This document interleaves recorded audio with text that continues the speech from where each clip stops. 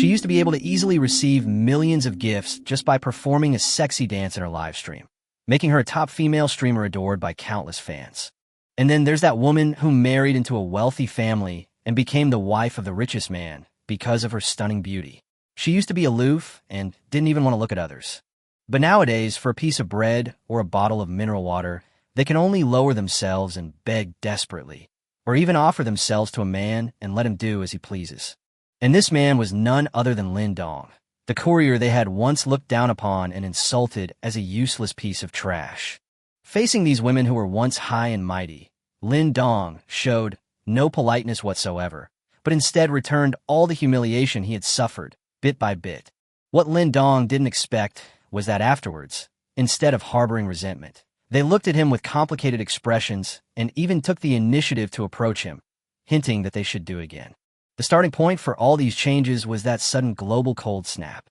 Cities were frozen solid, civilization collapsed, and countless people froze and starved to death.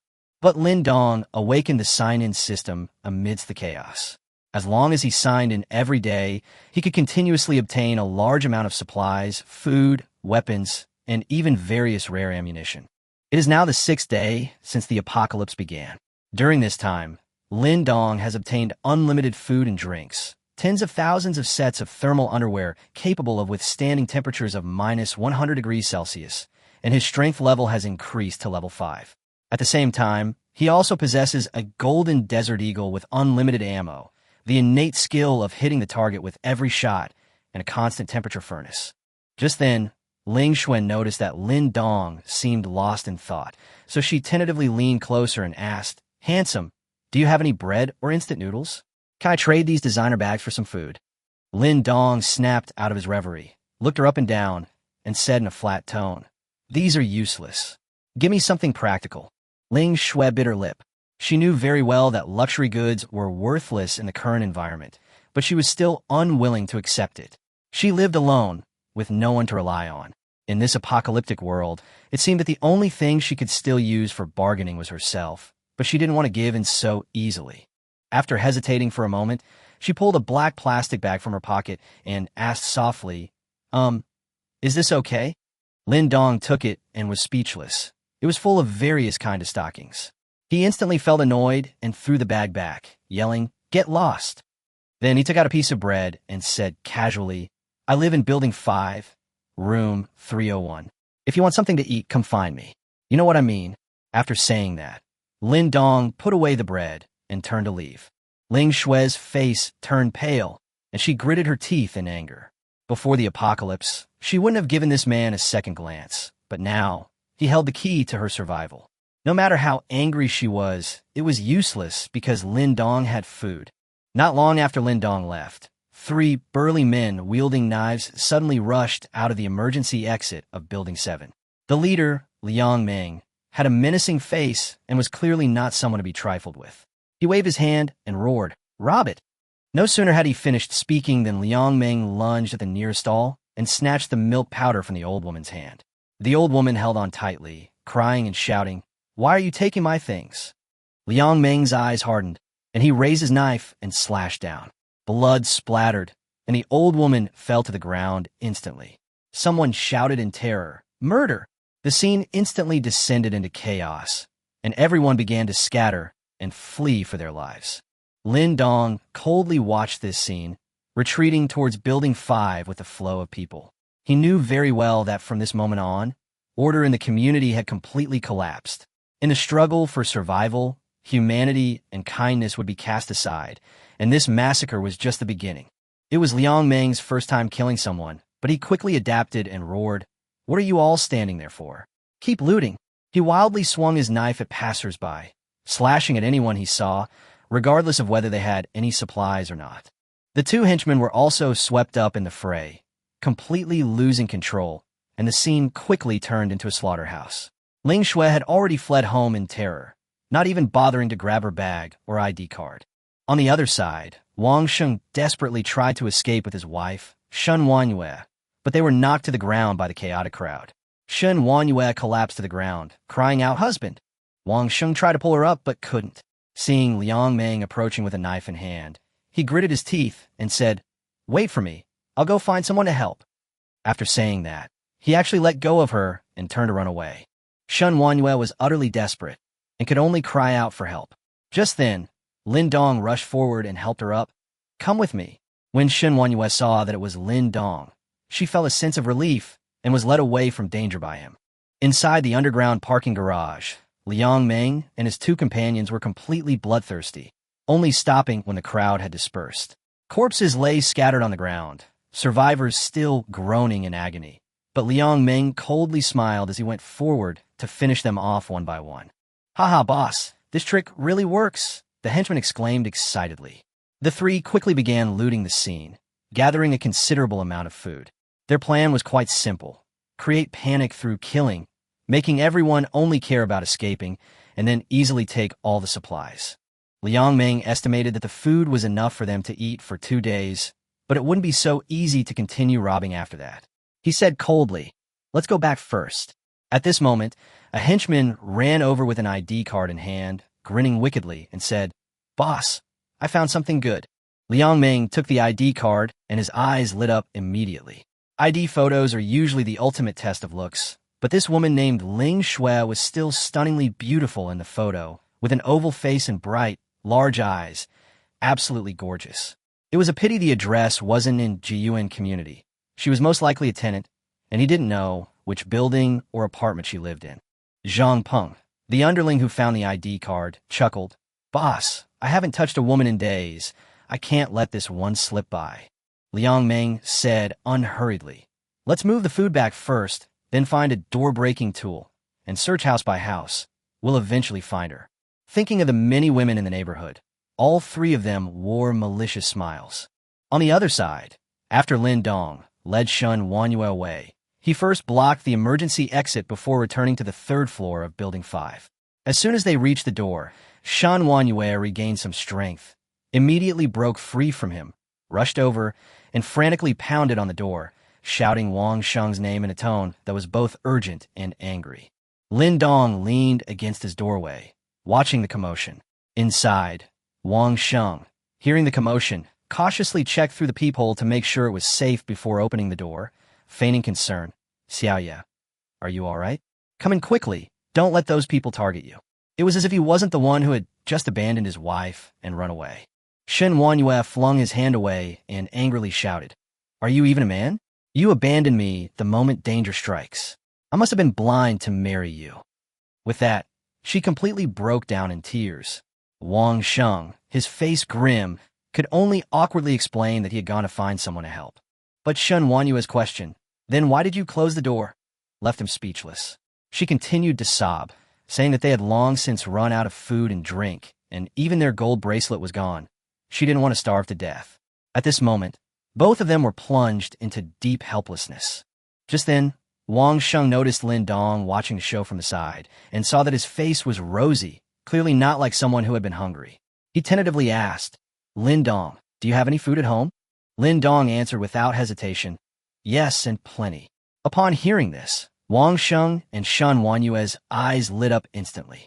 Shen Wanyue hurriedly asked for help. "Could you share some with us?" Lin Dong refused with a smile. Then, he took out a can of cola, opened it in front of the two of them, took a sip, and deliberately let out a satisfied burp, clearly trying to provoke them. This scene completely broke down Wang Sheng and his wife's defenses. Drinks that were readily available before the apocalypse were now luxuries, which also proved that Lin Dong had ample supplies. Wang Sheng immediately put on a smiling face and offered to arrange a high-paying job for Lin Dong in exchange for some food. Lin Dong coldly scoffed and called him an idiot, completely disregarding his words. Shen Wanyue then offered a higher price, even willing to pay 10 times the price for the food, but Lin Dong still ruthlessly refused. The two were both angry and anxious, yet dared not retaliate. Finally, Wang Sheng could only ask helplessly, "What do you want in return for some food?" Lin Dong smiled and looked at Shen Wanyue. "I need a woman to clean my house. You could be my maid and take care of my daily life. I'll provide you with 3 meals a day, and you can even take some food back with you." Upon hearing this, Shen Wanyue was immediately embarrassed and angry. "You've gone too far." Wang Sheng's face was also very ugly. He tried to suggest that the two of them help, but Lin Dong directly refused. "Men are not welcome in my family. If you don't want to, then forget it. After saying that, he simply closed the door. Lin Dong returned to his room, completely unconcerned. He had plenty of time to kill, with no shortage of food or drink. Outside, Wang Sheng and his wife exchanged a glance and quickly resumed their argument, making the atmosphere even more tense. That evening, after Lin Dong woke up, he simply started cooking a hot pot with beef tripe, mutton, and shrimp paste, everything he could find. The rich aroma quickly wafted out. Inside room 302, Wang Sheng and Shen Wanyue, who had just finished arguing and were starving, were stunned by the delicious smell. Shen Wanyue asked doubtfully, "Am I hallucinating from hunger?" Wang Sheng sniffed carefully, and his expression immediately changed. "It really is hot pot." The two looked at each other, and their stomachs began to growl loudly. Wang Sheng quietly opened the door to confirm, and found that the aroma was indeed coming from Lin Dong's house. His mind immediately started racing. He hesitated for a moment, then whispered, "Wife, how about you go and work for Lin Dong?" Shen Wanyue stared wide-eyed at her husband, Wang Sheng, her voice trembling. "Wang Sheng, do you know what you're saying? He abandoned her during the day to escape, and then made her work for Lin Dong at night." In her eyes, this was no different than sending her away. Disappointment and coldness instantly spread through her. She barely had the strength left to be angry. Wang Sheng understood what this meant, but he was starving.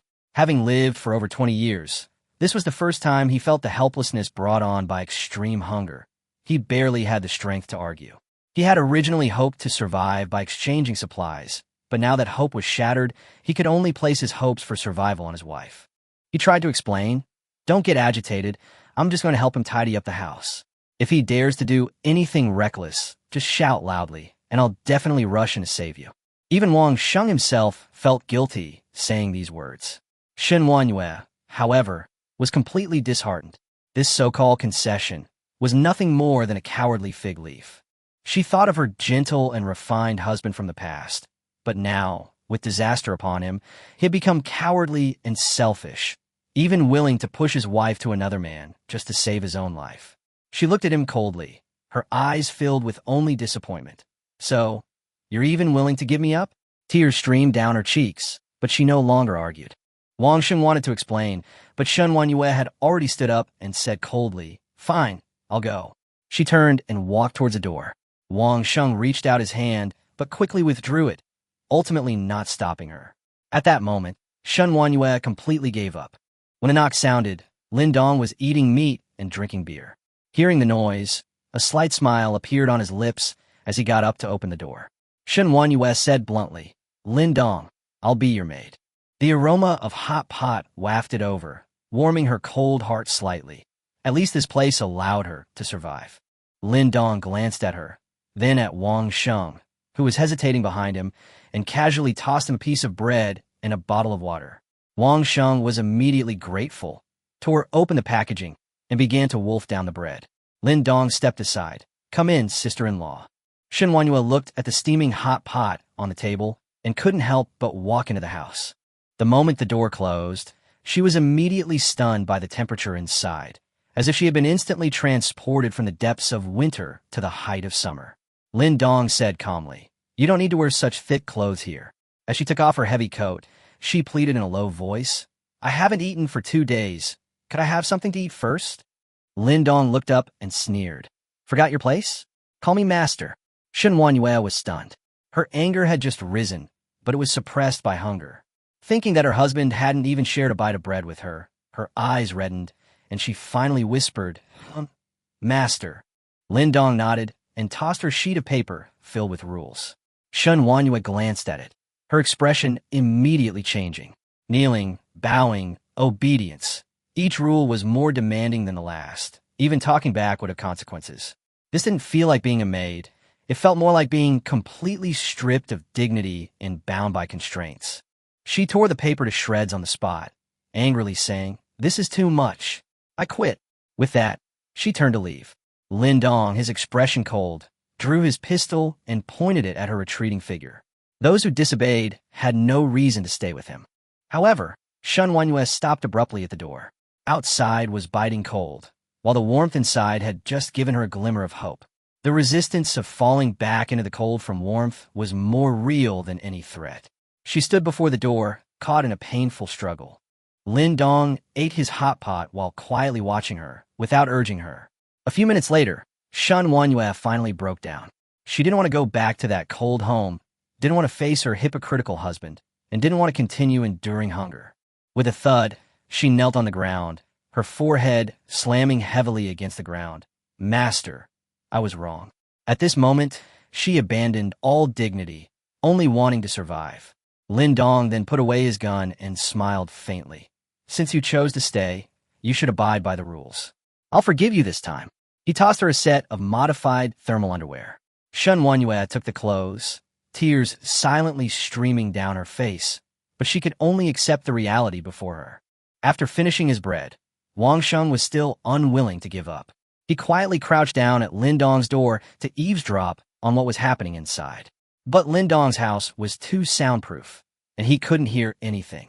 He could only anxiously smell the aroma of hot pot wafting from inside. One piece of bread was far from enough to fill his stomach, and the more he smelled it, the hungrier he became, his face growing increasingly pale. Finally, unable to contain his emotions any longer, he roared in a low voice, "Lin Dong, don't let me catch you, or I'll definitely kill you." After saying that, he turned around and went home with a ferocious expression, his resentment growing deeper and deeper. Inside the room, Lin Dong was in a completely different state. He was smoking, looking relaxed. After gaining a level boost through the system, his physical abilities had been comprehensively enhanced, and the feeling of being filled with power made him feel exceptionally comfortable, putting him in a completely relaxed state. When Shen Wanyue came out after taking a shower, Lin Dong had already gone back to his room to sleep. The living room was a mess, with only a few pieces of hot pot left on the table. She recalled everything that had just happened, her eyes stinging, but hunger ultimately overwhelmed all her emotions. She climbed to the table and ate all the remaining food, even drinking most of the soup. After eating her fill, the long-lost sense of satisfaction dissipated much of her resistance. She silently began tidying up the house according to the rules for maids, and only after cleaning everything did she curl up next to the sofa and fall into a deep sleep. That night, Shen Wanyue made up her mind. Staying with Lin Dong meant food and warmth, far better than being outside. As for dignity and innocence, they seemed less important in the face of survival. Living was her only goal now. The only thing that puzzled her was where Lin Dong's food was hidden. The kitchen and refrigerator were clearly empty, but she didn't dare to go into the bedroom to check. Besides, the house was kept at a constant 26 degrees Celsius, already as comfortable as heaven, and she didn't want to risk crossing Lin Dong's bottom line. Unbeknownst to her, Lin Dong had already set up a simple trap after returning to his room, with a golden desert eagle pointed directly at the door. Anyone who broke in would be triggered, and whoever entered would die. Danger was always lurking nearby. At midnight, the system promptly distributed the rewards. Beep. Today's sign-in rewards are as follows. 1. Nuclear power generator. 2.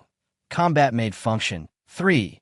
RPG rocket launcher. 4. Socks that never smell. Lin Dong sat up abruptly, staring at the panel with a look of surprise on his face. He chose the second option almost without hesitation.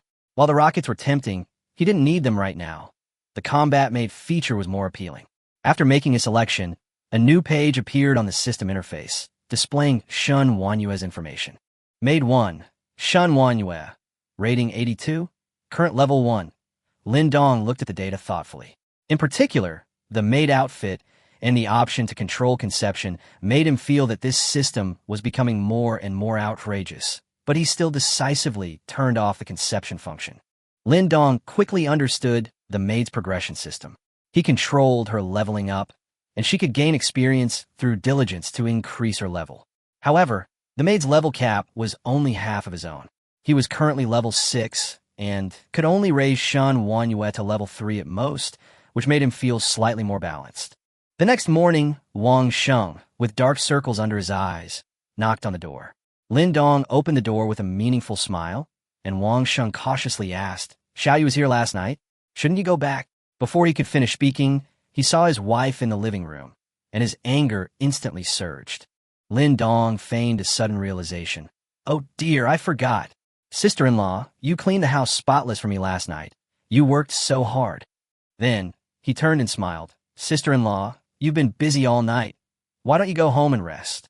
Shun Wanhua lowered her head, not daring to look at her husband, and whispered, I haven't finished packing yet. I won't go back today. Husband, you go back first. These words almost made Wang Sheng's face turn ashen, but he didn't dare to say a word in rebuttal. The next second, Lin Dong casually tossed out a piece of bread and a bottle of water. Here, this is for today. Wang Sheng's anger dissipated by most of it. He hurriedly nodded and bowed to thank him, then turned and left with the food in his arms, his eyes filled with only longing for it. After closing the door, Shun Wanhua immediately knelt down. Lin Dong said with a smile, See, your husband came to find you, not for you, but for food. Shun Wanhua lowered her head, feeling a little sad, but the emotion was not as strong as before. Back home, Wang Sheng wolfed down his bread, his eyes gradually hardening with malice. He knew his wife's current state perfectly well. Her submissiveness filled him with both anger and humiliation. No, I can't let him keep dominating me. I have to find a way to get all his food. With that, he quietly slipped out the door. The emergency exits of Building 5 were packed with survivors, a sight that chilled Wang Sheng to the bone. Less than 100 people had survived the entire building. The rest had either frozen, starved, or died from poisoning. The oppressive atmosphere made it almost impossible to breathe. Wang Sheng walked to a higher vantage point and said, The situation is very dangerous now. We must stick together. The person who went to the underground parking garage to make the transaction yesterday was robbed by Liang Meng. Now no one dares to go there anymore. The days ahead will only get harder and harder. He proposed forming an alliance to share resources and survive together. Someone complained, Don't just talk the talk. Everyone's starving. What are we sharing? Wang Sheng was clearly prepared and proposed that each household send one able-bodied young man to form a guard team, starting from 101 and breaking into each house to collect the unclaimed supplies. His tone gradually turned cold. Liang Meng dares to kill people, so we can't just sit here and wait to die. There are only 3 of them, and more than a dozen of us. What's there to be afraid of? These words made many people nod in agreement, and their fear was gradually replaced by greed. When someone inquired about the distribution, Wang Sheng replied directly, Those who join the guard team will have the supplies divided equally. Just as he finished speaking, a woman hesitated and asked what would happen if there were no able-bodied men in her family. An old woman chimed in, demanding that everyone receive supplies, even suggesting that the elderly should have priority. Wang Sheng's eyes flashed with impatience, but before he could speak, a middle-aged man let out a cold laugh. Whoever puts in the effort gets to eat. Those who don't work will die. His tone was extremely rude. If women are willing to stay with me, they might even get a share. These words instantly provoked public outrage, and everyone spoke up in condemnation. The man's face darkened, and he grabbed the woman who had screamed the loudest, slamming her against the wall repeatedly. Blood splattered everywhere. The woman was beaten to death on the spot. This scene stunned everyone. The fear and hunger that had been suppressed for days transformed into primal rage in that moment. The men exchanged glances as if some kind of shackle had been completely broken. Arrest all the women. Keep the pretty ones, kill the old and ugly ones. With this command, chaos erupted in the stairwell, screams filling the air. Wang Sheng was completely stunned. He had only intended to use the guards to force Lin Dong to hand over the food, but he hadn't expected the situation to spiral out of control so quickly. Being a timid person, he could only cover his head and flee home. In a short time, Building 5 became a living hell. Some men carried tools, while others simply threw punches, beating women who displeased them to death on the spot, their pleas for mercy and cries echoing through the air. No, my daughter is still at home. Help! The desperate cries received no response. Only the violence continued to spread in an even more frenzied manner. Hearing the commotion outside, Shun Wanhua asked in confusion, Master, it seems something has happened outside? Lin Dong replied indifferently, Don't worry about it, just do your job. It was as if all of this had nothing to do with him. A dozen minutes later, several men, covered in blood, stood in the stairwell with eerie smiles on their faces. Zhu Feng spoke up. From today onwards, Building 5 is under our control. Someone remembered Wang Sheng, but Zhu Feng waved his hand dismissively. So what if he ran away? From now on, We'll break into every house, arrest all the women, and distribute the food among ourselves. If he dares to come back, we'll beat him to death." Lu Li leaned closer, grinning lewdly. "Wang Sheng's wife is a prostitute. How about we grab her first?" The crowd was immediately tempted. Zhu Feng slapped him, saying, "Let's find food first, survive first. Once we have food and fire, none of the women in this building will escape." The crowd nodded in agreement. The cleaning of Building 5 began, and this was not an isolated incident. Liang Ming's actions acted as a fuse, and the men in the entire community began to band together, searching for supplies and robbing women, causing a complete collapse of order. Ling Shui lived alone in apartment 403 of Building 3. She was a live streamer and usually stocked up on snacks, so she could last a few more days. But now, danger was closing in on her. More than 20 men had gathered in Building 3, breaking into every apartment. Through the peephole, Ling Shui saw apartment 401 being broken into. The male homeowner fought desperately, but was beaten to death. Then, the men lit the furniture for warmth and assaulted the woman on the spot. Even through the door, her piercing screams were clearly audible, and Ling Shui trembled with fear. She knew very well that she was more conspicuous than the woman, and if she were discovered, her fate would only be more tragic. In despair, she suddenly remembered the man she had met in the garage yesterday. He lives in Building 5, apartment 301. Ling Shui gritted her teeth and finally made up her mind that she had to find a way to ask him for help, no matter what. Seeing the complete chaos outside, Ling Shui knew that someone would soon break into her house. She immediately rushed to the balcony, thankful that it hadn't snowed again, and quickly cleared the snow from the window before cautiously peeking out. The distance between her buildings, 3 and 5, was not far, only about 20 meters apart, and she could just see Lin Dong's balcony. Without thinking, Ling Shui threw all the bottles and jars out of the house, hoping to attract Lin Dong's attention with the sound of them banging on the window. But she wasn't very strong and her aim was poor. She threw it several times in a row but missed, and her palms were sweating with anxiety. It wasn't until a bottle of skincare product finally smashed against the glass with a crisp, loud bang that Lin Dong was finally alerted. At that moment, Lin Dong was inside, teaching Shen Wanyue how to adapt to her role as a maid. Hearing the commotion, he went to the balcony and immediately saw Ling Shui waving frantically across the way. "Help me, they're trying to break in." Ling Shui's voice was hoarse, almost desperately pleading for help. The commotion alerted the others as well. In apartment 401 of Building 3, a man stood up, frowning. Where did that woman's voice come from? The boss, Zhang Dajuan, also heard it, and his face immediately darkened.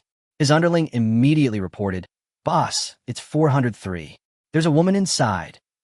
Zhang Dajuan stubbed out his cigarette and said coldly, "Pry open the door. I want to see who she's asking for help from." Someone pointed to the woman inside, who was barely alive, and asked what to do. Zhang Dajuan said impatiently, "Go easy on her next time. There will only be fewer and fewer women in the future." After saying that, he led his men straight to 403. Soon, the sound of picking the lock could be heard outside. Ling Shui was terrified and could only desperately cry out to Lin Dong for help. "Please save me. They're here." Lin Dong, however, calmly leaned against the balcony railing and said with a smile, "Save you? Do you know what the price will be?" Ling Shui's eyes reddened, and she gritted her teeth, saying, "If you save me, I'll be your girlfriend." Lin Dong shook his head. "I don't need a girlfriend." Before Ling Shui could react, Shen Wanyue, dressed in a maid outfit, had already slowly crawled to Lin Dong's feet. Seeing this, Ling Shui was completely stunned. Lin Dong gently stroked Shen Wanyue's hair and said in a calm tone, "If you want to live, do what she did." As soon as he finished speaking, the door was pried open, and Zhang Dajuan led a group of people in. When everyone saw Ling Shui, and then the room full of photos and live streaming equipment, they immediately became excited. "We've struck gold. They even have this kind of gem. And she's a female streamer. All her equipment is here." A series of malicious laughs rang out, and Ling Shui, frightened, retreated repeatedly. "Don't come any closer."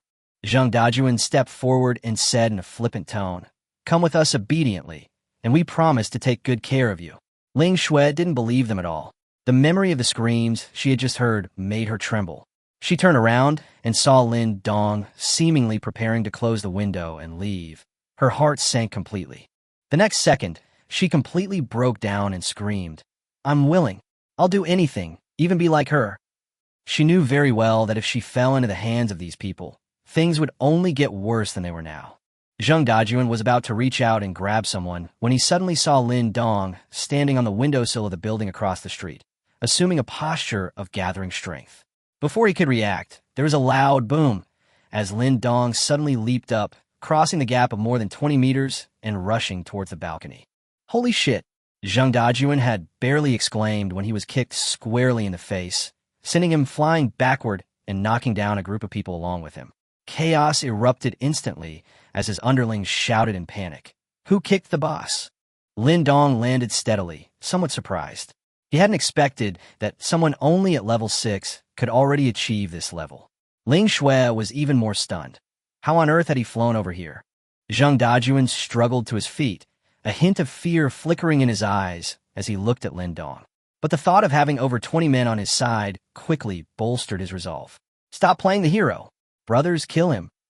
A group of men rushed forward, knives in hand. Lin Dong sneered, and without even using a gun, punched the nearest man. Bang! The man's head exploded instantly, blood and flesh splattering everywhere, and the entire scene froze. Everyone was stunned, frozen in place, not daring to take another step forward. Zheng Dajuan's face turned deathly pale. This power was completely beyond his comprehension. Ling Shui was splattered with blood and fainted on the spot. Lin Dong looked down at his fist, then bent down to pick up the kitchen knife from the ground, and gave everyone a cold smile. "Gentlemen, your saviors have arrived to send you on your way." Lin Dong's words were like a devil's whisper, instantly shattering everyone's mental defenses. Someone shouted, "Run," and the newly formed group immediately descended into chaos, with over 20 people frantically pushing towards the door. Zheng Dajuan was at the forefront, but the narrow doorway couldn't accommodate so many people, and the situation completely spiraled out of control. Lin Dong didn't care about any of that. He grabbed a kitchen knife and started attacking. With each strike, hands and legs were severed, blood splattering everywhere. In a short time, Ling Shui's house became a scene of carnage, filled with screams of agony. In the end, only half of the people managed to escape, while the rest lay dead in pools of blood. Lin Dong walked out of room 403 and, seeing the corridor was empty, casually tossed aside the dulled kitchen knife. Just then, a woman, barely alive, crawled out of the doorway of room 401, her voice weak as she pleaded for help. Save my daughter." Lin Dong glanced at her, his expression indifferent, no interest. He then turned to leave. The light in the woman's eyes gradually faded, but she still mustered her last breath to utter a few words. "Jiangqing, University of Science and Technology." Before she could finish speaking, she breathed her last. "Jiangqing University of Science and Technology?" Lin Dong paused, his eyes narrowing slightly. The name piqued his interest because his ex-girlfriend, Zhao Yufei, was also there. Thinking of this, he turned and went inside to check the situation. The room was a mess, and the man lay lifeless in a pool of blood. Lin Dong quickly found a family photo of the three of them, his gaze falling on the girl in the picture. The girl was youthful and beautiful, with a sweet smile and shallow dimples on her face. She was clearly a school beauty. The photo had a name written on the back. Chun Yunxi, 19 years old, a sophomore at the School of Media and Communication, Jiangxing University of Science and Technology. A flicker of excitement crossed Lin Dong's eyes as he murmured to himself, "I'll definitely come find you when I can get out." He also thought of Zhao Yufei. After putting away the photos, Lin Dong returned to room 403 and woke the unconscious Ling Shui. The moment she opened her eyes, she saw the room full of corpses and Lin Dong covered in blood, and screamed instantly. Lin Dong impatiently slapped her. "Shut up, you're so noisy." Ling Shui finally came to her senses, her face filled with terror. Lin Dong said calmly, "Come on, come back with me." He then turned and left. Looking at the hellish scene, Ling Shui's legs went weak, but she still scrambled out after him. As the two walked into the stairwell, Ling Shui saw the woman's corpse outside room 401, and a wave of sorrow washed over her. She suddenly realized that in the apocalypse, women seem to have only two fates, either to depend on the strong or to be trampled on, with no dignity to speak of. Thinking about this, she was actually glad she had followed Lin Dong. At least she could survive. As her mindset gradually changed, she gritted her teeth and followed Lin Dong. The two went downstairs to the underground parking garage, but suddenly heard someone talking. Damn it, these guys actually teamed up. I didn't manage to grab a single building. Liang Meng looked furious, with bruises on his head. They had tried to grab other buildings earlier, but were attacked by more than a dozen men and almost couldn't escape. Zhang Peng, clutching his dislocated arm, gritted his teeth and asked, "Boss, what do we do now?" Liang Meng cursed irritably. "How should I know?" As the three were talking, they suddenly heard footsteps and immediately became alert. "Who's there?" Zhang Peng shouted. Lin Dong walked out with Ling Shui and said casually, just passing by. Ling Shui recognized the three of them at a glance and quickly hid behind Lin Dong, afraid of being discovered. But Zhang Peng had already recognized her, and his eyes lit up immediately. "Boss, it's the woman in the ID card." Liang Meng immediately laughed excitedly. "It really is her. We've finally hit the jackpot today." After saying that, the three of them surrounded her. Liang Meng reached out to touch Ling Shui's face, completely ignoring Lin Dong. But before his hand could even leave, Lin Dong slapped it away, saying coldly, "Blind? Can't you see there's a man here?" Liang Meng winced in pain, and only then did he properly examine Lin Dong. Although the other man was physically imposing, the three of them, having killed before, had no intention of backing down. However, Zhang Peng noticed the bloodstains on Lin Dong's body and vaguely sensed that something was amiss. Liang Meng grinned maliciously and threatened, "Kid, hand over the woman and I'll spare your life." Lin Dong sighed. "I'm in a hurry. If you insist on courting death, then don't blame me." Before he finished speaking, he had already made his move. 3 crisp crack sounds were heard. Before the three could even react, excruciating pain swept through their bodies. They all clutched their groins and collapsed to their knees, drenched in cold sweat and screaming in agony. Ling Shui stared in disbelief, her eyes practically sparkling. Lin Dong, however, remained expressionless, turned around, pulled a golden desert eagle from his pocket, and handed it to her. "You handle them." Ling Shui was stunned. I'll do it." Lin Dong's tone was cold and hard. "If you want to be my maid, you have to dare to kill. I don't keep useless people." After saying that, he forcibly shoved the gun into her hand. The golden desert eagle felt slightly heavy in her hand, and the cold metallic touch instantly told Ling Shui that this was no toy, but a real gun. Lin Dong stood beside her, calmly instructing her, "Aim the gun at someone, put your index finger on the trigger, and keep your hand steady." She resisted, but dared not argue, and could only do as she was told. When Liang Meng saw this, he thought it was just a toy gun and sneered, "You bitch, who are you trying to scare? If you got the guts, then shoot, or I'll teach you a lesson." These words instantly ignited Ling Shui's anger, and the fear in her heart was suppressed. Lin Dong leaned close to her ear and whispered, "Shoot this kind of scum." Ling Shui bit her lip tightly. Although she was filled with anger, she hesitated when it came to actually pulling the trigger. Liang Meng continued to provoke her, and her emotions finally spiraled out of control. A gunshot rang out, echoing through the underground parking garage. Liang Meng's head exploded instantly, a gruesome scene. Zhang Peng and another henchman were terrified on the spot, ignoring their injuries, and scrambled to escape. Ling Shui stood frozen, her hands trembling uncontrollably. But the next second, remembering the women who had been tortured to death, her eyes hardened. She understood that this gun was her only means of resistance, and she had to learn how to use it. She quickly caught up with Zhang Peng and fired again. The first shot hit his thigh, and Zhang Peng screamed and begged for mercy, "Don't kill me." Before he could finish speaking, Ling Shui had already pulled the trigger repeatedly until he was completely dead. Lin Dong nodded, put away his gun, and said, "That's enough, he's dead." Ling Shui finally came to her senses. The shock of killing made her stomach churn, and she couldn't help but run to the side and vomit violently. Lin Dong then walked towards the last henchman. The man was terrified, kneeling on the ground and begging for mercy, even willing to be a dog in exchange for his life.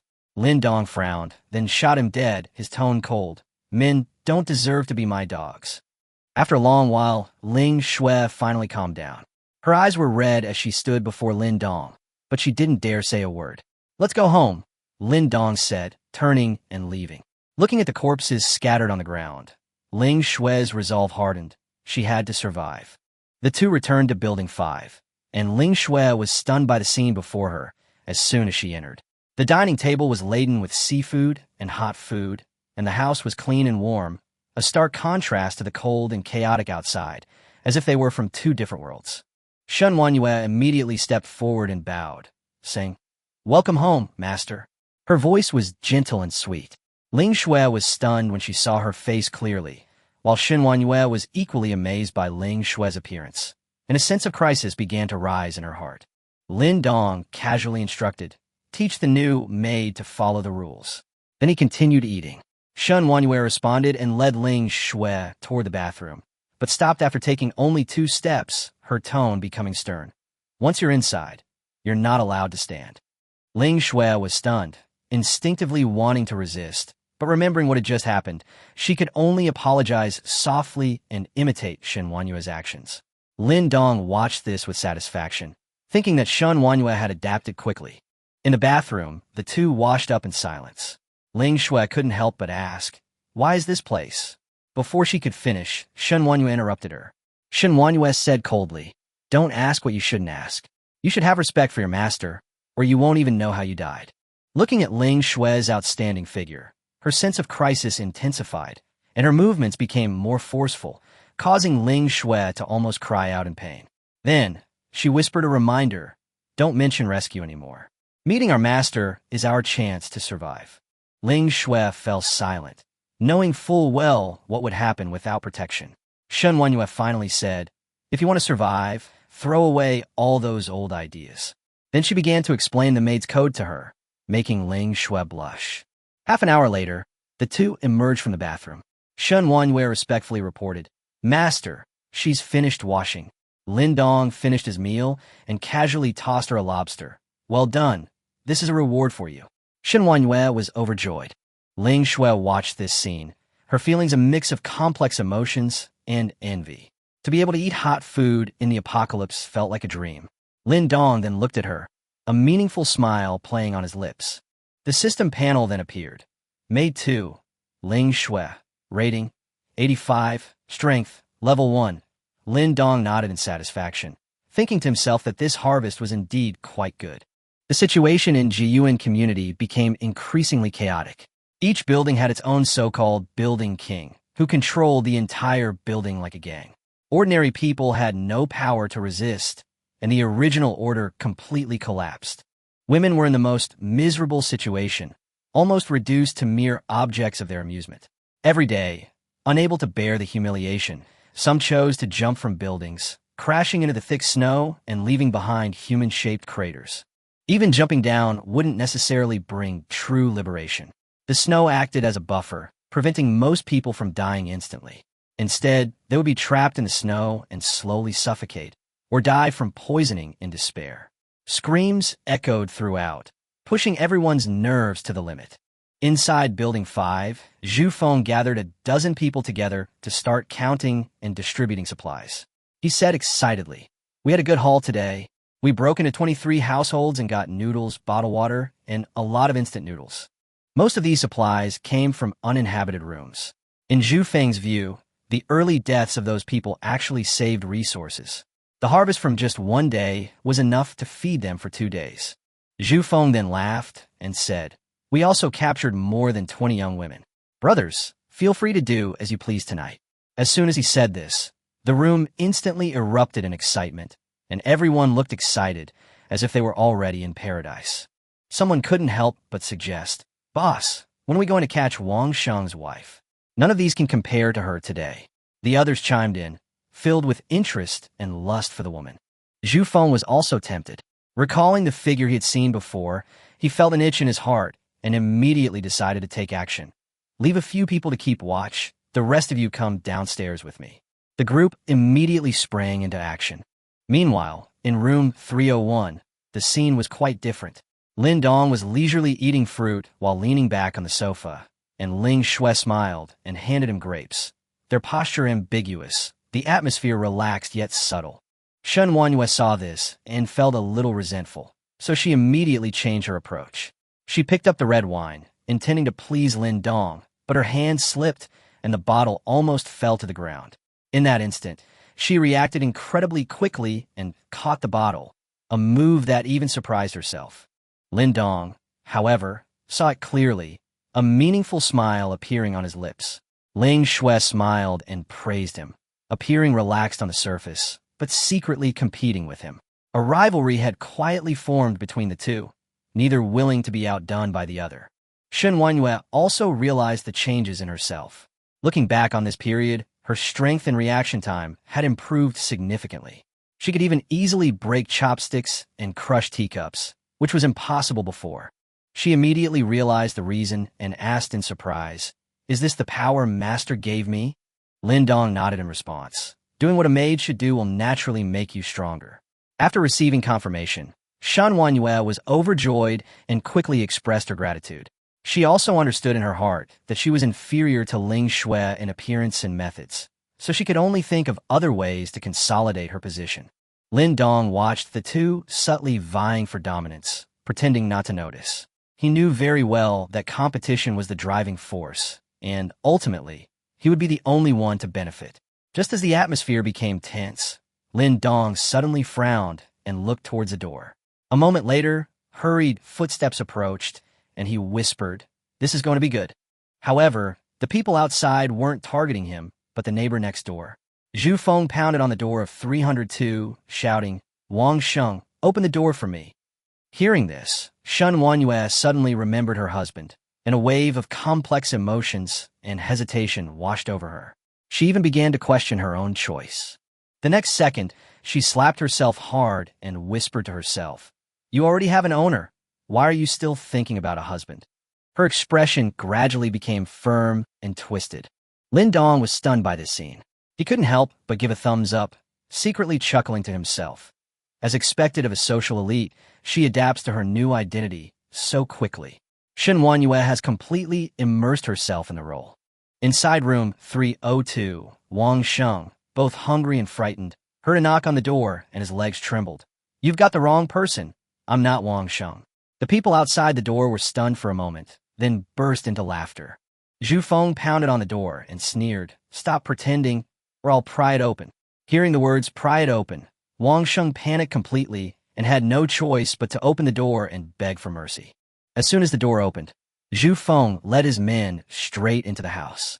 Seeing the bread bags and mineral water bottles scattered all over the floor and glancing at the wedding photos on the wall, the men all wore meaningful smiles. "You're doing well, aren't you? Where's your wife?" Wang Sheng forced himself to say she wasn't home, but was slapped awake. "Stop pretending. I saw her in the garage. Hand her over, or we'll search the place." Zhu Feng stared at Shen Wanyue in the wedding photo, his eyes growing increasingly greedy.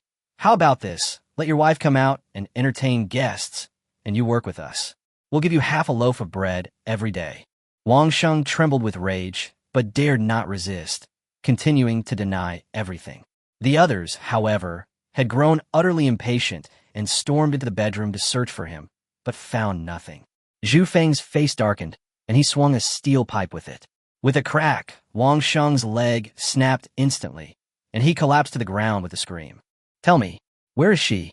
Wang Sheng completely broke down, pointing outside and shouting, "In 301, at Lin Dong's house." Just then, the door to 301 slowly opened. Shen Wanyue, at Lin Dong's signal, stepped out and coldly stared at Wang Sheng. Wang Sheng immediately cried out, "Xiaoye, save me." Zhu Feng and the others looked up and froze in place. Shen Wanyue was wrapped in a down jacket, but it couldn't hide her figure. Her exquisite makeup was particularly stunning in the candlelight, and her temperament was cold and beautiful. Before they could even react, Ling Shui emerged, equally alluring in her attire. The two women stood side by side, causing all the men present to stare in disbelief, their breathing quickening. Lin Dong then appeared, dressed in a black hoodie, with the two women standing behind him. Zhu Feng frowned, but quickly suppressed his desire. "Kid, what do you do?" Lin Dong smiled faintly. "Just a deliver man." Zhu Feng scoffed. Even delivery men are so lucky these days. He adopted a boss-like demeanor. "Follow me, and I guarantee you'll have food. These two women are ours. You don't have any objections, right?" His tone was full of threat. Lin Dong shook his head and chuckled. "You're wrong. They're not women." Zhu Feng was taken aback. Then what are they? Lin Dong said calmly. They're maids. The air seemed to freeze for a moment. Zhu Feng said impatiently, stop talking nonsense. Yes or no, just one word. Lin Dong turned to the two women and asked, do you want to go over there? Both women shook their heads simultaneously. A fierce glint flashed in Zhu Feng's eyes, and he swung a steel pipe at Lin Dong. The next second, a snow-white hand suddenly reached out and firmly grasped the steel pipe. It was Shen Wanhua. She sneered, snatched the pipe away, and swung it backhand. Bang! Zhu Feng collapsed to the ground, blood streaming from his head. Everyone was stunned. No one had expected that a seemingly frail woman could take down their leader with a single blow. Shen Wanhua stared blankly for a moment at the bloodstains rapidly freezing on the steel pipe. This was her first time killing someone. But quickly, her eyes turned cold, and she charged at the others, steel pipe in hand. She knew very well that if it weren't for Lin Dong, she would have long since become someone else's plaything. Since she didn't want to die, she would only let the others die. What are you afraid of? She's just a woman. Come at me all at once. The remaining men roared and swarmed forward. Shen Wanhua fought against many opponents, but she managed to hold on with her amazing physical strength. Ling Shui watched from the sidelines, her heart pounding, her eyes filled with excitement. She leaned close to Lin Dong and said in a sweet voice, Master, I want to kill someone too. Lin Dong nodded, handed the golden desert eagle to Ling Shui, and calmly reminded her, don't shoot your own people. Ling Shui took the gun. Her heart skipped a beat, as if she had finally grasped the key to survival, and she raised her hand to pull the trigger. With a bang, a man who was about to ambush Shen Wanhua from behind fell to the ground. Everyone froze instantly. Guns? In this environment still accustomed to fighting with cold weapons, this was practically absolute dominance. Run! The crowd completely broke down, frantically pushing towards the door. But Ling Shui was already blocking the doorway, firing her gun continuously. One person rushed forward and fell down, the gunshots echoing through the corridor. The gunshot quickly echoed throughout the neighborhood, and everyone tensed up. Some whispered amongst themselves, some tried to determine the direction of the gunshot, and many more began to fear the person with the weapon. A few minutes later, the gunfire finally stopped. Only Wang Sheng remained inside. The others had either been shot down or beaten to death by Shen Wanhua with steel pipes, some of which were even bent by the blows. The two women exchanged a glance, a hint of madness flashing in their eyes. But when they looked at Lin Dong, who was calmly smoking beside them, the invisible pressure instantly suppressed all their distracting thoughts. Lin Dong stubbed out his cigarette, took the pistol and put it away, then calmly ordered, Maid Shui, come upstairs with me to move the supplies. Maid, you clean this place up. With that, he turned and left, and Ling Shui followed him with her head down. Only the couple remained in the room, locked in a standoff. Wang Sheng was so frightened that he collapsed to the ground, stammering, I. Before he could finish speaking, he was met with a cold, unwavering gaze from Shen Wanhua. She gripped the steel pipe tightly, her voice icy cold. You've abandoned me time and time again. What kind of man are you? Wang Sheng completely broke down, begging for mercy repeatedly, even asking her to steal Lin Dong's food. These words ignited Shen Wanhua's fury. She raised the steel pipe and brought it down hard. With a bang, Wang Sheng fell to the ground, but she didn't stop. Instead, she continued to smash him down uncontrollably. Only when Wang Sheng was completely still did she release the steel pipe, and looking at the blood-stained wedding photo, she broke down in tears.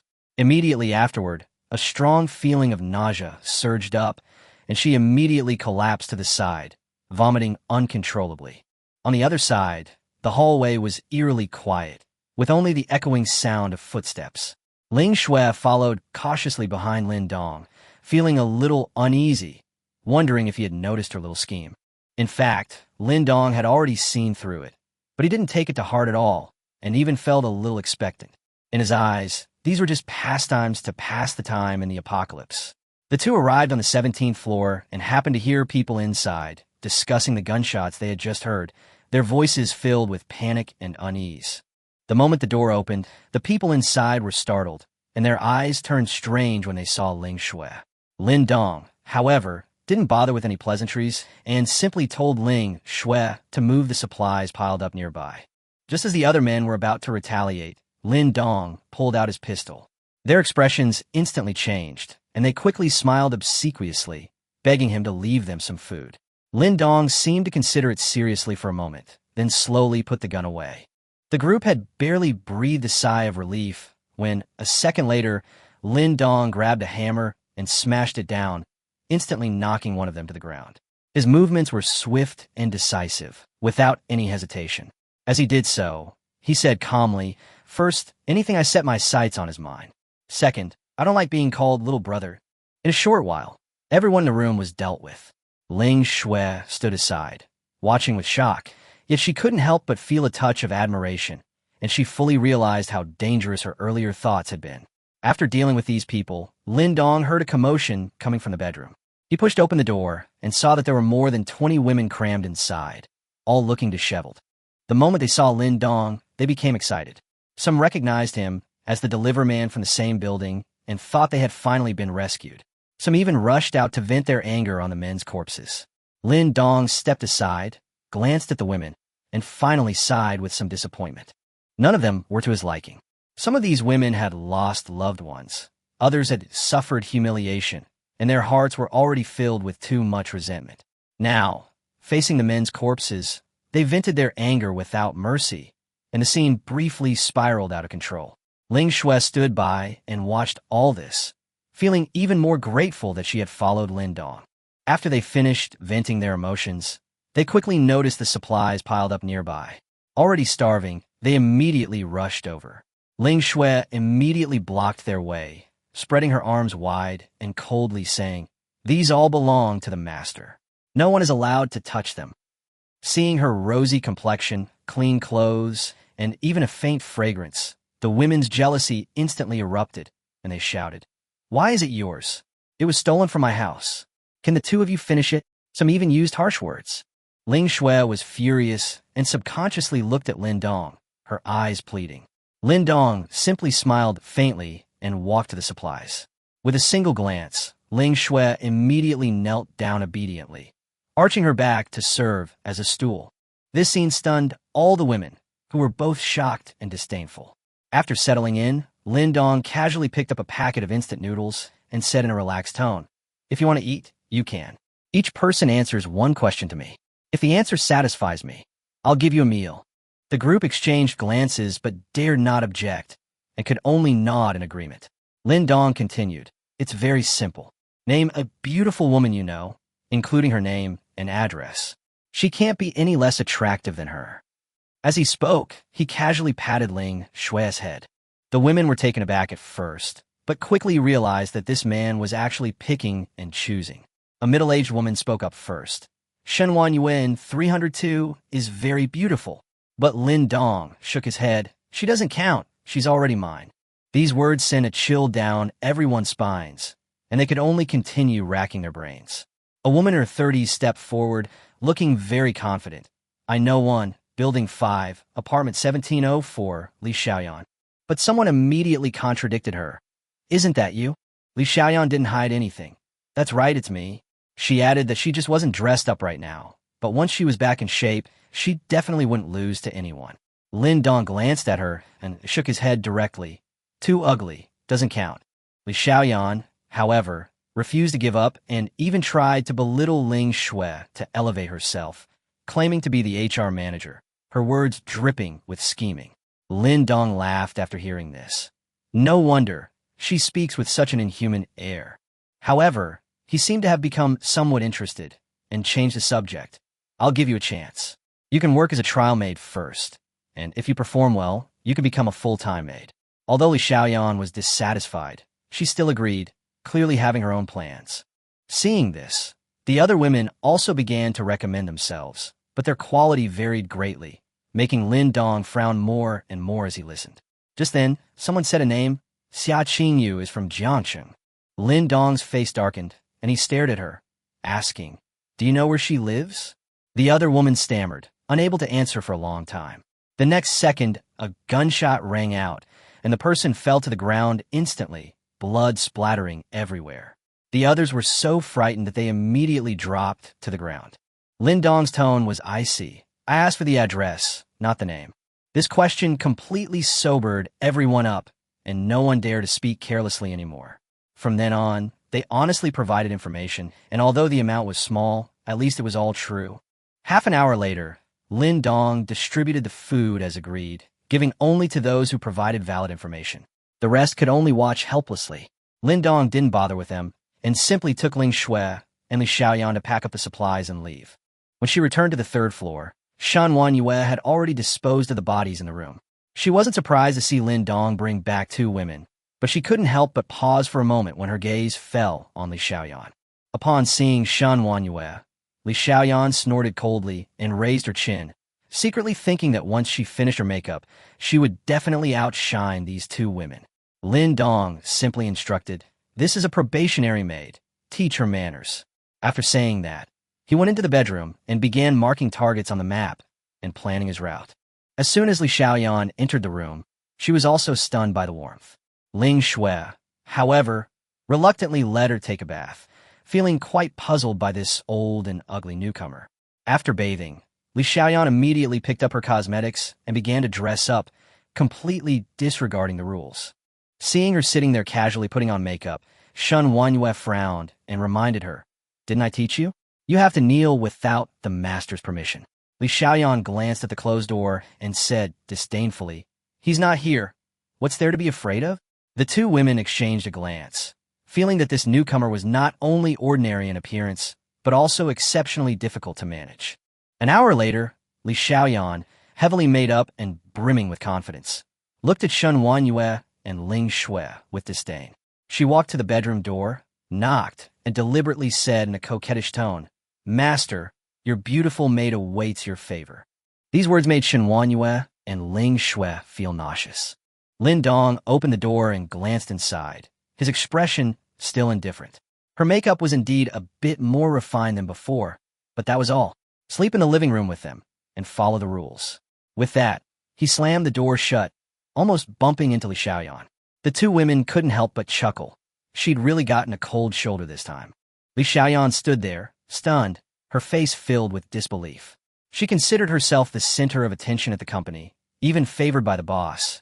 Yet now she was being completely ignored by a deliverman. She was furious and wanted to knock on the door and confront him, but remembering the gun in Lin Dong's hand, she ultimately chickened out. Ling Shui calmly advised, "Don't think too much. It's already good enough that you can stay." After saying that, she and Shan Wanyue curled up in the corner of the sofa to rest. Li Xiaoyan looked at the mess in the room and was quite angry, but she could only obediently clean up and finally lay down on the other side. At midnight, the system rewards were distributed again, one of which was a direct level boost of 5. Lin Dong chose to enhance without hesitation, and his level instantly reached 11. He did a handstand on his bed, feeling the surge of power, and couldn't help but mutter to himself, "I'm ridiculously strong now." Only then did he fall asleep peacefully. 301 returned to silence, but undercurrents were already stirring throughout the neighborhood. The gunshots during the day had instilled a sense of crisis in the residents of each of the most expensive buildings, prompting them to join forces to investigate the gunmen. Some even proposed holding a meeting, all with the same goal: the guns must be in their hands. Inside Building 14, a woman was performing a challenging yoga pose. She was tall and slender, with beautiful yet powerful lines, and held the pose for a full 30 minutes before stopping, her expression still relaxed and confident. Her name is Jiang Zhu, and she's a yoga instructor. In the early days of the apocalypse, she accidentally came into contact with poisonous snow and fell into a coma with a high fever, but miraculously survived. She also gained the ability to withstand the cold, and her physical strength increased dramatically, making her far stronger than ordinary people. 2 days ago, a riot broke out in the building. She suppressed all the men with an iron rod, directly becoming the controller of Building 14, making it the building with the fewest deaths. She was extremely confident in her power. Just then, there was a knock on the door. Jiang Zhu put on her down jacket and opened it. Standing outside was one of her admirers, who reported, "There's a meeting in each building tomorrow morning to discuss the gunmen." Jiang Zhu frowned slightly. She knew very well that even the strongest body couldn't stop a bullet. So she nodded, "Okay." Just as Jiang Zhu finished agreeing and was about to close the door, the young man at the entrance quickly reached out to stop her. Her face darkened, and she asked coldly, "Do you want to die?" She had beaten up almost every man in the entire building, and she never expected that someone would dare to flirt with her. The man was clearly intimidated and quickly withdrew his hand, forcing a smile as he explained, "Sister Jiang, don't misunderstand. My cat could do backflips. I just wanted to invite you in for a bit, really, just for a bit." He was secretly calculating that if he could win over Jiang Zhu, he could turn his life around in this building. Jiang Zhu rolled her eyes, coldly dismissing him with a "you're crazy," before slamming the door shut, giving him no chance whatsoever. It was 2 in the morning, and the neighborhood was deathly silent. Li Xiaoyan tossed and turned, unable to sleep. She couldn't understand why Lin Dong showed no interest in her, and even began to wonder if there was something wrong with Lin Dong himself. But when she thought about the state of the other 2 women, she dismissed the guess, ultimately unwilling to pin the blame on herself. Growing increasingly resentful, she finally got up, preparing to act under the cover of night. She tiptoed towards the bedroom, her movements so subtle that neither Shen Wanyue nor Ling Xue noticed. But Lin Dong had already heard the commotion, a cold smile playing on his lips, clearly having anticipated it. Li Xiaoyan carefully opened the door, just a crack in the door, before she could even peek inside when in the next second, gunshots rang out. Bang! The mechanism was triggered instantly, and a bullet shot out. Li Xiaoyan was caught off guard and was shot in the head. Blood splattered, and shock remained on her face as she fell heavily to the ground, dying instantly. The gunshot woke Shen Wanyue and Ling Xue. The 2 hurriedly got up and turned on the lights. When they saw the corpse on the ground, their faces turned pale instantly, and they broke out in a cold sweat. Lin Dong's indifferent voice came from the darkness. "It's nothing. Dispose of the body and clean the house before dawn." His tone was so calm that it was as if nothing had happened. The 2 women didn't dare to delay and immediately got to work. They dragged the body to the window and threw it out, then fetched hot water and knelt on the ground to repeatedly wash away the bloodstains. Amidst her busyness, Ling Xue lowered her voice and asked, was she trying to get into the bedroom when she was killed? A wave of fear washed over her. She herself had had similar thoughts during the day, but hadn't actually acted on them. Shen Wanyuan nodded, her expression solemn. While changing the water, she whispered her analysis. "This is a warning to us." Lin Dong already knew what we were thinking, but he didn't say it out loud. Instead, he used her to set the rules. She continued, "The meaning is simple. You can have wicked thoughts, but you must bear the consequences. It's either success or death. There is no third way." These words sent a chill down Ling Xue's spine. In fact, Shen Wanyue's guess was almost entirely in line with Lin Dong's thoughts. Lin Dong wasn't afraid of betrayal. In fact, he was somewhat looking forward to it, provided that the other party was prepared to fight to the death. The shock effect of that night was so strong that even the last bit of unease in Shen Wanyue's heart vanished completely. Ling Xue shook her head repeatedly, hurriedly stating that she would never dare to have any disloyal thoughts. The 2 of them worked until 4 in the morning, opening the windows for ventilation, spraying perfume, and repeatedly confirming that there was no blood or smell before they finally dared to stop and rest. The next morning, Lin Dong got up, ate breakfast with the help of the 2 women, and casually upgraded Ling Xue to level 2 as well. Looking out the window, he frowned slightly, feeling that something was off today. In the past, the neighborhood would be filled with the sounds of smashing and screaming every morning, but today it was unusually quiet. Shen Wanyue stepped forward to explain, "This morning I saw people from other buildings go downstairs. It seems they went to the underground parking garage." Lin Dong nodded and nudged Ling Xue, who was still lazing in bed. "Get up. Let's go see what's going on." Ling Xue mumbled a response and immediately got up and followed. In the underground parking garage, the top owners of each building had gathered with their groups, testing each other around a campfire. Jiang Zhu sat on the roof of a car, wrapped in a down jacket, coldly watching the crowd argue.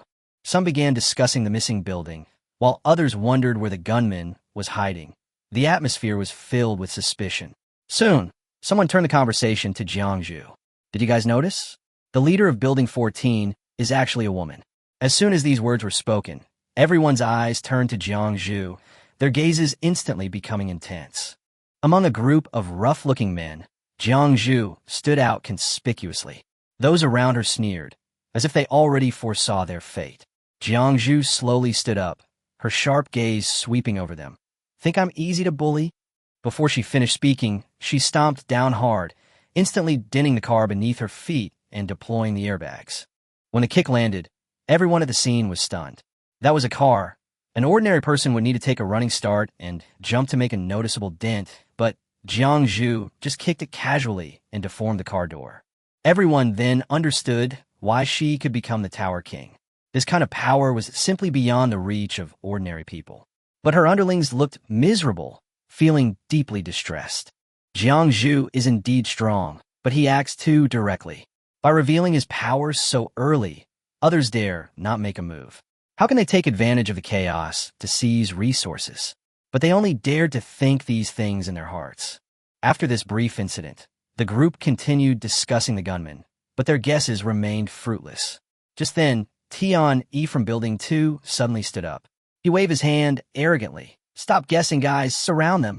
A dozen or so people quickly moved in and managed to surround over 100 people. The people in Building 7 frowned and questioned, "Tian Yi, what are you trying to do? Are you going to turn against everyone?" Tian Yi laughed loudly and pulled a silver pistol from his pocket. "I'm not pretending anymore. I am the gunman." As soon as he finished speaking, the entire room erupted in chaos, and panic spread rapidly. Jiang Zhu narrowed her eyes, intending to take advantage of the confusion to seize the gun. Tian Yi roared, "Quiet down, all of you." Under the threat of the gun, everyone, however unwilling, could only shut up. Some people suspected the gun was fake, but Tian immediately pressed it against their foreheads and threatened them. Feeling the cold touch of the gun barrel, the man immediately backed down. The scene quieted down again, and Tian Yi stood in the center with satisfaction, beginning to reveal his true purpose. "It's simple. Give me half of the supplies from each of your buildings, and I'll let you go." Upon hearing this, everyone's expression changed. Before someone could object, Tian Yi's eyes turned cold, and his henchman immediately struck, killing the man with a single blow. Under the bloody suppression, no one dared to speak again. Silence fell as everyone weighed the pros and cons fighting might lead to victory, but someone would inevitably die, and no one wanted to be that unfortunate victim. As Tian Yi watched this scene, his smile grew increasingly arrogant. The gun in his hand was actually a replica, but he was betting that these people wouldn't dare risk their lives.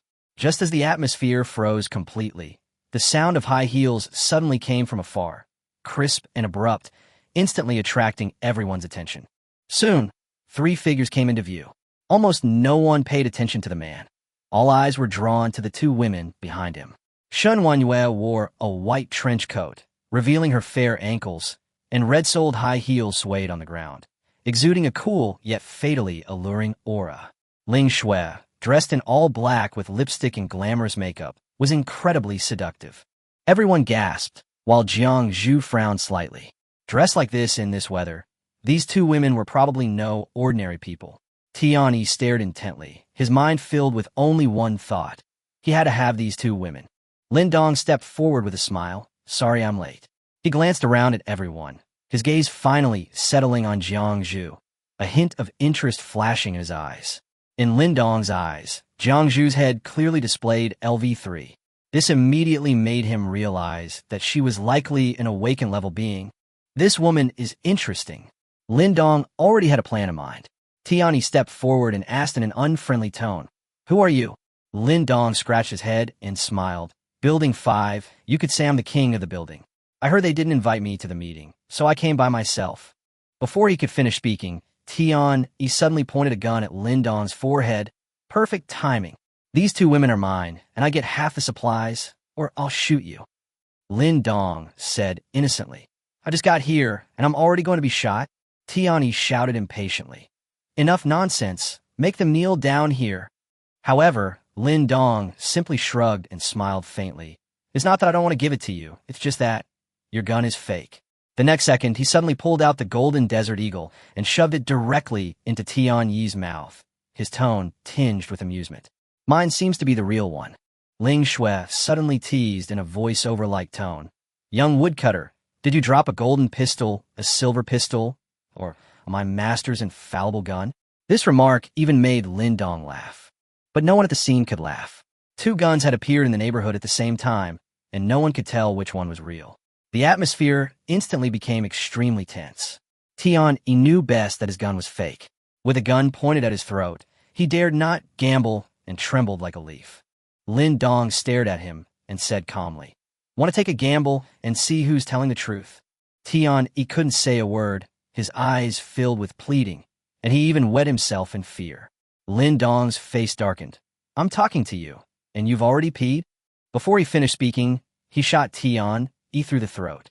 Then Lin Dong picked up the silver spear and crushed it with a casual squeeze, so it was fake. "You should have said so earlier." The moment the gunshot rang out, the crowd erupted in chaos. Lin Dong raised his hand and fired 2 shots into the air, coldly saying, "Quiet down." This tactic was more effective than any threat. Everyone immediately covered their heads and crouched down, not daring to even breathe. Lin Dong walked to the center of the crowd. Ling Shui offered him a cigarette, and Shun Wanhua lit it for him. He took a slow puff before speaking. "Hand over all the supplies. I prefer nuclear peace to indiscriminate killing." The crowd's faces immediately turned extremely grim. At least Tian-E would leave half, but Lin Dong demanded everything, practically leaving them no way out. Someone was about to speak, "Young man," when a bullet blew his head off. Lin Dong blew on the muzzle of his gun and said calmly, "I don't like people saying I'm small." The atmosphere froze completely, and no one dared to speak. Seeing this, Lin Dong sneered, "Nobody's going to say anything? Then I'll take that as your agreement." Still, no one took action. No one was willing to be the first to step forward. Lin Dong's expression gradually turned cold, and just as he was about to make his move, Jiang Zhu suddenly stepped forward.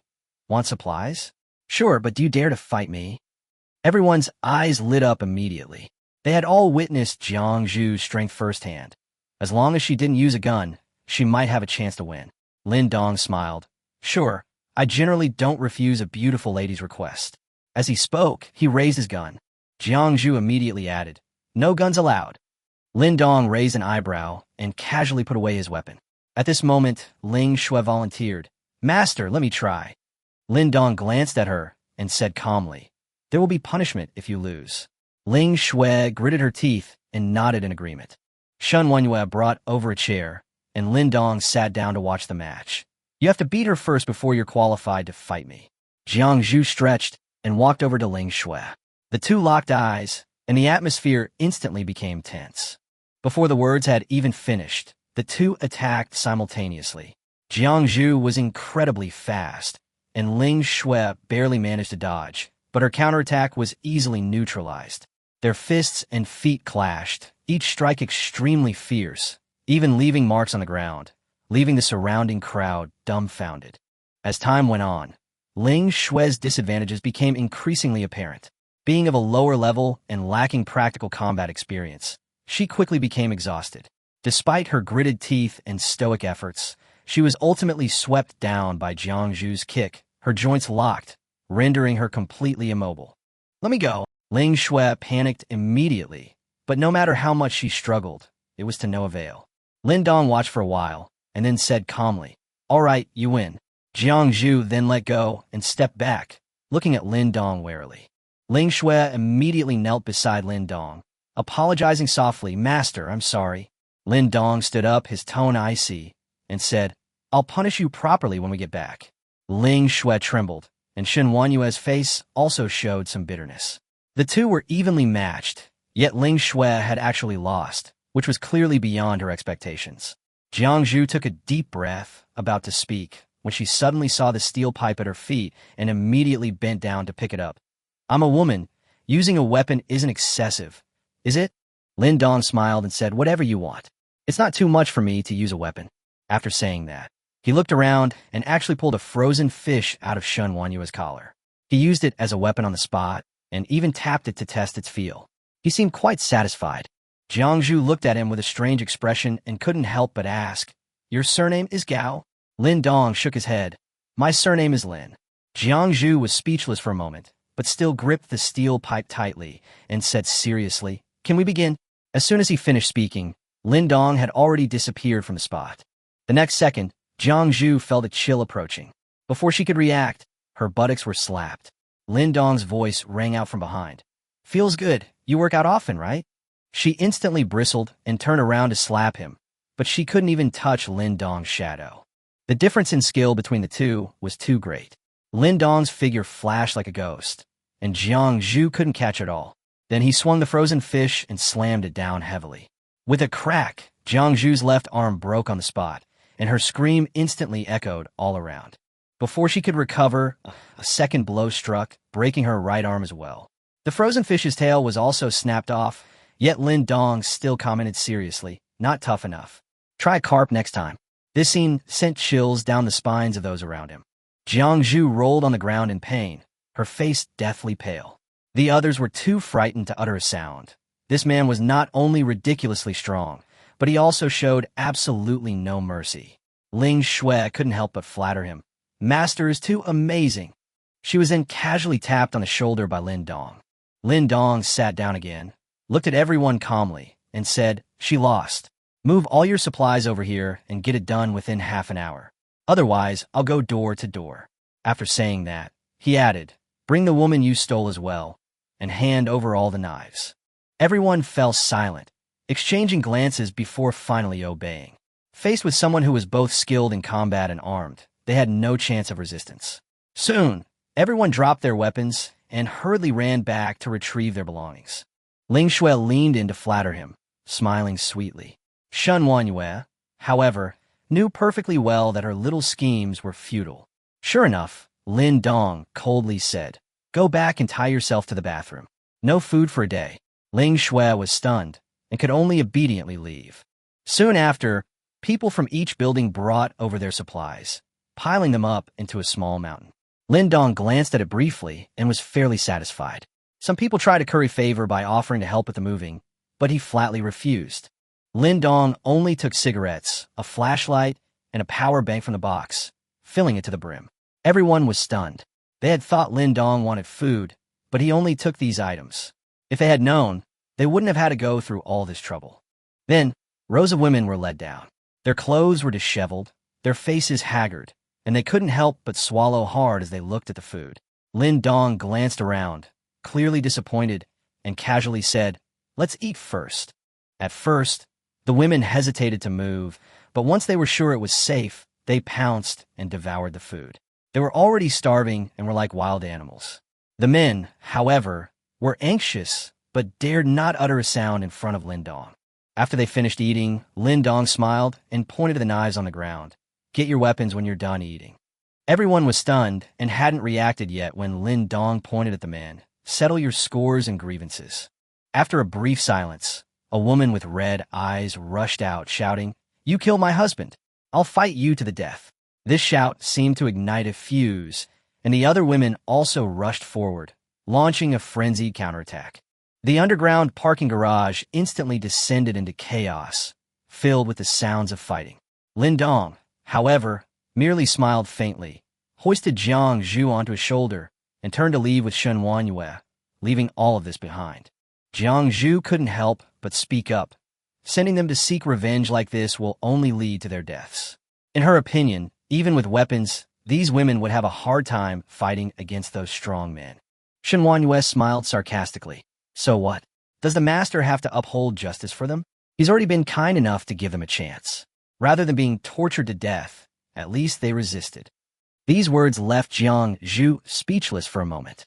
Back in the room, Lin Dong simply tossed Jiang Zhu to the ground and casually instructed, "Maid Yu, take her to wash up and teach her manners."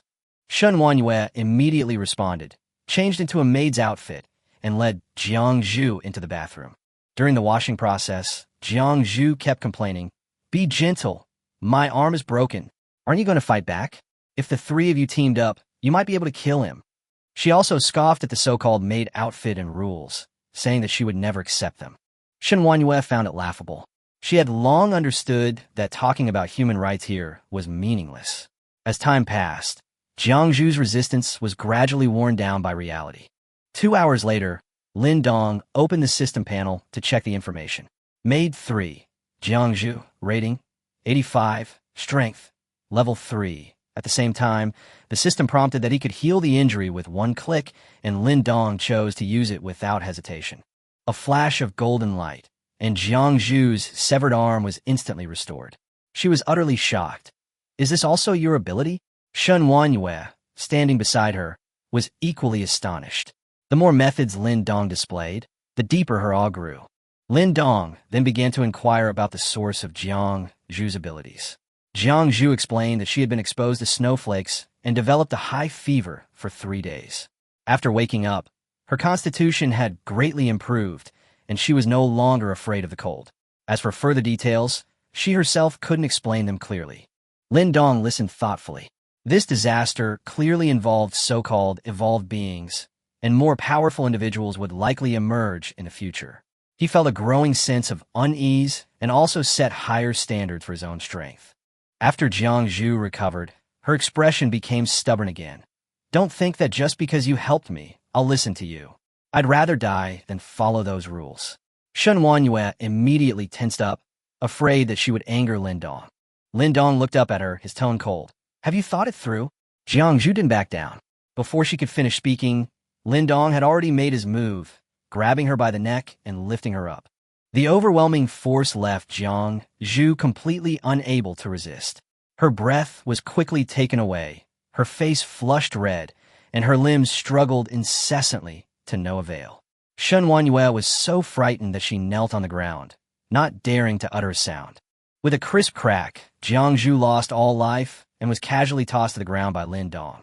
Lin Dong frowned, seemingly impatient. Just then, the system notified him again. Maid detected dead. Revive her. Lin Dong spoke calmly. Resurrect. As soon as he finished speaking, golden light emanated from Jiang Zhu's body again. Her broken neck quickly healed, her unfocused pupils refocused, and her heartbeat returned to normal. She sat bolt upright, gasping for breath, instinctively clutching her neck, her face contorted with terror. The suffocating, death-like sensation still lingered in her mind, making her tremble uncontrollably. Shen Wanyue and Ling Shui, standing to the side, were equally dumbfounded, completely unable to believe what they were seeing. A person who had died could actually be resurrected? Lin Dong, however, smiled and leaned closer. Since you're alive, then die again. Before he finished speaking, he grabbed Jiang Zhu's neck again. Jiang Zhu completely broke down, struggling desperately. No, don't kill me. But before she could finish speaking, another crisp sound rang out, and she breathed her last again. Lin Dong, on the contrary, revealed an excited expression. Interesting, let's do it again. He seemed to have found a new kind of fun, his tone so relaxed it sent chills down one's spine. After being resurrected, Jiang Zhu could no longer hold on and knelt on the ground begging for mercy. I won't leave. I'll be obedient. I'll be your maid. Please don't kill me. Lin Dong frowned. I still prefer your defiant look from earlier. His tone even carried a hint of dissatisfaction. Jiang Zhu trembled with fear and kowtowed repeatedly, saying, I dare not do it again, master. I will definitely obey from now on and will never dare to disobey again. She was truly terrified. She never wanted to experience that kind of death again. Lin Dong waved his hand. All right, I'll give you one chance. Go wash yourself clean. With that, the third maid was completely tamed. At lunchtime, Jiang Zhu's phone suddenly rang. Lin Dong picked it up and saw that it still had a full charge. The caller ID was Bei Chun. After the call connected, a concerned voice came from the other end. Xiaozhu, are you all right? I couldn't reach you this morning. I thought something had happened to you. Her tone was clearly worried. Jiang Zhu glanced cautiously at Lin Dong and replied softly, I'm fine. I'm safe now. You don't need to worry. She sounded visibly nervous as she spoke. The other party continued, Hang in there. I'll send someone to pick you up once things get better. Jiang Zhu softly agreed, but couldn't help letting out a suppressed gasp midway through the call. After hanging up, Lin Dong's expression turned playful. Your fiancé hasn't even touched you? He's quite tolerant. His tone was clearly teasing. Jiang Zhu lowered her head and explained softly that the two had agreed to be intimate after marriage. Lin Dong just smiled after hearing this and continued to press her for information about her fiancé's background. Soon, Lin Dong learned that he was actually the head of a well-known large corporation in Jiangcheng, and it seemed that he had already made preparations for the apocalypse, stockpiling supplies and equipping himself with weapons. Lin Dong's eyes narrowed slightly. This piqued his interest. Someone capable of orchestrating such a plan in advance must either be well-informed or personally involved. This matter was clearly not simple. He leaned close to Jiang Zhu's ear and whispered, Next time he calls, raise your voice. These words instantly turned Jiang Zhu pale, but she dared not disobey. To celebrate the arrival of the new maid, lunch was exceptionally lavish, with Lin Dong bringing out a whole set of fried chicken. The steaming food was incredibly appetizing. Ling Shui, smelling the aroma, poked her head out with a pitiful expression. "Master, I'm hungry." Unlike before the apocalypse, this kind of high-calorie food had become a rare luxury. Lin Dong, however, still felt somewhat annoyed, recalling Ling Shui's previous display of bravado. Although these maids had gained strength, they lacked any combat experience and would easily suffer losses if they encountered a strong enemy. So, Lin Dong casually tossed 2 kitchen knives at him. "After you finish eating, you two go to the underground parking garage for some sparring. Learn some real combat skills." His tone left no room for refusal. The 2 women were stunned. Starting with knives was far too ruthless. But Lin Dong didn't seem to care. "What are you afraid of? Even if you die, I can bring you back." These words left them speechless, and they could only grit their teeth and accept it. Lin Dong, on the other hand, patted his chest, looking relaxed. He didn't need any training at all.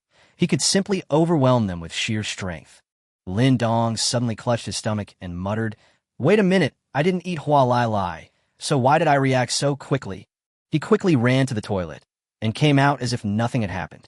After tidying up, Lin Dong led the 2 women down to the underground parking garage, each carrying a kitchen knife. At first, both women were clearly holding back, hacking away for a while without even breaking a sweat. Lin Dong couldn't stand it anymore and coldly said, "Whoever gets hacked to death will be tied up in the bathroom for a day." These words instantly changed the atmosphere. Jiang Zhu and Shan Wanyue's eyes narrowed simultaneously, fear instantly overwhelming them. They feared the punishment more than death. The next second, the 2 erupted completely. Blades flashed, sparks flew, and blood and flesh flew everywhere in the underground parking garage. Jiang Zhu, being of a higher level, had been suppressing her opponent and quickly chopped off one of Shan Wanyue's ears and several fingers. But Shan Wanyue was completely reckless, fighting back like a madwoman, even biting off a chunk of flesh from her opponent with her teeth. The scene was extremely gruesome. The 2 fought fiercely, even chipping the blade of the kitchen knife. 2 minutes later, Shan Wanyue collapsed to the ground, clutching her neck. She had ultimately fallen just short. Jiang Zhu was also in bad shape. Her abdomen had been pierced, and blood was flowing continuously. Just then, Lin Dong spoke calmly, "Resurrection healing." A golden light flashed, and the 2 instantly returned to normal. Lin Dong announced, "In the first round, Shan Wanyue lost. The second round continues." Without any pause, the 2 women resumed their fierce battle. With each practice match, their fighting grew increasingly brutal, and their experience rapidly accumulated. They fought until nightfall before Lin Dong finally called halt. This method, though brutal, was remarkably effective. In half a day, Shan Wanyue went from not winning a single match to gradually winning, then to fighting Jiang Zhu to a standstill, and even broke through on the spot, leveling up to level 3. The price was also extremely high.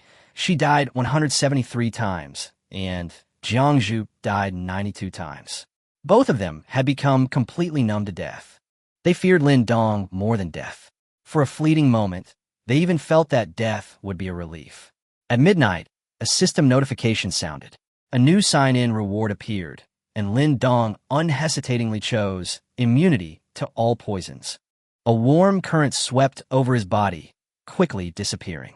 Without hesitation, Lin Dong opened the window. Outside lay a thick layer of poisonous snow. He patted his hand onto the snow and waited quietly. After more than 10 minutes, he withdrew his hand, a satisfied smile on his face. The poisonous snow was no longer effective against him. The biggest threat is gone. It's time to consider leaving, Lin Dong muttered to himself. Meanwhile, Jiyuan residential area was in a state of utter desolation. Most of the supplies had already been exhausted, and the remaining residents were barely holding on. The few top-tier residents stopped fighting amongst themselves and secretly gathered at night to discuss their options, their complaints rising incessantly. "I only have half a sausage left. We can't beat Lin Dong. What else can we do? He's still enjoying himself with 3 women." The more they talked, the more frustrated they felt. Just then, Zhang Xian from Building 11 slowly spoke up. "Actually, there's still a way to survive." Everyone was stunned. Zhang Xian pushed up his glasses and said with a cold smile, "Human flesh is still flesh." The air froze instantly. The suggestion was instinctively met with resistance. Even though they had already killed people, they never imagined it would actually come to this. Zhang Xian, however, said dismissively, "It's the apocalypse. What does morality matter? Survival is the most important thing." Everyone remained silent, clearly still finding it hard to accept. Seeing this, Zhang Xian changed his approach. "Then let's fight to the death." Someone retorted, "Lin Dong is so strong. Fighting to the death is just suicide." But Zhang Xian suddenly looked out the window. "Have you ever wondered why he hasn't gone out?" These words instantly jolted everyone awake. Someone immediately realized. Because of the poisonous snow. Zhang Xian sneered. "That's right, that's our weapon." He proposed a plan. With proper precautions, secretly smuggle the poisonous snow to deal with Lin Dong. Once Lin Dong comes into contact with it, he will surely die. Everyone immediately became excited, echoing his proposal and even starting to assign details of the operation. "Make our move at 3 in the morning. Be careful, don't kill those women." The group was already impatient. Zhang Xian stood by the window, looking at the dark night sky. Suddenly, a star appeared, faint yet dazzling. At 3 in the morning, Zhang Xian led a dozen men to the 3rd floor of Building 5. Nearly 100 more people were lying in ambush in the emergency exit. Almost all the able-bodied young men in the community had been called there. Their target was Lin Dong. He raised his hand and shouted, "Pry open the door." 2 burly men immediately used crowbars to forcefully open the lock, the ear-piercing metallic sound echoing in the corridor. Inside the room, Shan Wanyue and Jiang Zhu woke up instantly, and Ling Shui also groggily opened her eyes. The bedroom door opened, and Lin Dong walked out with a gloomy face. In fact, he had already heard the commotion outside.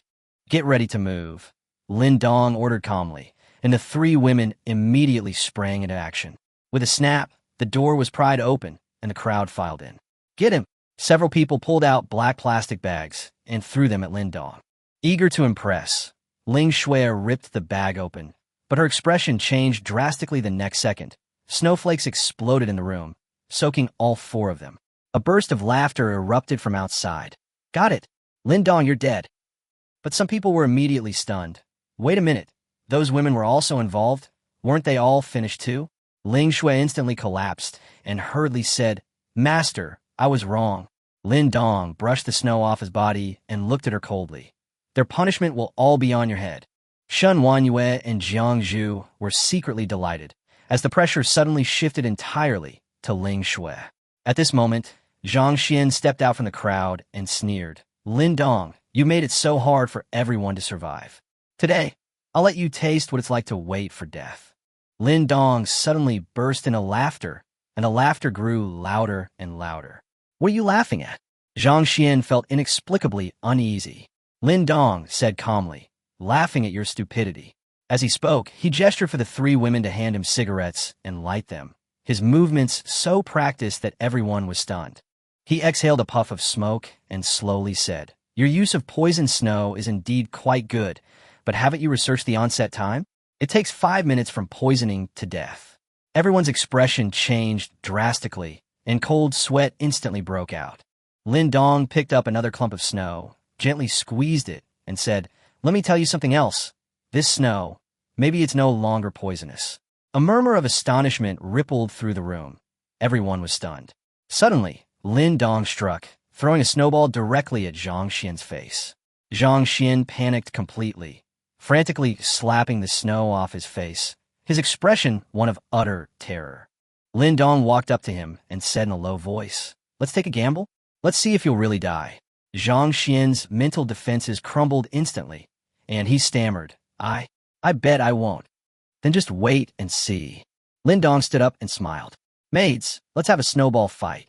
The 3 women rushed out without hesitation to grab snow, made snowballs, and immediately began their counterattack. In an instant, the 100 or so people were scattered and fled by the 3 women. Some dodged and cursed, while others desperately tried to squeeze out. The scene was in complete chaos. Lin Dong stood to the side, watching the system notification to detoxify the 2 women, his expression remaining calm. A few minutes later, He carried Zhang Xian to the underground parking garage. The three women were still playing around, snowballs flying everywhere. Zhang Xian began to tremble all over. What's wrong with me? He could clearly feel his skin starting to itch. Lin Dong directly ripped open his clothes and saw that a patch of bluish pustules had swelled up on his skin. Poison. Zhang Xian completely broke down. Then why are you all right? Lin Dong didn't answer, just quietly smoked his cigarette. 5 minutes later, the poison took full effect. Zhang Xian's eyes widened, and he collapsed in despair, lifeless. Not only Zhang Xian, but the other men also suffered attacks one after another. Pustules quickly swelled up on their faces and hands, and screams of agony filled the air. Some shouted in terror that the snow was poisonous, some knelt on the ground begging for mercy, and some completely broke down, trying desperately to fight back, but it was too late.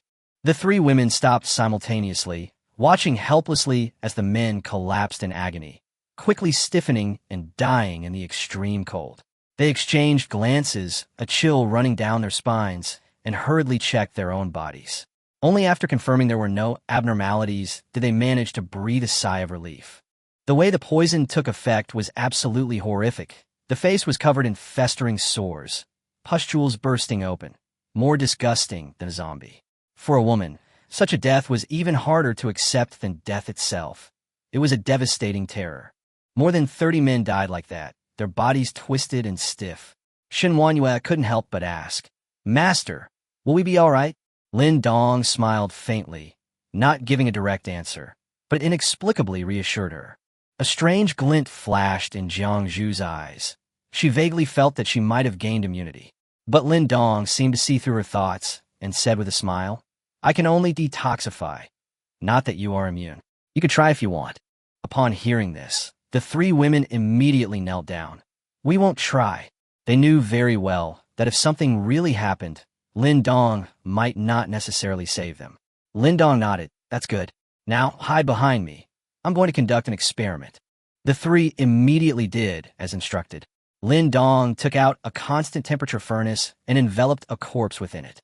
As the temperature gradually rose, the previously stiff corpse began to tremble slightly, and a low growl escaped its throat. The next second, the corpse suddenly twisted, its movements eerie and stiff. Ling Shui covered her mouth in fright. This scene was all too familiar, just like a zombie coming back to life in a movie. Lin Dong narrowed his eyes, confirming his guess.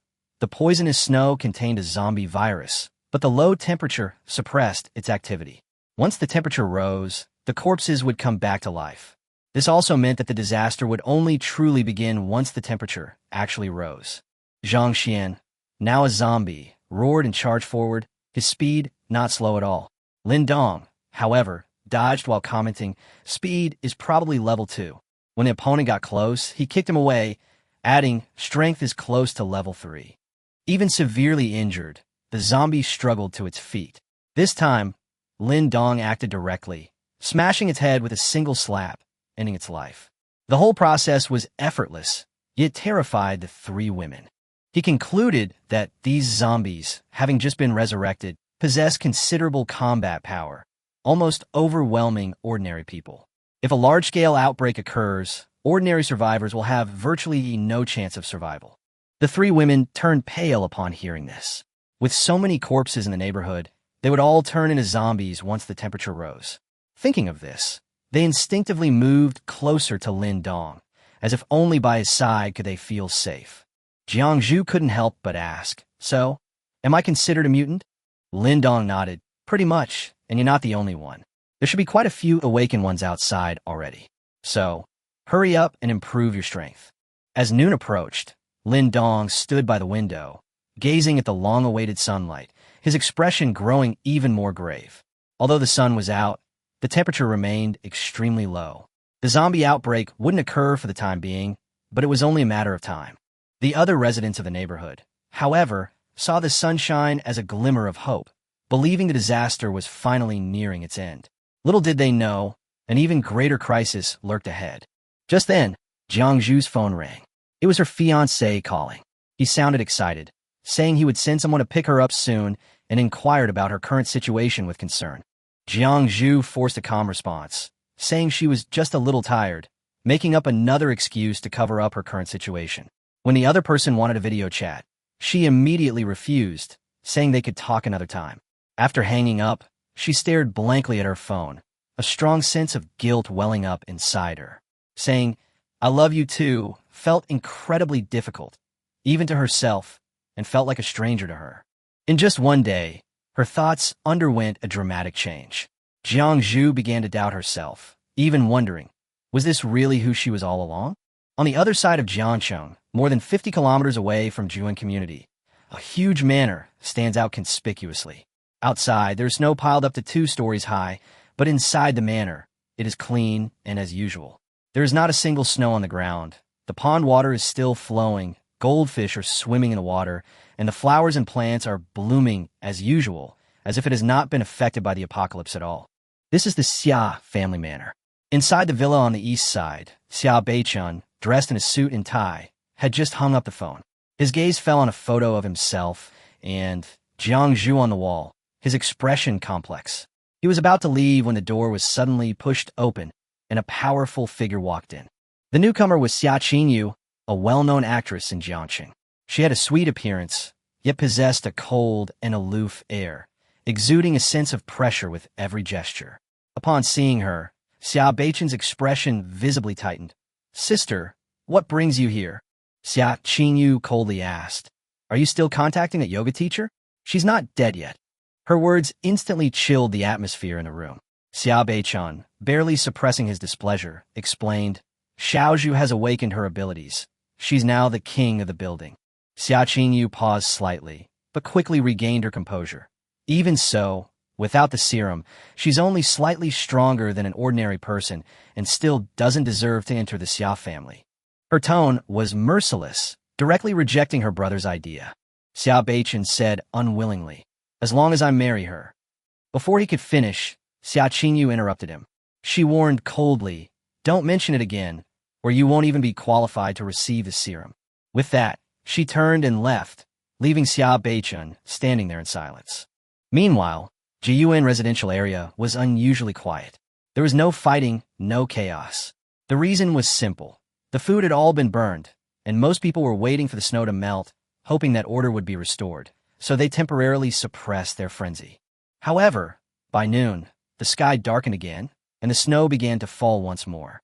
The newly ignited hope was instantly shattered, and despair quickly spread. Some broke down in tears, some cursed wildly, and some even burst into laughter. Some, unable to bear the blow, jumped from high-rise buildings, crashing heavily into the snow. The constant tug-of-war between hope and despair caused many to give up entirely. Shen Wanyue and Ling Shui stood by the window, watching this scene with heavy hearts. They knew very well that without Lin Dong, their own fate might not have been much better than these people's, so they felt no pity for them. At midnight, the system rewards refreshed. Upon seeing the options, Lin Dong immediately sat up and chose the high-tech post-apocalyptic RV without hesitation. A colossal vehicle, resembling an armored vehicle, appeared in the system's space, possessing formidable defense and a self-powered system. With this car, Lin Dong could leave the neighborhood and move freely in the apocalypse. He had already begun planning his route, even treating this dangerous journey as a tour. Just then his phone rang. The caller was Zhao Yufei, the woman who had broken up with Lin Dong. Lin Dong was somewhat surprised, but he still answered the phone. A sobbing voice immediately came from the other end of the phone. "Lin Dong, I miss you so much." The tone was both aggrieved and practiced. Lin Dong responded coldly. "Really? I miss myself too." Zhao Yufei was visibly taken aback, but quickly composed herself and continued to play the victim, saying she was cold and hungry and only wanted to see him one last time before she died. Her words were moving, but they couldn't hide her true intentions. Lin Dong suppressed his emotions and asked calmly, "Where are you?" As soon as it was light, Lin Dong stood by the window and looked outside. His face immediately darkened. The snow had been falling since yesterday, piling up a thick layer that made the original terrain almost unrecognizable. After breakfast, he announced directly, "Pack your things, get ready to leave." The 3 women were stunned at first. Then, overjoyed, they could finally leave this building. The group arrived at the underground parking garage exit, and Lin Dong waved his hand, causing a post-apocalyptic RV to appear out of thin air. The three women were instantly dumbfounded. He had actually been hiding equipment of this caliber all along. Ling Shui was eager to drive, but realized she had no idea how to operate the car, so Shen Wanyue had to take over. Lin Dong casually suggested a direction. Head towards Jiangxing University of Science and Technology and stop at any shopping malls you see along the way. After starting, the RV smashed through the snow and sped out of the garage. Its exterior was incredibly sturdy, and a projector in front provided a clear view of the environment beneath the snow. The vehicle drove through the neighborhood, quickly attracting the attention of the survivors. Some desperately leaned out of the windows to call for help, while others even jumped onto the vehicle, attempting to force their way out. A system notification sounded, and Lin Dong sneered, immediately choosing to retaliate. The next second, the vehicle was electrified, and those who climbed onto it were instantly electrocuted, screaming as they fell into the snow. Even worse, some people fell directly in front of the vehicle, and before they could even crawl away, they were run over by the tracks, their blood splattering in the snow. A truly gruesome scene. Relaxing music played inside the car, as if completely isolated from the outside world. Jiang Zhu leaned against the window, gazing at the snow-white world, her expression somewhat dazed. About half an hour later, they finally came across a large shopping mall. Lin Dong had the car parked at the entrance, and the group prepared to go inside after getting ready. Through the frosted glass, Lin Dong discovered that someone was observing them from inside. Clearly, there were quite a few survivors gathered here as well. The mall doors were tightly shut, but Lin Dong simply tore open the iron gate with his bare hands and led the three women inside. As soon as they entered, several beams of flashlight light shone upon them. "Who are you? How did you get in?" The other party's tone was very wary. Lin Dong replied casually, "Just passing by, stopped by to pick up some clothes." This left the other party bewildered, but soon their attention was drawn to the three women. They were wearing black trench coats, and their outstanding temperament made them stand out in the apocalypse. Lin Dong turned on his flashlight and scanned the area, discovering that nearly 100 people had gathered in the entire mall. After seeing the sign for the cinema on the 4th floor, he roughly understood how these people had managed to hold on until now. At this moment, a burly man with a thick beard stepped forward, his attitude relatively polite, and inquired about the situation outside. Lin Dong explained directly that the snow outside was still poisonous, and there was no rescue in sight. The burly man sighed, but his gaze fell on the RV outside the door, and his tone became somewhat subtle. "So how many people can this vehicle carry?" Lin Dong smiled and asked directly, "Even if it can, are you willing to leave here? The supplies in this mall are enough for you to live on for a long time." The other person was speechless for a moment.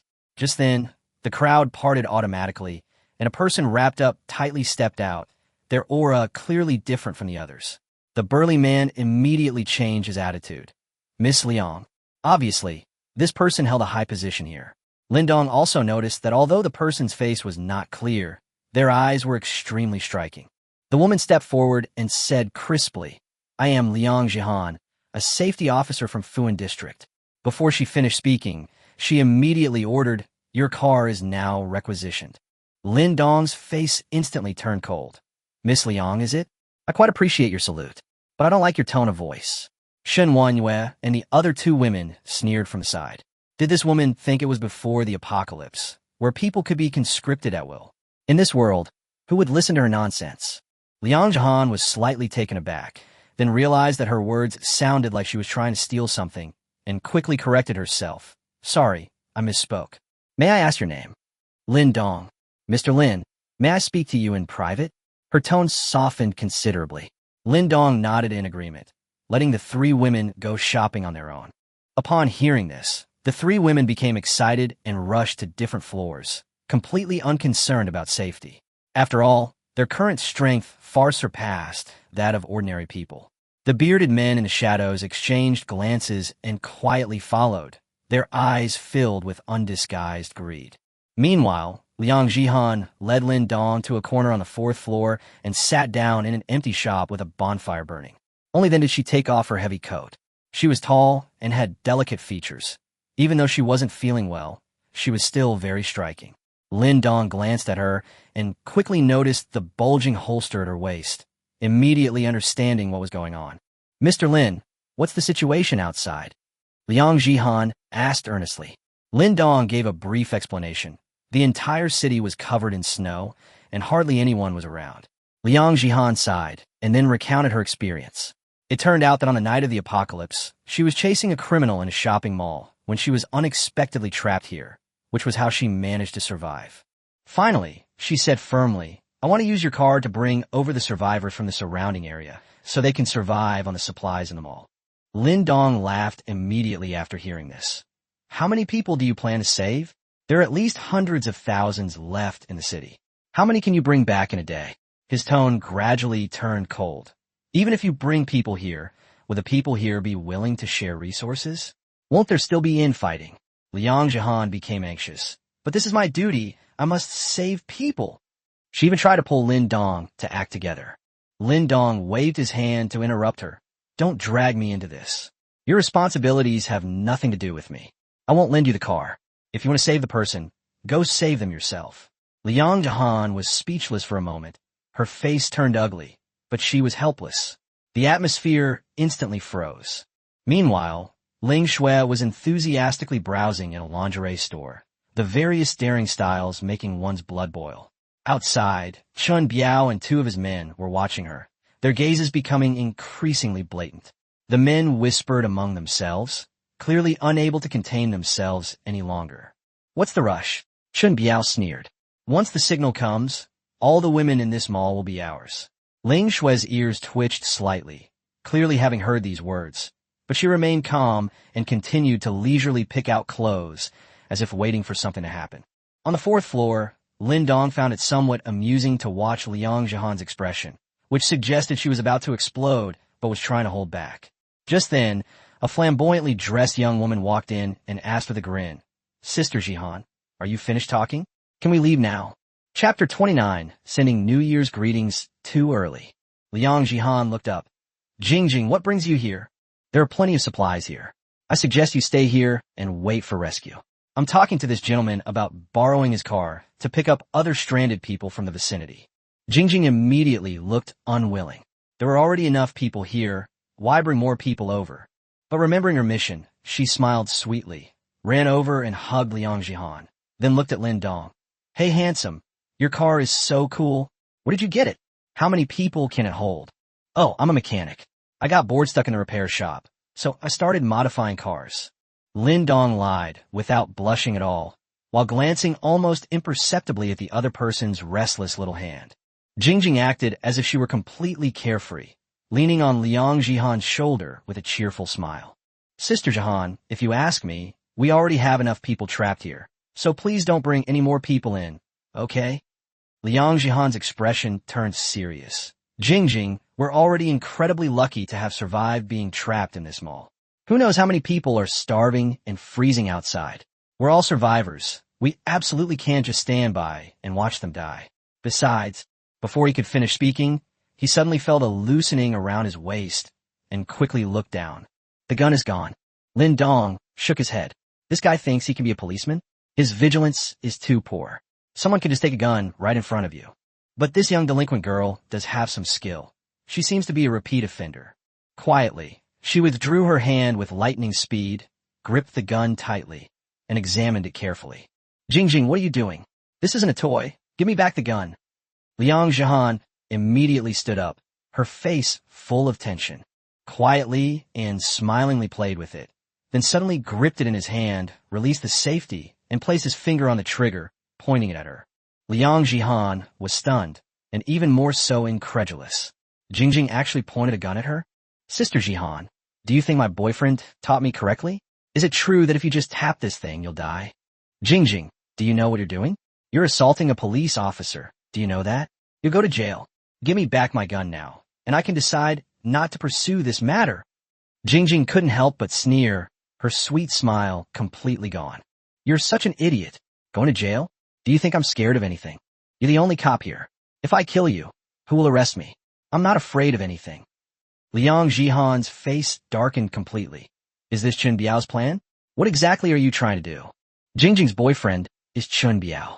The two are almost 20 years apart in age. Chun Biao is old enough to be her father. You'll find out soon enough. Now, you two get out of here and behave yourselves, or I might really shoot. He pointed the gun at Liang Jihan and Lin Dong. "Oof, I'd like to see what you're up to." Liang Jihan stormed out, while Lin Dong stood with his hands in his pockets, completely oblivious to the fact that he was being held at gunpoint. Upon arriving at the mall's first-floor lobby, the crowd gathered again. However, to Liang Jihan's surprise, no one seemed to care that she was being held at gunpoint.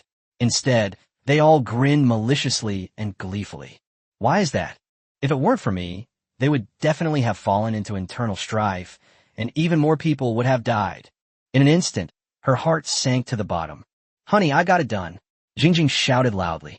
Chun Biao revealed a wild smile and waved his hand. "Hey guys, get them. Take these 3 women down." The men who were tracking them perked up and rushed into the store. What? What are you going to do?" Ling Shui held a large bag full of underwear to her chest, looking pitiful. The man laughed lewdly. "What are you doing? What do you think?" After saying that, they rushed towards Ling Shui from the left and right at the same time. As the two got close, Ling Shui suddenly switched to a mocking expression, and her long legs kicked out like lightning, instantly sending them flying. The powerful force sent their bodies shattering the glass door, flying over the second floor, and crashing headfirst onto the first-floor floor. It's a pity that too much blood was splattered, meaning he was destined not to win the double board jumping competition. Chun Biao's forward-moving body suddenly came to an abrupt halt. Holy crap, is this woman a good fighter? But because the floor was too slippery, he ended up kneeling and slid all the way to Ling Shui's feet. Ling Shui then switched to a pitiful expression. "Uncle, you're wishing me a happy new year so early? I don't have a red envelope for you." Those who work as live streamers are incredibly skilled at changing their expressions. Hearing that sickeningly sweet voice, Chun Biao's lustful desire was instantly extinguished, and he hurriedly fled outside. Ling Shui didn't chase after her. Since the master hadn't given any instructions, she continued picking out clothes. On the other side, Shan Wanyue and Jiangzhu were also attacked, and their attackers were kicked away as well. They either fell off the building and died, or they crashed into the wall, and their heads exploded, killing them. The sudden turn of events startled everyone in the mall. They had been trapped there for many days without many deaths, but today, several people had died at once. It seems the people who came today are no pushovers. Liang Jihan stared wide-eyed at a women's clothing store on the first floor. She had just witnessed Jiang Zhu make a move, sending 2 adult men flying with a single punch and kick, and she was utterly horrified. What's going on? How come these women are so good at fighting? Chun Biao fled to the first floor, using both hands and feet. He breathed a sigh of relief after confirming that Ling Shui hadn't caught up. He immediately ran over, snatched the gun from Jingjing's hand, and pointed it at Lin Dong. With the truth in hand, a sense of security arises, and Chun Biao feels that his plan has not been a failure. "Kid, what's going on with your women?" Lin Dong looked somewhat displeased. "First of all, I don't like being called little by others. I prefer to be the big brother. Secondly, they're not my women. There's a difference. Third, are you sure you want to point a gun at me?" Chun Biao was furious. "What the hell are you pretending for? Get those women over here right now, or I'll shoot you." Liang Jihan immediately stood in front of Lin Dong. "Chun Biao, what exactly are you trying to do? Do you know you're committing a crime?" Chun Biao couldn't help but burst into laughter. "Criminal? Miss Liang, should I laugh at your overflowing sense of justice, or should I laugh at your stupidity? Do you know this is the end of the world? Do you know how many people die outside every day? Even if I commit a crime, who will arrest me? I have the gun right now. Lao Tzu's words are the law. Lao Tzu's words are the principles of heaven. Who can disagree?" Everyone who heard this couldn't help but shrink back. Who would dare to disagree? They had no choice but to submit. Liang Jihan's chest heaved violently with anger. "Chun Biao, listen to my advice. It's not too late to return the gun to me now. Do you want to stand against everyone?" At this moment, Jingjing suddenly interrupted. "Officer Liang, it's not me who's against everyone. It's you who's against everyone." Ladies and gentlemen, Officer Liang just said that she plans to drive out and rescue all the survivors in the vicinity to our mall. Kiepter dertig mij shida. These words immediately stirred up public outrage. Why are you trying to recruit more people? The supplies in this mall are running low, and it won't be long before we run out of food. What's the point of recruiting more people? Exactly. I disagree. I disagree, Miss Liang. The goods in this mall are owned by all of us. You can't just take people away whenever you want. Hey, now that she doesn't have a gun, she doesn't have the final say. From now on, we're the ones in charge. Ha! You guys are too narrow-minded, Brother Chun. This Miss Liang is no less beautiful than those 3 top beauties. From now on, we're in charge. So, it's not too much for me to have some fun with Miss Liang, is it? Huh? I'd completely forgotten about that if you hadn't mentioned it. Count me in, ha ha ha. It's time to take care of her. A security guard who's so pretty and looks so delicate. How could she possibly protect us? He probably got promoted through underhanded means. It's obvious he didn't get promoted through the proper channels. This was said by a woman who was jealous of Liang Jihan's beauty. Hearing the blunt words of the crowd, Liang Jihan trembled with anger and cold.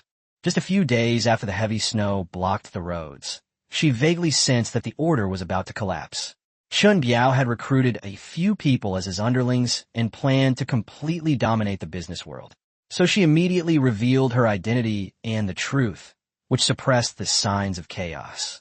Unexpectedly, all I got in return was ridicule and sarcasm. The harsh and indifferent faces of these people were like a sharp knife, piercing her heart painfully. All the helplessness and coldness in my heart finally turned into a single tear. Everyone, don't make the same mistake again. Among the women, a middle-aged woman wearing a mink coat stepped forward. She was older and seemed quite sensible and was considered a respected figure among the women. Miss Liang, it's not that we're wrong, it's that you're wrong. You try to save this person and that person, but in the end you can't save anyone. Instead, you end up harming those of us who are living well. Listen to your sister's advice. Just leave it alone. After saying that, he looked at Chun Biao again. Biao, now that you have the gun, you're in charge of this mall from now on. But I still have a suggestion. You make that guy hand over the car keys, and I'll leave with a few women who are willing to go. We won't fight you for them, you see. Bang. Suddenly, a gunshot rang out, and a bullet hole appeared in the woman's head. Blood splattered onto the faces of the others, and everyone remained stunned until the body fell to the ground. Damn you stupid old hag. You know the gun is in my hands, and you still dare to negotiate with me? Chun Biao mocked, then looked up and shouted. Brothers, from now on, the supplies are ours, and all the women here are ours too. You can play whichever game you want, except for Miss Liang and the 3 new women. You can play with the others as you please. Just fucking make a mess of things, everyone. Upon hearing this, all the men's animalistic instincts were completely unleashed, and they charged towards the group of women with lewd laughter. Hey, let go of me, you filthy man. Don't touch me. The man raised his hand and slapped the woman so hard she coughed up blood. Damn it, she's still pretending to be a virtuous and chaste woman at a time like this. In an instant, the scene descended into complete chaos. These women screamed and ran away, but how many of them could outrun a man? The cries for mercy continued. No, please let me go. I have AIDS. Oh, what a coincidence. I have one too. Mai Shida. Oh, you loser, let me go. Miss Liang, save me. Save me. Among these women, the one who shouted the loudest was precisely the one who had just cursed the most. Jingjing was displeased when she heard that Chun Biao had asked for 4 women prettier than herself. Chun Biao, what do you mean? You're not happy with me? Let me tell you, you're not allowed to touch any of those other women. How could you have gotten the gun without me? Chun Biao ignored her. Jingjing got even angrier and started throwing a tantrum, grabbing her boyfriend's arm. Chun Biao, you better remember this. I absolutely forbid you from touching any other woman, otherwise. Damn it, you die too. Chun Biao completely lost his temper and shot Jingjing in the heart. Bang! Silently staring blankly at the blood gushing from his chest, he looked at the fierce-looking Chun Biao with disbelief in his eyes. He tried to reach out and grab something, but his body collapsed to the ground powerless. The young delinquent ultimately paid the price for her youthful ignorance. Liang Jihan closed her eyes reluctantly, repeating the same words.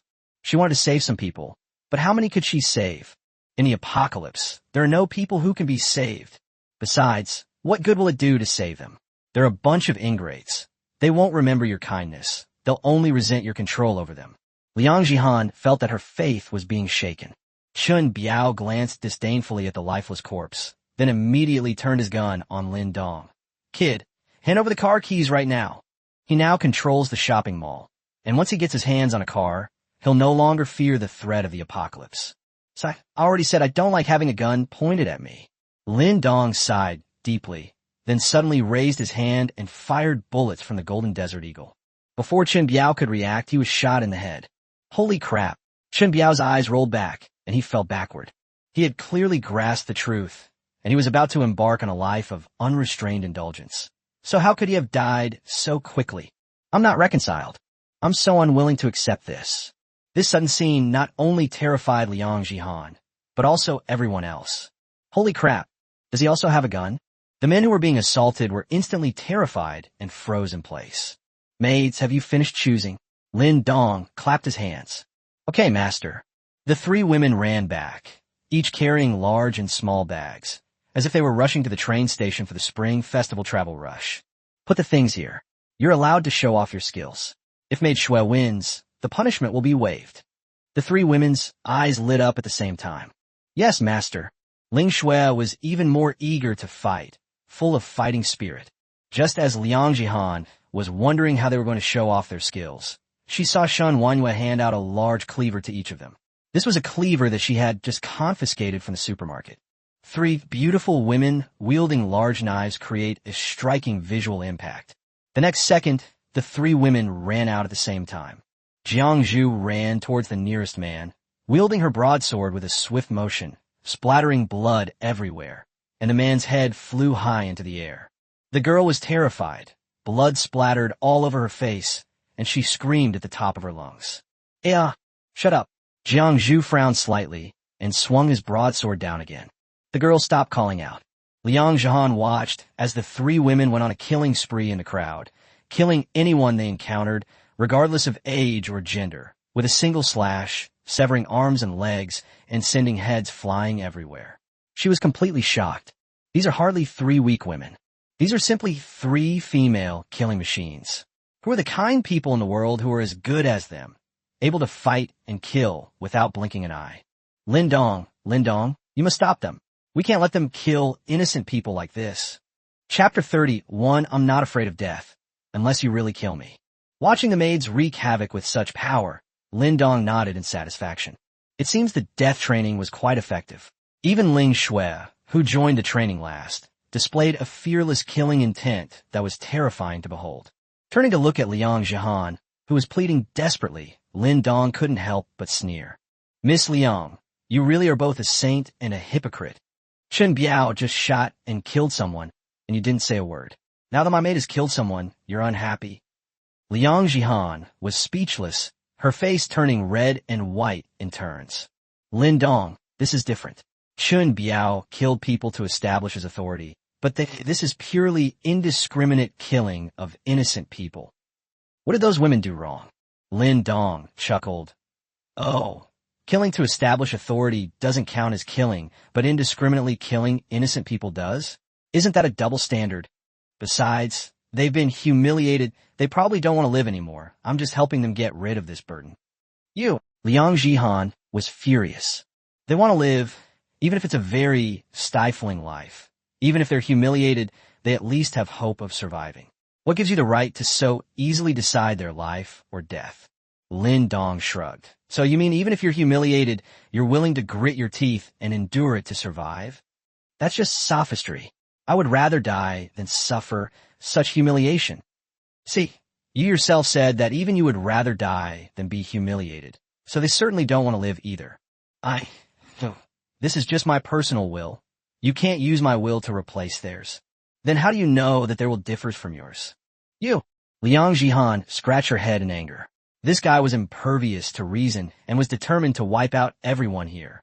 Lin Dong, no matter your reason, as the safety officer, I absolutely cannot let you do this.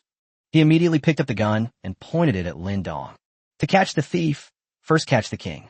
If we take down Lin Dong, those women won't dare to make a move. Lin Dong's lips curled up slightly, revealing a bright and radiant smile. You want to kill me? Have you thought about the consequences?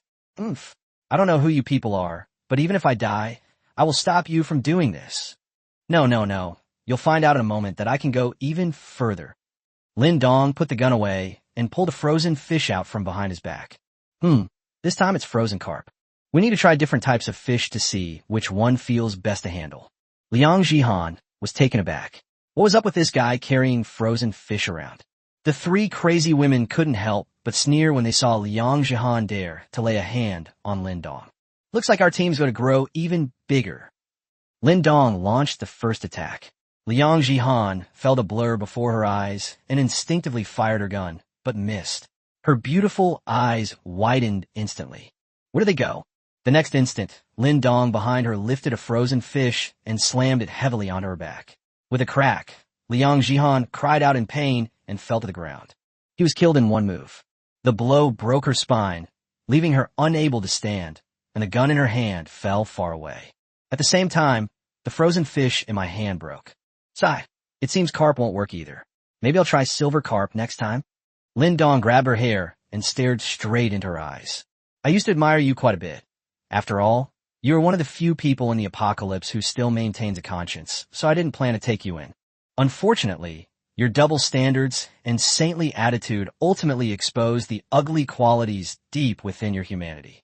So should I take you in or kill you? Liang Jihan trembled, filled with anger, fear, and above all, disbelief. How can this man be so strong? Could it be that he, like those women, possesses superpowers? What is the outside world like? Fine, I'll just kill you. You'd rather die than be humiliated anyway. I may not have many other virtues, but I do respect other people's wishes. After saying that, he reached out his large hand and pinched Liang Jihan's snow-white neck, slowly applying pressure. A strong feeling of suffocation washed over her, and Liang Jihan couldn't help but open her mouth wide. She tried to pry Lin Dong's big hands apart with both hands, but her strength was like that of a baby in front of Lin Dong, completely useless. No, don't. Liang Jihan struggled violently, but Lin Dong still showed no sign of stopping. She started to get scared. A series of images began to flash through my mind. From childhood to adulthood, I have always been a privileged child. Not only do I excel in academic subjects, but I also have outstanding athletic achievements, and I am beautiful. After that, everything went smoothly, and she became a top safety officer, working with her colleagues to solve several major cases and making great contributions. Even she sometimes couldn't help but ask herself, which window did God close for her? I seem to be a little too good for myself. A smooth life journey inevitably brings its drawbacks. For example, Liang Jihan has never truly experienced the evil in human nature and has never truly considered things from the perspective of others. She took it for granted that everything she did was right. I'm doing this for your own good. You don't have to be grateful to me, but you can't criticize me. Therefore, once she was betrayed, she panicked and didn't know what to do. Now he is nearing the end of his life. Her eyes began to roll back, and even her tongue was sticking out. Her legs struggled weakly, and her legs were already stained with mottled marks. Only her hands were still trying to pry open Lin Dong's big hands. I don't want Ao to live.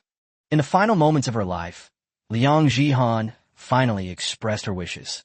At the same time, Lin Dong-sung let go. A cough. Freed from her restraints, Liang Jihan was finally able to breathe again and immediately collapsed to the ground, gasping for air. I never realized that breathing was such a precious thing. Lin Dong smiled and put his hand on his ear. What did you just say? I didn't hear you. After breathing heavily for a long time, Liang Jihan, whose dizziness and suffocation were slowly subsiding, felt extremely distressed. With red eyes and her head down, she remained silent. Then it seems I was hallucinating. Let's continue. Lin Dong was very patient and reached out his big hand to pinch it again. No. Liang Jihan hurriedly shook her head, sobbing and crying. Don't kill me. I want to live. I don't want to die. At that moment, she was just a little girl trying to survive, not a safety officer. Lin Dong picked at his ear. But you just said you'd rather die than be insulted. If you want to live, I might not be so polite to you. You? I'll do anything as long as you don't kill me. Liang Jihan shouted it out loud, completely losing all her strength, and collapsed to the ground, sobbing uncontrollably. Sure enough, he was right. He really went too far. He's a monster. Lin Dong smiled and stroked her hair. Good girl. Chapter 32 were best friends for life. The shopping mall was a scene of utter carnage, resembling a living hell. Only 3 bloodied figures stood amidst a landscape littered with corpses, broken bones, and flesh, creating a gruesome and terrifying sight. Ugh, I'm so angry. Are you doing this on purpose? Why won't you give in to me?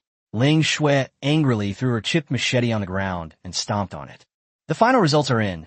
Shen Wanyue has the most kills, Jiang Zhu is second with a difference of 1 kill, and Ling Shui is at the bottom. If those two women had just gone easy on him and let him win first place, he could have escaped the miserable life of being tied up in the bathroom. But these two women were actually more enthusiastic about killing than he was. This is outrageous. Shen Wanyue wiped the blood from her face and smiled bitterly. Xiaoxue, really, we don't want to be tied up in the bathroom either. Anyway, you've already experienced it, so you should be able to handle it. Just bear with it for a little longer. Jiang Zhu nodded with lingering fear, clearly also terrified of being tied up in the bathroom. Oh, you two filthy bitches. Ling Shui gritted her teeth in anger. All right, there's still plenty of bottled water in the supermarket. Let's heat it up, wash ourselves, and then get in the car. The owner needs some time, too. Shen Wanyue glanced at the RV outside and turned to find water. Jiang Zhu and Ling Shui exchanged a glance, and sparks flew between them. But they still followed. If they got into the car, covered in blood, Lin Dong would probably come up with some terrifying punishment to torture them. As the hot water washed away the bloodstains on her body, Ling Shui was still furious. But when she looked at the large package containing a bag of clothes, her eyes suddenly lit up and she revealed a sly smile. You two wretches, did you really think I had no other way to get my master to spare me punishment? You just wait. Maid Liang Jihan has been found to be seriously injured. Instantly heal her. Cure. Liang Jihan's broken spine healed instantly, and she was able to go to the RV's bathroom to take a shower by herself. Maid 4, Liang Jihan.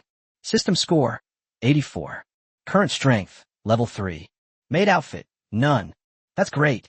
The maid family is growing bigger and bigger, and life will definitely be more colorful in the future.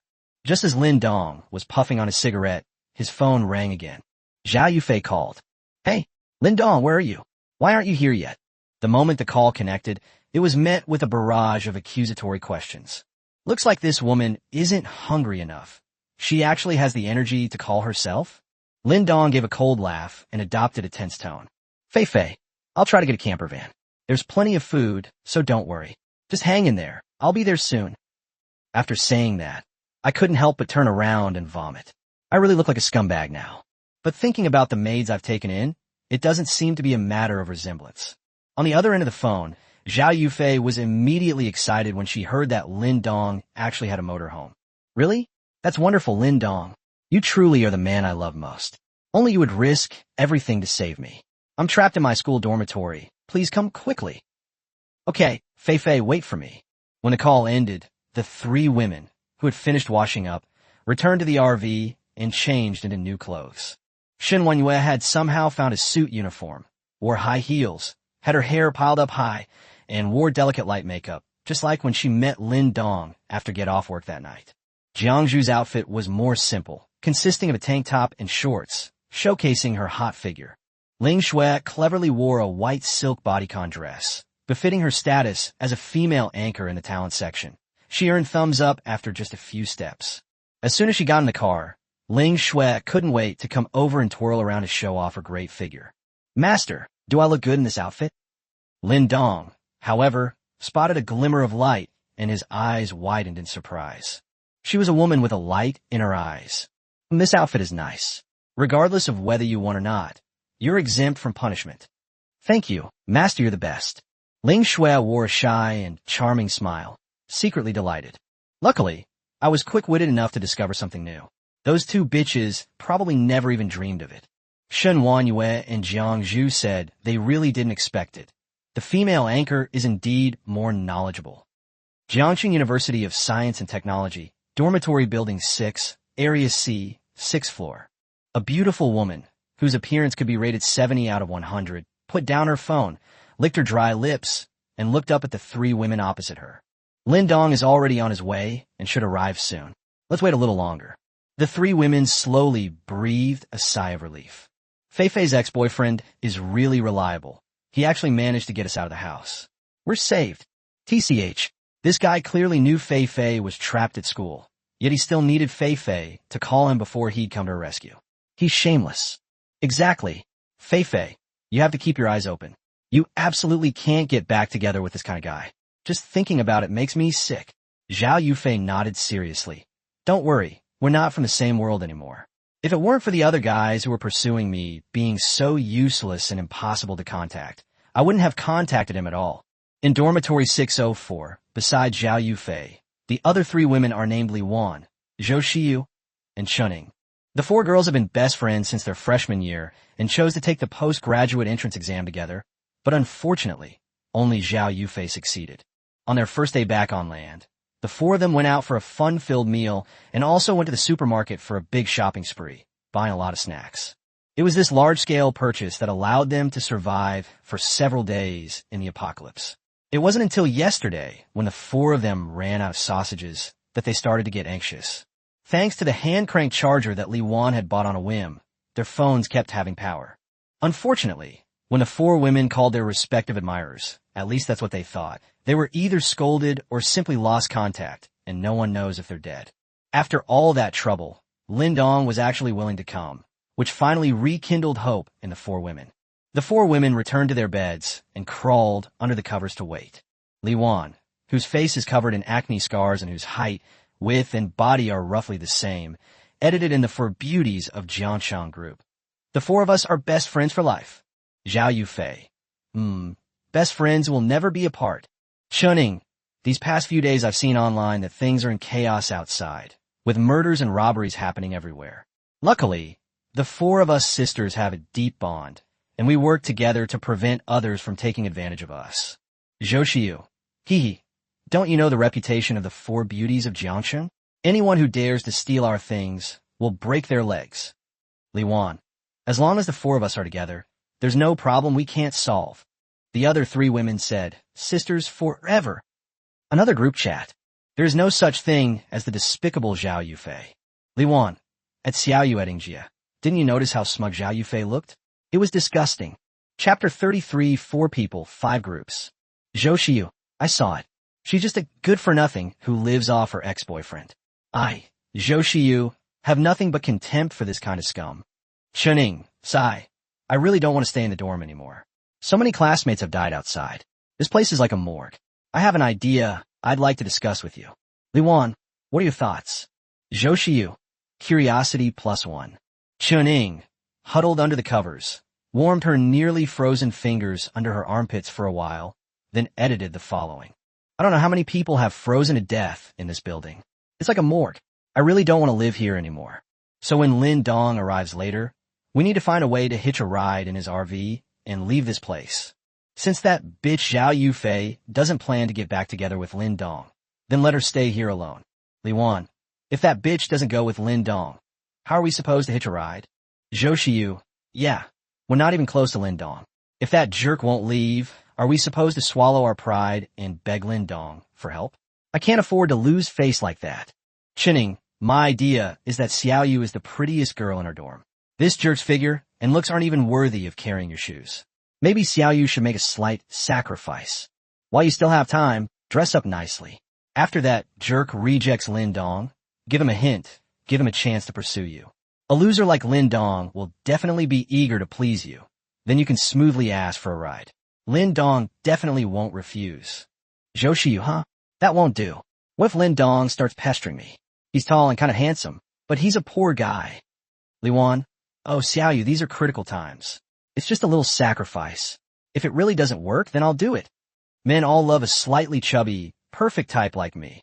I could win Lin Dong over in no time. Chuning. Zhou Xiyu. Li Wan, why aren't you saying anything? Zhou Xiyu.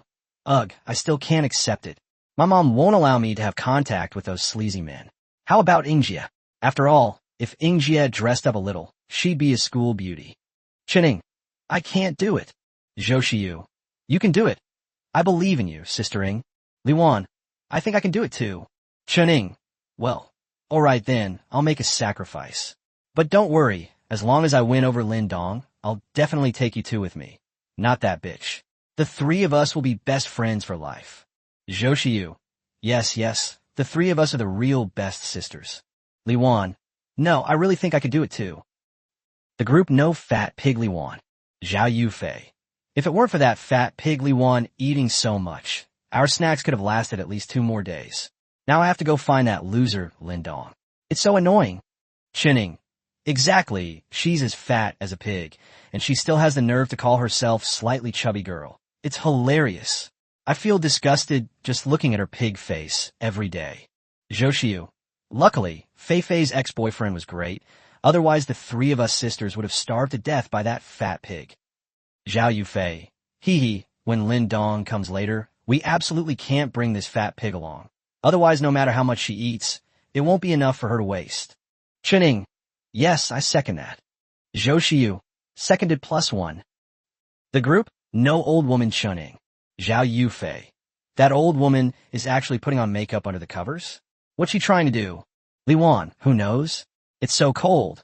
Everything's frozen solid. It would be a miracle if we could even draw it. Zhou. Hee hee. Maybe this old woman is trying to seduce Fei-Fei's ex-boyfriend? He's so old and ugly. He can't even go out without makeup. Zhao Yufei. Laughable. She doesn't even deserve it. Even if I dumped Lin Dong, he's still my dog. A menopausal old woman like her? She wouldn't even be wanted if she offered herself up. Li Wan, stop talking, it's too offensive. No green tea Zhou Shiyu group. Chinning, why did green tea go to the toilet? It's been clogged for days, doesn't she smell bad? Li Wan, sistering, when is she ever not smelly? Zhao Yufei. Let me tell you, last time she bought snacks, she bought a box of chocolates, and she hasn't taken it out for the past few days. I guess she hid it and is probably sneaking some in the bathroom right now. Li Wan, what? How could she be so shameless?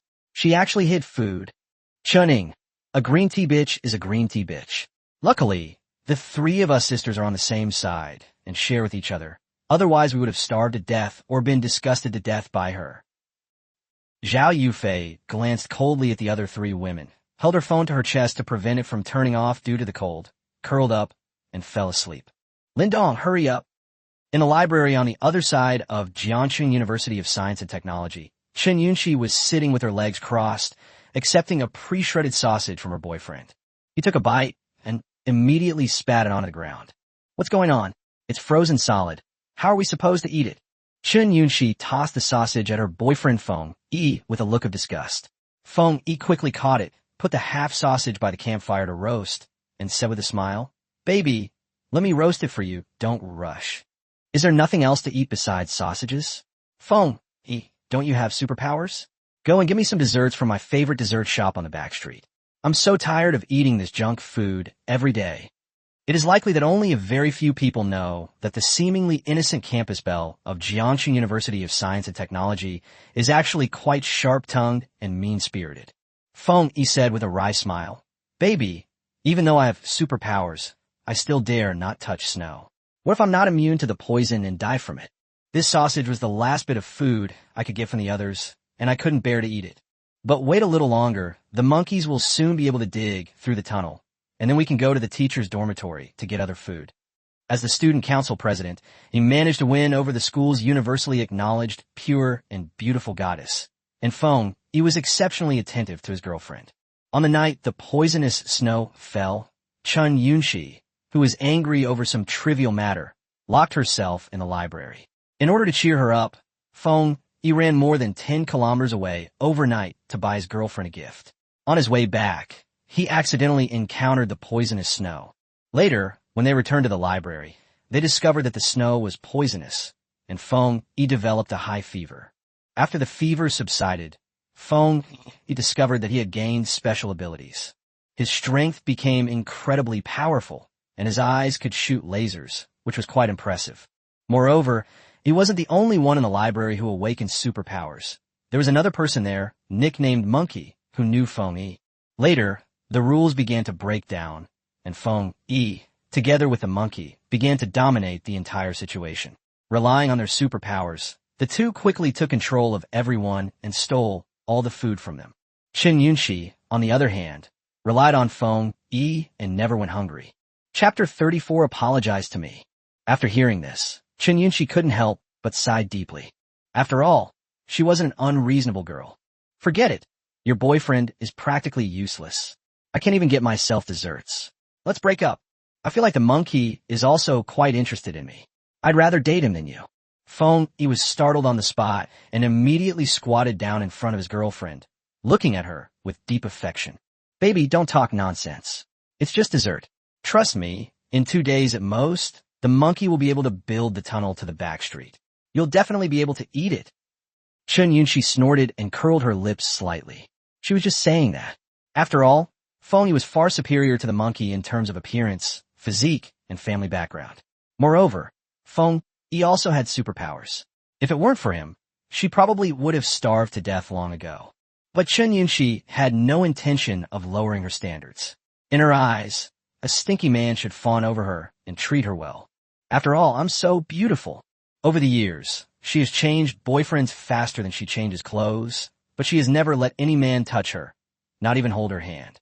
She had seen it countless times at home, and every time her mother got angry, her father would shamelessly try to coax her. This made her even more determined to believe in something. Men are all despicable. You can't be nice to them, and you certainly can't give yourself to men casually. The more arrogant and aloof you are, the better they will treat you. I hope you keep your word, or I'll really go find a monkey. Feng nodded repeatedly, but a cold glint suddenly flashed in his eyes. On the first floor of the library, a large hole with a diameter of 2 meters has been dug out of the originally smooth and clean floor, and the hole is very deep. Snap! A pair of dark hands suddenly emerged from the hole. Damn it, I am exhausted. A thin, short man crawled out of the hole, shaking off the mud and cursing under his breath. His name is Ho Ming. Because of his surname Ho and his physique, he has been called Monkey since he was a child, and he is used to it. Ho Ming looked around and walked upstairs in the library. On the way upstairs, you can often see all kinds of gruesome corpses. These are all students from Jiangxi University of Science and Technology. Some fail to get into university, some are just habitually studious, and of course, some can't afford a hotel room, so they come to the library to secretly date. After the poisonous snow fell, these people were trapped here. Some died from the poison, but most were beaten to death. The blood on the floor had long since frozen into ice. However, this horrific scene could no longer frighten him, because many of them were killed by him. He's a superhuman. Since he has power, he should be able to kill whoever he wants. They made their way to the top floor, where there was a bonfire made of books and bookshelves. Feng and Chun Yunshi sat down next to it to keep warm. Damn it, I've been working so hard digging this hole down here, and you two are sitting here by the fire, all lovey-dovey. It's so damn annoying. The monkey only dared to think this to himself, because he couldn't beat Feng. Otherwise, he would have already won over Chun Yunshi. Upon seeing Ho Ming return, Feng revealed a cold smile, which he immediately switched to a bright smile. The monkey's back. Has the tunnel been cleared? Ho Ming sighed. It won't be that fast, but I estimate it will only take less than 3 meters to dig through. I'll rest for a while, and then start digging this afternoon. When Chun Yunshi heard that she would have to wait for half a day, she immediately became unhappy. What? Only 3 meters left? Then what are you waiting for? Hurry up and dig that far. Ho Ming rolled his eyes. My goodness, I'm a person. Are you really planning to work me to death? Chun Yunshi shouted angrily. What kind of tone is that? Apologize to me. Ho Ming. Did I say anything? I'm just a little tired from complaining. Why do I have to apologize to you? You bitch, what the hell are you thinking? If it weren't for me, you'd all be stuck in the library waiting to die your whole lives. You know that. Ho Ming was instantly enraged. This pure and innocent school beauty was truly wasting her beautiful appearance. Her spoiled and willful nature was something that most people couldn't handle. Thank goodness it wasn't his girlfriend. But this is the apocalypse now, so if there's a chance to kill Feng, it might be worth a try. After all, he had seen Chun Yunshi in a white dress before, and her figure was absolutely amazing. You dare to insult me? Chun Yunshi was shocked. She was so beautiful. How could some stinky man dare to insult her? As the student council president, Feng still had some sense and quickly stepped in to smooth things over. Okay, baby, don't be angry. The monkey is exhausted too. Let's not talk too much, okay? Don't cry. However, his murderous intent grew stronger and stronger. If he didn't need to use the monkey's digging superpower to get out, he would have killed the monkey on the spot. No one has ever scolded me since I was a child. Feng, you kill that monkey for me. Chun Yunshi persisted. Ho Ming sat there with a crooked mouth, sneering disdainfully. What was he afraid of? Feng, he was extremely embarrassed. He tried all sorts of nice things to persuade him, but nothing worked. He had no choice but to turn his attention to Ho Ming. Monkey, how about you apologize to my girlfriend and we'll call it even? Apologize? I didn't say anything wrong. What's there to apologize for? Ho Ming was naturally unhappy as well. Feng Yi's face darkened, and his eyes began to glow red. Okay, I'm sorry. Alright. Seeing that Feng Yi really wanted to kill him, Ho Ming hurriedly waved his hand and compromised. Damn it, I'll definitely kill you all if I get the chance. What do you mean, okay? What kind of attitude is this? Chun Yunchi cried, even louder. Ho Ming had no choice but to put on a sincere expression. I'm sorry, it was my fault. Please stop crying. Chun Yunchi's tears stopped abruptly. She snorted coldly and sat back down to continue warming herself by the fire. Watch your tone when you talk to me from now on. Besides arrogance and aloofness, crying is also a very effective way to discipline a jerk. Ho Ming was almost furious, his chest heaving violently, but he managed to hold back. All three fell silent, and the atmosphere gradually became tense. You mean, your abilities came from him? Inside the moving RV, Liang Jihan couldn't help but cover her mouth and gasp, staring wide-eyed at Shen Wanyue. Keep your voice down, don't disturb the master. Shen Wanyue hurriedly whispered. Liang Jihan nodded quickly. Shen Wanyue whispered, except for Jiangzhu, all of us gain superpowers through our master. If you want to survive in the apocalypse, just obediently listen to your master. Liang Jihan pursed her lips and lowered her head, then looked at Jiangzhu, who was standing silently to the side, staring blankly out the window. This woman seems different from the other two. Chapter 35, Mutant Serum arrives at Jiangxing University of Science and Technology. Ding ding ding. Suddenly, a cell phone rang inside the RV. Jiangzhu was startled and immediately took out her phone, her beautiful eyes instantly turning complicated. It was her fiancé, Xia Beichun, calling. Just as he was about to hang up, Lin Dong's voice suddenly came through. Catch! Jiangzhu bit her lips so hard they almost bled, but she didn't dare disobey Lin Dong at all. Yes, master. The call was connected. Xiaozhu, how are you today? Is it a good time for us to video chat? On the other end of the phone, Xia Beichun, looking longing, still wanted to video chat with his fiancée. Jiangzhu took a deep breath. No, it's not convenient today. Okay, I'll do as you say. Xia Beichun doted on his wife. Xiaozhu, I know you're going through a tough time right now, but don't worry. Xia Beichun looked around and lowered his voice.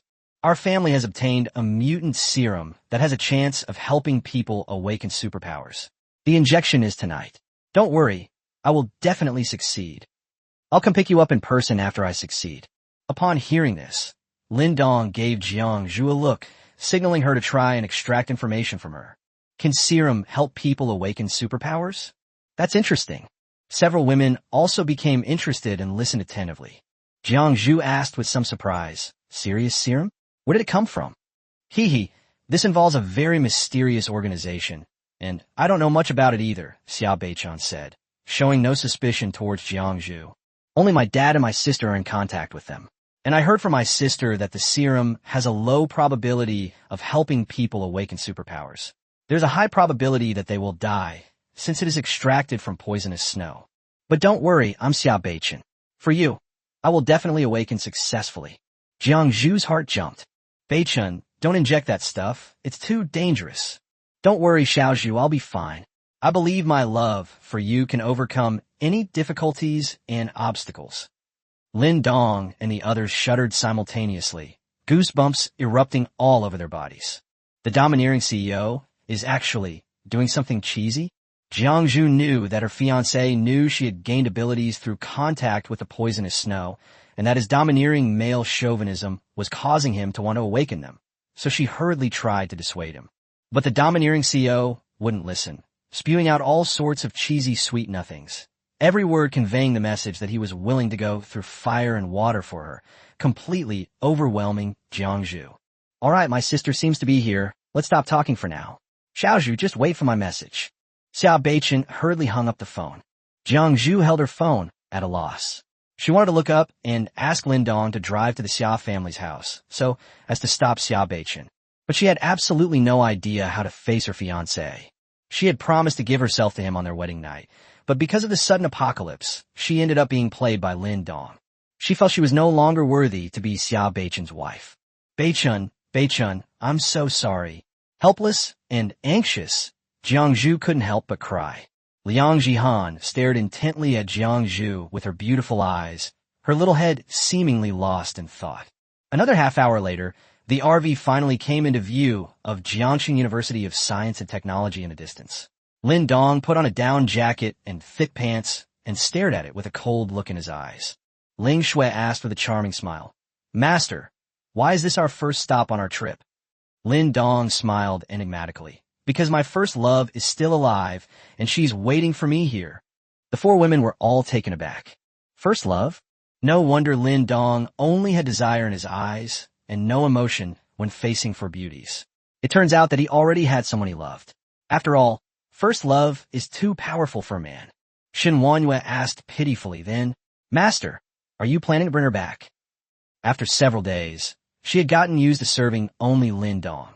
Now that an ex-girlfriend had suddenly appeared, she was worried that she would have another mistress.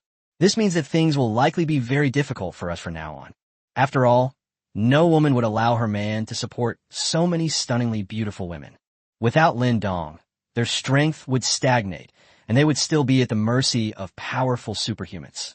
"Bring them back," Lin Dong scoffed. "I'll send her away." Lin Dong used to be love-struck and tolerated Zhao Yufei's outrageous behavior.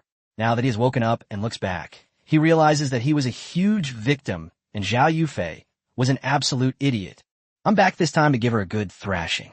Hearing the murderous intent in Lin Dong's tone, the girls, though not understanding what had happened, could guess the general idea. It's nothing more than a drama of being dumped by a scumbag woman. Ling Shui's big eyes darted around, and she suddenly leaned closer. "Don't worry, Master. I'll definitely dress myself up beautifully, so your ex-girlfriend will regret it so much. What clothes do you suggest I wear?" However, Lin Dong waved his hand. "You guys stay at the hotel next door and wait. I'll call on you to come on stage when I tell you to." Huh? Ling Shui looked displeased. How could she not be part of this satisfying story where her master was helping her show off and slap his face? After all, if Lin Dong hadn't been dumped by that scumbag woman, how could he have become so cold-blooded and ruthless? It's all her fault. Although they hadn't met yet, the girls had already begun to resent Zhao Yufei. Then, "Master, I want to see it," Ling Shui started to whine. Lin Dong chuckled and shrugged. "You guys coming along will affect my performance." Liang Jihan pursed her lips and took a button out of her pocket. I have a professional hidden camera here, the kind I use to gather evidence. It can connect to my phone or, to be honest, gossip is every woman's nature." Although she still resisted Lin Dong, it didn't stop her from wanting to eat melons. Ling Shui's eyes lit up, and she immediately took it and pinned it to Lin Dong's clothes. She then whispered in his ear, "Master, please wear the camera, please." Lin Dong touched his nose and coughed. "Ahem, since you want to see, then I, your master, will grant your wish this once." Chapter 36, Even Death is a Luxury. "See you later, master." Shen Wanyue and the other three women stood in the safe area at the hotel entrance, waving at the RV. "Let's go in and find a clean room to wait for the master's orders." Shen Wanyue put the thermostat given to her by Lin Dong into her pocket and entered the hotel first. Ling Shui followed. Liang Jihan and Jiangzhu didn't move. After they disappeared from sight, Liang Jihan suddenly said softly, "Miss Jiangzhu, I can tell that you don't want to stay by Lin Dong's side. Now we have a chance to escape from him, but we need to work together to have a chance. I know this hotel. It's a famous 5-star hotel in Jiangxing with excellent facilities. There should be survivors inside. We can team up with the survivors, subdue those two women, and negotiate with Lin Dong when he returns to get him to hand over the RV. That way, we'll have a chance to escape. What do you think?" Jiangzhu put her hands in her pockets, and a cold smile couldn't help but appear on her usually aloof expression. "If you knew him, you would know that unless he dies, we have no chance of escaping. Otherwise, how could Lin Dong feel at ease leaving the maids here like this? Because he didn't care about their lives at all, or rather, he could control their lives at will. Meeting Lin Dong made even death a luxury, let alone escaping." Liang Jihan didn't really know much about Lin Dong and couldn't help but ask in confusion, "What do you mean? What abilities does he possess that make you all so afraid of him?" Jiangzhu didn't know what Lin Dong's abilities were either, so she could only sigh deeply, turn around and go into the hotel, leaving the female security officer completely bewildered. Seeing that Jiang Zhu had given up, Liang Jihan could only frown and follow him inside. She couldn't escape on her own. While this hotel is so gloomy, it is quite the atmosphere of an escape room. Ling Shui held up a flashlight and walked side by side with Shen Wanyu at the front. The hotel was luxuriously decorated, but there was no light at all, which made it look like a strange scene from a horror movie. Many doors were wide open, and there were bloodstains and corpses left on the walls and carpets. The four women went straight to the top floor, where the most luxurious presidential suite was located. She opened several doors in a row, only to find them in disarray or with broken windows. When she finally reached the last room in the corridor, just as Shen Wanyu was about to kick the door open, she suddenly frowned. "Watch out, someone's inside." Even through the thick security door, she could hear sounds coming from inside the house. "What are you afraid of? Let's knock on the door and see," Ling Shui said, seemingly oblivious to Lei Da's lack of common sense, and took the initiative to step forward. Knock, knock, knock. A knock suddenly sounded, and the people inside fell silent. After a while, the door was opened a crack, and a middle-aged man cautiously peeked out. He was stunned when he saw the four stunningly beautiful women. Ling Shui greeted him with a sweet smile. "Hi, uncle, we're just passing by. It's so cold outside, could we come in and rest for a bit?" The middle-aged man stood there stunned for a long time before finally opening the door and letting them in. "How did you get here?" "I saw a car downstairs just now. Is it yours?" the middle-aged man asked. Ling Shui acted very innocently and walked in without any hesitation. She nodded in satisfaction when she saw that the suite was clean and tidy. "That's not our car. We just hitch a ride, and now I want to find a place to rest." "Uncle, can we stay?" Seeing Ling Shui's pitiful appearance, the middle-aged man immediately felt like he was in love again. Yes, I am Wang Dasheng. Ladies, please come in quickly. This hotel is not very peaceful." Wang Dasheng rubbed his hands together and happily welcomed them in.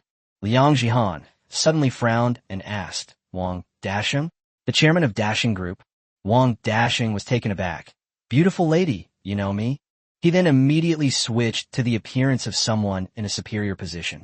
"I am but the chairman of Dasheng Group, a well-known figure in Jiangcheng. Ladies, rest assured, as long as you stay here, I will definitely protect your safety." Ling Shui smiled sweetly. "Uncle, you've misunderstood. What I meant was, you go out, we'll stay here." Wang Dasheng was dumbfounded. "What do you mean, beautiful lady?" Ling Shui chuckled and said, "It means exactly what it says. Why aren't you leaving yet? The facilities and environment here are quite nice, making it a good place to stay and enjoy the show." Wang Dasheng's chubby face instantly contorted. "What? I kindly took you in, and you actually think you could take over my place? You think you're so great." Liang Jihan instantly realized something and immediately pulled the furious Wang Dasheng back. "Mr. Wang, you're a person of importance, so don't bother with these women. There are plenty of rooms here. Could you please find another one?" Her actions were naturally intended to save Wang Dasheng's life. If she angered these women, the consequences would be dire. But what she didn't expect was that these words were like adding fuel to the fire, and Wang Dasheng felt that he was being looked down upon. He shoved Liang Jihan aside and pointed at Ling Shui, angrily cursing. "You filthy bitch, I used to hack my way from West Street to East Street with a watermelon knife back in the day. Do you really think my huge business was made through legitimate means? Damn it, men, take all four of these women down." As he spoke, he clapped his hands, and the bedroom door of the suite opened. Four burly men rushed out immediately.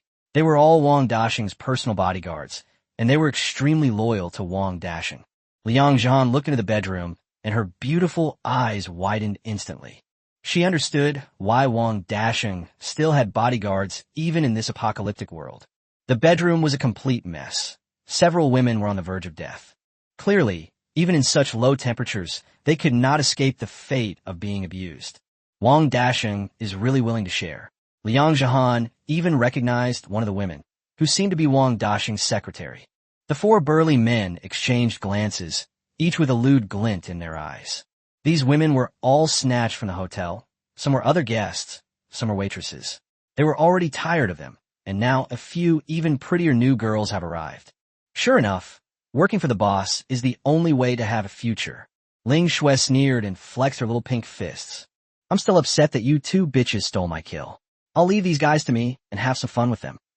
Shen Wanyu said expressionlessly, "Don't draw too much blood. This room is enough for us. Okay, okay, Ling Shui said helplessly. Several burly men grinned maliciously. Little wench, you think you could take us on by yourself? How about he? Humph. Disgusting. Ling Shui snorted coldly, and her figure disappeared instantly. Chapter 37 in the Apocalypse. There is no good or evil, only the strong and the weak. Wang Daxing's group consisted of ordinary people who, despite their bravery and ruthlessness, were nothing in the face of superpowers. Wang Daxing only felt a blur before his eyes, and the beautiful woman suddenly appeared in front of the 4 bodyguards. Before they could react, Ling Shui had already made a lightning-fast kick. Clap, clap, clap, clap. For consecutive sounds of eggs breaking were heard. The 4 bodyguards were stunned for a moment, and an indescribable, unparalleled pain instantly swept over their bodies. Oh, Vika. The 4 men simultaneously clutched their groins, their eyes bulging, their bodies contorted like shrimp, screaming in agony. Wang Daxing felt a chill in his crotch as he watched, and couldn't help but tighten his belt. No man could remain calm in such a situation. Oof. If I didn't want to make the room too dirty, I would have blown your heads off long ago. Ling Shui clapped her hands, opened the window, and grabbed 2 bodyguards on either side, ready to throw them out. Wang Daxing was stunned. His bodyguard, who had secretly resolved countless troubles for him, had been taken down just like that. What was he going to do? Just as Ling Shui was being thrown out, Liang Jihan suddenly pulled out a gun, pointed it at her, and yelled, Ling Shui, put the person down immediately. Stop killing innocent people. Ling Shui was taken aback, but still holding the 2 of them. She turned around and looked at her with a gloomy expression. What do you mean? You dare to attack me while the master is away? Liang Jihan bit her silver lips, thinking of the terrifying Lin Dong, but her sense of duty and justice made her unwilling to ignore the impending murder. I don't want to hurt you. I know you were forced into this by Lin Dong. I can see that you're not a bloodthirsty person at heart. Don't make another mistake. Let's seize this opportunity and secretly plot a way to break free from Lin Dong's control. Can't we then take charge of our own lives from now on? Ling Shui's anger subsided considerably in an instant. She slowly lowered her head, pursed her lips, and remained silent. Yes. How did I become like this in just a few days? Before the apocalypse, she was just a streamer who made a little money by relying on her good looks and figure. She had never done anything immoral. How come she has become so indifferent to human life ever since she met him? My initial intention was simply to survive. Seeing Ling Shui waver, a glimmer of hope flashed in Liang Jihan's eyes, but the next second, Ling Shui suddenly raised her head, her eyes filled with ruthlessness. With both arms, she threw the bodyguard out of the window, where he crashed heavily into the snow. His screams and howls continued, his fate sealed. Ew. How could you? Liang Jihan was speechless. Are you playing me? Don't even think about it. We can never escape our master in our entire lives. Never. Ling Shui's eyes were a little red, and her voice was trembling with tears. She remembered the days she was locked in the bathroom. What does death matter? Lin Dong has plenty of ways to make them wish they were dead. As long as he was alive, she would never have the chance to betray him. Her life was already completely bound to Lin Dong. Shen Wanyue calmly watched the 2 women confront each other with her arms crossed. She was the first to follow Lin Dong and was also his neighbor, so she knew Lin Dong quite well. This is a person from the lower class who was psychologically twisted by boundless pressure before the apocalypse. Such a person is the most terrifying once he gains power. However, she had no way to resolve the issue. Ultimately, it all comes down to power. Lin Dong was powerful, so they had no choice but to follow him. All right, Miss Liang, you should put the gun down. Don't try to say these things again. It's pointless, Shen Wanyue sighed deeply. Liang Jihan panicked and looked to Jiang Zhu for help. Jiang Zhu, are you going to continue living like this? You have a fiancé. Can't you fight for your own happiness? Jiang Zhu froze instantly, her mind in turmoil. The sudden change in the situation overjoyed Wang Daxing. Although he didn't understand what had happened between these women, there was a strong trend of infighting, and now was a good opportunity for him to take control of the situation. Taking advantage of their inattention, Wang Daxing quickly fled back to his room, opened the safe, and took out Jinli. Damn it. Do you really think I'm a pushover? A few little wenches think they can bully me? I'll kill you all today. Enraged, Wang Daxing grabbed his gun and rushed out. Without thinking, he fired a shot at Liang Jihan, who was closest to him. This woman has a gun. Let's kill her first. This sudden turn of events was truly unexpected for the women, and Shen Wanyue exclaimed in surprise. Careful! Bang! Liang Jihan was completely unaware of what was happening. She only felt a sharp pain in her chest and looked down blankly, only to find a huge bloody hole from which blood was gushing out. Why? She didn't understand. She had been saving him all along, so why did he want to kill her? Can't good intentions really be met with kindness in return? This damn apocalypse. Shen Wanyue was instantly enraged. This fat pig not only had a name similar to her ex-husband's, but he was also such a despicable person. Damn it!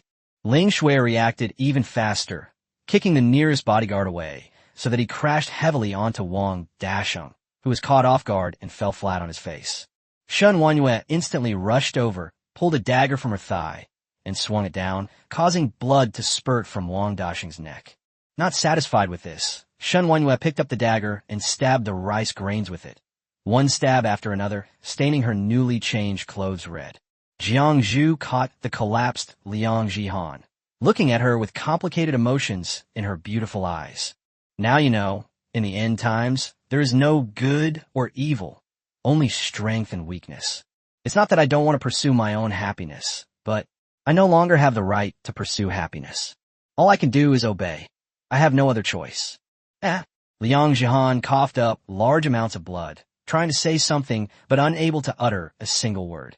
This time, I felt even more heartbroken than when I was in the mall, whether in a physiological or psychological sense.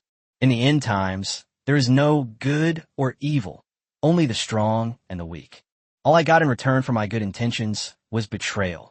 If I were given a second chance to live, I, Liang Jihan, would never again be a saint. I would simply be a person without emotions.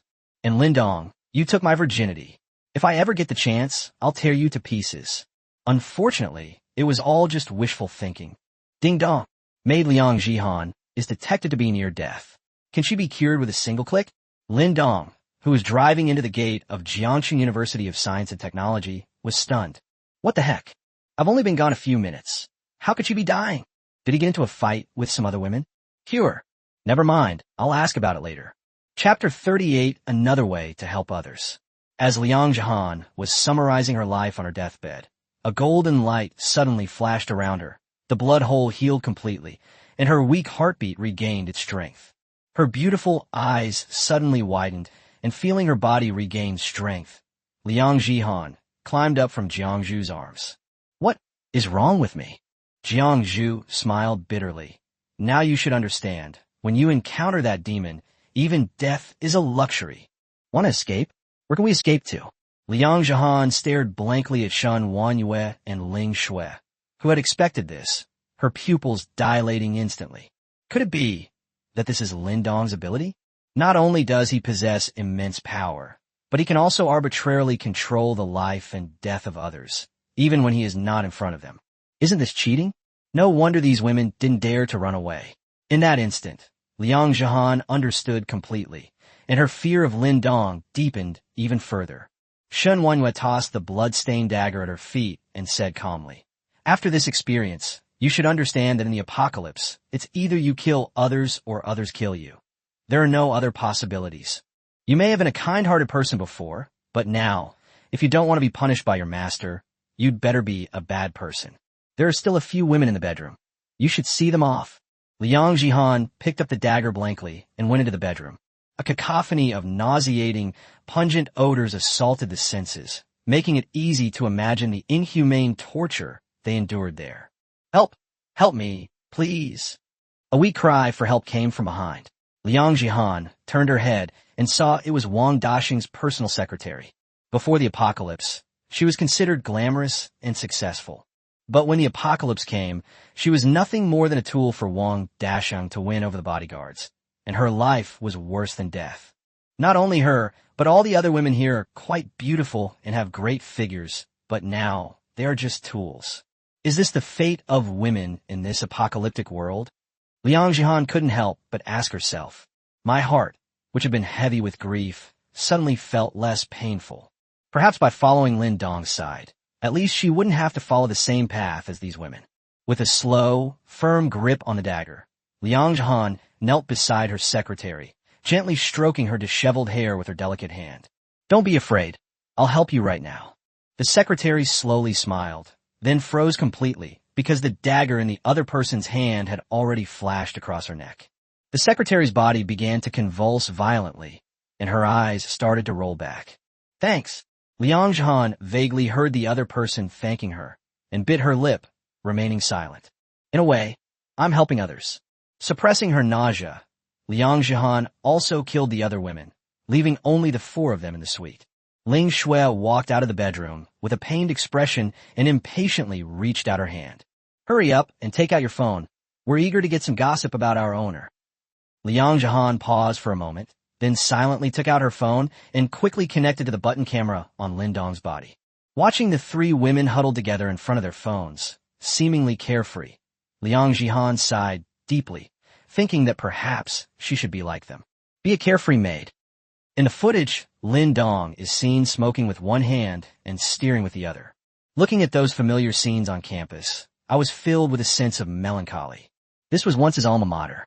If it weren't for family reasons, he might have finished his undergraduate studies here and then chosen to pursue postgraduate studies with Zhao Yufei. The huge RV drew a long black line in the snow-white scene, which was seen by many survivors, who couldn't help but shout for help. "Help! Help me! Hey, is the driver deaf? I'm right here, come save me. SOS. I'm a foreigner, save me first. Go to hell. You foreigner, take me with you first." Unfortunately, Lin Dong chose not to hear. He naturally knew where Zhao Yufei's dormitory was. The RV slowly stopped downstairs, and a loud roar naturally attracted the attention of everyone in the building. They all cautiously poked their heads out, wondering if the rescue team had arrived. However, they were disappointed. The person who got out of the RV was just an ordinary man.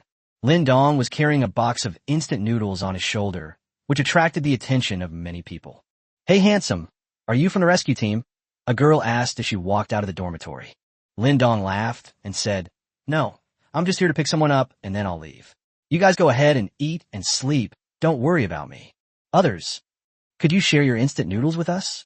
We've been starving for days," someone asked pitifully. Lin Dong scoffed. "What are you dreaming about? Whether you're hungry or not is none of my business." "You." Some of the girls were already quite angry and were about to continue picking a fight when Zhao Yufei, who had heard the commotion, ran downstairs. "Get out of my way. This is my boyfriend.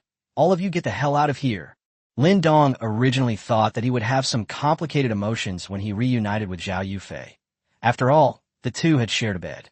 To his surprise, his cold heart remained completely unmoved, as if he had seen a complete stranger. Inside the hotel, the 4 women also saw Zhao Yufei's appearance through the camera and all pouted. "This is the master's ex-girlfriend? She's not even that good looking." "Exactly, it's not even as big as mine, and it has freckles on its face. Master must have never eaten fine food before." Without saying a word, Zhao Yufei rushed over and grabbed Lin Dong's arm, asserting her ownership. When the others saw that this person had a boyfriend picking her up in a car, they were immediately filled with envy, jealousy, and resentment. However, they were all well-behaved students and dared not do anything excessive. "Let's go, Lin Dong. Come back to the dorm with me first." Zhao Yufei was very happy to see Lin Dong's big RV. Lin Dong didn't say anything and was forcibly dragged into the dormitory. As soon as he entered, Lin Dong couldn't help but frown. "Smelly. It stinks. Did he poop on the bed?" The small dormitory was a mess of clothes, snacks, instant noodles, and garbage piled up like a small mountain. I really don't know how they can stand it. The gratitude system allows you to have maids keep your house spotless even in the apocalypse. After closing the door, Zhao Yufei immediately let go of Lin Dong's arm, her demeanor instantly changing. "Lin Dong, what's wrong with you? Why are you so slow? I'm starving, you know. Hurry up and boil some water to cook me some instant noodles." "Why did you only bring instant noodles? I'm so tired of that stuff. Couldn't you have gotten something else to eat? This is so annoying." After being bombarded with accusations, Lin Dong couldn't help but laugh. It's the same old story. Zhao Yufei used to treat him the same way. If he was even slightly unhappy, she would scold him. Did I used to be a masochist? Seeing Lin Dong standing still and still smiling, Zhao Yufei's anger flared up instantly. "What are you still laughing at? Hurry up and go." Lin Dong's smiling face slowly darkened, and he carried the instant noodles to the window and threw them out. If you want some, go pick it out of the snow yourself. Do you think I'm giving you any face? Chapter 39, I can only take 3 people with me. Lin Dong's sudden move really surprised Zhao Yufei. These days, let alone instant noodles, you have to secretly lick even a packet of instant noodle seasoning. You just threw away a whole box of instant noodles? What's wrong with him? Wait, what kind of tone is that? What kind of tone is that? How dare you yell at me? Zhao Yufei was furious. Li Wan and the other 2 girls cried out and rushed to the window, trying to save the instant noodles, but they were on the 6th floor, far away from the snow. As he approached the balcony, Lin Dong finally saw the 3 women's faces clearly. He naturally recognized them. But today, why does it feel like I don't recognize him anymore? Li Wan's fat face was covered in oil, and Zhou Shiyu's cheeks were so red they looked like Fua dolls. Chuning was even more terrifying. If you said she had smoky eye makeup, well, she really looked like she had smoked it. The black and white makeup on her face looked like a hedgehog with its hair standing on end, which was quite frightening. Damn, are you guys playing NPCs in an escape room? Li Wan pointed angrily at Lin Dong. Lin Dong, how could you waste food? Now you go down and pick it up right now. Or else. Otherwise, my Fei would never get back together with you. Snap. Without thinking, Lin Dong raised his hand and slapped her across the face, instantly turning her pig-like face red and swollen. Who do you think you are, daring to yell at me like that? Li Wan was stunned, and the other girls were stunned as well. How dare he hit someone? Lin Dong looked at his hands with a gloomy expression. Damn it, this pig could support an entire oil refinery by itself. Where did all this oil come from? Lin Dong, disgustedly, shook the lard off his hands, then thought for a moment and took out a bottle of warm mineral water from his pocket to wash his hands. The 4 beauties of Jiangsheng stared blankly at Lin Dong. In their minds, Lin Dong was a sycophant, a gentle and honest good person, and kind to others. How do things turn out like this today? They turn on you at the drop of a hat and start hitting you at the slightest disagreement. It felt so unfamiliar, like I had been possessed. And he always carries hot water with him? Chuning licked her dry lips, resisting the urge to lick the water stains on the ground that were about to freeze, and hurriedly ran over to smooth things over. Oh dear, what are you doing? Xiaowan, this is between Lin Dong and Fei. Whether they get back together or not is their own decision. As their best friends, we shouldn't interfere. And Lin Dong, how could you hit someone as a boy? Why don't you apologize to Xiaowan and let it go? As she spoke, she winked at Lin Dong almost imperceptibly. Look how understanding and reasonable I am. I'm much more sensible than that slut Zhao Yufei. However, Lin Dong seemed not to notice and threw out the half-empty bottle of hot water. You dare ask me to apologize? After saying that, ignoring Chen Ying's stiff smile, he found a clean stool, sat down, and looked at Zhao Yufei. We were in a relationship, and I went to great lengths to bring you supplies. But you turned your back on me as soon as you walked in the door. I'm not your boyfriend anymore, so why should I have to put up with your sullen face? Zhao Yufei froze completely, finally realizing that she had made a huge mistake. Yes, he's no longer her boyfriend, so why does he have the right to take advantage of her? However, she quickly calmed down. Since Lin Dong was willing to come, it meant that he still had some lingering feelings for her. If that's the case, then things are much easier. Zhao Yufei smiled awkwardly and immediately squatted down next to Lin Dong, looking pitiful. Dong, I was wrong. The fact that you came to save me means you love me, right? I was just a little anxious, so I was rude to you. Please forgive me, okay? She had made Lin Dong angry before, but her coquettishness always worked. Lin Dong sneered inwardly, but his cold expression gradually softened. What does it matter whether I forgive you or not? We're not boyfriend and girlfriend anyway. Zhao Yufei became even more convinced that Lin Dong wanted to get back together with her, and she immediately felt smug. We're not boyfriend and girlfriend, but we're definitely not enemies either, so please stop looking so long-faced. Smile. Lin Dong then revealed a bright smile. Seeing that Lin Dong was so easily manipulated by Zhao Yufei, the other 3 women were filled with envy, jealousy, and resentment. Why didn't they have such an easy-to-manage sycophant? Li Wan covered her chubby face, staring at Lin Dong with some resentment, her small eyes darting around, seemingly lost in thought. Zhao Yufei sighed deeply.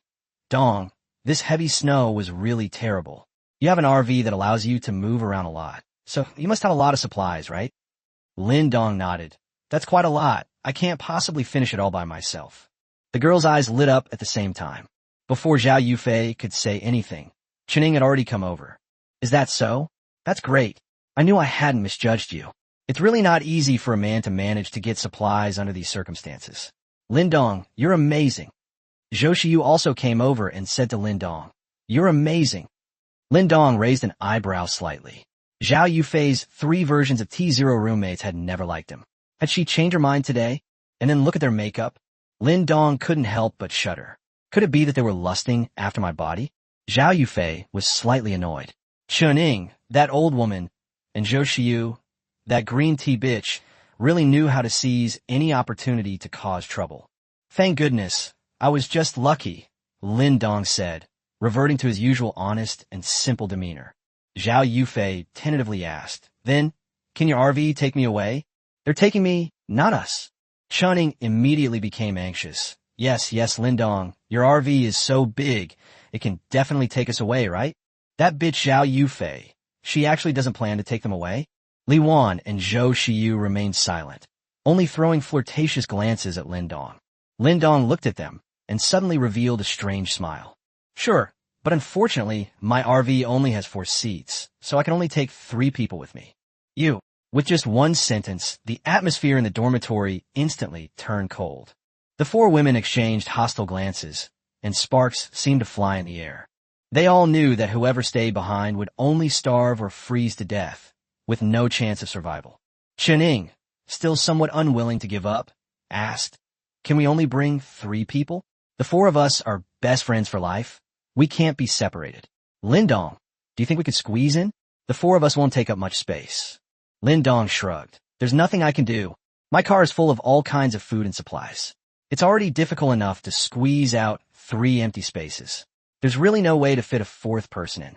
The 4 beauties of Jiangsheng felt a chill run down their spines at the same time. The battle for seats has begun. Chapter 40 Best Friends, Tearing Apart. Lindong chuckled and lit a cigarette, looking at the 4 silent women. Aren't you best friends? Aren't you the 4 beauties of Jiangsheng? Come on, show us your talent. Zhao Yufei was the first to express her opinion. Dong, as long as you let me get in your car, I'm willing to get back together with you. After all, I've thought about it seriously these past few days. Breaking up with you so rashly back then was really irrational. Once I calmed down, I realized that I've always loved you deeply. I dream about you every night, about the days when we went to get out of class together, ate at roadside stalls together. You can't abandon me.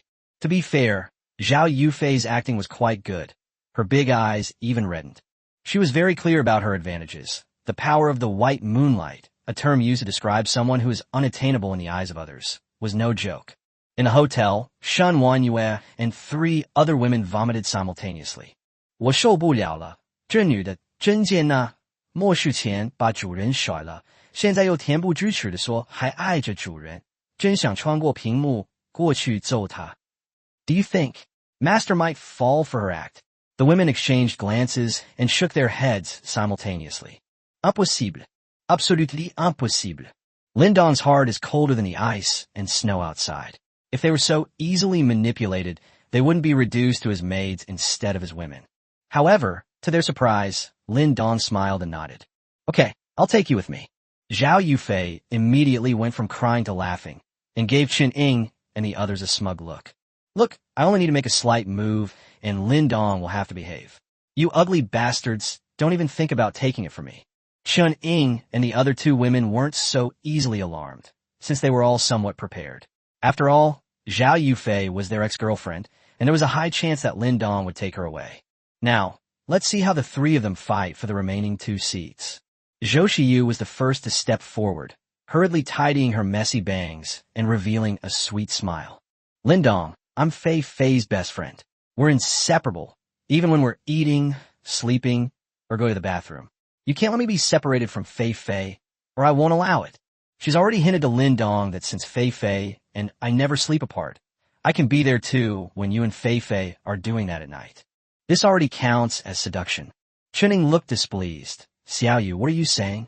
Aren't Fei Fei and I best friends? And Lindong, let me tell you, Xiaoyu grind her teeth in her sleep. It's so noisy no one can sleep at all. Take me with you. My family was poor when I was little. I could do all the housework. The backstabbing begins. Zhou Xiyu was furious. Sistering, what you're saying is too much. Why have I ever ground my teeth in my sleep? Don't slander me. Chuning scoffed. I'm going too far? What a joke. I still have recordings of you grinding your teeth in your sleep on my phone. Want me to play them? Zhou Xiyu. You old woman. How could you be so shameless? Chuning flew into a rage. I'm only 2 years older than you. What gives you the right to say I'm old? A woman's age is not something you can easily use to attack her. Bringing it up is like throwing a bombshell. Seeing that Chuning had broken down, Zhou Xiyu started to act sarcastic. Oh yeah, he's only 2 years older than me. If we calculate age in our hometown using the traditional Chinese system, he's 3 years older, which rounds up to 5. Isn't that old enough? Chuning flew into a rage on the spot. You green tea bitch, I'll tear your mouth apart. As they spoke, they started shoving each other. Zhou Xiyu was caught off guard and was pushed to the ground with a thud, her eyes red and pitiful. Ouch, it hurts. Her voice was absolutely captivating. Ling Shui, watching from the screen, immediately covered her face. This was a clip from a South Korean variety show. The problem is, what kind of divine looks do you have, and what kind of demonic looks do you have? Other people are pitiful to see, but I want to crush you to death when I see you.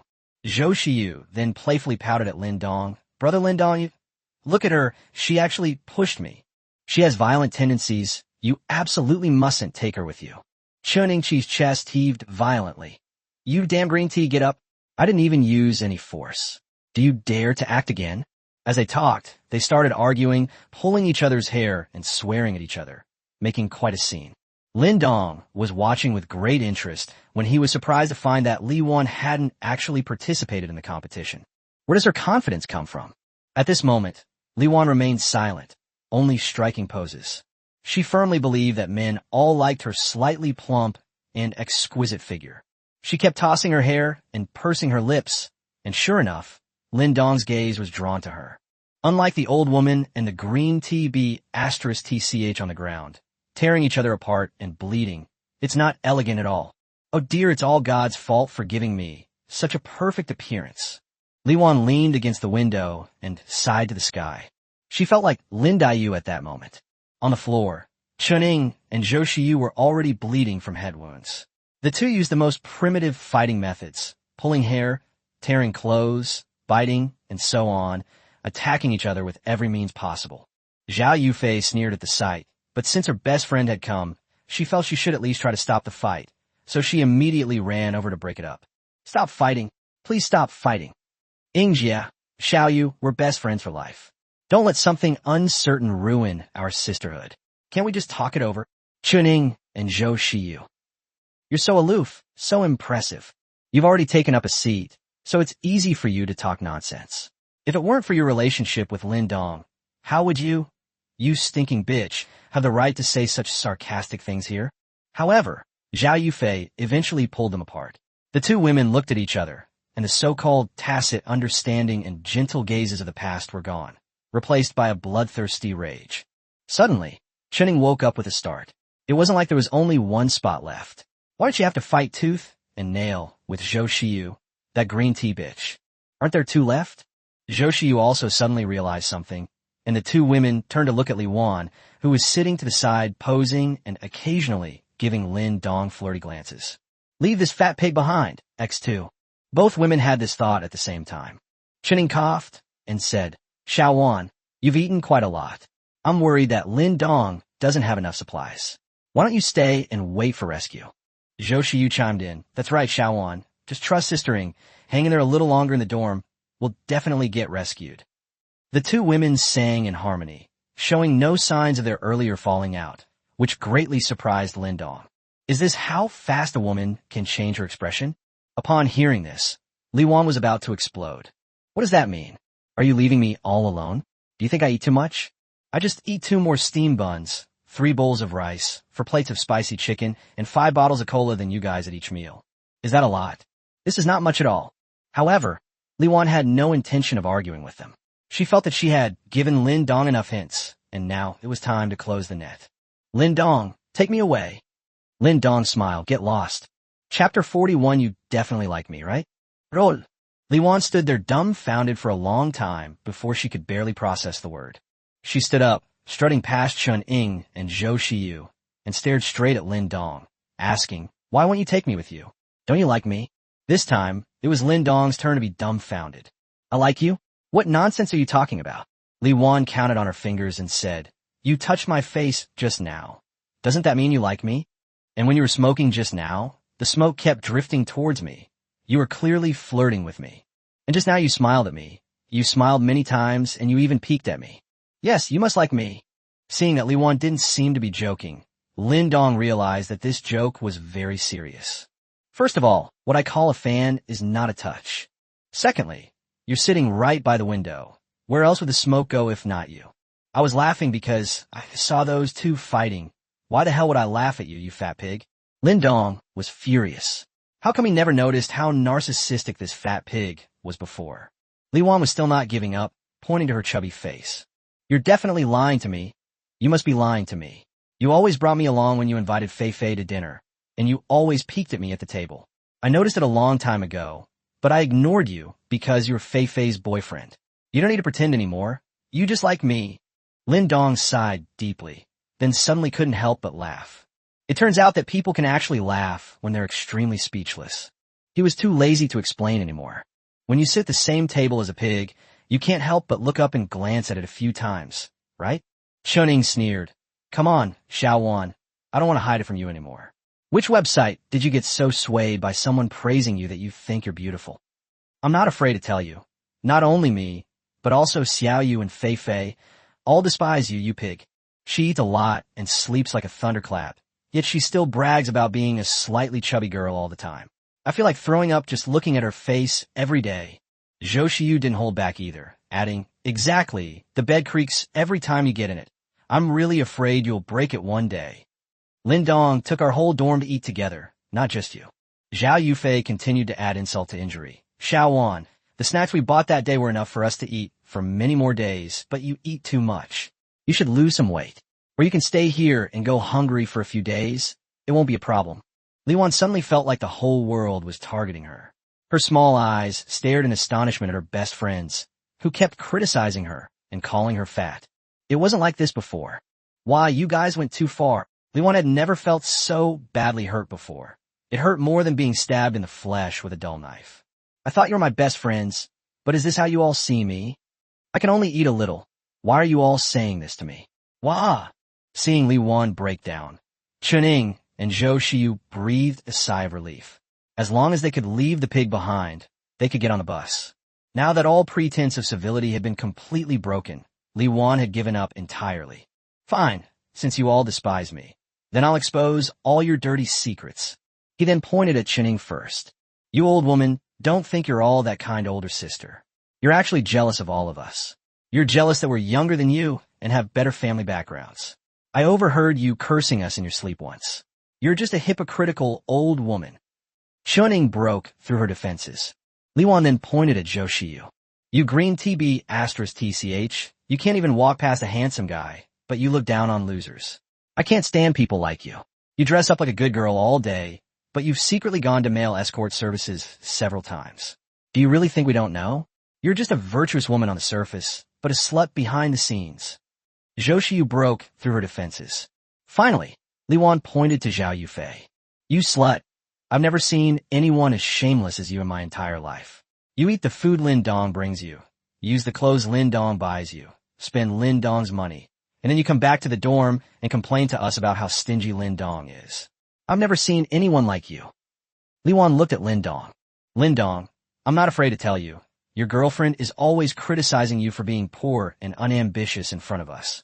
She's even planning to look for a better job while she's still employed. If other women weren't as good as you, she would have dumped you long ago. Zhao Yufei had a crush on a junior student before, and she used your in-game payment to buy him a pair of sneakers. She used your money to seduce someone else. Don't be fooled by her." Lin Dong frowned slightly and recalled for a moment, and it seemed that there was indeed such a thing. When the payment was made through the payment service, it was deducted from his account. Lin Dong checked and found that Zhao Yufei had bought a pair of brand-name men's sneakers, which made him happy for quite a while. He thought his girlfriend was going to buy him a gift, even though it was his money that was spent. Who knew that the sneakers never came back? When Lin Dong asked her about it, she said that she bought them for her father, so Lin Dong didn't pursue the matter further. I never imagined I'd become such a victim. What's it like when you're the one being gossiped about, but it happens to you? However, Lin Dong wasn't very angry. Instead, he almost laughed. I laugh at my past, foolish self. Shut up. What nonsense are you spouting? I'll tear your stinking mouth apart. Oh, Li Wan, I'll knock your horse out. Overwhelmed, Zhao Yufei and the other two women couldn't help but try to stop Li Wan from revealing more information, and the scene descended into chaos once again. Li Wan's physique was no joke. Her large frame proved useful, allowing her to hold her own against 3 opponents. You fat pig, go to hell. Zhao Yufei seized the opportunity to tightly choke Li Wan's neck, her eyes filled with ruthlessness. She didn't dare to look back at Lin Dong's expression. She was afraid to face the enraged Lin Dong, who would abandon her without a second thought, leaving her to wait to die with these bastards. Therefore, we need to shut Li Wan up first, and then explain to Lin Dong later. Chen Ying and Zhou Xiyu grabbed Li Wan's hands from either side. The once inseparable best friends now looked like mortal enemies, their minds filled with nothing but thoughts of killing each other. Lin Dong watched with great enjoyment while smoking. There are 2 types of women fighting. One type is like their own maids, where arms and legs fly everywhere. It's incredibly bloody. One type is like this. There are no specific moves. It's all about who has the most strength and who can pull hair the hardest. LOL, they don't even know how to use tools. The 4 fought in a chaotic frenzy, rolling around in all directions. Suddenly, with a bang, Zhao Yufei felt a warm sensation on her hand. She pulled it back and froze in shock. Blood. So much blood. Li Wan was attacked by the 3 of them together.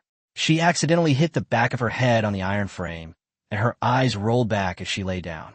Chen Ying and Zhou Xiyu also noticed and hurriedly retreated in horror, looking at Li Wan's body, where blood stained the floor. Oh, murder. Chapter 42 Tiny Times Enhanced Edition. After all, they were a highly educated group. While the outside world was in chaos, the people here hadn't even considered murder and robbery. Now, they had suddenly killed Li Wan by accident, and all 3 women were terrified. Chen Ying wiped the blood off her hands with trembling hands. No, I didn't kill her. Just now. I was just trying to stop her. It was... Fei, you killed her. Zhao Yufei dared not admit it, and hurriedly shifted the blame. No, I was just choking. I was hugging her neck. It was Xiao Yu who killed her. Zhou Xiyu was already crying from fright. It wasn't me. It wasn't me. It was you who killed me. I didn't do anything. The 3 women's first reaction was to shift the blame. They were all college students with bright futures. How could they bear the responsibility of someone's death? It was Fei who did it. I already said it wasn't me. It was Xiao Yu who did it. It wasn't me. I was the furthest away from her. Yes. It was Fei who did it. It was you who killed Xiao Wan. Chen Ying and Zhou Xiyu quickly united to try and shift all the blame onto Zhao Yufei. It was you. Xiao Yu and I saw it with our own eyes. It was you who killed him. Chen Ying's tone became extremely firm. It wasn't me. It wasn't me. Zhao Yufei shook her head in horror, the blood on her hands impossible to wipe clean. Now it was 2 against 1, and Zhao Yufei was terrified. The 3 women quickly erupted into a fierce argument, which gave Lin Dong a headache. They keep chattering away. It's so annoying. Before he could say anything, Zhao Yufei suddenly sprang up and forcefully pushed Chen Ying to the ground. Coincidentally, Chen Ying's head hit the corner of the table, and she fainted as soon as her eyes rolled back. Immediately, more blood flowed out. Oh, Fei, you killed someone again. Zhou Xiyu cried, tears streaming down her face. Zhao Yufei was terrified and disoriented, staring blankly at her hands. No, it wasn't me. I didn't kill anyone. Don't cry. But Zhou Xiyu wouldn't listen at all and cried even louder. Having killed 2 people, Zhao Yufei completely lost her mind. She stretched out her blood-red hands and rushed over to cover Zhou Xiyu's mouth tightly. I told you to stop crying. Stop crying. Just shut up. Let me go, help. Zhao Yufei is killing people. Zhou Xiyu struggled violently. Zhao Yufei was only focused on shutting the other person up. When she realized that covering their mouth wasn't working, she gripped the other person's neck tightly, her veins bulging, her knuckles turning white, and her eyes filled with a fierce light. After struggling for an unknown amount of time, Zhou Xiyu's body suddenly tensed up, her eyes rolled back, and she even stuck out her tongue. Having lost her mind, Zhao Yufei completely forgot to let go and just kept pinching him. They won't let go. Finally, Zhou Xi stopped moving, and Zhao Yufei released her hand as if she had lost her senses. I didn't kill anyone. I told you to stop screaming. Wah! She actually covered her face and burst into tears. The chaos finally came to an end, and Lin Dong couldn't help but clap his hands. Snap, snap, snap. What a fantastic storyline from Tiny Times. It's brilliant, absolutely brilliant. Backstabbing, poaching, feuding, mutual suspicion and framing, anger and rage, murder, and so on. The elements are all there. This is much more unrestrained and real than what's portrayed in the movies. Zhao Yufei hurriedly looked up at Lin Dong, a flash of anger suddenly appearing in her eyes. Lin Dong, it's all your fault. Yes, it's all your fault. You're the one who made me kill people. You're the executioner. You're the one who should be shot. Lin Dong shrugged. What did I do? I just threw away a box of instant noodles and smoked a few cigarettes. That's all. How is it my fault? Zhao Yufei. I don't care. You have to find a way to help me. I can't go to jail. Lin Dong scoffed. What? A graduate student like you. Have you wasted your time studying? You dare to do it, but not admit it. Aren't you supposed to be high and mighty? Aren't you from a different world than me? Don't you have a bright future ahead of you? Didn't you shoulder everything alone? Keep going, I believe in you. Zhao Yufei was rendered speechless by the rebuttal. These are the same excuses she used to call out Lin Dong, but now they were being coldly thrown back at her. Lin Dong wanted to tear down her arrogance, which was like a castle in the air, and tell her that her so-called bright future and confidence were all provided by him. Without him, she would be a piece of trash with a despicable nature. I provide you with everything you eat, wear, live in, and use. How dare you spend my money to look for something better while you're still using it? And then you kick me away? The other women were absolutely right to call you a slut. Donggu wasn't angry, but he was very unhappy. Zhao Yufei cried uncontrollably. Okay, even if I'm wrong, putting aside the facts, don't you bear any responsibility at all? Lin Dong was so angry that he laughed on the spot and raised his hand to slap her across the face. I'm not going to talk about the facts. Just as he was about to continue to disgust her, a sound suddenly came from afar. Woof, woof, woof. Lin Dong frowned. The sound of a dog barking? Are there still dogs alive these days? Moreover, this is not the barking of a normal pet dog. It is more like the roar of a wild animal. What kind of dog is this? Lin Dong leaned closer to the window and looked in the direction of the sound. What he saw was a red light that streaked across the sky before disappearing in an instant. What's this? Why does it look a bit like a laser? Intrigued, Lin Dong took a closer look and discovered that both the laser beam and the dog barking were coming from the same direction and were not far apart, suggesting they were still within the school grounds. That direction seems to be the teacher's dormitory area. He planned to go and take a look. Seeing that Lin Dong was about to leave, Zhao Yufei was not happy about it and immediately stopped him. Lin Dong, you can't leave me. Leaving her behind with the 3 corpses is worse than killing her. Lin Dong never intended to let her off so easily. Okay, then you'll come with me. Seeing that Lin Dong hadn't abandoned her, Zhao Yufei was overjoyed. She didn't even have time to wipe the blood off her face. She hurriedly put away her phone and followed behind Lin Dong, furtively covering her face as if afraid that others wouldn't know what she had just done wrong. As for the 3 corpses in the dormitory, she couldn't care less about anything else. In her panic, all she wanted was to escape. She had just stepped into the RV when chaos erupted in the dormitory building. Murder! Zhao Yufei has murdered someone. Zhao Yufei was so frightened that her face turned pale, and she urged Lin Dong on, her voice trembling with tears. Hurry up! Hurry up! Don't let them see me! Lin Dong skillfully drove the RV away, and Zhao Yufei only slowly came to her senses when the dormitory building was out of sight. Wait a minute, Lin Dong. Your RV is so big. It can fit 4 people. This seat can comfortably fit not just 4 people, but 10. Moreover, the RV comes with a bed that is incredibly warm, making it a mobile living fortress. Having her attention diverted by the RV, Zhao Yufei began to examine it carefully, and soon her attention was focused on the bed. The place was a bit messy, and there was a woman's underwear lying at the foot of the bed. That size was bigger than her face. Lin Dong, are you cheating on me? Zhao Yufei asked angrily. Although she no longer liked Lin Dong, The thought that he'd found a new partner was worse than being torn to pieces. Chapter 43, to kill or not to kill? That is the question. Lin Dong scoffed. I don't have a girlfriend. I can date whoever I want. What's the point of cheating?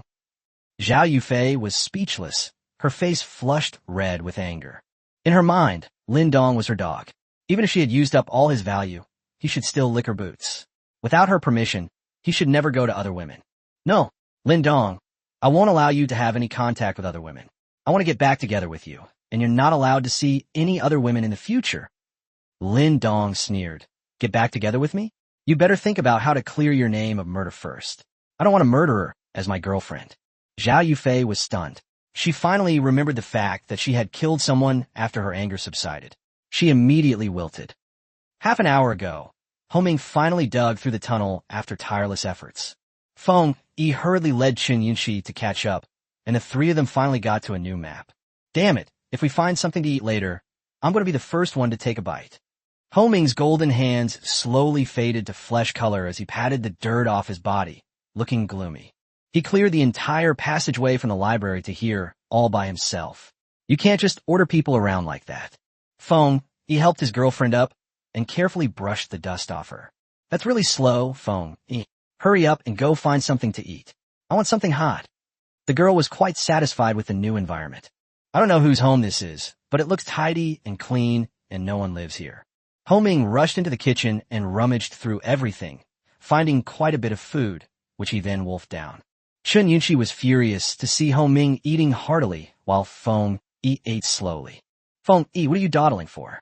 If you don't find some food soon, he'll steal it all. Feng Yi, however, remained completely unhurried, staring intently at Homing. He was considering whether or not to kill Homing right now. The teacher's apartment building consists mostly of one-bedroom apartments, each with a kitchen and ice. There are about 100 apartments in total. If he takes all the supplies in the building for himself, it will be enough for him and Chen Yunxi to live on for a long time. However, he was unsure whether to kill Homing. If he did kill Homing, and the supply of materials was not ideal, he would still need the enemy's ability to dig tunnels. After all, it was freezing cold outside, and his ability to dig tunnels was an essential tool for venturing out to find supplies. Kill, or not kill? Feng Yi was caught in a dilemma. Unlike him, Homing was wolfing down his food while keeping a watchful eye on Feng Yi and thinking about how to secretly kill him. The current situation is that Feng Yi might need him, but he doesn't need Feng Yi at all.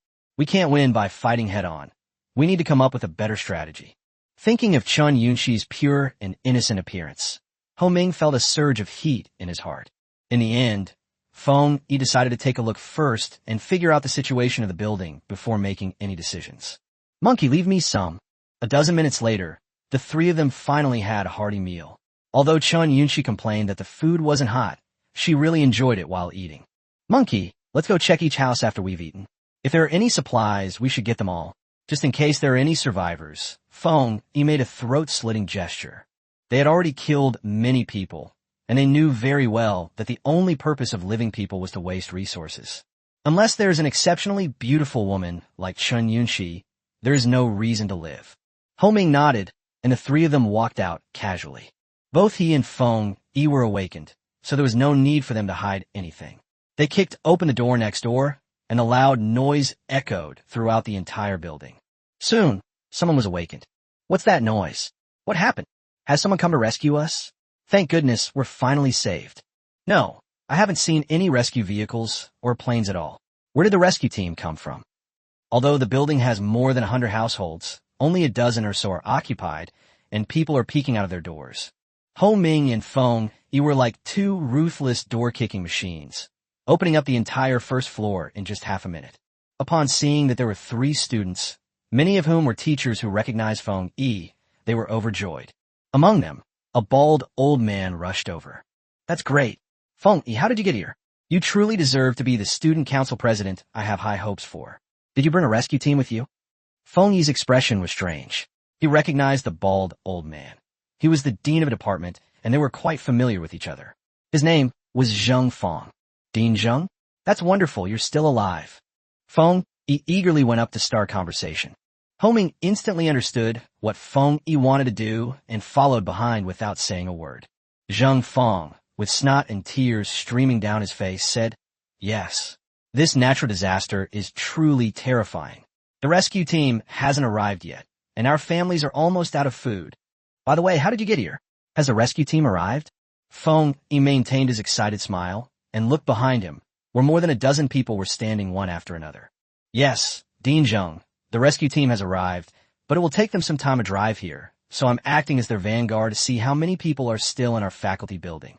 The voice was loud, and Zheng Fong and the teachers behind him were overjoyed. "Really? That's great. There really is a rescue team? I knew it. We trust the relevant authorities.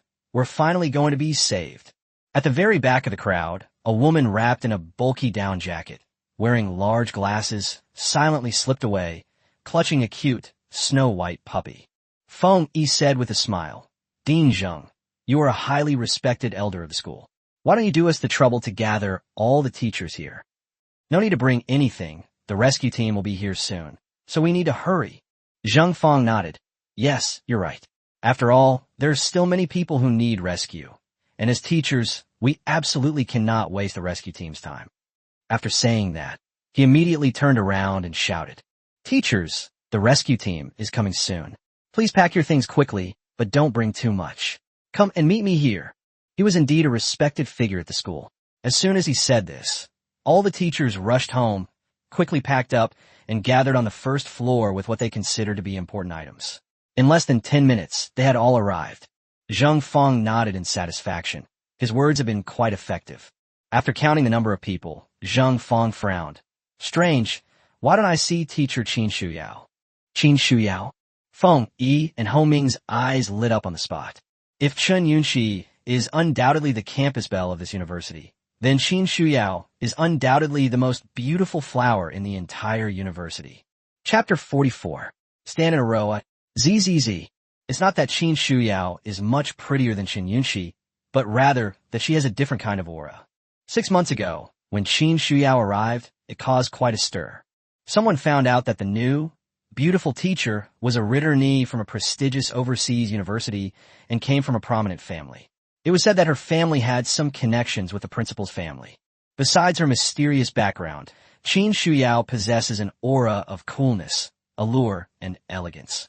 It's hard to imagine that a woman could possess such a variety of qualities, but that's exactly how she was, and she quickly attracted the love of countless men, women, and children at the school. Many male students from wealthy families would drive all sorts of sports cars in an attempt to attract the attention of this female teacher. If the students are like this, the male teachers are even more insane. Whether they are married or not, they will try every means to ask her out. Logically speaking, a beauty of this caliber would inevitably have some scandals. However, Qin Shuyao has protected herself very well, or rather, she has maintained a very good distance from men. She has never been involved in any scandals with any men, making her every man's dream girl. Although Chen Yunxi has never let a man touch her, it is an undeniable fact that she changes boyfriends too frequently. Therefore, Qin Shuyao is naturally more popular than the broken shoe Chen Yunxi. Upon hearing that Qin Shuyao was still alive and in this building, Chen Yunxi pouted in dissatisfaction. How is this wretched woman prettier than me? Why does she have a higher reputation than me?" She was already prepared to have find the other party, expose Qin Shuyao, and see if she was still beautiful. And Ho Ming were incredibly excited, especially Ho Ming. Why could get to play with the school beauty while he could only look at photos? Heaven has been kind to me. It even gave me a stunningly beautiful teacher. He had even begun to consider secretly taking teacher Qin away after he got her, so as to prevent from having designs on her. As the student council president, suppressed his overwhelming joy and asked, "Dean Zheng, is teacher Qin really still in this building? Is she still alive?" Zheng Fong answered without thinking too much. "Yes, I saw her walking her dog yesterday. She's definitely alive. I'll go call her." Feng Yi's eyes darted around, and he quickly grabbed him. "Dean Zheng, never mind. Let's line up first. Maybe teacher Qin will come down soon." "Okay then, Zheng Fong is old and it's freezing cold, so he really doesn't want to move. Otherwise, he would have gone to knock on teacher Qin's door no matter what, just to be able to talk to her. Everyone, the rescue team will be here soon. Let's line up and leave in an orderly fashion." The teachers were thrilled and quickly stood in line, whispering among themselves, their words filled with excitement and anticipation for the impending rescue.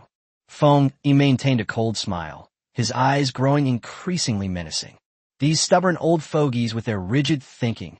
I've already killed dozens of people outside, and you're still expecting a rescue team? You've really made yourself stupid by teaching. Zheng Feng was the most excited, standing at the very front, looking at Feng Yi with anticipation. Suddenly, he noticed that something was wrong with Feng Yi. Hey, Feng Yi, why are your eyes shining? Is it because... Sizzle. In an instant, 2 red beams of light shot out from Feng Yi's eyes, piercing through Zheng Feng's head and burning 2 large holes in it before his head exploded. Zheng Feng's head was more brittle than paper in the face of the red light, and after being pierced, it instantly shot into the second person. Then the third, the fourth. In less than half a second, the teachers standing in a row were pierced through the heart by 2 laser beams, which even blasted 2 holes in the wall. The taller teachers stared blankly at the corpse with its head blown open, then stared blankly at the 2 large holes in its chest. Thump thump. All the teachers' bodies fell to the ground with a thud, without even a scream or a plea for mercy. Feng Yi closed his eyes contentedly, the red light in them gradually fading away. Ho Ming gritted his teeth, looking on with envy. Feng Yi's superpower was just so damn cool and awesome. Feng Yi had done the same thing when they were trapped in the library before. As the student council president, he called on all students to stand in a row, and then, in a flash, there were mass casualties. It's convenient and simple, saving you the trouble of going door to door to each of them. Upstairs, Qin Shuyao, dressed in a bulky manner, watched from the shadows. When she saw Feng Yi ruthlessly kill all the teachers, she was so frightened that she quickly covered her mouth, her eyes reddened, and her whole body trembled. Because she lived on the top floor, she could see further, and when Feng Yi said that a rescue team was coming, her first reaction was disbelief. So she secretly slipped away just now, hiding in the distance to see what was going on before making a decision. I never expected this. Feng Yi, the student council president who was most loved by all the teachers and was kind and polite to everyone, turned out to be such a ruthless killer. They were all killed by him without any warning. This is absolutely monstrous. The heat from the laser even produced a slightly charred aroma of roasted meat, which Ho Ming fanned away. Feng Yi, let me make this clear first. You already have Chen Yunxi, so Teacher Qin belongs to me. Feng Yi slowly opened his eyes, his brows furrowing slightly. Ugh. His superpower requires a rest period after each use. Otherwise, he would kill Ho Ming on the spot. But it's not a big problem. As soon as the cooldown ends, we'll take down Ho Ming immediately. From now on, Chen Yunxi and Qin Shuyao will both be mine. The thought of Qin Shuyao's perfect face and figure made even him feel incredibly aroused. Ho Ming was overjoyed and rushed upstairs first. Chen Yunxi said coldly, Feng Yi, you better explain yourself first. If you see Qin Shuyao later, you won't choose her over me, will you? The jealousy in her eyes was impossible to hide. Feng Yi smiled sincerely and said, Silly girl, I only want you. Only children make choices. In Feng Yi's heart, although he was deeply in love with Chen Yunxi, it did not stop him from wanting to be intimate with Teacher Qin. I want them all. Chen Yunxi then revealed a smug smile. All right, later you'd better scratch Qin Shuyao's face. It's her fault for stealing my name. We'll talk about it later, Feng Yi mumbled, and hurriedly followed with his girlfriend. Qin Shuyao, who lived upstairs, had already rushed back to her own home when she saw Ho Ming come upstairs. She locked the door tightly, terrified. Feeling the softness at her feet, Qin Shuyao looked down and quickly picked up the snow-white puppy. Nuonuo, they've come looking for me. What? What should I do? Aren't they students? How could they be so evil? They even dared to kill their teacher. Wah! I'm so scared. The seemingly harmless and extremely cute little white dog appeared to understand its owner's words, stretching out its head and rubbing against her face. Chapter 45 Mutant White Dog. Ho Ming rushed to the top floor, excited. He had just spotted Qin Shuyao. Although she was bundled up, it was definitely her. Teacher Qin, where are you? Your student has come to ask you a question. Ho Ming's appearance at this moment did not resemble that of a student from a prestigious university. Instead, he looked exactly like a delinquent youth who had been involved in the underworld. The rooms were easy to find because each room had a name posted on its door. The three of them stood at Qin Shuyao's door. Ho Ming resisted the urge to kick the door open, and instead fixed his hair, licked his dry lips, and gently knocked on the door. There was no way around it. In front of Qin Shuyao, every student couldn't help but act like a gentleman. Knock, knock, knock. Teacher Qin, open the door, quickly. The students are here to see you. Qin Shuyao, inside the room, almost bit her lip until it bled. She didn't dare make a sound and curled up on the edge of the bed, hugging Nuonyuo. Aren't you going to open the door? Teacher Qin, please open the door. Don't hide inside and stay silent. I know you're home. Still no sound. Ho Ming's patience gradually wore thin, and the knocking became increasingly intense. Hey, playing hide and seek with me, huh? Oh my God. Ho Ming kicked open the door and rushed in impatiently. Sure enough, I saw Qin Shuyao. Although the other person was wrapped up like a rice dumpling, Ho Ming knew what a slender figure was hidden under that down jacket. Qin Shuyao turned pale and couldn't help but shout, Ah! Don't come in. Get out. Get out of here right now. At this moment, the beautiful teacher looked as helpless as a pure white lamb. Ho Ming licked his lips excitedly. Hee, Teacher Qin, there's no need to call out anymore. No one will come to save you even if you scream your lungs out. From now on, you'll stay with me. Don't worry. I'll take good care of you. Hearing the other person's teasing words, Qin Shuyao was almost in tears, her whole body filled with resistance. No, who wants to follow you? You're all bad people, you're demons. Ho Ming approached slowly with a wicked smile. A demon? You can call me a demon if you like. Suddenly, Qin Shuyao felt a loosening in her arms as Nuonyuo jumped out and opened her small mouth to bite Ho Ming. Oh, there's a dog here too. We'll have dog meat hot pot tonight. Ho Ming said dismissively, raising his hand to slap Nuonyuo away. This little dog is so clever, yet it knows to save its owner. I'll add extra chili peppers tonight because it's so well behaved. But the next second, something terrifying happened. The tiny, palm-sized Nuonyuo suddenly grew larger. Its small mouth, which struggled to swallow sausages, transformed into a gaping maw, and its cute little baby teeth turned into sharp fangs. A little puppy turned into a big tiger.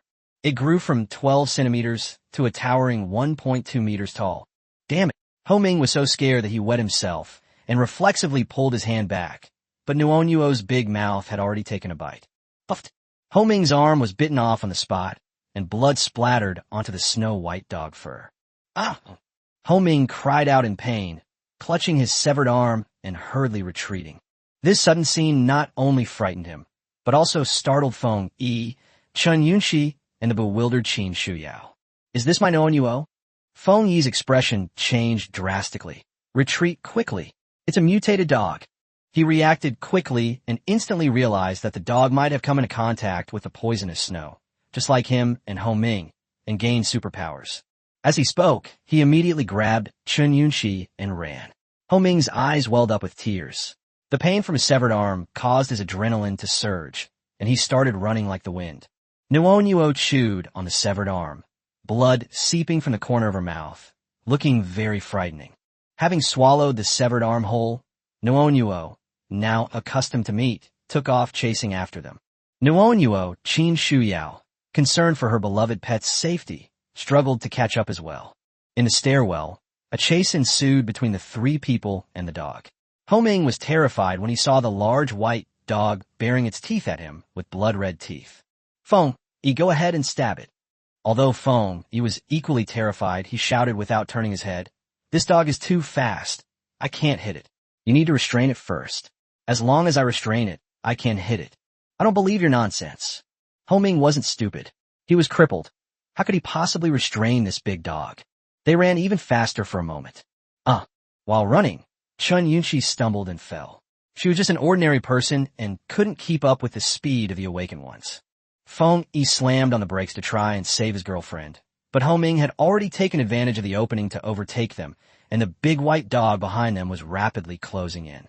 After struggling for less than 0.1 seconds, Feng Yi decisively abandoned the rescue and continued running. No matter how much I love my girlfriend, nothing is more important than my own life. Chun Yunxi cried in fright as she watched the ferocious-looking Nuonyuo's gaping maw getting closer and closer. No, don't eat me. Feng Yi, save me.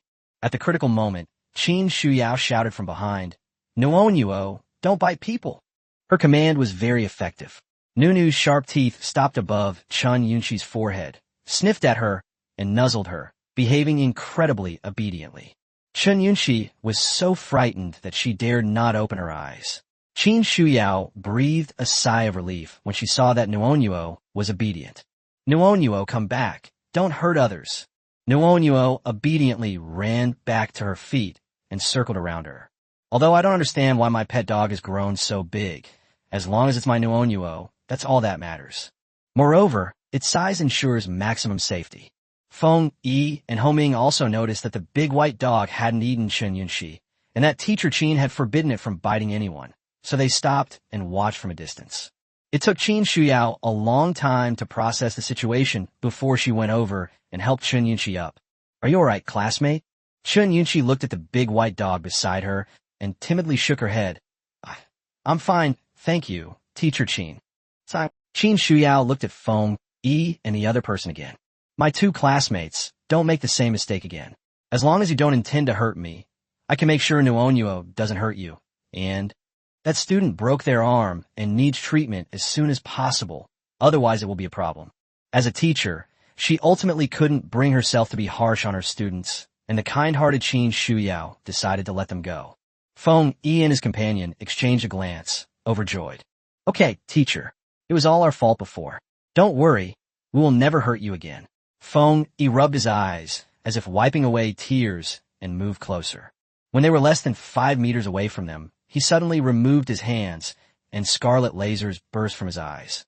This happened so suddenly that Nuonyuo reacted quickly, but she was still hit by the laser on one leg, and was interrupted on the spot. Woof, woof, woof.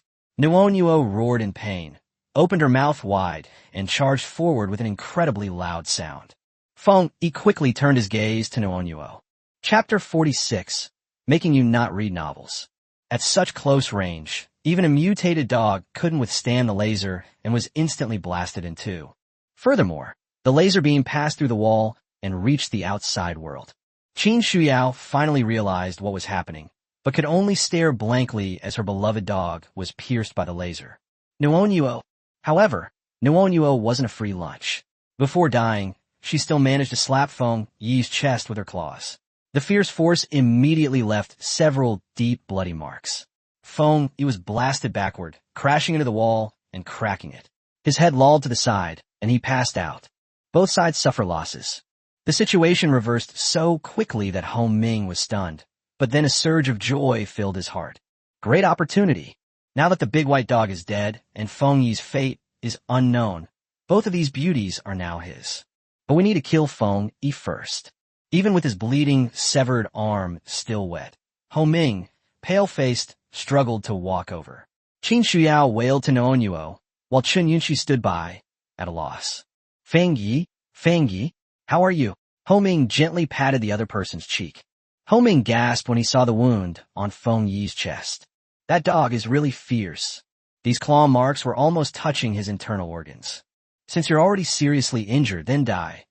Hong Ming was so excited he almost jumped up. He had finally gotten his chance to kill his opponent. His hand turned golden and stabbed straight at Feng Yi. But Feng Yi suddenly opened his eyes. The scarlet laser was much faster than Hong Ming's movements. Hong Ming only felt a pain in his eyes before he completely lost consciousness. His eyes were pierced by the other party's bullet, which went through the back of his head. The situation has reversed again. Cough, cough. Trying to ambush me? No way. Feng Yi coughed a few times, clutching his chest. This time, he ignored the skill cooldown and forcibly fired the laser, which made him dizzy and made his already seriously injured body even worse. After knocking Hong Ming's body down, Feng Yi struggled to his feet.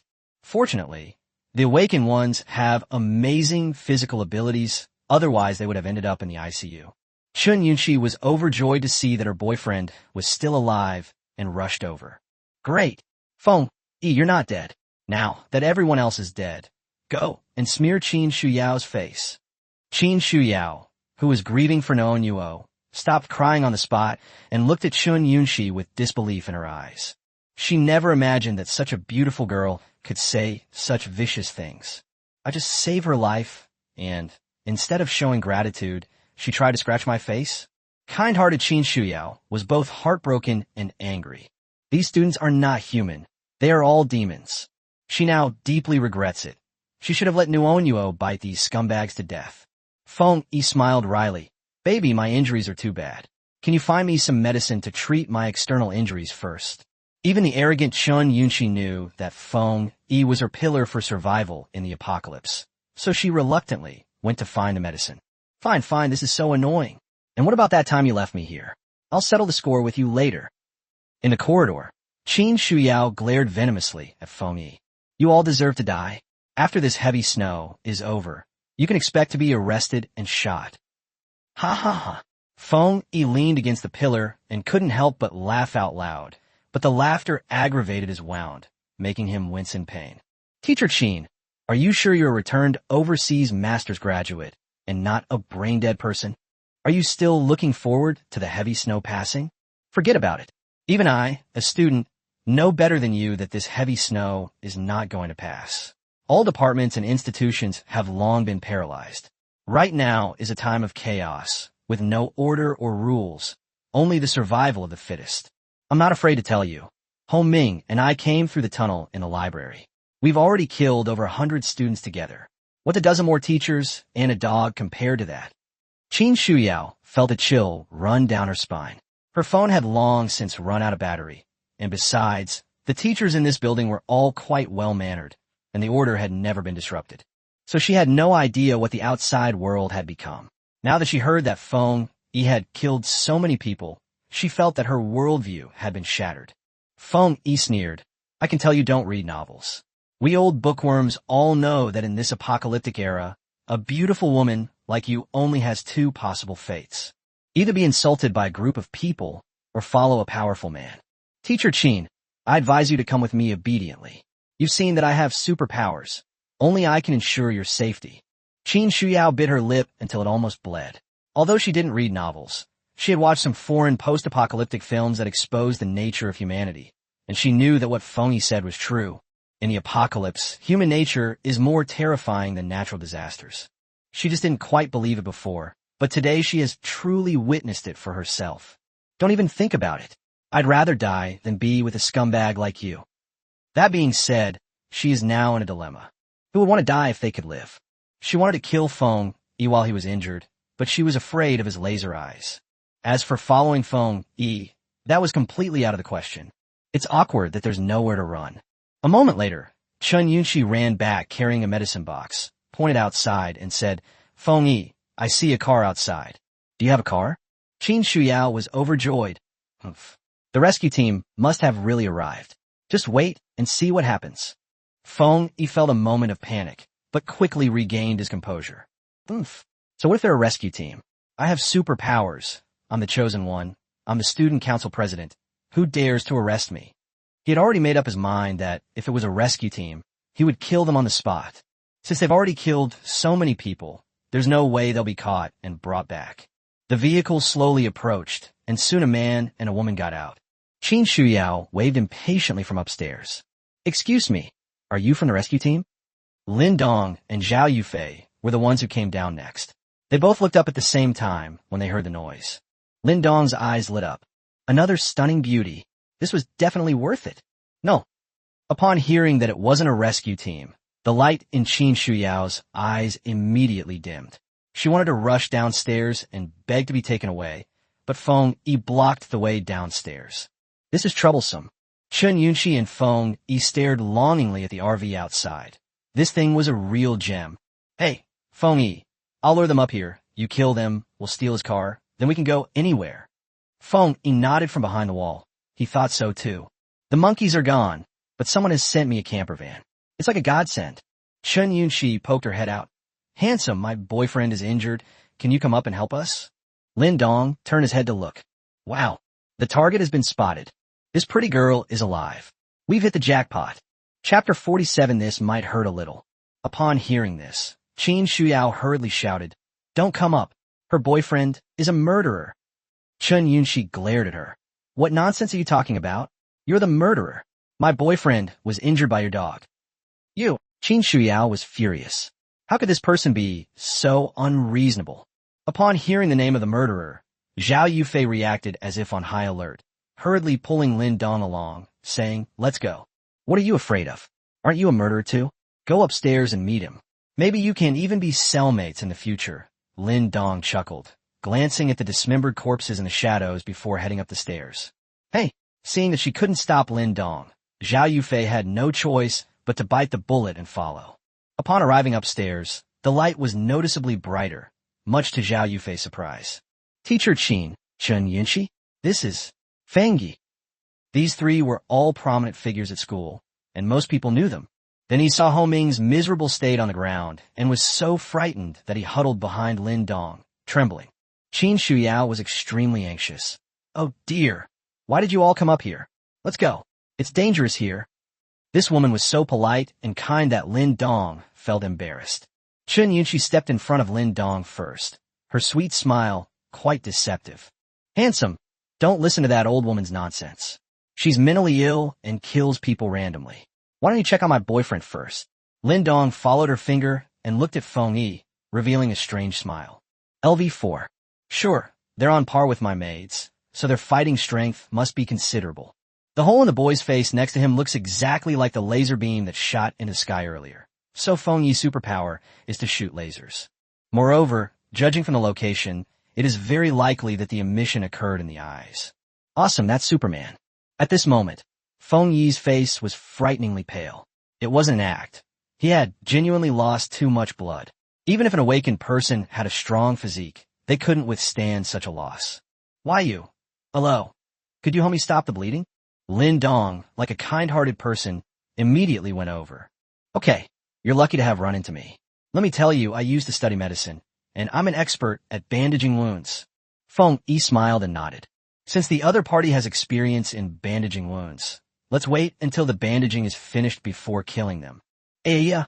Lin Dong withdrew his hand shyly. Sorry, I accidentally pressed on a major artery and blood splattered all over my hand. Are you alright?" Feng Yi trembled in pain and said with a wry smile, It's nothing, just be careful." "Holy crap." Lin Dong withdrew his hand again. "Hey, don't move around. Look, you're bleeding again." Okay. I won't move, alright." "Yes, that's more like it. But just stopping the bleeding isn't enough. We also need to disinfect it first, otherwise the wound will get infected and cause problems." Lin Dong turned his head and searched through the bottles and jars. Feng Yi nodded repeatedly, thinking that this person was quite professional and knew to disinfect first. "Found it." Lin Dong took out a glass bottle of liquid, which had no label, and he didn't know what was inside. Feng Yi quickly reached out to stop him. What is this? Don't get it wrong. Oh, this is iodine solution. Trust me, I'm a professional. I won't mistake it." "Well, this might hurt a little." "Don't worry, it won't hurt." "Well, okay then." Feng Yi gritted his teeth, closed his eyes, and looked as if he was ready to die. Lin Dong deftly unscrewed the bottle cap, then accidentally poured the contents all over his wound. Feng Yi's eyes popped out of their sockets. Beads of sweat instantly appeared on his forehead. His body convulsed violently, and he rolled on the ground, panting heavily. "Pain! It hurts so much. This is even more painful than being slowly sliced to death." "Oh dear, I'm sorry, I misread it. This looks like safflower oil," Lin Dong said, looking embarrassed. "Zhao Yufei. Qin Shuyao. Chen Yunxi." No wonder Feng Yi was in so much pain he almost passed out. Safflower oil with a wound can definitely cause a lot of pain. Feng Yi, he was in so much pain that he couldn't speak. The maids who were watching the drama unfold in the hotel all shivered. The master definitely did it on purpose. Does he have such a perverse sense of humor? Lin Dong turned around and rummaged through the medicine box for a while before taking out another bottle. "Student, this is the real iodine solution. I misread it just now. You have to believe me." Feng Yi roared angrily, baring his teeth. "I believe you, you son of a bitch." His eyes instantly turned blood red, and the terrifying laser beam reappeared. "I'll blast you idiot to smithereens, or I'll be Feng Yi." Sizzle. Lin Dong was prepared. He simply tilted his head slightly to dodge the laser, and then pinched Lin Dong's chin with one hand, exclaiming in surprise, "Why, you can actually shoot lasers? Are you Superman?" "Feng Yi. I'm such a damn person." He wanted to turn around and shoot Lin Dong, but Lin Dong's big hand was like a hydraulic clamp, firmly holding his head in place, making it impossible for him to turn his head. How is that possible? My strength is several times greater than that of an ordinary person. Who is this guy? Lin Dong didn't rush to kill him, but instead asked questions like a curious child. Hey classmate, can your laser fire indefinitely? Where does the energy come from? By the way, how's the penetration of your laser? Can it penetrate a walnut? Wow, your laser looks really hot. Could you cook me a hot pot later? Feng Yi was stunned and hurriedly closed his eyes to stop his supernatural powers. He's not stupid. The fact that this guy could easily subdue him means he must be an awakened one. When facing an awakened one and not knowing their abilities, you need to play it safe for now. Brother, big brother, I was wrong. Please forgive me. I was really wrong. Lin Dong was somewhat surprised. Young man, you're quite adept at begging for mercy. Feng Yi said there was nothing he could do. His girlfriend had trained him to do it, and apologizing and admitting his mistakes had become a habit. Chen Yunqi was extremely surprised. It was the first time she had ever seen Feng Yi being subdued by someone else. Zhao Yufei was so frightened that she hid away. She couldn't understand this world. Lin Dong patted Feng Yi's head and turned to look at Chen Yunqi. Do you live in Jieyuan residential area? Chen Yunqi was taken aback. How did you know? Did you follow me? Lin Dong. This guy is another narcissist. However, she looks even better in person than in photos, so she certainly has reason to be narcissistic. He pulled the photo out of his pocket and tossed it to the other person. I live in the same neighborhood as you.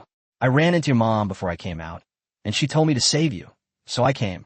Chen Yunqi took the photo and immediately recognized it as a picture from her family album, which convinced her of the other person's words. At the same time, I breathed a sigh of relief. Since that's the case, then there's nothing to be afraid of. Oh, I see. Where's my mom? And my dad? Why didn't they come and pick me up themselves? Oh, your dad was beaten to death while protecting your mom, and your mom was tortured to death by them. Chapter 48 Foundation. Chen Yunqi stood there, stunned, as if struck by lightning. It's just, the devastating news about my parents was too much to bear. How can this guy say such provocative things in such a calm tone? Shouldn't you have used a more serious tone and refined your words? Her first reaction was, impossible. No, it can't be. You must be lying to me, right? Chen Yunqi cried. Lin Dong shrugged. Why would I lie to you? Come back with me, and you'll see. Your parents' bodies are still lying in the house. Don't worry, no one should have touched them. Wah! I don't believe it. I don't believe it. Chen Yunqi covered her face and cried bitterly.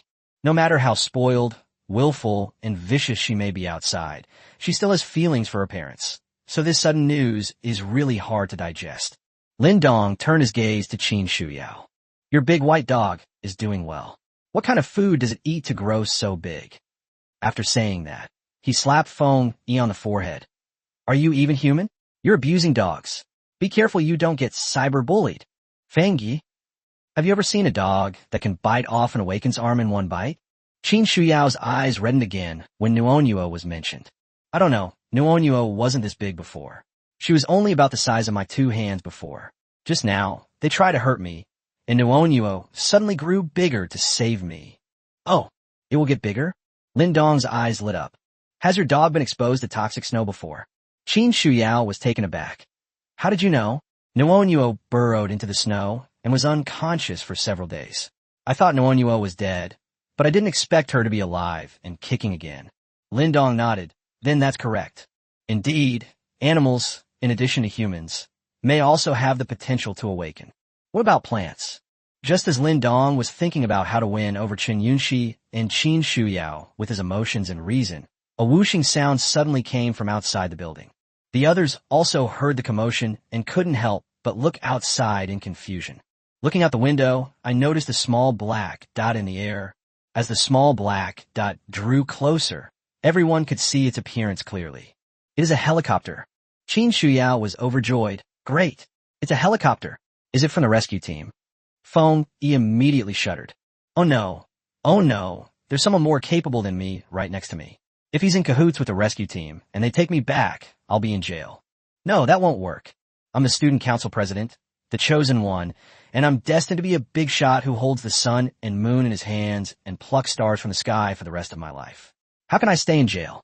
Zhao Yufei was even more distressed, trembling like a leaf. She was afraid that the rescue team would hold her accountable for killing someone. I just got into graduate school. How can I go to jail for murder? No, no. Lin Dong grabbed Feng Yi by the back of the neck with one hand. His eyes narrowed as he stared at the helicopter. Something's not right.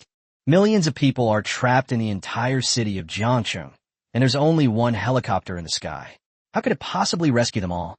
Moreover, the helicopter's target was very clear, its own building. So either there's an important person in this building who needs to be rescued, or perhaps they were attracted here by Feng Yi's laser.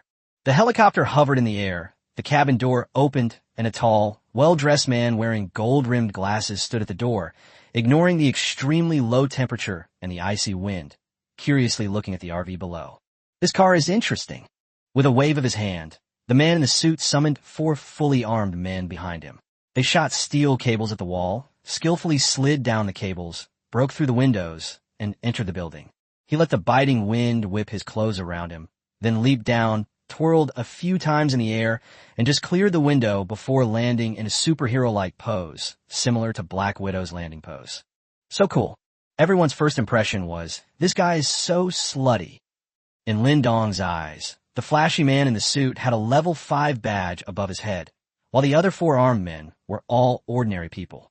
Seeing that the others were staring blankly, Lin Dong took the initiative to clap his hands. Good. This routine has a difficulty level of at least 3.2.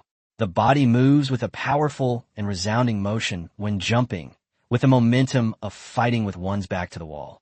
In the air, the body performs 3.5 somersaults with the knees drawn up and finally lands steadily in the water. Oops lands. Although there was no splash, this routine is a huge test for any athlete, and this athlete's confidence must come from their hard training. I give you a 10 out of 10. Everyone. A slap landed on Feng Yi's forehead. What are you staring at? It's your turn to give us scores. Feng Yi.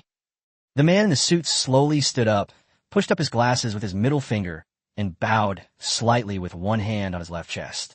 Sir, you flatter me. I am a diving enthusiast, and I am very grateful to receive your 10 points. Lin Dong waved his hand with a smile. Oh, you're too kind. We're on the 4th floor now. You can still jump into the snow. Let's try a different move this time. For example, that 250 SB? Man in suit. Well then, let's not. We're here on important business, so let's focus on that first. Let me introduce myself. My name is Huang Fei, and I come from the Foundation.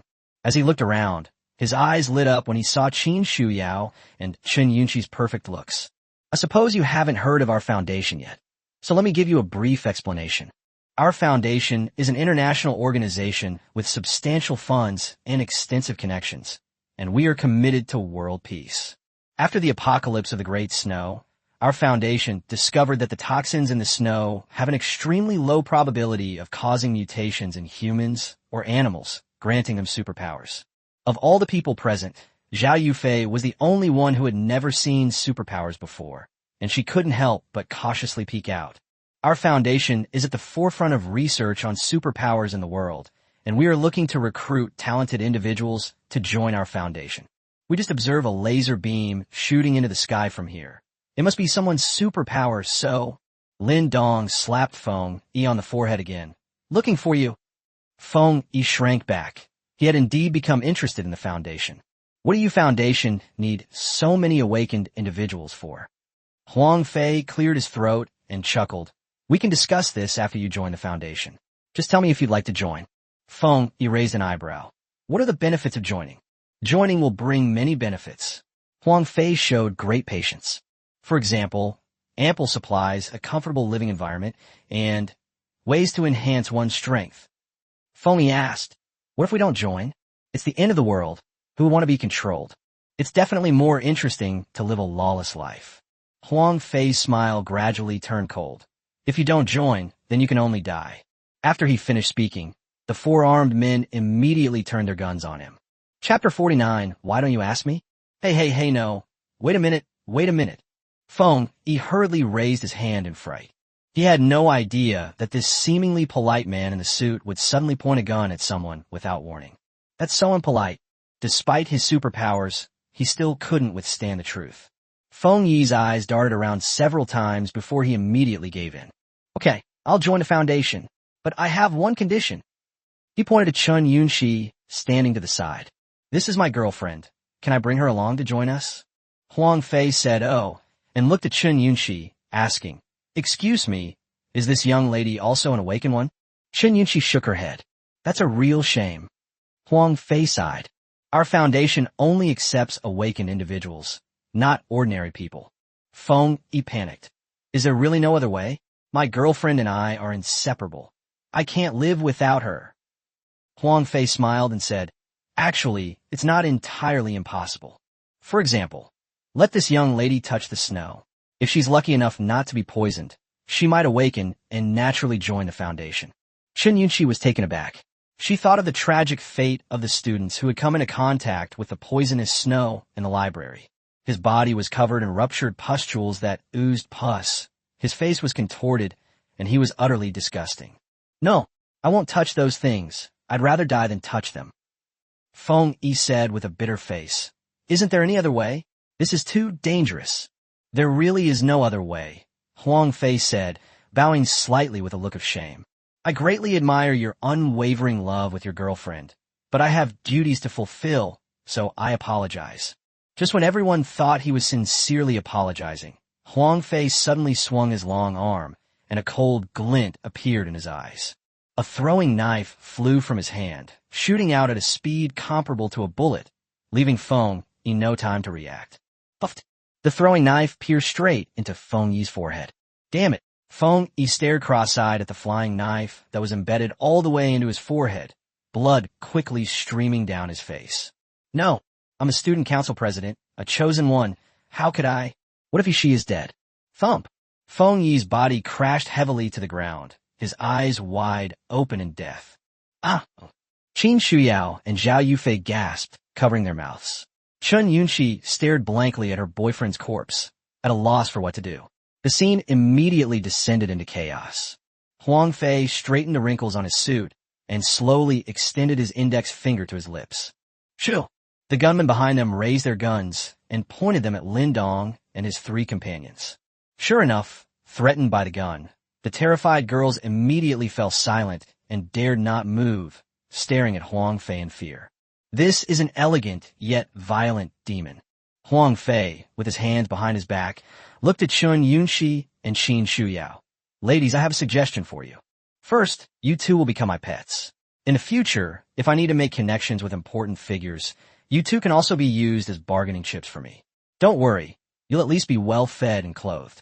Secondly, as I just said, you either die or jump into the snow and gamble on whether you will awaken. If you do awaken successfully, I will treat you both with the highest level of courtesy. What do you think? Simple, direct, and polite, Lin Dong couldn't help but give him a thumbs up. This guy is so particular. Compared to him, I feel like a bandit. No, it has to be changed. Chen Yunxi wiped away her tears and shouted angrily. Impossible. I, Chen Yunxi, would rather die than serve you filthy men. As for awakening by jumping into the snow, that was completely outside her consideration. Qin Shuyao bit her lip tightly. I will not agree. I would rather die than be a tool or a bargaining chip for you to play with. Huang Fei looked regretful. Is that so? That's a real pity. Zhao Yufei's eyes darted around, and she couldn't help but ask, what about me? Everyone. Huang Fei was stumped by this question. His smile froze for a moment, but he still bowed and asked, May I ask what you mean, young lady? What I mean is, why don't you ask me? I'm willing to be your pet. Zhao Yufei gave Lin Dong a complicated look, but still gritted her teeth and stepped forward. Although so much has happened and so much information has been released during this period, she has gradually come to realize that the murder doesn't seem like such a big deal after all. So many people have died here. Feng Yi was just turned around and killed too. This proves what people online are saying. People are dying every day. In that case, what do I have to be afraid of? As the saying goes, the law does not punish the masses. Since everyone is killing people, no one should be held accountable for their own killings. With her worries gone, Zhao Yufei began to consider the issue of survival. She could see very clearly that although Lin Dong was obedient and useful, the supplies in his RV were actually not much and wouldn't last more than a few days. On the other hand, Huang Fei has a helicopter. In comparison, Lin Dong is still a loser.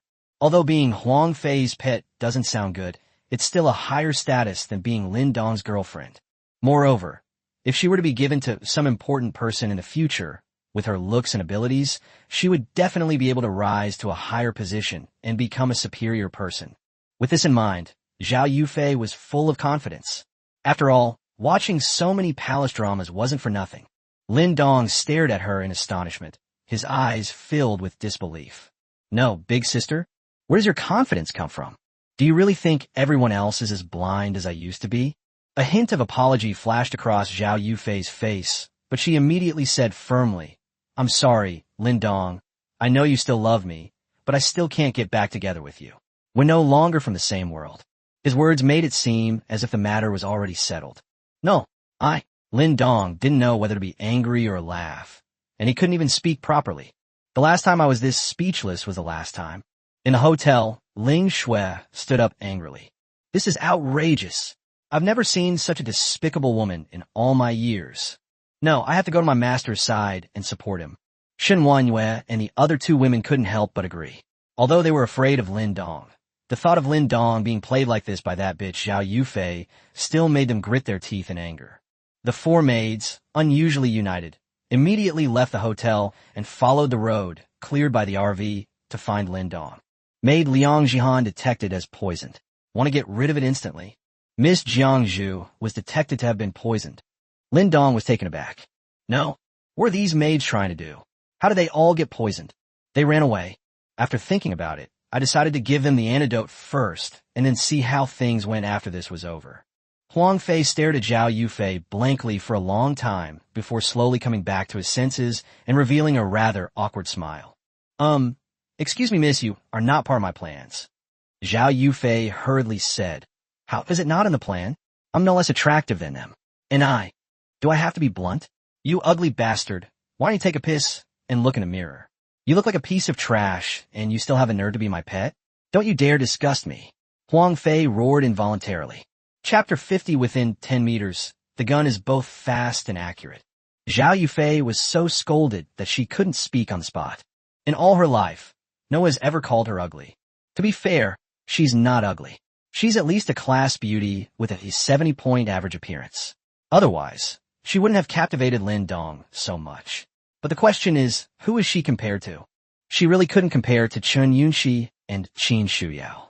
Realizing he had lost his composure, Huang Fei immediately reverted to his usual gentle and refined demeanor. I'm sorry, miss. I was a little loud just now. I'm sorry to have startled you. I regret to inform you that you cannot be my pet. If you wish to live, I still suggest you come into contact with the poisonous snow. Zhao Yufei cried in anger. How dare you insult me like that? Lin Dong, I'll get back together with you. You have to kill him for me. Lin Dong curled his lip. What the hell are you doing? Jumping around with me like this? After meeting Huang Fei's gaze, Lin Dong touched his nose and laughed. Then what should I do? How about I'll become your pet too? Huang Fei felt as if thunder was rolling in the sky, and goosebumps rose all over his body. Sir, you're joking. I don't take male concubines. That's something I'm like. Lin Dong gave a thumbs up. Huang Fei chuckled and said, Although we had a very pleasant conversation about diving, it is my duty that I can only ask you to come into contact with Du Shui. If you successfully awaken, you will be my honored guest. He was so polite that Lin Dong felt he should be even more polite to such a polite person. Oh, is that so? But I already awakened successfully a long time ago. Why didn't you ask me? Huang Fei was taken aback, then overjoyed. You've successfully awakened? That's wonderful. Join our foundation. Lin Dong waved his hand, but I'm very scared. Your foundation won't arrest me and use me as a guinea pig, will it? Huang Fei was somewhat embarrassed. How could this be? The Foundation is a great organization dedicated to ensuring the healthy development of humanity's future. You mustn't be slandering us. Oh, you didn't deny it. Lin Dong slowly revealed a cold smile. Then it seems I guessed right. In that case, I'd better not go. Don't overthink it. In the apocalypse, any organization that uses slogans like for peace or for the future of humanity is a cult. Moreover, Huang Fei's behavior clearly shows that he is not a good person.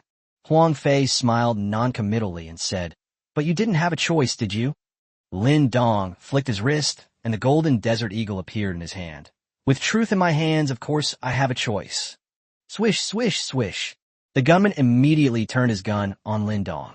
Huang Fei laughed heartily, stretched out his right hand, and a delicate little throwing knife appeared in his hand. Do you really think your gun is faster than my knife? I admit beyond 10 meters, your gun is definitely faster, but within 10 meters. Bang! A gunshot interrupted his speech, and a bloody hole appeared in the center of Huang Fei's forehead. Lin Dong blew on the gunpowder smoke. Sorry, within 10 meters, the gun is both fast and accurate. What are you doing, a level 5 noob, trying to show off in front of me? Damn it, you have no martial ethics. Huang Fei felt his strength rapidly draining away. His eyes rolled back, and he collapsed. This happened so fast that Huang Fei didn't have time to react. The 4 gunmen didn't have time to react, and even the women present didn't have time to react. Huang Fei, who made an extremely flamboyant and powerful entrance, was instantly killed by Lin Dong with a single shot. Team leader, the gunmen roared, immediately raising their guns and firing. Bang, bang, bang, bang.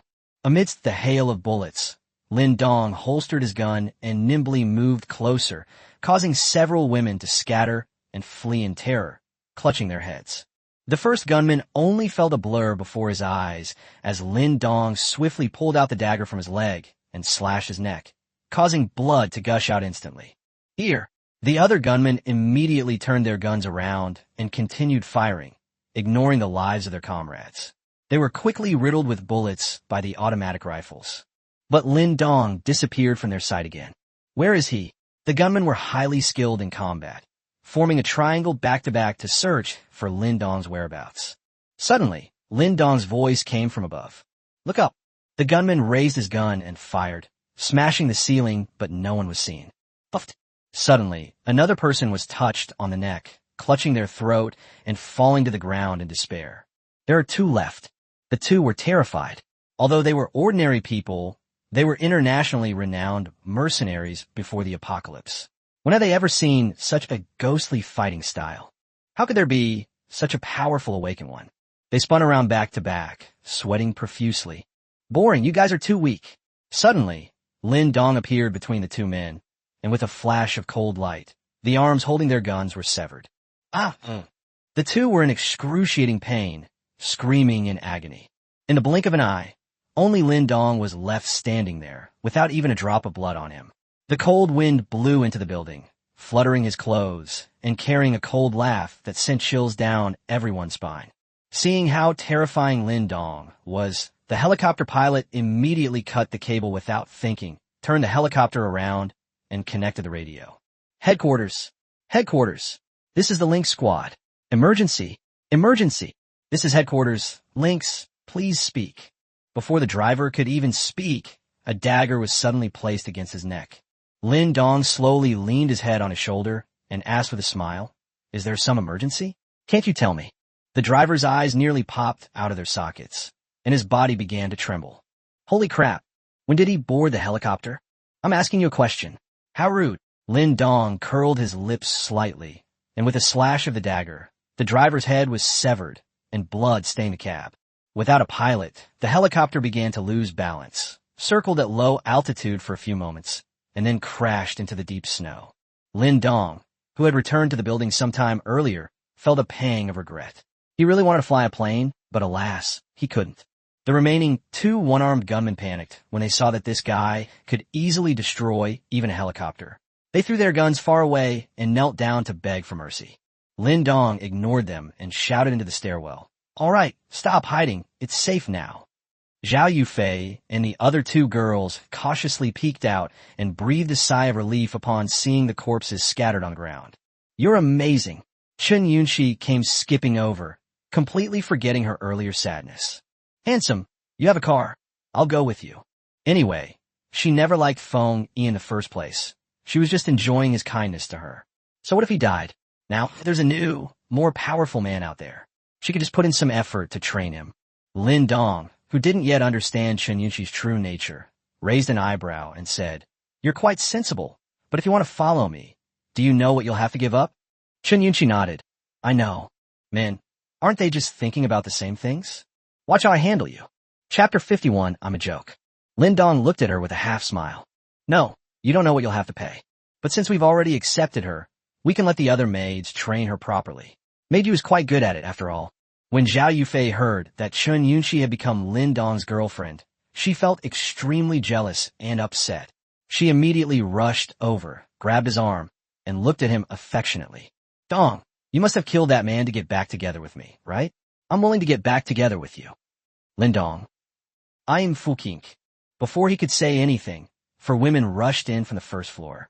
I've never seen such a shameless slut like you. Ling Shui looked up and cursed angrily. Lin Dong was somewhat surprised. So you guys ended up here. The sudden appearance of these four stunning beauties truly stunned everyone. Moreover, they were all dressed so beautifully, yet they were freezing. Weren't they afraid of the cold? Ling Shui led the way to the fourth floor with an aggressive air and started cursing at Zhao Yufei. Have you no shame? Huh? As a woman, you're so fickle and unpredictable. I really want to slap you to death. Shen Wanyue crossed her arms and sneered. When you need me, you say you love me so much, but when you don't need me, you say we're not from the same world. Our Blue Star world really doesn't have a shameless slut like you. Jiang Zhu said calmly. The more people I know, the cuter I still find dogs because some people are not as good as dogs. Liang Zhihan said angrily. So many creatures have disappeared from Blue Star. Why are you still here? All four maids were cursing, one after another, like a chain reaction. Zhao Yufei, dizzy and red-faced from the scolding, shouted angrily. Who are you? This is between my boyfriend and me. What business is it of yours? Your boyfriend? Shen Wanyue sneered, then mustered her courage and grabbed Lin Dong's left arm. Oomph. He's mine now. Ling Shui followed suit and crossed her right arm. Oomph. He's mine now too. Jiang Zhu sighed and snuggled into Lin Dong's arms. He's mine too. Liang Zhihan scratched her hair, feeling a little embarrassed. She and Lin Dong weren't that close yet, and there wasn't any room left for them. Ling Shui stared at her with wide eyes. You filthy bitch. What are you pretending for? You've already been slept with by your master. Stop pretending to be a virtuous and chaste woman. Keep in formation. He's mine too. Liang Zhihan had a sudden inspiration and hugged Lin Dong from behind, resting her chin on his shoulder. Lin Dong smiled wryly. Are you guys trying to combine with my armor here? However, being surrounded by mountains felt quite nice. You guys. Zhao Yufei pointed at them in disbelief. His pupils contracted and then dilated rapidly. His lips trembled uncontrollably. His breathing became erratic, and his face turned red and white in turns. My head felt like it had been hit hard by a sledgehammer. It went completely blank. All my thoughts were instantly pulled away, leaving only chaos. Yeah, my worldview is shattered. In her mind, Lin Dong was just a loser. If it weren't for his considerate nature and the fact that he was a local from Jiangcheng, she would have looked down on him at all. But how could such a loser have four beautiful women throwing themselves at him at the same time? Oh, add Chen Yunxi, that makes 5. Impossible. Absolutely impossible. You're all lying to me, aren't you? You must be lying to me. Zhao Yufei had never felt so miserable before, not even when she had just killed her roommate. Shen Wanyue sneered. Lie to you? You think you're worthy of being lied to by us? She hated Zhao Yufei to the core. If Zhao Yufei hadn't abandoned Lin Dong, how could Lin Dong have become so cold-blooded and ruthless? If Lin Dong were still the kind-hearted person he used to be, he wouldn't have to suffer at all if he were with him. So it's all that bitch's fault. Impossible. Impossible. Zhao Yufei cried as she looked at Lin Dong. Winter, they're all fake, aren't they? I'm your girlfriend. You're mine, you're mine. Lin Dong scoffed. You say you're my girlfriend 1 minute, and then you kick me away the next. Do you really think I'm a dog? No, I consider you the person I love most. Zhao Yufei hurriedly proved herself. I said that before just to test you. Really? I misunderstood you. Lin Dong sneered. Since you say I'm the person you love most, let me ask you a simple question. Was my birthday? Yes, Zhao Yufei was taken aback. I can't answer that. I remember it was this month, yes, I'm sure of it. Lin Dong sighed. It was yesterday. You don't remember at all. Yes, it was yesterday. I was just in a bit of a rush and didn't remember. It was yesterday. But I just remembered my birthday is tomorrow. You. Zhao Yufei was stunned. Was he playing a trick on her? Lin Dong waved his hand. All right, stop pretending. You don't love me at all. And thank you for letting me see how foolish I was before. From now on, we're even. Undeterred, Zhao Yufei asked. Then why did you come to the school to save me? Lin Dong chuckled. Because I want to see you make a fool of yourself. Are you trying to make a fool of yourself? Joke.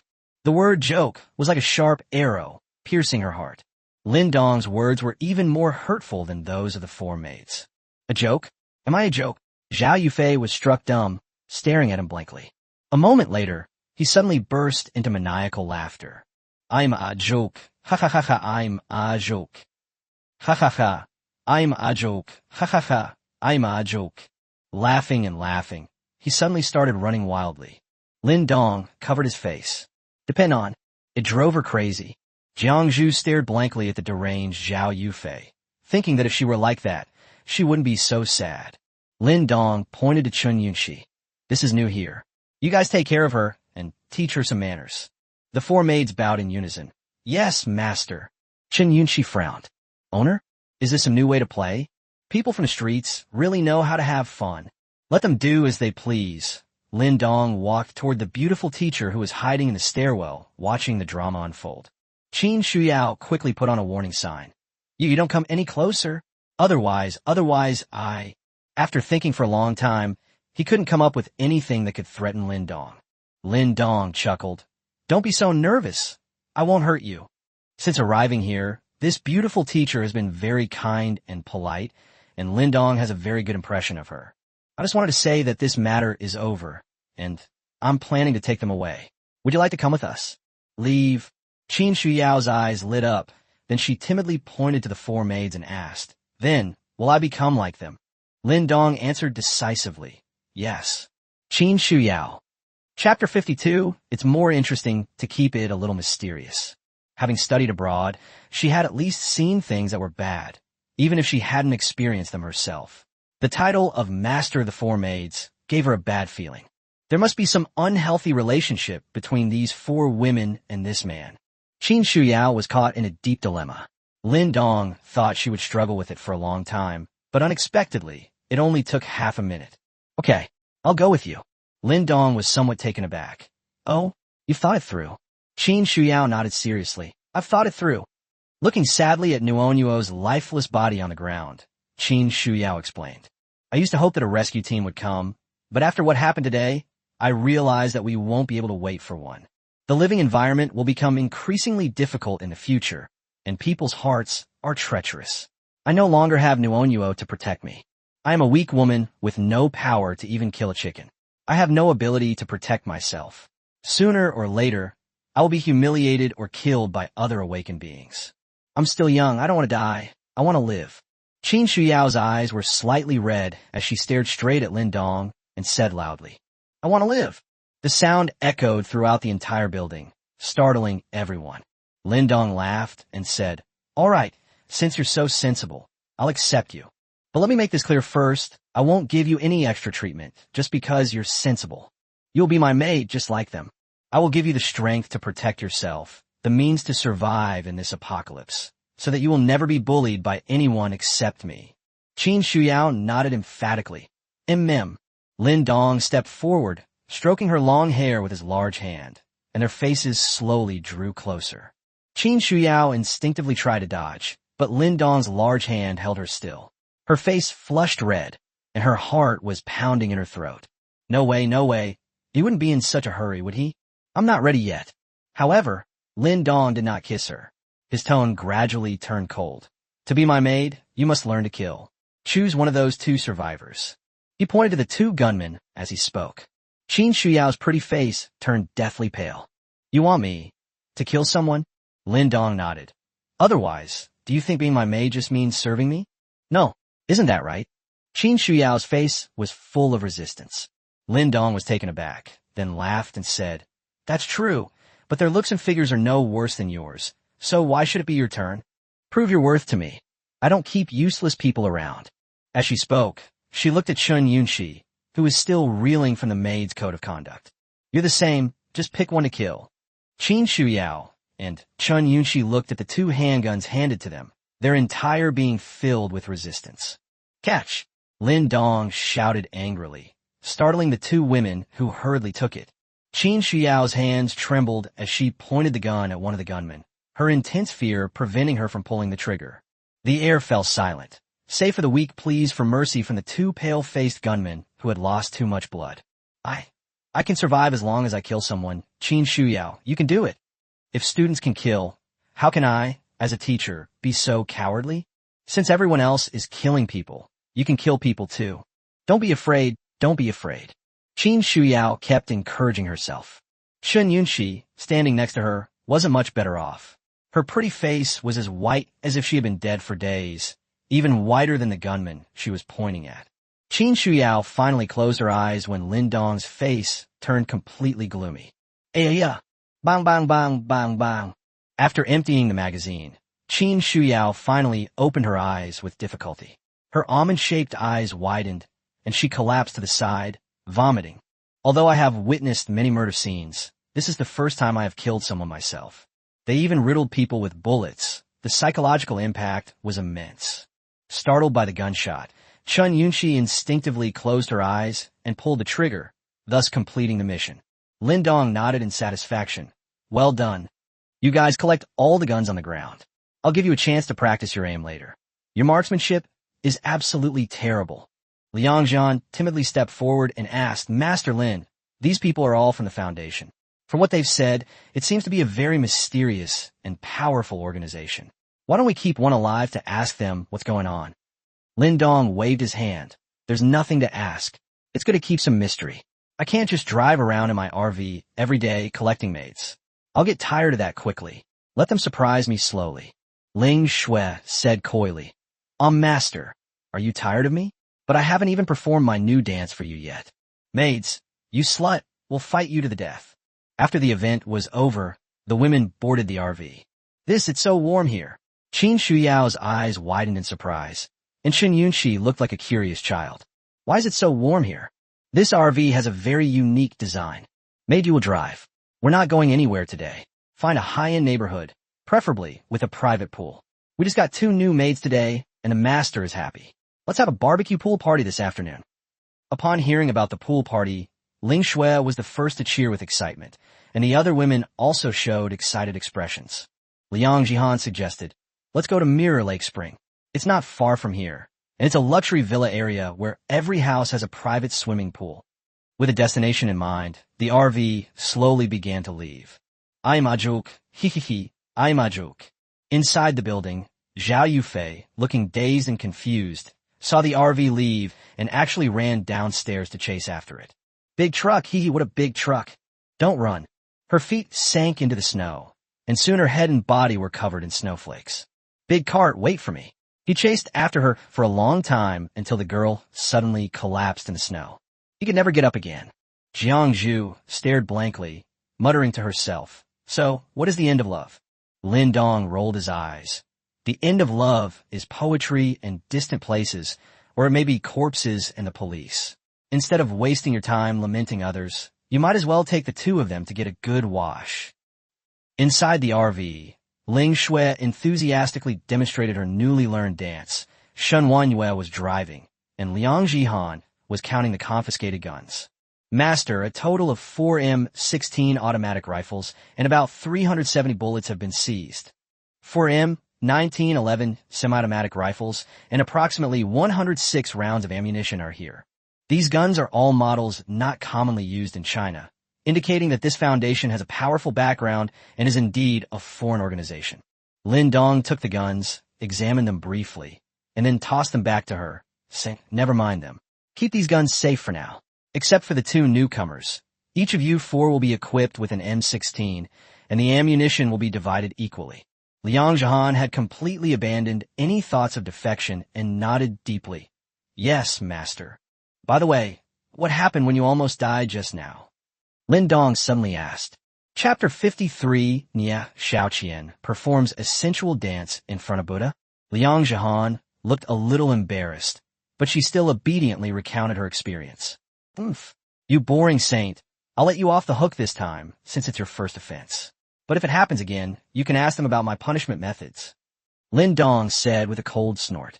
Ling Shui, who was dancing enthusiastically, suddenly shuddered, remembering her horrific experience of being tied up in the bathroom. Yes, master. Liang Jihan hurriedly bowed her head. The RV was moving slowly, and the interior was full of spring colors. In a spacious car bathroom, Jiangzhu looked with satisfaction at Qin Shuyao and Chen Yunxi, who had finished washing up. To be fair, Lin Dong was really lucky. Both of them were top-notch beauties, with flawless faces and amazing figures, and both were virgins. The owner had struck it rich. Just as the two women were enjoying the comfort of a hot bath, Jiangzhu handed them 2 sets of clothes. This is our everyday attire when we're with our master. You too, change into this. Both women blushed at the same time. Qin Shuyao bit her red lips and silently took the change without saying a word, while Chen Yunxi hesitated to take it. Sister, do we really have to change? This is so embarrassing, and I'm so hungry. Is there anything to eat here? Looking at Chen Yunxi's sweet smile, Jiangzhu sighed. I suggest you change into it. He's not a kind man or woman. If you anger him, the consequences will be dire. It was extremely tragic, and we can only eat what our master leaves behind. If our master is in a good mood, he will give us extra treats, as long as you behave well. Chen Yunxi interrupted, asking, would he hit a woman? Jiangzhu paused, thought for a moment, and shook her head. No. Lin Dong had never actually beaten them, because his methods are even more terrifying than beating people. That's settled then. I really don't know what you're afraid of. I'm not wearing these clothes. Chen Yunxi felt much more at ease, pushed the clothes out of Jiangzhu's hands, and put on her old clothes. The fact that he doesn't hit women shows that he's still afraid of women deep down. I really don't understand why these women are so respectful of him. They're all older than me, and they've wasted their lives. This kind of guy is easy to manipulate. Hey, no, don't be reckless. Jiangzhu exclaimed in shock. He doesn't hit women, but when he does, you'll know what it means to wish you were dead. I'd rather get beaten up. Chen Yunxi waved her hand without fear. Oh, don't worry about it. I know what I'm doing. After saying that, he quickly dressed, pushed open the bathroom door, and went out. Lin Dong was admiring the graceful dance when he saw Chen Yunxi come out wearing his clothes, and he frowned. The other women also noticed and immediately showed expressions of schadenfreude. Jiangzhu chased after her, her face full of trepidation. Chen Yunxi grinned and moved closer to Lin Dong, leaning her body against his arm, as if to say sweetly, Brother, do you have any other clothes here? The ones you picked out aren't nice. I don't want to wear them. She was very confident in herself. Once, she only called him brother, once, and Feng Yi happily went to snatch a limited edition LV bag for her. Men find it hardest to resist the charm and coquettishness of a beautiful school beauty like me. Lin Dong gave a cryptic smile. Oh, what kind of clothes do you want to wear? Chen Yunxi pretended to think, then said with a charming smile, I want to wear a dress. Do you have any here? Lin Dong gave Ling Shui a look, and the latter understood and began to search. She had bought a lot of clothes for free at the mall before, and sure enough, she found a white dress. Here, this outfit should fit your figure. Chen Yunxi became even more smug after receiving the dress. Just as I guessed. You women have such pretty faces. Don't you know that a woman who knows how to be charming has the best life? Thank you, brother. I'm so hungry. Do you have anything to eat? Lin Dong paused, his smile becoming even more bizarre. Yes, what would you like to eat? Really? I want a hamburger, and I also want fried chicken. After making her request, Chen Yunxi immediately feigned panic. Oh, I'm sorry. I forgot that conditions are tough right now, so we definitely won't be able to eat those things. I'm sorry, brother. Yunxi was wrong, but Yunxi doesn't mind. As long as I'm with my brother, I won't mind eating leftovers. I believe he'll be able to get more in the future. The other maids, including Qin Shuyao, who had just stepped out of the bathroom, immediately shuddered. No. Are you involved in PUA, pick-up artist tactics? PUA master? This is simply Nie Shaoqian performing a slutty dance in front of Buddha. Sister, are you trying to get yourself killed? Jiangzhu's face turned pale with fright. If she had known that Jiangzhu was like this, she should have disciplined her properly before letting her out. This is not just a disaster. It has also implicated me. The maids' hearts were in their throats, as if they could already foresee Lin Dong's rage.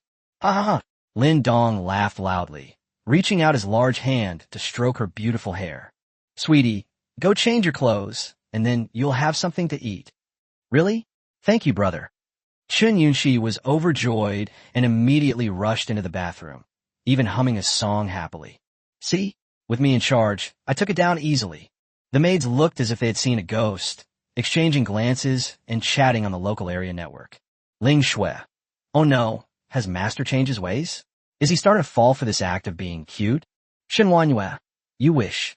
I bet 50 cents that Master will definitely lose his temper. Liang Jihan. I don't know, I'm new here too, but I feel inexplicably panicked right now. Jiangzhu, help! Help! Qin Shuyao. Lin Dong, oblivious to their subtle signals, set out a KFC family bucket meal and a bottle of ice cola on the table, making Qin Shuyao's mouth water. However, she wasn't as bold as Chen Yunxi and stood timidly to the side watching. Lin Dong looked at her and nodded in satisfaction. The beautiful teacher truly lives up to her name. I didn't notice her before because she was all bundled up, but she's actually a stunning beauty with a perfect figure, especially her long, straight legs. As soon as Chen Yunxi came out, she spun around triumphantly. Brother, am I pretty? Lin Dong nodded with a smile. The school beauty in a white dress was extremely attractive to any man, making him fall in love without even realizing it. Chen Yunxi became even more excited. Upon seeing the fried chicken, hamburgers, and other food on the table, she screamed excitedly, "Wow! It really is there. Brother, you're amazing. Are you Superman?" After saying that, he plopped down without any hesitation, picked it up, and started gnawing on it. Forget about maintaining a ladle-like image, and began to feast. Lin Dong rested his chin on his hand, looking at her with doting eyes, and gently wiped the oil stains from the corner of her mouth with a tissue. Sweetie, eat slowly, finish eating. Have a good trip. Chapter 54. Of course it's going to the Western Paradise. What? You think it's going to my house? Chen Yunxi's sweet and satisfied smile faltered. Set off? Where to? Lin Dong replied with a sweet smile. Of course it's going to the Western Paradise. What? You think it's coming to my house? Chen Yunxi. No. What did I do that you want to send me to the Western Paradise? I only ate a little bit of your KFC family bucket. Is that a big deal? Brother, you're kidding me, right? Do I look like I'm joking? Chen Yunxi cried. Why? I didn't do anything wrong. Why are you doing this to me? Wah! In an attempt to make amends, Jiang Zhu seized the opportunity to lecture him. I told you that you must be respectful when addressing your master. You started by calling him brother. What do you take your master for? One of those college students at school who you played around with. The master's orders are absolute. Don't act on your own. How dare you manipulate your master like this? After saying that, he immediately knelt down before Lin Dong. Master, it was my fault for not disciplining him properly. Please punish me. That's a brilliant move, a strategic retreat to advance. Lin Dong sneered. He deserves to be punished. First, tie yourself to the bathroom for a day. Jiang Zhu's face turned deathly pale, while Ling Shui revealed a gloating smile. You bitch, I'll let you feel my pain too. Chen Yunxi stopped crying. Her earlier sobbing had been feigned. Her sweet smile vanished, replaced by resentment and a cold expression. You're all insane. You're all insane. You just bully women because you think you're so capable. Who do you think you are? I'm not going to play this lewd game with you guys. Stop the car, I want to get out. The women exclaimed inwardly. Wow, she still wants to get off the bus. Lin Dong's smile grew even colder. As you wish, stop the car. The RV slowly came to a stop. The door opened, and Chen Yunxi pouted and came to the door in a huff, but suddenly stopped. The outside is covered in snow. Where should we go after we get off the bus? Go down there and you'll die. What are you doing here? Don't you have any sense? Drive the car back. I want to go back to school. Chen Yunxi turned her head and roared angrily. Lin Dong laughed heartily, picked up a crispy chicken nugget and tossed it to Qin Shuyao, the beautiful teacher who ate it with trembling hands. Do you know what time it is right now? He then picked up a Coke and fed it to Qin Shuyao, who obediently swallowed a mouthful and immediately showed a satisfied expression. Indeed, fried chicken and cola go perfectly together. Lin Dong slowly stood up, staring at her with a gloomy face. This is the apocalypse. Do you even understand what the apocalypse is? My box of chicken nuggets alone could spark a fight among hundreds of people. Who do you think you are? You ate my food, used my hot water, drank my Coke, called me crazy, and now you want to leave? I'll grant your wish now. Get off the bus. Don't delay my journey. Get out of here. Chen Yunxi trembled uncontrollably, her neck stiff. So what if I ate some of your food? Do you know how many men outside want to invite me to dinner? I've never seen such a petty man. It's just that I ate some of your food. What's with the attitude? I just changed out of a few clothes. You can take them and smell them. Consider it repayment for your hamburger. You loser. I'm not getting off the bus. Go ahead and kill me if you dare. I'm not afraid of you. All the women. It's so spicy. Lindong was indeed furious. He never expected that this school beauty, who seemed like a pure and innocent girl, would actually have such a willful and capricious personality. Good, woman, you've successfully caught my attention. All right, it seems you truly have integrity. I've decided not to take you in. Chun Yunxi's tense mood immediately relaxed, and she couldn't help but sneer inwardly. Men are just like that. If you scold them a few times, they'll give in. Jiang Zhu, tie her to the back of the car. Make sure she doesn't touch the snow or freeze to death. If she dies, your punishment will be multiplied tenfold. Jiang Zhu immediately agreed. What are you doing? You dare tie me up? Are you even human? It's so cold outside. Are you trying to freeze me to death? Chun Yunxi was stunned. This guy was a complete pervert. Compared to him, Feng, he was as innocent as a lamb. Let go of me. Lindong, you're a bastard. Seeing Jiang Zhu approaching with a rope, Chun Yunxi struggled violently. But how could an ordinary person like her possibly resist Jiang Zhu's strength? He easily grabbed her joints and quickly tied her up.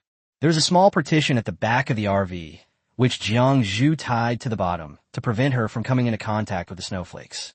Stepping from the warm carriage into the sub-zero temperatures of -30 or 40 degrees Celsius, the icy chill instantly made Chun Yunxi shiver. Let me go. I need to get into the car. It's too cold here. You're not human. You're abusing me. Wow, help. Someone help me. Chun Yunxi cried out for her parents, but Jiang Zhu snorted coldly, tied the ropes tightly, closed the back door, leaving a hole to observe her condition. What bad luck to run into such a stubborn girl. Having won over Chun Yunxi, Lindong noticed the tense atmosphere in the car and couldn't help but laugh. Keep the music playing and keep dancing. The RV started up again, and Lindong pinched the beautiful teacher's chin, looking at her perfect face with a wicked smile. Ms. Chin, may I ask what courses you taught before? French. Really? I don't know French at all. Can you teach me? Sure, but I didn't bring any teaching materials. How am I supposed to teach? Simple. You just read the words, and I'll listen. Xiajia, a man with a hooked nose, gloomy eyes, and a slender build, was leaning back in his chair, resting his chin on his hand as he looked at the report in his hand. Behind him stood a man and a woman. The man was short, only about 1.5 meters tall, with a pointed mouth and monkey-like cheeks, and his smile was extremely lewd. The woman was quite beautiful, about 1.7 meters tall, and by Lindong standards, she was at least an 80 out of 100. With her red lips and white teeth, willow leaf eyebrows and slender waist, every move she made exuded a captivating charm. The man in the chair said slowly, "It's been 3 days, and each group has only brought back less than 10 test subjects. The efficiency of these group leaders is really too slow. At this rate, when will we ever be able to complete the tasks assigned to us from above?" The short man chuckled and said, "Sir, these mercenaries are all useless cowards who just dawdle and do nothing. It will be better to use my wife and me instead. Why don't you send us out?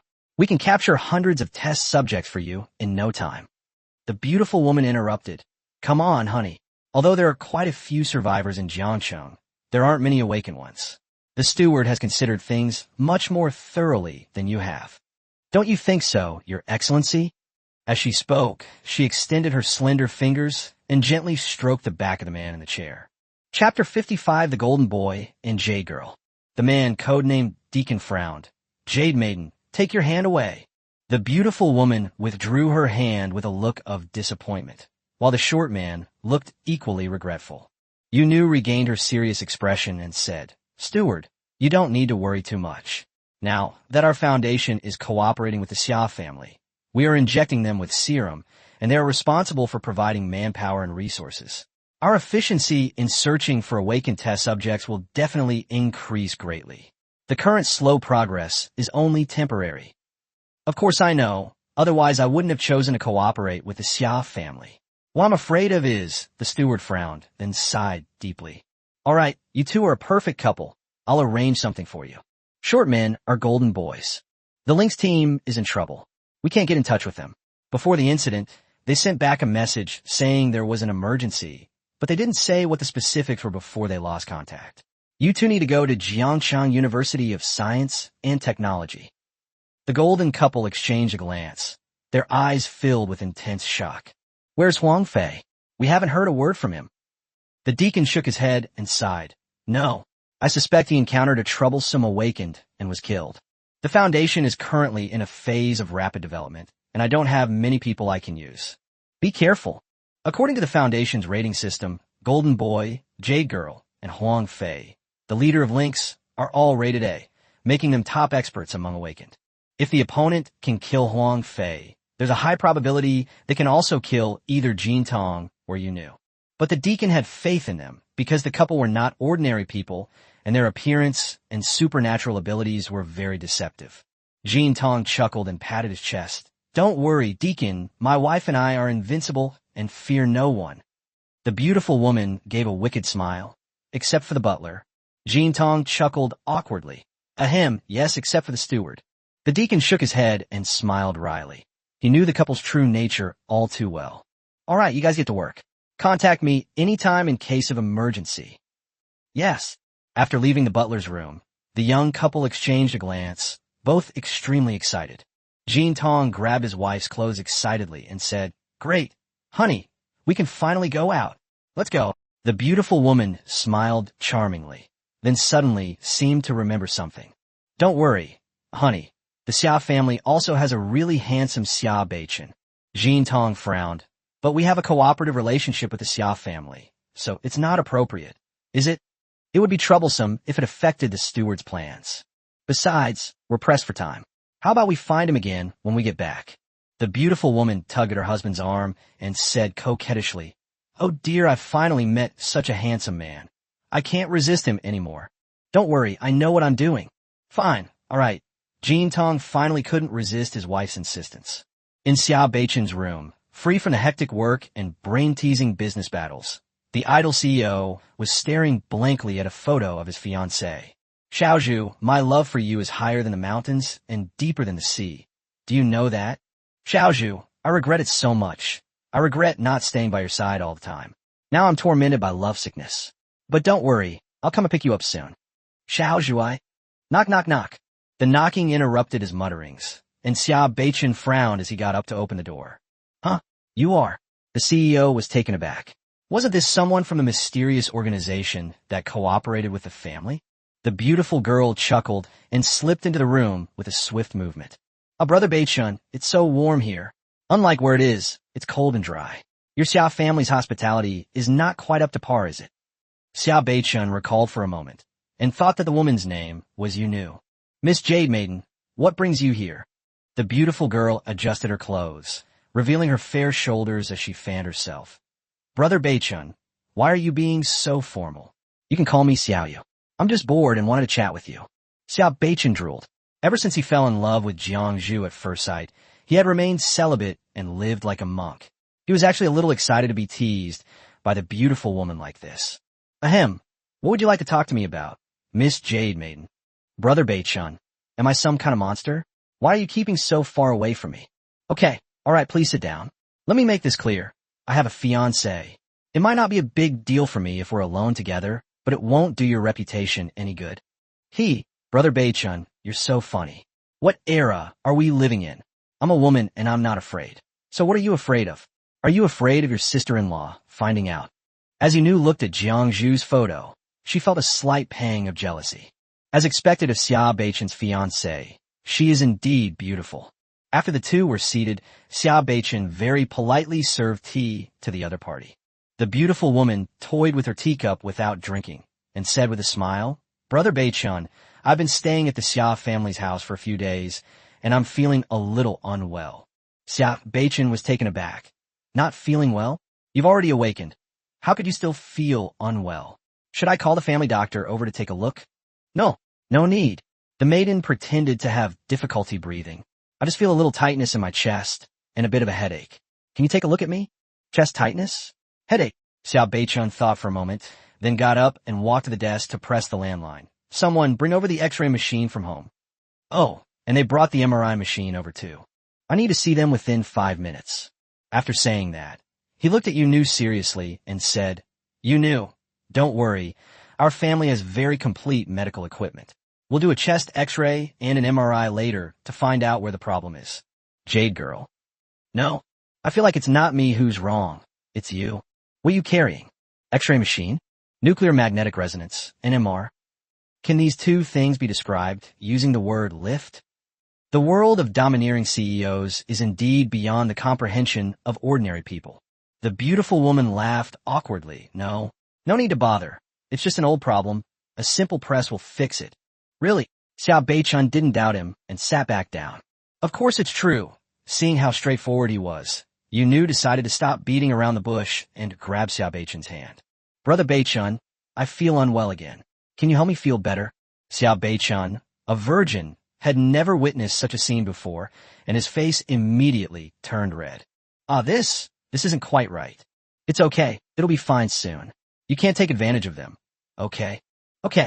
All right. I'm a very honest person. Don't worry. I definitely won't take advantage of you. What he didn't notice was that outside the room's window, Jin Tong was excitedly watching all of this through the crack. Chapter 56, This Awakened One, is a pervert. What are you doing? Suddenly, a chilling, delicate voice rang out, startling Jin Tong, who was in the middle of his excitement. He quickly turned around and saw that it was Xia Qinyu, so he couldn't help but shrink back. In nothing. Immediately, I felt uneasy. What was I, an awakened being, afraid of doing to an ordinary person like her?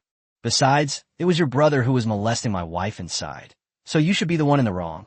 But when faced with Xia Qinyo's powerful aura, Jin Tong actually backed down. Forget it, I won't argue with her. A woman like that, with such a cold and powerful aura, will eventually be trampled on by men. Xia Qinyu frowned slightly, opened the window, and happened to see Xiao Beichun, who hurriedly got up, looking flustered and with a wandering gaze, and the beautiful woman who slowly dressed herself, her face showing regret. What are you doing? Xia Qinyo's expression changed slightly. Xiao Beichun trembled with fear when facing his older sister, a fear stemming from his bloodline. In nothing, Xiao Yu said she wasn't feeling well, so I was treating her. The maiden lightly leaped out of the window, tightened her clothes, glanced at her disdainfully, and then leisurely left. Honey, let's go. Xia Qinyu stared intently at the backs of the golden couple, then turned to her younger brother and said coldly, Stay away from them in the future. These people are no pushovers. If you dare to do it again, I'll break your legs. After saying that, he stormed off in a huff. Hey no, sis, you've misunderstood. Let me explain. Xiao Beichun wanted to explain, but didn't know how, so he sat down with a bitter face. My sister has completely changed ever since she got engaged to Brother Yin. Thinking of what had just happened, the domineering CEO lost his composure again. Snap! Xiao Beichun, how could you do this? How can you face Xiao Zhu? The domineering CEO slapped himself hard. Looking at his fiancée's photo, Xiao Beichun's gaze hardened. I must never have any more entanglements with other women. Feeling increasingly guilty and missing Jiang Zhu, Xiao Beichun took out his phone again and made a video call to his fiancée. The call was answered after a long time. Great, Xiao Zhu, you finally answered my video call. Are you in the bathroom? Jiang Zhu nodded on the other end of the phone. Xiao Beichun laughed and said, That's really unfortunate. By the way, how have you been lately? Has anyone been bullying you? No, I'm fine. That's good. Xiao Zhu, have you missed me? What exactly are you trying to say? Xiao Beichun choked. Realizing her tone had been a bit harsh, Jiang Zhu smiled wryly and said, I'm sorry, Beichun, I have an upset stomach. Can you just tell me what's wrong? Oh, Xiao Beichun chuckled and said, Xiao Zhu, let me tell you, a woman came to me just now, and she actually tried to seduce me. Don't worry, I pushed her away in one go and didn't let her succeed. My heart is yours, and I am yours too. Jiang Zhu was speechless and could only offer an awkward smile. The longer she spent with Lin Dong, the more she realized how childish her fiancé was. I'm so tired. After expressing his love again, Xiao Beichun reluctantly hung up the phone. The golden couple left the Xia family looking displeased. Honey, you're so useless. You can't even keep watch properly. Jin Tong looked apologetic. I'm sorry, honey. Let's find another opportunity after we finish the task the steward assigned us and go back. He's at the Xia family's house. He can't escape. I don't care. The beautiful woman crossed her arms haughtily. I've finally managed to get out of here. I'm going to have a really good time. Okay. I'll do whatever you say, Jin Tong said with a doting smile. The helicopter slowly entered Jiangxing University of Science and Technology, and what came into view was a huge ditch on the ground. The couple exchanged a glance, put on their special protective snow suits and masks, instructed the helicopter to return on its own, and then jumped out of the helicopter, landing steadily on the ground clear by the RV. "These marks, who drove the tank out here?" the maiden asked, somewhat surprised. Jin Tong looked around and shook his head, saying, "No, this passage is much bigger than a tank. It must be a modified special vehicle. This is quite interesting. Let's go take a look ahead." After traveling a while longer, the two came across a female corpse lying on the ground. "Ugh, so ugly. I'd rather commit suicide than die so ugly." The maiden looked at the ruptured pustules on the female corpse with disgust. Jin Tong chuckled wickedly. "You wish. I wouldn't want my wife to die." Upon arriving at the faculty apartment building, the two found a helicopter that had crashed in the deep snow, and inside the building, they discovered the bodies of the Lynx group. It seems this awakened one's ability is related to firearm shooting. To be able to blow Huang Fei's head off first with his throwing knife, he's quite strong. Jin Tong analyzed seriously. And this superhuman isn't alone. He even has the leisure to teach newbies to use members of the Lynx group as shooting practice targets. "Haha, ruthless enough, I like it." The maiden gently stroked Huang Fei's frozen corpse with her fingers, her face full of sorrow, and said, "Alas, Brother Huang Fei, your death was too sudden. Don't worry, my husband will avenge you." Jin Tong lay on the ground and sniffed deeply, exclaiming in surprise, so many different women's scents and one man's scent all disappeared at the doorway. This awakened one is a lecherous old man. The young woman's eyes lit up. "Really? That's great. As long as he's lustful, I can easily win him over." Once you confirm the target's lustful nature, there's no beauty that can't be won over. If all else fails, there's always the golden boy. After obtaining the clue, the two left and headed straight for Mirror Lake Spring, following the path opened up by Lin Dong's RV.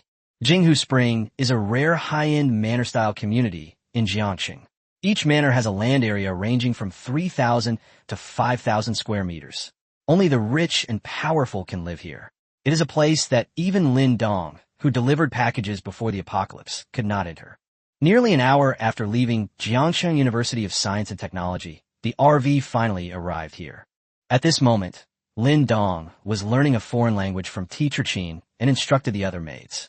"You guys go inside and get ready. I need another half hour. Remember to take that idiot female college student in the back of the car with you. I need to focus on my studies. I don't have time for her." With the maid's permission, Jiang Zhu came out of the bathroom and took off Chen Yunxi, who was about to freeze to death. The female college student's pride lasted for less than 3 minutes before she was almost frozen into an ice sculpture. It was Liang Zhahan who helped by taking the thermostat out to warm her up every few minutes, thus preventing her from freezing to death.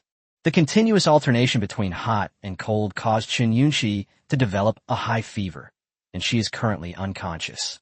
Chapter 57, Do Rich People Form Cults? Most of the buildings in the entire community were buried in snow, with only a few roofs showing. Shen Wanyue and her maids got out of the car, and she smashed open the 10-centimeter thick alloy security door with 3 punches. Jiangzhu and Jihan are in charge of the basement and the first floor, while Ling Shui and I are in charge of the second and third floors. Make sure every corner is checked and that no living creature is missed. If you disturb the master's enjoyment, you know what will happen. The entire house was pitch black because it was buried under snow.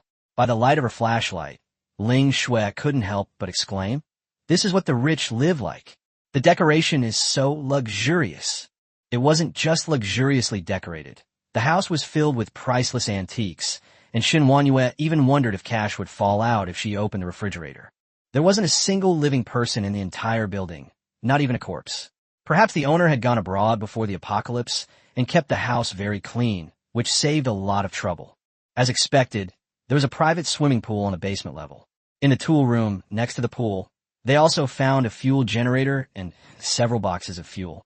After some effort, the house was powered on, and the lights shone brightly all at once. With electricity, the heated swimming pool started working, and the thick ice began to melt slowly. "It seems that we will be able to swim in it soon."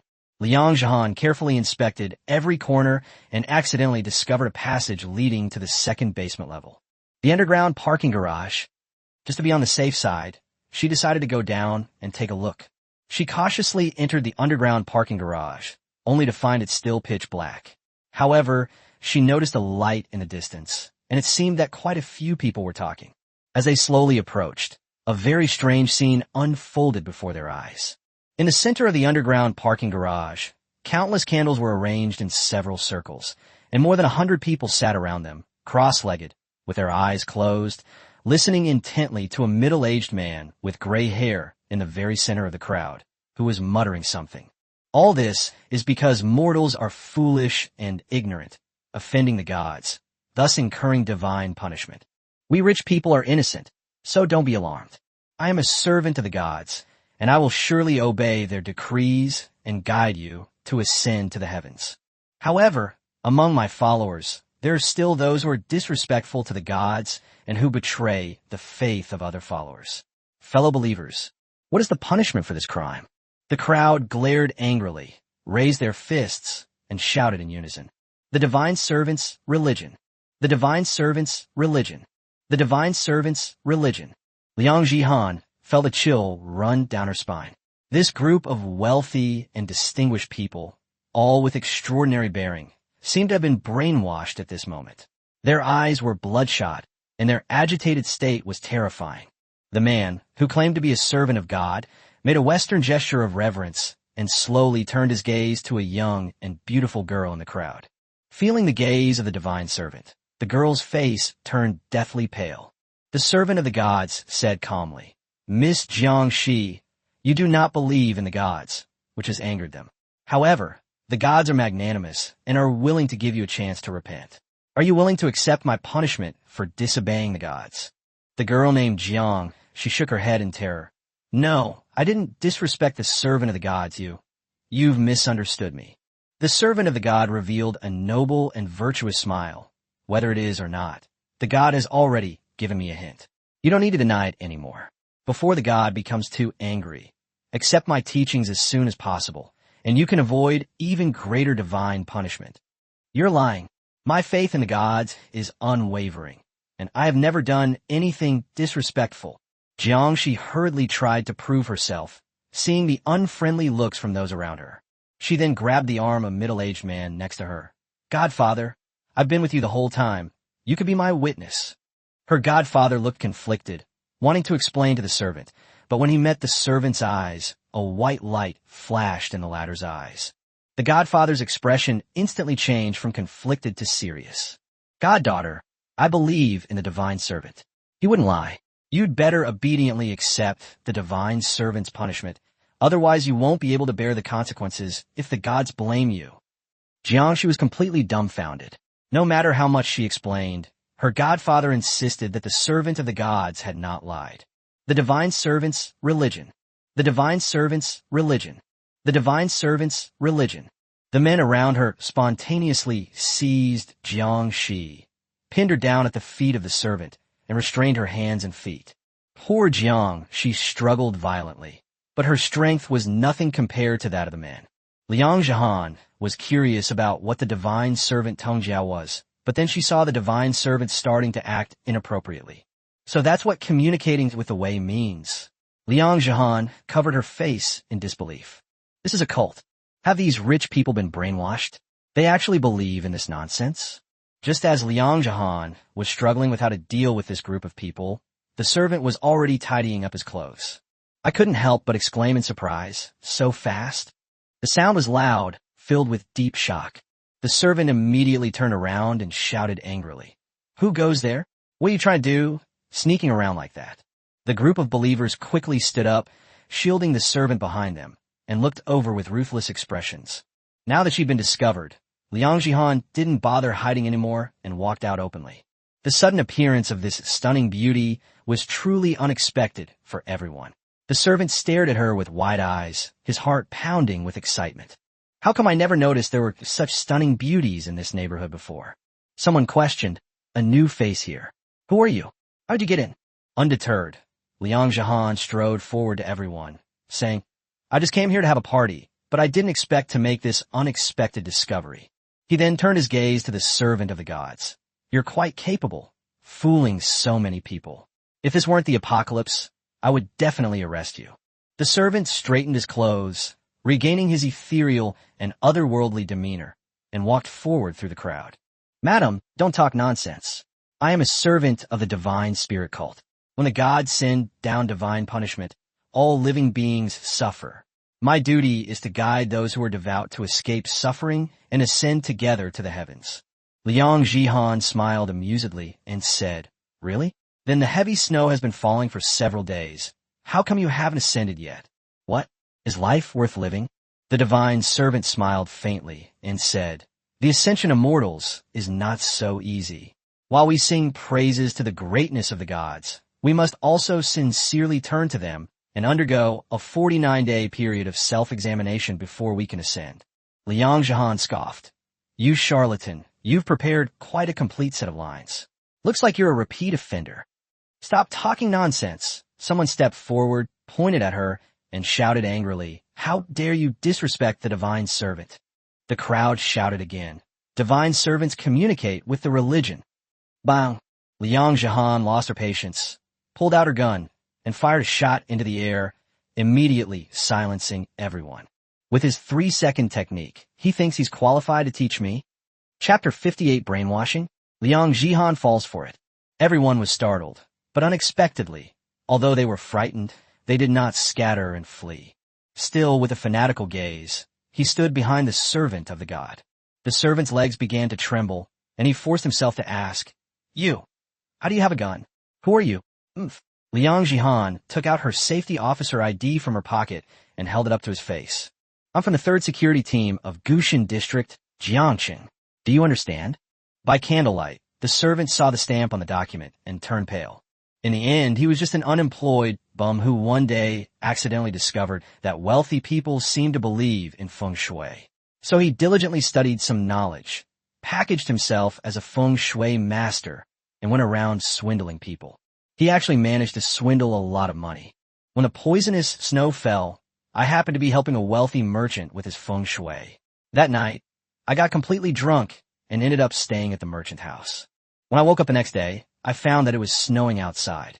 Later, through a series of unexpected events, he came into contact with poisoned snow and became the only awakened person in the community.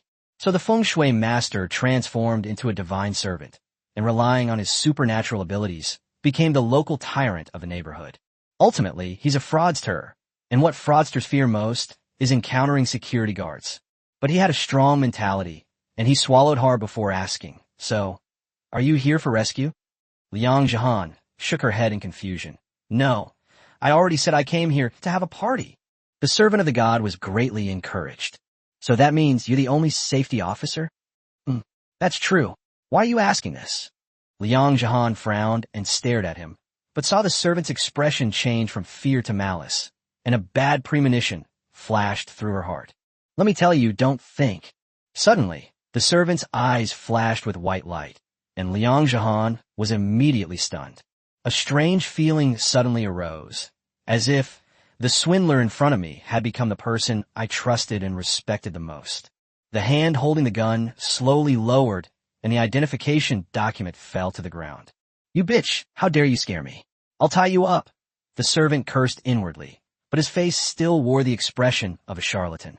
Beautiful lady, I see you are also a sufferer. Join the divine cult. As long as you are devout to God, I will not hold your offense against you. Let us ascend to the heavenly realm together. Liang Jihan nodded blankly. Okay, thank you. The crowd immediately cried out. The servant of God is merciful and compassionate. The servant was overjoyed and reached out his rough hand to take Liang Jihan's hand when a voice suddenly came from afar. Jihan? Jihan, where are you? Master is coming back. Jiang Zhu has arrived. Seeing Liang Jihan standing in front of a group of people with her back to her, Jiang Zhu instinctively sensed something was wrong and suddenly leaped forward, instantly arriving beside her. Jihan, what are you doing? Liang Jihan turned her head blankly, revealing a strange smile. Jiang Zhu, join the divine spirit cult with me. We can ascend to the heavenly realm. Jiang Zhu's expression changed drastically. What nonsense are you talking about? What did they do to you? He then grabbed the servant by the collar and roared. What have you done? The servant of the god was overjoyed to see yet another beautiful woman come to him. Ma'am, why don't you join us? A white light flashed in his eyes again. Jiang Zhu suddenly felt dizzy and her thoughts felt strongly out of control. But she was, after all, an awakened one. She quickly shook her head, horrified, pushed the servant away, and ran off with Liang Jihan on her back. Something's not right here. We need to get out of here quickly. The feeling of being forced back in a place was unpleasant. Jiang Zhu stumbled as she ran, while Liang Jihan, on her shoulder, continued to struggle violently. Put me down. I want to ascend to the heavenly realm. The crowd caught the servants of the gods who were about to fall, and someone immediately roared, "Don't let them get away. These people have offended the servants of the gods and should be killed." The servant of the god hurriedly shouted, "No need to chase them." Everyone obediently stopped in their tracks. After continuously using his powers, the servant of the god also felt dizzy. "No need to chase them. I will ask the gods to punish them for their offenses later." The reality was that he was exhausted and desperately needed a good rest. Moreover, the other side had guns, and chasing after them rashly could easily result in casualties. These wealthy businessmen are his sources of resources, and he cannot afford to lose them easily. Anyway, it's just these two women. Once I've rested, let's see where they can run off to. Let's continue to pray to God. Maid 5, Qin Shuyao. System score, 86. Current strength, level 1. Maid outfit, none.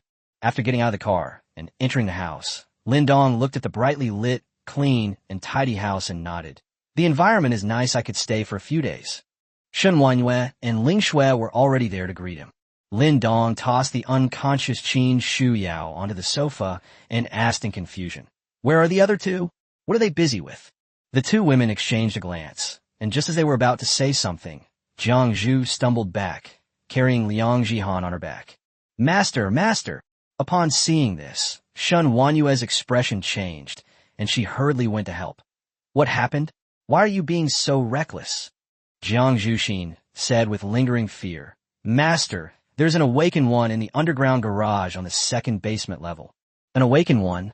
Lin Dong looked at his maid, who seemed to be acting like a lunatic, and found it rather strange. Jiang Zhu nodded. "That person seems to have some kind of hypnotic ability.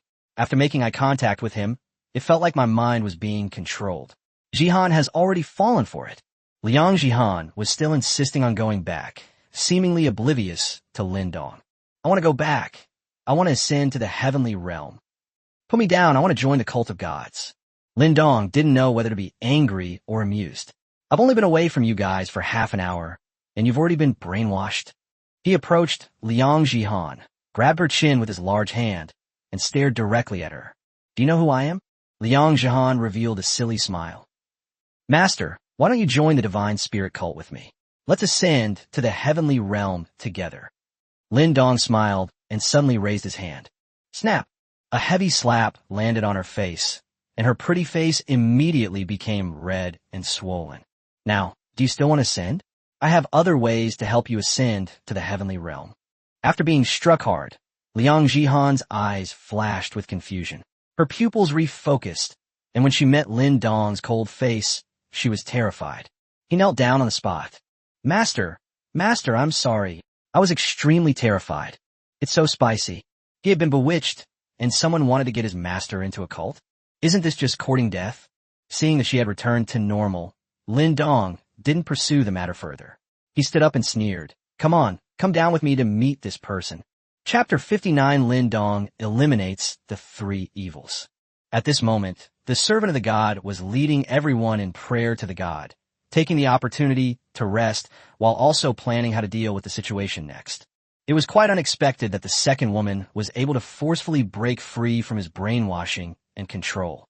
However, he believed it was because his mental strength was depleted from continuous use, and once he had rested, he would never let her escape. Wow, there are quite a lot of people here. Just then, a mocking voice came from behind. Lin Dong glanced around, finally fixing his gaze on the divine servant, whose head displayed. LV3. Sure, a level 3 noob took down 2 of my mates. The servant turned his head and his expression faltered slightly. Why are there so many people? 1 man with 4 women. Besides the 2 beauties I just saw, the other 2 are also stunning beauties. Where did all these beautiful women come from? It's out. The servants fixed their gazes on Lin Dong. Judging from his position, this man was their leader. As long as they could get rid of him, these 4 women would be trapped. Welcome to our divine cult. The deity has just spoken to me, and he is not bothered by the offenses of those ladies. We are grateful for the deity's grace. As he spoke, he slowly walked towards Lin Dong and the others. Lin Dong picked at his ear and frowned. A real god? Where is it? I can't see it. The servant of the gods laughed and said, Gods only exist in the heavens. We mortals naturally cannot easily see them. Really? Then how come you're chatting with him? I'm the messenger of the gods on earth, so naturally I have the ability to communicate with them. Lin Dong scratched the back of his head. Really? I'd actually like to join you guys. My maids told me that your position allows you to freely have sex with other people's goddaughters. I'm quite envious. Could you give me your position? The servant's smile froze. Sir, your joke isn't funny. I'm not toying with women. I'm punishing those who disrespect him on behalf of the gods. Lin Dong couldn't help but burst into laughter, looking at Shan Wanyue and the others. This guy is interesting, isn't he? He plays with women, and he can even come up with such a reason. As for your shamelessness, I, Lin Dong, am willing to call you the most shameless. The servant of the gods showed a hint of anger on his face. Sir, your offense against the servant of the gods is tantamount to an offense against the gods themselves. Aren't you afraid of the gods' punishment? Lin Dong shrugged. What am I afraid of? You have gods, and so do I. How about we summon your deity and have our two families' gods compete? The servant of the gods was taken aback. You also have a god? May I ask which god from the heavenly realm you are? He wondered to himself, could this kid be one of their kind? Since we're all just bluffing, why are you trying to sabotage me? Lin Dong swiftly drew his golden desert eagle, pointing the muzzle directly at the servant's forehead. Look, this is my god, the ancient Greek god who controls headshots. Why don't you bring your god out for a spin and see if he can protect you? At the same time, the four maids each loaded an M16, pointing their guns at him. Divine servant. I just #% and #Ewan. Why do they all have guns?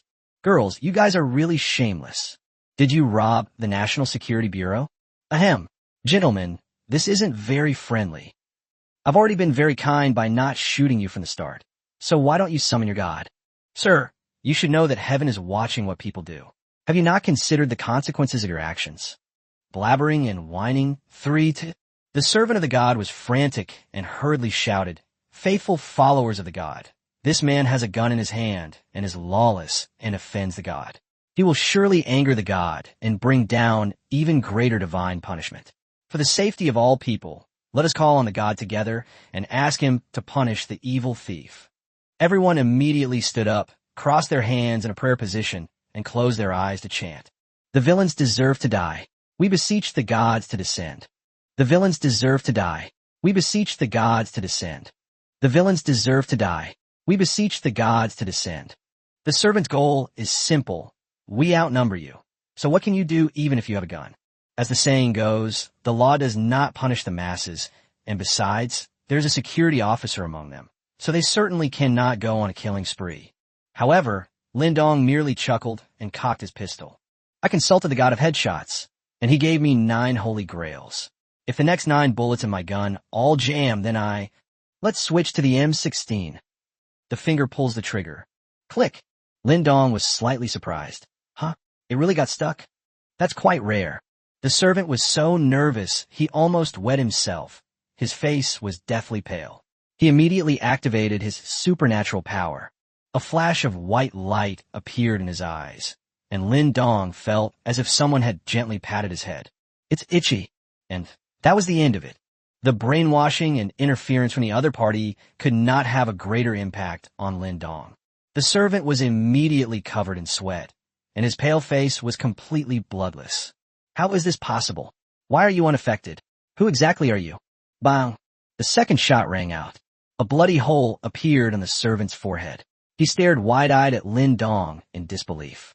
His body slowly and weakly collapsed. The chanting of the congregation was interrupted by gunfire, and everyone stared blankly at the corpse of the servant of God, at a loss for what to do. The atmosphere quieted down. The wicked deserve to be punished. We beseech the gods to descend. Someone, seemingly to boost morale, continued chanting loudly. Then, suppressing their fear, the crowd began to chant again. They were even more enthusiastic than before. The servant of the gods did not die. He was simply taken away by the gods. Lin Dong smiled coldly, pointing his gun at the corpse of the servant of the gods. The villains deserve to die. We beseech the gods to descend. Bang. The wicked deserve to be punished. I beg you. Bang. Traitor. Bang. Evil. Bang. Bang bang bang bang. With the magazine emptied, Lin Dong grinned as he put away his pistol, grabbed the M16 from Shun Wanyue's hand, and pointed the gun at the crowd. Keep going. Everyone fell silent, overwhelmed by an indescribable, immense fear. Run. Some people took off running, and the scene instantly descended into chaos. Go to hell with your damn gods, don't kill me. After being frightened by the gunshot, everyone began to wake up from their brainwashing state. Soon, the garage became quiet. Lin Dong sneered and tossed the gun to Shun Wanyue. A bunch of trash. I turned around and went home. The maids quickly followed, and Ling Shui asked in confusion, Master, why don't you kill them all? Lin Dong rolled his eyes. Why would you think that? Do I look like someone who likes to kill innocent people indiscriminately? Isn't it? My master is the kindest person in the whole world. That's more like it. Let's go home and have a party. Yeah, in the basement, only the gruesome corpses of the servants, riddled with holes, remained. Chapter 60. The Jade Maiden comes to the door. The vast horizon is my love, and flowers are blooming at the foot of the rolling green hills. Sue Sue Sue, Sue Lue. 857. 857.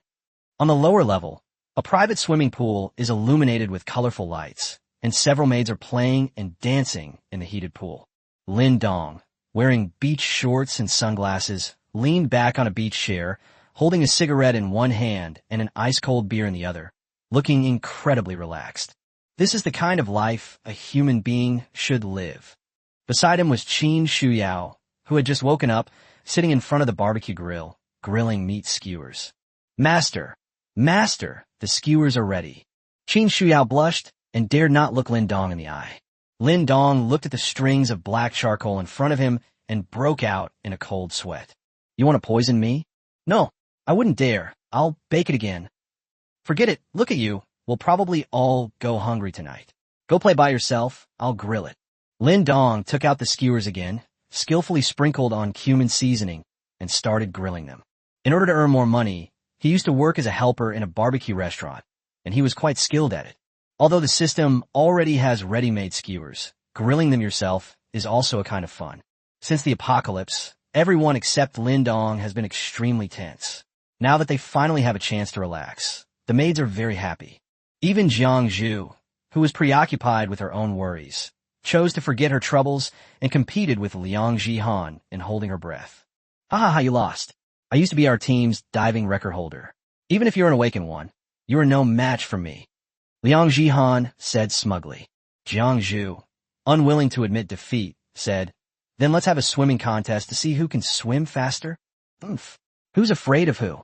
By the pool, Shun Wanyue and Ling Shui were chatting, each holding a cocktail. You're floating up like this. Are you really all natural? Shun Wanyue looked at Ling Shui with envy. Ling Shui chuckled and patted her chest, guaranteed to be all natural. Shun Wanyue sighed deeply, her face filled with sorrow. Ling Shui asked in confusion, What's wrong? It's nothing. It's just, my period hasn't come yet. I don't know if it's been delayed, or if it's just... Ling Shui's eyes widened, and she exclaimed in a low voice, No way? You're pregnant? Whose is it? Shun Wanyue smiled bitterly.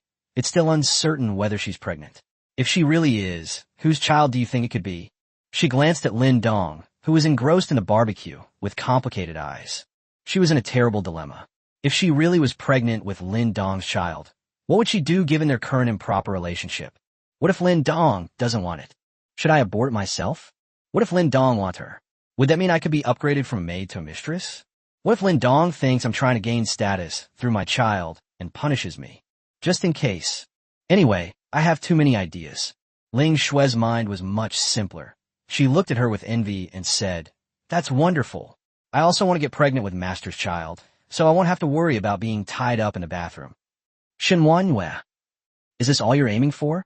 In fact, none of the women knew that Lin Dong had long ago turned off the option for the maids to conceive, so they could not possibly get pregnant no matter what. Qin Shuyao sat by the pool, hugging her knees, lost in thought. She would glance at Lin Dong, her face flushed with embarrassment, then lower her head, her expression complicated. She was clearly torn between her feelings and her inner turmoil. The aroma of grilled skewers wafted over, and Lin Dong called out, "Time for grilled skewers."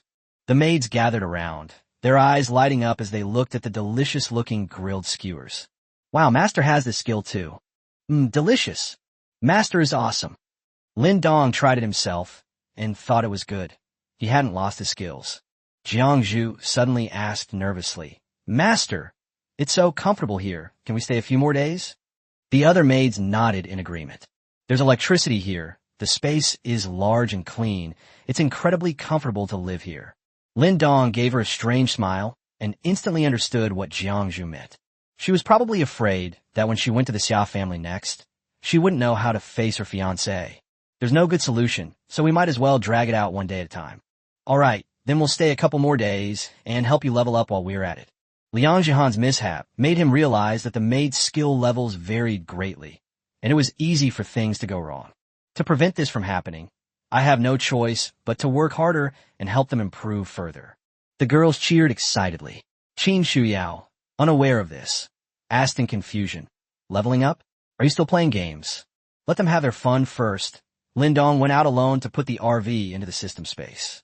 Just as I was about to close up shop and go back to work, a figure suddenly appeared in the passageway, cleared by the RV, stumbling and running towards me.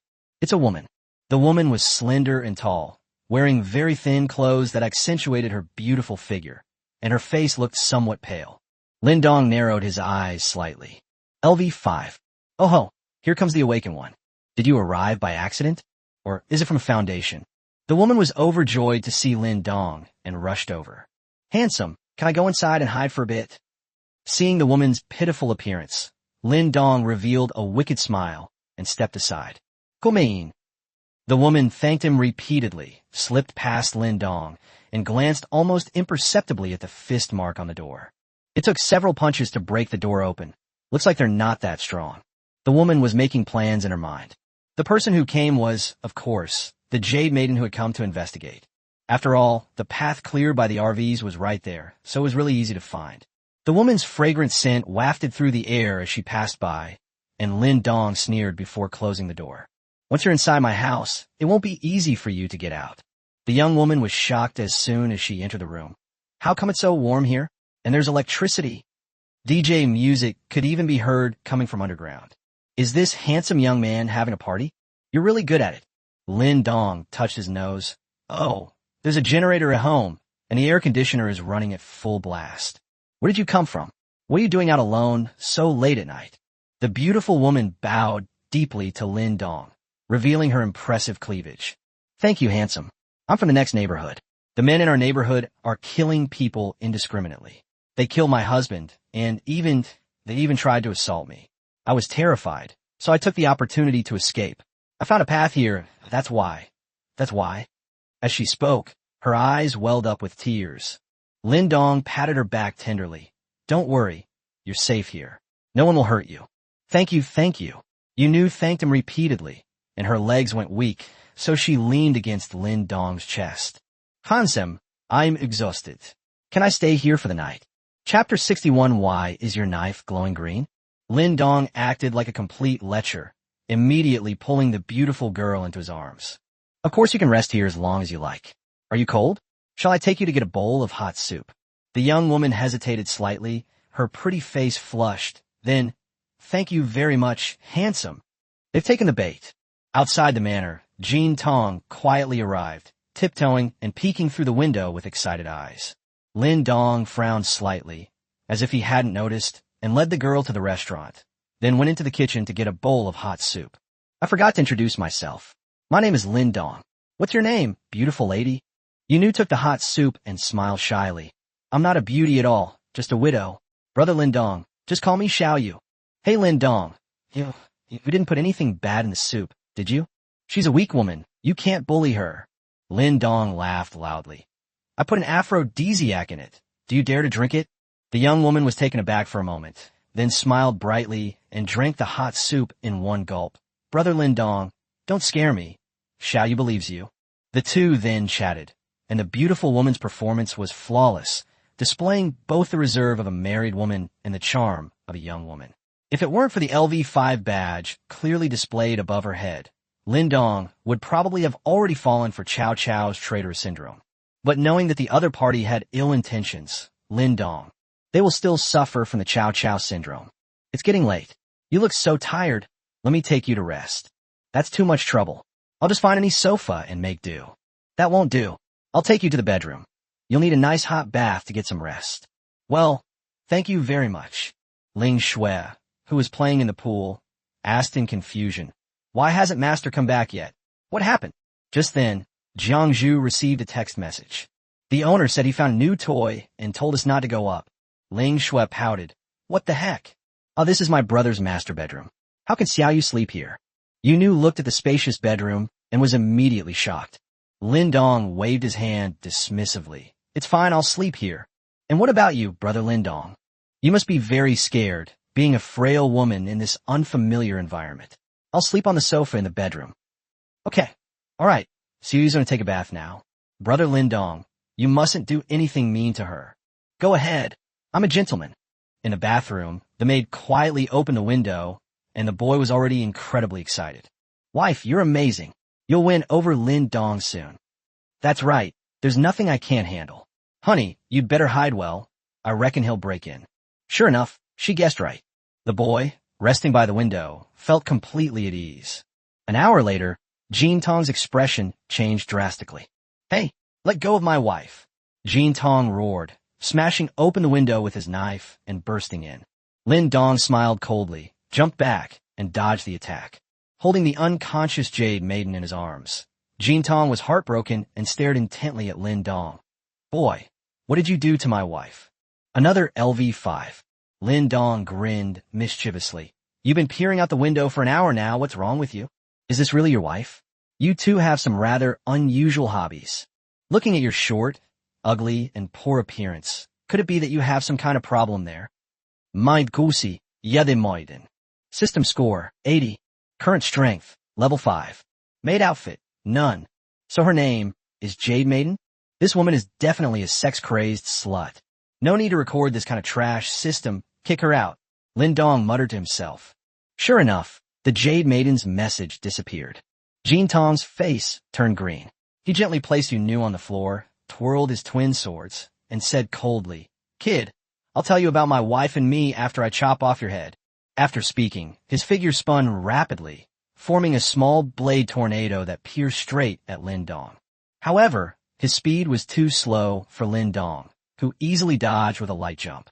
Jean Tong attacked again after his first attack failed, but Lin Dong only dodged and did not retaliate, instead engaging in some verbal sparring.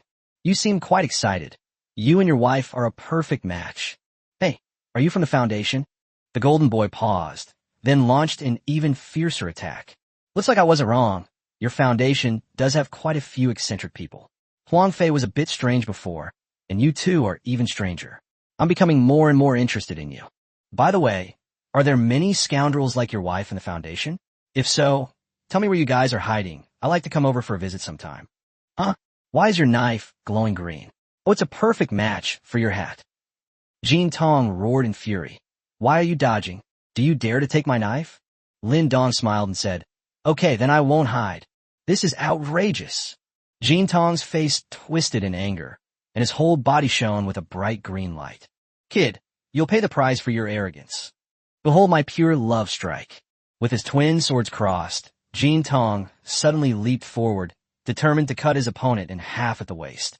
Lin Dong slowly extended his index finger, stood still, waited for the right moment, and then suddenly stabbed down. Click! The two swords were severed by a single finger. How is this possible? Jean Tong exclaimed in shock.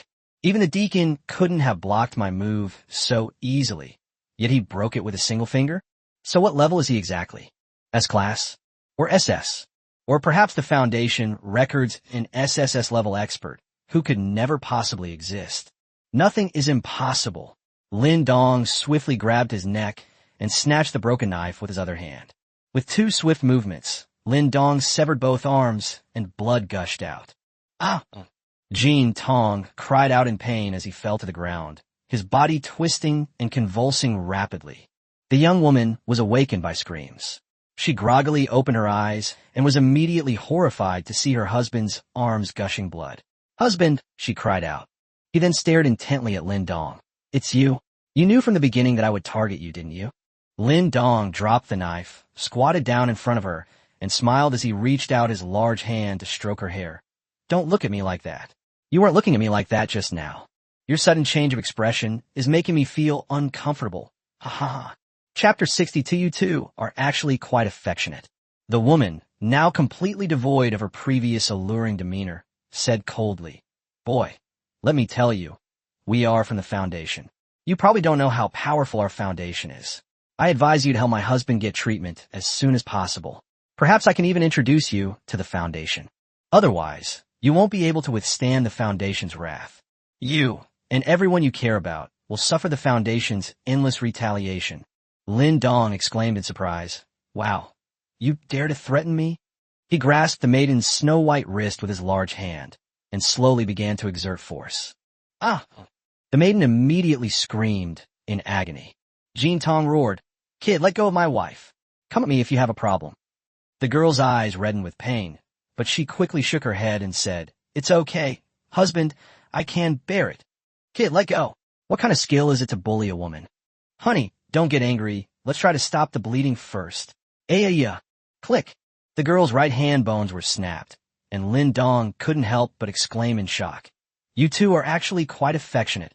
No, if you two were so in love, why are you putting on such a show?" Jin Tong scoffed. "My love for my wife is stronger than gold. What do you know, kid?" Lin Dong sighed deeply.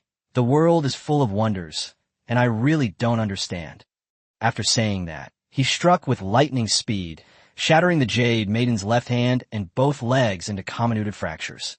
The maiden's almond-shaped eyes widened instantly. Her pretty face turned deathly pale. Fine sweat poured down her forehead, and her whole body convulsed.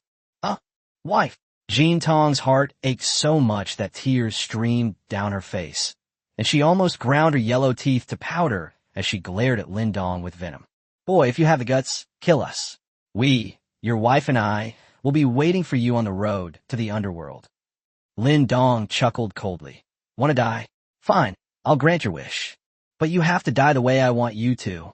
Jin Tong's expression changed drastically. Shun Wanyue, who was dancing to music by the pool, received a message and hurriedly turned off the speakers.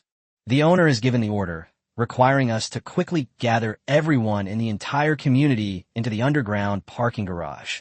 Jiang Zhu asked in confusion, "What are you trying to do?" Shen Wanyue shook her head. "I don't know." Ling Shui asked excitedly, "Should we kill them all?" "Great. I'll go change right now." The maids exchanged glances, all confused, but that didn't stop them from getting dressed and carrying guns down to the underground garage. Even Qin Shuyao was given a pistol. In an instant, the entire neighborhood was in chaos. "How did you get up here? What do you want?" "No, I don't want to go to the garage. Let me go." "Let go. Do you know who I am? I'm the general manager of Tinya Group. Let me go back, and I'll give you 5 million. Hee, beautiful lady, is your gun real?" No, don't shoot, I'll shut up. "Aren't you a safety officer? How could you collude with these bad guys? I pay so much tax to support someone like you." "Vav, Godfather, I'm scared. That man won't give me another lesson, will he?" "Don't worry, goddaughter. Besides, when Shimpu Tong taught you before, didn't you feel anything?" The maids were very efficient. In less than 10 minutes, they had gathered all the living people in Mirror Lake Spring. Jiang Zhu couldn't help but nod. It seems everyone is cooperating quite well. Qin Shuyao covered her face and pointed a gun at her. How could she not cooperate? The wealthy businessmen trembled under the guns, some whispering amongst themselves, speculating about the purpose of their gathering. Soon, Lin Dong arrived. Just as the maids were about to greet him, they saw Lin Dong carrying a beautiful woman who was bound hand and foot on his shoulder and dragging a short, one-armed man along, leaving a long trail of blood. They were all puzzled. "What's going on?" Shen Wanyue bowed and said, "Master, all 174 people in the entire community are here." Lin Dong asked, "How many men are in here?" Shen Wanyue replied, "Reporting to Master, there are 103 males and 71 females. As expected of the social elite, look at how well they do their job." Lin Dong nodded in satisfaction and said loudly, The women can go back, but all the men stay." Everyone was taken aback, but no one dared to leave. Someone couldn't help but ask, Please, please, are you really letting us leave? You won't shoot us in the back. Lin Dong laughed heartily and waved his hand. Don't worry, I keep my word. Let's go. The women in the crowd looked at each other. After a while, one of them mustered her courage and left nervously, disappearing into the stairwell. Seeing that Lin Dong really didn't fire, the others scattered and fled like birds and beasts. Now, it was the men's turn to panic. Is this guy planning to kill all the men? In this way, all the women in the neighborhood will belong to him alone. A man tried to sneak away, but was stopped by several maids who pointed guns at him, forcing him to turn back with a long face. Soon, only 103 trembling men remained in the room. Jin Tong, who had lost too much blood, seemed to have guessed something. A flush flashed across his face. He wanted to start cursing, but then stopped. Lin Dong left Jin Tong aside. Everyone, don't be so nervous. I never kill innocent people indiscriminately. That so-called servant of the gods was clearly a cult leader. I killed him to save you. Upon hearing this, everyone agreed that it made sense. But pointing a gun at us is hardly convincing. I don't have any other hobbies. I just enjoy helping others. The reason I've gathered everyone here is to give you some perks. He then tossed the terrified yet subtly excited maiden to their feet. 5 hours later, the maiden died. Jin Tong died from excessive blood loss, but he clearly had a smile on his face when he died, which Lin Dong found incomprehensible. Foundation, oh Foundation, I'm getting more and more excited about you. Lin Dong went back to help the maid level up. At midnight, the system distributed rewards again. Beep beep. Today's sign-in reward options are as follows. 1. The amazing electromagnetic gloves. 2. Strength level plus 10. 3. Binoculars, unaffected by wind, snow, and water mist. 4. A USB drive with DJ songs that will make you want to dance. No need to hesitate. Choose option 2.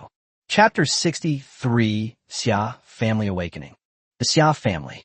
The deacon frowned, holding his phone with a hint of unease in his eyes. It's been over 10 hours, and we still can't reach either the golden boy or the jade girl. Could something have happened to them? Reason told him that the golden boy and jade girl were extremely powerful, rare A-level experts in the Foundation, and that it was impossible for any awakened person outside to have stronger strength than them. Moreover, this couple is very strange, especially Jin Tong, who is the kind of person who becomes stronger the more he is cuckolded. Are these two out having a wild time again? They're not even answering my calls. At this moment, a subordinate came to report, Sir, the equipment and the Xia family are ready and waiting for you. The deacon nodded and picked up a small briefcase. Inside was the awakening serum developed by the Foundation's research department, extracted from the poisonous snow. Although the lethality rate was just as high, the success rate was also much higher than that of awakening through poisonous snow. The underground plaza of the Xia family manor was brightly lit at this moment, filled with the direct descendants of the Xia family. On the other side of the plaza, 20 uniquely designed pieces of equipment were parked. Xia Junfeng, the head of the Xia family, was giving a speech to more than 30 direct descendants of the family with his hands behind his back. I'm sure you all know why I called you all here tonight. Now, with the heavy snow sealing the sky and the apocalypse approaching, our Xia family's past wealth and connections have vanished with this snow. Now a new era has begun. As you may have seen online, awakened individuals, or people with superpowers, have appeared all over the world. I believe that the world will eventually belong to those with superpowers. Fortunately, our Xia family was able to cooperate with the Foundation, allowing members of our Xia family to awaken their superpowers in a relatively safer way. Moreover, the awakening serum developed by the Foundation is very targeted. The one provided to our Xia family is of the ice attribute. In other words, as long as the awakening is successful, all members of the Xia family will possess ice-type superpowers, and then we will no longer have to fear the ice and snow outside. Upon hearing this, the Xia family members became excited. That's a superpower. No one can remain calm under the temptation of superpowers. Xia Junfeng coughed. Now those whose names I call, step forward. Xia Qinyu, the eldest daughter of the Xia family, stepped forward calmly. Her aloof and arrogant demeanor drew frequent glances. Her eyes were devoid of any emotion, only brimming with confidence. Xiao Beichun stepped forward and stood beside his sister, his excitement barely concealed. Xiaozhu, I will definitely succeed for you. Wait for me. Xia Jian, Xia Fengyun, Xia. 20 names were called out, most of whom were young adults. According to the butler, young adults had a higher success rate. This also includes Xia Junfeng himself. Xia Qingyu frowned slightly. Dad, you are the backbone of the Xia family. Why do you need to take risks? Xia Junfeng laughed and said, What's there to be afraid of? My daughter and son have both gone for it. How can I, as their father, back down? As the head of the family, one should lead by example. The deacon came over and looked at the 20 people in front of him, saying calmly, Let me state first that the success rate of awakening with the serum is not 100%. It will cause you to have a high fever and be accompanied by great pain. To succeed, you must have a strong belief and willpower. Anyone who wants to quit should do so as soon as possible. I don't want to waste the serum on cowards who are afraid of death. The people who were just excited were suddenly doused with cold water, but not a single one of them backed out.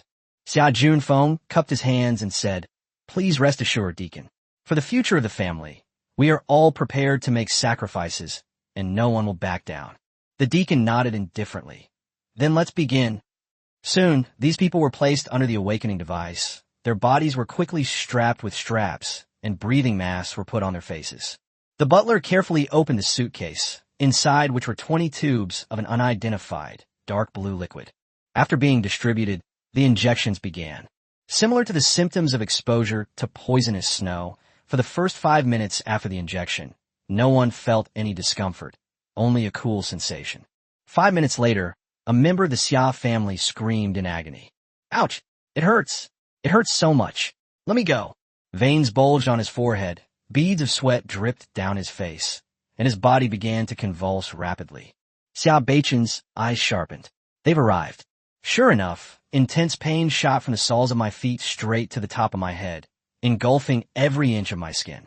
My body felt like it was being pierced by countless red-hot iron rods. Every muscle was trembling, and every breath felt like my internal organs were being torn apart.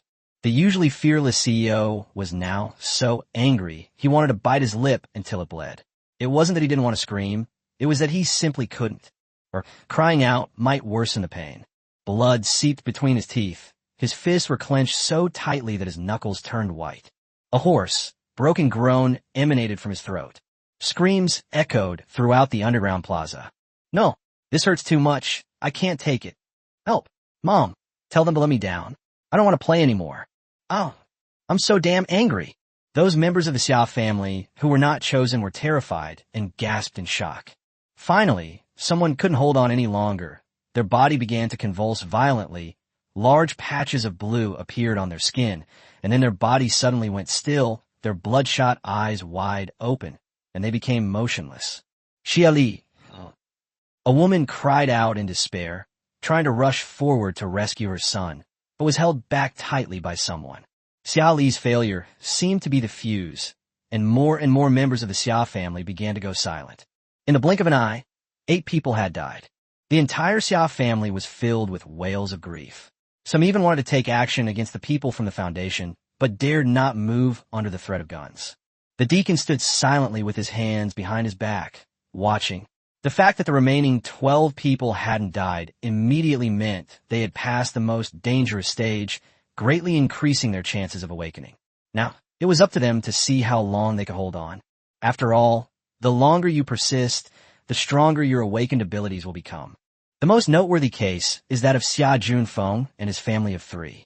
At this moment, the patriarch Xia Junfeng had lost his elegant demeanor. His old face was contorted beyond recognition, and the progress of serum fusion was displayed on his machine. 21%. The deacon nodded secretly. This old guy should be fine. If he exceeded 20%, it meant he had succeeded, and he was guaranteed to be a C-level expert. His fusion progress finally stopped at 26%. The pain in his body disappeared instantly. Xia Junfeng breathed heavily with lingering fear. After resting for a while, the terrifying and powerful feeling of strength in his body came over him. I did it. The lock straps that had been impossible to break free were easily snapped. The deacon nodded with a smile. Congratulations. According to the Foundation's rating system, you are now a B-level expert. Rank B. Xia Junfeng clenched his fist, glancing almost imperceptibly at the steward. This serum is so powerful. If we kill him, could we? Xia Beichun felt like his soul was about to shatter, his eyes were bloodshot, and he was about to grind his steel teeth to powder. Xiaozhu, wait for me. I will definitely succeed. Chapter 64, The Exceptionally Talented Xia Qinyu. Xia Junfeng suppressed his wild thoughts and hurriedly looked at his son. Integration progress, 29%. The steward whispered, young Master Xia has quite remarkable perseverance. As long as you get through this critical point, your Xia family will produce an A-level expert, which is extremely rare even within the foundation. Xia Junfeng was overjoyed. Really? That's wonderful. Some members of the Xia family succeeded, while others failed. Time slowly passed, and only Xia Qinyu and her brother remained. Xia Junfeng counted the number of people and sighed deeply. Besides me, Xiaoyu and Beichun, only 5 out of the remaining 17 people succeeded. Even if we are included, there are only 8 people in the ideal situation. A success rate of only 40%, sir, is really... The deacon coldly said, be content. The serum we're giving you is already an improved version. The initial version had a success rate of less than 10%. Do you know how many people died because of these experiments? If you're still not satisfied, I don't mind extracting your serum and finding someone else to collaborate with. Sensing the threat in the steward's words, Xia Junfeng shrank back and chuckled awkwardly. Sir, you misunderstand. I was just feeling sorry for my people, that's all. From the other party's words, Xia Junfeng understood that the foundation's strength was still beyond the reach of the Xia family, and he had to suppress his ulterior motives for the time being. That would be best. The deacon snorted coldly, explaining calmly, even if the improved serum is lethal, it won't turn your people into zombie monsters. You can bury those who died without worry. What? Xia Junfeng thought something had happened to his son and hurriedly turned around to look. Integration progress, 31%. Isn't this perfectly fine? Xia Beichun seemed to have also finished his painful journey and was panting heavily. It seems my son will at least be an A-level expert.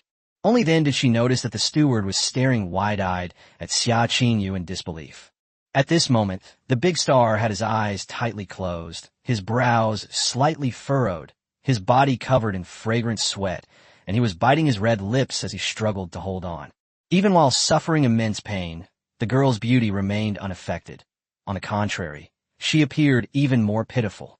Xia Junfeng's pupils dilated instantly, and his voice suddenly rose. 35% fusion progress? Xiaoyu, the deacon exclaimed, congratulations! Your daughter is exceptionally talented and possesses astonishing perseverance. Your Xia family may produce an A+ level awakener.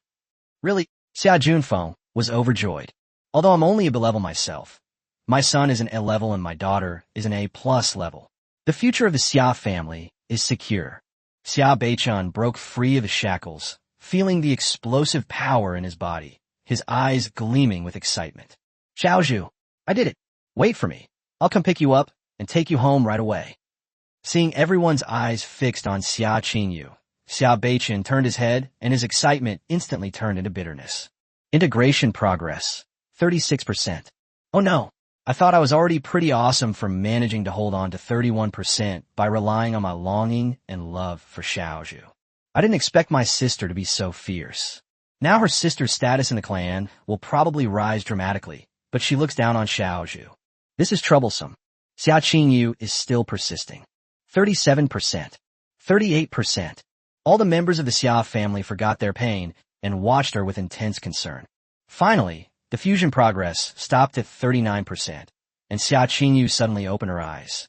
Everyone felt as if they were being watched by a ferocious beast, and their hearts nearly stopped beating. Still couldn't break 40%? What a pity. Breaking free from the shackles, the girl gently wiped the sweat from her brow. Xia Junfeng exclaimed excitedly, Xiaoyu, congratulations. You truly are my daughter. The deacon said, your ability rating is A+, which is extremely rare even within the foundation. Xia Beichun nervously congratulated her. Sis, you're so amazing. Hearing the congratulations from everyone, Xia Qinyu showed no excitement whatsoever, her cold gaze fixed on the steward. I would like to ask the steward, what is your strength rating? This means they're planning to turn on us. Suppressing his inner turmoil, the butler sneered. Just like you, A+ grade. What advice does Miss Ya have for me? Another A+? Xia Qingyu sighed. I wouldn't presume to offer guidance. I was just asking. She was indeed about to make a move just now. This serum is really a valuable item.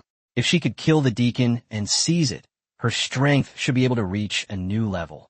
Unfortunately, her opponent was also an A+ level, and she wasn't entirely confident she could defeat them. And they haven't fully adapted to the immense power yet. The steward said calmly, Congratulations, Patriarch Xia. Miss Xia is a woman of extraordinary talent and will surely lead the Xia family to continue its glory in the apocalypse. We hope that Patriarch Xia can keep his promise and help us capture more awakened individuals as experimental subjects. After all, the Foundation needs these materials to develop a reliable serum for enhancing superpowers. Xia Qingyu was taken aback. The steward was telling her something. It's no use trying to attack me. I only have awakening serum here. Even if you take it, it won't improve you in any way. It would be better for everyone if we cooperated properly. To be honest, Xia Qingyu's powerful aura made even the arrogant butler unable to resist offering an explanation. Xia Junfeng naturally understood and said with a smile, Of course, I will arrange for the clansmen who have successfully awakened to do so tomorrow. I will definitely not let the steward down. After the awakening ended, the deacon left with his people. The Foundation had its own base in Jiangcheng, and the disappearance of the Golden Boy and Jade Girl made him increasingly uneasy. Moreover, there's one thing he didn't mention. Injecting serum has side effects, amplifying the darker side of a person's psyche without their awareness. Just now, Xia Junfeng and his daughter both showed him murderous intent. Now that there are no experts around, he feels very unsafe staying in the Xia family. Xia Qingyu glanced at her younger brother and asked, Beichun, how long can you hold on? Xia Beichun slumped his head like a wilted eggplant. 31%, Dad said I'm A grade. Useless, Xia Qingyu said without any politeness. If you're only A rank, then don't even think about bringing that bitch back. Sister, why? Even if I'm not as good as you, I'm at least. Xia Beichun wanted to argue, but when he met his sister's cold gaze, he didn't dare to say anything.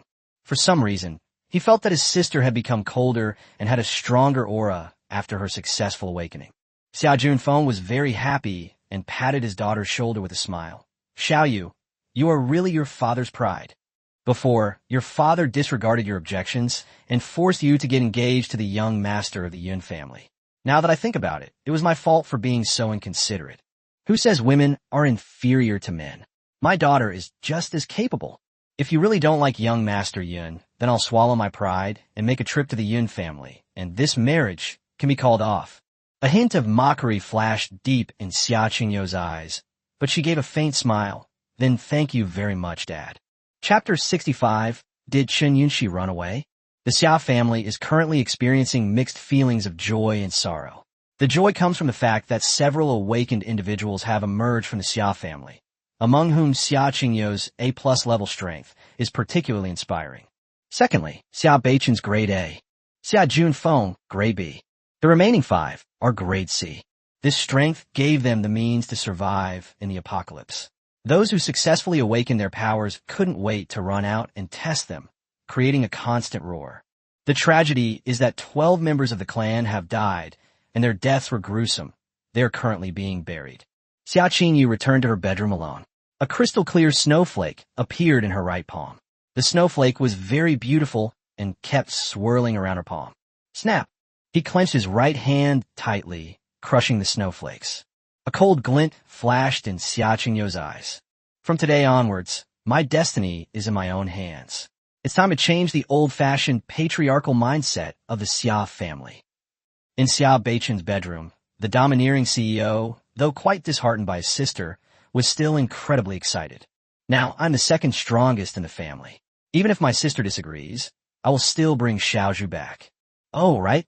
I need to tell Xiaozhu the good news. She must be worried about me. The phone rang for a long time after it was dialed, but no one answered. Look at my brain. Xiaozhu must be asleep this late. I should send her a message.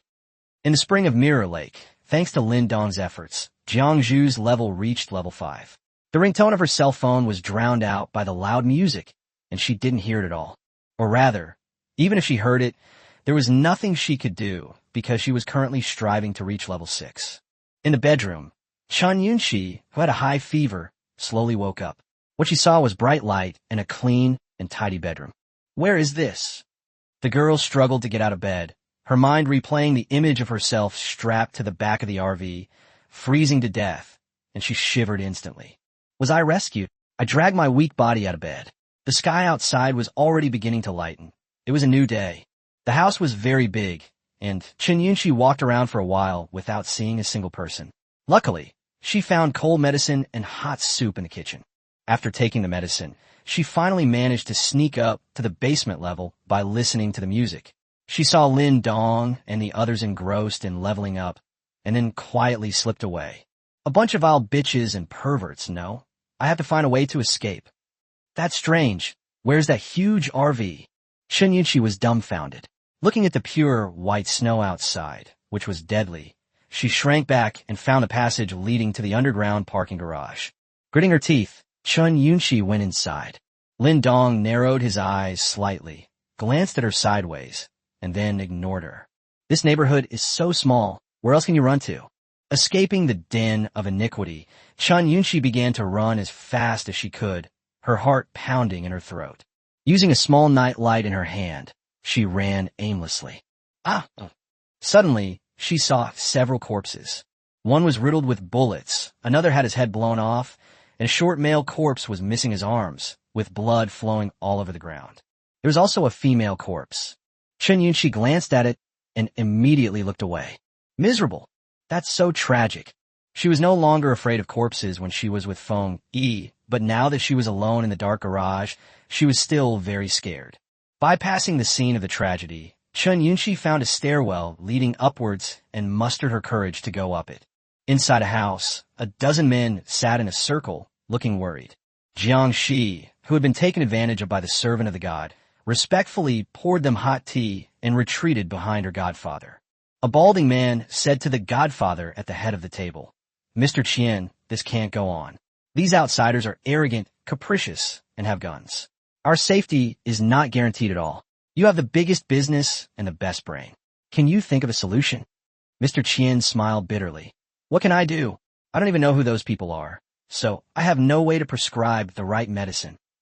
They were all well-known and extremely wealthy businessmen, and were objects of respect and admiration wherever they went. But when it comes to Lin Dong and his group, it's like a scholar encountering a soldier. You can't reason with them. Although Lin Dong didn't intend to kill them, he had a gun, and leaving him in the neighborhood was like a ticking time bomb. Therefore, Lin Dong must die. A vice chairman of a company glanced at Jiang Shi and suddenly said, "Xiao Shi, you must be tired after working with us for so long. Why don't you go and catch up on some sleep and rest? Don't neglect your health just because you're young." This meant there was something she couldn't hear. Jiang Shi looked at her godfather, who nodded, and she left. "Jay Cho, do you have any brilliant ideas?" Jay Cho crossed his arms, pondered for a moment, and said, "Everyone, I think we should reveal our trump cards. Otherwise, even if we sit here until dark, we still won't come up with a solution." Mr. J, I don't understand what you mean. What's your trump card?" Jay Cho smiled, then suddenly pulled a pistol from his pocket and placed it on the table. The pupils of the others immediately contracted. "He actually has a gun? We're all smart people, so I won't beat around the bush. We're all in business, and not many of us have clean hands. For your own safety and that of your families, don't tell me you don't have this. If you all say you don't, then there's no point in having this meeting." Everyone else was completely taken aback by Jay Chow's bluntness, and their expressions became somewhat unnatural. China has very strict gun control. They wouldn't dare to display such things openly. Mr. Qian laughed heartily. Chairman Zhou sees things clearly, while we old fogies are confused. Anyway, it's the apocalypse now. Why would we be afraid of the security guards coming to arrest me? Years ago, I got a handgun from abroad, and as for bullets, I still have 17 rounds left. With Mr. Qian taking the lead, the others then revealed their hand. "I have one too. It took me a lot of effort to get this thing back then. It's a pistol with 9 bullets. Mr. Qian is right. Safety officer? All the safety officers are working as dogs for others now. What are we afraid of?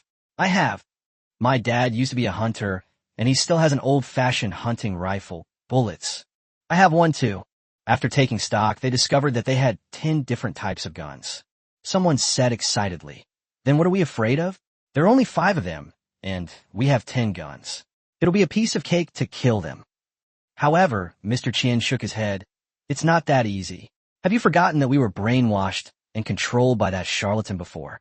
This Lin Dong should also be an awakened one. He has superpowers. Relying solely on a gun won't work. Mr. Zhou nodded. Mr. Qian is right. The gun is just our trump card to turn the tide, but we still need to plan how to do it. Just then, there was a knock on the security door leading to the garage. Knock, knock, knock. Is anyone there? Help! Chapter 66. This little sister has quite a vicious heart. Everyone was startled, and their faces turned deathly pale. Jay Cho hurriedly stuffed the gun into his pocket, and in his haste, he even dropped it on the ground. Is Lin Dong here? What should I do? Did he hear what we were saying in the meeting? I was already speaking very softly. Let's run. Mr. Qian, however, was more shrewd. He said in a low voice, what's all this commotion about? Do you think that if Lin Dong came, he would need to knock on the door and announce his arrival? Everyone thought about it and agreed. When those women rushed up yesterday, they kicked them directly. Jay Cho put the gun away, awkwardly tightened his clothes, and said, Mr. Qian is right. If it really is Lin Dong, there's no point in locking the door. Let's open it. The crowd looked at each other, and in the end, it was a young man with the smallest business who went to open the door. Huh? Who are you? How did you get here? The sudden appearance of unfamiliar faces put everyone on high alert. Chun Yunshi looked at them in amazement. You are the general manager of Golden Leaf Media? And you, the owner of Far Valley Company. Are you the president of Meanfu Technology? And who are you? To everyone's surprise, this suddenly appearing young girl knew them all very well. Mr. Chin coughed and asked, Young lady, who are you? Do you know us? Oh, I'm a student at Jiangxing University of Science and Technology. My name is Chun Yunshi. The girl seemed a little flustered in front of the group of big shots, but she quickly regained her composure. These people are all celebrities. Protecting a college student like themselves would be a piece of cake. The reason she got to know them was simple. They were all Chun Yunshi's future goals. Marrying into a wealthy family was her dream, so she naturally did her homework. Although many of these people are older than her father, and some are even old enough to be her grandfather. But does it matter? That's not important. What we lacked before was simply access to influential people. Now she had unexpectedly run into the big shots, and they were all gathered together.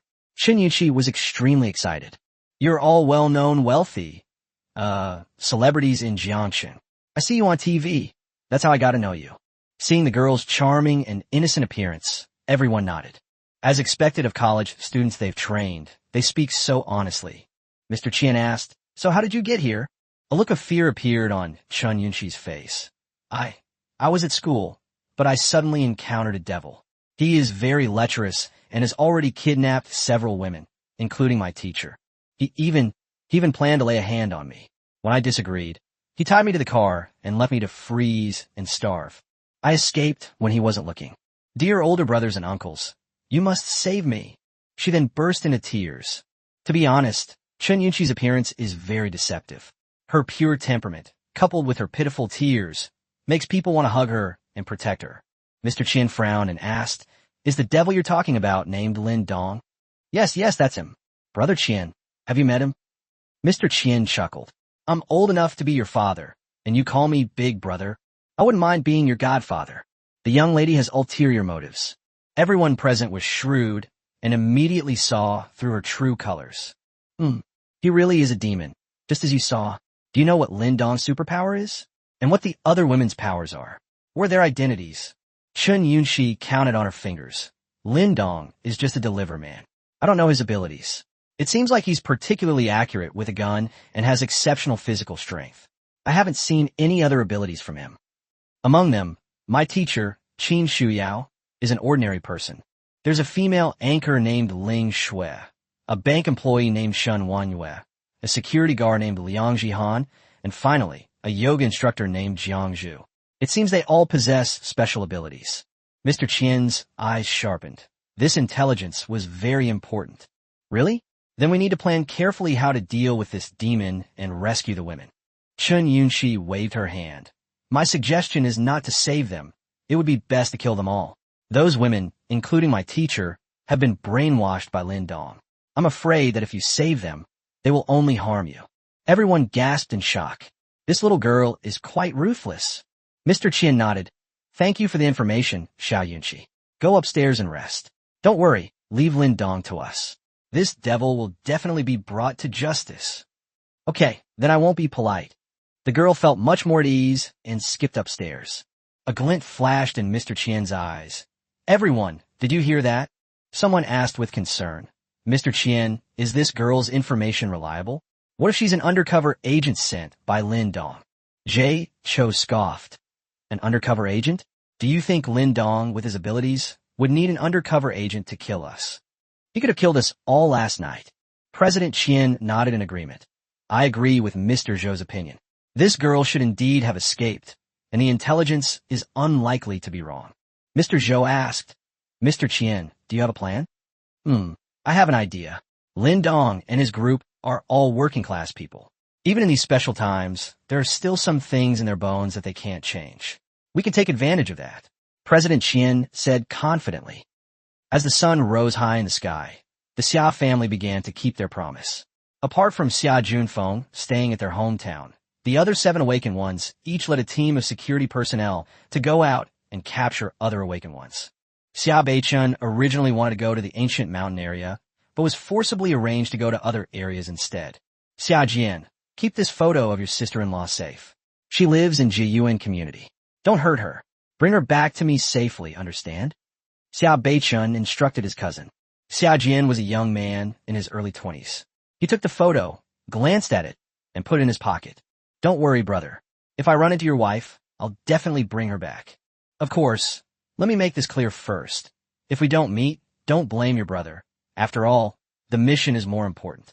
Xia Beichun sighed deeply and patted Xia Jian on the shoulder. She is very important to me, more important than my life. I'm counting on you, brother.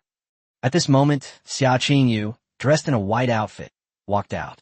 Without the thick down jacket to cover her, her curvaceous and perfect figure was on full display.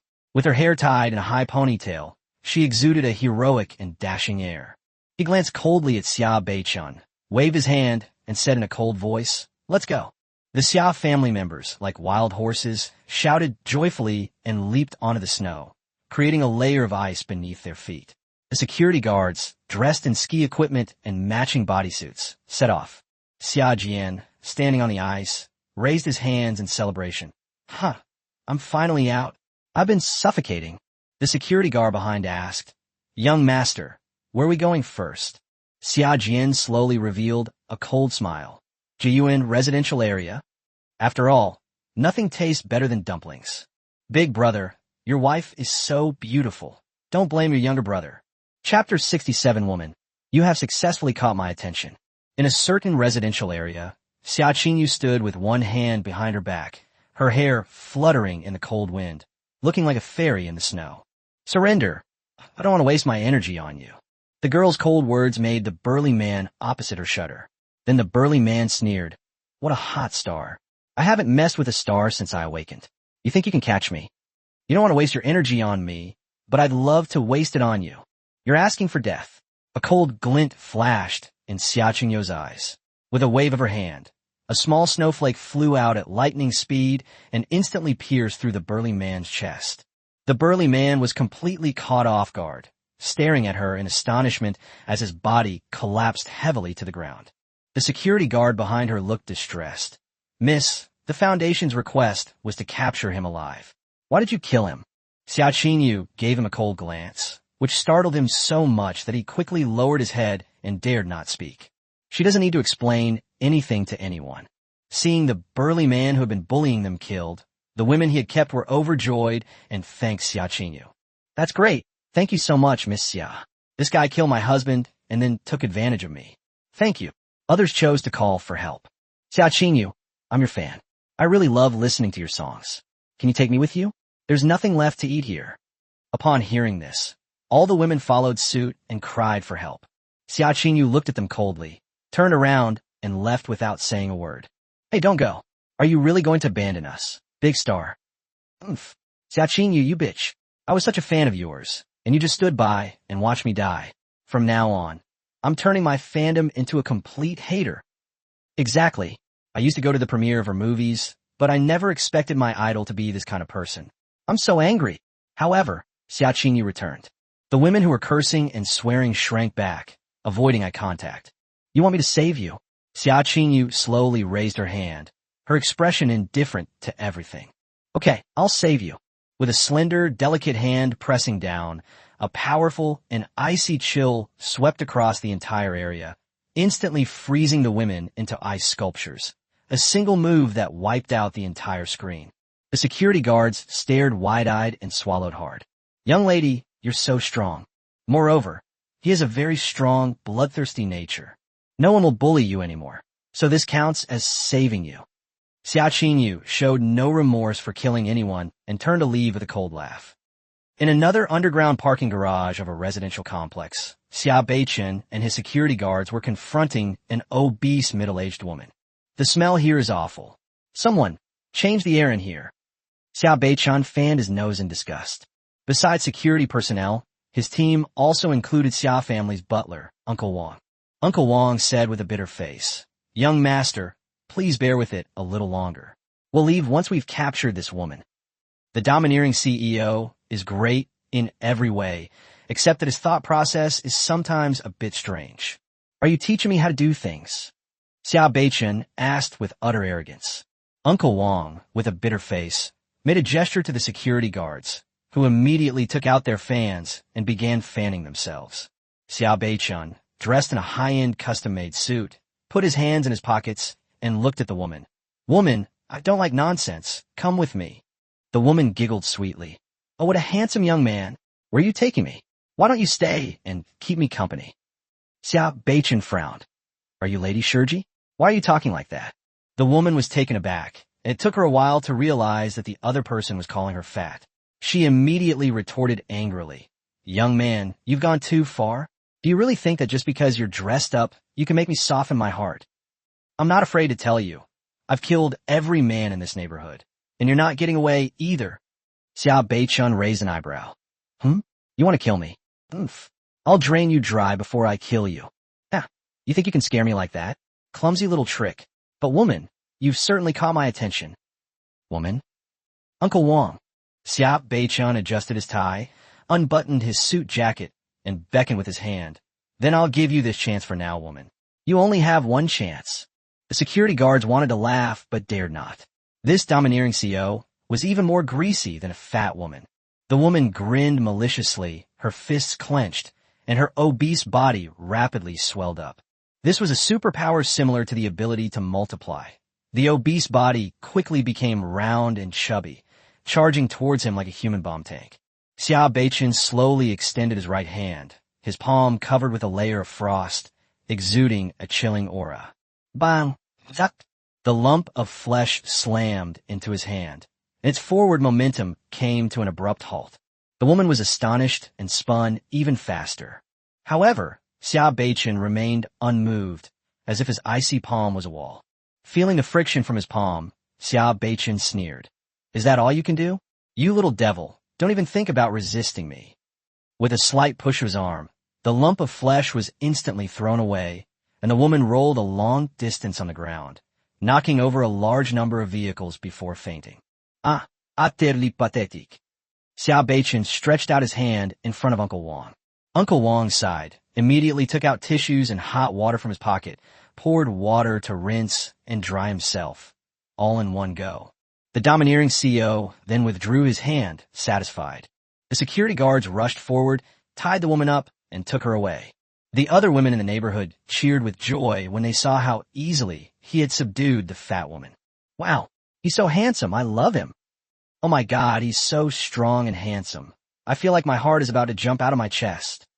Handsome guy, would you like to take me with you?" Xia Beichen simply buttoned up his suit jacket. "I'm sorry, there's no room for any other woman in my heart. Goodbye." After saying that, he left with his entourage in a dashing manner, leaving behind only a ground full of infatuated fans and drooling. Xia Jian was dumbfounded when he arrived at Jiyuan residential area. What the hell is that thing that drove out? Everyone marveled as they looked at the path cleared by the RV. "Go, bring all the living people here." Soon, the security guards rushed into each floor and herded all the living people into the underground parking garage. Xia Jian frowned as he looked at the fewer than 100 people in front of him. "Strange, where's my sister-in-law?" Didn't that idiot Xia Beichen say she was still alive? Gentlemen, I'm a civilized person and don't want to resort to violence. Xia Jian took out the photo and asked, has anyone seen this woman? Where is she? The survivors of Jiyuan community looked at each other in surprise. One of the young men asked in astonishment, is this Sister Jiang? You've come to see her. Oh, it seems you know him. Xia Jian beckoned and ordered someone to bring him over. Tell me, where is she? That young man was the same cat from the family who could do backflips before. He liked Jiang Zhu but didn't dare to confess his feelings. Sister Jiang left yesterday. She should be in Lindong's RV. Xia Jian frowned. Lindong?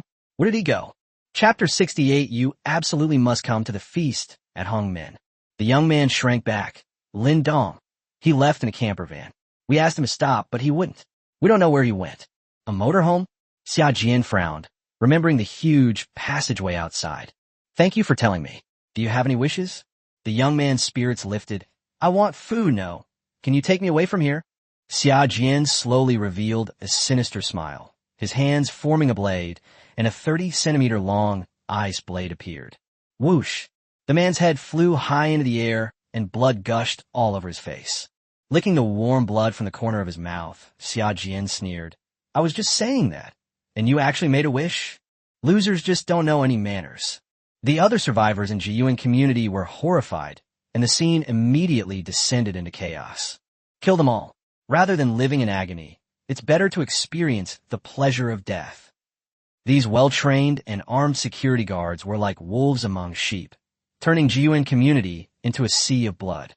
After dealing with all the surviving residents in the entire neighborhood, Xia Jian and his men left. Sister-in-law, please don't give up. My older brother is still waiting for you. As night fell, Shen Wanyue, Ling Shui, and Jiang Zhu reached level 10, and their combat power increased exponentially. At the same time, new features have appeared in the system's battle maid interface. Level control. Lin Dong can freely adjust the maid's levels within the maximum possible range. At this moment, Ling Shui was arm wrestling with Jiang Zhu, comparing their strength. Perhaps only they themselves know the terrifying power hidden within their slender, snow-white arms. The two women were evenly matched, and the marble dining table had already developed cracks from their efforts. You good for nothing, if it weren't for the power bestowed upon you by your master. What makes you think you can compare to me? Oof. As if you didn't receive power from your master. You already have a fiancé, and you're more proactive than me. You filthy bitch. Ling Shui had previously lost to Jiang Zhu, which resulted in her being punished, and she was very resentful. She was determined to win this time. Having finally escaped being tied up in the bathroom, Jiang Zhu was determined not to let this slut ride roughshod over her. Suddenly, Jiang Zhu felt the powerful energy within her body rapidly drain away, and in the blink of an eye, she became an ordinary person. Click! Ling Shui, unaware of what had happened, suddenly exerted force, breaking Jiang Zhu's arm and shattering the marble tabletop, leaving it a bloody mess. Ah! Jiang Zhu's face turned pale, and she was in excruciating pain. Yes, I won. Ling Shui cheered with great joy. Ignoring the pain, Jiang Zhu looked at Lin Dong with a deathly pale face. Master, It wasn't that Lin Dong wanted to punish her, but rather that she had lost her power. I feel like an ordinary person now, weak and frail. This terrified her even more than being tied up in a bathroom. In the apocalypse, without power, one is completely powerless to protect oneself. She was unaware of what had happened to her and was terrified of being abandoned by Lin Dong. After all, even the newest members of the team, Liang Jihan and Qin Shuyao, have already reached level 7. Lin Dong doesn't keep useless people around. It's nothing. I was just doing an experiment. Lin Dong smiled, then restored her level to 10 and healed her severed arm. This scene happened so suddenly that Jiang Zhu was stunned for a long time before looking at Lin Dong in shock. So, the sudden disappearance of his power, just now, was his doing? He can not only grant us power, but also take it away from us at will? Ling Shui was still a bit confused, tilting her head in puzzlement. What experiment? Thump thump. The other maids had already knelt down. Lin Dong looked at the trembling maids, smiled wryly, and touched his nose. Oh no, I've scared them again. It's understandable when you think about it. After experiencing the thrill of power, they naturally don't want to go back to being ordinary people. It's easy to go from frugality to extravagance, but difficult to go from extravagance to frugality. That's the principle. If you can be a powerful figure, who would want to be a weakling? Get up. Tonight, we'll eat.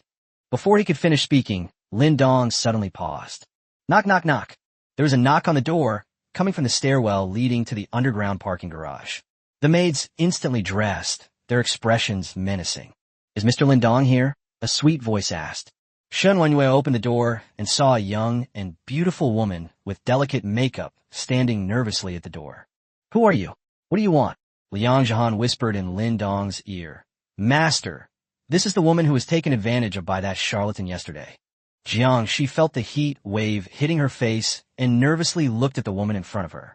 A million questions flashed through her mind, but she still managed to smile. Hello, sister. My name is Jiang Shi. Is Mr. Lin Dong here? Shen Wenyue coldly said. Spit it out if you have something to say. Jiang Shi was intimidated by her imposing manner, her pretty face turning pale. It's like this. My godfather would like to invite Mr. Lin Dong and all the ladies to a casual meal. We would be honored if you would join us. Have a meal? Lin Dong asked curiously. Oh, just a casual meal? Your godfathers are all rich people. They can't even afford to treat you to a Manchu Han imperial feast. No, I only have one godfather. Jiang Shi hurriedly proved herself, not daring to look Lin Dong in the eye. Mr. Lin Dong, you flatter me. My godfather and his family have brought out all the food they have stored at home. It's a huge feast. You must do me the honor of joining us. Shen Wenyue frowned, unable to figure out what these people were up to. Is it to win over the master? Lin Dong laughed and stood up. All right, it's no fun always eating our own food. Now that someone's treating us to dinner, let's go and face this trap. Jiang Shi nodded hurriedly. Yes, you must come. There's so much delicious food at the feast at Hongmen. Maids! This girl isn't very bright, but she's not very bright either. At this moment, in Mr. Qian's house, the huge dining room was filled with elegant women and young girls, all sitting there with displeased expressions. Seriously, what do you take me for? A hostess? Exactly. He's just a lowly commoner with a gun. There are so many of you men, and we have guns too. We could just shoot him dead. Why make things so complicated? Dad, I want to stay here like this. I want to go home. These women were either newlywed young wives of wealthy businessmen, or their own daughters or goddaughters. None of them were unattractive. President Qian sneered. Don't underestimate Lin Dong. If we weren't so unsure, why would we resort to such a desperate measure? Jay Cho echoed. Your mission this time is extremely important. Whether we can live peacefully from now on depends on your performance. Don't mess things up for me, or don't blame me for being ruthless. A middle-aged woman smiled lightly and said, Don't worry, dealing with a greenhorn who's never seen the world is a piece of cake. Lin Dong arrived shortly afterward. Chapter 69. What? The apocalypse is over? As soon as I entered the house, I was greeted with a warm welcome. The way he acted made it seem as if Lin Dong were some kind of leader. Brother Lin Dong has finally arrived. Welcome. We've been waiting for you. Please have a seat. President Qian warmly took Lin Dong's hand as soon as he came up. Lin Dong raised an eyebrow slightly. What was going on here? You're too kind, boss. What do you want to do with this meal? Let's get straight to the point. Mr. Qian laughed and said, Brother Lin Dong, why are you being so formal? Just call me Brother Qian. There's nothing else to it this time. I see that Brother Lin Dong is handsome and dignified, and he must be an outstanding person. In addition, Brother Lin Dong helped us get away from that old charlatan yesterday, and I was just wondering how to thank you. Well, after discussing it with a few neighbors, we realized we didn't have anything good to offer as a token of our gratitude, so we decided to treat you to a meal. Please don't take offense, Brother Lin Dong. Lin Dong took the seat of honor without any hesitation. Is that so? Then I won't stand on ceremony. Just as expected, a lowly commoner who has gained power overnight. President Qian sneered inwardly, warmly inviting the group of women to sit next to Lin Dong, while the maids were arranged to sit at the very end.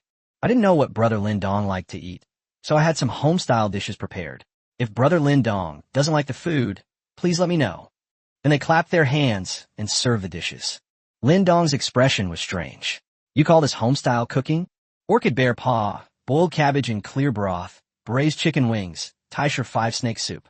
Everything on display was a synonym for famous luxury goods before the apocalypse. The complexity of the raw materials and craftsmanship alone left ordinary people only able to look on in envy. It seems these wealthy merchants have plenty of supplies. However, with such a large house, it's reasonable to assume there's a dedicated food storage room. Seeing Lin Dong's shock, President Qian felt very pleased. That's exactly what I wanted to do. Make you look like a country bumpkin who's never seen the world. Lin Dong picked up his chopsticks without any hesitation and began to taste the food. It's still not quite as good as the ones produced by the system, but it's still pretty good. Jay Cho winked at the beautiful woman to Lin Dong's right, and she got it, taking out a bottle of red wine. Xiao Dong, you must be thirsty from eating just vegetables. Come and try some 1982 Lafite. This isn't one of those domestically produced batches with an annual output of 10 million bottles. It's the real deal. It tastes good, better than cola. Xiao Dong, you're so funny. The wealthy merchant's women looked at the maids with smug satisfaction. A bunch of poor girls. Even if they wear luxury coats, they can't hide the squalor about them. The maids were seething with rage. These sluts were actually trying to seduce their master. And are mocking us? Local area network, private chat. Open it for me. Ling Xu. I'm going to tear those ugly women's faces to shreds. That old woman actually touched master's hand. That's outrageous. Shen Wanyue. Don't make any rash moves. Master seems to be having a very pleasant conversation with them. Don't show yourself, or you'll be punished. Jiang Zhu. Then what should we do? Liang Jihan. Delicious, so delicious, hey? What are you guys talking about? Ling Shui, Chen Wanyue, Jiang Zhu. Qin Shu Yao. The taste is indeed good, but wasn't the soup for this boiled cabbage not cooked long enough? And this orchid bear paw dish uses frozen tofu instead, so the texture is much worse. Also, all these dishes have a strange taste. Liang Jihan. What's that weird taste? I can't taste anything. Ling Shui was exasperated. What time is it? You're still thinking about food. Liang Jihan. I am sorry. Qin Shuyao. Something's really wrong. This smell. The maids were still chatting privately when Mr. Qian picked up his wine glass. Come on, brother Lin Dong. Now that you're living in Mirror Lake Spring, you're our neighbor. As the saying goes, a close neighbor is worse than a distant relative. From now on, we're family. Let me introduce you. This is Chairman Jean of Jinya Group, a leading figure in the IT industry in central China. This is Mr. Fei, the general manager of NetCloud. This person is... He introduced many people at length, all of whom were wealthy businessmen and celebrities from before the apocalypse. Lin Dong was even more puzzled. What exactly did he want to do? Seeing that the atmosphere was just right, Mr. Qian laughed and said, Brother Lin Dong, oh, that's too formal. I'm a few years older than you, so I'll just call you Xiao Dong. After the disaster is over, would you be interested in joining our company? With your abilities, the position of Deputy General Manager is rightfully yours. Chairman Jean waved his hand and said, Hey, President Qian, you're going too far. Xiao Dong is a promising young talent I have my eye on. He must come to my company. Jay Cho slammed his hand on the table and stood up. Don't try to take him from me. Xiao Dong is exceptionally capable. I think he's the most suitable person to be my successor. No, the disaster is over. Lin Dong looked bewildered. What do you mean by that? Mr. Qian and the others were slightly taken aback, then burst into laughter. Oh, sorry. It seems you haven't received the news yet, Xiao Dong. Lin Dong was even more puzzled. What news? Mr. Qian coughed once, and the atmosphere in the restaurant quieted down. Xiao Dong, we only told you this because we consider you family. You can't tell anyone else. You know we've grown this business to such a large size. We must have connections at higher levels. Lin Dong nodded blankly. Recently, we have received news from higher authorities that the research department has developed a vaccine against the toxic snow and is mass-producing it. Soon, a large number of drones will be deployed to rescue all citizens. Think about it. Once the snow poison no longer affects people, can a mere heavy snowfall still be considered a disaster? Faced with the machinery of the state, restoring the previous order is inevitable. Lin Dong was shocked. Really? You're not kidding me. Mr. Qian looked mysterious. Why would I lie to you? Otherwise, why do you think we're still living in harmony here while the outside world is in chaos? Because we receive the news first, we only need to wait patiently. Moreover, once order is restored, the authorities will surely hold those who wantonly slaughtered innocent people accountable. After saying that, he gave Lin Dong a knowing look. You got your hands on a gun during the chaos and then went on to kill innocent people. You'll be held accountable. Lin Dong panicked as expected, and even the wine lost its appeal. Then, what should we do? Please, gentlemen, don't report me. I'm a good person. I haven't done anything wrong. Oh, right. You guys also teamed up to kill a woman. You won't get away with it either. Mr. Qian's expression hardened. But Xiaodong, you should know that we are all in high positions and have protective umbrellas behind us. It's impossible for us to be held accountable. After all, we only managed to kill one person out of more than 100 people. While you, how many people did you kill? Yes, Mr. Qian is right. So what should I do? Mr. Qian walked over and patted Lin Dong on the shoulder. Xiaodong, my suggestion is that as long as you can do things for us, we will do everything we can to protect you. What do you think? Chapter 70, Your Social Circle, is truly chaotic. Lin Dong looked at President Qian intently, and President Qian returned the gaze with concern. I'm really haha. Suddenly, Lin Dong burst into laughter. Mr. Qian's expression tightened. Xiaodong, what are you laughing at? Lin Dong waved his hand. How should I put it? I used to think that you people were high and mighty and had a forward-thinking perspective when I watched TV, but now that I've met you, I realize that you're just like that. You guys are just like those elders back home who, after a few drinks, start pontificating about national affairs and the future. It's absolutely hilarious. Mr. Qian frowned, exuding an aura of authority without anger. Do you think I'm joking with you? Be confident, drop the I feel part. You're just joking, this joke is good. I can eat 3 bowls of rice. Oomph. Lin Dong, we genuinely want to help you. Don't be ungrateful.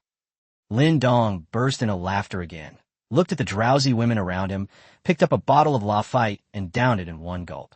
Really? So what are you trying to do by putting sleeping pills in my food? Help me get to the Western paradise. Mr. Qian and the others' expressions changed drastically. What are you talking about?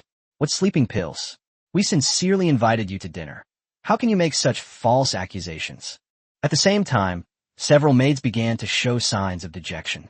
Master, I'm so sleepy. They then leaned back in their chairs, their breathing steady, clearly asleep. Lin Dong shrugged. We've already laid our cards on the table. Why won't you admit it? You guys put sleeping pills in the dishes before me and my maids. You were really willing to do that, and you used a lot of them. He then reached out and stroked the beautiful woman's face. Jay-Cho, is this your wife? You rich people, you just love to spend money. And Mr. Fei, is this your daughter? Oh, this must be Chairman Jin's niece. TSK, your entertainment circle is really messy. Don't they know that an overdose of sleeping pills can be fatal?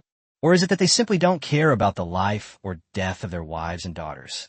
Mr. Zhou hurriedly reached into his pocket, but was stopped by Mr. Qian. Despite his chubby face, Mr. Qian remained completely calm. He pushed up his glasses and chuckled. Lin Dong, we had no choice but to resort to this tactic. You have superpowers and a gun, so we feel very unsafe. We hope you can understand. If you agree to hand over the gun to us, I can assure you that all these women are yours. From now on, we're family. You can stay here with peace of mind. We can even provide food if needed. Mr. Fei's expression changed drastically. Mr. Qian, that's not what you said before. Shut up. President Qian coldly swept his gaze back. Damn it, what kind of terrible teammates are these? Can't you see I'm stalling for time? Besides the food in front of him, the wine in Lin Dong's hand was also drugged. He had rashly drunk it just now, and if he had just waited a little longer, he would have definitely been drugged.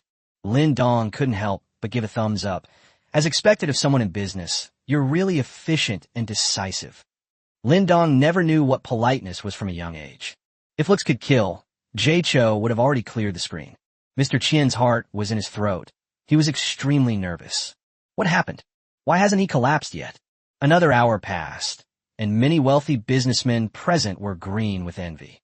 Now they don't want to kill Lin Dong anymore. They want to kill Boss Qian. What terrible idea did that guy surnamed Qian come up with? How come he's still so energetic after all this time? Mr. Qian chuckled dryly. Lin Dong, you've had your fun. Shouldn't you keep your promise? Lin Dong looked at him seriously, then burst into laughter. All right, I don't have many other qualities. I just like keeping my promises. Since you're all so sensible, here you go. The golden desert eagle was thrown out, and Mr. Qian hurriedly caught it. His eyes behind the glasses instantly turned cold and sharp, and he pointed the gun at Lin Dong. Kid, I finally got my chance. The other wealthy businessmen pulled out guns, pistols, shotguns, rifles, and so on. Despite having over a dozen guns pointed at him, Lin Dong calmly smoked. "What? Mr. Qian, you've turned your back so quickly? Weren't we cooperating quite pleasantly just now? Pa, you scum like you dare to cooperate with me? If it weren't for the apocalypse, I would have ruined your family in no time." Boss Qian was furious. Although he didn't know why the sleeping pills weren't working, if he didn't kill Lin Dong soon, he would be slaughtered by Boss Zhou and his men. Lin Dong shrugged and swiftly grabbed the unconscious woman, holding her in front of him as a shield. "Wife!" Mr. Fei immediately shouted, utterly shocked. "Lin Dong, are you even a man? Let my wife go." Lin Dong laughed heartily. "Hasn't it already been proven whether I'm a man or not?" "You, bang." Mr. Qian gritted his teeth and pulled the trigger instantly. The bullet pierced the beautiful woman's body and blood blossomed. Mr. Fei was shocked. "You surnamed Qian? You. Stop talking nonsense. Your wife has already been used by Lin Dong, so she's dead. If we don't kill Lin Dong, we'll all die." Boss Qian roared, his unease growing stronger. Bang, bang, bang. The crowd immediately opened fire, and the beautiful woman was instantly riddled with bullets. But Lin Dong's figure had already disappeared from sight. Were they?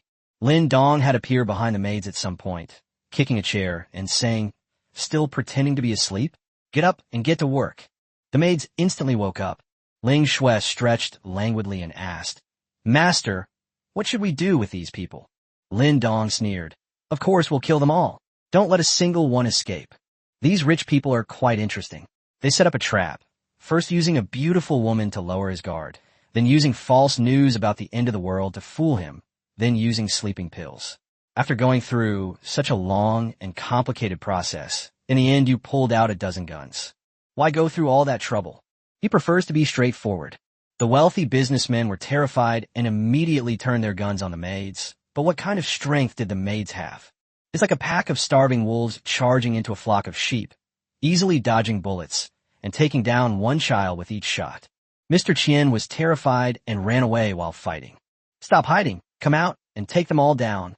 As soon as he finished speaking, everyone in the neighborhood rushed in with kitchen knives, but the next second, upon seeing the maids wreaking havoc, they fled in terror. They're all a pampered bunch. When have they ever seen such a hellish scene? Chapter 71, The Beautiful Teacher Went Crazy. This was a massacre.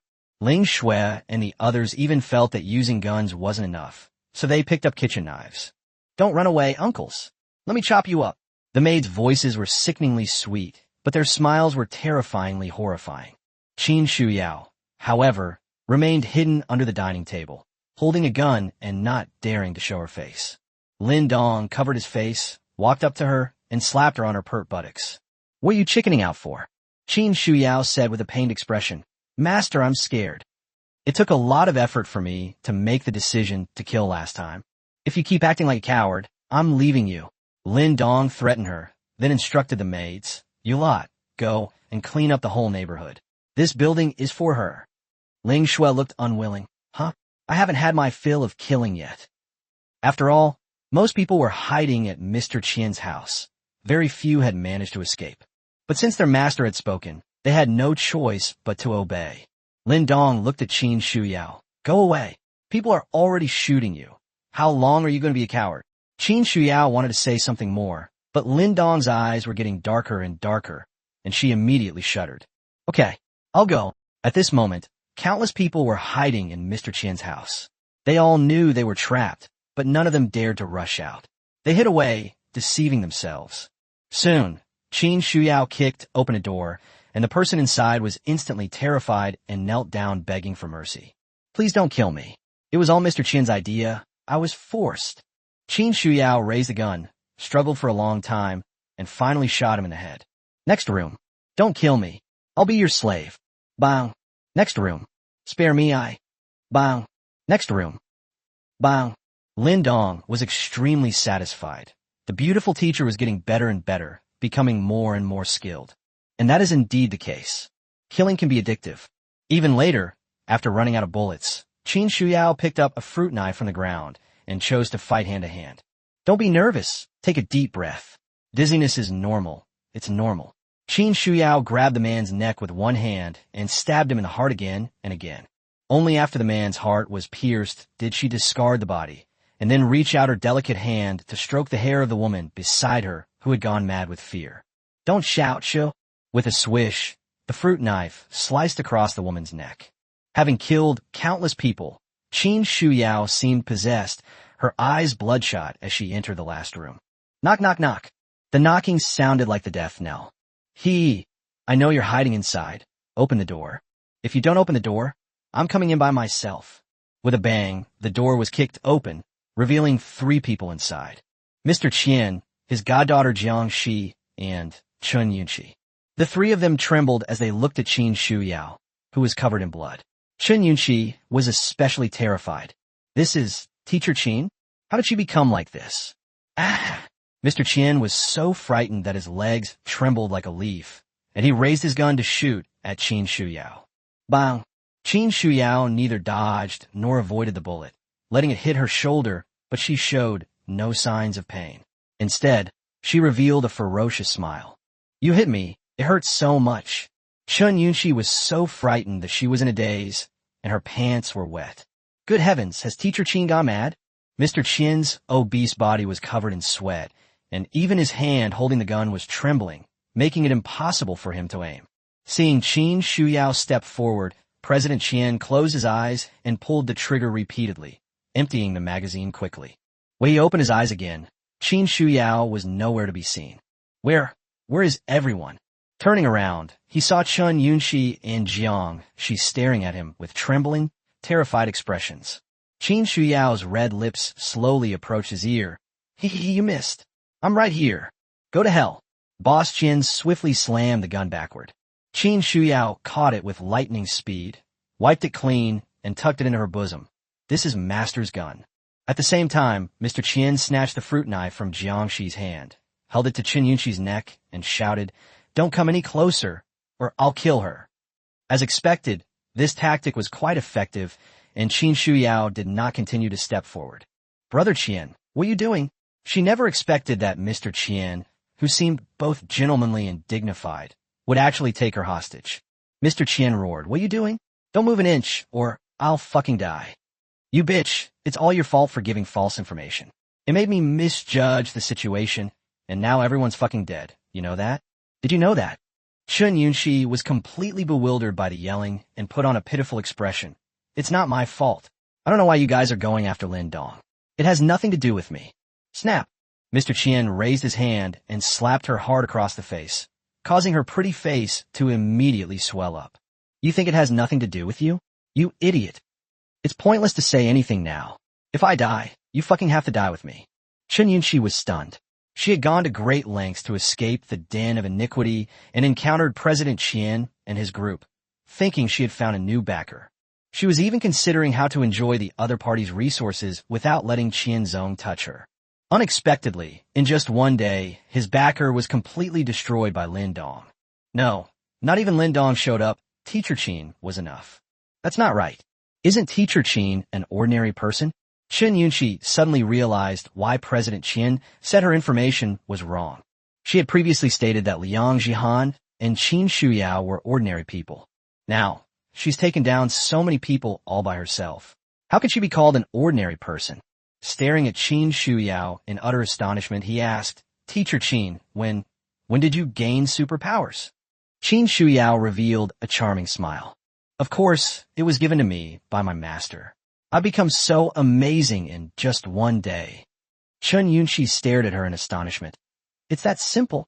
She knew very well that her boyfriend, Feng Yi, had been in a coma with a high fever for 3 days after coming into contact with the poisonous snow before he gained superpowers. She can do it in one day. Lin Dong has this kind of special skill. Snap! Mr. Qian slapped her across the face again. Shut your mother. Is this your teacher? You better tell her to let me go. Hurry up. Chun Yunqi looked at her pitifully. Teacher Qin, I'm your student. It's all my fault for being willful before. As a teacher, it's your duty to protect the safety of your students. Can you please leave here and let us go?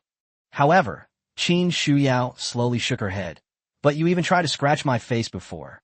Besides, Qin Shuyao suddenly grabbed Jiang Shi, who was trembling beside her, and held a knife to her neck.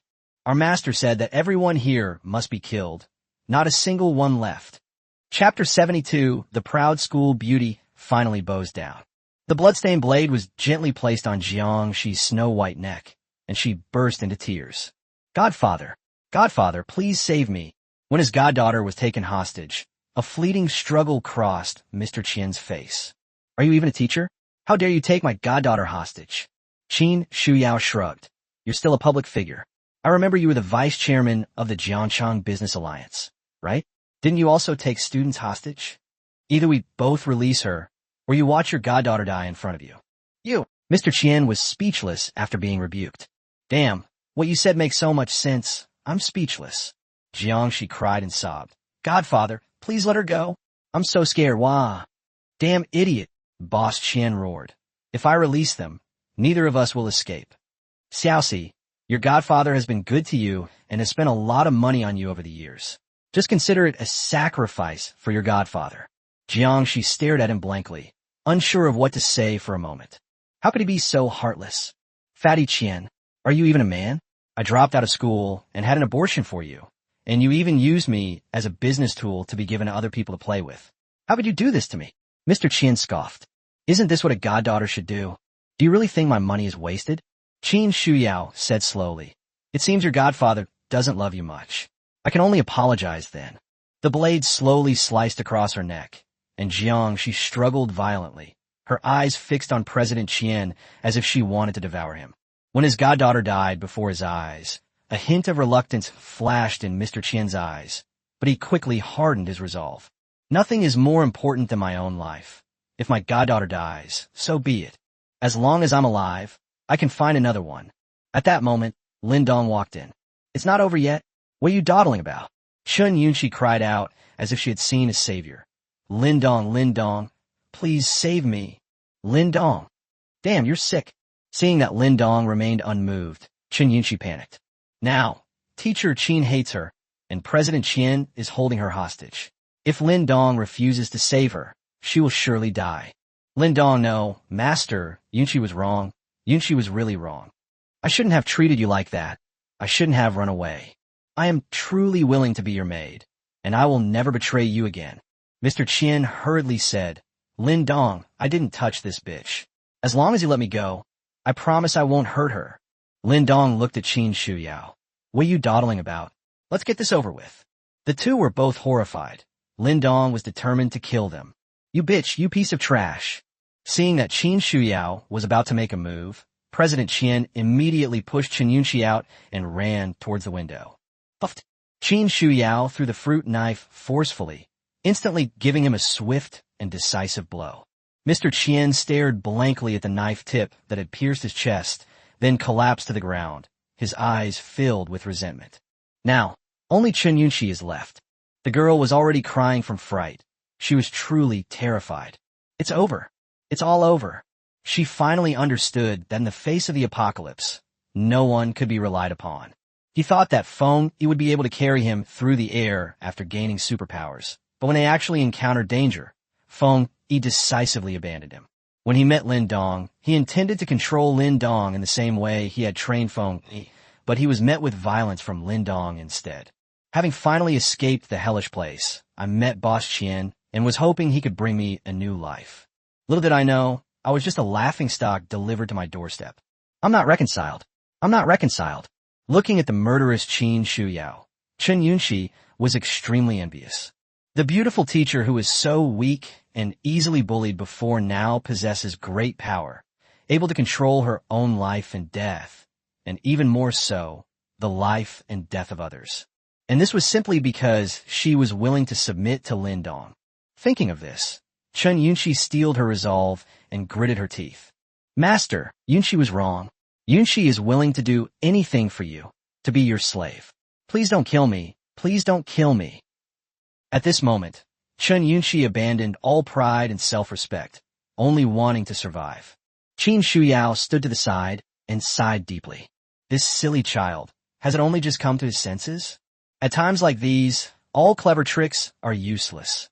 Only a strong man and power are the keys to survival. Lin Dong leaned against the doorframe, a strange smile on his face. Oh, But who is it that said they would rather die than be my dog? I still prefer your rebellious side. Try to come back to your old self. Bang, bang, bang. Chun Yunshi had completely gone all out, kowtowing heavily until her forehead cracked and blood streamed down her face, making her once pure and lovely face appear ferocious and terrifying. Yunshi was wrong. Yunshi will never dare to do it again. Lin Dong sneered and reached out to pinch her chin. I sense your sincerity, so I've decided to offer you the opportunity to be an intern maid. Your duties, besides serving me, will also include serving several other maids. If you disagree, Ido, master, then you'd better seize this opportunity and don't end up like an intern maid. Shin Yunshi was taken aback and asked nervously, what did she do? Lin Dong laughed and said, he broke the rules and got his head blown off. Blood and brain matter were all over the place. Chun Yunshi shuddered and kowtowed again. Don't worry, master. I will definitely obey. Good boy. After cleaning up the entire neighborhood, Shan Wanyue and the other maids returned to the original building. Ling Shui jumped up and down happily. Yay, I killed the most this time. Shin Wanyue smiled bitterly. This braised pig trotter was really lucky. The owner hasn't returned yet. He's probably still at Mr. Qian's building. Let's wash up and clean up first. Seeing that Jiang Zhu seemed a little absent-minded, Liang Jihan asked in confusion, what's wrong? Are you injured? No. Jiang Zhu hurriedly shook her head. The reason she was distracted was because she saw a message from her fiancé. Bei Chun has successfully awakened his superpowers and become a superhuman. She was in a state of anxiety all day, fearing that Xia Bei Chun would suddenly come to her door. Given the domineering CEO's personality, he probably wouldn't be able to accept it at all. Well, it seems like no man could accept that. Being caught in the middle would be very difficult. But she had no way to do anything. She had been running away from it all along, but how long could she keep running away? Subconsciously, Jiang Zhu actually enjoyed the thrill of this immoral act, but she also knew that this state wouldn't last long. If Bei Chun and Lin Dong were to meet, it would inevitably be a life-or-death situation. As soon as the text reached this point, all the maids looked up at the doorway. Someone's coming. Chapter 73, is my sister-in-law that strong? Damn it, you've gone pretty far. I've been looking for you everywhere. Xia Jian arrived at Mirror Lake Spring. Throughout the day, aside from being lucky enough to capture 2 awakened ones, most of the time was spent tracking the RV. Huh, where's the car? Xia Jian was completely bewildered. Forget it, since the traces have disappeared here, it means the other party must be hiding here. Let's go in and look for them. Arrest everyone in this entire neighborhood. Just as the security guards were about to move in, the door opened. Xia Jian's pupils immediately contracted. Wow, so many beautiful women. One of the women looked very familiar, so Xia Jian took out a photo and compared it. I found my sister-in-law. Indeed, she's even more beautiful in person than in photos. This sister-in-law, I'm definitely eating these dumplings. Shin Wanyue said coldly. I don't care who you are or what your purpose is. I advise you to leave. What an arrogant woman. Xia Jian couldn't help but sneer. Leave? In all my years, this is the first time anyone has dared to talk to me like that. You agree, right, sister-in-law? Then he turned his gaze to Jiang Zhu. Jiang Zhu's pretty face immediately turned pale. The Xia family has arrived. Shen Wanyue frowned. She's your sister-in-law? You're Xia Beichen's brother. Yes, before I left this morning, my dear brother gave me a proper explanation, saying that I had to bring my sister-in-law back no matter what. Xia Jian's eyes were fixed greedily on Jiang Zhu. Sister-in-law, I've come to pick you up. Come with me. Shen Wanyue sneered. Since they are your in-laws, then you can deal with them yourself. After saying that, he took Ling Shui and the others back to the house to eat melon, leaving Jiang Zhu at a loss. Xia Jian slowly stepped forward, smiling as he looked Jiang Zhu up and down. To be fair, that simple-minded guy may not be very bright, but his aesthetic sense is undeniable. Her looks and figure are comparable to many female celebrities I've dated, only slightly less attractive than my older sister, but not by much. Come back with me, sister-in-law. Your brother has been waiting for you for so long. Xia Jian reached out and grabbed Jiang Zhu without any hesitation. Jiang Zhu quickly withdrew her hand and took a step back. Xia Jian, you should go back. Please tell Bei Chun that I'm not going back. From the moment she met Lin Dong, she completely lost the chance to return to Xia Beichen's side. Not going back. Xia Jian frowned, then sneered. Sister-in-law, I can't explain myself like this. Jiangzhu bit her red lips tightly, her eyes red-rimmed. You should leave quickly. It's very dangerous here. If you still consider me your sister-in-law, then trust me this once. It's not safe here, you should go back. As for Beichen, I'll give him an explanation in person when I have the chance. Xia Jian sneered. You bitch, you really don't know what's good for you. Not only am I not leaving, but I'll take you and those girls too. Jiangzhu was stunned, then instantly trembled with anger. Xia Jian, what nonsense are you talking about? You silly child, don't be reckless. Ling Shui peeked out from behind the door. You want to eat dumplings, huh? Not only is his name Xia Jian, but he's also incredibly despicable. Xia Jian laughed heartily, feeling proud rather than ashamed. Little girl, you understand me very well. I'll be gentle with you later. Ling Shui sneered and withdrew her head. He's dead. Xia Jian, this is your last chance. If you turn back now, there's still room for maneuver. Jiangzhu could also see that Xia Jian had ill intentions and wouldn't listen to any reasoning. Is resorting to force the only option? Whoosh! An ice blade appeared in Xia Jian's hand. You talk too much nonsense. I hope you can still be this quick-witted later.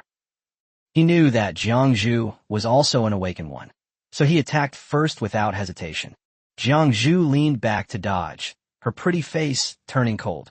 Since the other party has repeatedly courted death, she will not be polite anymore. Oh, not bad skills. Xia Jian grinned maliciously, and another ice blade appeared. A simultaneous slash with both swords. Jiangzhu clenched her fist and slammed it down heavily on the ice blade. You're asking for death. Xia Jian sneered. His ice blade was much sharper than an ordinary steel blade. It was just a pity for his sister-in-law's beautiful hands. Click! The fist collided with the ice blade, causing the latter to explode instantly, sending countless ice shards flying everywhere. What? Xia Jian's pupils shrank drastically, but Jiangzhu's fist continued to thrust forward. At the critical moment, a layer of ice armor condensed on Xia Jian's chest, and with a loud bang, a fleshy fist slammed heavily into his chest. The immense force struck, and Xia Jian's eyes bulged out instantly. His body flew backward, carving a long furrow in the ground. The security guards were stunned on the spot. Young Master Xia Jian was sent flying? Cough, cough. Xia Jian struggled to get up from the ground, his ice armor on his chest shattered, his expression ferocious.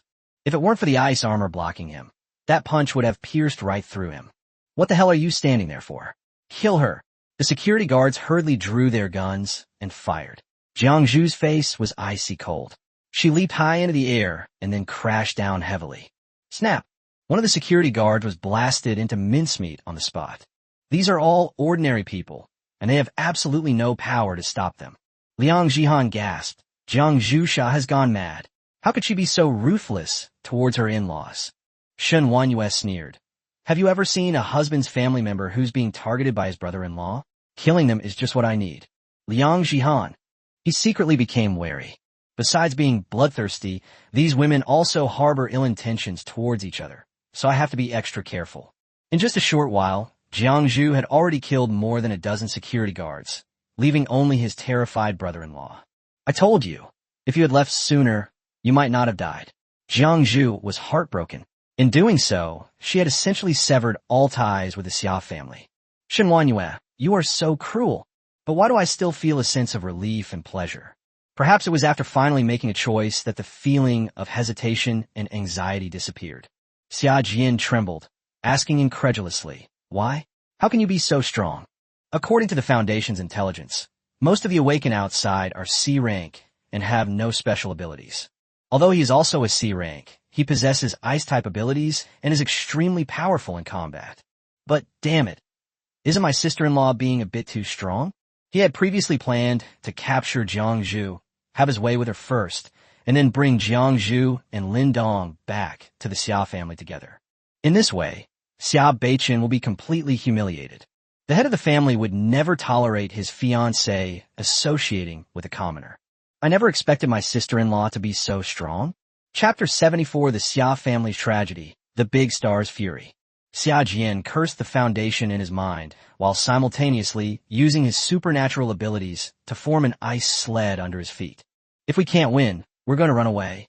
Jiangzhu saw through his intention, sighed with a complicated expression, and suddenly disappeared from the spot. Damn it! Xia Jian exclaimed in shock and turned to run away.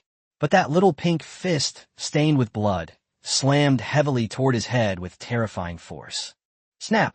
Blood and brain matter splattered everywhere. The watermelon was shattered. Jiang Zhu stared blankly at the sky, letting the blood droplets fall on her body. Her eyes reddened, and she covered her face and cried. It wasn't for Xia Jian's sake that I felt sorrow, but for the version of myself that once loved Xia Beichen. There's no going back now. The last vestige of hope and wishful thinking hidden deep in my heart vanished completely. From now on, she will no longer be Xia Beichen's fiancée. Huh? What's she crying over there? Lin Dong suddenly returned and saw several maids huddled at the door, watching Jiang Zhu crying her eyes out outside. He was a little curious. The maids turned around hastily, their pupils shrinking as they gasped in shock. Leaving aside Qin Shuyao, who was covered in blood, what was her master carrying on his shoulder? It looks like a person, doesn't it? Xin Wanyue quickly composed herself and said, Master, the Xia family just came looking for us. After listening to the maid's story, Lin Dong looked at her with a mischievous smile. Moon Maid, you're quite sensible. He naturally understood that Shan Wanyue was forcing Jiang Zhu to completely break with the Xia family, so that she wouldn't be serving her master all day while also thinking about her fiancé. Ling Shui asked softly, Master, whose is this you're carrying? Oh, that stupid college student. Lin Dong tossed Chen Yunxi, who was on his shoulder, to her. Ling Shui took it, feeling a chill run down her spine. Mate 6, Chen Yunxi. System score, 84. Current strength, level 3. Maid outfit, none. Today's unexpected surprise was the beautiful teacher. I never expected that she would have two faces. In normal circumstances, she appears gentle and weak, and seems pure and kind. Who would have thought he'd be such a crazy Yandra killer? Quite unique. At night, a gloomy atmosphere hung over the Xia family. Xia Beichen paced back and forth in the hall, looking very anxious. Why hasn't Xia Jian returned yet? Could something have happened to Xiao Zhu? In the morning, the 7 members of the Xia family led the team, setting off with great confidence. Only 3 people returned that night. Xia Qingyu, Xia Beichun, and a lucky cousin from the Xia family. As for the others, they have completely lost contact. Xia Juanfeng's old face was so gloomy it was almost dripping with water. If he weren't the head of the family and needed to calm down, he would have already smashed things. Is this foundation deliberately trying to screw over my Xia family? Didn't the butler say that the most awakened beings outside the community are only at the C rank level? Why have most of my C-level clan members, along with a group of armed security personnel, gone missing? The result is obvious. He must have died out there. The Xia family was finally about to take off, but in just one day, they suffered such a devastating blow. Who could bear this? The more Xia Junfeng thought about it, the angrier he became, so he made a phone call to the steward. 2 minutes later, Xia Junfeng smashed the phone in one hand, his face ashen. Dad, what did the foundation say? Xia Qingyu asked coldly. What the hell else do you want to say? Xia Junfeng roared. The foundation is a bunch of ravenous wolves who eat people without spitting out the bones. Their intelligence was wrong, and they even blamed us for not doing our job well. We only caught less than 10 test subjects in a whole day. The deacon is even planning to reduce the amount of serum provided for the next cooperation. You bunch of trash. What a waste of so much serum. You can't even beat those chickens and dogs outside. If I'd known you were this useless, I would have just picked a new batch. The Xia family members were so attacked that they dared not show their faces. This time, the losses were extremely heavy. Those who qualified for awakening yesterday were all pillars of the Xia family. A large number of people died during the awakening process, and another batch died today while we were capturing test subjects. This is no longer just a minor injury. It's like the sky is about to fall. If the Xia family doesn't have a sufficient number of awakened individuals as its foundation, it will eventually be eliminated by a large number of awakened individuals from the outside world. Xia Qingyu comforted him. Dad, please calm down. Calm down? How can I calm down? Xia Junfeng turned his anger towards his daughter. Don't think I don't know how many test subjects you've accidentally killed because of your strength. If you hadn't captured so few test subjects, would my negotiations with the Foundation have been so passive? Xia Qingyu said bitterly, Dad, but those experimental subjects. Stop talking. I see now. You only think about yourself, and haven't considered the future of the Xia family at all. Xia Junfeng interrupted. I've made up my mind. I'll continue the marriage agreement between the Xia and Yun families. Xia Qingyou's face turned pale immediately. Dad, you told me yesterday that the engagement was canceled. How can you go back on your word? Xia Junfeng sneered. I thought that with an A+ level like you in the Xia family, our family's foundation would rise by leaps and bounds, but you have betrayed my trust. Since you're heartless, don't blame me for being ruthless. Coincidentally, the young master of the Yun family contacted me today, and he will visit me tomorrow with a serum he obtained through cooperation with the foundation as a gift. This batch of serum is extremely important to the Xia family. They must acquire it no matter what. Xia Qingyou's delicate body trembled violently as she stared at her father in disbelief. At this moment, she finally understood that her father never considered her his daughter. They only see themselves as tools to maintain the stability and development of the family. Because her family was weak, she was merely a tool for marriage alliances. When a family rises to prominence, one becomes its leader. If his rise to power fails, he will once again become a tool for political marriage. He didn't even give himself time, and just made a final decision to deny everything he had done. Xia Qingyou clenched her fists, hiding the anger and resentment in her eyes deep inside. Since you say I'm heartless, then don't blame me for being heartless. Xia Junfeng ignored his daughter's anger, stood up, and said loudly, although we have the Yun family serum, we can't afford to break ties with the foundation yet. Tomorrow, the three of you will continue to go out and capture experimental subjects. Some people hope you're like a rat's tail juice. Chapter 75, Hell Demon Set. In her boudoir, Xia Qingyou's eyes were filled with malice as she pondered something. Suddenly, footsteps approached. Knock, knock, knock. Sister, are you asleep? The person who came in was Xia Beichen. Xia Qingyou opened the door expressionlessly. What is it? Seeing that his sister was in a bad mood, Xia Beichen put on a simple and honest smile and squeezed in. Sis, I know you're feeling down, so I came here specifically to comfort you. Dad really went too far today, but he was only thinking about the future of the family. Don't be angry with him. He shouldn't have brought it up, because the moment he did, Xia Qingyou instantly flew into a rage. For the future of the family? Is it possible to sacrifice me so easily for the future of the family? Am I his daughter or a tool? How do you think the Xia family has built such a large empire? What makes you think you're qualified to be the president of the Xia group? It's all because of me. It was I who risked my life in the entertainment industry. It was I who weighed the options among various capital groups. And it was I who went out of my way to smile and drink to secure investments for my family. I used all the money I earned to build businesses for the family. But in the end, my shares were rendered meaningless. Do you know that the entire Xia family is sucking my blood?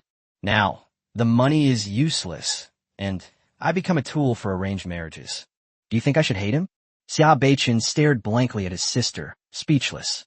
If I were in my sister's shoes, I would probably be even more upset than her. Since there's no way to comfort her, let's change the subject.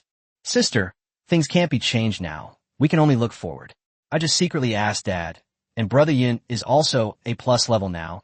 His strength is no weaker than yours. When you two get married, you will definitely be the most enviable couple in the Dragon Kingdom.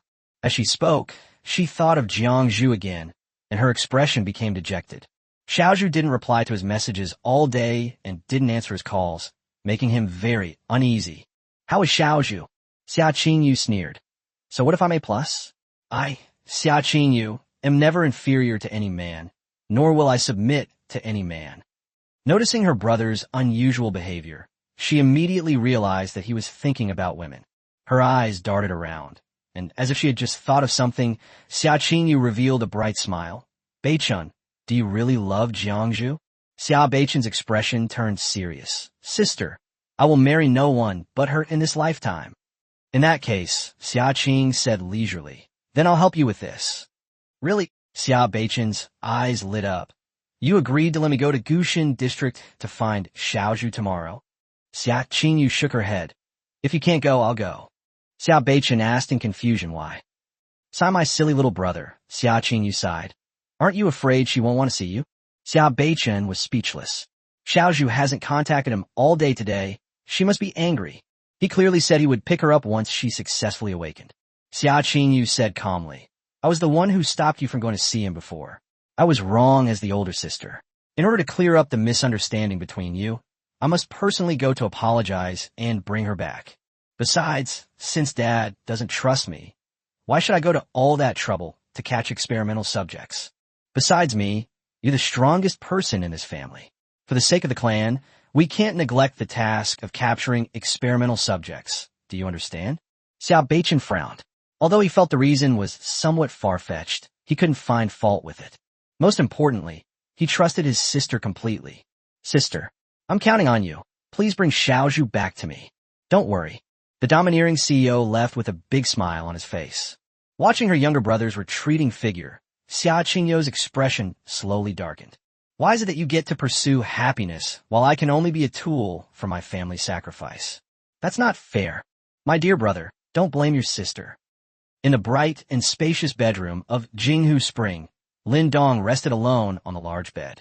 Even now, he would never keep any maids by his side to sleep with him. Leveling up the maids is physically demanding. From yesterday to today, all I've done is eat, kill people, and level up. I also have to supervise them as they spar and fight each other, and need to take breaks as well. Beep beep. Today's sign-in reward options are as follows. 1. A doomsday door-opening artifact that can blast through all obstacles. 2. Unlimited cigarettes. 3. Hell Demon set. 4. A ballpoint pen that won't fall off no matter how much you spin it.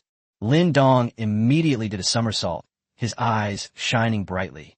Depend on. Damn it. The set is here. Ever since unlocking the battle made feature, Lin Dong has been eagerly anticipating when he can get the full set. It wasn't easy, but it finally appeared. Choose 3. A card appeared within the system space. The card features a lifelike demon image with 2 horns on its head, a ferocious and terrifying face, and demon wings on its back, making it look extremely powerful and domineering. Hell Demon set. Can be worn and unworn by the host, or any maid, and can be worn again after unworn. Set effect. When worn, it can be used at will to transform into a hellish demon. The effect is not time-limited and will grant demonic power based on the wearer's own supernatural abilities. P.S. The maid will be unable to attack the host while wearing the outfit. The introduction is quite simple. The exact effects of this demonic power were not explained. Why don't you try it and see? Lin Dong took out the card and excitedly licked his lips. Use. In an instant, a thick, viscous black aura enveloped his entire body, and black light burst forth from Lin Dong's body, intertwining and merging with the black mist. His breathing became heavy. Lin Dong's eyes turned bloodshot, and 2 horns grew from his forehead. Whoosh! 2 enormous demon wings, each 3 meters long, spread out. The black mist began to slowly gather and enter the body, and the demon transformation was complete. You've grown taller? Lin Dong opened his eyes, his first thought being that he was now higher off the ground. He was originally over 1.8 meters tall, but now he is over 2 meters tall. He was covered from head to toe in black and red armor, and the skin beneath the armor was extremely thick and dark, exuding a sense of power. Not bad, not ugly, Lin Dong commented in front of the mirror. Although his eyes turned red and horns grew on his head, his face was still his original handsome face, only a bit darker. The 2 large wings on its back flapped gently, instantly creating a gust of wind in the room, as if they were part of its own body, moving however it wanted. Boom! The demon Lin Dong smashed through the window and flew into the sky. Oahohohoho vuka, Lin Dong shitted excitedly. I've got a fucking flying horse now. With a flick of his wrist, a giant demonic scythe over 3 meters long appeared, and with a casual swing, blade light flew out. Lin Dong carefully felt that, in addition to being able to fly and having its own weapons, the demon's suit greatly enhanced his physical attributes, increasing his combat power by a factor of 10. Wonderful. Brilliant. The only drawback is that although this thing has no time limit, it consumes energy. However, it's not a big problem. At his level, it's enough for him to use it for half an hour. Chapter 76, The Demon's Suit, Favored by the Maid. After thoroughly experiencing the power of the demon's set, Lin Dong returned. The maids were terrified, thinking that Lin Dong had been attacked by the enemy and hadn't returned for so long. They wondered what kind of terrifying enemy it was. Master, where did you go? Chun Yunxi rushed over first, her face full of concern. Maids, damn, this new girl is a green tea bitch too. She's such a good actress. Ling Shui was so angry that her nose almost twisted out of shape. She actually stole my job. Lin Dong was in a great mood and didn't blame them for barging into his bedroom. Nothing much. I just went out and tested something good. His gaze swept over the maids, considering who should try the outfit on.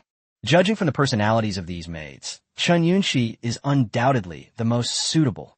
She's a little devil. However, probationary maids are not yet entitled to wear suits. Moreover, he felt that a contrast would be most appropriate.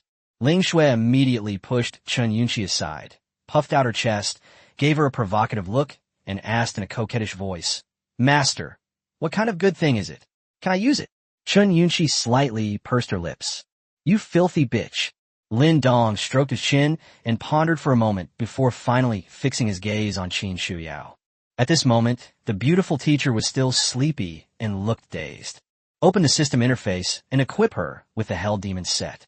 Qin Shuyao was immediately stunned, looking at her hands in confusion, and exclaimed in horror, "Master, I feel like there's something inside me." Shen Wanyue was shocked. "What? This is impossible. You've only been here 2 days and you." Her period came today, and her previous worries turned out to be a false alarm, leaving her feeling very sensitive and conflicted. If I'm not pregnant, could it be that Qin Shuyao is? Lin Dong rolled his eyes. "What's all the fuss about? Close your eyes and feel it properly. Use your mind to drive it." Qin Shuyao obediently closed her eyes, and just like Lin Dong had done before, a thick black mist appeared, and the demon set began to load. Before long, to the astonishment of the maids, the demon Qin Shuyao was born. Lin Dong was also extremely surprised, because the beautiful teacher's devilish image is so different from his own. The 2 horns on his forehead and the black and red demon wings on his back were not much different, but Qin Shuyao's skin did not turn black like his. Instead, it became even whiter, even glowing white. Her long, flowing hair moved freely even without wind, and her scarlet eyes looked incredibly alluring. Although he has grown taller, his muscles haven't become bulging or muscular. His lines are very soft. The maid's eyes popped out of their sockets. What is this?" Ling Shui's mouth watered as she looked at it. This outfit was so beautiful. If she wore it, she would be absolutely stunning. Qin Shuyao cried out in fright, "Master, what is this?" In desperation, it flapped its wings and flew upwards, its demon horns piercing the ceiling, its long legs tumbling about. "Help!" Lin Dong muttered to himself. "This outfit even comes in male and female versions. It looks really cool on me, but looks really sexy on a maid. Interesting." Uninstalling the demon card, Qin Shuyao instantly returned to her original form and fell to the floor. "This is my new toy. I was just testing it out, and it looks... what are you guys doing?" Before he finished speaking, all the maids had already crowded around him, their eyes gleaming. Clearly, they all wanted the set. They could naturally tell that Qin Shuyao's outfit just now was definitely not just a change of clothes. It must have other abilities as well. This kind of good stuff is much more attractive than designer handbags. Lin Dong laughed and said, "That's a nice idea. I only have 1 set of this right now. As for who to give it to, I'll think about it some more." Upon hearing this, the maids were even more eager to get started. The sky was overcast, and the already gray sky was shrouded in thick dark clouds, as if brewing an even bigger storm. Jiangqing Foundation headquarters. The deacon stood with his hands behind his back, looking grimly at the awakened ones crying and wailing in the laboratory. "Let me go. This is illegal human experimentation. It violates human ethics. Let me go." The fat woman who had been knocked unconscious by Xia Beichun shouted at the top of her lungs. Her hands and feet were handcuffed with chains made of a special material, making it impossible for her to move.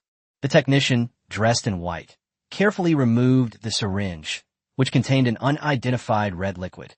"Stop struggling. Your contribution will greatly help the evolution of humanity. You should be grateful."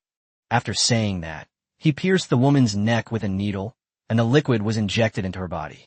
"Ah, no, no." The fat woman struggled violently, the chains rattling loudly as they were pulled. Suddenly, the fat woman stopped moving, staring wide-eyed at the ceiling, her eyes beginning to roll back. The butler narrowed his eyes slightly. This was the last test subject he had to work on. He had to succeed. Soon, the fat woman's skin began to swell rapidly, revealing the flesh and blood tissue beneath the skin, with strands of bright red liquid flowing beneath her skin. As her body grew larger, the woman's expression became increasingly ferocious and distorted, her yellow teeth grinding together, and her eyes filled with bloodshot veins. Sight still failed. The deacon shook his head sadly. As soon as she finished speaking, the woman's body suddenly exploded, and her flesh and tissue turned into flying fragments. The technician was unable to dodge in time and was sprayed in the face, causing him to vomit on the spot. Damn it, you're all a bunch of useless trash. In this apocalypse, anything can happen. If you can't make a breakthrough within 3 days, then inject me with the awakening serum yourselves and go up there as test subjects. The deacon thought of the missing golden boy and Jade girl and couldn't help but curse. The group of technicians trembled and dared not utter a sound. The technical director stepped forward and said, "Sir, please don't be angry. Actually, our research has made some breakthroughs. It's just that the test subject's physical condition is too poor to withstand the violent effects of our latest version of the ability-enhancing serum. Based on our meticulous calculations, we believe that if we have A grade, no, A+ grade experimental subjects, we can succeed in the experiment and obtain successful experimental data." The deacon glared at him and said coldly, "So, you mean you want me to be your test subject?" The technical lead shook his head in horror. "No, Your Excellency, that's not what I meant. Before he could finish speaking, a small winged ant crawled onto the tip of his nose. This is... A little ant suddenly crawled into the nostril. Chapter 77, The Hatred of Killing One's Wife is Irreconcilable. The technical supervisor was horrified and tried everything he could to get the ant out of his nostril. He patted and blew out air forcefully. Come out. In less than 5 seconds, the technical supervisor's eyes suddenly became bloodshot, and then his eye sockets burst, with blood gushing out along with his eyeballs. Even more frighteningly, blood began to flow rapidly from his ears, nose, and mouth, and his head quickly shriveled up. The group of technicians huddled in a corner, their faces pale, watching the scene in horror. The deacon frowned. "Little insect, stop playing around." As if it understood his meaning, the little ant crawled out of the technical supervisor's eye socket, dripping with blood. It shook its body rapidly to dry the blood and returned to being the dark little ant. At the same time, the door to the research lab opened, and a short figure walked in. "Hee, second uncle, isn't my little cutie amazing?" The newcomer was a little over 1.2 meters tall, and from his appearance, he was an adorable little boy with missing teeth. Her face was fair and clean. She had a bowl-cut hairstyle, large glasses on her nose, and a lollipop in her mouth, making her look harmless. The boy beckoned to the little ant, and the ant obeyed its master's call, shooting out like a bullet before landing steadily on the boy's finger. "Good boy. Is your little cutie full now?" "What? You still want to eat? You're so small, your brain isn't even big enough for you." All right, then I'll pick another one for you. Let's see whose brain tastes better." The boy revealed a kind and adorable smile as he selected his target. All the technicians looked at the little boy with pleading and despair, hoping he could escape this calamity. The deacon said coldly, "All right, these people are still useful. If you want to feed your pets, go to the garbage room. There are plenty of discarded experimental subjects there. Eat them however you like. Also, call me Deacon here. Chondi is his nephew, who is 20 years old this year." Before the apocalypse, Brother Insect suffered from a rare and unusual disease, which kept him looking like a cute boy his whole life. Years of illness have caused the little insect's mind to become extremely twisted. After gaining superpowers in the apocalypse, he has become even more wicked, and now he even has his little ant specifically sucking out people's brains. He's a complete weirdo. If he weren't his elder, the lawless little brother would probably have wreaked havoc on the Foundation headquarters long ago. The younger brother pouted, looking unwilling. "Second uncle, all those useless experimental subjects are dead. Some even had their heads exploded. My little darling can't eat cold food. It'll give her diarrhea." The butler couldn't help but roll his eyes. "Damn it, your mutated little ants are all as fierce as monsters. And they even have diarrhea? All right, behave, or I'll take your game console away." "Okay." The little ant seemed to have its weakness exploited, pitifully tucking the little ant into its sleeve. Just as he was about to leave, Chondi suddenly asked, "By the way, second uncle, what about Xiaoyu? How many times have I told you? Call me Deacon." "Okay, uncle." Do you know where Aunt Xiaoyu is? I want to play games with her. The butler sighed deeply. The Jade Maiden has disappeared, along with the Golden Boy. Insect Brother's expression changed. Huh. Even Uncle Bullhead has disappeared? Were they killed? It must be. Otherwise, they wouldn't have gone so long without sending back a message. The deacon's eyes deepened. What exactly is in the ancient mountain area that caused me to lose 3 of my generals in succession? The younger brother instantly became murderous. I made a promise with Aunt Xiaoyu that I would marry her when I grow up. Second uncle, who killed them? I want to avenge my wife. Deacon, there are so many things to complain about. I don't even know where to begin.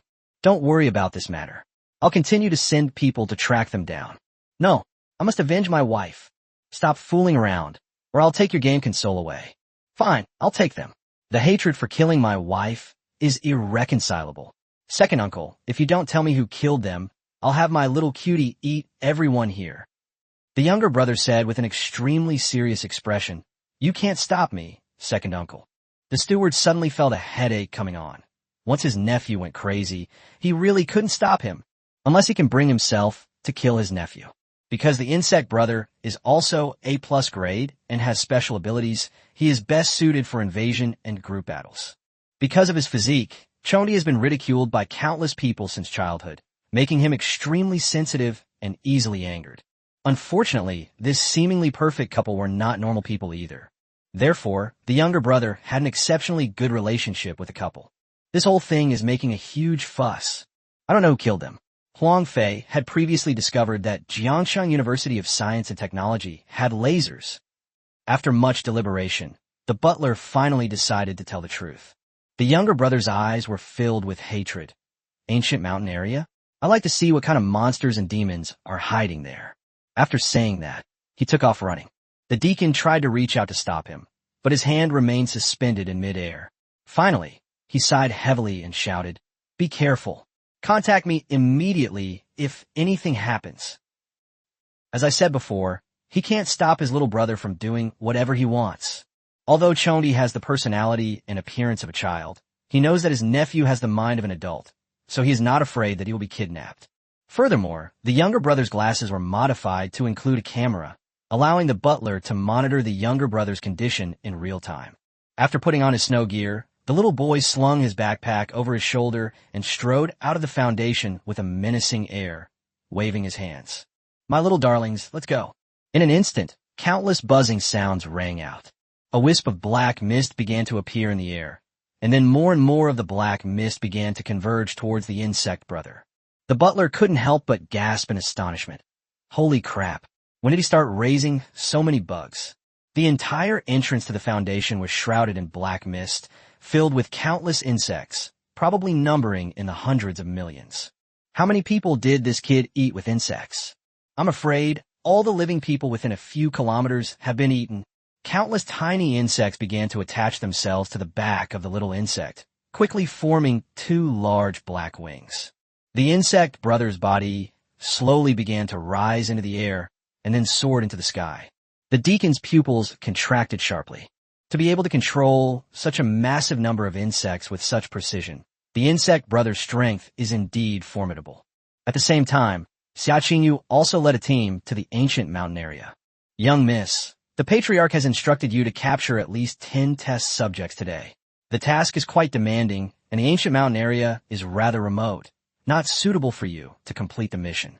What do you think? A security guard couldn't help but remind her when he saw that she was determined to go to the ancient mountain area. Xia Qingyu's aura grew even colder as she stopped and stared at them coldly. Do I need you to tell me what to do? Chapter 78, Xia Qingyu versus Insect Brother. The security guard hurriedly bowed his head. Your subordinate dares not, but the patriarch has given us a strict order that we must complete the mission today, no matter what. Miss, could you please understand? Xia Qingyu's beautiful eyes darkened as she slowly raised her right hand, tiny snowflakes swirling between her fingertips. To be considerate of you? Whoosh! A tiny snowflake flew out like lightning, instantly piercing the man's head. I understand you? Then who'll understand me? Xia Qingyu grinned maliciously. The other security guards were taken aback. The young lady committed murder. Young miss, what are you doing? Little Zhou was just... Whoosh! Before he could finish speaking, a bloody hole appeared on his forehead. I've had enough of being controlled. Since you don't treat me like a human being, then you should all die. Xia Qingyo's already sensitive and fragile heart was wounded again by the security guard's words. With a wave of her hand, the security guards who had scattered and fled were instantly swept away by the blizzard. When the wind and snow cleared, ice sculptures stood out on the snow.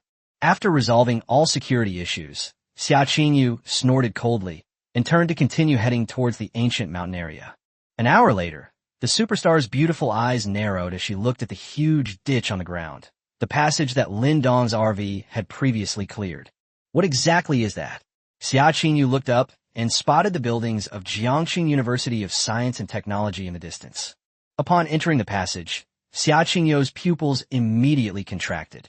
She saw a cute little boy with delicate features, carrying a small school bag, standing in the passageway, arms crossed, head tilted, deep in thought. How come there's a child here? Xia Qingyu secretly became wary. Chongdi's first stop was Jiangxing University of Science and Technology. He went inside to investigate, but couldn't find any trace of Yu. Not long after he came out, Xia Qingyu arrived. Upon seeing the stranger, the little insect's eyes lit up, and he raised his right hand to greet her. Hello, sister. Do you know what kind of vehicle made this road? Xia Qingyu vaguely sensed that something was wrong, and turned to leave without saying a word. Hey, where are you going, sister? The little bug brother took off running after her, his short legs moving incredibly fast. Huff huff, sister, why are you running? Little bug isn't a bad person. Little bug panted as he looked at Xia Qingyu, his eyes lighting up. What a beautiful lady. I don't know if she'd be willing to play the adult wedding game with me. Wow, sister, you're so beautiful. When I grow up, can I marry you? Xia Qingyu. Little brother, what do you do? Why are you here? Xia Qingyu carefully examined the little boy, feeling from head to toe that he was just an ordinary child. But which family's child would dare to come out into the freezing cold?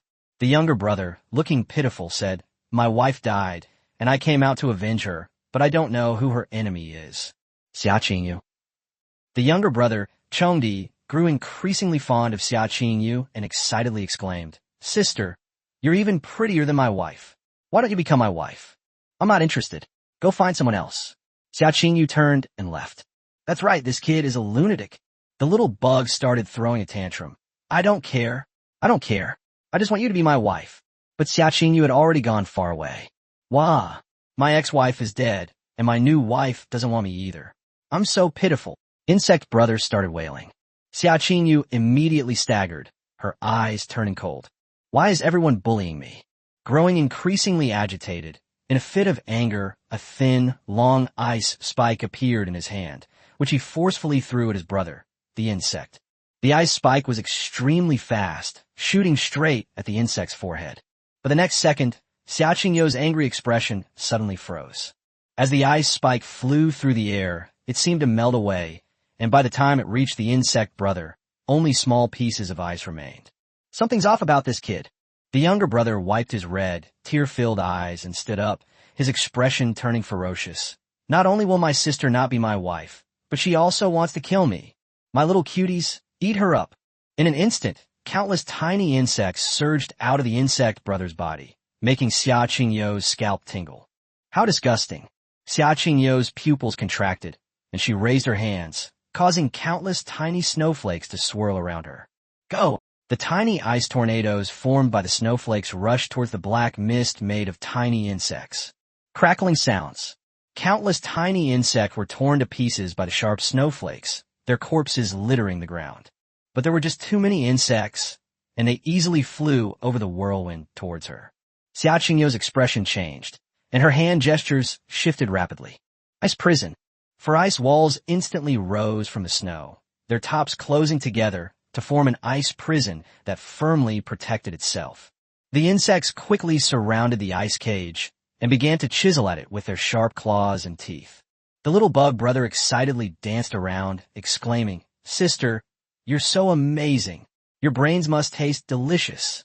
Xia Qingyu stared at the precarious ice prison. Her teeth clenched, her eyes began to roll back, and her beautiful hair began to turn snow white from root to tip, fluttering in the wind. A terrifying aura began to brew. The little bug's expression changed, and he hurriedly stretched out his hand. My little darlings, come back. Boom! The ice prison shattered instantly.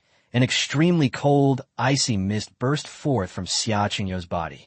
Countless insects were frozen into ice sculptures, fell to the ground, and were crushed under her foot. This attack directly caused the insect brother to lose nearly half of his swarm. "Oh, my little darlings, you deserve to die." Insect brother's eyes reddened with heartache. The swarm of insects dispersed again, buzzing as they rushed towards Xia Qingyu. At this moment, Xia Qingyu revealed a cold smile. Ice armor. In an instant, a layer of crystal clear and incomparably gorgeous ice armor covered its entire body, and the swarm of insects tried to bite it, but they couldn't bite it at all. "Now it's my turn." Xia Qingyu grinned maliciously, and with a flick of her wrist, an ice spear quickly took shape. Relying on the powerful defense of the ice armor, it broke through the swarm's obstacles and charged towards the insect brother. Damn it! Her ability is exactly what counters my little darling. The little bug was so angry that he gritted his teeth and hurriedly summoned back the swarm to try to stop her again. At this moment, Xia Qingyu was like a female war goddess, wielding her ice spear to tear through the insect swarm's defenses and approaching the insect brother step by step. "No, I can't beat them," the younger brother wailed inwardly. His special ability is to control the insects mutated by the poisonous snow. Apart from being physically strong, he has little combat ability. Getting caught in close combat means certain death. Run away. With a wave of his hand, the insect brother caused a swarm of insects to surge out of his body once more, attaching to his back to form wings, which he then spread and soared into the sky. Don't even think about escaping. Xia Qingyu was clearly determined to kill the insect brother to vent her anger. She hurled the ice spear with all her might, aiming straight at the insect brother's wings. However, his wings were made up of countless insects, and this attack only killed a few of them, while the insect brother fled further and further away. Xia Qingyu pressed her hands on the ground, and an ice slide quickly formed. She pushed off with her feet and chased after it along the slide. The two chased and fled, intentionally or unintentionally following the path on the snow, and soon arrived at Mirror Lake Spring. Chapter 79, 2, Level 6S, delivered to your door. Is it going to snow heavily again? Lin Dong stretched and opened the door, muttering to himself as he looked at the thick dark clouds in the sky. It was already noon, and Lin Dong had just gotten up. Currently, apart from trial maid Chun Yunxi, who has just reached level 7, all the other maids are at level 10. He is currently at level 21, and can only raise the maids to level 10 at most. Chun Yunxi vividly demonstrated what it means for Gen Z to reorganize the workplace and fully leverage their youthful, competitive advantages. They eagerly took on all sorts of household chores, such as washing clothes and mopping the floor, which made the other maids grit their teeth in anger, but they couldn't say anything about it. The answer to any question is always the same. The older sisters are right. Yunxi is willing to change. The maids have already labeled the beautiful school beauty as a green tea B *TCH. The more arrogant they were before, the more humble they are now. They could even foresee that once Chun Yunxi was officially promoted, their advantages would vanish. That bitch is such a good actress. But none of this mattered to Lin Dong. He could just keep rolling it up. He was the only one who would benefit. I was just about to go back inside for lunch when suddenly I heard a whooshing sound in the distance. At the entrance of the residential compound, a short figure stumbled and rushed in. Before the little bug could even ask for help after seeing Lin Dong, an ice spike exploded at his feet, blasting him away. He rolled countless times on the ground before finally collapsing pitifully at Lin Dong's feet. "Big brother, help me," the little insect cried. "That crazy woman is insane. What grudge do we have against each other? Why are you staring at me so intently? I thought I could fly and that the crazy woman couldn't catch me, but who knew she could create a slide? She slid so fast that she literally blasted me down from the sky with an ice pick. If it weren't for the adorable little ones risking their lives to save me, I would have sent it myself." Lin Dong looked at the LV6 above the insect brother's head and slowly narrowed his eyes. "Hey kid, you rolled pretty well. Too bad, I don't have any pins, otherwise you would have definitely won the Grand Slam." "Insect brother, you think I'm a bowling ball?"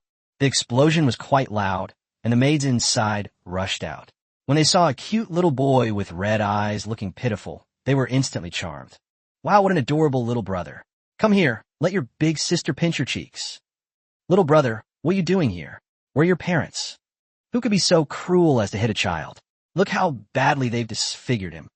The maids couldn't wait to hug and cuddle the little bug on the spot, but Shen Wanyue quickly pulled them back after noticing Lin Dong's ambiguous smile. Dongji, don't be reckless. The little bug's eyes were blinded by the light. Wow, so many beautiful ladies. Beautiful ladies, would you like to be my wife? The little bug blushed with embarrassment. Lin Dong revealed a strange smile. You little rascal, you're really bold. Ling Shui was taken aback, then smiled and said, I'm afraid that won't work, little brother. You're still too young. Wait until you're a bit older. The little insect brother looked expectant. Then my sister can never be your wife. The younger brother's face fell instantly. Xia Qingyu appeared at the door. Seeing that her brother hadn't run away, she condensed an ice spike in her hand and violently shot it out. The little bug cried out in alarm, Ah, help me. Lin Dong frowned slightly, and just as the ice spike was about to hit the insect brother, he suddenly stretched out his finger and flicked it, shattering the ice spike instantly. The younger brother froze. Holy crap, this guy's got guts. Seeing her attack easily thwarted, Xia Qingyu immediately stopped her forward momentum, her beautiful eyes narrowing as she scrutinized the situation. When she glanced at Jiang Zhu, her beautiful eyes suddenly widened. What's she doing here? When Jiang Zhu saw Xia Qingyu's face clearly, a look of panic flashed in her eyes, but she quickly calmed down. She finally came. Lin Dong stroked his chin, squinted, and carefully examined Xia Qingyu. Beautiful lady, you look familiar. How we slept together? This beautiful woman is also a level 6, worth New Zealand dollars. Xia Qingyu, you deserve to die. Chen Yunqi exclaimed excitedly. It's Xia Qingyu? You're Xia Qingyu, right? Shen Wanyue and the others exchanged glances, a strange look flashing across their faces. Wow, a beautiful woman has come to our doorstep. Looks like our team is about to grow even larger. Lin Dong suddenly realized, oh, it's you. Just like you see on TV, beautiful and cool. I almost fell for you. He patted his younger brother's head and asked, Kid, are you tempted? The younger brother quickly shook his head. What a joke. She almost beat me to death just now. Xia Qingyu ignored Lin Dong and stared straight at Jiang Zhu, asking, why are you here? Huh? Lin Dong and the others were stunned, looking at Jiang Zhu and then at Xia Qingyu. Do you two know each other? Lin Dong immediately got angry. Why didn't you say you knew Xia Qingyu earlier? Does he deserve a beating? Oh no, that's not right. Jiang Zhu's fiance's surname is Xia Qingyu, Xia Beichun. Lin Dong felt like he had guessed something. Jiang Zhu pursed her lips and stepped forward calmly. Miss Xia, it's been a long time. What did you call me? Answer my question. Xia Qingyu said angrily. The moment she saw Jiang Zhu standing behind Lin Dong, she guessed that this bitch had cheated on her brother. But shouldn't you be flustered, afraid, and try to explain when you see me? Why are you so calm? Jiang Zhu sighed and smiled. You didn't like it when I called you sister before, but now I call you Miss Xia what? You don't like it anymore. As for why I'm here, I don't need to explain anything to you. Xia Qingyu's chest heaved violently. So, you're not even willing to act anymore, is that it? Do you think you're worthy of Beichun's waiting?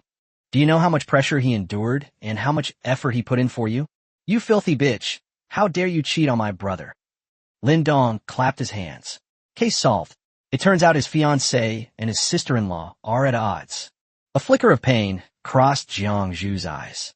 After taking a few deep breaths, her expression calmed down. I know I've wronged Beichun, but what's done is done, and I won't make any excuses for myself.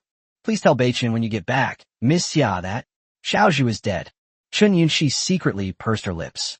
Shaw, compared to you, what kind of scumbag am I? This is a real scumbag woman. An indescribable rage swept through her body, but Xia Qingyu forced herself to calm down, her tone icy cold.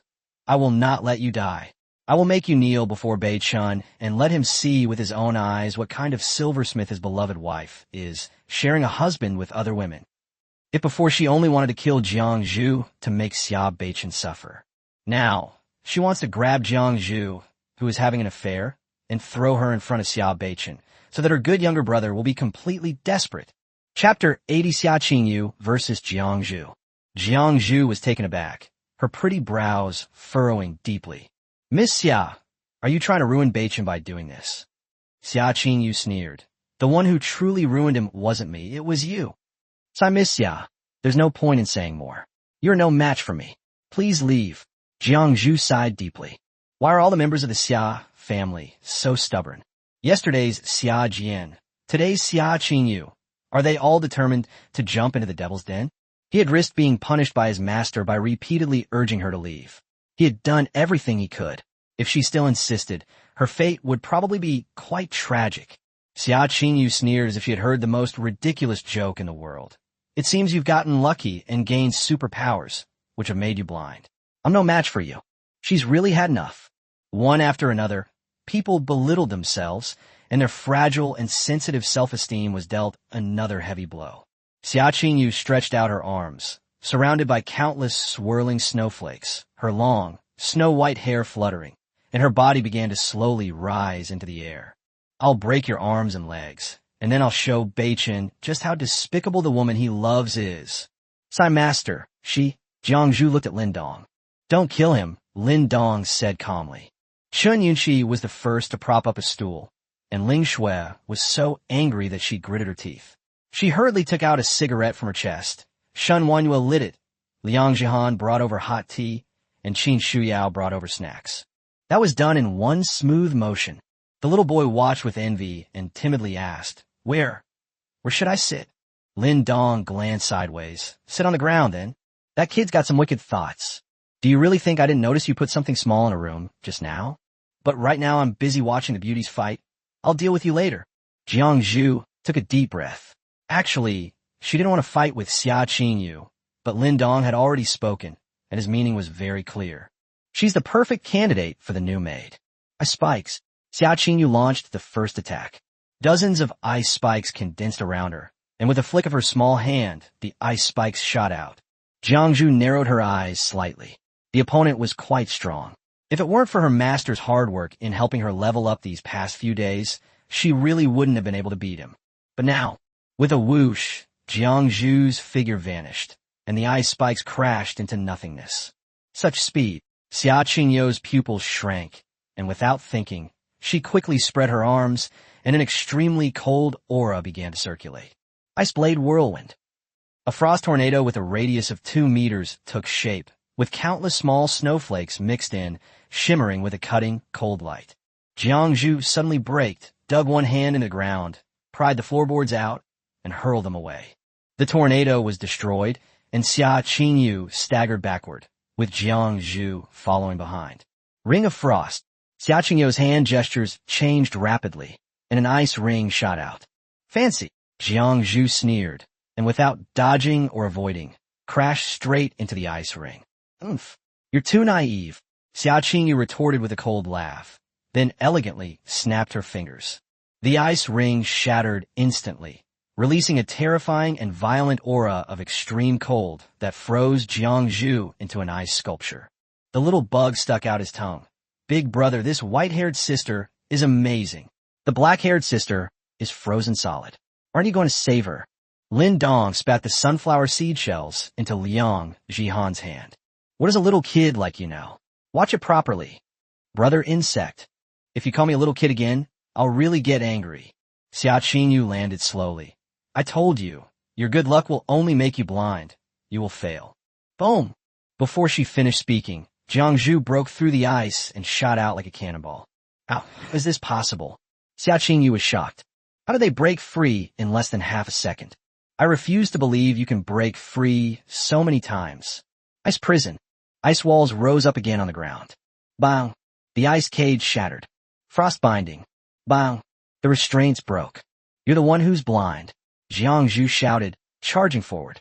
Xia Qingyu's expression changed drastically, and she hurriedly crossed her hands. Ice armor. The magnificent and dazzling ice armor once again covered his entire body. Boom! Jiangzhu slammed his fist into the ice armor, sending Xia Qingyu's delicate body flying backward. Click! What terrifying force! Blood began to spill from Xia Qingyu's mouth. Even with the ice armor protecting her, Jiangzhu had still managed to inflict internal injuries from her blows. Actually, this is even with the ginger and bamboo drained. Taking advantage of the situation, Jiangzhu continued her attack, swinging her little pink fists and hitting Xia Qingyu relentlessly, putting her in a completely passive position. The younger brother was speechless with amazement. This older sister is amazing. The sister who had been chasing him to the death is now being brutally beaten to the ground by another sister. He feels like he can't understand the world at all. Not only was he confused, but the deacon watching the video in the Foundation's base was also dumbfounded. My nephew gets beaten up as soon as he goes out, and now an extremely terrifying woman has appeared, along with a man whose true nature is hard to fathom. When did the awakened ones outside become so powerful? Xia Qingyu is now completely being rubbed into the ground, literally rubbed into the ground. Once inside, Jiangzhu displayed terrifying close-quarters combat skills. Although Xia Qingyu had acted in martial arts films in her early years, those are just fancy moves to Jiangzhu, who was used to getting arms and legs slashed all the time. She was no match for him at all. Snap! Jiangzhu ruthlessly grabbed Xia Qingyu's head and ran wildly, carving a long furrow in the ground. Oh, Jiangzhu, I'm going to kill you. Xia Qingyu went completely berserk. Her eyes turned snow white. The surrounding temperature began to drop sharply, and her aura began to surge violently.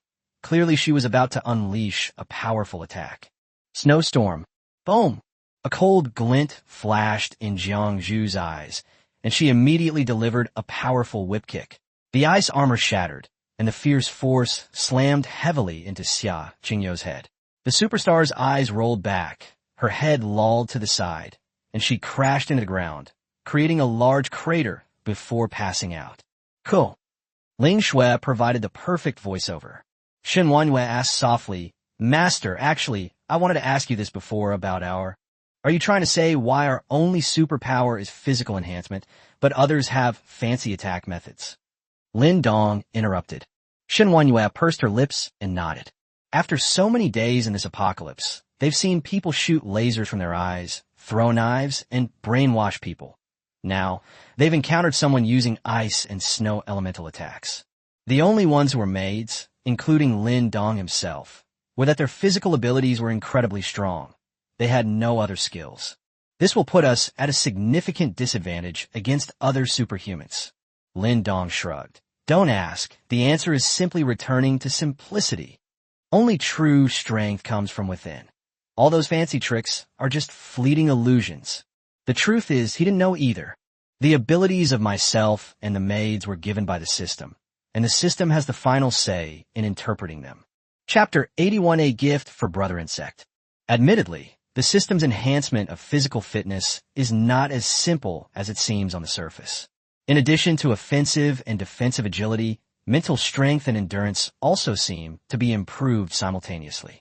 The most obvious example is the brainwashing technique used by the Divine Servant. The fact that it could brainwash so many wealthy businessmen at the same time is enough to show that the Divine Servant's brainwashing technique is quite powerful. However, it failed to brainwash Jiangzhu and had no effect on Lin Dong at all. As for Liang Jihan being affected, it was because she was only level 1 at that time and hadn't leveled up much yet. Jiangzhu, for example, remains unharmed from ice and snow elemental attacks, which is due not only to her level advantage, but also to her exceptional resilience in various aspects. Attribute-free suppression. Lin Dong roughly figured out the basic reason why the system's body enhancement was so effective. In other words, once you've upgraded your strength level through the system, there's no possibility of failing.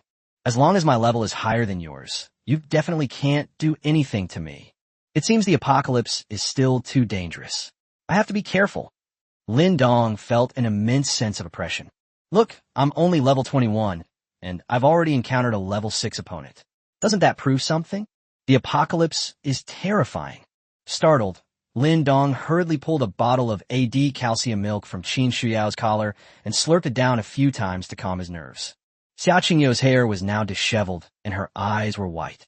Jiangzhu grabbed her hair and dragged her to Lin Dong. Master.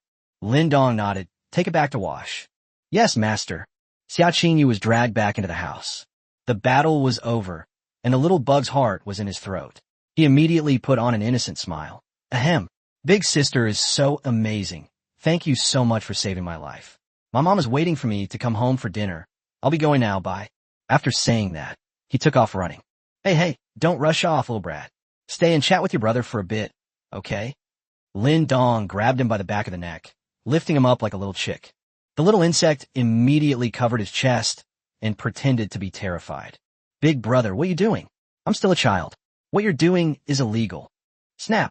Lin Dong slapped him on the back of the head. What are you thinking, you little brat? You're so cute. So as your older brother, I've decided to give you a gift. The younger brother was taken aback and said bitterly, Can I not take it? What do you think? The younger brother was inwardly wailing. Oh no, he's definitely going to send me to my death. Lin Dong led the little insect brother into the house and excitedly brought out a cardboard box. Here you go, don't be shy. The younger brother was uneasy and hesitated to open it. Open it. This is a gift from your brother. I'll get angry if you don't accept it. I'll open it then. Insect brother hurriedly took a deep breath and opened the cardboard box with trembling hands. Inside is Operation, a box full of homework. The little bug immediately broke out in a cold sweat. Are you fucking crazy? Why are you giving me so much homework? Lin Dong leaned closer with great interest. So are you satisfied with this gift? The younger brother forced a smile and said, I'm satisfied. Thank you, big brother. I'll take it back now. Don't worry, I'll definitely finish it. TCH, you little brat are the most playful. Stay here and do your work, then go home. Lin Dong grabbed Choni's head. Look, this lady is a teacher. Shall I keep her here to tutor you? He pointed at Qin Shu Yao as he spoke. The beautiful teacher immediately straightened her expression. Don't worry, master. I will definitely supervise my little brother to finish. He's not allowed to eat until he finishes. Brother insect. Okay, I'll do it. Good girl. Stay for dinner tonight. I have something to do. I'll come see you later. Lin Dong smiled with satisfaction and left with the other maids. The younger brother opened his homework with a miserable expression. Question 1. Question. Xiaoming has 60 yuan on him and spent 20 yuan on snacks at the supermarket. How much change should the cashier give him? It's just elementary school homework. What's so difficult about it? Brother Chong wrote down 40 with a confident look on his face. Snap. Qin Shuyao slammed her hand on the table, her face cold and stern, and said, Wrong answer. Read the question again. Brother insect. Where did I go wrong? Doesn't 60 minus 20 equal 40? Qin Shuyao adjusted her glasses and explained casually. This is a classic trap question with multiple solutions. First, Xiaoming brought 3 20 yuan bills, so he can pay directly without needing change. Second, Xiaoming brought 6 10 yuan bills, which he can. Third, the little bug was dumbfounded. Damn, when did elementary school homework become so outrageous? Suddenly, the little insect paused, and a tiny insect quietly crawled back to its feet. This is a scout bug. It just finished exploring the entire neighborhood. And by the way, the already cold bodies of the golden boy and jade girl were discovered in the basement. The younger brother immediately flew into a rage. Sure enough, Uncle Bullhead and his future wife are dead here. That man must have done it. Moreover, judging from the information relayed by the scout bug, the future wife's death was quite tragic, and she must have suffered unparalleled torment before her death. Damn it, this is my future wife, and you're using her for team building? The younger brother was so angry that his chest heaved violently, and his gaze toward Qin Shuyao was fierce. Snap! Qin Shuyao slapped him on the forehead again. Why are you looking at me? Look at the question. Do you think I have the answer on my face? Brother insect. Holy crap. Okay, teacher. I don't know why, even though I graduated a long time ago, I'm still so afraid of teachers. This is illogical. Master, you're so devilish. You made my little brother do so much homework. Ling Shui covered her mouth and chuckled, thinking of her little brother's pitiful little expression, which was simply adorable. Shen Wanyue shook her head and said, You're wrong. Master must have a purpose in doing this. This child is not simple. Lin Dong laughed heartily and said, Wanyue is quite good, smart. Liang Jihan was taken aback. What do you mean? Is there something wrong with that child? It's not just a problem, it's a big problem. Lin Dong walked into the bedroom, where Xia Qinyu, who had already washed up, was lying there with her eyes slightly closed, looking like she was fast asleep. Jiangzhu had already changed her into a close-fitting white lace nightgown, revealing her beautiful figure. There's insecticide in the storage room. You guys go and clean every corner of the house. Be careful, those aren't ordinary bugs. Shen Wanyue was taken aback. Does Master mean those insects are related to the small insects? What if Shu Yao is there alone? Go on, Lin Dong said, shooing people away. Things would get really interesting if that brat actually dared to lay a hand on the beautiful teacher. The maids hurriedly ran off to kill the insects, but Lin Dong didn't seem flustered. Instead, he calmly lit a cigarette and sat down in his chair. Stop pretending to be asleep. Your acting skills are good, but you can't fool me. As expected, Xia Qingyu opened her eyes instantly, leaped up with a somersault, disregarding the risk of exposure, and conjured an ice spear in her hand, aiming straight for Lin Dong's face. Chapter 82, The Clever Xia Qingyu. Lin Dong remained motionless, as if he hadn't reacted. The tip of the ice gun stopped 2 centimeters from Lin Dong's eyeball. Why don't you stab me? Lin Dong smiled calmly, exhaling a smoke ring. Xia Qingyu retracted her ice spear and exhaled a deep breath. I can't kill you, so there's no point in stabbing you. You're quite clever, Lin Dong praised the big star's wit. If she dares to stab him, she'll be met with a frozen fish. Xia Qingyu looked extremely dejected as she sat back on the bed, lost in thought. Can you tell me your strength level? S rank? Or SS rank? Just a moment ago, she sensed a powerful confidence and a fleeting killing intent emanating from this man. This was not an act. Rather, it was a sign that this man possessed the strength to easily kill her. Considering that even Jiang Zhu, who had brutally beaten him, listened to this man so obediently, it's not hard to guess. This man is ridiculously powerful. S. Lin Dong raised an eyebrow. Looks like you have your own rating system. What level are you? Xia Qingyu honestly answered. I got an A+. His tone was tinged with deep self-mockery. After enduring so much hardship and finally breaking through my limits to achieve A+ level strength, I have suffered a major blow today. Jiang Zhu easily defeated her, making her realize that she had been looking at the world from the bottom of her own lap. A+. What's so despicable about that? What's his grade? Xia Jian? It seems he died at your hands. His rating was C. I see, Lin Dong said, understanding.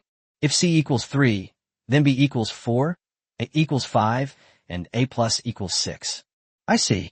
You can think of me as above SSS, Lin Dong gave a vague answer.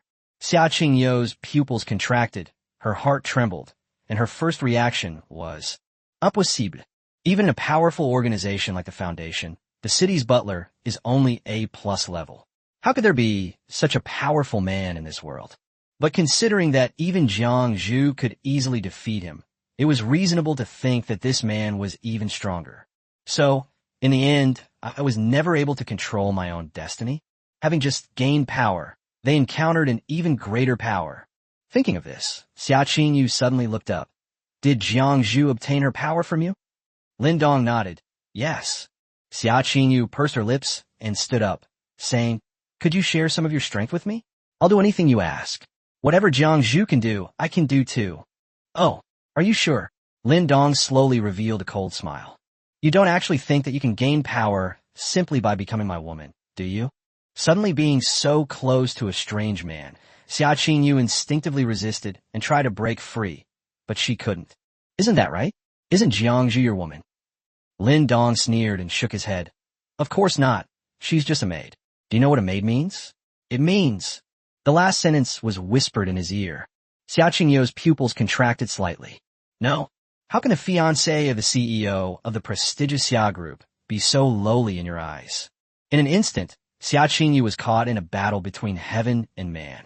She had had enough of her father's coldness and meanness, enough of being ruthlessly exploited by the Xia family, and enough of being used as a pawn and manipulated at will. She had had enough. She had really had enough. She only wanted to control her own destiny. Why is it so difficult? Even if I submit to the man before me, can my fate be changed? The only difference is that the person in control has changed from the father dam. Lin Dong was very patient, playing with Xia Qingyu's hair and letting her think it over slowly. This woman is intelligent. I believe she will make a wise choice. After a long while, Xia Qingyu closed her eyes red-rimmed. A moment later, she opened them, her eyes filled with ruthlessness. I'm willing, but on one condition. Oh, you dare to negotiate with me? But I'm in a good mood today, so tell me. Give me the power, grant me permission, to destroy the Xia family. Lin Dong raised an eyebrow. Big Star, this move of yours is truly beyond my expectations. Others gain power to protect their families, but you come here wanting to destroy your own family. Good, that's bad enough. I like Xia Qingyu resigned herself to her fate. She understood that from the moment she was defeated by Jiangzhu, she had no choice but to submit to him. This is my destiny. She knew Jiangzhu well. Jiangzhu and her younger brother Xiao Beichen had a very good relationship, and she tried to stop them in every way but failed. But now she's completely devoted to this man, which means he must have used unconventional methods to force her to submit. Since the outcome is submission anyway, why suffer an extra torment? Now that the choice has been made, the Xia family cannot remain. After all, the prestigious Xia family would never allow their eldest daughter to be someone else's dog. Their reputation wouldn't allow it, and the final result would inevitably be that the Xia family would be destroyed by this man. Since he hated the Xia family anyway, he might as well destroy them himself and get some satisfaction from it. Let that stubborn father see how utterly despicable he is. Oh, this question is too hard, too hard. Insect brother roared to the sky, clutching his head, his eyes bloodshot and his expression ferocious. He'd had enough. He's really had enough. He used to think he was weird, but now he thinks these exam setters are the real weirdos. For example, a math problem. If 8 people sit at 1 square table, how many people sit at 3 square tables? Answer 24. I got roasted by the beautiful teacher. For example, a Chinese language question. Compose a sentence using the characters by Shaq. Sure. The answer is I'm a complete novice. He was mocked by the beautiful teacher. For example, there are far too many of these cases. None of them are normal questions. These aren't elementary school questions. They're death traps. Qin Shuyao tilted her head. I don't blame you. These questions are indeed a bit off topic and really test your logical thinking. It's normal that you can't do them right away. Don't be anxious. We just finished 2 books and now there are, 19 more to go. Let's continue. Fuck you. The little bug brother completely broke down. Are you fucking calling me stupid? With a flick of his finger, the little ant instantly rushed towards Qin Shuyao's jade-like neck. Damn woman, my little darling will bite through your neck, crawl into your head, and eat your brain. You've abused children. But the next second, he was dumbfounded again. The tiny ant shot out like a bullet, hit the other person's neck, and then that was it. Her snow-white, delicate neck was as hard as a copper wall and an iron wall. Even the little ants couldn't break through its defenses no matter how hard they tried. How is this possible? The little insect brother's face turned pale instantly. Snap! Qin Shuyao felt an itch on her neck, so she slapped it, leaving a ring of blood on her palm. Huh? It's so cold, yet there are mosquitoes? Chapter 83 Liang Jihan's Torture. My little darling. The little ant cried out in anguish when it saw its favorite little ant die. Qin Shuyao frowned. Little brother, you can't call your teacher that. You need to learn to respect your teachers, you know? Fuck your mother's ass. Who the hell called you? Insect brother completely dropped the pretense and stretched out his arms. 10,000 insects devour the bones. In an instant, countless tiny insects began to crawl out from every corner of the room and quickly converged on Qin Shuyao. The beautiful teacher was immediately terrified and turned pale. This is disgusting. My little darlings have already spread throughout the entire house. They will crawl into your nostrils, your ears, devour your internal organs, every inch of your flesh and blood, and even your bones. I'll teach you to abuse children. The little bug had lost its previous cute appearance. Its face was now contorted with malice. Oh, don't come any closer. Get these bugs away.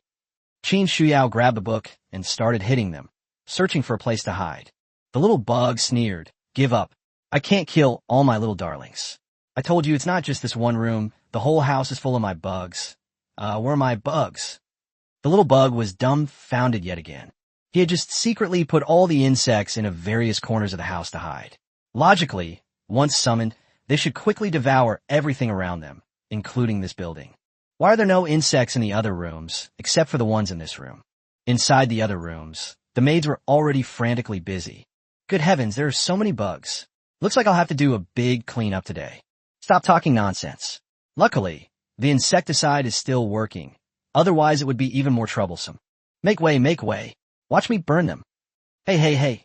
Don't do anything reckless. You might set the house on fire. After waiting for a long time without any result, the younger brother's heart sank. Something's wrong. I need to take this woman down quickly and then go out to check the situation. My little cuties, eat her up. The swarm of insects quickly flew closer, surrounding Qin Shuyao. "Oh, don't come any closer. Help me." Qin Shuyao was almost crying in fear, screaming at the top of her lungs. Soon, insects crawled on her body, scaring her so much that she jumped around and swatted them away. "Wah, master, save me. There's so many bugs, wah." The little bug laughed excitedly. "Although this female teacher had strong defenses, she couldn't withstand the sheer number of bugs I had. Once they burrowed into her body, she would surely die." More and more insects crawled all over her body, and Qin Shuyao was on the verge of a mental breakdown, her eyes growing increasingly red. "Get away from me, wah, little brother, do you want to die?" The pleading tones suddenly turned icy cold, causing the little insect brother to shudder immediately. What's going on?" At this moment, Qin Shuyao was no longer in a state of panic, but instead stared straight at him with a bloodthirsty grin. Countless insects crawled on her snow-white skin, but she remained unmoved. Sensing something was wrong, the younger insect quickly directed the swarm to burrow into their mouths and nostrils. Snap! Qin Shuyao slapped her palms together forcefully, and countless insect corpses and blood slowly flowed down her hands. "Get away from this disgusting smell." With a sudden burst of power, the swarm of insects crawling on his body were all shaken to the ground, and many of them were even killed. The little bug was completely stunned. The soft and gentle female teacher had suddenly changed her demeanor, and her strength was also astonishingly powerful. Teacher, shall we continue with the problems?" The little bug hurriedly put away the bug and revealed an innocent smile. "Good heavens, I can't beat this woman either. What the hell is this place?" "Little brother, you're trying to scare your teacher with bugs. Your prank will be punished." Qin Shuyao pulled out a dagger from her thigh and walked slowly over with cat-like steps. "Brother insect, danger!" Inside the villa, the little insect brother's shrill scream suddenly rang out. After killing the insects, the maids rushed over. "Shuyao, what's wrong with you, The maid stood frozen in shock at the scene inside the room. They thought Qin Shuyao had been bullied, but the situation turned out to be reversed. The younger brother was pinned to the ground, his face scratched and covered in blood. "Will you tell me or not?" Qin Shuyao's tone was both sweet and cold. The younger brother, his eyes bloodshot, yelled, "What the hell am I talking about? Don't think you can scare me, just because you have a knife. When I killed people before, Another bloodstain appeared on his face, running from the corner of his mouth all the way to his ear. Chun Yunqi's legs went weak on the spot, and she pulled Shen Wanyue and the others to her side. "Oh no, Teacher Qin has gone crazy again. Last time, Qin Shuyao brutally murdered a whole room full of people from President Qian right in front of her. Her outbursts were terrifying. You won't talk." Qin Shuyao's eyes flickered as she slowly moved the dagger down from his face, aiming it at his crotch. The little bug's face turned pale, but he still gritted his teeth and said, "I've lived for over 20 years. Don't think you can scare me like this. Anyway, I've had enough of being ridiculed with this body. If you got the guts, kill me. At worst, I'll be a hero again in 20 years. Little brother, you've got guts. I'll give you a quick death." Qin Shuyao drew her knife and stabbed. "Wait!" Liang Jihan rushed forward, grabbed her wrist, and patted her chest. "Interrogating criminals is my specialty. Leave it to me. I'm a safety officer. I can handle these kinds of things with ease." Qin Shuyao smiled sweetly at her. "Okay." Liang Jihan breathed a sigh of relief. Why was she a little scared when she looked at her? She's usually so adorable and innocent. Liang Jihan lifted the little insect brother onto a chair and waved her hand. "Wanyue, Lingxue, tell him not to move." With his hands bound, insect brother sneered, "Don't even try. I'm not afraid of death. Why would I be afraid of your interrogation? If you endured such pain during awakening, why would you be afraid of mere torture?" However, Liang Jihan ignored her and came back in a little while later. "Here, eat." He then tossed down a plate of braised chicken legs. "Maids!" Insect brother. "What does this mean? Poisoning, huh? Humph. I'm not afraid of poison." With one hand freed, insect brother grabbed a chicken leg and was about to stuff it into his mouth. "Don't let him eat." Liang Jihan shouted immediately, and Shun Wanyue grabbed Chondi's arm. "Insect brother, what? You don't want me to die? You won't let me eat you, but I'll insist." Before he finished speaking, the sauce on the chicken leg began to slowly drip down his wrist. Liang Jihan said with a sinister smile, The sauce slid down your fingertips, wrists, and arms. You wanted to wipe it off, but couldn't, and you wanted to lick it, but couldn't. How was that sticky feeling? The maids immediately shuddered. So cruel. The younger brother's expression was ferocious. If you're so capable, let me go. What kind of skill is it to play dirty tricks? Let me lick it. Just one lick of the chicken leg. Chapter 84, The Death of Insect Brother. What a ruthless foundation. That's too despicable. I won't say anything except for the honey trap. The little bug was almost insane, letting go and throwing away the chicken leg. Although Chondi plays with insects, he is actually quite clean. The sauce sticking to your arms, that slippery, greasy feeling, creates an uncomfortable sensation that runs from the soles of your feet straight to the top of your head. It's something most people can't stand. Oomph. You think you're worthy of using your beauty to seduce me? Liang Jihan sneered as she waited. As time goes on, the sauce begins to dry slowly and becomes increasingly sticky.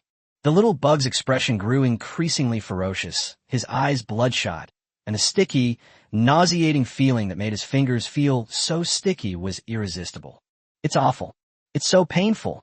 Chun Yunchi stayed far away, feeling extremely relieved. Fortunately, Lin Dong didn't let that bitch torment him back then, otherwise he really wouldn't have been able to bear it. Rather than being disgusted, being tied to the back of a car and exposed to the cold wind is nothing. The little insect struggled violently, but was held down and unable to move. Ugh, that's disgusting, It's not over yet, Ling Shui. Help him wipe it off, Liang Jihan said, pulling out another pack of tissues. Ling Shui was confused. He hadn't confessed to anything yet, so why was he being let off so easily? But I still obediently did as instructed. As soon as she started wiping, Ling Shui noticed something was wrong. The sauce couldn't be wiped off after it dried, and these paper towels are such cheap. It breaks with the slightest touch. Soon, my hand were covered in bits of tissue paper. What are you doing?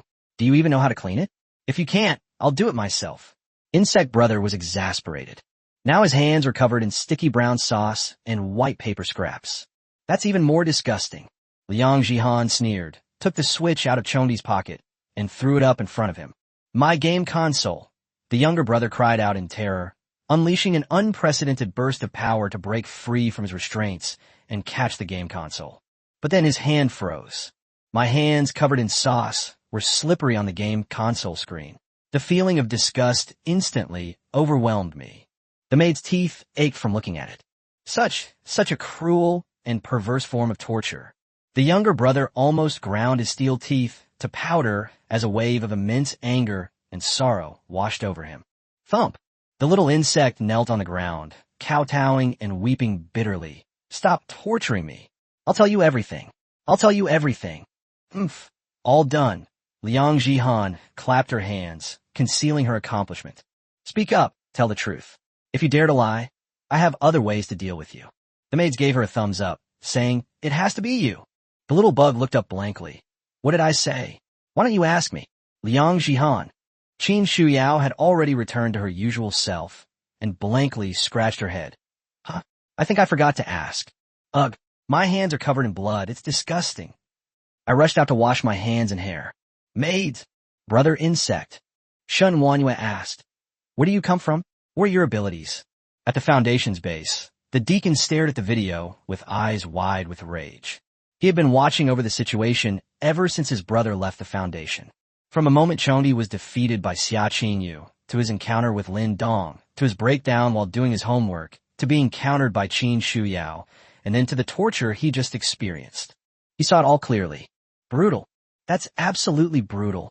If they were no match for Xia Qinyu, it would be understandable, as this woman is exceptionally talented and possesses ice-type superpowers that make her immune to insect swarms. But what's the deal with this group of women and that mysterious man? How could he be so strong?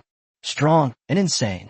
Xia Qinyu was easily defeated by Jiang Zhu, and the little bug was easily subdued by the female teacher. This series of events was completely beyond my comprehension. The self-awakened beings outside couldn't possibly be this strong. Sir, the Foundation's secrets must not be leaked. Please activate the self-destruct program for the Insect Brother, someone said. The deacon instantly turned his head and glared at him with a murderous look. His aura surged, and the atmosphere in the monitoring room instantly became heavy. Chondi is not only my subordinate, but also my nephew. I have treated him like my own son since he was a child. How dare he ask me to kill Chondi? The subordinate's legs went weak from the glare, but he still insisted, Sir, you know the Foundation's rules. If anyone leaks them, the consequences will be unimaginable. Sir, you— Enough, the steward snapped. Brother Chong is my own nephew, I believe.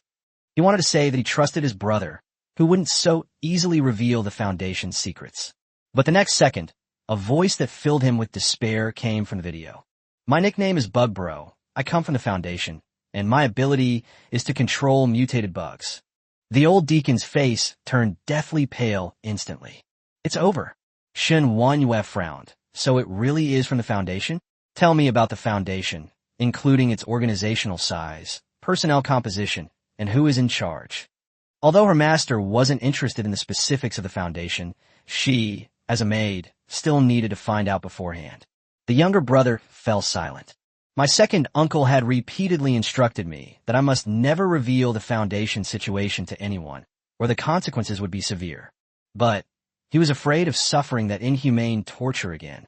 Sir, we can't delay any longer, his subordinate urged urgently. The deacon clenched his fists so tightly they clanged, and his teeth seemed to grind to powder. In front of him was a tablet displaying the insect brother's information and the self-destruct switch. Grown-ups. The younger brother took a deep breath. The Foundation is a very large organization. I don't know much about it. There's a branch of the Foundation in Jiangshang, located— Boom! Without warning, the little insect's head suddenly exploded, spraying blood, flesh, and brain matter all over the room. The petite, headless corpse slowly fell to the ground. Shen Wanyue was stunned for a moment, then instantly flew into a rage. Damn it! The Foundation actually planted a bomb in his head. What ruthless methods!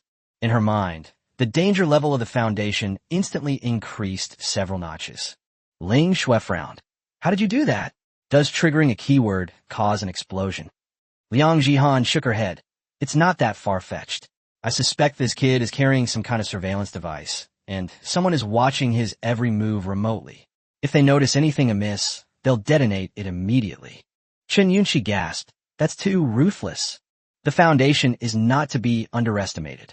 After the master is done, let's report the truth and clean this place up first. Shen Wanyue sighed deeply. Ling Shui wailed, Ugh. I just finished killing the bugs, and now I have to clean the room. I'm really becoming a maid. In the Foundation's monitoring room, the deacon's eyes were filled with tears, and his fingers limply slipped from the tablet. In the end, he killed his own nephew with his own hands. Now there's no need to guess how Huang Fei and the Golden Boy and Jade Girl disappeared. Without a doubt, it was that man and his women who did it. Someone summon all mercenary captains, suspend the current mission, and make sure they assemble within 1 hour. I want revenge. The deacon stared intently at the large screen where the signal had been lost, his eyes filled with murderous intent. Chapter 85. Yes, I'm sick. Maid 7. Xia Qingyu. System rating 88. Current strength level 7. Maid outfit none. The new maid Xia Qingyu has finally broken through the A+ limit and reached S level, which is level 7. Yes, she's on the same level as a probationary maid. Feeling the even greater power within her, Xia Qingyu knelt down. Thank you, Master, for bestowing upon me this power. At that moment, she was in a state of shock, both physically and mentally. That's awesome. She could never forget the immense pain she endured during her awakening, the pain that made her body and soul tremble in order to gain greater power. In order to continue gaining power, they even had to work for the Foundation and strive for that elusive opportunity. But for Lin Dong, it couldn't be easier. Lin Dong, with a cigarette dangling from his lips, chuckled and said, Right now, you're the lowest ranking maid. I'm looking forward to seeing how you perform. Yes, Master. Xia Qingyu lowered her head even further. Sure enough, that bitch Jiang Zhu's limit wasn't here. Just you wait, I will definitely surpass you. Looking at the darkening sky outside, Xia Qingyu pondered, Master, can I go back to the Xia family now? The young master of the Yin family is coming tonight, so let's just wipe them out together. Lin Dong nodded. Okay, take Jiang Zhu with you. Let her settle things with your brother. Yes. At this moment, the Xia family home was brightly decorated, and everyone was busy. Today, Yin Zhe, the young master of the Yin family from the south, will be visiting. Even before the apocalypse, The Yin family was stronger than the Xia family in terms of both wealth and power. This will remain true even after the apocalypse. Xia Juanfeng's expression was grave as he asked Xia Beichun, who looked anxious, "What's your sister doing? Why hasn't she come back yet? Did she run away? If he runs away, it would be a laughing stock. The Xia family will never be able to hold their heads high again." Xia Beichun had no idea how his sister was doing, so he could only comfort her. "Don't worry, Dad. My sister isn't that kind of person." Actually, he was even more anxious. Since his sister had gone to pick up Xiaozhu and hadn't returned for so long, he was more worried than anyone else. "My little bamboo, I miss you so much." Puff, puff, puff. Suddenly, the sound of a propeller came from the horizon. A helicopter was flying in. Xia Junfeng quickly got up, composed himself, and led his men to prepare to greet them. The plane slowly landed on the Xia family's helipad. The cabin door opened, and a handsome man in a black suit stepped out. "Yunza. Ah, my nephew Yunza is still such a handsome young man. Welcome, welcome." Xia Junfeng was the first to greet him. Yunza smiled warmly. "Uncle Xia, you're too kind. Please forgive me for disturbing you." Xia Junfeng waved his hand. "Hey, we're family from now on. Calling me uncle makes it sound too formal. We're family, why bother me? If you keep being so formal, I'll get angry." Yunza smiled and nodded, then glanced behind him and couldn't help but ask in confusion, "Where's Xiaoyu?" Her." Xia Juanfeng's face showed a hint of embarrassment, and he cursed his daughter inwardly for her lack of manners. "Xiaoyu's been sent out on a mission and is on her way back. Xiaozhe, come inside and rest with me first. She'll be there soon." Yunza nodded again, looking at Xia Beichun. "Beichun, it's been a long time. How have you been lately?" Xia Beichun was lost in thought when he hurriedly snapped back to reality. Before he could answer, a figure hopped off the helicopter. Brother Beichun. The girl who came down was about 20 years old, and she exuded youthful energy. Her features are extremely beautiful, with soft contours, making her appear exceptionally lively. The girl's skin was fair and translucent, delicate and smooth, with a healthy blush on her cheeks. She wore a simple off-the-shoulder sweater and denim shorts, revealing her long, snow-white legs. She was at least 1.7 meters tall. Clearly, she is also a superhuman. "Who are you?" Xia Beichun was stunned for a moment, vaguely feeling that the face looked familiar, but he couldn't remember where he was. Yin Mengli pouted her small red lips, her face full of unhappiness. "Humph. I really miss Brother Beichun, and you don't even remember me?" Yunza said with a playful laugh. "Mengli, there are elders here. How can you still be so impolite?" "I forgot." Yin Mengli pretended to cover her mouth in alarm and hurriedly bowed to Xia Junfeng. "Hello, Uncle Xia." "Yin Mengli?" Xia Beichun finally remembered and stared in astonishment at the beautiful young woman in front of him. "No, you've grown so much. She was a little girl just a few years ago." Xia Junfeng laughed heartily. "My niece Mengli has grown into a great beauty after not seeing her for several years. I almost didn't recognize her. I wonder which young man will be lucky enough to marry her in the future." "Ah, please come in." Yin Mengli blushed shyly and stole a glance at Xia Beichun with her beautiful eyes. In the reception room, Yunza and Xia Junfeng were chatting. "Uncle, these are 10 vials of serum that my Yun family obtained through a collaboration with the Foundation. Although it's not a large quantity, please don't mind." Looking at the serum, Xia Junfeng was filled with emotion. "Excellent. With this, my Xia family can produce several more awakened ones, and the marriage alliance with the Yun family will further solidify our family's stability, ensuring our survival in the apocalypse." Meanwhile, Yin Mengli became entangled with Xia Beichun. "Brother Beichun, look, this is a sapphire my brother brought back for me from abroad. It's called Love That Captivates the City. Can I give it to you?" "Brother Beichun, I remember you used to have Schnauzer. I also have one, but unfortunately my brother won't let me bring it this time. Would you like to come to my house sometime?" Brother Beichun, I'm talking to you. Why aren't you responding? Are you feeling unwell?" "Let me tell you, my special ability is different from everyone else in the family. My ability is healing. You can tell me where you're feeling unwell." Xia Beichun, who had been staring at the entrance of the Xia family's residence, snapped out of his reverie and looked directly into the girl's eyes. "Yes, I'm sick. Can you cure me?" Yin Mengli asked nervously. "Really? What illness?" "Lovesickness," Xia Beichun said in a deep voice filled with intense emotion. Yun Mengli's pretty face immediately turned extremely red. Then, How long have you had this illness? It's been 7 years. 7 years. Yin Mengli's heart was pounding in her throat. Oh my god, Brother Beichun, he's so good at this. 7 years ago, Xia Beichun went abroad to study, and she had been thinking about him for 7 years. So it turns out that Brother Beichun has always been. Yin Mengli covered her face, feeling her cheeks burning. Chapter 86, Misunderstanding and a Young Girl's Heartbreak. Brother Beichun, this illness is not easy to cure. Yin Mengli's heart was pounding. Xia Beichun sighed. As expected, it can't be cured. Xiaozhu, perhaps only when I see you will my illness get better. Yin Mengli asked nervously. It's not that it can't be cured. Brother Beichun, can you tell me about your illness? What are the symptoms? Symptoms, Xia Beichun pondered for a moment. Every second I think of her, I get a headache, my shoulders ache, and my chest feels tight. Yin Mengli asked in confusion. I can understand everything else, but why does my shoulder hurt? Xia Beichun gently patted his shoulder and said softly, because I bear a heavy yet passionate love. Not only her sister, but also her father strongly opposed her marriage to Xiaozhu, so she suffered tremendous pressure. These are things he dared not say aloud. Yin Mengli's eyes were almost red. So Brother Beichun likes me this much. Yes, 7 years ago, I was just a young girl, and Brother Beichun had already fallen for me back then, but he definitely didn't dare to say it. If I told anyone, they'd think I was a pervert. The thought of her Brother Beichun bearing his love for her alone for so many years made Yin Mengli feel a tightness in her chest. Brother Beichun, Yin Mengli hesitated, unable to finish her sentence. She really wanted to say, I'm all grown up now, you don't need to hide your feelings anymore. But the thought that her Brother Beichun's sister would soon become her sister-in-law made her heart sink again. What should we do? Let me give you a massage. It will help relieve your shoulder pain. Xia Beichun nodded blankly.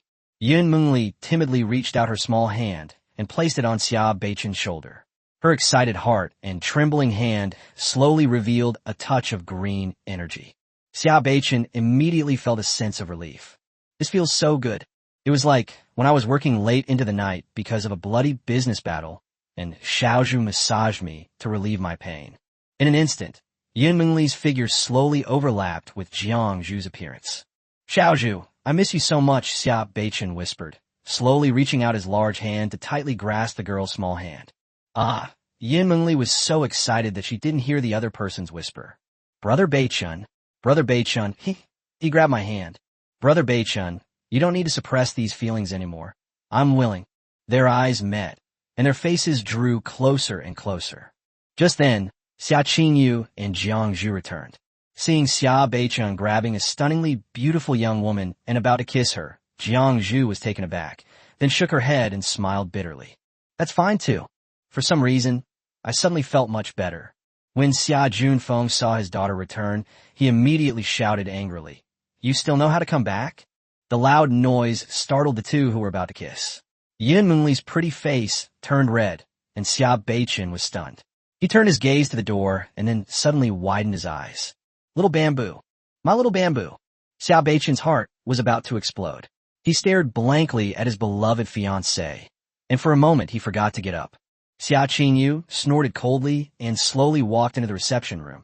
Then I'll leave? Xia Junfeng was furious. You dare talk back? Guards, bring the family discipline. Yunza quickly interrupted. Uncle Xia, please calm down.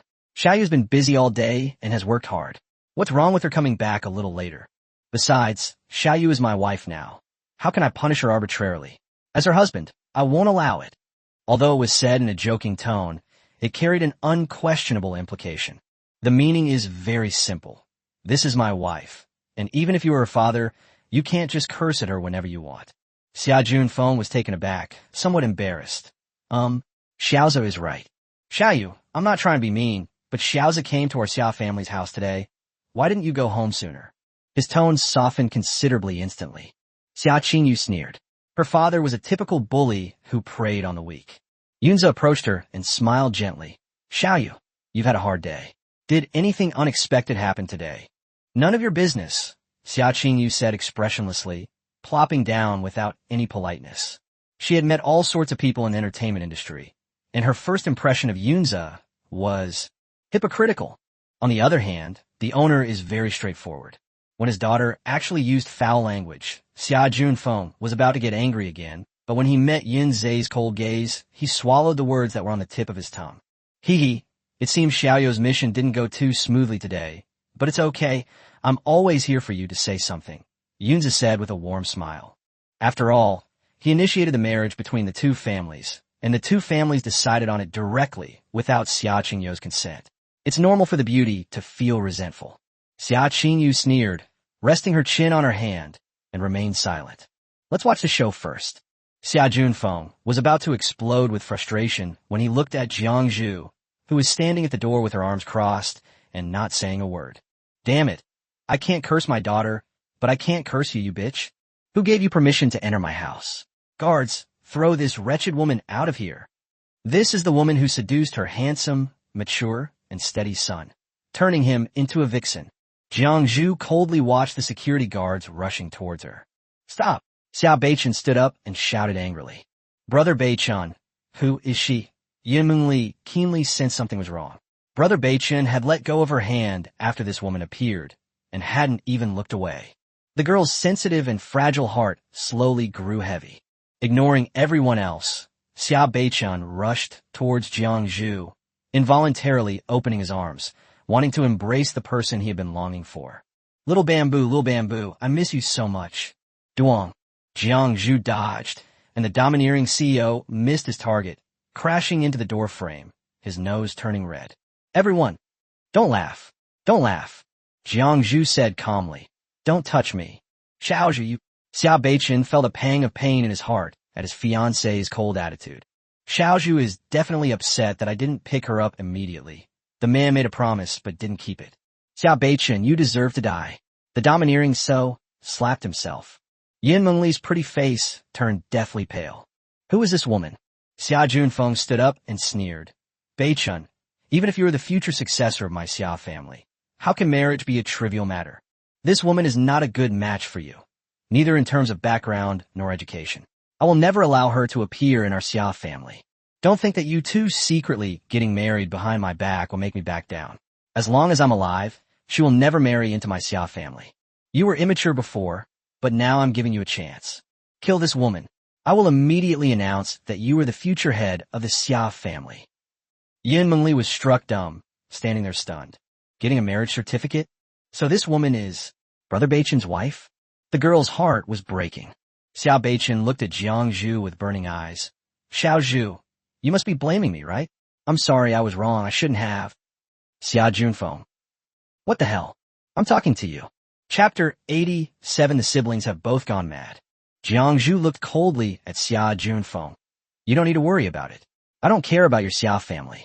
She then looked at Xia Beichen, who was staring at her with deep affection, a complex emotion flashing in her beautiful eyes, and said firmly, Xia Beichen, we've broken up. Take care of yourself from now on. Boom! Xia Beichen was stunned on the spot, feeling as if he had been struck by lightning, his eyes filled with disbelief. Xiao Zhu, you must be joking with me, right? I admit I was wrong, you can't. I have another man. Jiang Zhu dropped another bombshell. A man. Xiao Beichen suddenly felt his breath catch in his throat. His hands began to tremble slightly. His eyes stared blankly at Jiang Zhu. His throat felt like it was blocked by something. His breathing became rapid and difficult, and his heart felt like it was being torn apart. Xiaozhu has another man? In an instant, countless emotions surged forth. Sadness, anger, bitterness? No. Xiao Beichen roared like a wild beast, slamming his fist heavily on the doorframe, causing the Xia family gate to collapse. I won't allow it. I won't allow it. How could you do this? How could you do this? Seeing her brother Beichen in such distress, Yin Mengli's heart broke. She rushed over and grabbed his arm tightly. Brother Beichen, don't be sad, you still have Mengli. However, Xiao Beichen wouldn't listen at all and forcefully flung him away. The girl lost her balance, staggered, and fell to the ground, her face full of sorrow. Enraged, Yunzi quickly helped his sister up and glared at Xiao Beichen. Beichen, what are you doing? Xia Junfeng also got angry. Beichen, what's wrong with you? I told you long ago that this bitch is not good enough for you, and now you finally believe me? Now's the time to kill her myself, so she won't bring shame upon my Xia family. Xiao Beichen wouldn't listen to anyone, staring straight at Jiang Zhu. Who is he? Tell me, who is he? The domineering CEO's aura surged, brimming with killing intent. Jiang Tsuzai deeply, Bai Chen, you. Who is he? I can't tell you. You should take care. Given Xia Beichen's current enraged state, if he were to actually go to find Lin Dong, he would undoubtedly face certain death. You bitch! Xia Beichen raised his hand and swung it down hard, but Jiang Zhu didn't dodge. But there was no slapping sound. The large hand lingered near Jiang Zhushue's fair cheek, but couldn't actually strike her. Xia Beichen staggered backward and sat down on the ground with a thud. A deep sense of powerlessness welled up within him, and the CEO felt as if the world had collapsed at that moment. The CEO, who was always obsessed with cleanliness, didn't care about anything else at this moment. He sat on the ground, crying and laughing at the same time, looking like a madman. Brother Beichun. Yin Mengli felt heartbroken and wanted to comfort him, but Yin Zhe held her back tightly. Shameless bastard. Xia Junfeng was furious. Men, seize this slut. Jiang Zhu let the security guard surround her, looking at Xia Beichun with a complicated expression. Beichun, I'm sorry. After saying that, he vanished from the spot in a flash. Were they? Xia Junfeng and the others were stunned. What kind of speed was this? What are you looking at me for? Go after her. We'll kill this bitch no matter where she is. The honor of the Xia family will never be tarnished. Xia Junfeng roared at the security guards. Suddenly, a burst of giggles rang out. Ha ha, the Xia family's reputation? Ha ha. Everyone turned to look at Xia Qinyu, who was laughing so hard she was shaking. What's wrong? Are you crazy too? Xia Junfeng frowned deeply. What's wrong with you right now? Going crazy now? Xia Qinyu completely lost her gentle demeanor as a well-bred young lady, stood up and hysterically shouted, I went crazy the moment my mother died. Although she was the daughter of the head of the family, she suffered greatly due to the Xia family's deep-seated patriarchal ideology. When her mother was still alive, she was loved by others. But after her mother died, the house became incredibly cold. The father only cared about his own interests and his younger brother, and never gave him a second glance. She was clearly superior to Xia Beichen in every way, but just because she was female, she was treated as a tool and a bargaining chip. A seed of evil had already been planted in her heart. Xia Junfeng still didn't understand, and said coldly, There are guests here. Why bring this up now? Is this how I taught you? Unexpectedly, Xia Qinyu laughed even more maniacally. You taught me? Yes, father taught me very well. They taught me to prioritize family interests, to selflessly sacrifice myself while you leech off me, and to give up my own happiness and obediently become a tool. How can I learn to be as ruthless as the emperors of ancient times? Are you trying to teach me to be a bully who preys on the weak and fears the strong, like you? To be an opportunist? Xia Junfeng was furious again. Anyone would feel bad being scolded like that by their daughter, and his old face was extremely gloomy. Oomph. What do you know? Everything I've done is for the survival of the Xia family. As my daughter, Xia Junfeng's daughter, this is what you should do. I should do your mother's curse. Xia Qinyu cursed, completely disregarding her image. What I should do most is to thoroughly cleanse the entire Xia family, whom I hate to the core, from top to bottom. As soon as she finished speaking, Xia Qingyu's eyes and hair turned white, and her aura surged. Xia Junfeng paused, then looked around and asked, Where's Xiao Zhou and the others? Where's the security team you took out? Only realizing it now? You're really quite dense, Xia Qinyu sneered. Of course they're dead. Dead. Xia Junfeng finally panicked. My daughter is determined to rebel. She's an A+ grade, and currently, no one in the Xia family can rival her. The only one who could barely put up a fight was Xia Beichen. We can't count on him. Xiao Zhe, you are Xiao Yu's husband. As her father, it's not convenient for me to discipline her, so you should take care of it. Xia Junfeng cleverly passed the problem on to Yunze. You old bastard. Yunze cursed inwardly, but still nodded and looked at Xia Qinyu.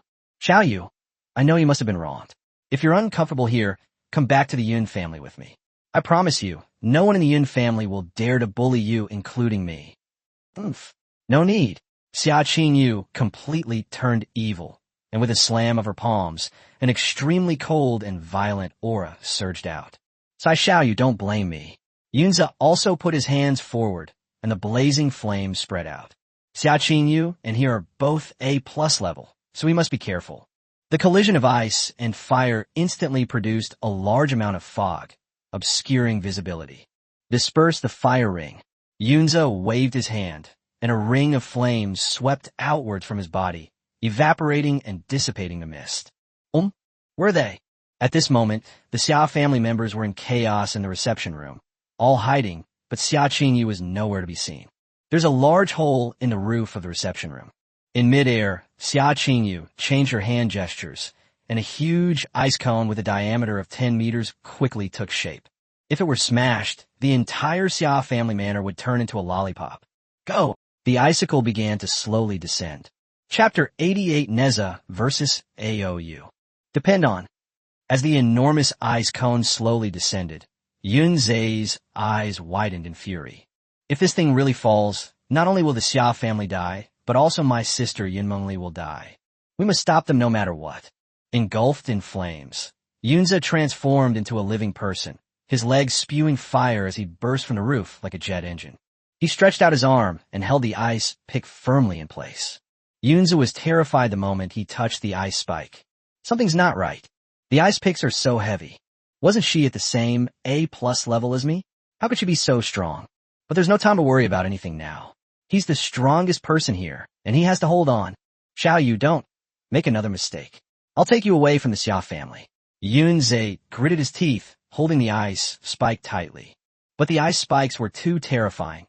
He tried his best, but could only slow down his descent. Xia Qingyu stared coldly at him. I did nothing wrong. What kind of good bird do you think you are? Relying on your powerful family, you pressured my Xia family, forcing me to marry you. When have you ever considered my feelings? Yunza was stunned. What could be the reason I did this? Because I like you. Our families have been friends for generations, and I've liked you since I was a child. I swore that I would marry you, but you changed after you grew up. I've become indifferent and distant. I had no other choice but to act this way. Xia Qingyu snorted coldly. So, you've never considered my feelings. You only care about yourself. Yunza, as the heir of the prestigious Yun family and the most outstanding genius of the younger generation, what's wrong with being a little selfish? Just ask you. How spicy? Speechless? Since you all only care about yourselves, what does it matter if I'm a little selfish? Xia Qingyu's heart grew colder and colder, and her slender hands slowly pressed down. Yunza was pressed down and coughed up blood, his face contorted in a ferocious expression. No, I can't handle this alone. What are you all running for? Come and help. Yunza shouted urgently to Xia Junfeng and the others below. Damn it, I'm trying to help you guys, and you're all hiding and watching the show. What kind of behavior is that? However, Xia Junfeng shouted loudly. Xiao Zhe, you can definitely do it. Today is also a good opportunity for you to regain your husbandly authority. As long as you win her over, she will never dare to disobey you in the future. You're kidding.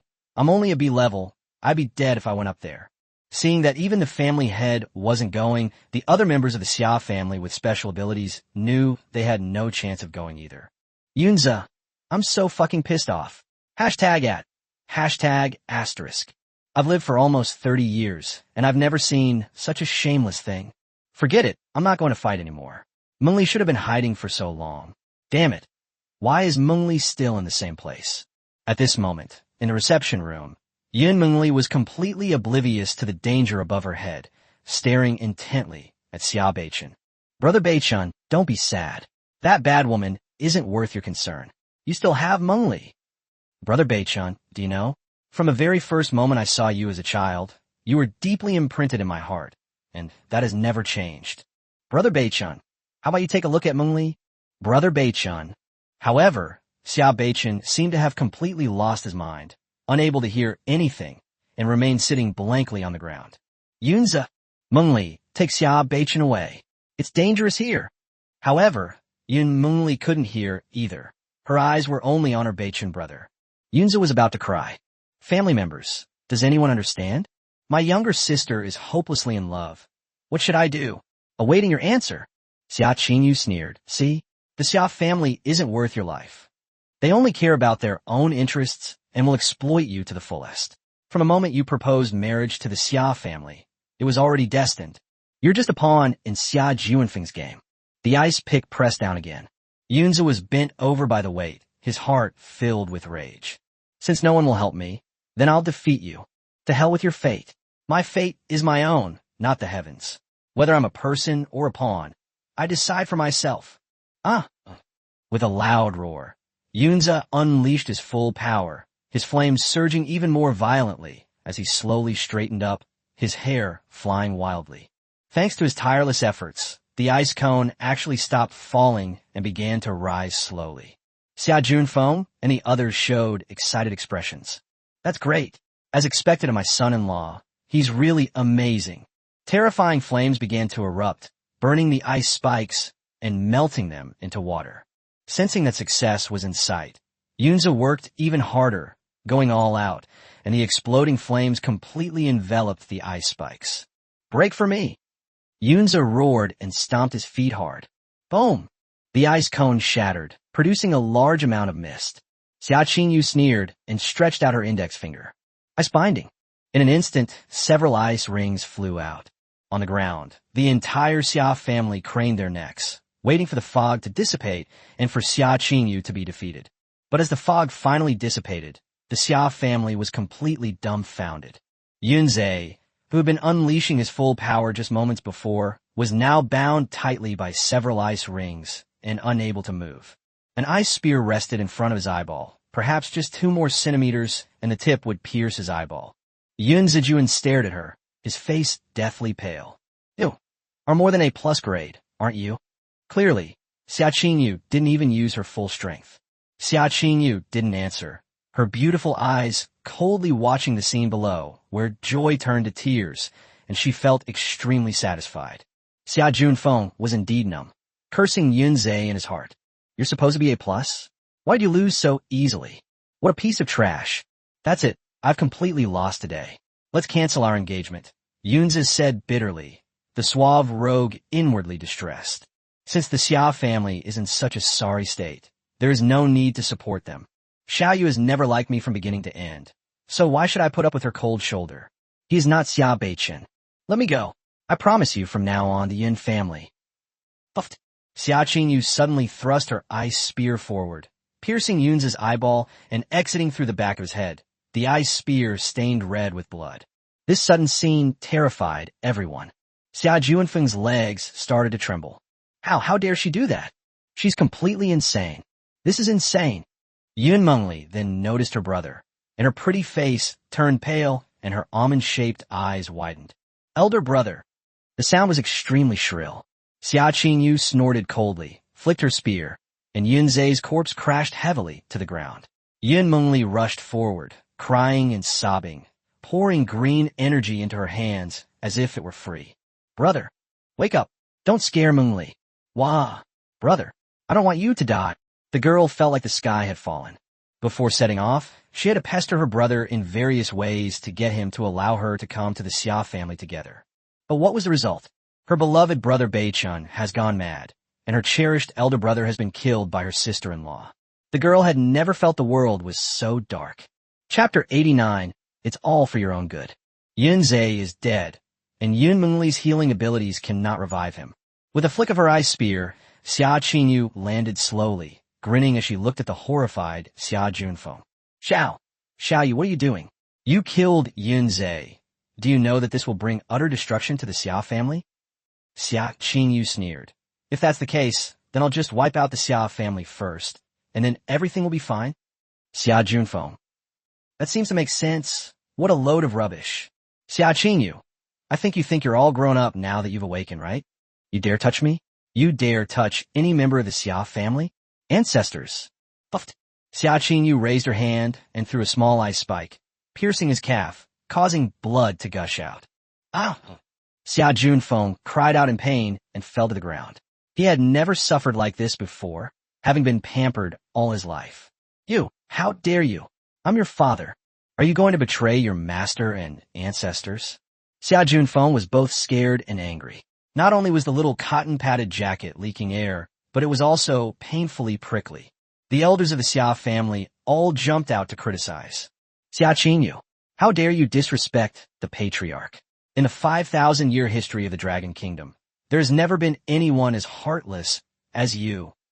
Do you really think you could be disrespectful just because you're capable? Without our hard work, where would you be today? If you got the guts, then kill us all. I want to see just how utterly depraved you can be. They knew they couldn't escape, but they wanted to beg Xia Qingyu for mercy. Do the Xia family even care about their reputation? Therefore, moral blackmail should be effective. Xia Qingyu's heart was ice cold at this moment, and she slowly raised her hand and pressed down sharply. So noisy. In an instant, a terrifyingly cold aura erupted, and all the elders and juniors of the Xia family had no chance to dodge, instantly freezing them into ice sculptures. It was this group of old fogies who, before the apocalypse, used all sorts of psychological manipulation on themselves, forcing their young and beautiful selves to go out and earn money while they enjoyed a wealthy life at home. Everyone took it for granted, and no one felt any gratitude towards them. They might even get criticized if they earn less money or attract less investment. This is absolutely outrageous. They were like leeches clinging to Xia Qingyu, relentlessly sucking her blood. Xia Juanfeng's eyes almost popped out of their sockets. She really dared to do that. Now, it's your turn. Xia Qingyu grinned maliciously as she looked at Xia Junfeng. No, daughter Xiaoyu, it's your father. Xia Junfeng cried out in fear. It was Dad's fault before. Dad was too harsh on you. Dad was incompetent. If you're not satisfied with the Xia family, how about this? You become the head of the Xia family from now on. Do whatever you want. Dad will support you with peace of mind. He didn't think he was wrong. He was just scared. Xia Qingyu sneered. But I feel that the Xia family is useless to me. What's the point of being the head of the family? In such an apocalyptic world, money, connections, and resources are all useless. Only power matters. Whoosh! Another icicle struck his other leg. Then what do you want? Xia Juanfeng's old face was twisted into a pretzel. I told you, I only want to kill you all, Xia Qingyu said, her voice filled with murderous intent. Then 2 more ice spikes struck, severing all 4 of Xia Juanfeng's limbs. No, you can't kill me. I'm your father. If you kill me, you'll go to hell. Xia Juanfeng's pants were soaked with sweat. Xia Qingyu looked disgusted. The audacity of the head of the family. That's it. Aha. I'm already in hell. With a flick of her wrist, countless tiny ice spikes condensed around her once more, enough to turn Xia Junfeng into a hedgehog.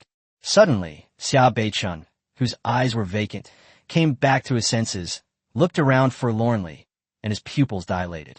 My sister wants to kill my father? Sister. No.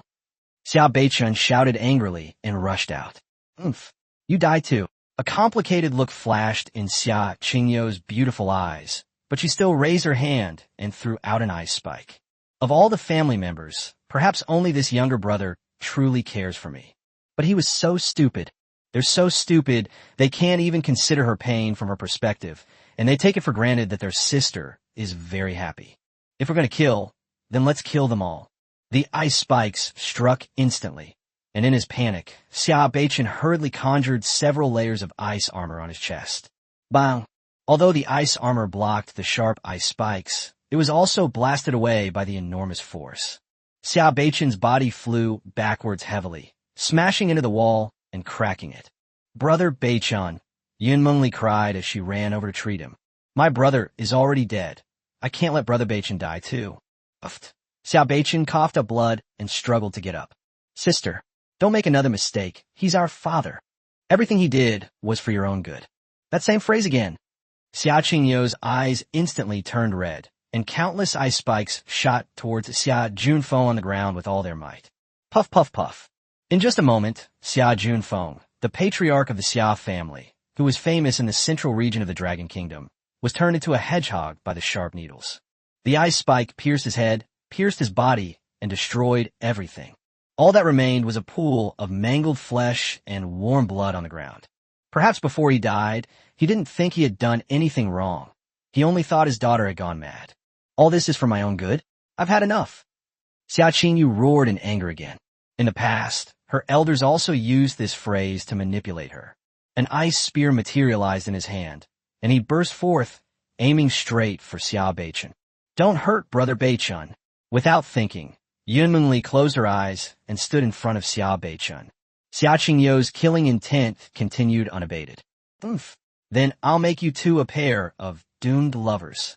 Just as the ice spear was about to impale the two of them, suddenly, a snow-white hand appeared and grasped the spear shaft. The spear tip remained poised at Yunmeng's chest, unable to penetrate any further. Sigh. He is, after all, your own brother, and your only family in the world. Let him go, Jiangzhu said calmly. When she came before, the host only told her to come along, and she thought it was to make her break up with Xia Beichan completely. So she came.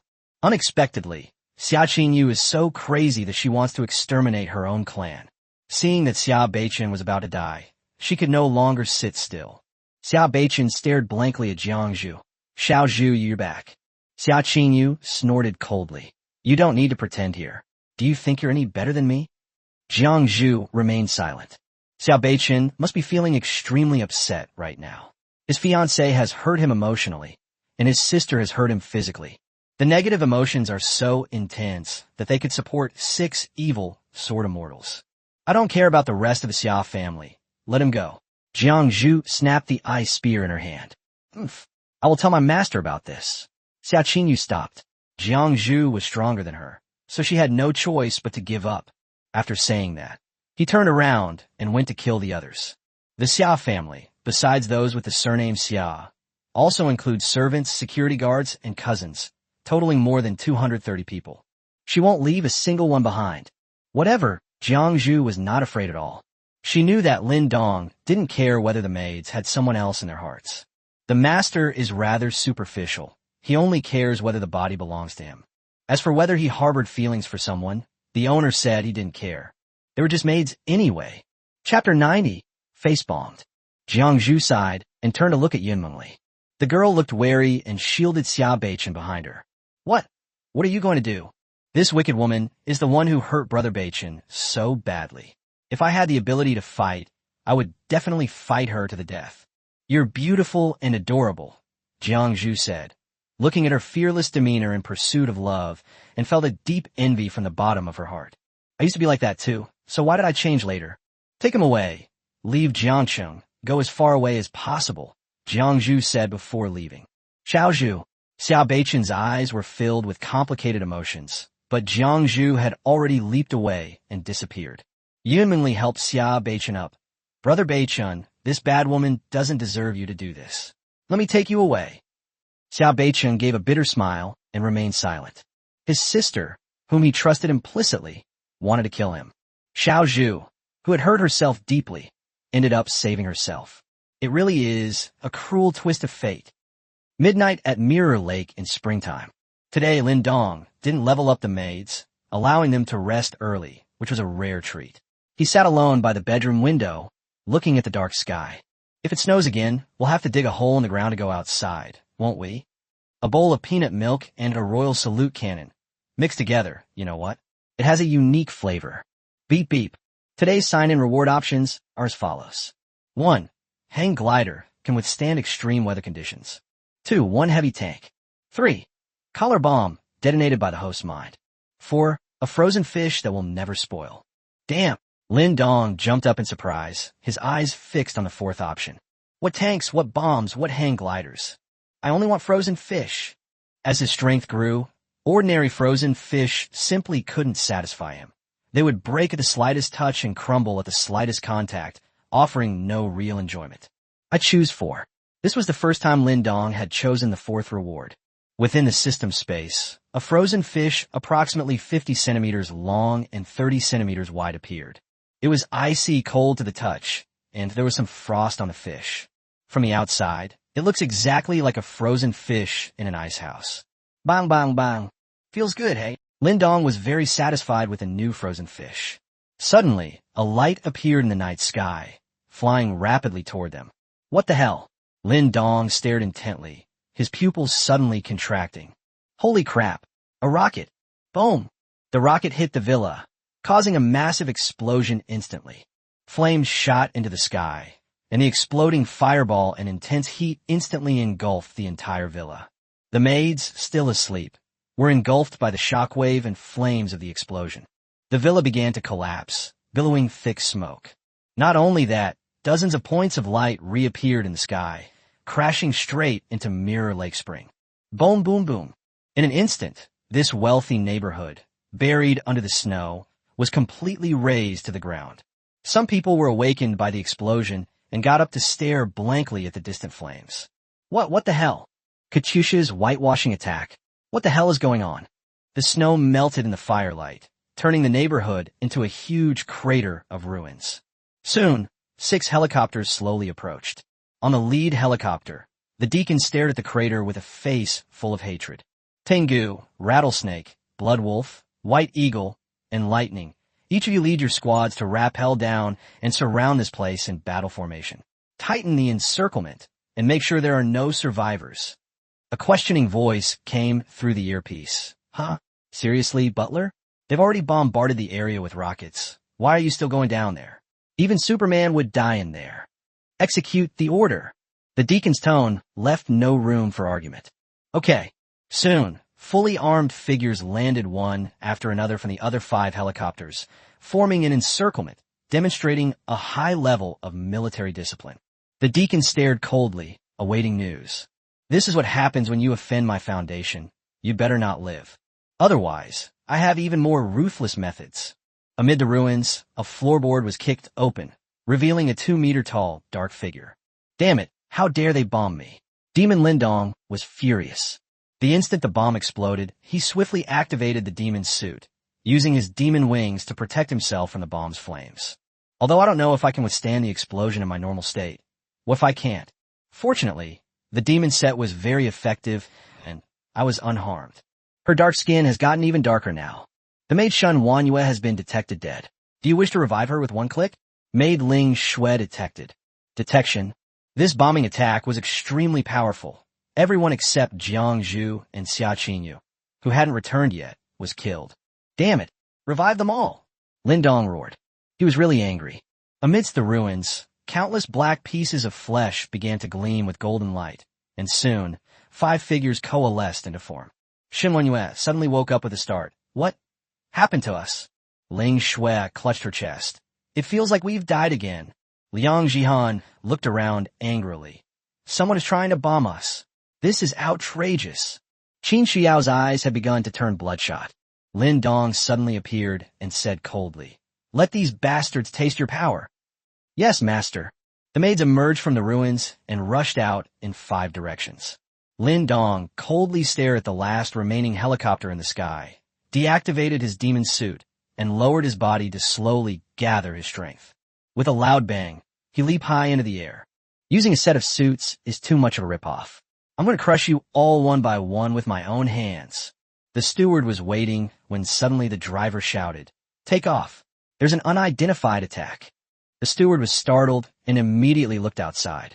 A dark shadow attacked at an extremely fast speed, and the helicopter, which was slowly pulling up, had no time to dodge it. Jump out. The steward made a snap decision, kicked open the cabin door, and jumped out. Behind him, 2 burly men jumped down simultaneously. Lin Dong's figure rushed straight to the tail of the helicopter, raising the frozen fish high and slamming it down. Boom! The tail section of the helicopter broke off, and the fuselage began to sway from side to side. Hey! The driver hurriedly regained his balance. Lin Dong grabbed the fuselage, squeezed into the cabin, and slammed the frozen fish down heavily on the pilot's head. Snap! His head exploded like a watermelon smashed by a heavy hammer, blood splattering all over his face. Lin Dong grinned maliciously and struck the other driver as well. The helicopter completely lost its balance, and Lin Dong jumped out and landed safely. The helicopter then crashed behind him with a loud bang, creating a huge explosion and billowing thick smoke. Illuminated by the firelight, Lin Dong slowly rose with a cold smile, the shockwave ruffling his clothes as he carried the frozen fish forward. It sends chills down your spine. The deacon's pupils immediately contracted. He was indeed not dead. Chapter 91, The Maids Unleash Their Power. The 5 squads were all shocked to see the helicopter carrying the deacon suddenly crash. Holy crap! What's going on? Should we go check it out? What are you looking at? The deacon isn't that easy to kill. Let's continue our mission. The Tengu squad, led by the wiry middle-aged man, codenamed Tengu, consists of 10 members. Suddenly, the Tengu clenched his fist, signaling to stop, his eyes fixed on the front. Something's not right. I sense something unusual. Be careful. The The team members' responses came through the headset. Yes, Captain. Yes. Forehead. Tengu frowned, quickly turned his head to look, and his pupils contracted. Behind the hound at the back of the pack stood an extremely beautiful woman, who was now grinning maliciously as she pulled a dagger from the hound's neck. Blood was flowing freely, and the team members were all dumbfounded. When did she get behind us? The hound stared blankly at the captain, the corpse kneeling limply and collapsing to the ground. Shun Wanyue sneered. This is the first one. Fire! Tengu roared, raising his gun and firing wildly. The other team members raised their guns and fired. However, Shun Wanyue's figure had already disappeared from the spot, and her whereabouts were unknown. Quick! Assemble! Tengu roared. The team members, spaced 5 meters apart, rushed over quickly. However, what Tengu saw was... The woman's figure reappeared behind Jingo. Watch out! Tengu shouted, just as he raised his gun. The golden dog's head had already flown high into the air, but its body still maintained its forward momentum, eventually sliding heavily to the ground, the headless corpse falling to his feet. When I looked up again, the woman's figure had disappeared once more. Damn it! If you're so capable, stop with the sneak attack and come out for a head-on battle. Tengu roared at the darkness, but no one appeared. Shen Wanyue sneered from the shadows. You think it's not a sneak attack if you use missiles to wash our faces?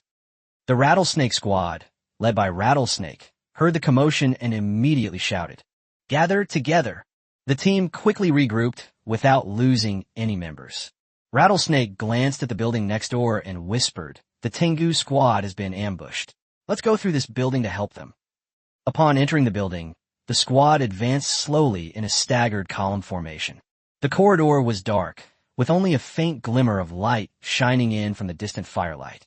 It sways back and forth like a haunted house.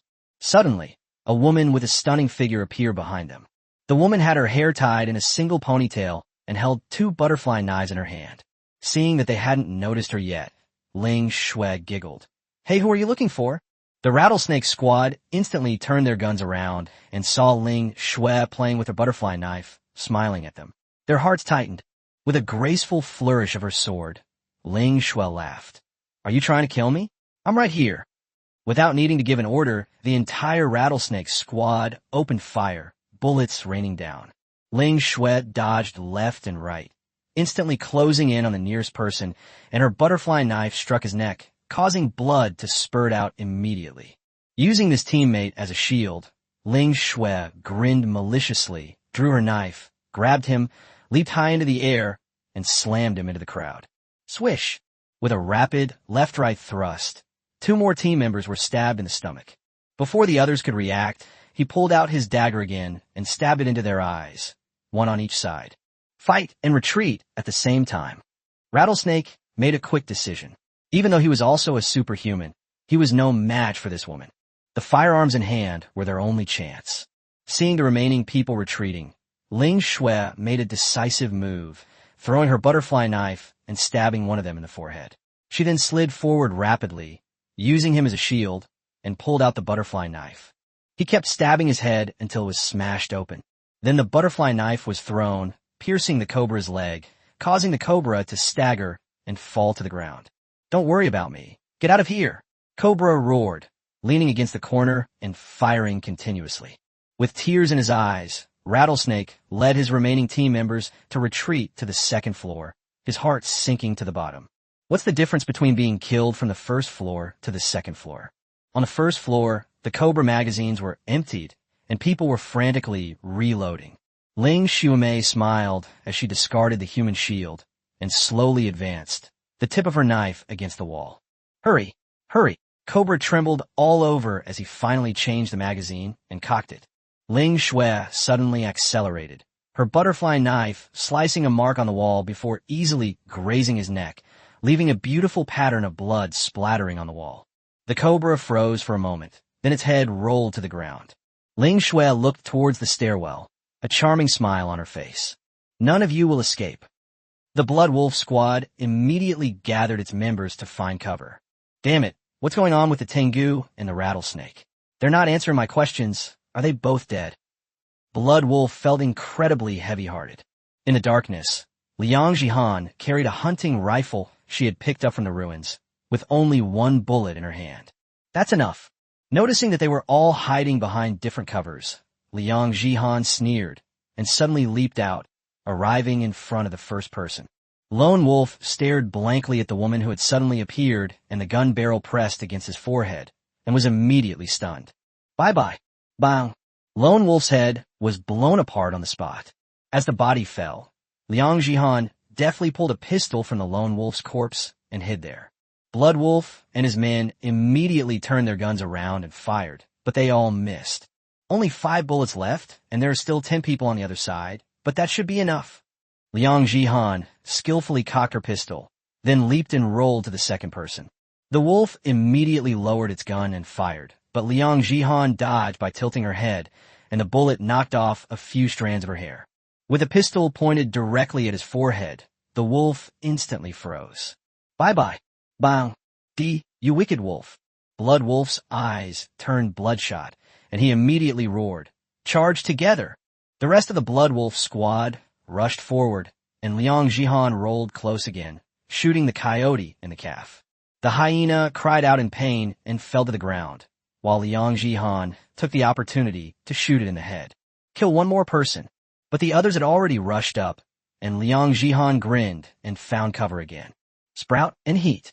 Just as Blood Wolf was about to pull out a grenade to throw, suddenly, a dark object appeared in the air, accompanied by a delicate shout. Lie down, Blood Wolf shouted reflexively. Thump! The black object landed. It was just a stone. Once Blood Wolf saw it clearly, he was instantly enraged. Damn it, I've been tricked. Liang Jihan leaped into the air again, gracefully flipping her body and throwing out a bullet. Bang! Just then, Sirius, Flying Wolf, and Lightning Wolf got up from the ground and stood in a straight line. The bullets pierced through 3 heads in an instant, and the 3 men, who had just gotten up, fell down again. Blood Wolf's eyes were bloodshot with rage.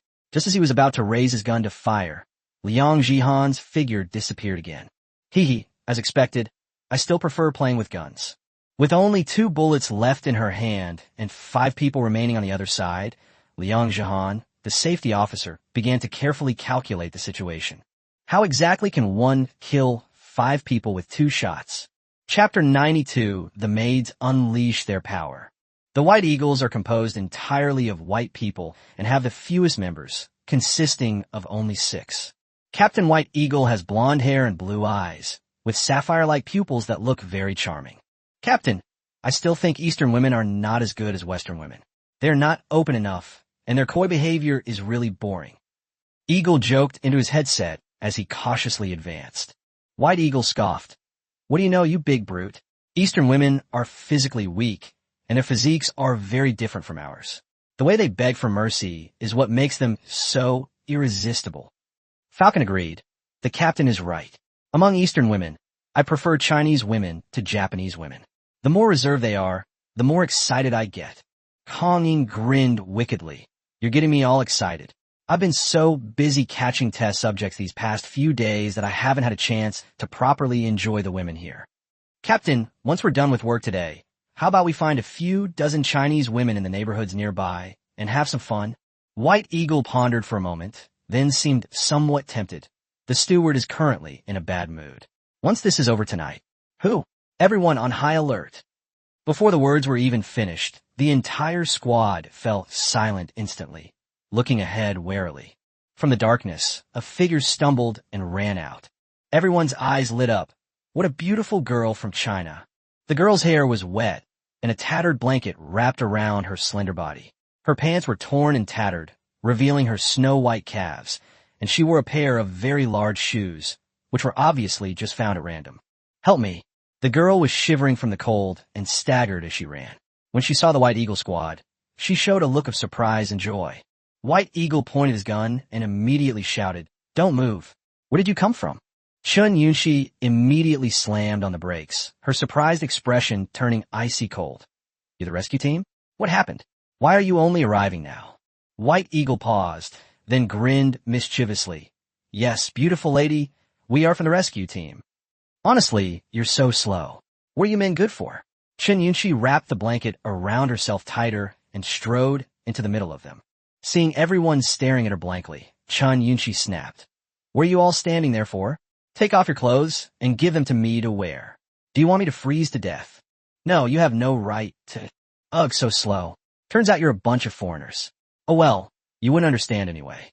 If you speak properly, I'll understand. There's nothing to say. You wouldn't understand, even if I explained. Those who are willing don't need to be taught, and those who aren't willing can't be taught. For some reason, while they were angry, they also felt a sense of I was wrong. The eagle was furious and pointed its gun at Chun Yunshi. Do you want to die? Chun Yunshi said impatiently. How dare you talk like that? What kind of attitude is that? The White Eagle team was stunned. How come this is not what we expected? In the past, as long as they revealed their white faces, a group of Chinese women would come up to them and offer themselves to them. At the very least, no one ever dared to speak to them like that. Why am I a little excited now that I've been suddenly stomped on by a girl like that? White Eagle chuckled and said, Ahem, I'm sorry, ma'am. My subordinate was ignorant and offended you. Please forgive him. Chun Yunshi snorted coldly. Really, forget it. What can I do? I'm beautiful and kind-hearted. If you talk to me like that again, I'll silently lose points with you. The White Eagle was unknowingly photoshopped to look guilty, glaring at the eagle.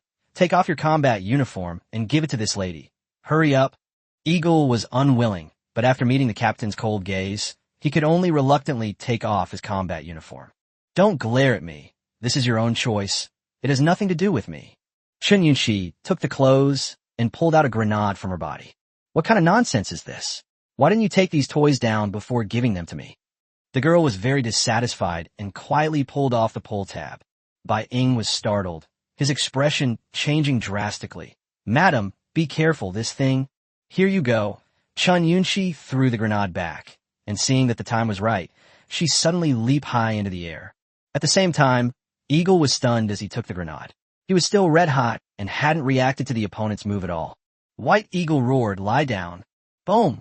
The grenade exploded, sending countless steel balls flying out, instantly turning the White Eagle squad into a sieve.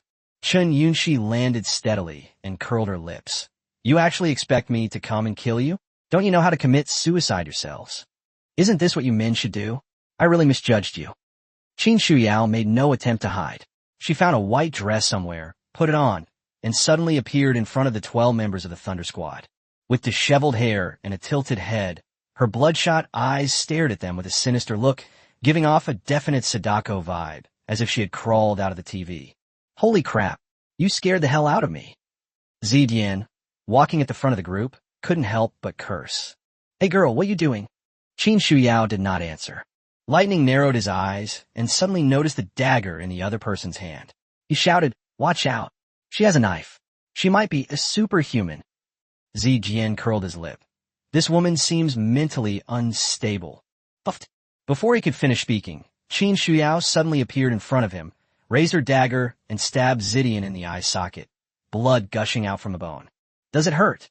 Zidian, with only one eye remaining, stared blankly at her. Doesn't it hurt?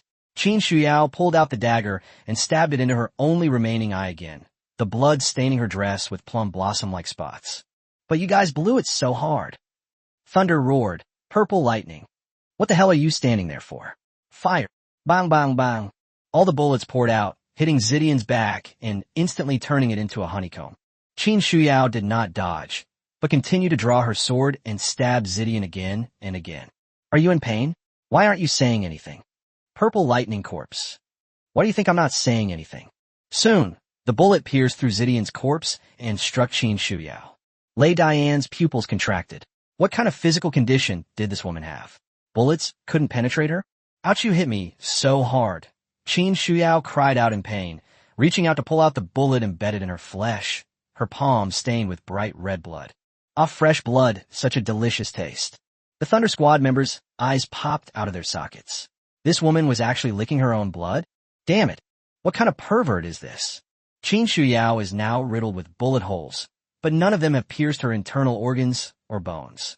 Her white dress and mouth are covered in blood, and she wears a ferocious smile, making her look extremely sinister and terrifying. You hurt me, so I'll hurt you back. Qin Shuyao dashed out like lightning. Chapter 93. Lindong vs. Shi Shan/Shi Mo. The earpieces crackled with the pitiful cries for help from the various mercenary squads. The steward ripped off his earpiece and glared at Lin Dong with a ferocious expression. Sure enough, none of them died. Just what level of strength do they have? The Foundation, huh? I was hoping to keep you around so I could have some fun, but I almost became the fun myself. Lin Dong glanced at the wreckage of the exploded and burning helicopter, which bore the Foundation's logo. Tell me, how can I torture you to vent my anger? Without turning his head, the deacon whispered, Stone Mill, Stone Mountain, help me buy some time. The two burly men behind him, as tall as iron towers, nodded and walked forward silently. After struggling for a moment, the deacon pulled out a syringe filled with red liquid. The incomplete version of the ability-enhancing serum has unknown enhancement effects and side effects, because previous experiments had never been successful.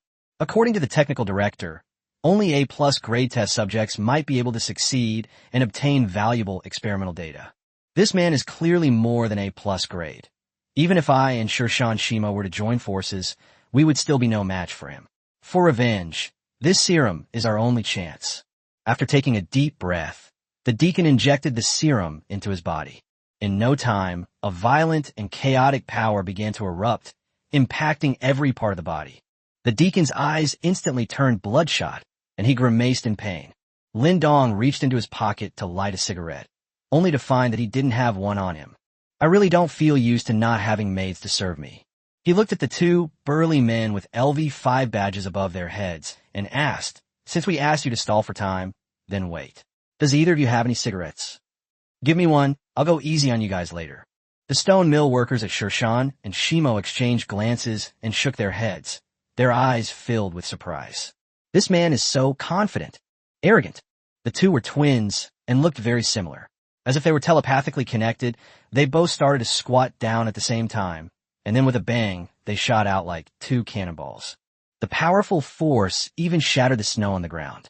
Since you don't have any, then I'll torture you harder. Lin Dong shifted his body and passed right between the two. He then swiftly grabbed Shirshan's calf and pulled him backward. Shirshan's massive body, as large as a small mountain, was as light as a bubble. Lin Dong swung it in a half circle and slammed it heavily to the ground. At the critical moment, Shirshan's body was instantly covered with a layer of yellow rock. A body of rock. Boom! The ground was instantly blasted into a huge crater, and Shirshan grimaced in pain. Oh, a defensive type, Lin Dong was slightly taken aback and continued to swing at Shirshan's leg. Smash it forward. Boom! Smash it backwards. Boom! Smash it to the left. Boom! Just like Loki grabbing Hulk and swinging him around, several large craters were quickly smashed into the ground. The stone mill slammed on the brakes, turned around and glared at Lin Dong with bloodshot eyes. Its body was also covered in a layer of rock, and it rushed back. Lin Dong took the stone mountain as a human-shaped mace and swung it at the millstone. Duong!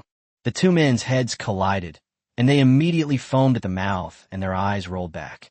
The millstone was blasted far away. Shirshan's head has developed cracks from the impact. He's in so much pain, but he doesn't make a sound. He's a real man.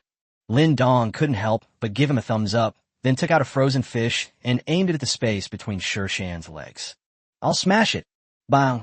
As expected of an indestructible artifact, the frozen fish smashed open Shirshan's abdomen and thigh, sending small stones flying everywhere. And then, Lin Dong was dumbfounded. It feels like something's missing. Shirshan's eyes instantly turned red. The intense, soul-stirring pain deeply stimulated his nerves. In all his years, from childhood to adulthood, when had he ever felt such pain? Ah! A sharp shout that pierced the sky rang out, and Lin Dong released his leg in alarm. A woman. No wonder you didn't say anything. So you're a woman? No. These two look like men, no matter how you look at them. He was nearly 2 meters tall, with short hair, a full beard, well-defined muscles, and an Adam's apple. As expected of a Foundation, Doha is full of weirdos. Seeing his sister being hit, Emo rushed over with eyes wide with rage. Sis, how are you? This is also a woman, and she has a rather pleasant voice. Sister, it hurts so much, Shirshan cried out in pain. Lin Dong covered his face. Anyone who saw two rough men embracing each other affectionately and calling each other sister would feel their worldview collapsing. You take a break, I'll deal with him. Mo glared at Lin Dong with hatred. They actually hit my sister in that spot. The injury looks quite serious. Perhaps she won't be able to have children in the future. However, Sher Shan still struggled to his feet. Sister, let's be together, he's strong. Your injury? I'm fine. I'll kill him even if it kills me. All right, if we sisters are of one mind, our strength will be unstoppable. Before they could finish speaking, Lin Dong suddenly appeared behind them. Its advantage is enough to kill a small life. At the same time, frozen fish slammed down. Watch out! Sher Mo hurriedly pushed his sister aside and used his back to catch the frozen fish. Bang! The rocks shattered and cracked, and with just that one moment, the stone mill could no longer maintain its rocky form. Reverting back to a fleshy body, its eyes glazed over, and its massive body fell straight down. However, Lin Dong grabbed the dying stone mill hair. Wanna die? I already told you I'm going to torture you to the extreme. The frozen fish was lifted high and slammed heavily onto the back of the stone mill, immediately producing a series of cracking sounds, the sound of vertebrae shattering. Sister, Sher Shan cried out in anguish, heartbroken as he looked at his sister, who was spitting blood. Sher Mo's body fell heavily to the ground, his death a gruesome sight. Don't worry, you'll be able to be with her soon, Lin Dong said, shaking the blood off the frozen fish and looking at Sher Shan. I'll fight you to the death. Sher Shan struggled to his feet. Lin Dong appeared before her in an instant, and the frozen fish was slashed down again. Click, click. The rocky mountain was forcibly split in two. After dealing with the two, Lin Dong tapped the frozen fish with great satisfaction. It truly lives up to its reputation as a divine weapon. It cleaved two rocks in a row, only causing a few ice shards to fall off. It's very handy. At the same time, the butler's violent struggle began to subside, and his eyes glowed red. He witnessed the deaths of Sher Shan and Shimo's sisters and felt the pain in his heart. But there was no other way. He needed time to break through. However, their sacrifices were not in vain.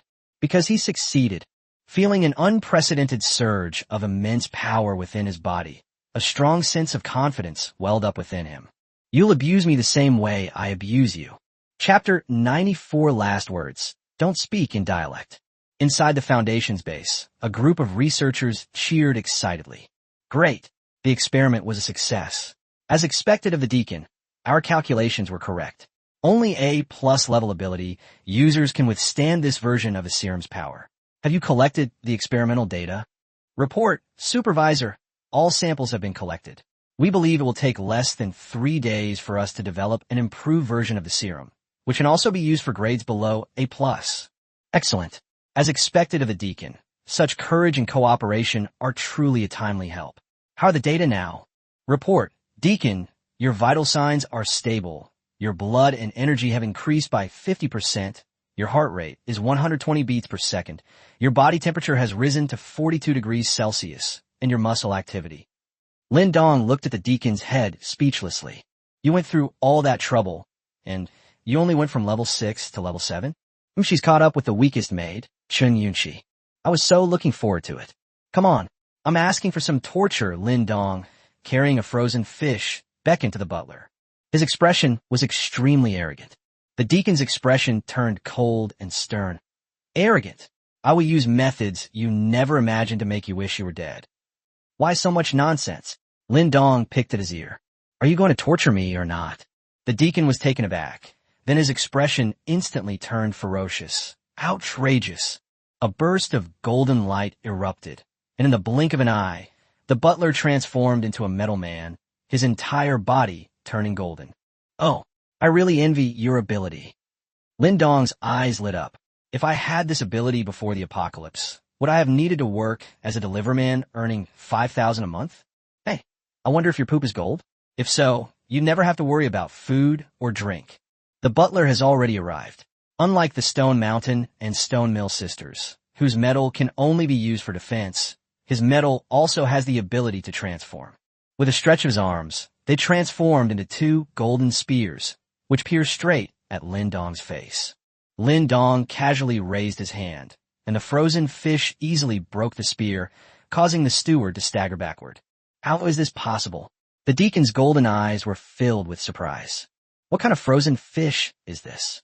It can split mountains and shatter rocks, and it can also break bones and cut metal. Is this the F******? ing river? Continue, Lin Dong continued to beckon. The deacon then became serious, and his golden arm slowly liquefied. Golden droplets fell to the ground, then suddenly floated into the air. Go! Countless golden droplets shot out like bullets. Tajdajda. Lin Dong leaped to dodge, simultaneously throwing the frozen fish. Golden shield. A circular golden shield appeared in front of the deacon. Bang! The violent and fierce force sent the butler flying, as if he had been hit by a speeding train. The golden shield shattered, spewing out golden liquid. Picking up the frozen fish, Lin Dong pouted slightly. Fine, you can't beat me anyway, so I'll beat you instead. His body accelerated suddenly, leaving a streak of light on the ground as he charged towards her. The deacon was terrified. His confidence had been completely shattered by the 2 blows from the frozen fish. Liquefied metal. As the frozen fish crashed down, the deacon's body exploded, scattering golden droplets that then coalesced behind him. Damn it, what kind of speed is this? The deacon's golden face turned pale. This was his life-saving move, and he was forced to use it so quickly. Even though her strength had reached S rank, she still couldn't defeat this man. So, is he SS rank? Or is it SSS level?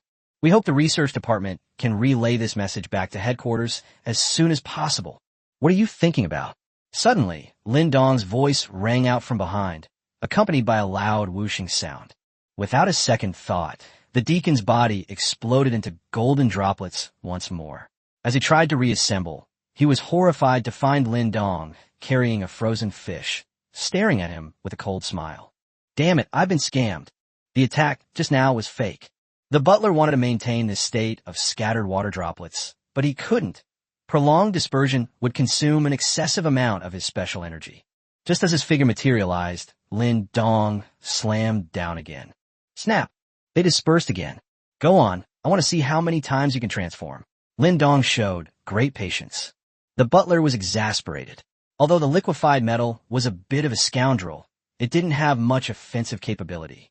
He was here for revenge, not to play hide-and-seek. I'll risk it all. The deacon gritted his teeth, and his figure solidified once more, this time into a solid form. Upon hearing the sound of wind breaking again, it immediately conjured a golden shield once more.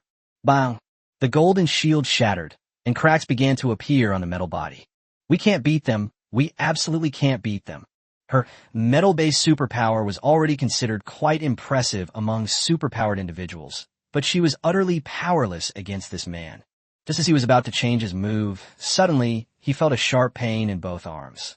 Lin Dong had already swung his arms twice without anyone noticing, and both of his arms were smashed and sent flying. Ah! The deacon cried out in pain, his horror growing ever stronger.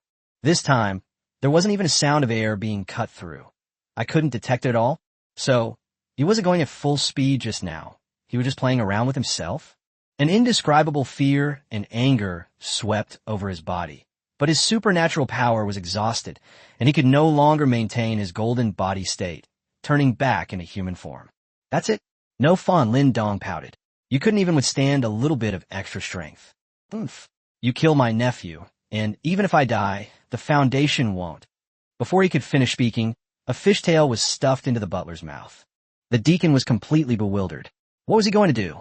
The next second, Lin Dong slid left and right, and the sharp fishtail instantly cut the corner of his mouth, turning the butler into a clown. The crack runs from the corner of his mouth all the way to his ear. I guess he'll be able to swallow durian raw from now on. Any last words? If not, I'll send you down to meet those twins. With 2 top-notch companions, you won't be lonely, Lin Dong said calmly. The butler glared at him menacingly, but his gaze eventually turned to utter despair. When facing such a strong person, all harsh words are just a waste of energy. Can you eat vegetarian food? What's your private school? What's that top-tier white school? She had a particle communicator embedded in her body. If she could find out the man's strength level, the research department could relay the information back to headquarters for appropriate action. Lin Dong frowned. What nonsense are you talking about? Can't you stop using dialect at a time like this? Deacon, my mouth is split open. I think I want to slurp, you bastard. Fine, I don't understand. Just take it as your last words. Boom! The frozen fish suddenly slammed down, and the deacon's head exploded into a pile of small gold nuggets. "Deacon, you have died." Inside the Foundation's base, all the researchers were, as if they had been doused with cold water, staring blankly at the horizontal lines on the big screen. "Supervisor, the steward's heartbeat has dropped to 0. His body temperature is plummeting and his muscle activity." "I'm not blind. I saw it." The newly appointed supervisor roared, looking at the message on the big screen that marked the butler's death, somewhat at a loss. "The sky has fallen." After closing his eyes and taking a few deep breaths, the technical director coldly said, "Attention everyone. Transmit all current experimental data back to headquarters and inform them of the news of the deacon's death." And this man and his women also sent the photos and videos back. "Destroy all hard drives, devices, and paper documents, and initiate the Foundation's self-destruct procedure. 30 minutes ago, everyone. Withdraw." One of the technicians asked, "Manager, what about the things at the very bottom? They're not under our control." The new manager gritted his teeth. "Never mind, just leave it like this and wait for further arrangement from headquarters." Chapter 95-1T is greener than another. In a certain place in the Dragon Kingdom, deep in the mountains, stand a luxurious European-style castle. There was not a single patch of snow within a kilometer radius of the castle. Inside the castle, in the conference room, a middle-aged man in a suit sat at the head of a large round table, with a VR projection appearing on each chair below him. The man spoke calmly. "Gentlemen, the experimental data on the ability-enhancing serum from the Jiangchang branch has been shared with your research labs. The inspector has ordered you to develop a full-level evolution serum with a success rate of over 50% and mass-produce it within half a month at most otherwise. You know the consequences." The projectors hurriedly nodded in agreement. "Man, now, report on your respective research progress." Projection 1. The Yangqing Foundation's branch experiment has made a breakthrough. We have mastered a special frequency of sound, which can control hordes of sea-level zombies and execute simple commands. Projection 2. Luching Foundation branch, the development of the exoskeleton armor for the lower body is complete, allowing ordinary people to easily achieve speeds approaching those of a sea-level ability user. The upper body firepower equipment is expected to take another week. Projection 3. The Peak City Foundation's arsenal has officially put into mass production new high-tech weapons, such as charged sniper rifles, particle cannons, lightning grenades, and energy-suppressing handcuffs, and is currently expanding its production lines. Projection 4. The Tianyao City Foundation's Biochemical Research Institute has achieved 20% completion in its mutated zombie modification program. Currently available are lightning zombie dogs, devourers, and gluttons, but in limited numbers. Projection 5. With a staff of over a dozen people, each branch of the Foundation specializes in a different area, showcasing the Foundation's strength and mystique. After Projector 17 finished his report, he suddenly asked, "Secretary Zhen, I'd like to ask, how is the Jiangqing Foundation doing? What about Brother Chong and the deacon?" The man in the suit said calmly, "They're dead." Projection 17 suddenly stood up, his eyes filled with disbelief and grief. "Dead? How could that be?" The other projections were also shocked. Secretary Zhen said indifferently, "This is the second item on the agenda for today's council meeting." Then, clicking on the desktop display screen, a projection of Lin Dong and a group of maids appeared on the table. "Everyone, the reason why the Jiangchang branch was able to obtain the experimental data of the evolution serum was because Deacon Jiangcheng risked his life. This is his outstanding contribution to our foundation. This person is the self-awakened individual who appeared in Jiangqing. A conservative assessment suggests his strength is SSS rank." Upon hearing this, all the projectors gasped in shock. Secretary Zhen continued, "Not only that, this man named Lin Dong possesses very peculiar abilities." Then the faces of the maids were magnified. These women are all currently assessed as being at least S rank. They easily wiped out the mercenary force of the Jiangqing Foundation branch. Everyone gasped again.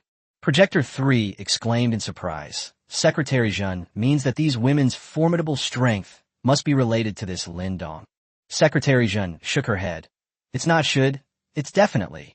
Projection 4. The ability to help others enhance their superpowers. This kind of ability is actually ahead of our foundation. Now, Their foundation has even sacrificed a deacon's life in order to develop a successful set of experimental data. Therefore, Lin Dong's importance to the foundation is self-evident. Once we capture him and uncover his secrets, we can definitely accelerate the research process and enhance the foundation's overall strength. However, SSS level is a bit tricky. Projection 17 said aggressively, "Secretary Zhen, please let me go to Jiangcheng. I will definitely bring him back." Secretary Zhen sneered. "Do you think you're more capable than Steward Jiangcheng?" The projection of the 17th character left him speechless. Secretary Zhen slowly stood up. "The purpose of telling you this is to speed up your research process. Our previous assessment of self-aware individuals was flawed. The emergence of Lin Dong serves as a good warning. Although our foundation is powerful, in this era of supernatural abilities, anything can happen. To achieve our great goal, please do not slacken your efforts."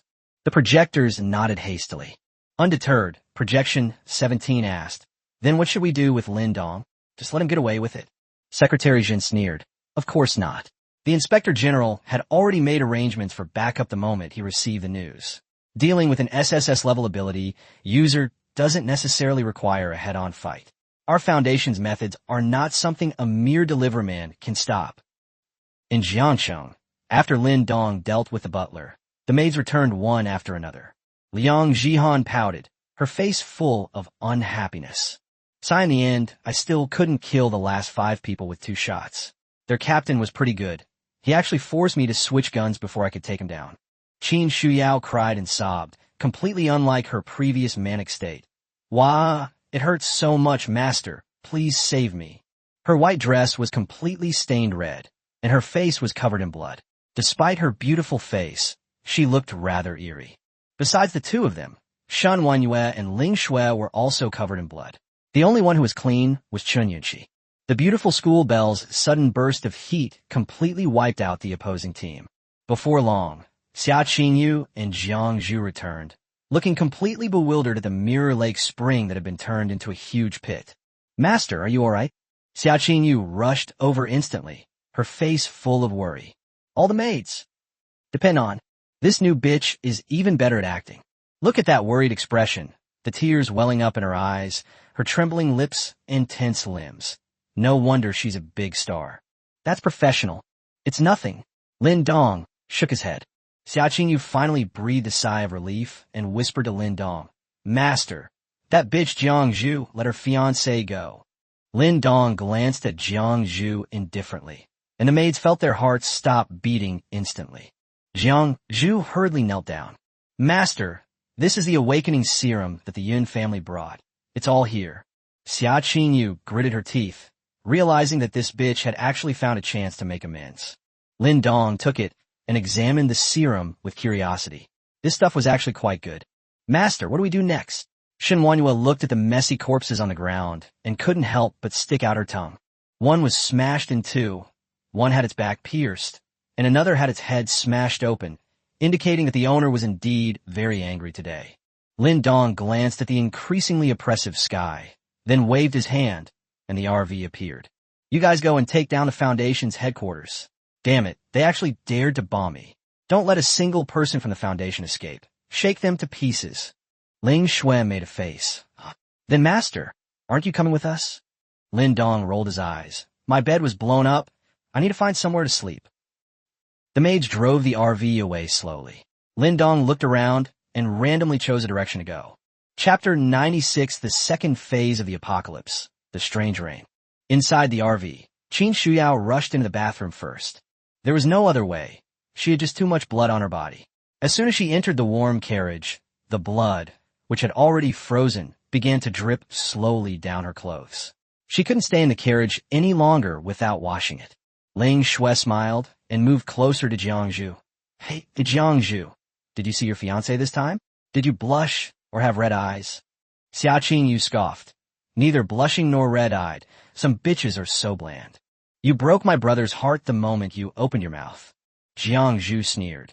"At least I let him live, unlike some people who are so heartless that they don't even spare their own people. The entire Xia family, over 100 people, are frozen solid. Aren't you more indifferent than me?"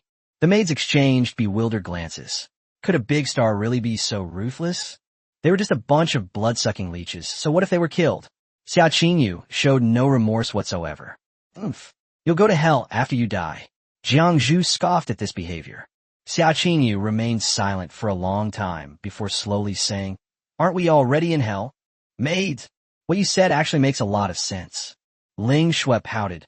"What do you mean? Being by the master's side is clearly paradise. Okay." Chen Yunqi tried to smooth things over. "Okay, sisters, stop arguing. Sister Jiangzhu, you really went too far this time. Shall you only cause your fiancé to lose his family? But what about you? You made your fiancé lose his love." Xia Qingyu. Jiangzhu. "She's a little bitch too." Liang Zhahan finally found a chance to interject, shrinking her neck and raising her hand. "Speaking of which, Master ordered us to destroy the foundation. But the problem is... Does anyone know where the foundation is?" "Maids, Shen Wanyue crossed her arms and looked at Xia Qingyu. "Your Xia family has a partnership with the foundation, so you should know the location, right?" Xia Qingyu nodded after a moment of silence. "I know. This woman is very intelligent. She's a formidable rival. Fortunately, no one is as pretty as me, so that's my advantage." Qin Shuyao finally finished washing up and came out looking adorable. "It looks like it's raining outside." Shen Wanyue was startled and immediately turned to look out the window. Sure enough, a few raindrops had already dripped onto the car window. Liang Zhahan pointed outside in astonishment and shouted, "Look, something's wrong with this rain." The maids rushed to the car window, their pupils constricting. By the light of the RV, large raindrops fell into the snow in the darkness, and the surrounding snow quickly rose into thick smoke, as if it were melting. Moreover, the pointed streetlights on both sides of the street also showed signs of corrosion. The rain grew heavier, pounding against the RV with a loud thud. What would normally be a soothing sound to fall asleep was now sending chills down one's spine. Xia Qingyu opened the car door, conjured an ice spear, and held it out to catch a few drops of rain. Her beautiful eyes furrowed deeply. "This is acid rain." Ling Shui's expression was somewhat pale as she prayed that the RV could block it. Shen Wanyue shook her head. "Acid rain won't corrode the snow. While the RV can still move, let's quickly find a place to take shelter." The RV sped forward. On the snow, Lin Dong was still thinking about where to spend the night when suddenly raindrops fell on his forehead. Lin Dong frowned, raised his hand to touch the rain, and after only a short while, a tingling sensation appeared on his forehead and fingers. "Holy crap! What kind of rain is this?" The rain then intensified, and sensing something was wrong, Lin Dong immediately rushed towards the nearest building. The courtyard was already buried in snow, but fortunately there was a second floor, so Lin Dong broke through the window and entered. This is a dark room. Boom! A clap of thunder sounded outside. In the light of the lightning, the room was quite messy, with some dusty and worn-out plush toys, an old bunk bed, and some old children's clothes scattered on the floor. It looks extremely eerie and terrifying. After frowning and recalling for a moment, Lin Dong knew where he was. Kenshin Orphanage. Before the apocalypse, this orphanage often received donations from all walks of life. Zhao Yufei even pitted the unwanted orphans and forced Lin Dong to donate 500 yuan to the orphanage.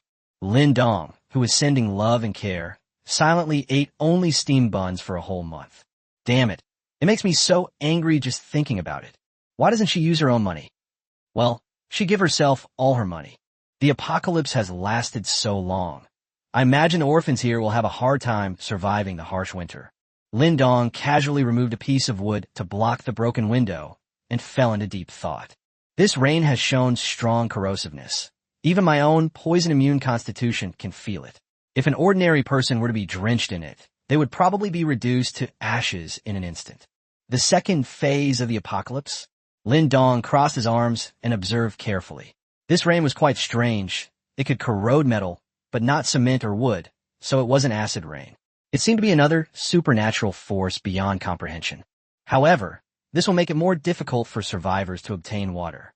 Previously, it was just snowing and low temperatures, and the snow did not melt, so the groundwater would not be effective for the time being. But now that it's raining, the water is seeping into the ground, which will inevitably pollute the groundwater. It's hard to say what the blue planet will become in the future. However, since it can't corrode buildings, there's nothing to panic about.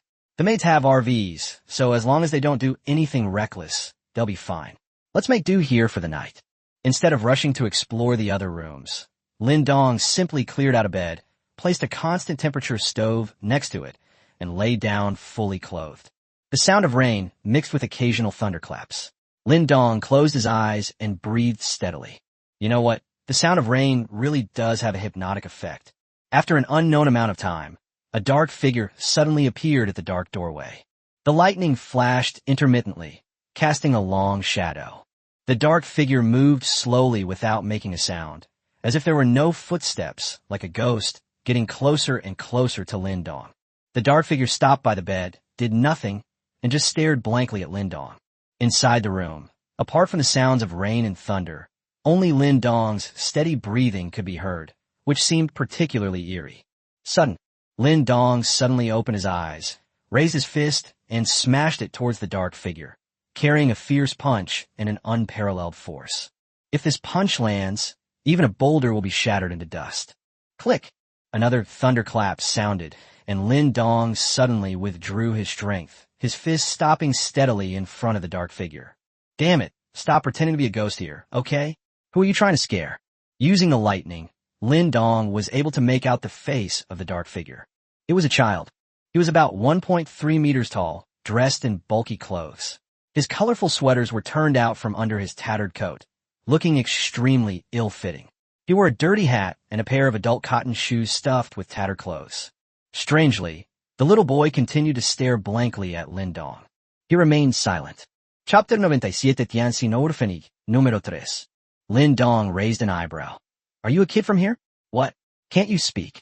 The sound of thunder and rain masked my hearing of the other person's footsteps, but now that I'm awake, I can still hear the little boy's breathing if I listen carefully.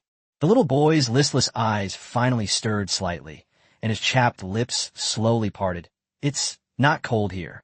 The voice, which should have been clear and light, was hoarse. After saying that, the little boy curled up on the floor and slowly closed his big eyes. Because of the constant temperature furnace, even the floor was warm, and the boy, who had been frozen for who knows how long, greedily enjoyed the warmth. What a strange kid, Lin Dong frowned slightly. What's your name? The little boy slowly opened his eyes. I didn't call out. Lin Dong. I asked you what your name is. The little boy thought carefully for a moment. My name is Number 3. There are no names, only numbers. Just then, footsteps could be heard outside the room. Number 3? Where have you been hiding? What are you doing here so late at night? Who are you?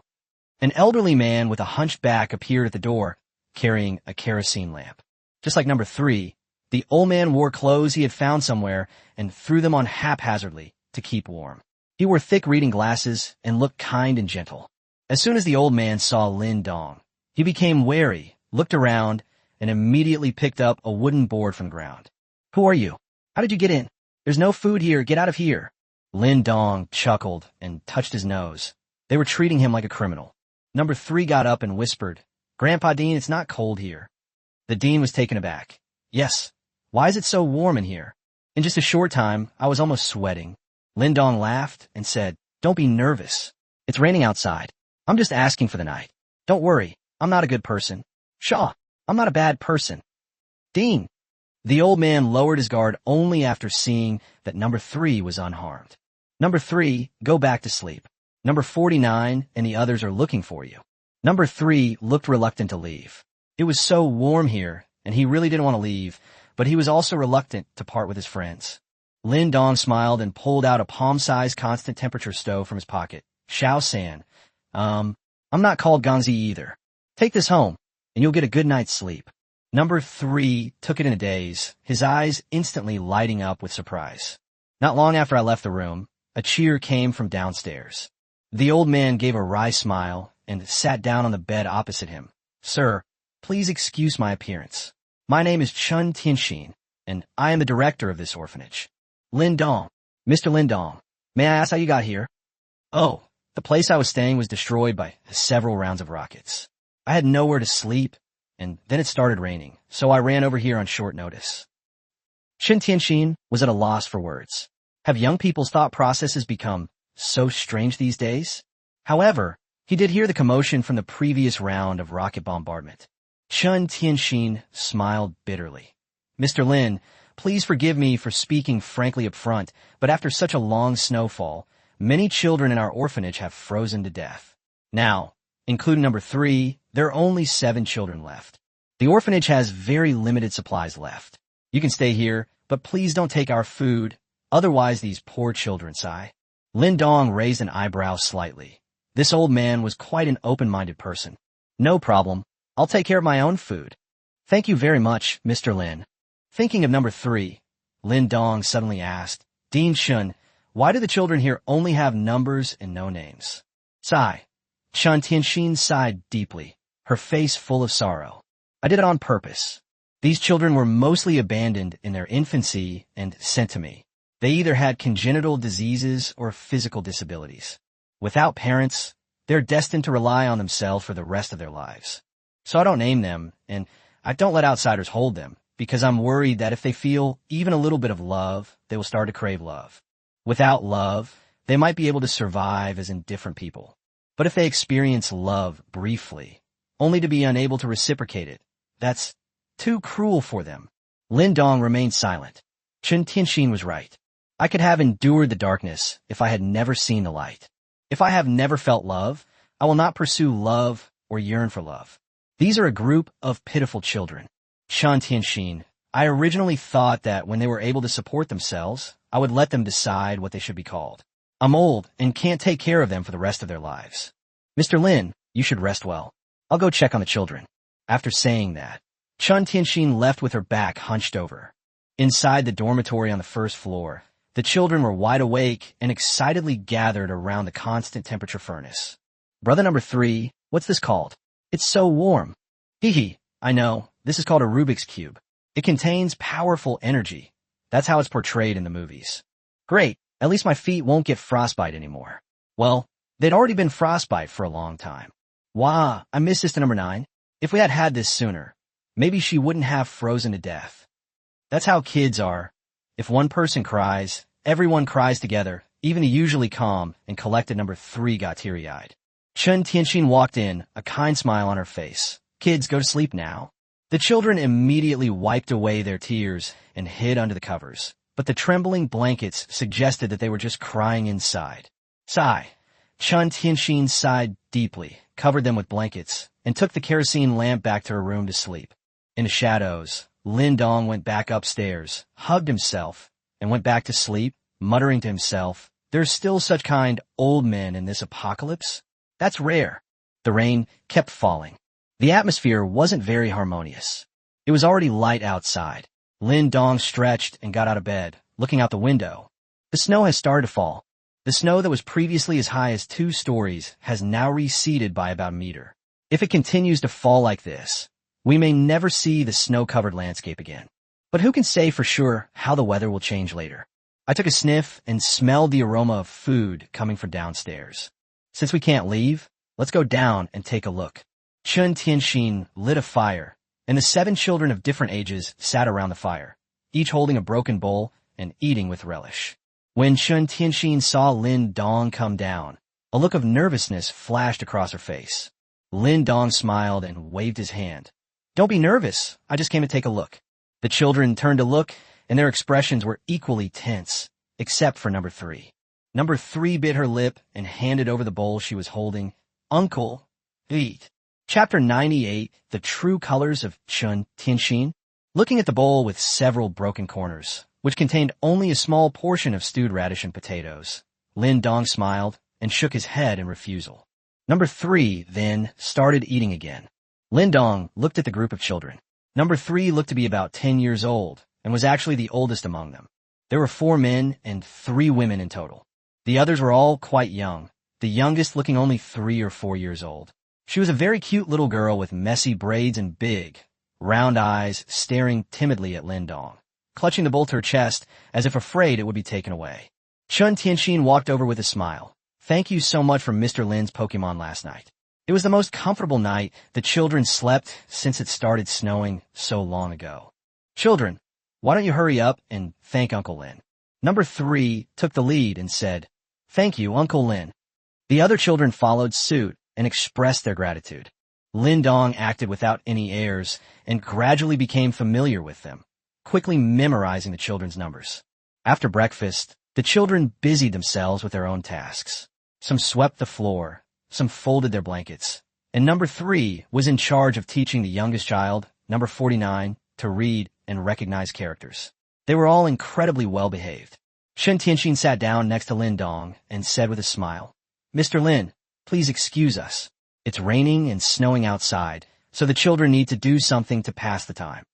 Fortunately, before the snowfall, kind-hearted people donated a large quantity of rice, flour, cooking oil, and vegetables, which allowed us to persevere for so long.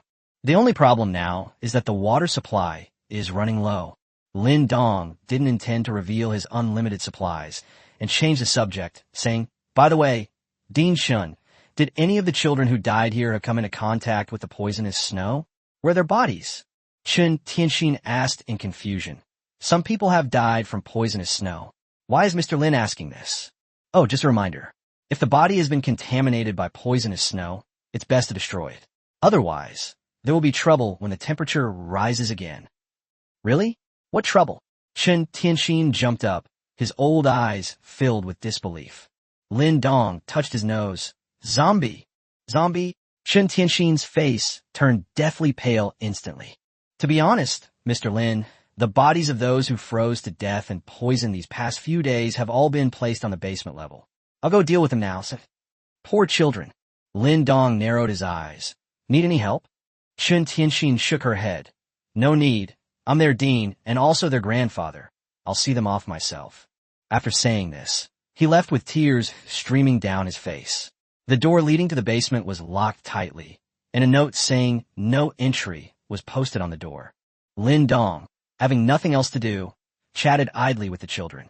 "Little sister number 49, who is your favorite person?" Number 49 tilted her head and thought for a moment, her eyes reddening. "I like number 9 the most, but she froze to death." Number 3 sighed from the side. "Before, in the orphanage, besides me, number 9 was the oldest. She was very kind to the younger children, and she would always sleep cuddling with number 49 at night." Number 49 sobbed. "When I woke up the morning before yesterday, I couldn't find sister number 9. The director said she froze to death. It must be because I took her blanket last night. You said she froze to death?" Lin Dong narrowed his eyes. "So, you didn't see her body?" Number 3 tilted his head. "I didn't see it." The other children all said they had never seen number 9's body. "Is that so?" Lin Dong stroked his chin and handed each of them a lollipop. The children cheered and jumped for joy, opening the containers to taste the food and beaming with bright smiles. Number 3 was the only one who didn't eat it, and carefully stuffed the lollipop into his pocket. As Chen Tianxin entered the building, her kind expression instantly turned panicked. Her hunched back straightened, and she hurriedly rushed towards the basement. Here, there lay more than a dozen lifeless corpses, some children and some adults. Without exception, all of these corpses were killed by poisonous snow. Ignoring the corpses, Chen Tianxin went straight to a wall, looked back to make sure no one was there, and then carefully pushed open the hidden door. Beneath the hidden door lies a passage leading deep underground. Carrying a kerosene lamp, Chen Tianxin walked for a long time before finally reaching the bottom. Unlike the ground, although it is still cold here, the temperature is only around 0 degrees Celsius, which makes it seem quite pleasant in comparison. At the bottom of the secret passage, there was an iron cage, and inside the cage was a mysterious dark figure. The sudden appearance of a light source startled the shadowy figure, which abruptly opened its glowing eyes and looked at Chen Tianxin. "Roar!" The sound was loud, but it was blocked by the thick layer of soil. Startled, Chen Tianxin plopped down on the ground, letting out a long sigh of relief. Thank goodness, I thought you had escaped." Under the light of the kerosene lamp, the entire iron cage was slowly revealed. It was a person, but this person's eyes glowed with a ghostly green light. His face was ferocious, and he was baring his teeth. Not a single patch of skin was intact, revealing rotting flesh and blood. He was bound by a huge iron chain, which clanged loudly with every movement. Scattered throughout the cage were white bones, and the blood had long since formed a pool, reaching up to the ankles. From the white bones exposed in the blood pool, it could be seen that the owner of the bones was not very old.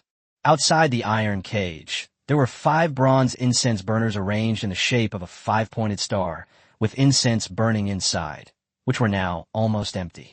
On the wall, a circle of blood-red inscriptions was painted, the meaning of which was unknown. Taking out fresh sandalwood incense from her bosom, Shan Tianxin carefully refilled the incense, then looked gently at the cage. Son, hold on a little longer. In just one more day, you'll be brought back to life. Roar! Chun Tianxin wiped away her tears and smiled indulgently. Good boy, are you hungry? Sigh, I was supposed to bring you food today, but a young man suddenly came last night. If he notices it, he might interfere with your resurrection ceremony. Don't worry, Dad has some pork here. Ask him to tide you over. After saying that, he took out 2 ounces of frozen pork from his pocket and threw it in. The shadowy figure immediately grabbed a piece of pork and stuffed it into his mouth, but after 2 bites he spat it out and looked up at Shun Tianxin again, roaring angrily. Clearly, he only wanted to eat living people. Shun Tianxin was troubled. So let me think of another way, son. Don't worry, don't worry. Dad will never let you go hungry. After saying that, she wiped away her tears and left. The underground passage was plunged into darkness once more, with only the faint embers of sandalwood remaining. Meanwhile, a man and a woman unexpectedly appeared outside the orphanage. The man was very handsome, and the girl was very beautiful. They should have been an enviable couple, but at this moment, something seemed off about them. The girl, drenched in sweat, braced herself against the wooden board with one hand, while the man, his eyes vacant, lay on her back as if he had lost his soul. Huff, huff, Brother Beichun. There's a house up ahead. Let's go in and rest. The man didn't answer, and the girl seemed to know he wouldn't respond, so she carried him inside with difficulty. Chapter 99, I Really Am a Bastard. The man and woman were Xia Beichun and Yun Mengli, who had escaped from the Xia family. Xia Qingyu went on a killing spree at the Xia family home, destroying all vehicles and helicopters. With no other option, Yun Mengli could only leave on foot with Xia Beichun.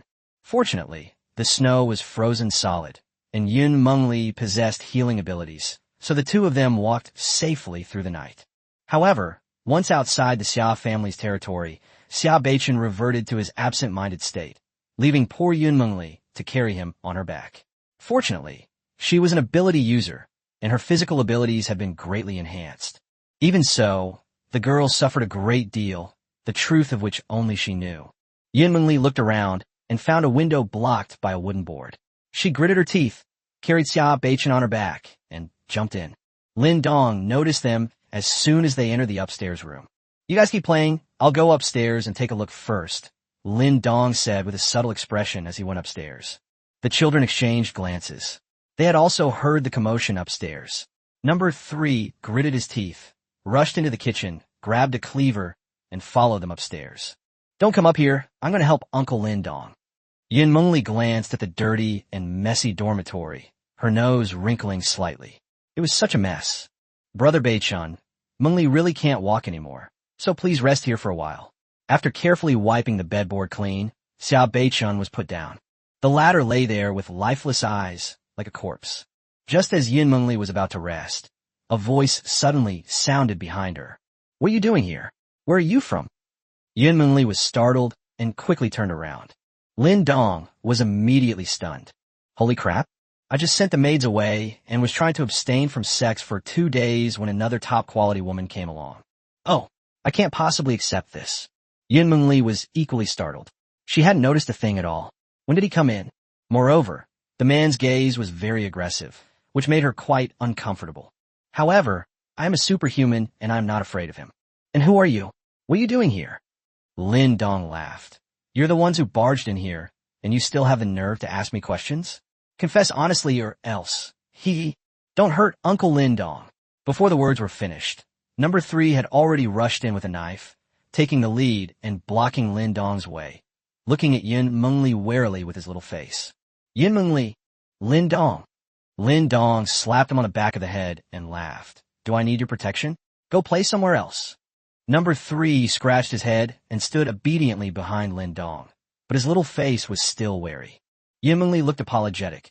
I'm sorry, I forgot our home was destroyed and we were heading south.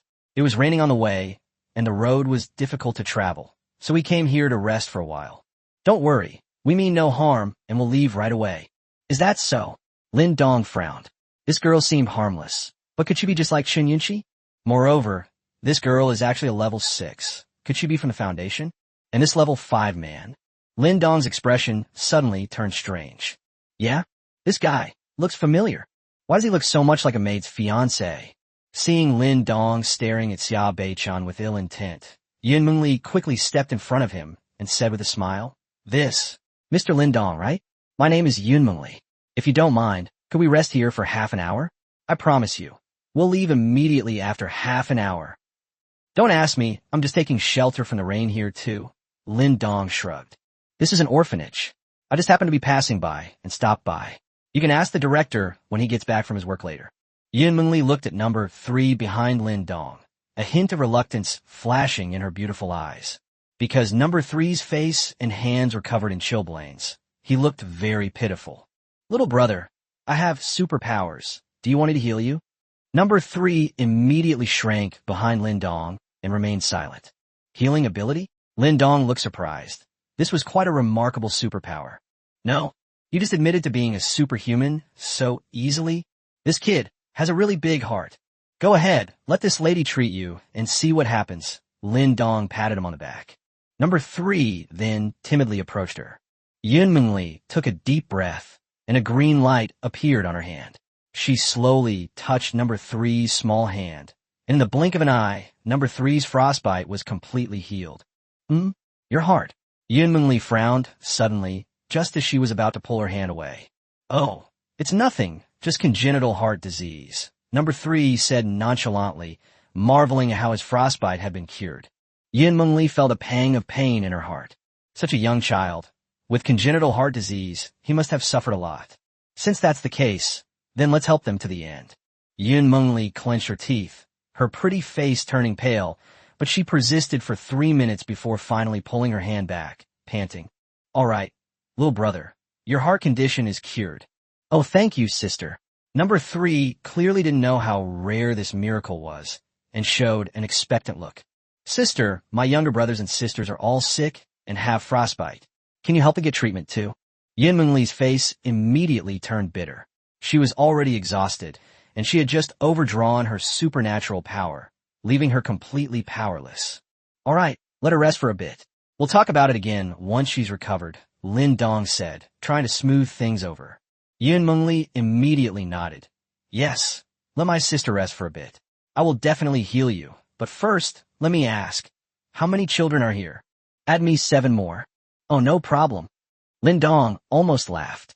How could this girl be so witty one moment and so naive the next? "All right, go down and play," Lin Dong said, dismissing number 3 and turning to Xia Beichan. "What's wrong with him?" Yun Mengli's expression turned sorrowful. "My brother Beichan suffered the most devastating blow of his life yesterday. He was in so much pain that his body automatically triggered its escape mechanism, and that's how he ended up like this. Being cheated on by his fiancée and having his entire family murdered by his sister. Most people couldn't handle that. Supporting 3 evil sort of mortals is not a problem." Lin Dong clicked his tongue. "What a jerk I am. Can you tell me about it?" Yun Mengli hesitated for a moment, then slowly spoke. "Last night, she was equally distressed. Since she couldn't communicate with her brother Beichan, she now had a few opportunities to confide in him, so the girl lowered her guard and began to tell him her story. Downstairs, Chun Tianxin returned with red eyes. After locking the door, she saw the children gathered around number 3, exclaiming in amazement. She couldn't help but ask curiously, What are you all doing?" Number 3 rushed over excitedly. "Grandpa Dean, another brother and sister came upstairs just now. That sister helped me cure my frostbite and heart disease. Uncle Lin Dong is upstairs chatting with them now." "Another person has arrived?" Chun Tianxin was stunned for a moment, and a cold glint suddenly flashed in his eyes behind his reading glasses. "Great opportunity. Then let's not bother them. Number 3, you come down with me to help out. You guys keep playing." "Okay, Dean Grandpa." Chapter 100 Inhuman and Depraved. "And so, I escaped with Brother Beichan and made my way here." Yun Mengli finished her story, her beautiful eyes red as she looked at Xia Beichan on the bed. "Brother Beichan is so pitiful." Lin Dong touched his nose. "Damn, those maids were really too immoral. So, do you hate them?" "Hate? Of course I hate. Yin Mengli's beautiful eyes flashed with hatred. If it weren't for them, how could Brother Bei-chun have become like this? But what I hate most is the master they're talking about. Lin Dong. I've been thinking about it all the way here, and I think I've figured it out. It must be that Jiang Zhu ran into a scumbag who brainwashed and took advantage of her. Then she happened to meet Xia Qingyu, and she couldn't escape that man's clutches either. That scumbag forced them both to hurt Bei-chun's heart and body. He's the real culprit. Brother Lin Dong, don't you think this scumbag deserves to die? This. Lin Dong nodded with a wry smile. He truly deserves to die. This girl, how come she's suddenly so clever again? Yin Mengli gritted her teeth. I have no fighting ability. When I get home, I must tell my father the truth and make him send out all the family's forces to avenge Brother Bei-chun and my brother. Lin Dong sighed. You'd better not tell your dad about this. How could you be so irresponsible? He's just gonna die if he comes here. By the way, Brother Lin Dong, how did you get here? Lin Dong rubbed his nose. Oh, my house was bombed. I had nowhere to stay, and I happened to end up here. Yin Mengli sighed. It seems you're a pitiful person, too. Lin Dong. This girl has a vivid imagination. Yin Mengli stood up and stretched beautifully, revealing her lovely figure. I'd feel so good to have my thoughts out. I've also rested enough. Let's call those kids up. I'll heal them, and then rest for a bit more before I leave. Lin Dong nodded, tilted his head, and shouted towards the building, Xiao San, let the younger siblings come up. No one responded. Number 3. From the stairwell came the timid voice of number 49. Uncle Lin Dong, brother number 3 went to help Grandpa Dean, and he hasn't come back yet. Let a 10-year-old child help dispose of corpse. Lin Dong frowned as he went downstairs. How long have they been down there? Number 49 tilted her head and spread her little hands. It's been that long. Lin Dong. Number 14 came over. Uncle Lin Dong, it's been 30 minutes since you went downstairs. So long. Lin Dong suddenly realized something was wrong, kicked open the underground passage door, and rushed inside. Hearing the noise, Yin Mengli hesitated and got up. Brother Bei-chun, you rest here. Mengli will go down and check on things. Using the light from his phone, Lin Dong could see the appearance of the basement level and couldn't help but frown deeply. The place was piled high with corpses, a truly horrific scene, but Chun Tianxin and number 3 were nowhere to be seen. That old man is definitely strange. Yin Mengli caught up, her pretty face instantly turning deathly pale. Brother Lin Dong here. Lin Dong sniffed deeply. There's a bloody smell. After looking around, his gaze finally settled on a wall. Click! The secret passage opened, and the overwhelming stench of blood that hit you made you want to vomit. It revealed a dark underground passage, the destination of which was unknown. Brother Lin Dong, what's inside? Yin Mengli asked, somewhat frightened, as if something terrifying was inside. Lin Dong's face was gloomy. A bad premonition flashed through his mind, and he rushed down without saying a word. Yin Mengli gritted her teeth and finally followed. The passage went very deep down, with the 2 people walking one in front of the other. Why is there such a deep passage here? Where does it lead? Yin Mengli asked, shivering as she looked around. Judging from the marks, it should be an air raid shelter left from a war a long time ago. Lin Dong's heart sank deeper and deeper, because the smell of blood became stronger the further down he went. After walking for a long time, the 2 finally saw a glimmer of light at the end and rushed towards it.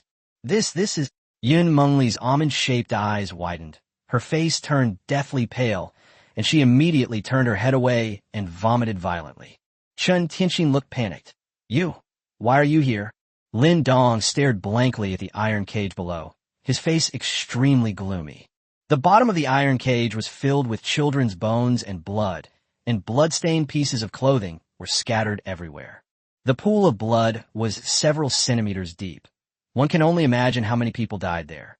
The monster in the cage was currently gnawing on something with its head down, its hair disheveled, making it impossible to see its full appearance. Number 3 was nowhere to be seen. Only a severed hand could be found at the edge of the cage. This hand has no frostbite and is tightly clutching a lollipop. He couldn't bear to eat it. Perhaps he wanted to save it to comfort his younger siblings, or perhaps he wanted to see this lollipop as a symbol of hope for the future in this difficult, apocalyptic world. Unfortunately, he didn't get to eat it. Mingming's heart disease was cured, and he clearly had hope of living. Yin Mengli saw it too, her eyes instantly turning red. This is that child from earlier? Suddenly, The surrounding temperature began to drop sharply, as if the air was about to freeze. Lin Dong felt as if something was blocking his chest, making him feel uncomfortable. "What are you doing?"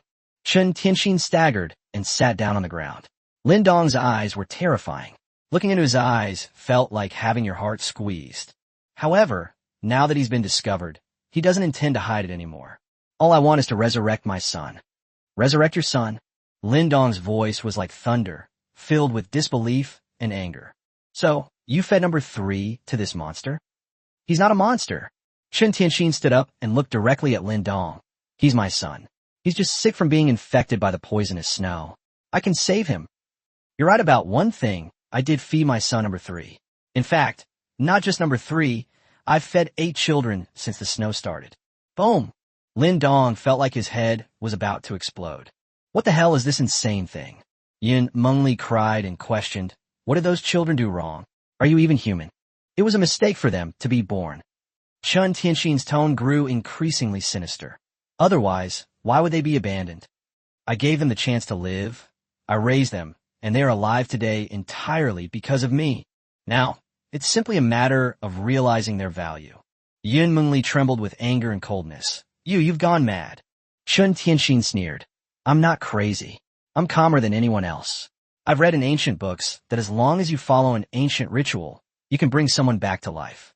It will only take half a day, at most half a day, for my son to return to normal." Lin Dong's entire demeanor was extremely sinister as he said indifferently, "You've placed the stove wrong. Chapter 101, not only to kill, but also to destroy the spirit." Chen Tianxin. "No. In such a tense and exciting atmosphere, what nonsense are you talking about?" Lin Dong. "Have you seen the 1986 version of Journey to the West? Laozi's alchemy furnaces were all lined up in a row. If you arrange things like that, not only will you not be able to save your son, he will also go to hell, to the 18th level of hell. They endure unimaginable suffering on each level, and then in their next life, they can only be reborn as a pig. He not only wanted to kill people, but also to destroy their spirit." Chen Tianxin. His face turned deathly pale instantly, his eyes wide with rage. "No, impossible. That's just a TV drama. It's all fake. TCH, do you think you know more than the experts?" Lin Dong scoffed without any politeness. "Puffed." Chen Tianxin coughed up a mouthful of blood on the spot. His straight back bent over instantly, and the signs of aging on his face were clearly visible. "Impossible. I couldn't be wrong. That's exactly what it says in the book. I can't be wrong." He was also a very knowledgeable person, with an excellent understanding of medical science. But since the end times, his son's death has left him helpless. He has tried everything, but nothing can reverse his son's death. So his mindset gradually changed. Since science was useless, he decided to believe in metaphysics. He searched through ancient books and finally found a way to bring the dead back to life, which rekindled his hope. But her son, who had turned into a zombie, screamed every day and refused to eat any food. As a father, he was very worried because his son refused to eat. Finally, he discovered a turning point. The boy was called number 5. He was naturally mischievous. He sneaked into the basement when the boy wasn't looking. He was frightened by the corpses in the basement and accidentally stumbled and opened the hidden door, falling into the cage through the secret passage. By the time he charged down, number 5 had already been eaten. From then on, Chen Tianxin devoted herself to her son, and every day or two she would trick or take one of the children away while they were asleep. Anyway, these children have received his kindness, so giving them to his son to eat is a way of repaying him. Although he knew that doing so was somewhat immoral, he was a father. He would do anything for his son. But now, someone suddenly says that he even placed the incense burner incorrectly. This blow to him is no different from the death of his son on the spot. Lin Dong closed his eyes, the image of number 3 still lingering in his mind. He is well-behaved and sensible, loves his younger siblings, is grateful, and will share his food with them. He stands up for himself at such a young age, truly behaving like a little adult. Unfortunately, he died. In the apocalypse, what's even more terrifying is the human heart. You're wrong. Even I can't bring the dead back to life. The so-called rituals in the book are all fabrications by charlatans. Yin Mingli said, equally furious, adding fuel to the fire. What she saw and heard today truly shattered her worldview. No, I did nothing wrong. Chun Tianxin's emotions were beginning to break down. Without a second thought, he jumped down, stumbled, and opened the cage, unlocked the chains, and stretched out his withered old hand, tears streaming down his face, to stroke his son. Son, Dad did nothing wrong, right? Are you almost better? Suddenly, the monster, engrossed in its meal, was disturbed, revealing its terrifying, gaping maw. Roar! Son, are you waking up? Dad misses you so much. Puffed. The large jaws bit straight into Chun Tianxin's shoulder, and blood spurted up, staining the wall red and extinguishing the sandalwood incense. This sudden scene terrified Yun Mengli, and the girl quickly covered her eyes, showing a look of pity. So, Dad doesn't feel pain. You must live. On his deathbed, Chun Tianxin's eyes showed no fear, no grief, only boundless love for his son. He won't survive. Even if he does, I'll still kill him, Lin Dong added as a final blow. Chun Tianxin was taken aback, then looked at Lin Dong pleadingly. Can't. Puffed. With the second bite, the monster lunged at Chun Tianxin's throat, causing him to cough up blood. His pupils dilated, but he still looked at Lin Dong pleadingly. No. Lin Dong's answer was firm and resolute. Chun Tianxin is dead. Even if his initial intention was for his son, and he had deep paternal love, Lin Dong still wouldn't give him a false explanation for his shameless behavior. Chun Tianxin, like myself, deserves to go to hell. However, Lin Dong himself is hell. Yun Mengli watched with a grim expression as the monster devoured her father piece by piece, then looked at Lin Dong. Brother Lin Dong, we must find a way to destroy this monster, otherwise the children outside. Roar! Suddenly, the monster roared to the sky and struggled violently, causing the chains to rattle. Squeak!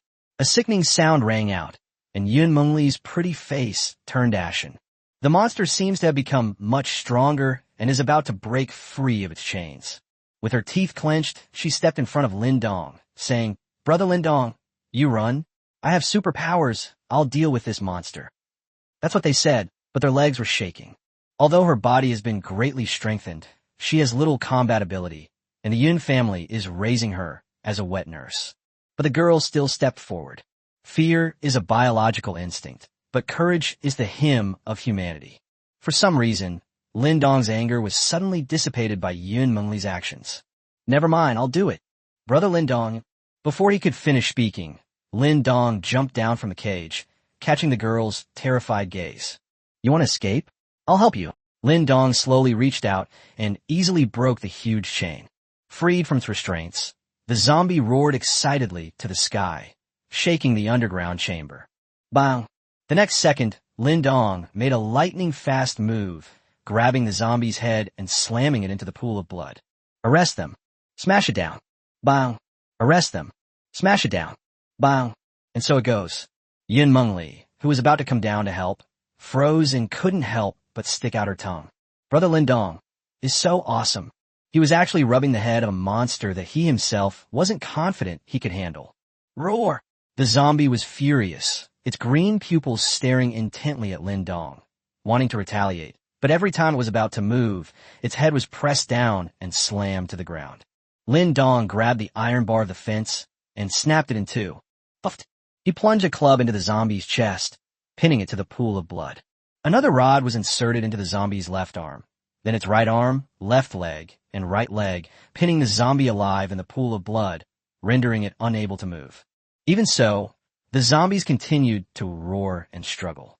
By this time, Lin Dong's entire body was already stained red with blood. He walked to the corner, pried open that little hand, tore off the coating of the lollipop soaked in blood, and put it in his mouth. Blood trickled down the corner of her mouth, and Yun Mengli couldn't tell for a moment which one was the monster. Lin Dong snapped off another iron rod and stared coldly at the zombie. Go keep your idiot father company. Puffed. This blow pierced through the zombie's head. Chapter 102, The Great Villain Lin Dong. The zombies are dead. Lin Dong lit a cigarette, picked up the small, severed arm, and jumped back onto the steps. He casually punched a hole in the wall, stuffed the unfinished lollipop back into his hand, and buried it just like that. Looking at Lin Dong, who was covered in blood and had a cold expression, Yun Mengli felt a sudden, inexplicable pang of pain in her heart. Brother Lin Dong, what should we say to the children later? Lin Dong hesitated for a moment, then took something out of his pocket and handed it to her. I'll need your cooperation later. Yun Mengli took it in a daze, and after seeing what it was in her hand, her beautiful eyes suddenly widened. This is... On the first floor, the children huddled at the bottom of the stairs, waiting anxiously. Terrifying sounds could be faintly heard from the dark underground, and they dared not go in. The two returned shortly afterward. Uncle Lin Dong. Uncle, the youngest, number 49, wanted to rush forward, but was terrified when he saw Lin Dong covered in blood. Number 13, the oldest of the remaining children, asked timidly, Uncle Lin Dong, where's Grandpa Dean? Where's brother number 3? After glancing at Lin Dong's cold expression, Yun Mengli bit her lip and stepped forward to hug them. Just now, a monster appeared underground, and your grandpa headmaster and brother number 3 were killed by the monster. These were the words she and Lin Dong had agreed upon. Although Chan Tianxin was despicable, if they knew that their beloved Dean grandpa had actually fed their older brothers and sisters to monsters, probably no one could bear it. Although the current outcome is equally heartbreaking. Number 49 froze, her eyes reddening. A monster? Wah! I don't believe it. I want brother number 3 back, wah.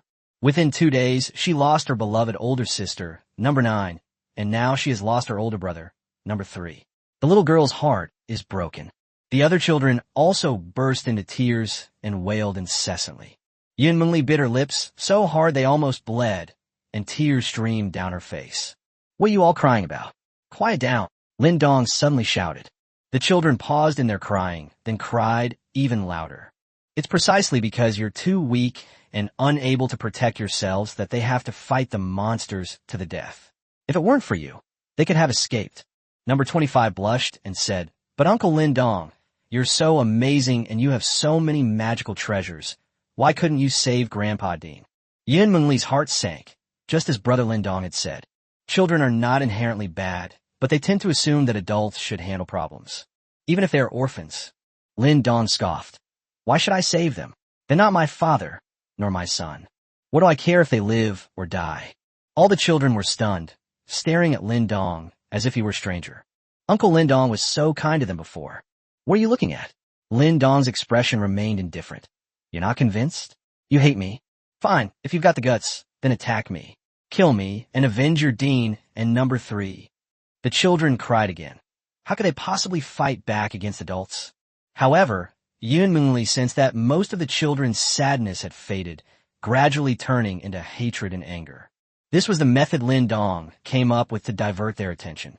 Rather than leaving indelible scars in their hearts, it was better to set them a goal. Make them hate this goal so that they will still have the motivation and hope to live. And that target is Lin Dong.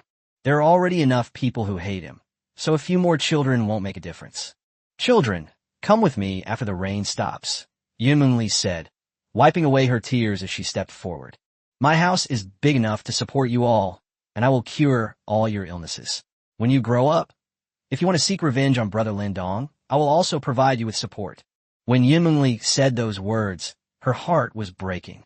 She understood the truth of the matter and naturally knew the extent of the sacrifices Lin Dong had made. Despite being his savior, he was forced to play the role of a villain. It wasn't so simple to get the Yun family to take in a group of orphans. After all, they weren't a charity. Therefore, Lin Dong took out the awakening serum, which was essentially a bargaining chip for these children to survive in the Yun family. It's true what they say, life is unpredictable. The serum that the Yun family produced eventually ended up back in the Yun family's hands, and Yun Mengli was unaware that it was her own family serum. Lin Dong made a pure profit from this. Number 13 wiped away her tears and looked at Yun Mengli. Sister, are you telling the truth? Yun Mengli nodded emphatically. Trust me. A sense of helplessness welled up inside her. Her brother had been killed while she was away, and she didn't know what kind of turmoil her family would experience. However, since he had promised Lin Dong that he would take good care of these children, he had to keep his word. Okay. Number 13 took the initiative to act as the eldest brother, holding his younger siblings in his arms and staring intently at Lin Dong. Uncle Lin Dong, when I grow up, I will definitely get my revenge on you. Lin Dong scoffed. Fine, I'll wait for you. With him taking the lead, the other children also glared angrily at Lin Dong, determined to take revenge. Thus, Lin Dong's plan was executed perfectly, except for number 49. The little girl doesn't understand these things yet. She can't bring herself to hate Lin Dong. She just keeps crying. Lin Dong then went upstairs alone, while Yun Mengli acted as a caring older sister, providing psychological support and cooking for them. Well, in the end, number 13 cooked it herself. The young lady has absolutely no cooking skills.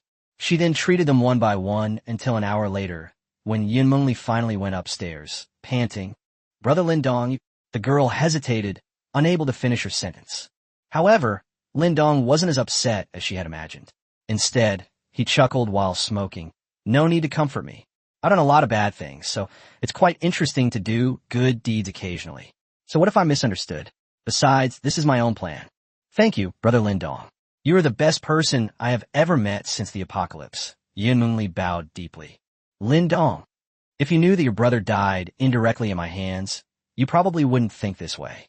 The girl smiled sweetly. "I plan to stay here for now, until the rain stops, then I'll take the children away, but if only Brother Bei-chan would wake up." Yun Mengli's face turned pale again. As a young woman, she had to take care of Xiao Bei-chan and a bunch of children. The journey home was long and treacherous, making it extremely difficult. It would be great if Brother Lin Dong were willing to come along, but unfortunately, his relationship with the children is too strained right now. Just now, when number 13 was chopping vegetables, he almost rushed up with a cleaver in hand. Therefore, it would be best if Brother Bei-chan recovered and normal, so that the two of them could take care of these children without much pressure.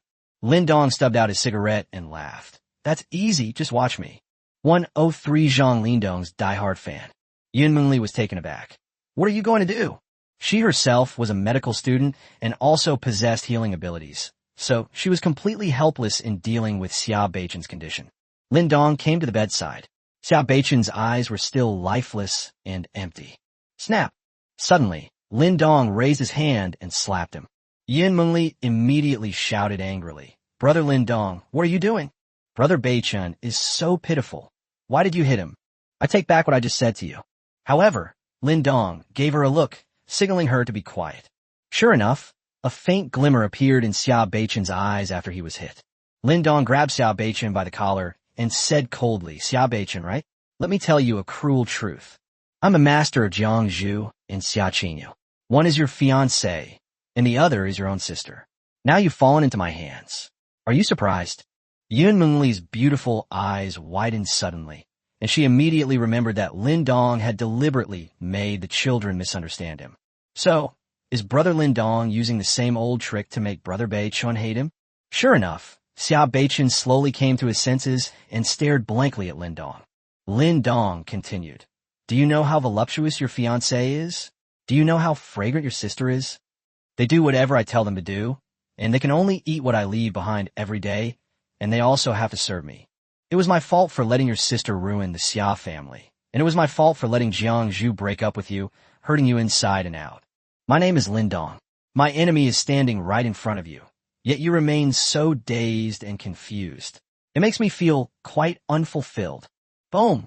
As soon as he finished speaking, Xiao Bei-chan's aura surged, and the air around him seemed to freeze. "Lin Dong." At this moment, Xiao Bei-chan exuded a chilling, murderous aura. Yun Mengli's face lit up with joy. Lin Dong's method was indeed effective, but Lin Dong stepped back, flicking the ice shards off his hands and sneer. "Oh, finally awake? I thought you were going to keep sleeping. I'll kill you." Xiao Bei-chan's eyes were bloodshot as he charged at Lin Dong. "Brother Bei-chan, no." Yun Mengli cried out in alarm, but the next second, she froze. With a wave of his hand, Xiao Bei-chan froze Lin Dong into an ice sculpture. But in less than 0.01 seconds, Lin Dong broke free of the ice, grabbed Xiao Bei-chan by the neck, and punched him hard in the stomach. He was so badly beaten that he vomited acid on the spot. "Weak, too weak," Lin Dong mocked without any politeness. "Besides your fiancée and sister, do you have any younger sisters or anything? If not, your mother will do too." "Ah, I'm going to kill." Click. Lin Dong easily broke both of his legs with a kick. "Lin Dong, I'll fight you to the death." Click. His arm was broken off. "Lin Dong, damn it." Click. His chin was fractured from the impact. Lin Dong threw Xiao Bei-chan to the ground and clapped his hands. "So it looks like you have no chance of revenge. Forget it. I wouldn't even want to get my hands dirty killing you." Anyway, with Yin Mengli around, this injury is nothing. After saying that, he kicked the wooden board aside and was about to leave when he was stunned by Yin Mengli's gaze. At this moment, the girl's eyes were filled with heartache, excitement, guilt, and gratitude. Brother Lin Dong is such a righteous person. In order to awaken Brother Bei Chun, he did not hesitate to pretend to be that devilish scumbag, just so that Brother Bei Chun could cheer up again. By taking the initiative, one can gain a significant advantage over fate. Sacrifice yourself to benefit others. Brother Lin Dong, I'm crying my eyes out. If I were to reiterate what I just said, Brother Lin Dong is the best person in the whole world. Even if the whole world hates Lin Dong in the future, Mengli will still be your staunch supporter. Lin Dong scratched the back of his head, somewhat puzzled. What does this girl mean? Does she think I'm faking it again? Well, I'm telling the truth this time. There's not a single lie in it. Why are you acting all silly again? Never mind. Hurry up and leave. Mental retardation is contagious. Lin Dong left with a strange smile on his face. Hey Lin. Yin Mengli quickly stopped talking. She wanted to thank him, but she obviously couldn't give herself away now. Yin Mengli hurriedly helped Xia Beichen to bed, her heart aching with heartache. Although Lin Dong is a good person, he really went all out. Look how badly he beat Beichen. His wounds are all swollen. Yes, Brother Lin Dong must have gone to such lengths to make his acting more convincing. That must be it. Mengli, how could you misunderstand Brother Lin Dong like an outsider? Brother Beichen, how are you? Does your body hurt? Xia Beichen stared at the window with bloodshot eyes. Lin Dong's figure had already disappeared. Brother Beichen, say something. Don't do it like before again. Mengli is so scared. Xia Beichen. Oh, I forgot you broke your jaw. Mengli will treat it for you right now. 10 minutes later, Xia Beichen, now fully recovered, got up and rushed to the window. Yin Mengli hurriedly grabbed him. Brother Beichen, don't go. Xia Beichen struggled desperately. Mengli, let me go. I'm going to kill him. Brother Beichen, you can't beat him. Yin Mengli shouted with her eyes closed. Upon hearing this, Xia Beichen suddenly stopped. Yin Mengli quietly opened one eye and saw that Xia Beichen looked utterly dejected. Yes, my enemy is right in front of me, and I don't even have the ability to take revenge. Xia Beichen, you. Snap. He raised his hand and slapped himself. You're such a useless piece of trash. Yin Mengli secretly breathed a sigh of relief and hurriedly comforted him. Brother Beichen, don't be sad. Brother Lin Dong, since the devil Lin Dong has let you off the hook, you must cheer up and improve your strength. Mengli believes in you and believes that one day you will be able to surpass him. It's not too late to take revenge then. He wailed inwardly. Brother Lin Dong, I'm sorry, you've gained another enemy. This time, Xia Beichen finally listened, and his dejected gaze turned firm. Mengli, you're right. His failure to kill me this time will be the worst decision he's ever made in his life. I'm not as good as him now, but that doesn't mean I won't be as good as him in the future. I will do everything I can to become stronger, to become countless times stronger than him, and then find him again. Humiliate him severely. Not only him, but also Jiang Zhu and Xia Qinyu. I won't let you get away with it either.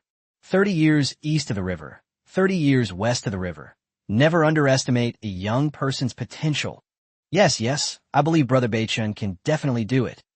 The girl smiled happily. She loved Brother Beichen the most for his confident and radiant personality. Her guilt towards Lin Dong grew deeper and deeper. Xia Beichen simply brushed the dust off his clothes and said arrogantly, Someone, contact the foundation for me. Yin Mengli looked around, puzzled, and asked, Who is Brother Beichen calling? Oh, I forgot there's no one left in the Xia family. Xia Beichen sighed deeply, took out his phone from his pocket, dialed a number, and a female voice came from the receiver. Hello, you're not in the service area and the call cannot be connected at this time. Xia Beichen frowned. I don't care who you are. I'm giving you 5 minutes to move the service area over here. Otherwise, I'll make sure your whole family pays the price. Chapter 104, Maid Dispute, Struggle for First Place. After some twists and turns, the maids finally arrived at the Jiangxing Foundation's headquarters. The entire stronghold was built inside a mountain and hidden underground with several layers. The maids cautiously entered after kicking open the hidden door. There was no one there. Bright lights, but the place is completely empty. So it seems they really did leave a long time ago, Liang Jihan said, putting away her gun. Actually, It's understandable when you think about it. Even the highest-ranking butler died at the master's hands. Anyone who's not stupid would run away as soon as possible, otherwise they'd be purged. But they were too fast. They managed to slip away before the rain even started. "We cannot let our guard down," Shen Wanyue said, glancing at the floor plan next to her. "This place is exactly 7 floors, and it's also powered. Let's have 7 people, 1 floor each, to check all the clues about the foundation and make sure we don't miss anything. I'm going to basement level 7, Ling Shui to basement level 6, Jiangzhu to basement level 5, Jihan to basement level 4, Xiaqingyu to basement level 3, Yunxi to basement level 9. Why should you be the one giving orders?" Xiaqingyu suddenly interrupted coldly. All the maids were momentarily speechless. Shen Wanyue frowned. "You don't want to go? Then you can choose a floor yourself." Xiaqingyu shook her head and sneered. "I don't care which floor it is. What I'm wondering is, why should you be the one to arrange things for us? Are you the head maid appointed by the master?" Xiaqingyu has never been willing to be subordinate to anyone. Being suppressed by Lin Dong is bad enough, but why should she have to listen to the other maids? Chen Yunxi's big eyes lit up. Great, let's fight," Ling Shui said angrily. "What do you mean?" Sister Wanyue was the first to join, and she is meticulous in her work. "We are willing to listen to her. If you have any opinions, just say them openly." "What do you mean by being sarcastic?" Xiaqingyu snorted coldly. "Since that's the case, let's put it out in the open. I don't think you're fit to be the head maid. I want to choose someone else." "You have quite the ambition, saying you'll choose someone else. You just want to be the head maid, don't you? You think you're worthy?" Jiangzhu mocked. "Jiangzhu, you don't need to pretend to speak for her here. I've already heard that she forced you to break with my Xia family. You've been dissatisfied with her for a long time," Xiaqingyu said, trying to sow discord. Jiangzhu's eyes slowly darkened. Ling Shui wanted to continue to speak up, but Shen Wanyue stopped her. "You don't need to sow discord." Xiaqingyu laughed heartily. "You certainly put yourself on a pedestal. While that may be true, I believe that there must be a head made among the maids. If we can't work in unison, how can we serve our master well?" A cold glint flashed in Shen Wanyue's eyes. "So you want to be the head of the maids? You think you're qualified to lead us?" Ling Shui nodded. "That's right, don't forget, you're the weakest among us." "The weakest?" Xiaqingyu's eyes grew increasingly dangerous. "You just met your master a little earlier than me. What's there to be proud of? If it were all at the same time, I would have rubbed all of you bitches into the ground and humiliated you."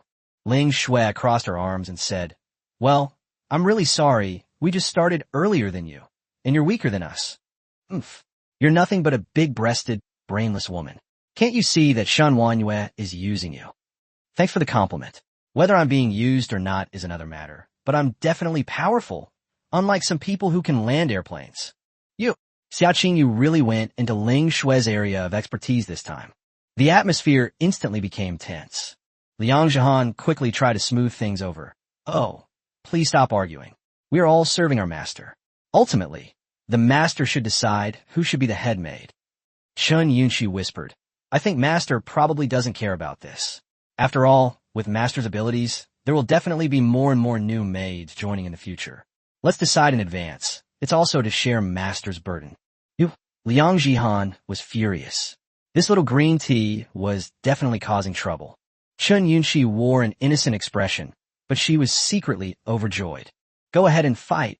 It would be best if you all died." Xiaqingyu mentally gave Chen Yunxi a thumbs up and sneered. Yunxi is right.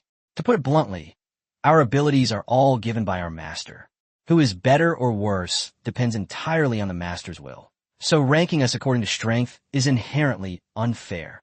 Then what do you want? Shen Wanyue's eyes were already blazing with anger. Before the big star appeared, although there were some rifts between the maids, they maintained a harmonious relationship on the surface. Ling Shui and the others were relatively simple-minded, so they established a certain status from the beginning. But the big star came and challenged my status. I can't let her get away with it. Now that the conflict is out in the open, let's get to the bottom of it today to avoid future trouble. It's simple. Doesn't master like beautiful women? Let's rank them by looks. Whoever is number 1 will be the head maid, Xiaqingyu said with a malicious smile. "While I wouldn't dare say I'm number 1, you're definitely the ugliest." That sentence was the winning move. In fact, Shen Wanyue felt a sense of crisis after Ling Shui joined the maids. Although she was quite famous in the neighborhood, the women who joined later were all superior to her in terms of looks, figure, and temperament. After Xia Qingyu joined, this sense of crisis intensified. After all, a big star is the goddess of countless otaku, and they can't compare. Being told bluntly that you're ugly would easily break any woman's defenses. Are you looking for death? Xia Qingyu was even more smug. What? Did I hit a nerve? Are you going to attack me? Fine. I'm no match for you now anyway. You can just kill me. You. Shen Wanyue raised her hand to throw a punch, but Jiangzhu hurriedly stopped her. She deliberately wanted you to do it, so she could complain to the master afterwards, labeling you as impulsive and easily angered. And that's how she got her way. Shen Wanyue's chest heaved violently, but she had to admit that Jiangzhu was right. From the very beginning, Xia Qingyu was deliberately trying to entice him to take action. Since you say I'm the ugliest, then I'll withdraw from the competition for the title of headmaid. After all, you're a big star, the dream girl of countless people. When it comes to looks, none of US can compare to you. You're the undisputed headmaid. Xia Qingyu's eyes turned cold again, and she cursed inwardly. That bitch, what a clever tactic of feigning retreat to advance. Although she did want to be the headmaid, Shen Wanyue's statement undoubtedly put her in opposition to all the maids. None of the maids would admit that they were prettier than them. You think you can scare me like this? How naive. Xia Qingyu smiled and said, thank you for the compliment, but I still think I'm not as good as teacher Shu Yao. I think she is more suitable to be the headmaid. You're using retreat as a tactic to advance. I'm shifting the blame eastward. Chapter 105 The Lazy Girl Among Maids. The conflict suddenly took a turn for the worse. Qin Shu Yao, who had been standing silently by watching the drama unfold, was completely dumbfounded. Huh? Me? The beautiful teacher hurriedly shook her head. No, I can't do it, and I don't want to. Just kidding, she's not stupid. Even the most clueless girl could see that the position of head maid wasn't easy to hold. Xia Qingyu smiled and said, why not? In terms of temperament, looks, and figure, you are the most outstanding among us. I think you are suitable. Oh, is that so? Thank you. Qin Shuyao smiled sheepishly and scratched her head after being praised. I got praised by a big star. However, I don't want to be the head maid. You can all compete for it. Xia Qingyu. Today you have to take on a role of head maid whether you like it or not. She figured out, among these women, Ling Shui and the seemingly simple-minded Qin Shuyao appeared to be the least intelligent. Since Ling Shui firmly stood on Shen Wanyue's side, she had to get Qin Shuyao on her side and support her to rise to power. That way she could, the woman behind the head maid. However, she had only been with the group for a short time and didn't know much about the other maids, especially the adorable Qin Shuyao. Shen Wanyue and the others exchanged a glance, then silently took a step back, crossing their arms and remaining silent. Unaware of the situation, Xia Qingyu continued to persuade. Shu Yao, I know you are a university teacher. A teacher must have both high emotional intelligence and high IQ. In addition, you're the most beautiful among us. I believe no one will object to you being the head maid. Qin Shuyao said with a pained expression, oh, I don't want to do it, so please don't force me. Most of the time, she just wants to be a quiet, beautiful girl, eating snacks, drinking tea, reading books, and occasionally teaching the owner a foreign language. Although the owner often interrupts during pronunciation lessons, the teaching process is generally quite enjoyable. It would be even better if we could get another puppy. No, you're the most suitable. You absolutely have to do it. I won't do it. Don't force me. Why don't you want to do it? Why would I want to do it? Xia Qingyu was furious. This woman was actually a lazy bum? Can't you have some ideals? That's the head maid. In the future, Lin Dong will inevitably become one of the world's top experts, and the head maid will be the woman with the highest status by his side, truly second only to him. You're not even a little bit tempted? Shu Yao, listen to me. Times have changed. The future of humanity will be unpredictable. You are a teacher with the highest academic qualifications. We all need you to lead us. Qin Shu Yao. I just look dull. I'm not actually dull. Oh, I'm not doing it. Changing human situations can't be analyzed with just academic qualifications.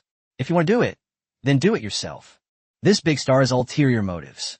People just want to quietly enjoy the gossip, but he insists on dragging them into this mess. Xia Qingyu was even angrier. If I can't even handle you, how am I supposed to control the other maids? I'm going to stand up to you today. Trust me, if you're willing to do it, I'll be the first to support you. I won't do it. Are you going to do it or not? If you don't, I'll get angry. I'll hit you, you believe me? You, how could you do this? Qin Shuyao's eyes reddened. All she wanted was to be a carefree person, and she still got beaten up? Xia Qingyo's heart skipped a beat when Qin Shuyao glared at her.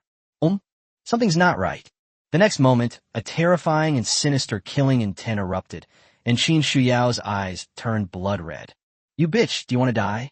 The sudden change in her demeanor immediately startled Xia Qingyu. This little brat actually has two faces? I didn't. Xia Qingyu was about to open her mouth to explain when Qin Shuyao's little pink fist came flying at her. Boom! This punch was extremely fast, instantly turning Xia Qingyu into a shrimp and shattering the rapidly forming ice armor on her chest. Boom, boom, boom.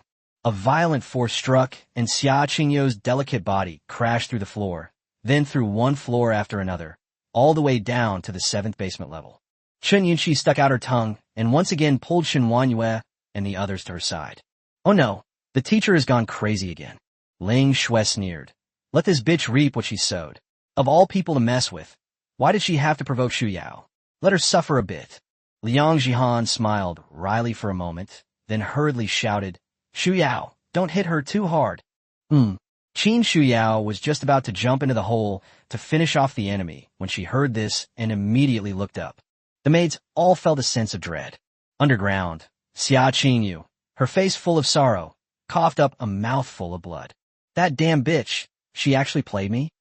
He looked up and around, then froze in shock. This is the bottom floor, the largest in area, roughly the size of 2 football fields. At this moment, a faint green light shone through countless petri dishes containing all sorts of experimental subjects. These experimental subjects were all animals, without exception, and all had unusual shapes. There are giant huskies with wings, giant pythons covered in sharp spikes, and giant spiders with eyes all over their bodies. Disturbed by the loud noise, these dormant mutants began to show signs of awakening. It was eerie and terrifying, sending chills down one's spine. Xia Qingyu was slightly shocked. These were the mutated animal bodies. The Foundation had actually captured so many of them for research. Such a large sum. The Foundation is really generous. Wait, there's something here. Before she could finish speaking, Qin Shuyao had already charged over.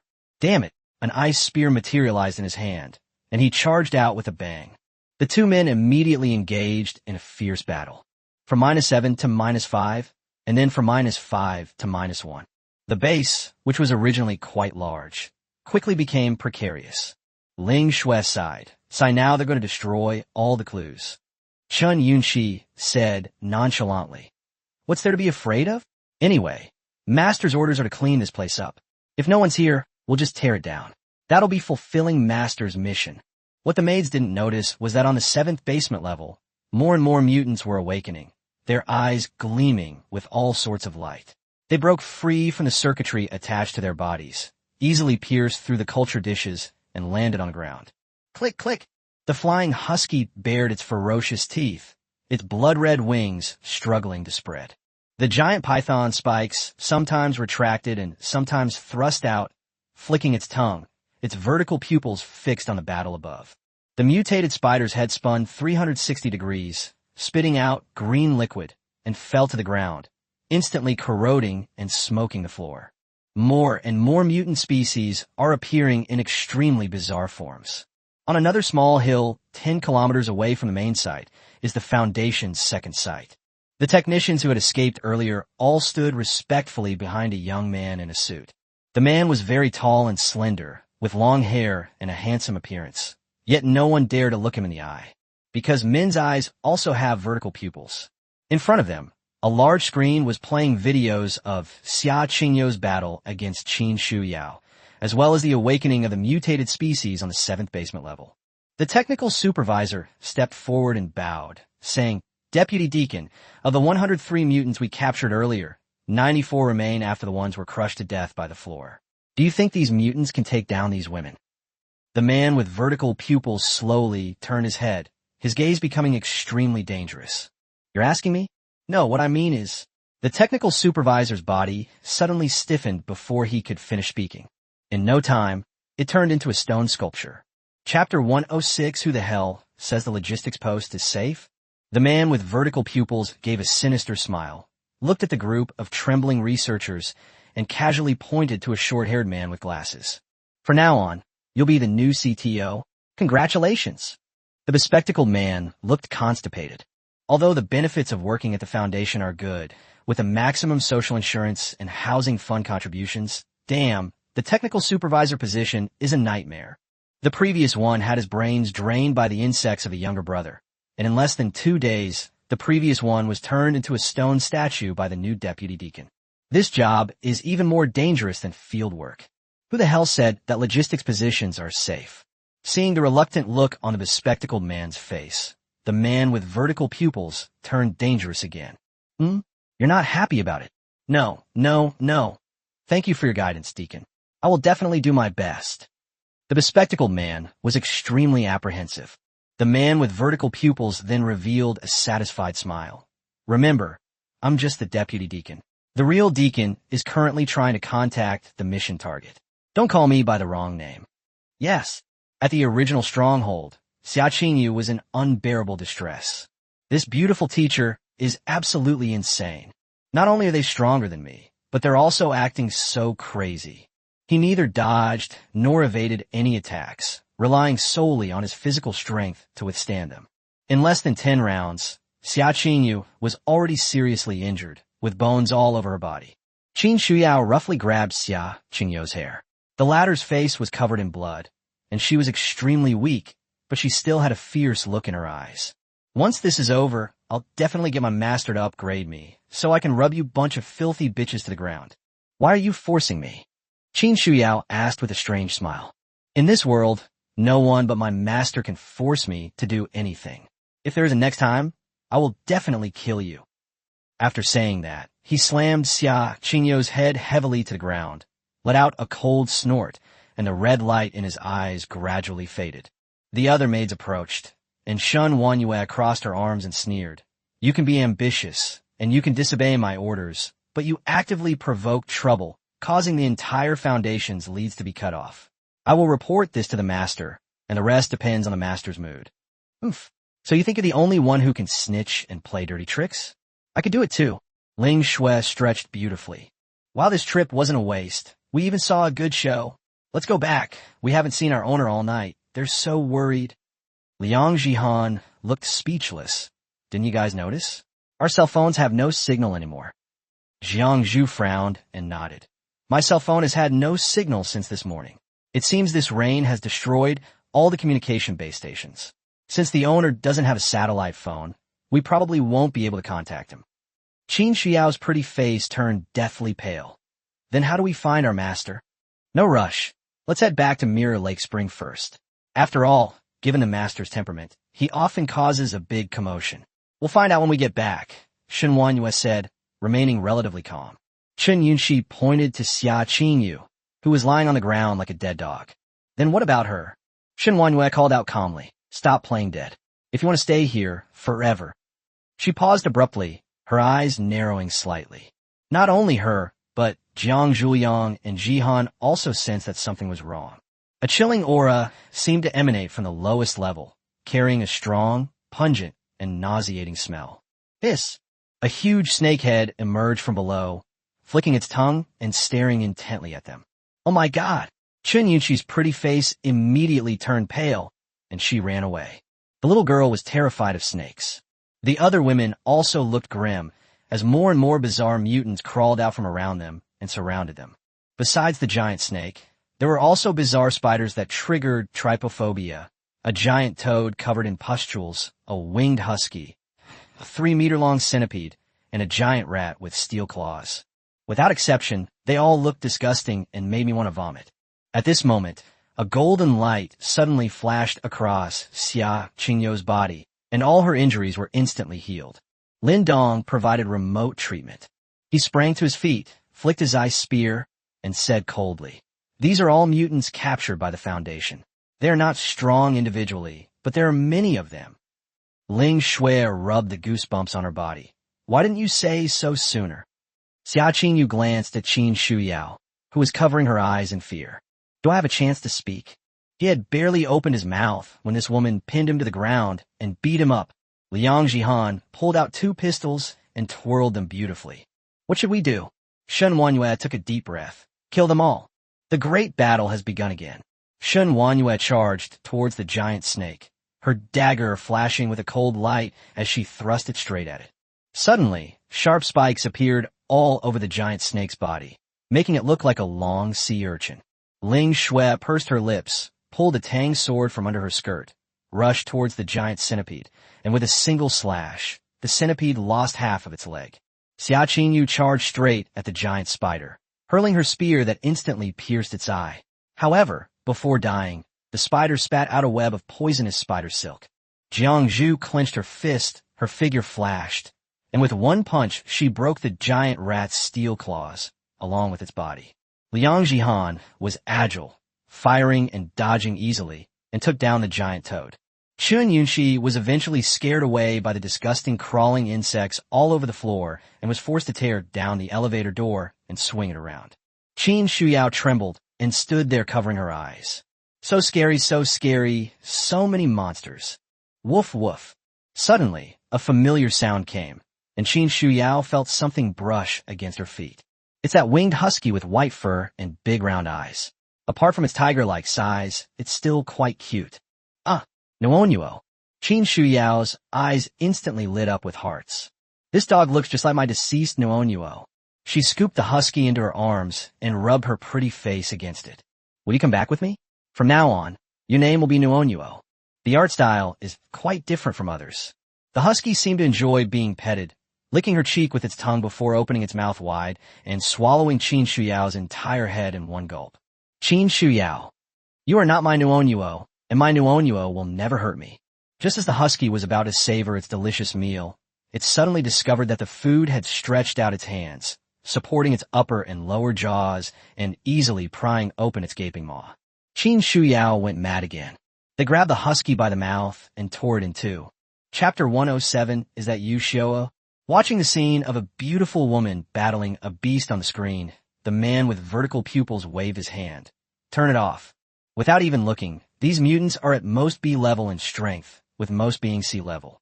They should have been a formidable force, but they pose no threat to these women and are destined to be slaughtered sooner or later. However, this also shows that these women are extremely powerful. With their current combat strength, unless they are equipped with the Foundation's latest technological weapons and gene-engineered zombie warriors, they have no chance of winning in a head-on confrontation. Moreover, even with weapons and zombie warriors, the best that can happen is that both sides suffer heavy losses. It's not worth the risk. But what's the point of having a brain? The man with vertical pupils looked at a figure in the shadows of the corner. The idols are in your hands now. This figure had been standing here the whole time, attracting the attention of many female technicians from time to time. They would blush and look away, only to steal another glance. The man codenamed Idol was never fully revealed. He was posing with his arms crossed and head down. No problem, leave it to me. After leaving the orphanage, Lin Dong ran wildly under the wooden planks. The rain was extremely corrosive and had already ruined his sleeves and trouser legs, making him look as miserable as a refugee. A tingling, numb sensation spread through my body. Although it didn't have any other effects, it was still uncomfortable. Damn it, good deeds never get rewarded. If I ever do a good deed again, I'm an idiot. Lin Dong cursed. This area is very remote. Apart from some old factory areas, there's only a village not far away. Although it's called a village, it's actually more like an urban village, with houses packed tightly together, with at most 2 or 3 meters between buildings, making it difficult to drive in and out. I vaguely remember this place being called something like Yong Village. The village was renamed Yongtsun, meaning brave village, because of a heroic act that happened there. The snow level had now dropped to less than a meter. Lin Dong randomly picked a building and jumped inside. I randomly picked an empty room, about 50 square meters. There was no one inside, but it was clean and tidy. Judging from the decorations, it should be a woman's room. After a quick hot shower, I finally felt at ease and lay down. With no cell phone signal, we've essentially said goodbye to the information age. The sound of rain pattering in the air helped me fall asleep quickly. At night, the door was suddenly opened, and Lin Dong woke up to find himself staring into the eyes of a woman. The person who came looked to be in her 30s and was fairly good-looking. She was dressed very bulkily, but her eyes seemed indifferent and empty. Seeing that someone was inside, the woman seemed completely unafraid and calmly said, "A glass of water or half a piece of bread." Lin Dong. Seeing Lin Dong in a daze, the woman walked into the house and immediately felt a warm current, and her eyes finally brightened. Do you need me to serve you? I need food. Lin Dong was speechless. Was this guy treating him like a customer of a prostitute? I'm not interested in you. The woman looked at him suspiciously, but still said, You don't like me? Then go to the central area. There are several women there prettier than me. After saying that, he took a quilt from the cabinet, spread it on the floor, and started to sleep. The most direct feeling Lin Dong got from the woman was that she had no soul. Having lived through the apocalypse for so long, she had long been tempered by the cruelty of humanity, leaving her with only a numb desire to live. You don't have an underground parking garage here, yet you can still move around freely? The woman, still with her eyes closed, said, Build a ladder. Lin Dong nodded in realization. After all, the buildings were too close together, so it was normal for people to visit each other by using ladders. Tell me about the situation here. The woman did not answer. Lin Dong smiled, flipped his hand, and pulled out a bowl of self-heating hot pot.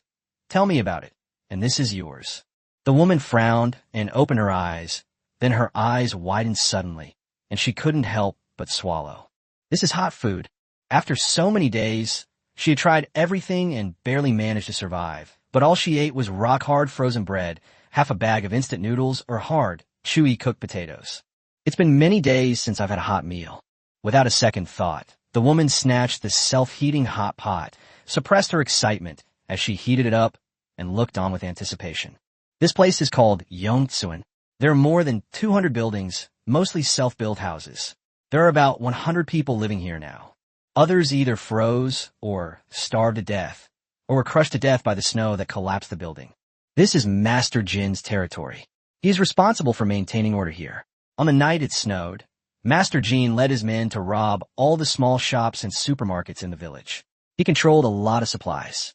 The men did hard labor every day in exchange for food, and the women, like me, who were reasonably good-looking, could use their bodies to exchange for a little food from the men, but the ugly ones were killed. Lin Dong raised an eyebrow. This Master Jin was quite a character. On the first day of the snowfall, many people wouldn't realize that this was the end of the world, and the rules wouldn't collapse so quickly. But Master Jin decisively robbed the supermarket and convenience store, which showed that he was a ruthless person. Who is this Master Jin? In this kind of weather, why do men still need to do hard labor? A hint of fear appeared on the woman's face. Master Jin used to be the local tyrant in this area. I don't know much about him, but I know he has a powerful background. Jin said that the food would eventually run out, so he rallied the men to risk digging snow caves and excavating soil, transforming more than a dozen houses in the central area into indoor farms where they grew a lot of crops. Hey, this Mr. Jin actually knows about farming? After finishing her story, the woman couldn't wait to start eating the hot pot. Her pale face turned bright red from the heat, but she was so hungry that she kept slurping until she finished the soup. Thank you. My name is Zhong Xiao. You can call me Xiao. Lin Dong curled his lips. To be called Xiao at over 30 years old, that's really a bit too much. Go to sleep, he said, not intending to stay there any longer. The sound of rain outside gradually subsided, and the woman soon fell asleep. At midnight, the rewards were refreshed again. Beep beep. Today's sign-in reward options are as follows. 1. Unlimited toilet paper. Solves your wiping woes after using the toilet. 2. Unlimited antivirus masks. Can only block airborne viruses. 3. Beauty essence. 4. A gaming chair that will never cause back pain. Lin Dong. Why is today's reward so meager? I'm invincible now. Why would I need to worry about not having toilet paper when I need to wipe my butt? This gas mask is completely useless. He's already immune to the toxins and doesn't need to wear a mask. As for gaming chairs, they're even less necessary. Aren't maid-style leather chairs much better? Therefore, after comparing the options, only option 3 can be selected. Since I'm just killing time anyway, I might as well become more handsome. To Lin Dong's surprise, what appeared in the system space was not a bottle of skincare products, but a card. Beauty essence. A magical tool to continuously enhance your appearance and charm. What does this mean? Lin Dong scratched his head. But after some trial and error, I finally figured out what it was. Chapter 108 Master Jin, the 4 Great Vajras. The rain stopped the next day, but the sky remained overcast and the temperature was still very low. All the survivors walked out of the door in a daze, staring at the snow that was less than 10 centimeters thick, and remained silent. The snow has melted, someone suddenly blurted out. Immediately, everyone showed excited expressions, and many were even moved to tears. The snow has melted. Oh, that's great. Is this damn natural disaster really going to be over? Wah, honey, did you see? The snow has melted. We can survive. Great, great. I knew I wasn't meant to die. We're saved. Although the poisonous snow is still there, it is no longer fatal at this depth. As long as you wear boots and don't slip on the snow, there shouldn't be any major problems. Everyone excitedly changed into their gear and rushed out to celebrate wildly, enjoying their new life. Lin Dong leaned against the window, watching indifferently, and sneered. You think the new students have arrived? No, it's the start of the killing. Yang Laosi, now that the disaster is over, you've killed so many people, just wait to be dealt with by the rescue team. You'll be executed. Someone angrily pointed at the former murderer. However, Yang Laosi just grinned maliciously, drew his knife, and slashed him down with one blow. The blade became embedded in his skull, and it took him a long time to pull it out.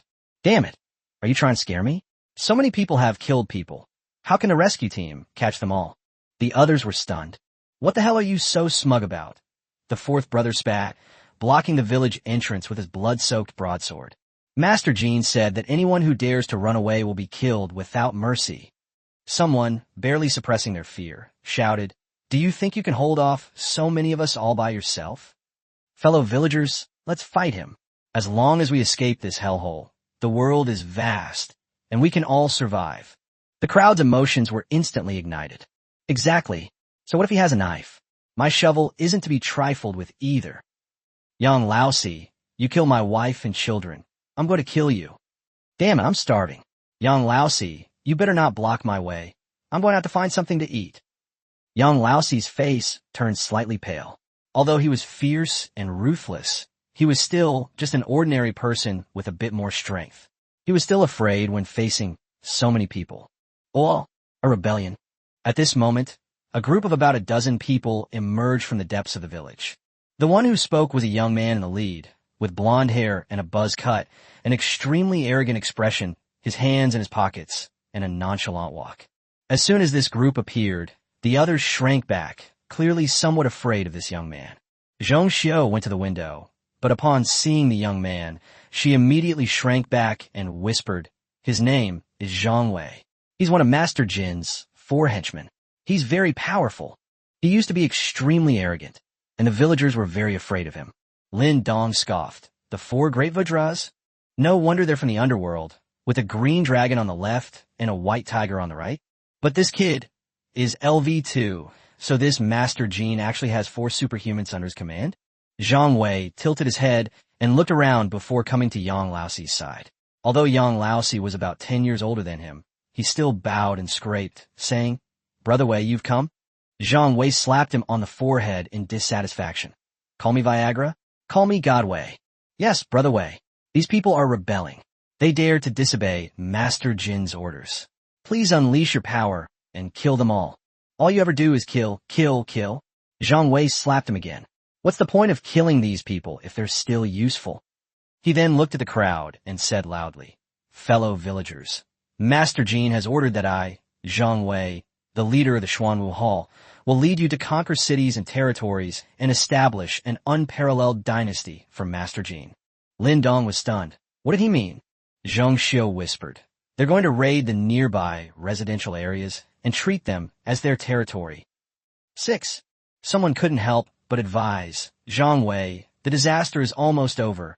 Why are we still going out to rob people? Aren't you afraid? Suddenly, Zhang Wei snatched Yang Laosi's big knife and threw it out. Puffed. The broadsword pierced through his body, and the man fell to the ground in shock. This scene startled everyone else. If they could intimidate Yang Laosi by sheer numbers, then Zhang Wei was not someone who could be intimidated by sheer numbers. This guy's a real fighter. Zhang Wei grinned and picked at his ear. Does anyone else have a problem with this? Everyone hurriedly shook their heads, not daring to voice any objections. That's more like it. Then pack your things. Men, grab all the kitchen knives, sickles, and other tools you have. Hurry up. The crowd scattered instantly, and soon the group was regrouped. A total of more than 30 people, led by Zhang Wei, set off in a grand procession. Lin Dong looked at Zhong Xiao in confusion and asked, "Why don't you run away? There's no one guarding the village entrance now." Zhong Xiao gave a bitter smile. "Where can I escape to? I'm just a woman. Even if I leave Yong Village, do you think I can outmaneuver those men?" "That makes sense." Lin Dong nodded, sat back down at the table, took out a bowl of Cantonese dim sum, and slowly began to savor it. Zhong Xiao licked her lips and asked timidly, Can I eat this?" Lin Dong smiled and tossed her steamed bun. "After all, since you're staying in someone else's house, you should consider it rent." Zhong Xiao took it with delight, swallowed it whole, and then looked at Lin Dong, her gaze seeming to say, "I want more." But Lin Dong ignored her.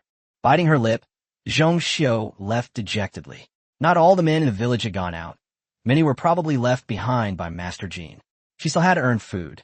I hurried to the central area, where an unpleasant odor permeated the air.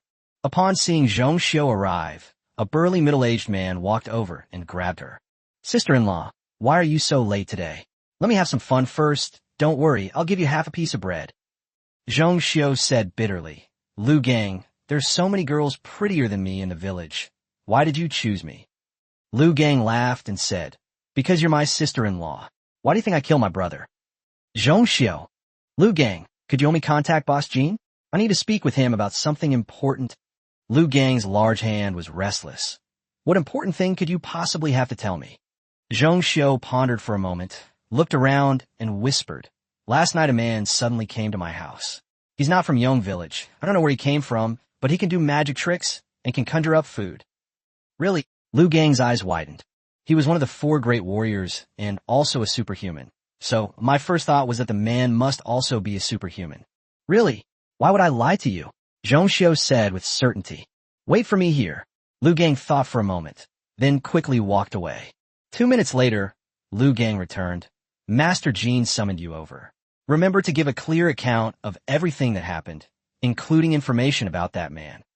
Chapter 109, Only the Dead Don't Need to Entertain Guests. Zhong Xiao went upstairs nervously. She had only seen Master Jean once before from afar, and this was the first time she had met him face to face. In the spacious living room at the center, a gray-haired man sat in a main seat. He was dressed rather lightly, wearing a Zhongshan suit that exuded nobility, but he wore a large gold chain around his neck and several green thumb rings on his fingers. He was calmly smoking opium. Even so, he still exudes an air of authority without being angry. Besides Mr. Jean, the only other person in the living room was the woman behind him. The woman was very beautiful, with soft features, yet she possessed a cold and aloof air. Her long hair cascaded down her shoulders, and she looked somewhat like Junji Hyun, the national goddess of South Korea. He was nearly 1.8 meters tall, with a curvaceous figure, dressed in all black, and had a tang sword at his waist, like a blooming black rose. When Lu Gang saw this woman, a flash of amazement and lust crossed his eyes, but he quickly lowered his head and dared not look at her again. "Roses are beautiful, but they have thorns." Master Jean, Zhong Xiao knelt down without thinking as soon as he saw Master Jean, his voice trembling. "Jean," he said indifferently, tell me clearly about that man, and stop with the nonsense." "Yes, last night when I got home." After listening to Zhong Xiao's story, Master Jean slowly frowned. "Lin Dong, being able to conjure food is an interesting ability. This news is very important to me. Tell me, what reward do you want?" Zhong Xiao's back was covered in sweat. She gritted her teeth and tentatively asked, "Master Jean, could I stop taking customers? I just need to be able to eat my fill every day." "That's simple." Jean slowly smiled. "I agree, Lu Gong. From now on, she won't need to entertain clients, and she shouldn't go hungry. Remember Lin Dong's abilities, and don't let anyone else know." A cold glint flashed in Lu Gang's eyes. "Yes, sir." He then left with Zhong Xiao. "That's great. Master Jean is such a good person." Zhong Xiao exclaimed excitedly after leaving. Lu Gang gave a strange smile. "Yes, but..." Puffed. Suddenly, Lu Gang's hands turned metallic black, his fingers forming a knife, and he pierced Zhong Xiao's chest. "Oh, why? Zhong Xiao's eyes were full of disbelief. She clearly doesn't need to entertain customers, can eat her fill every day, and has hope of surviving. She didn't understand why Lu Gang wanted to kill her. Lu Gang withdrew his hand, flicked the blood off, and said calmly, "Only the dead don't need to entertain customers, nor do they need to go hungry. The reason I waited until they came out to kill them was because I didn't want to offend Master Jin's eyes." Zhang Xiu fell to the ground unwillingly, staring intently at Lu Gang. "Someone clean this place up. Master Jin is a clean freak." Lu Gang gave the order and then turned back. Jin flicked his pipe and narrowed his eyes. "Lu Gang, I'll leave this to you. This kind of person is either to be used by me or—" "Understood." Liu Gang will awaken. Only an elderly person and a young child remained in the living room. "Chiner, what do you think Lin Dong's special ability is? Being able to conjure food out of thin air is just too incredible in the apocalypse." Yu Qin was cold and aloof, even towards her godfather. "I'm not entirely sure, but it definitely couldn't have appeared out of thin air." "Oh, what do you mean?" Mr. Jin asked, slightly surprised. Yu Qin looked out the window, her eyes lowered. This person should have the ability to store supplies and access them at any time. After finishing breakfast, Lin Dong prepared to leave. "It's really troublesome not having maids to serve you." Suddenly, footsteps echoed down the hallway, and the door was violently kicked open, with a dozen men with fierce expressions filing in. Lu Gang walked at the back. He was burly and arrogant. LV3. Seeing the various leftovers on the table, I couldn't help but swallow hard. Wow, they're eating so well? Even though he was one of the 4 great Vajras, he could only eat boiled noodles every day. "You're Lin Dong? I'm Lu Gang, one of Master Jin's 4 henchmen. I've called you here today." Lin Dong narrowed his eyes and interrupted. "Where's Zhang Xiu? Did she sell me out?" "Lu Gong, where's she now?" Lin Dong continued to ask. For some reason, Lu Gang felt a little flustered listening to Lin Dong's calm tone. The henchman standing nearby couldn't stand it any longer. He drew his machete and pointed it at Lin Dong, saying, "Kid, how dare you talk to my boss like that? I'll chop you to death." No sooner had he finished speaking than Lin Dong suddenly grabbed the blade, violently pulled it over, twirled in his hand, and then slashed down with tremendous force. Puffed. The slash was extremely swift. Before he could react, the blade had already pierced his forehead and reached his groin. The little brother's eyes widened in disbelief, then suddenly split open. Literally, it means to split open. The blade was perfectly smooth, and all the internal organs and bones were cleanly split in two, the corpse split in two, and blood mixed with internal organs fell to the ground. Holy crap, the group of underlings were shocked.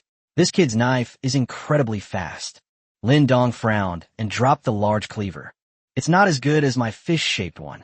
Lu Gang's legs were trembling. The knife he had just been stabbed had made him realize that he was no match for this man. "Ahem.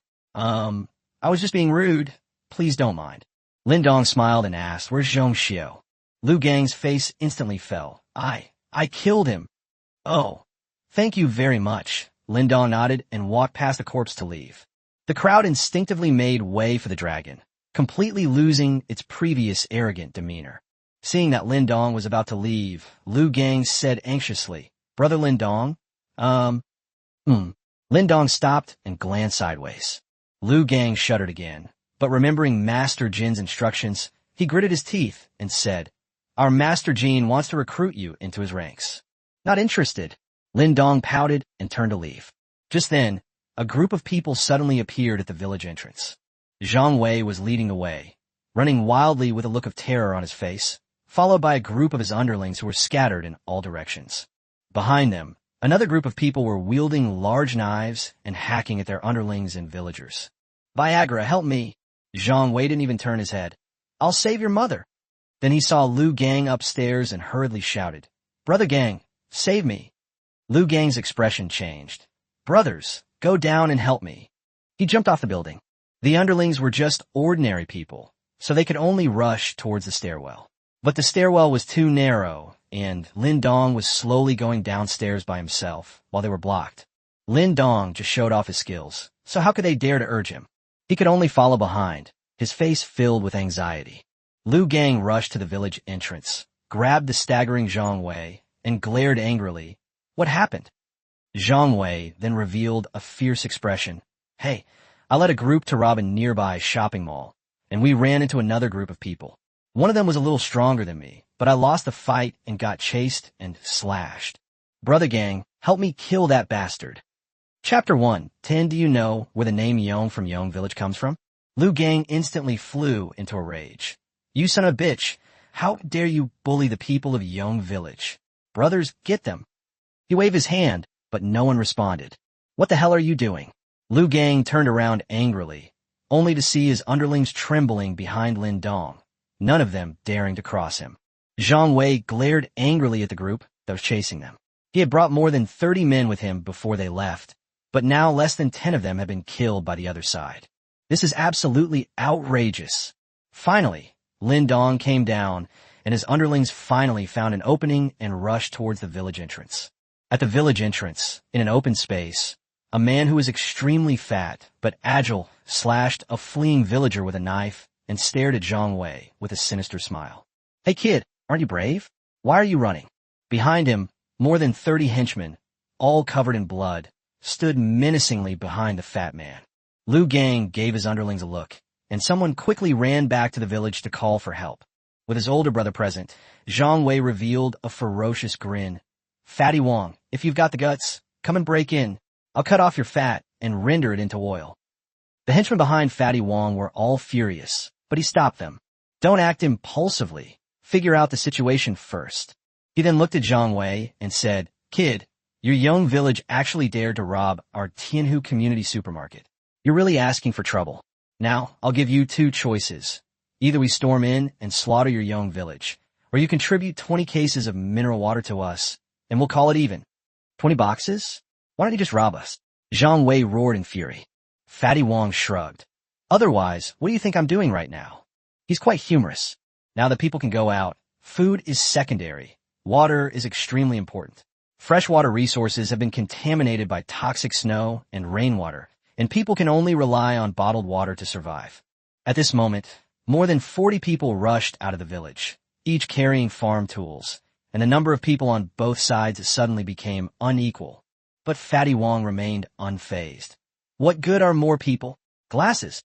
The crowd behind him automatically parted to make way for him. A slender, fair-skinned, and well-mannered man with glasses walked out. The bespectacled man smiled shyly. Brother Wong, I'm still not good at fighting. I prefer arithmetic. Fatty Wong chuckled and said, Then you can calculate for Yong Village what will happen if they don't bring out 20 cases of water.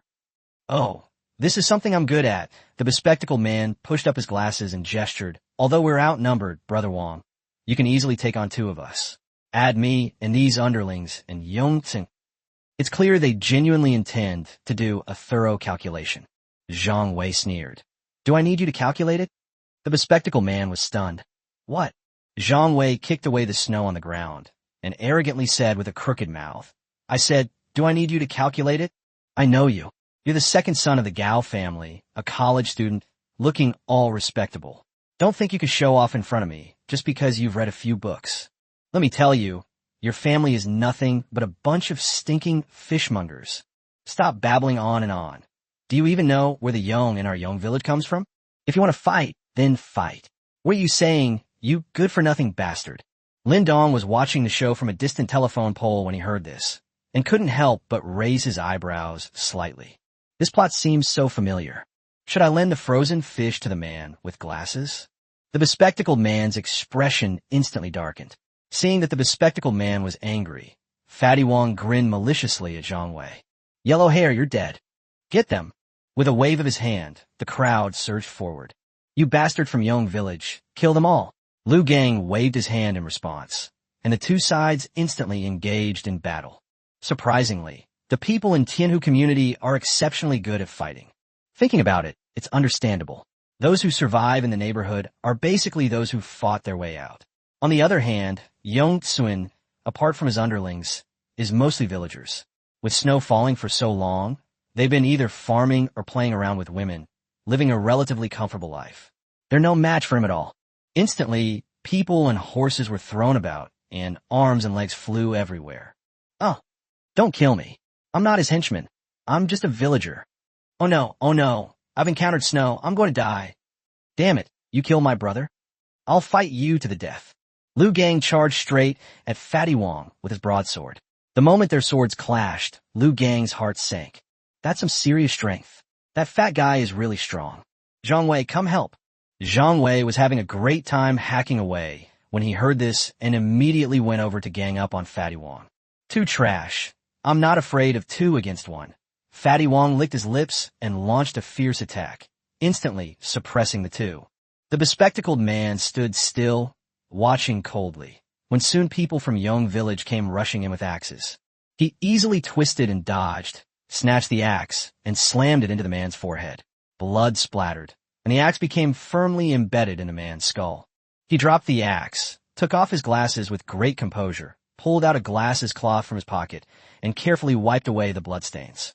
He then approached Zhang Wei with a sinister grin, his bare hands flashing across his body, easily snapping the necks of the villagers who appeared on him. Among these people, the man with glasses, Lu Gang, and Fatty Wong are all level 3, while Zhang Wei is level 2. However, at the same level, there is already a gap in strength. Fatty Wong and the man with glasses are significantly stronger. The battle was extremely fierce. The village entrance quickly turned into a giant inferno. Fatty Wong kicked Zhang Wei away and slashed Lu Gang with his knife, the latter struggling to hold on. Zhang Wei clutched his stomach, vomiting bile. Just as he was about to continue helping, he saw the bespectacled man slowly walking towards him, his eyes filled with sinister, murderous intent. Zhang Wei, damn it, come help me. Lu Gang was in agony, his legs trembling violently as he was being pressed down by Fatty Wong. Zhang Wei's pupils shrank drastically. This Gao Lao heir seems to be very strong too. Run. He took off running towards the village, leaving behind the pitiful Lu Gang. Zhang Wei, I am Fuking Maupka. Fatty Wong grinned maliciously. Don't call yourselves brave village. Call yourselves cowardly village instead. Lu Gang was speechless. Suddenly, Lin Dong narrowed his eyes. Behind his head, a tang sword spun and flew out, brushing past his clothes and through the chaotic crowd, aiming straight for Fatty Wong. Puffed. The tang sword appeared too suddenly, and Fatty Wong had no time to react, so he was stabbed squarely. The knife tip pierced through Lu Gang's skull, and blood dripped directly onto his forehead. Lu Gang perked up, forcefully shoving aside Fatty Wong's corpse and turning around excitedly. Miss Chin? The bespectacled man's expression hardened.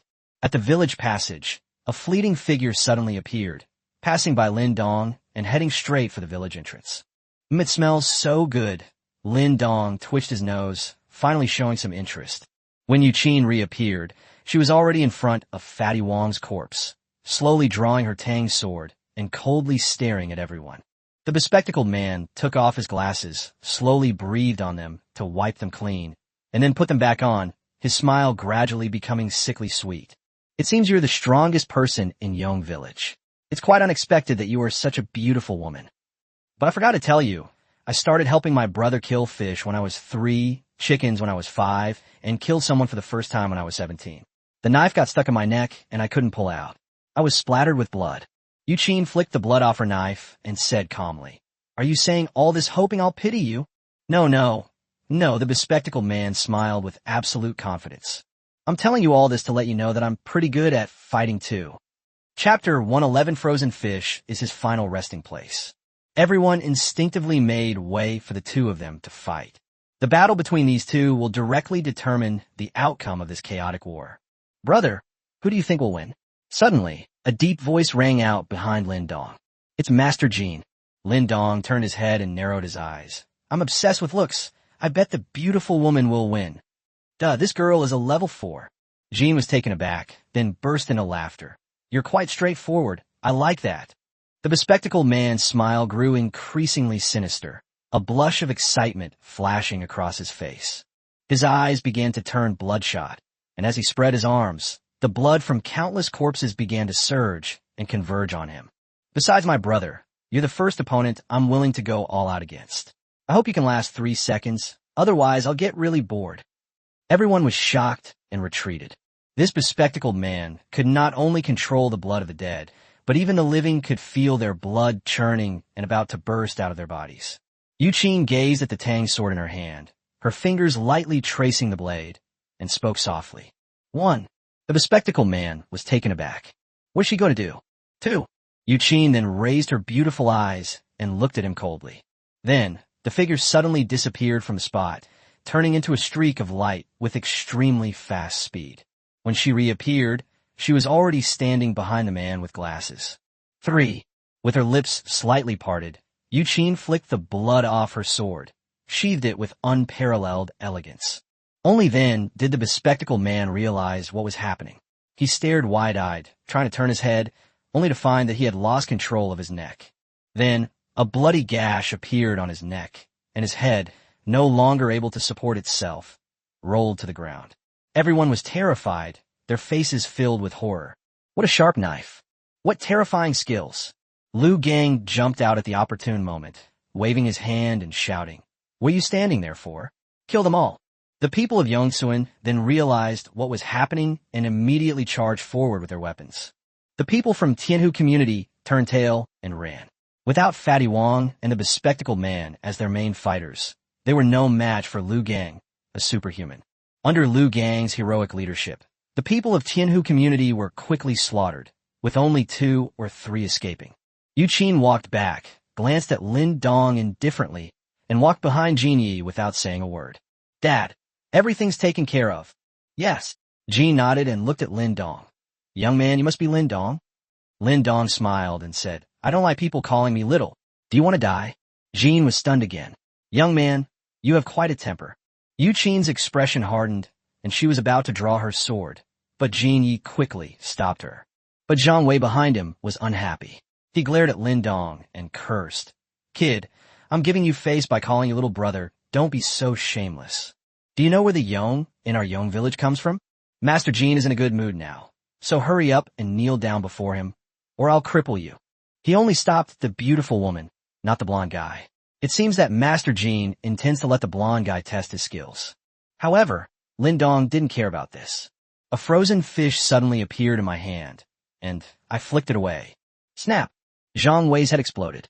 He eventually died from the frozen fish. The speed was so fast that even Yuqin was shocked. Blood and flesh exploded, splattering all over Jin Ye's face, completely destroying his boss demeanor. Has he always been this brave? Lin Dong frowned and looked at Master Jin. Lu Gang and the others were shocked and quickly turned back to surround Lin Dong. "What are you doing? Let go of Master Jin." The crowd shouted, but dared not actually step forward to make a move. Lin Dong's previous violent killings had already intimidated them. Yuqin drew her sword and was about to attack when Master Jin hurriedly shouted, "Stop! Ha ha, little, brother Lin Dong is indeed skilled. I have offended you. Please step back." Old Master Jin's face stiffened, and he took out a handkerchief from his pocket to carefully wipe the blood and flesh from his face. Everyone felt their hearts jump into their throats. When had Master Jin ever been so rudely insulted in all these years? The key point is that he was able to remain calm. Those underlings who hadn't met Lin Dong yet started speculating in their minds. Yuqin glared fiercely at Lin Dong, looking as if she would draw her sword at a moment's notice. Master Jin smiled and said, "Brother Lin Dong, may I have a word with you in private?" Lin Dong stared straight at him, then suddenly laughed and said, "Since your daughter is so beautiful, let's talk. You add 2 level 4s to your daughter's roster. Let's see what kind of trouble you can cause." Upon arriving at the central area, Master Jin politely welcomed Lin Dong to the living room, dismissing the others and leaving only Yuqin to accompany him. He personally boiled a pot of water over a wood fire and brewed tea for Lin Dong. "Brother Lin Dong, this is my treasured West Lake Longjing tea. Please try it." Lin Dong, with his legs crossed, swallowed the tea leaves in one gulp, then spat them out. "Grandpa, just say what you need to say directly. Don't beat around the bush." "Good, straightforward enough." Jin Ye's forehead veins were bulging, but he still managed to smile and gave a thumbs up. "Then I won't beat around the bush. I hope Brother Lin Dong will work under me." Lin Dong pouted, not interested. He then got up to leave. Wait. Master Jin chuckled and said, "Brother Lin Dong, why won't you let me finish? Besides your daughter, what else about you can move my heart? Vigne, can you please not be so obviously a pervert? Perhaps Brother Lin Dong thinks that I am just a local bully in this small Yong village, and what is so special about working under my command? Actually, you misunderstood me. I just come from Yongsuan, and my old house is here, so I always like to come back to live here. My true influence extends across half of Jiangcheng.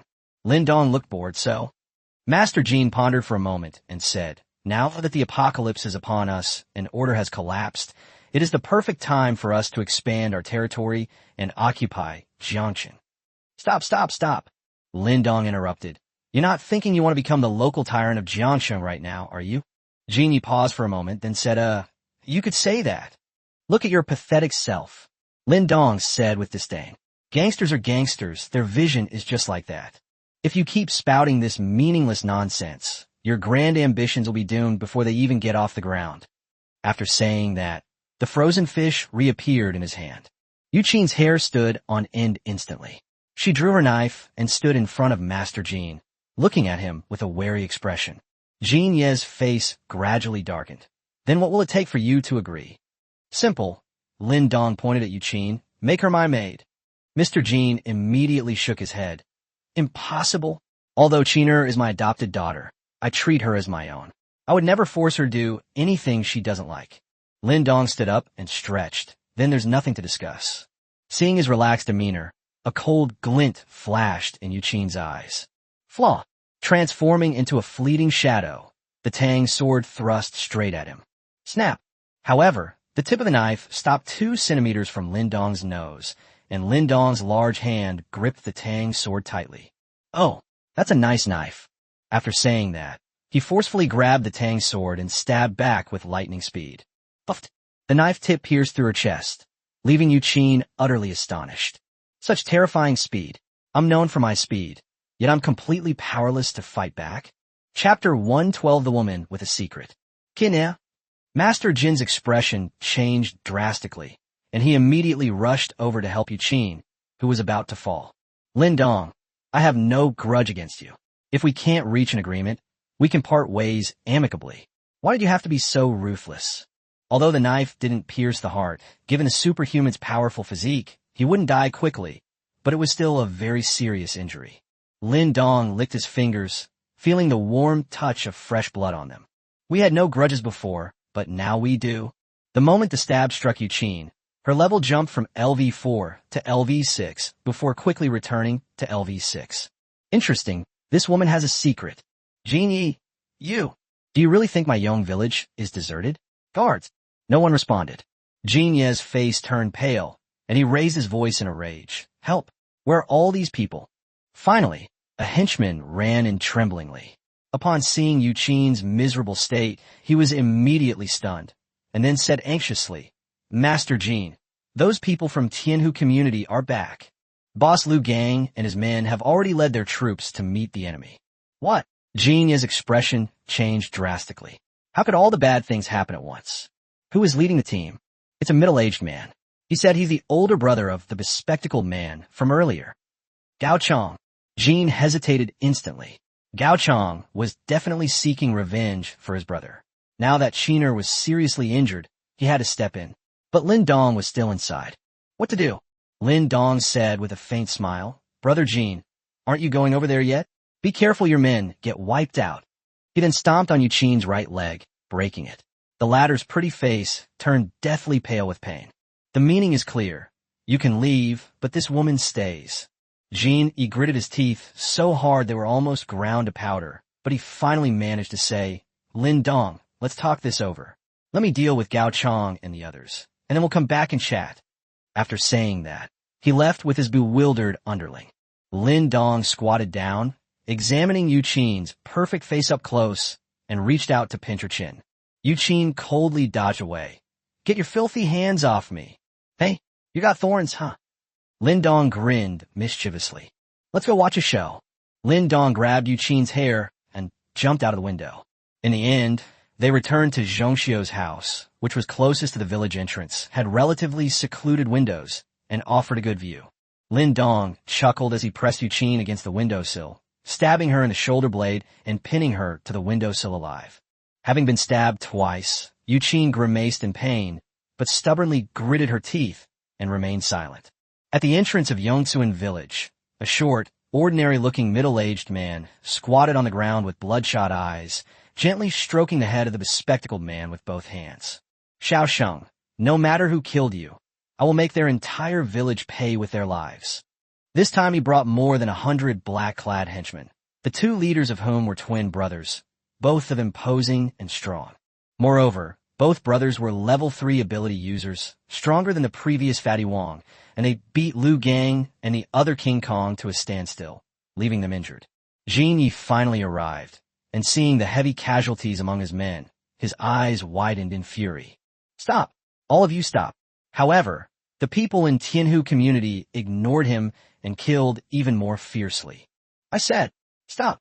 Jin Yi roared, his powerful aura bursting forth, and everyone was instantly blasted back 2 steps. The chaotic battle then came to a halt. With tears streaming down his face, Gao Chong helped his younger brother close his eyes, then looked up and stared intently at Master Jin. He is also LV4. Staring at him with such hatred, even Jin Yi, who had seen it all, felt his heart skip a beat. Gao Chong, your brother's death was indeed caused by my men, but the dead cannot be brought back to life. You are a person of some standing, and you want to bring people to massacre my young village? Be careful that we both suffer heavy losses. Let's compromise. I'll compensate you with 20 cases of bottled water and 20 cases of instant noodles, and you can take your people back with you. From now on, let's keep to ourselves, okay? The underlings all looked on with envy. These things would have been insignificant before the apocalypse, but this is the apocalypse. Half a pack of instant noodles can get you a pretty woman, and a bottle of mineral water can easily get you a female celebrity, right? However, Gao Chong stared at him intently without saying a word. Jin frowned. Still not satisfied? Then I'll make the decision and add 2 more packs of ham sausages. This is the biggest concession I can make as compensation. If you're still not satisfied, then let's fight to the death. Compensation? Gao Chong's voice was low, and a breeze began to blow at the village entrance. You old bastard. All you know is compensation. My brother is dead, and I have no interest in right or wrong anymore. Today, either I slaughter Yongtsuan or I die. Then he spread his arms wide. The wind suddenly increased, and the snow on the ground was blown up. The villagers of Yongtsuan were terrified and scattered, but many were still hit by the snow and were terrified. Lin Dong nodded, his body trembling slightly. Wind-type ability user? The bigger the wind and waves, the more expensive the fish. Jin Ye's expression changed, and he suddenly clasped his hands together. The dead trees around them, which had long been frozen to death by the low temperature, suddenly came back to life, sprouting vines that stretched out and attacked Gao Chong. Another great war has broken out. Gao Chong raised his hand and unleashed several wind blades, severing the vines. The 2 sides went back and forth, and for a time it was difficult to determine the winner, with firewood scattered all over the ground. The people of Qiong village suffered, especially Liu Gang and another man named Jin Gang. The twin brothers not only looked alike, but were also equally powerful. The older brother had dragon scales growing on his body, and his hands transformed into dragon claws. The younger brother has tiger stripes on his face, and his paws are equally strong. Little tiger, quickly deal with them and go help Brother Chong. Little dragon opened its mouth wide and let out a dragon roar, which immediately made Liu Gang dizzy. In a battle between superpowered individuals, a single mistake can be fatal. Xiaolong swiftly charged forward, his dragon claw slicing through Liu Gang's head, instantly splitting him into 4 pieces. Little Tiger also let out a tiger's roar, and with a palm strike, another Vajra body exploded. At this point, of Jin Ye's 4 henchmen, only Yu Qin, who is currently in excruciating pain, remains. The situation was completely one-sided, and Jin Yi was frantic, launching a barrage of attacks. But Gao Chong was even crazier than him. Roar! The roars of dragons and tigers erupted simultaneously, causing Master Jin to be momentarily stunned. Taking advantage of this, Gao Chong swiftly charged forward, his wind blade aimed at Master Jin's arm. Puffed! Blood splattered, and Master Jin cried out in pain as he retreated. Chapter 113, You Don't Have a Pretty Younger Sister? Jin Yi turned around with difficulty, only to find corpses strewn everywhere, and no one behind him. Trembling as he backed away, clutching his severed arm, Jin said bitterly, Gao Chong, you win. All the supplies here are yours. Let me go. With a casual flick of his wrist, Gao Chong unleashed another wind blade that severed his right leg. Losing his balance, Jin hurriedly leaned against a nearby telephone pole looking utterly miserable. I told you, I will slaughter everyone in your young village. How you treated my brother, I will repay you tenfold, 100-fold. Jean was sweating profusely, cursing Zhang Wei in his mind. This kid always loved to cause trouble, but today he's really messed with them and even got himself involved. For a moment, I felt utterly hopeless. Whoosh! Another wind blade slashed through his chest, drawing blood. Gao Chang did not intend to kill Master Jin so easily. As the wind blades grew smaller, he planned to slice off Master Jin's flesh piece by piece. Yu Qin's eyes were red, and she struggled violently. Lin Dong grabbed her hair and whispered coldly in her ear, "What? You want to save your godfather?" Yu Qin bit her lip until it bled, tears streaming down her face, and nodded. "It's simple, just beg me. Please, please." Yu Qin's voice was filled with pleading. However, Lin Dong shook his head. "You know, my requirements are more than that." Yu Qin. I wanted to yell back, but my godfather downstairs was already badly injured and barely recognizable. Finally, Yu Qin slowly closed her eyes. "Fine, I'll do anything to save my godfather." Lin Dong drew his tang sword and nodded in satisfaction. "You're very good." At the village entrance, Grandpa Jean was in a terrible state, his body covered in blood and gore, and even little Grandpa Jean was gone. He was, after all, a big shot in the underworld. When he realized that begging for mercy was useless, he remained silent and gritted his teeth even when he was in excruciating pain. He just stared intently at Gao Chang. A glint of pleasure flashed in Gao Chang's eyes. Master Jean is quite a character. Then I, Gao, will stop torturing you. He raised his hand, and a massive wind blade materialized. Jean Yi spat out a mouthful of blood and grinned maliciously. "Slaughter my young village, and I'll be waiting for you down there." Just as Gao Chang was about to finally get rid of Jean Yi, a white object suddenly flew down from downstairs. Gao Chang frowned and launched his wind blade attack. However, unexpectedly, the wind blade was forcefully knocked away and dissipated after hitting the white object. "Brother Chang, watch out!" Little Tiger roared, leaping forward and grabbing at the white object with his tiger claws. That was a frozen fish. Snap! Although the frozen fish was not fast, it carried tremendous force, and Little Tiger's tiger claws exploded on the spot. "Ah! Little Tiger!" Little Dragon cried out in terror, catching his younger brother in a hurry. His eyes were bloodshot as he looked at his brother's mangled arm. Gao Chang's eyes narrowed slightly as he looked at the frozen fish stuck in the snow, and he was greatly shocked. "What the hell is this frozen fish? I'm just a fishmonger, and I can't even tell what kind of fish this is? No frozen fish, no matter what kind, could be that tough." Lin Dong leaped down and landed next to the frozen fish, picking it up and patting off the snowflakes. Everyone's eyes bulged out again. He actually touched the snow with his hands. Isn't he afraid of dying? "Lin Dong, come and save us." Master Jin's face lit up with joy. Then he suddenly froze, turning his head to look upstairs in disbelief. Yu Qin, with only her head sticking out of the window, nodded through her tears. Jean Ye's face turned deathly pale instantly. Gao Chang held back Xiao Long, who was about to charge forward, and stared intently at Lin Dong. "Friend, you're a new face. You're not from Yong Village, are you?" Phew! Lin Dong blew away the last snowflake and nodded in acknowledgement. "Gao Chang, since that's the case, then I ask my friend not to interfere in this matter. This is a personal matter between me, Gao, and Yongtun." Lin Dong shrugged. "But Boss Jean gave me a benefit I couldn't refuse." Gao Chang scoffed. "What benefits could a tiny Yong village possibly offer? Whatever Master Jean gives you, I'll give you double. Please don't interfere." "Really?" Lin Dong's eyes lit up. "Master Jean gave me his incredibly beautiful daughter. So you have two daughters? Or your incredibly beautiful younger sister would also work." "Gao Chang, I'm sorry. I don't have a daughter or a sister." Lin Dong's smile faded. "You don't have a pretty younger sister? Then I'm sorry." Gao Chang lowered his eyes. "Friend, no matter what, Master Jean is going to die today. Are you determined to be my enemy? So what if we're enemies? Where does this unfounded confidence come from?" Lin Dong held a frozen fish, his expression incredibly arrogant. "This is Jiangsheng. Do you think this is Jinghai?" Whoosh!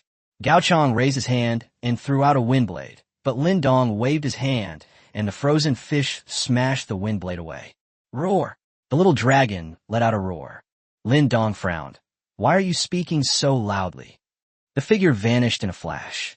Xiaolong was still looking for someone when he suddenly saw Dong Yu appear out of nowhere and attack his neck. Click! The frozen fish struck Xiaolong squarely in the neck, causing him to spit out a large amount of blood and bone fragments, his eyes wide open.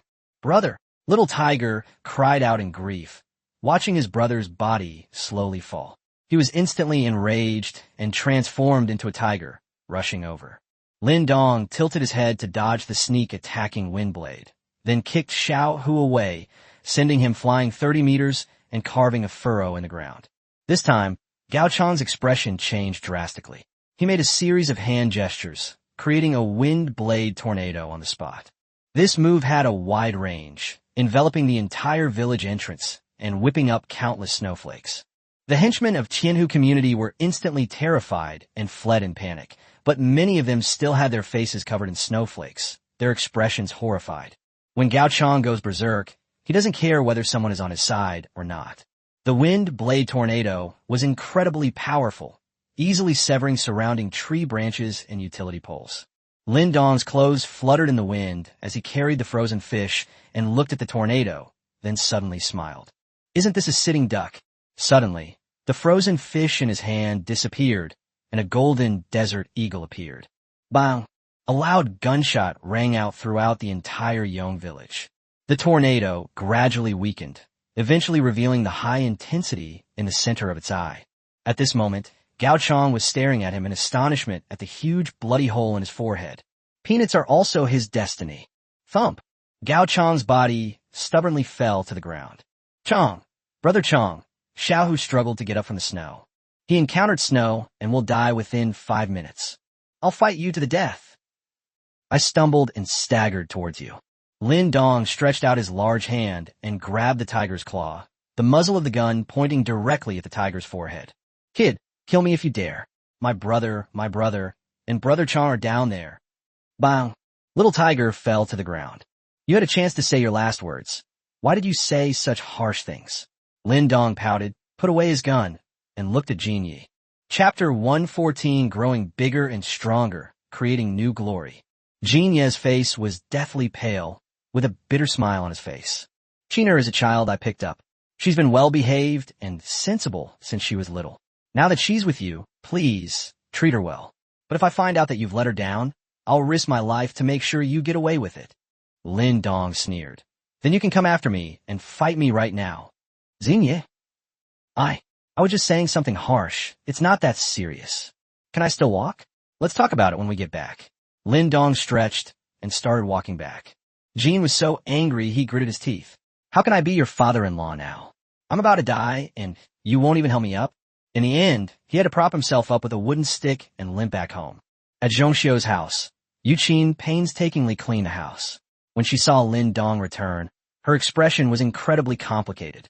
Lin Dong remained silent, stroking his chin and scrutinizing her with a strange smile. Maid Oshim, Munyingvan. System score, 86. Current strength, level 6. Maid outfit, none. That's interesting. Isn't her name Yuqin? Why is she registered as Mu Ningwan in the system? Is it a pseudonym? Or is there another reason? Furthermore, the system shows Yuqin as level 4, but she is registered as level 6 on the maid interface, so it should not be a pseudonym. Lin Dong felt like he had fallen into a trap. He originally wanted to go back and find the other maids, but now it seemed like there was a lot of drama waiting for him. Then there's no rush to look. Play with them. After a great deal of effort, Mr. Jean finally made it up the stairs. Old Jean, didn't you say your influence extended beyond Yongsun? Why don't you call all your other men over here for a spin? Jean was taken aback. What do you mean? You're not. Lin Dong patted him hard on the shoulder, making Jin Yi wince in pain. I've made up my mind. From now on, I'll be your strongest henchman. Let's join forces and become the underworld bosses of Jiangcheng. What do you think? This. Jin Yi felt completely unable to figure out Lin Dong's thoughts. If Lin Dong were just a strong but reckless young man, Master Jin would have a way to control him. The problem is you're fucking too strong. A thug who is completely beyond one's control may not necessarily be a thug. He could very well be a knife that could be plunged into one's own throat at any moment. What? Isn't this what you were dreaming about just now? All right, in that case, let's join forces, father and son, and we'll definitely be able to grow bigger and stronger and create new glories. Are you planning to give me a rifle and yourself an AK? No problem. Jean Ye's face lit up with excitement. I'm not afraid to tell you, besides the 4 great Vajras, I also have the 12 Zodiac Hall Masters under my command, each one brave and skilled in battle, and they're all still alive. Just wait for me to issue the summons, and then we... Why should I care so much about you? Call whoever you want, just get lost, Lin Dong interrupted, waving his hand. Jean Yi suppressed his anger and forced a smile. Well, all right then, you should get some rest. Qiner, why don't you take your father home? Yu Qin was about to agree. Lin Dong, you go back yourself, she stays. Yu Qin opened her mouth, then swallowed back down. Mr. Jean said with a bitter face, it's just a ride home. Is it really necessary to rush this short time? I had a lot of trouble climbing up here. Lin Dong chuckled and said, how about I take you home? Jean, no need, no need. I can walk by myself. After saying that, he ran away. After the maids eliminated all the mutants from the Foundation, they drove away in their RV. The snow has receded, and many survivors have come out. Could the disaster be over? Chen Yunqi asked excitedly. Shen Wanyue sneered and pointed to a spot outside the window. Take another look? Chen Yunqi shifted her gaze, her delicate brows instantly furrowing. There, 2 groups of people were standing in a standoff outside a convenience store. Damn it, I found this convenience store first, and you dare to rob it? What a joke. You think it's yours just because you found it? I say it's ours, so it's ours. You don't like it? Then die. For a time, the killing continued unabated. These people were all ordinary people, but they showed a surprisingly fierce spirit in their pursuit of supplies, hacking and slashing as arms and legs flew everywhere. In no time, the entire convenience store was stained red with blood. As the RV travels, such scenes become more and more common. Having endured such a prolonged toxic snow disaster, many people know in their hearts that if they had relied on the restoration of order and rescue teams, they would probably have starved to death long ago. Having food on hand is the most important thing. Everything else is secondary. The enormous RV naturally attracted a lot of attention, and many of the bolder ones rushed in front of it, brandishing knives and shouting, "This car is mine now. Stop the car. Everyone inside, stop the car right now." However, he was met with the merciless crushing of the tracks. Liang Jihan sneered, "Idiot! Perhaps she used to be the one who most wanted the disaster to pass, but now she has come to a complete understanding of the truth. The disaster is not over. More and more people are discovering motorhomes and trying to stop them, because the allure of motorhomes is simply too great. Some people were smashing the windows with sharp objects on both sides, while others were moving heavy objects to try to block the RV from moving forward. But without exception, all their efforts were in vain in front of the post-apocalyptic RV, until, "Hey, this big toy is nice, it's mine now. Behold my vomit attack." A burly, obese man was leading his henchmen in a rampage when he saw the RV. Without a second thought, he vomited out a disgusting green liquid. The underlings immediately covered their noses, their faces turning pale. Shin Wanyue's face turned pale instantly. She could no longer see through the windshield. It was covered with a lot of indescribable vomit, which made my stomach churn. Damn it, he actually dirted the owner's RV. I'm going to kill him. Ling Shui stormed out. Shin Wanyue also said angrily, "Get out of here. Let these idiots outside see how powerful we are. We've been stopped time and time again. Do they really think we're easy targets?" The maids, all dressed neatly, left the RV. "Ha, you guys can't stop this car. You'll have to rely on me." The burly man was feeling smug when his gaze suddenly froze. Not only him, but also his underlings and the people around him who came out to look for supplies were all stunned. So many beautiful women. Each one possesses an extraordinary temperament and their own unique style, making one want to rise up in rebellion. The burly man's mouth was watering. 1, 2, 7? Ha ha ha. I'm so lucky. All 7 of them are mine. Ling Shui's pretty face turned ashen. She covered her nose, drew her knife, and instantly charged forward. Meanwhile, in a building next to the street, 2 figures were secretly watching everything. Chapter 115: The Way to Conquer Women. A handsome man, so charming that he could captivate countless young women, was now playing with a tuft of hair under his smirk. The task given by the deputy deacon is quite good. These targets are all very beautiful, and there's even a big star among them. Apart from the inspector, she's the second most beautiful woman I've ever seen. Beside him, an ordinary-looking man chuckled and asked in confusion, "Second? Then who's number one?" The idol gave a strangely bright smile. The ordinary man couldn't help but shudder. "Then what do you need me for?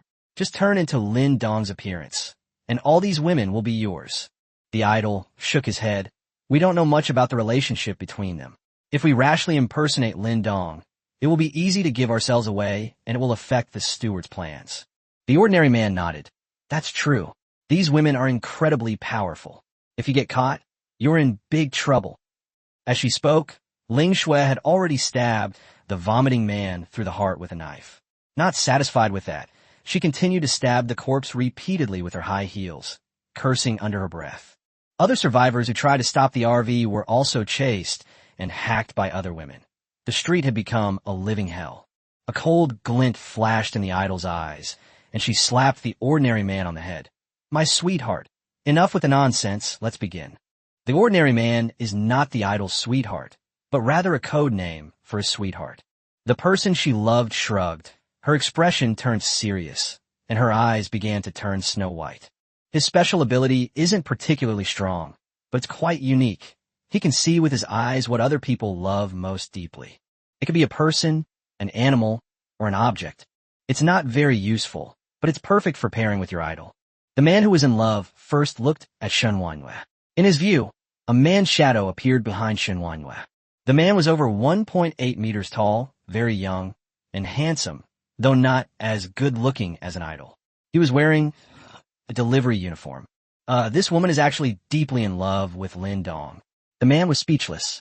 Then he looked at Ling Shui, and Lin Dong's phantom image appeared behind her. Looking at Liang Jihan again, she is also Lin Dong. Unconvinced, they turned their gaze to Jiang Zhu, and then to Lin Dong as well. Wow, isn't this woman Xia Beichen's fiancée? She doesn't love her fiancé anymore. The Foundation has a partnership with the Xia family, so naturally, the person she loves knows Xia Beichen. Didn't she secretly let her fiancé go? Why doesn't she love him anymore? Her beloved asked, puzzled. The idol clearly understood women's minds very well, and said calmly, "If I'm not mistaken, this Jiang Zhu used to have feelings for Xia Beichen, but Lin Dong used special methods to win her over.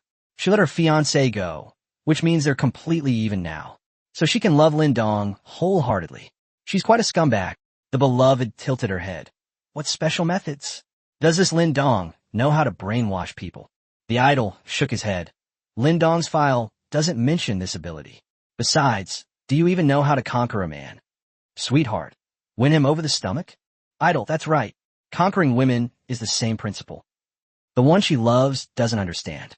Looking at Qin Shuyao again, the man's heart went numb on the spot. Lin Dong's figure and a small white dog? This girl loves Lin Dong, but she also loves a dog. The idol frowned. "Next. This task is a bit tricky. These women are all deeply in love with Lin Dong. How should I win them over?" This woman is quite interesting." The man turned his gaze to Xia Qinyu. The phantom behind this woman was actually herself? So this woman is an extremely narcissistic person? "Your mission this time is probably going to be quite difficult," her sweetheart teased, then looked at Chun Yunxi and her gaze suddenly froze. "It doesn't seem too difficult after all. Your goal has been achieved."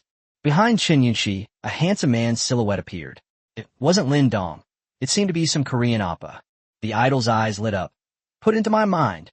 The girl nodded and looked into her idol's eyes, and the image of a slender, handsome man was projected into her idol's mind.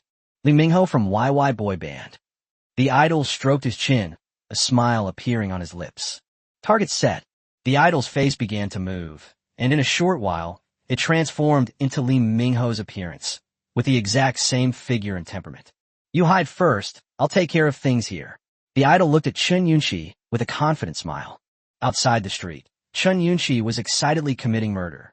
"Auntie, you're so beautiful," Chun Yunxi said with a sinister grin, gripping a dagger in both hands as she looked at a middle-aged woman trembling in the corner.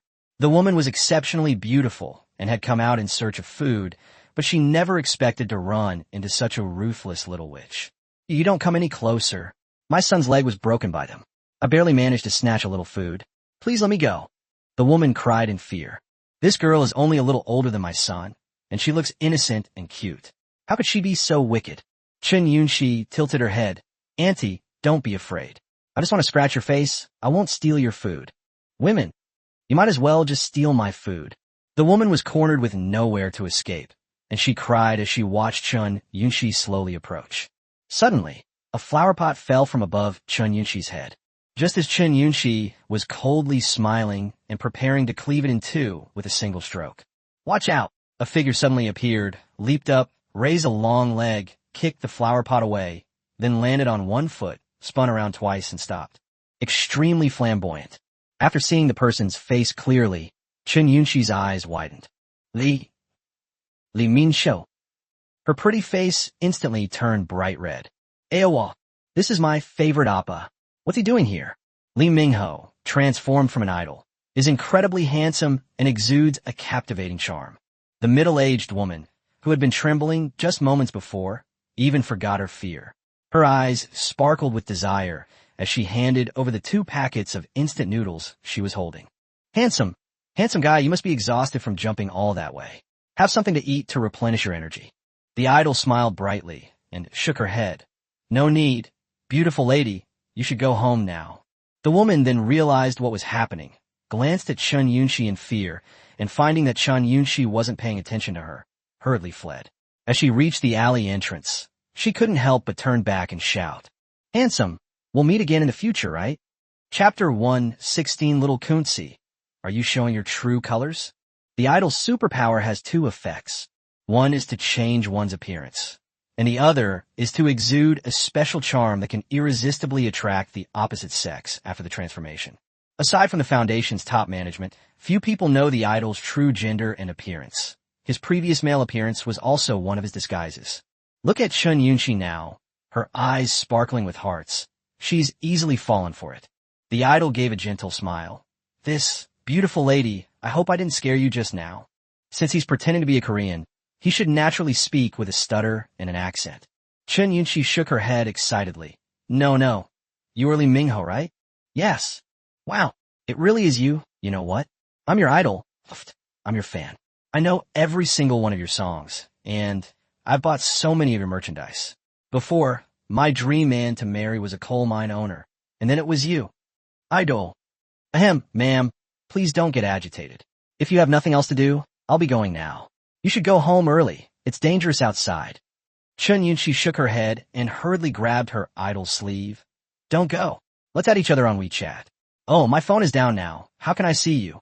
The idol gave a bitter smile. Madam, I'm from South Korea. I just want to go home. I don't know how my parents and family are doing. Chen Yunxi waved her hand. Oh, why go back? I didn't go back even though my parents are dead. Your family must be dead too. There are no international flights now. You should just stay in China. Idol. This little girl is so good at comforting people. Li Mingho, don't leave, just stay here. The idol looked up at the gloomy sky. But what's the point of staying here? My teammates are all dead.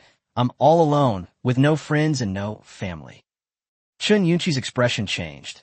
They're all dead. Even Kim Jae-un is dead? Kim Jun, the vice captain of the YY boy band, is also a handsome guy. The idol's mind flashed back, and it seemed that Kim Jun and Lee Myung-ho, as the captain and vice captain, were very active on screen and had a good relationship. Yes, Jun was my good brother, and I could only watch him die in my arms, the idol said with a pitiful expression. He didn't notice that Chen Yunxi's eyes suddenly hardened, then flashed by, switching to an expression of sympathy. Really? I like him a lot too. Your brotherly bond used to be something we fans loved to talk about. The idol, oblivious to anything amiss, nodded with reddened eyes. If I hadn't accidentally come into contact with the poisonous snow and gained supernatural abilities, perhaps my brother, sighed. Chen Yunxi sneered inwardly. Little Kunzi, are you showing your chicken feet now? Others may not know, but she, a die-hard fan, knows perfectly well that the relationship between Captain Li Mingho and Vice Captain Jin Ziyan is not harmonious. While the outside world didn't report on it extensively, it was well known among fans, with various paparazzi photos providing evidence that the two were extremely at odds in private. Therefore, this person is an imposter. Oh, Appa, please accept my condolences. You have nowhere to go anyway, so why don't you come with me? The idol quickly shook his head. Just kidding. All of you women are good fighters. If I went there, I would be asking for death. Whatever. I'll just wander the world alone anyway. Where I die, where I'm buried, it's all the same to me, China or South Korea. Seeing Chun Yunshi's struggling and sympathetic expression, the idol breathed a sigh of relief. They've taken the bait. No one can escape her charm, even if her strength level is higher than theirs.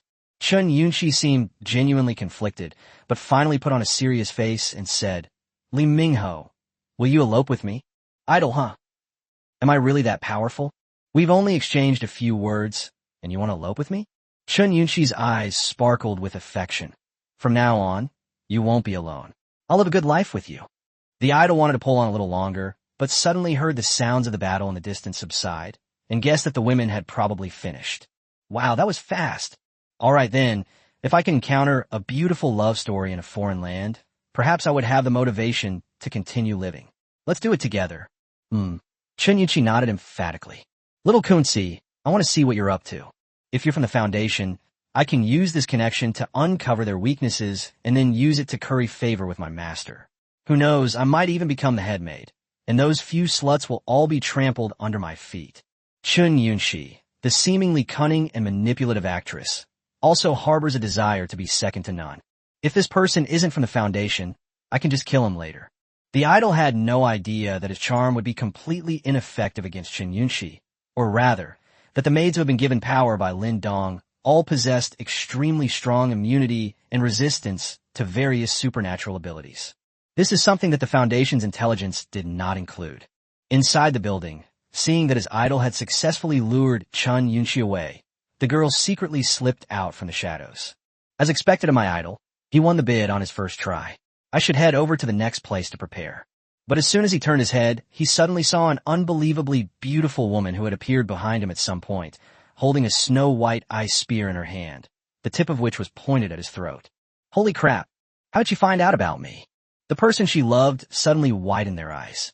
Xia Qingyu had naturally witnessed the entire process of Chun Yunshi being kidnapped and looked coldly at her beloved. From the Foundation, a look of struggle flashed in her eyes, and she turned and ran away. Puffed. With a flick of her ice spear, Xia Qingyu easily pierced her beloved's chest, pinning him to the ground. Looks like she really is from the Foundation. Isn't this little bitch afraid of being punished by her master? Xia Qingyu pulled out her ice spear and looked at Chun Yunshi, who had already walked away. After thinking for a moment, he vanished from his spot and secretly followed. Her beloved collapsed to the ground in shock. Besides the gaping hole in his chest, an extremely cold chill was ravaging his internal organs, and it seemed he was doomed. To notify, the beloved struggled to take out the Foundation's special communicator to send a message, but his finger remained forever stuck on the button. Shen Wanyue and several other maids gathered together. Strange. Why haven't Xia Qingyu and Yunshi returned yet? Did something happen to them? Ling Shui sneered. I bet they found a chance to escape, huh? Once we reunite with our master, we'll make them pay. His face was full of schadenfreude.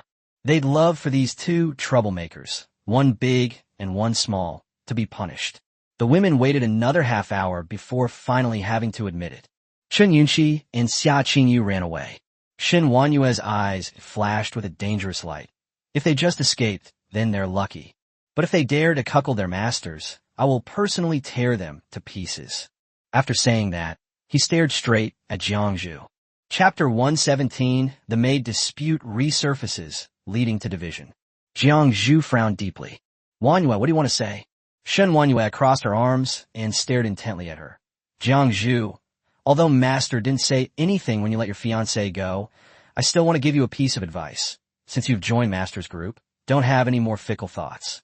Jiangzhu closed her eyes, took a deep breath, and slowly said, The reason I let him go was to repay a debt of gratitude. I am loyal to my master, and I hope you will not misunderstand anything. However, there's one thing I'm curious about. On what basis and in what position do you criticize me? Although Xu Yao suppressed Xia Qingyu's ambitions, she was right about one thing.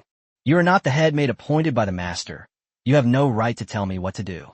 Previously, Shen Wanyue forced Lin Dong to break ties with the Xia family in front of her. Although this was a predetermined outcome, Jiangzhu was still dissatisfied with Shen Wanyue's overstepping of boundaries. Seeing the conflict among the head maids reignite, Qin Shuyao wore a bitter expression. Why is it starting again? Can't we all get along peacefully? Shun Wanyue snorted coldly. Yes, I am not the head of the maids, but I cannot stand any of the maids being half-hearted. Jiang Zhu, I've already said, I'm absolutely loyal to my master. I only let Xia Beichun go to repay a debt of gratitude. Shun Wanyue, how can you prove it? Jiang Zhu, I don't need to prove anything to you. Seeing that the atmosphere was getting increasingly tense, Liang Jihan stepped forward. All right, everyone, stop arguing. Wanyue, I believe in Jiang Zhu. Besides, our master is so smart, he must have realized what Jiang Zhu meant, which is why he didn't punish her. Ling Shui crossed her arms and pouted. What if she's a good actress and the master misunderstands? She is definitely on Shun Wanyue's side. Liang Jihan was furious. Ling Shui, aren't you just making things worse? Sparks were already flying between the four women's eyes. Qin Shuyao couldn't help but raise her hand. Let's stop arguing. Finding a master is the most important thing right now. Shun Wanyue smiled slightly. Shuyao makes a good point. How about we make a bet? Jiang Zhu, what do you want to bet? Anyway, none of us know where the master is right now. Shun Wanyue licked her lips. Then let's make a bet and see who can find a master first. I'll put it all out in the open. If I find the master first, I will ask her to grant me the position of headmaid. Conversely, any one of you who finds a master can do the same. This time, we must make sure to select the headmaid. Otherwise, these kinds of disputes will only increase in the future. Jiang Zhu's temper flared up. Fine. Ling Shui was the first to speak up. I will definitely help Wanyu. I'll stand with Wanyu. Liang Jihan gritted her teeth. Then I'll go with Jiang Zhu. When they first met Lin Dong, it was Jiang Zhu who comforted her and changed her mindset. She didn't want to be the headmaid, so she offered to help Jiang Zhu. Moreover, Shun Wanyue's aggressive attitude made her very unhappy. As soon as the two teams took their positions, Shun Wanyue and Jiang Zhu both turned their gazes toward Qin Shuyao, who was standing to the side. The beautiful teacher pouted. She didn't want to help or participate in either of them. I don't want to be the headmaid, and I don't want to see you all arguing anymore. I'll go find my master myself. After saying that, he left without looking back. Wow, master, where are you? The harem is on fire. Now it was exactly 2 against 2. Jiang Zhu turned around first.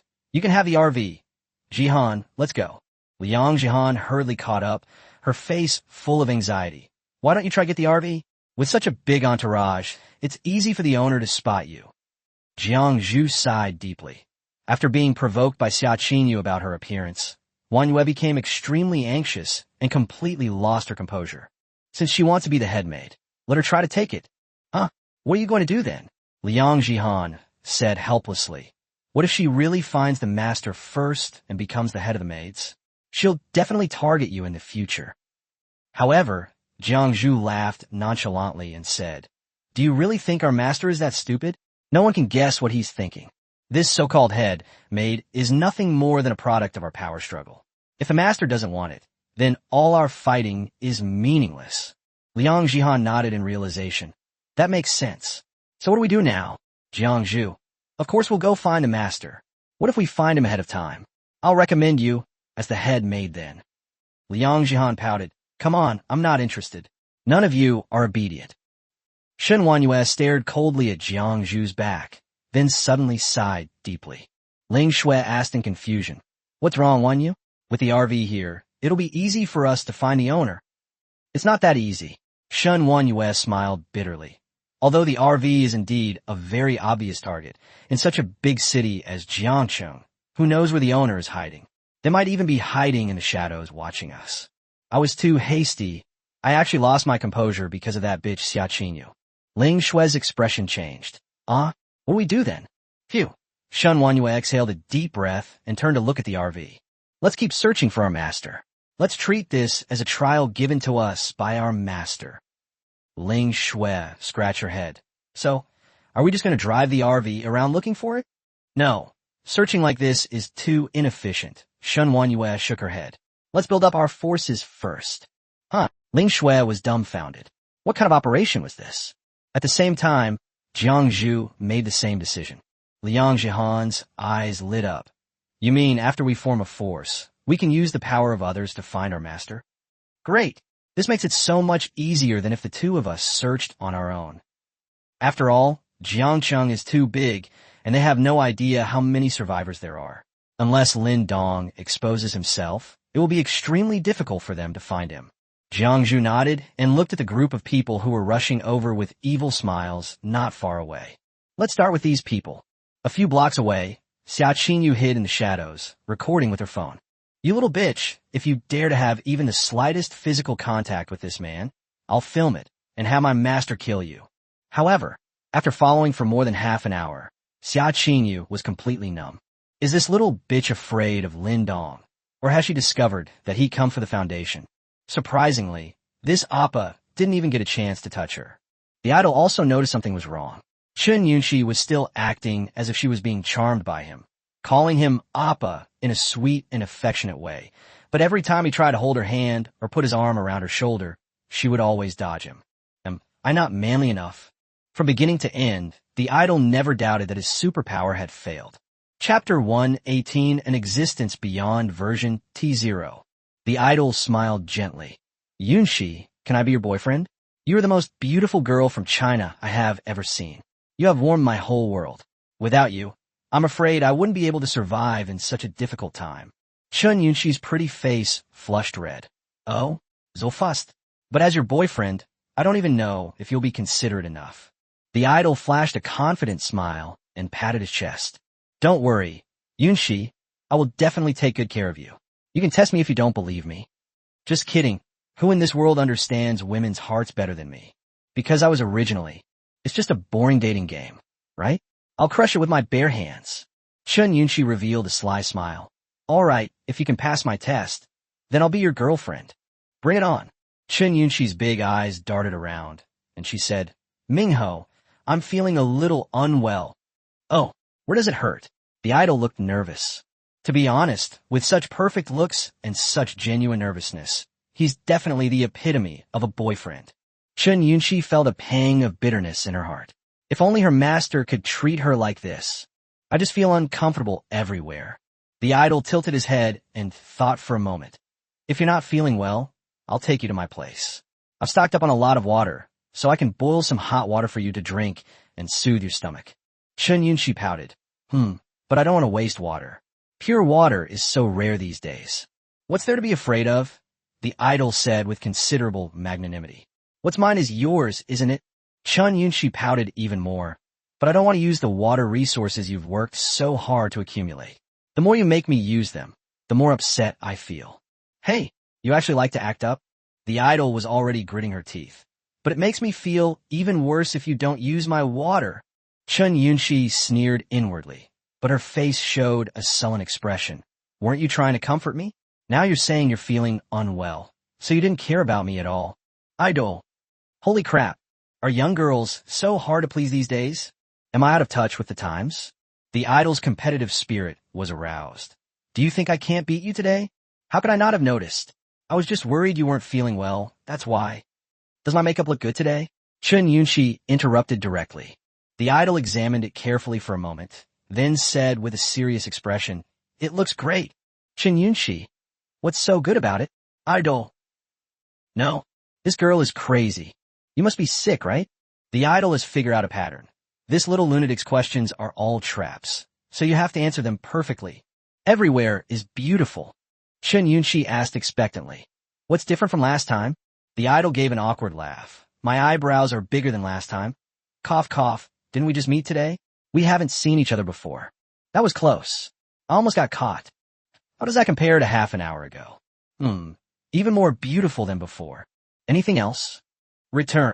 The idol is numb. You haven't done anything in the past half hour, so what changes could have happened? But don't think you can stump me. You're even thinner than before. Young girls all like to be complimented on their thinness, so this is the perfect answer. Unexpectedly, Chen Yunxi's expression changed drastically, and she immediately flew into a rage. Absolutely not. I fixed my bangs while I was on the way. They were left bangs before, and now they're right bangs. And earrings. Half an hour ago my left earring had 2 pearls, and just now one of them fell off. The Hello Kitty dress on my hair clip has faded. You didn't notice any of these changes in me. As she spoke, her eyes began to redden. Idol, I can see it. No, you didn't. You didn't say it right away. Fuck you. The idol gritted his teeth. I feel as helpless as a man right now. What exactly is this little girl's background? How did this little brain of yours grow? Even the T0 version of this game can't beat you. You're too hard to please. The idol looked utterly dejected. If it weren't for the mission, she would have already taken action. Not only the idol, but even Xia Qingyu, who was hiding in the shadows, almost couldn't resist grabbing a gun and rushing up to stab Chen Yunxi to death. That little green TB *TCH is so despicable. However, she could also tell from this that Chen Yunxi had probably seen through the Foundation's identity and was looking for an opportunity to get close to it. I have to go along with it. I can't let that green TB *TCH steal all the credit. Chen Yunxi smiled sweetly. It seems Mingho Appa can't pass my test. I can't be your girlfriend for now. The idol looked up at the sky, fighting back tears. Then let's wait a little longer. It's because I didn't do enough. At the Foundation's headquarters, the man with vertical pupils rested his index finger on the bridge of his nose, looking at the report in front of him. My beloved's vital signs data have dropped to 0, so he is obviously dead. Was he discovered by these women, or was he accidentally killed by other superhumans? But the idol seems to be getting along very well with Chen Yunxi. Is Chen Yunxi deliberately pretending? Wouldn't that put the idol in danger? The sudden death of his beloved gave the man with vertical pupils a feeling that things were out of his control. In his original plan, the deacon would act alone and secretly contact Lin Dong, while he would be responsible for arranging for people to contact these women. They are determined to find out the secret behind Lin Dong's ability to help people enhance their supernatural abilities through a two-pronged approach. But now that the plan has only gone through its first step, the man with vertical pupils senses that something is wrong. He pulled out a stack of folders from the drawer, and upon opening them, the first page revealed a woman's information and photo. In the photo, the woman's appearance is extremely ugly, with freckles all over her face and even a scar on the corner of her mouth. This is what the idol looked like before he gained superpowers. Just then, someone knocked on the door and came in. He had a thick beard and a rather sleazy appearance. His code name was Soundwave. Deputy Deacon. The deacon has obtained Lin Dong's DNA sample. The man with vertical pupils' eyes lit up. Let me see it. It was a small glass bottle containing a small amount of liquid. The man with vertical pupils frowned, carefully examining the sample. Take this to the research department. I need to see all the results within an hour. After the sound wave left, the man with vertical pupils turned his gaze back to the idol's information. Snake Eyes struggled for a moment, then finally took out a stamp and pressed it heavily onto the idol's photo. Give up. Chapter 119, The New Deacon's Abilities. An hour later, Manhwa stormed in, his face contorted with rage. Deputy Deacon, I just asked, and this DNA sample belongs to that damn Lin Dong. I know. The man with vertical pupils interrupted calmly. Soundwave roared in fury. Ugh, I'm so angry. Even though the deacon doesn't think much of me, I can't let trash like Lin Dong ruin me. I can't take it anymore. Deputy Deacon, I'm going to kill Lin Dong. After saying that, she stormed out. Stop, the man with vertical pupils shouted coldly. You dare to ruin the steward's plans? I'll kill you right now. Soundwave paused, her face flushed as she stared at the man with vertical pupils, tears welling up in her eyes. The thought of his unattainable goddess being kicked by Lin Dong made Manhwa feel like his heart was breaking. The man with vertical pupils rested his chin on his hand, flipped through the DNA report, and said calmly, Have you forgotten the butler's abilities? To do something like this, she doesn't even need to show herself. Controlling a puppet is enough. Soundwave gritted his teeth, but this kind of thing requires the deacon to use mental control? Isn't this an insult to the deacon's soul? A soul. The man with vertical pupils put down the report, staring coldly at the sound waves, a snake's tongue flicking out from the corner of his mouth. Have you forgotten why we joined the Foundation in the first place? Without the Foundation, you would be nothing but a rotting corpse in a pile of dead bodies, instead of having the nerve to stand in front of me and talk about souls. All you need to know is that everything we do is for the evolution of humanity and to usher in a new era for Earth. What does a little sacrifice matter? The fact that the deacon did this shows that she was already aware of the situation, as was the case with me. I would give up my soul and my body for the Foundation. Soundwave, if you dare to act recklessly and disregard the bigger picture again, I'll kill you right now. Manhwa stood there dumbfounded, his eyes bloodshot, and he pursed his lips, not knowing how to refute. Why are all the managers so eccentric? All I know is that I feel terrible. The man with vertical pupils tossed the idol's information over, his tone cold. The idol has been abandoned. Go and take care of it. Give up. Inbo was stunned again. Why is that? Isn't the idol's mission going smoothly? Anger flashed in the man's vertical pupils. Do I have to explain every decision I make to you? But our idols are our partners, so go do it. The sound waves were ultimately cursed out. The man with vertical pupils was furious and sat in a chair rubbing his temples. He wasn't sure if his idol had really been discovered, but the plan couldn't afford any mistakes. If his guess was right, then his idol had to die. He pulled out another document from the drawer. It's data about sound waves. Bang! The photo of the sound wave was also stamped with the word abandoned. The man with vertical pupils casually tossed the file on the ground into the shadows.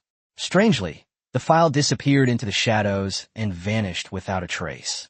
Soundwave is unruly and will cause big trouble sooner or later. You should know what to do after he deals with his idol. There was no response. The shadows on the ground simply dimmed a little. Only then did the man with vertical pupils have time to look at Lin Dong's DNA report. Density, 17 million/ml. Normal range 15 to 2 million/ml. Viability, 99%. Normal range is greater than 32%. pH value.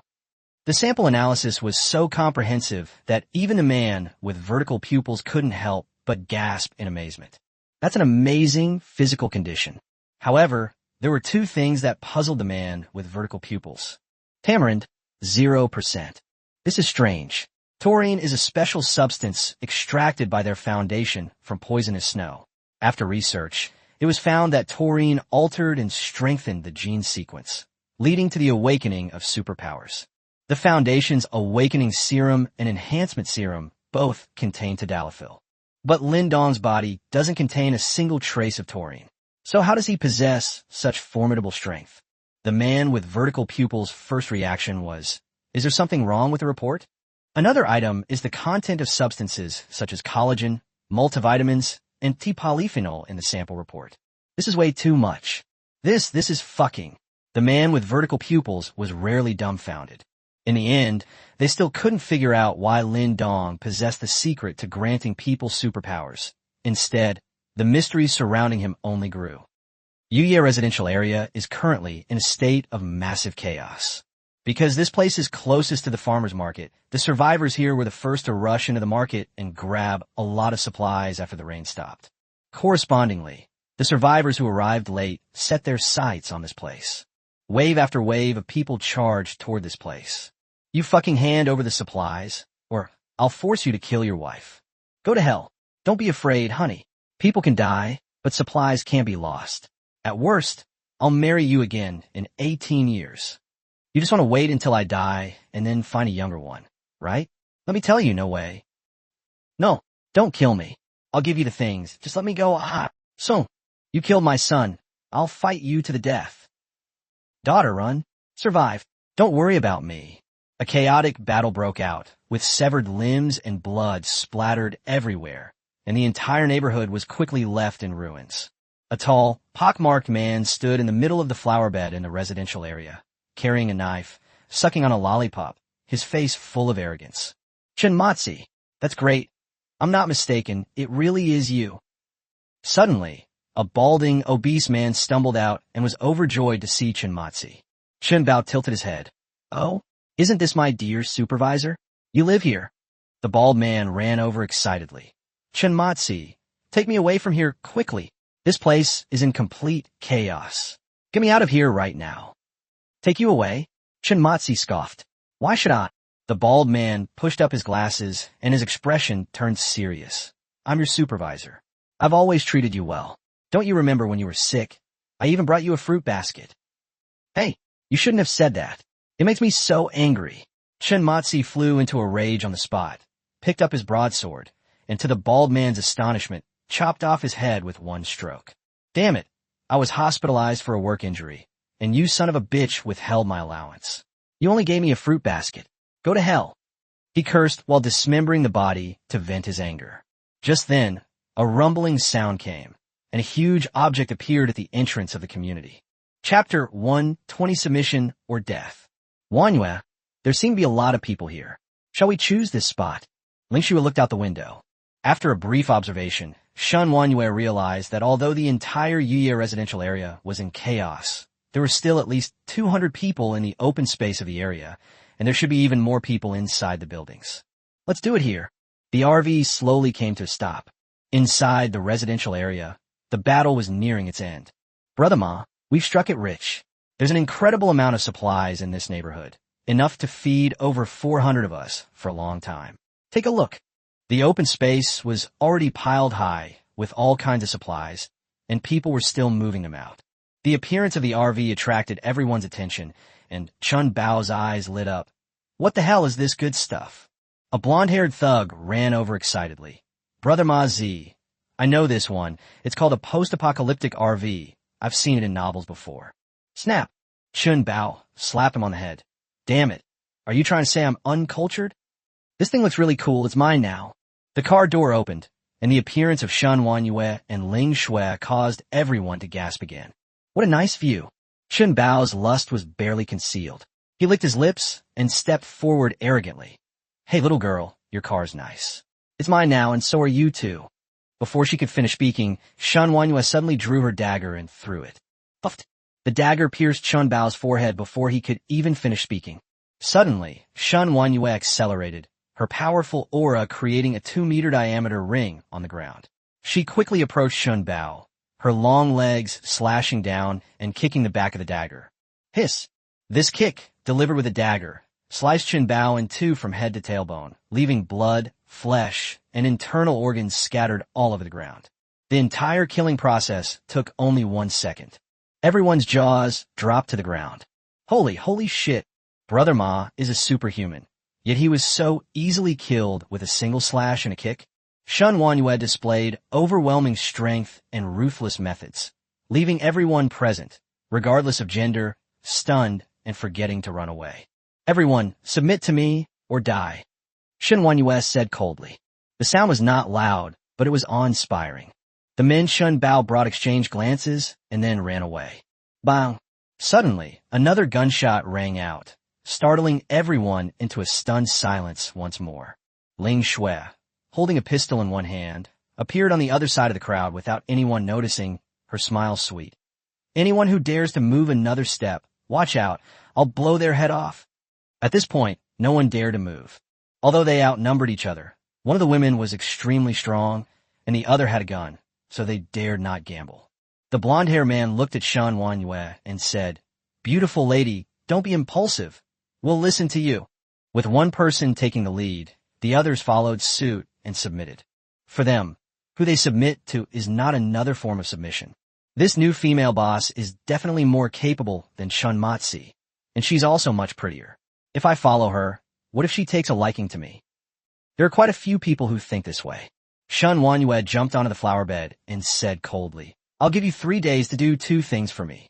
First, recruit people. The more people you recruit, the better. Regardless of age or gender, as long as you can recruit people, I will distribute supplies and food to you. Second, find someone. While you're recruiting people, you also need to help me find someone. At this moment, Ling Shue took out a photo and handed it to the crowd to read. Whoever can help me find this person, all the supplies here will belong to him. Everyone's spirits lifted. These days, apart from a very few people with superpowers, whoever controls resources controls life and death. No one could resist the temptation. Huang Mao took Lin Dong's photo, looked at it, and then pouted, thinking that he wasn't as handsome as himself. Excuse me, beautiful lady, may I ask who this man is to you? He had already made up his mind. If this man was the beautiful woman's man, he would definitely take the opportunity to secretly kill him. If it's an enemy, then I should kill them even more to avenge the beautiful lady. That way, wouldn't I be?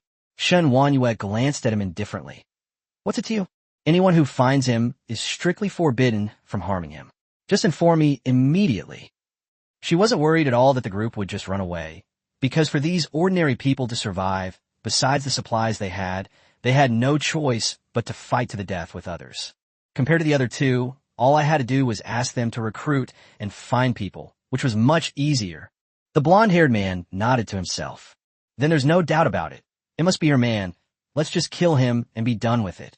While Shen Wanhua was establishing the Winter Moon Society, on the other side of the city, Jiangzhu and Liang Han were doing the same thing, displaying their strength, forcing the survivors to submit, establishing the Winter Bamboo Society, and then searching for people. What are the names of these two forces? Laymen can't understand it, and experts will call it amateurish. But one person was different. In the city's alleyways, Qin Shuyao wandered aimlessly. Ah, where is my master? The beautiful teacher sighed, looking up at the sky. To avoid unnecessary trouble, she always ventured into deserted alleys, but the city was so big that finding them was incredibly difficult. Just then, a flurry of footsteps suddenly came from the alley entrance. About a dozen young people, men and women, were rushing into the alley in a panic, seemingly trying to escape something. Qin Shuyao frowned slightly, stepped aside, and let them rush in. Damn it, this is a dead end. Zhou Yu, why did you lead us this way? What an idiot. I knew I shouldn't have run with you. Seeing that there was no way out, everyone started criticizing the tall boy who was leading the group. Zhou Yu's face was deathly pale, and he looked around anxiously. Hey, stop yelling and hurry up and find a way out. They then spotted Qin Shuyao preparing to leave the alley, and their eyes lit up. Sister, do you know where the way out is? Someone is chasing us. Qin Shuyao pointed to the alley entrance. You can get out of here. Zhou Yu. Of course I know this isn't someone chasing me. No sooner had he finished speaking than 4 young men rushed into the alleyway, all with blonde hair and tattoos, the classic delinquent look. Seeing the group run into a dead end, the blonde-haired leader couldn't help but burst into laughter. Keep running. Why did you stop? Are you just naturally averse to running? Ha ha ha. Huang Mao's eyes suddenly lit up. Holy crap. There's a stunning beauty here. Are you their teacher? Qin Shuyao asked in confusion. Huh? How did you know I'm a teacher? She really is a teacher. Zhou Yu immediately shouted. Teacher, please save us. We are a student from a school of business and trade. I've even attended your classes before. Beside him, a chubby girl asked in confusion. Really? I've never seen her before. She's not from our school, is she? Zhou Yu, are you fucking an idiot? Can't you tell I'm trying to shift the blame? What a terrible teammate. The blonde-haired boys didn't care whether she was the student's teacher or not. All they cared about was that they were about to have sex with a stunningly beautiful woman. The 4 exchanged glances, each with ill intentions, and approached Qin Shuyao. The beautiful teacher sighed with a pained expression. So you can all leave now. I don't want to kill anyone anymore. She really dislikes her crazy, rant-worthy state. The blonde-haired men looked at each other, burst into laughter, and drew closer. Chapter 121 Slander. Qin Shuyao is furious. Qin Shuyao sighed and looked down at the iron bucket at her feet. Bang! He kicked him away. The iron bucket slammed straight into Huang Mao's forehead, sending him flying 5 meters away. The other 3 blonde-haired men's eyes bulged out. Holy shit. That wasn't an empty bucket. It was filled with snow and rainwater that had frozen into ice, weighing over 10 kilograms. At this moment, Huang Mao was lying on the snow, his eyes rolled back, and he was blowing bubbles. The consequences of someone's face coming into contact with snow are predictable. Aren't you going to get lost? Qin Shuyao said coldly, then looked at another brick. The remaining 3 blonde-haired men exchanged a glance, then turned and ran. Zhou Yu and the others stared at Qin Shuyao with shining eyes, trembling with excitement. Too much New Zealand dollars. Seeing that Qin Shuyao was about to leave, a girl in the group hurriedly called out, Teacher, please take us with you. Upon hearing this, everyone echoed his sentiments. Yes, teacher, you're so amazing. Please take us with you. Wow, the school has been taken over by gangsters, and they've killed so many people. Teacher, please don't abandon us. You're a teacher. You wouldn't give up on us students, right? Qin Shuyao sighed. I am not your teacher, and I am not worthy to be a teacher anymore. Now that they have run away, you should all run for your lives. Upon hearing this, no one was happy about it. Zhou Yu took the lead. Teacher, if you don't take us away, we'll kill ourselves here. They could naturally see that this beautiful teacher seemed to have a kind heart, so they had to morally blackmail her. Just then, more than a dozen figures appeared at the entrance of the alley. The burly man at the head of the group had a large python tattooed on his chest, a huge scar on his face, and a cigarette dangling from his lips. Who dares to hit my men?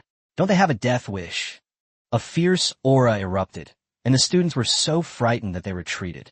This guy doesn't look like someone you want to mess with. Huang Mao Er hurriedly stepped forward and pointed at Qin Shuyao. Snake Master. It was her who did it. Snake's eyes lit up instantly. Wow, what a beautiful girl. These days, are all female teachers this pretty? Could she have been sexually harassed by the principal? His henchman behind him immediately burst into lewd laughter. Why didn't I have such a beautiful female teacher when I was in school? Otherwise, I would definitely have paid attention in class. Give me a break with your lecherous look. Who knows what you're thinking during class? Hee. Qin Shuyao's face darkened. Are you courting death? Oh my, the beauty's angry. Snake Lord became even more smug, stretching his arms and legs as he took a step forward. My little brother just told me that you kicked the iron bucket away. It seems you are also a superhuman, right? But I'm not afraid of you. Hey. After he finished speaking, his muscles suddenly swelled up several sizes, his clothes were stretched taut, and he even grew to 2 meters tall, looking quite imposing. Zhou Yu and the others were so frightened that they huddled in the alley, trembling with fear. My God, this guy's a Hulk. Snake Lord was very satisfied with the deterrent effect of his words, and coldly smiled at Qin Shuyao. Once I catch you, I'll definitely have a good time with you, and my underlings will definitely like your students too. The younger brothers were overjoyed. Ha. As expected of Snake Lord, I'll follow you for life. I want that woman. Didn't she curse me out pretty badly before? I'll make her learn her lesson. Oh, you can have the woman. I want the man. Zhou Yu and the others were almost in tears. These people were too perverted. They didn't even spare the man. The red light in Qin Shuyao's eyes was growing increasingly intense. She was clearly about to go mad. Zhou Yu's mind raced. The female teacher was silent because she was definitely frightened. In addition, this snake spirit looked terrifying, so the female teacher definitely couldn't beat him. No, we can't count on her anymore. He immediately shouted. Snake Master, we surrender. It was this teacher who beat up your underlings. It has nothing to do with us. You can do whatever you want with her. Please just let us go. As she spoke, she hurriedly winked at the students around her. Suddenly, the red light in Qin Shuyao's eyes stopped, and she looked at them in astonishment. The group understood and immediately spoke up. Yes. She's the one who told us to go into this alley. We didn't intend to hurt your little brother. It was all her scheme. We were forced into it. Sob. Snake Lord, please spare us. She's so powerful. She could take on you and your henchmen all by herself. Yes. She used to go to hotels with several teachers and principals for illicit affairs. I've seen her on a website before. She's really good at having fun and will definitely be able to serve you well, Snake Master. We're just a bunch of clueless people who will only spoil your fun. The more people talked, the more outrageous their claims became. Qin Shuyao's eyes went from astonishment to anger, and then to coldness. He was just passing by chance, and they were begging him to protect them just a moment ago. How can he now feel at ease throwing mud at them? His eyes instantly turned blood red. Snake Master and his gang were dumbfounded. This female teacher was playing such a trick? Zhou Yu got more and more excited as he spoke, as if it were the real thing. Snake Master, you don't know? This female teacher is our school's prostitute. And I even... Boom! Qin Shuyao charged out with a roar, a ring of energy bursting behind her, splashing up a flurry of snow and wind, and instantly arrived in front of Zhou Yu. Before he could react, someone grabbed his head and slammed it against the wall. Bang! Zhou Yu's head exploded into pieces on the spot, and blood, flesh, and brain matter splattered all over the students' faces. The headless corpse slowly sank to the bottom. Qin Shuyao, covered in blood, raised her long leg and stomped down heavily. Her high heel pierced Zhou Yu's heart. She stepped on the corpse, her heel slowly rotating. The students were terrified. Their bodies trembled like noodles. Teacher, Qin Shuyao suddenly looked up, pulled a dagger from her thigh, and like a wolf among sheep, killed one child with each stab. He still had a maniacal smile on his face. You've been naughty, and the teacher is going to punish you. I'm sorry, it was all Zhou Yu's idea. We're innocent, sob. Yes, it's all Zhou Yu's fault. Your teacher. How could you? Puffed. In less than 20 seconds, the ground was littered with corpses. Qin Shuyao now looked as if she had crawled out of a pool of blood, her whole body covered in blood, her snow-white face and hair stained with bits of flesh, and only one eye remained, as she slowly raised her head to look at the alley entrance. Snake Master and the others couldn't help but shudder. Damn, this woman is insane. Snake! Snake Master, you can beat her, right? Don't worry, it's guaranteed. It's guaranteed to win. Snake Lord couldn't help but swallow hard. Damn it, I'm a gangster, one of the 12 Zodiac Hall Masters under Master Gene. Back in the day, I could cut my way from East Street to West Street with a fruit knife and kill without blinking an eye. How come I'm scared by a woman today? Now all the underlings are watching me. I absolutely can't let them down. Snake Master steadied himself and was about to gather his strength when he was shocked to find that Qin Shu Yao, who had been 20 meters away just moments before, suddenly appeared in front of him. Chapter 122 Qin Shu Yao's New Weapon. Snake Lord's eyes widened suddenly. Qin Shu Yao's speed was so fast that he couldn't react at all. At this moment, the beautiful teacher was covered in blood and was looking at him with a sinister smile without saying a word. Anyone would be scared to death. But Snake was a man of the underworld, and he suppressed his fear and roared, "Die!" He grabbed a fist as big as the female teacher's head and slammed it down. Qin Shu Yao raised her small hand and blocked the punch effortlessly. How is this possible? Snake was horrified. His punch could easily smash a person's head, and it was taken so easily. Just as he was about to pull his fist away, he found that Qin Shu Yao had grabbed his hand, stretched out her right leg, and raised it high, pressing it against his armpit. "What are you doing? Let go." "Ah." Qin Shu Yao began to exert force, attempting to pull out his entire arm, causing Snake Master to scream in agony. The underlings were terrified, their mouths agape, too scared to move. "Spare my life, please, I was wrong." "Ah. I'm sorry, please let go." Snake Master was in so much pain that tears came to his eyes, but Qin Shu Yao was still pulling hard. "What are you all standing there for? Beat her up." Click. Before the underlings could react, Qin Shu Yao had already torn off his arm. Snake Master's right arm was ripped off from the shoulder, his scapula was broken, and blood gushed out like a spray. At the same time, Snake was kicked away, knocking down a large number of his underlings, and his figure disappeared into the alley across the street. "This weapon is pretty good." Qin Shu Yao played with Snake Lord's thick arm, licked her lips, and looked at her group of underlings. "Grasp the other end of the severed arm with your small hand, and swing it up to smash it at the nearest blonde-haired guy." This time, Snake's iron fist finally unleashed its full power, and Yellow Hair's head exploded on the spot. The other underlings had just staggered up from the snow and hadn't even had time to worry about encountering poisonous snow when they saw the beautiful teacher, who looked like she had come out of hell, swinging Snake Master's arm and beating him up one by one like whack-a-mole. The scene was both hilarious and terrifying. "Run."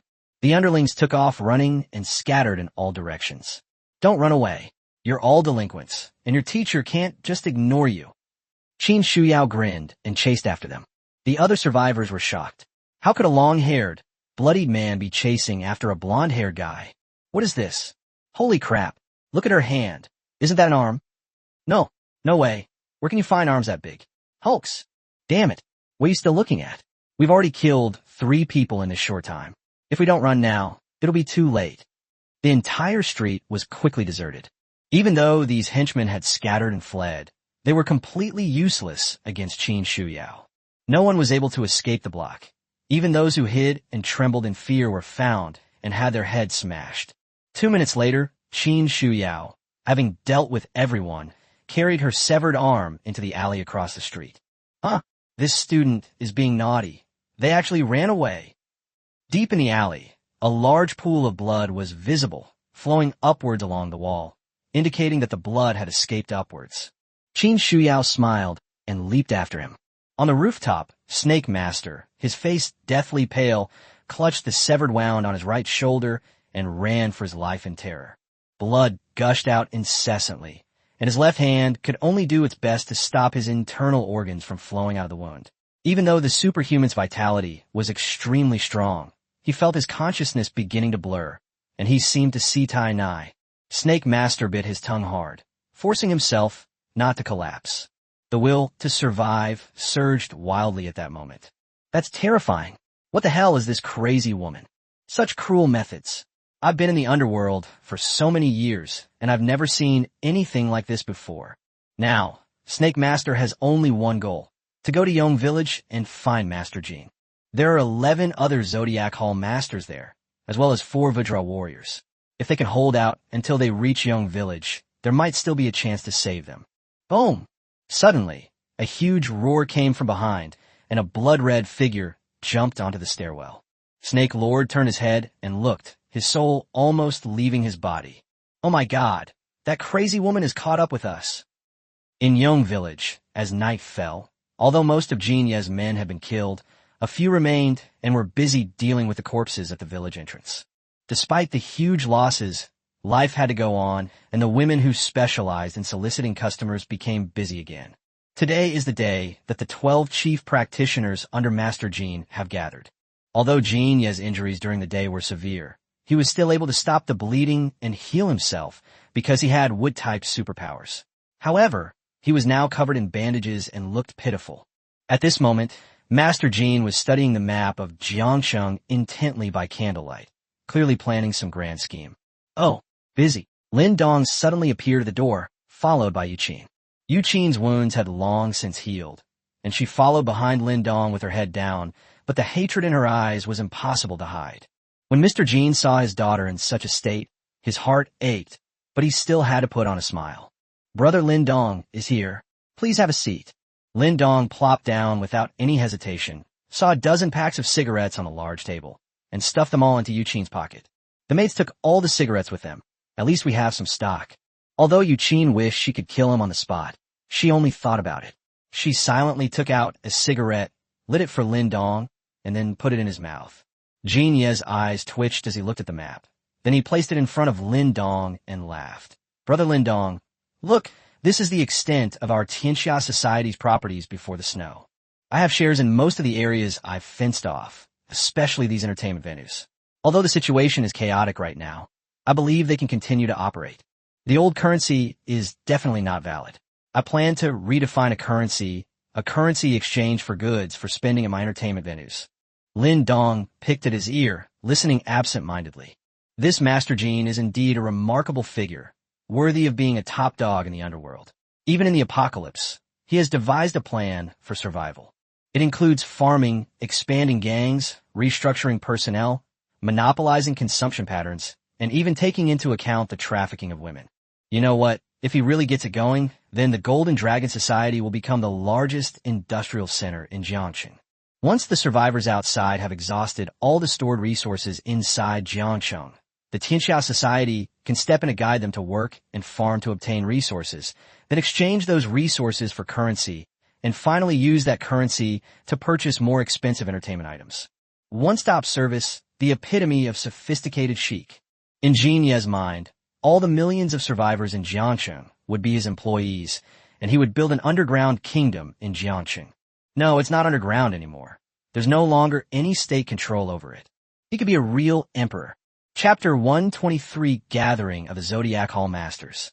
At the entrance of Yongtsuan village, a large group of people slowly appeared. Oh, Black Dragon Hall Master, you're still alive. You're a pig, and you're doing just fine, so why should I die? Damn it, who are you calling a pig? Want to touch me? All right, Boss Jean must have something important to tell us.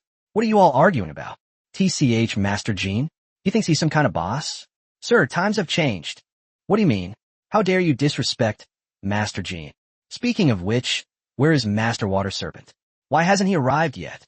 The atmosphere became tense and confrontational. Among these Hall Masters, some have gained superpowers or feel that with the apocalypse approaching, the past is no longer important, such as Master Jin's assets. They naturally looked down on Master Jin, and their visit today was clearly driven by ulterior motives. Of course, some of these people were very convinced of Master Jin's abilities, and the struggle between the two factions was already taking shape. The leader of the Green Ox Hall, dressed in a suit, pushed up his glasses, glanced around with a cold look, and stepped forward saying, I know that some of you think that just because you have gained power, you could be disrespectful to Master Jin. But I'm not afraid to tell you, there are bound to be many people with superpowers in this world. If you think you can use that to bully me, then don't blame me for being impolite. The Golden Monkey Hall Master sneered. It's the apocalypse already, and you still want to lick that old bastard's boots? I'm going to. Suddenly, the green ox, 2 meters away, stretched out its arm, which suddenly grew longer and tightly gripped the neck of the Golden Monkey Hall Master. The Golden Monkey stared wide-eyed. Click! With a flick of his fingers, Qingyo easily snapped his neck, leaving all of Golden Monkey's underlings stunned. I've said it before, anyone who dares to disrespect Master Jean again will not be treated with leniency. After saying this, he discarded the corpse, flicked his clothes, and took the lead into Yong Village. The remaining hall masters exchanged glances and followed in silence, but only they themselves knew what they were thinking. In the central living room, 10 hall masters filed in, while their underlings stood neatly outside. Master Jean, what happened to you?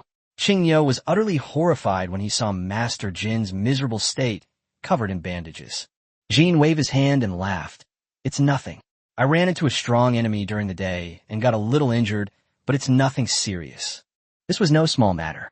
When Qingyo saw that Master Jean had lost a leg, his eyes turned bloodshot and his killing intent was palpable.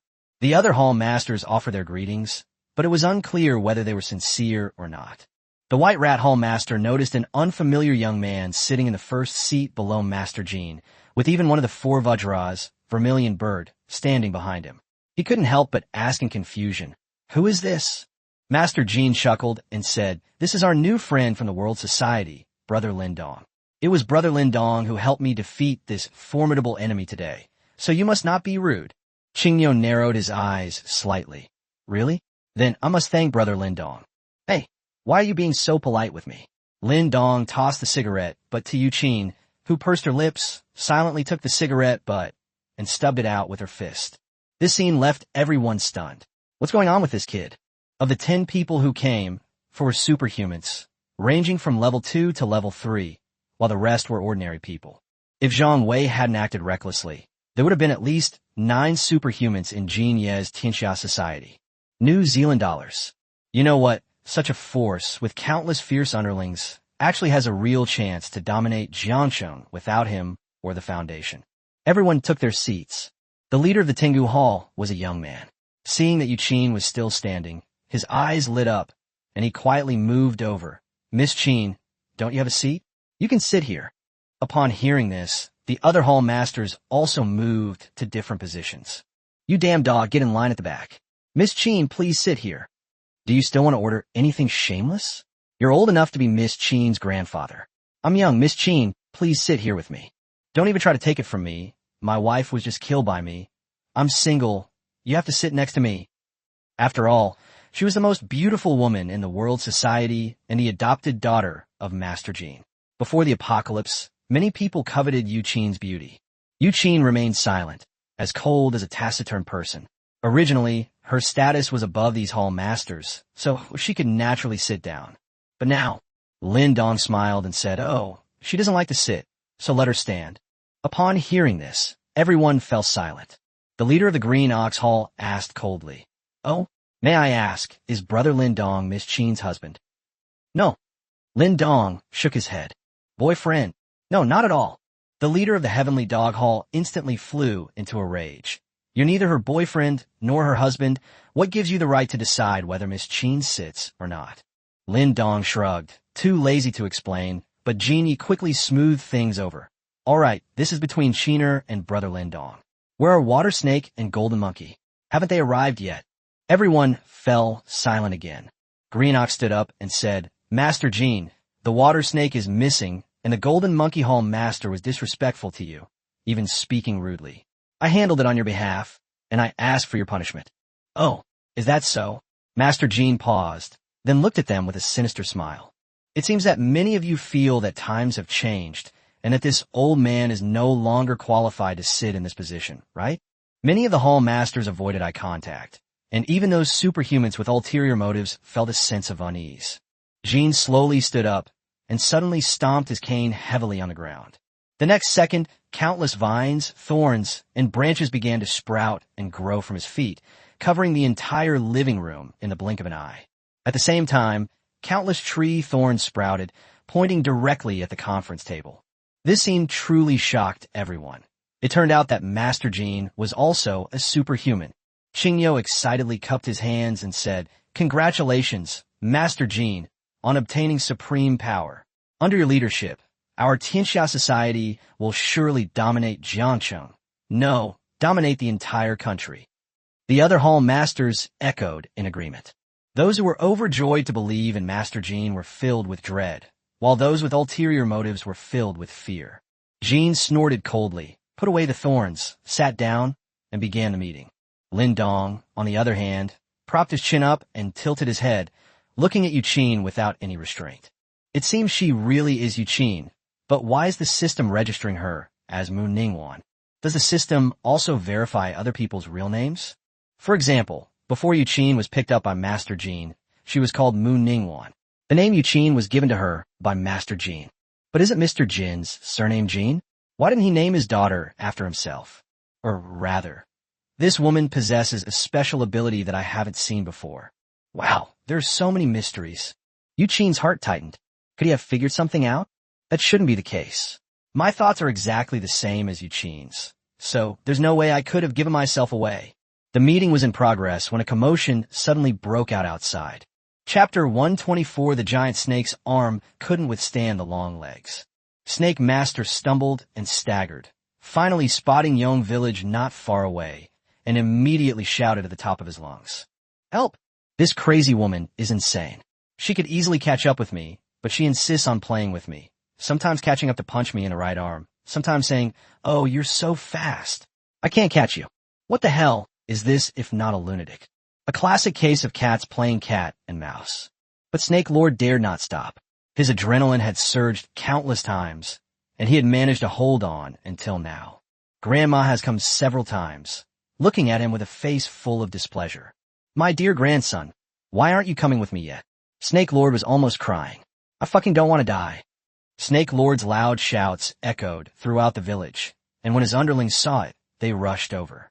"Water Serpent Hall Master, you've finally arrived. Master Jean and the other Hall Masters are all ready." Hiss. When a younger brother saw the Snake Master's miserable state, he immediately gasped. "Stop talking nonsense. There's a crazy woman outside. Stop her." Snake Lord rushed into the village without stopping. The younger brother was stunned for a moment, then turned around and saw a woman covered in blood looking at him with a cold smile. He was startled on the spot. Holy crap, where did this lunatic come from? This is the world. Snap! Qin Shuyao picked up the severed arm and smashed it against his head. "Bad student, where can you run to?" Licking her lips, Qin Shuyao strode forward, carrying her severed arm. Snake Master staggered to the center area and, seeing so many underlings there, finally felt relieved.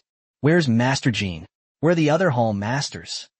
At this moment, the door opened, and Genie walked out with a limp, cane in hand, his face grim. He was also stunned when he saw Snake Ye's miserable state. "Water Snake? What happened to you?" Snake Lord burst into tears. "Master Jean, this is so terrible. A crazy woman has come and is chasing me all the way." No sooner had he finished speaking than the henchman noticed the blood-soaked figure slowly approaching and immediately shouted, "Who goes there?" Bang! Qin Shuyao swung her arm and broke it, knocking him down. "Oh, so many naughty students here. The teacher is coming to catch you." Qin Shuyao exclaimed excitedly as she rushed into the crowd. Snake immediately hid behind Gold, trembling. "Gold, it's her. She challenged the authority of our world society. We must kill her." Qin Shuyao was like a wolf among lambs. Her more than 100 followers were like toys in front of her. Not one of them could even touch the hem of her clothes. Instead, she smashed their heads one after another. The Ares Hall Master clicked his tongue in amazement. This woman is really fierce. By the way, what weapon is she using? It's so powerful. Snake Lord. That's Lao Tzu's arm. How could it not be powerful? Qingyo twisted his neck. "No, my men can't stop her." "Master Jean, shall I go and meet her?" Mr. Jean nodded. With a leap, the green ox's arms suddenly lengthened, becoming over 10 meters long, like a giant python coiling around Qin Shuyao, preparing to bind her. "Tisk, how disgusting." Qin Shuyao jumped up in disgust, dodging the bindings and swung her severed arm down hard. However, the long arm was as elastic as rubber, and the punch only flattened it but did not break it. Even so, the blue ox's eyes bulged out from the pain. What kind of terrifying force is that? Scatter! The green ox landed in the arena, retracted its arms, and raised its thighs high, which were a full 10 meters long. Rubber tomahawk! Then it was violently smashed down. Qin Shuyao neither dodged nor avoided, but used her severed arm to block. Click! His arm was severed by a battle axe. "Water Snake, my arm!" Qin Shuyao grabbed the long leg and began to pull hard with her slender arms, try to tear it off. The blue ox's eyes turned red. What are you going to do? Let go of me. Qin Shuyao grinned and snapped it off. As we all know, tearing a long object is much more difficult than breaking it. So you can imagine how violent Qin Shuyao was at that moment. Blood gushed out, and the broken bones were covered in blood, a truly frightening sight. Snake Master's hair stood on end. Damn it, this crazy woman is using this trick again. That's how my arm got torn off. Ah! Qingyo staggered backward, clutching his thigh, and cried out in pain. Qin Shuyao chuckled as she played with the 3-meter-long leg in her hand. This one seems to be even more useful than the previous one. Clearly, they were planning to use the severed leg as a weapon. Everyone was terrified. Their legs went weak. This woman is going a bit too far. Lin Dong didn't leave the conference room. He was resting his chin on his hand, deep in thought. He only turned around in surprise when he heard the sound. Huh, that voice sounds so familiar. Looking up, I was surprised to see my female teacher. How did she know I was here? Yu Qin, standing behind, was equally shocked. Wasn't this one of Lin Dong's women? Why had she come looking for her? What exactly is Poisonous Fiend doing? Why is it not going according to plan? Jin Yi and his men had no idea about the relationship between Qin Shuyao and Lin Dong. Seeing that Qingyo was defeated so easily, they immediately shouted, "All Hall Masters, follow me to meet the enemy." With a roar, the Xuanhu Hall Master drew his broadsword and leaped forward to slash out. The Tengu Hall Master was covered in black fur, transforming into a brown bear. The Heavenly Dragon Hall Master spews flames. With a wave of his hand, Genie sent countless tree branches and splinters flying out. The other gang leaders drew their guns. These underground bigwigs naturally had weapons. In an instant, countless attacks came. Qin Shuyao giggled, lifted her long legs, and swept them horizontally. When her eyes fell on Master Jean, her blood-red gaze suddenly cleared, and she let countless attacks hit her. I didn't see Master Jean, but rather Lin Dong behind him. Bang, bang, bang. The various attacks caused Qin Shuyao to stagger backward, her eyes turning red again.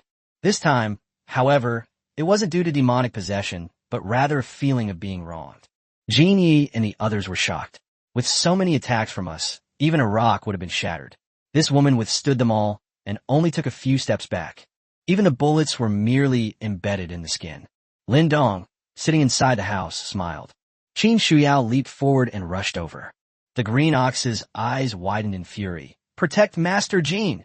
Because Jean Yi was standing at the door, everyone thought she was going to attack him. Even Jin Yi himself thought she was going to kill him. So he hurriedly waved his hand, and countless wood elemental objects appeared in front of him. Rumble! The wood release technique was easily shattered. Seeing the crazy woman getting closer and closer, he dropped the long leg he was holding and reached out his hand. Even Jin Yi thought he was going to die, so he couldn't help but close his eyes. However, the expected pain did not occur, and Jin Yi opened his eyes blankly. Huh, I'm not dead. Behind him, Qin Shuyao knelt at Lin Dong's feet, sobbing and covered in blood. He wanted to touch her, but dared not. Wah! Master, I finally found you. Wah! Everyone's eyes widened in surprise. Huh. No. Is this crazy woman one of Lin Dong's people? There's a master? What kind of perverted address is that? Lin Dong smiled and reached out his large hand to stroke her hair. Sweetie, don't cry. How did you know I was here? Upon hearing this question, Qin Shuyao cried even harder. Chapter 125 The Headmaid, the Demon Group. Qin Shuyao burst into tears. Master, your maids are fighting. They. After hearing her story, Lin Dong was speechless. Seriously? I was only gone for 2 days, and the maid has caused such a commotion?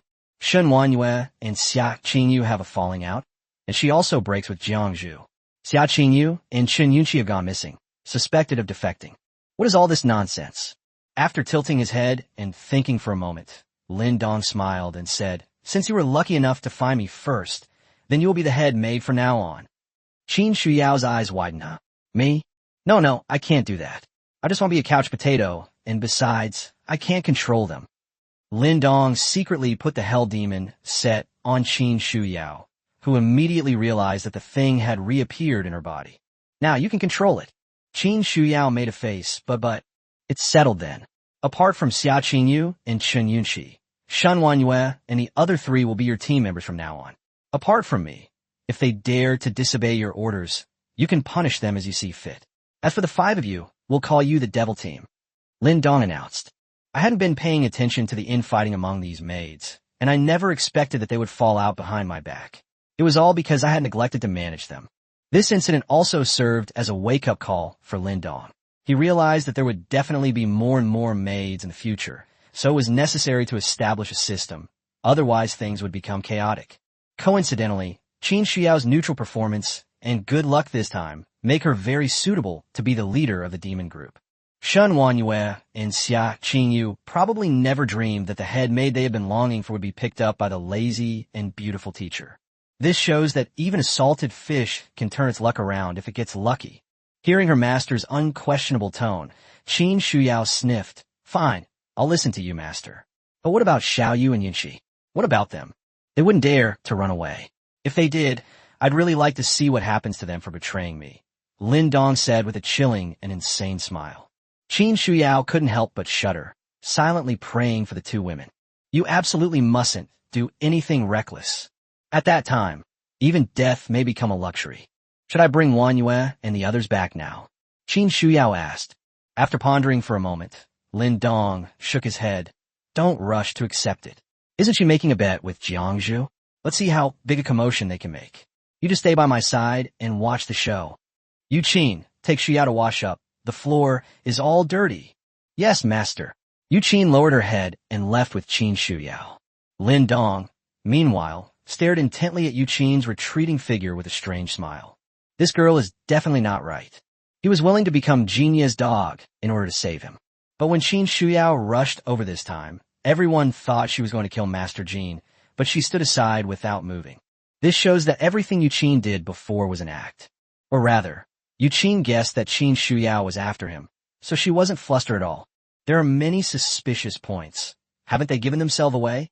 As the farce came to an end, Master Jin and the others stared in astonishment at the 2 women's retreating figures.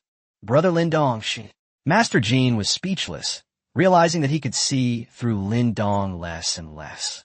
Although I couldn't see through it anyway. Lin Dong smiled and waved his hand. Oh, it's nothing, just a maid at home. Please excuse the commotion. The meeting will continue. Everyone. Maid? Whose maid is so beautiful and so good at fighting? Is it from Lam Qingying's family? After receiving basic medical treatment, Snake Master kept his distance from Lin Dong. He was the one who had the deepest understanding of Qin Shuyao's terror, and naturally knew just how powerful someone had to be to subdue such a crazy woman. At Zhongxiu's house, Qin Shuyao curiously looked at Yiqin.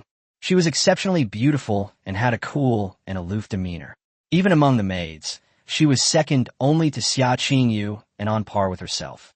As expected of its master, he can meet stunning beauties wherever he goes. Are you the master's new maid?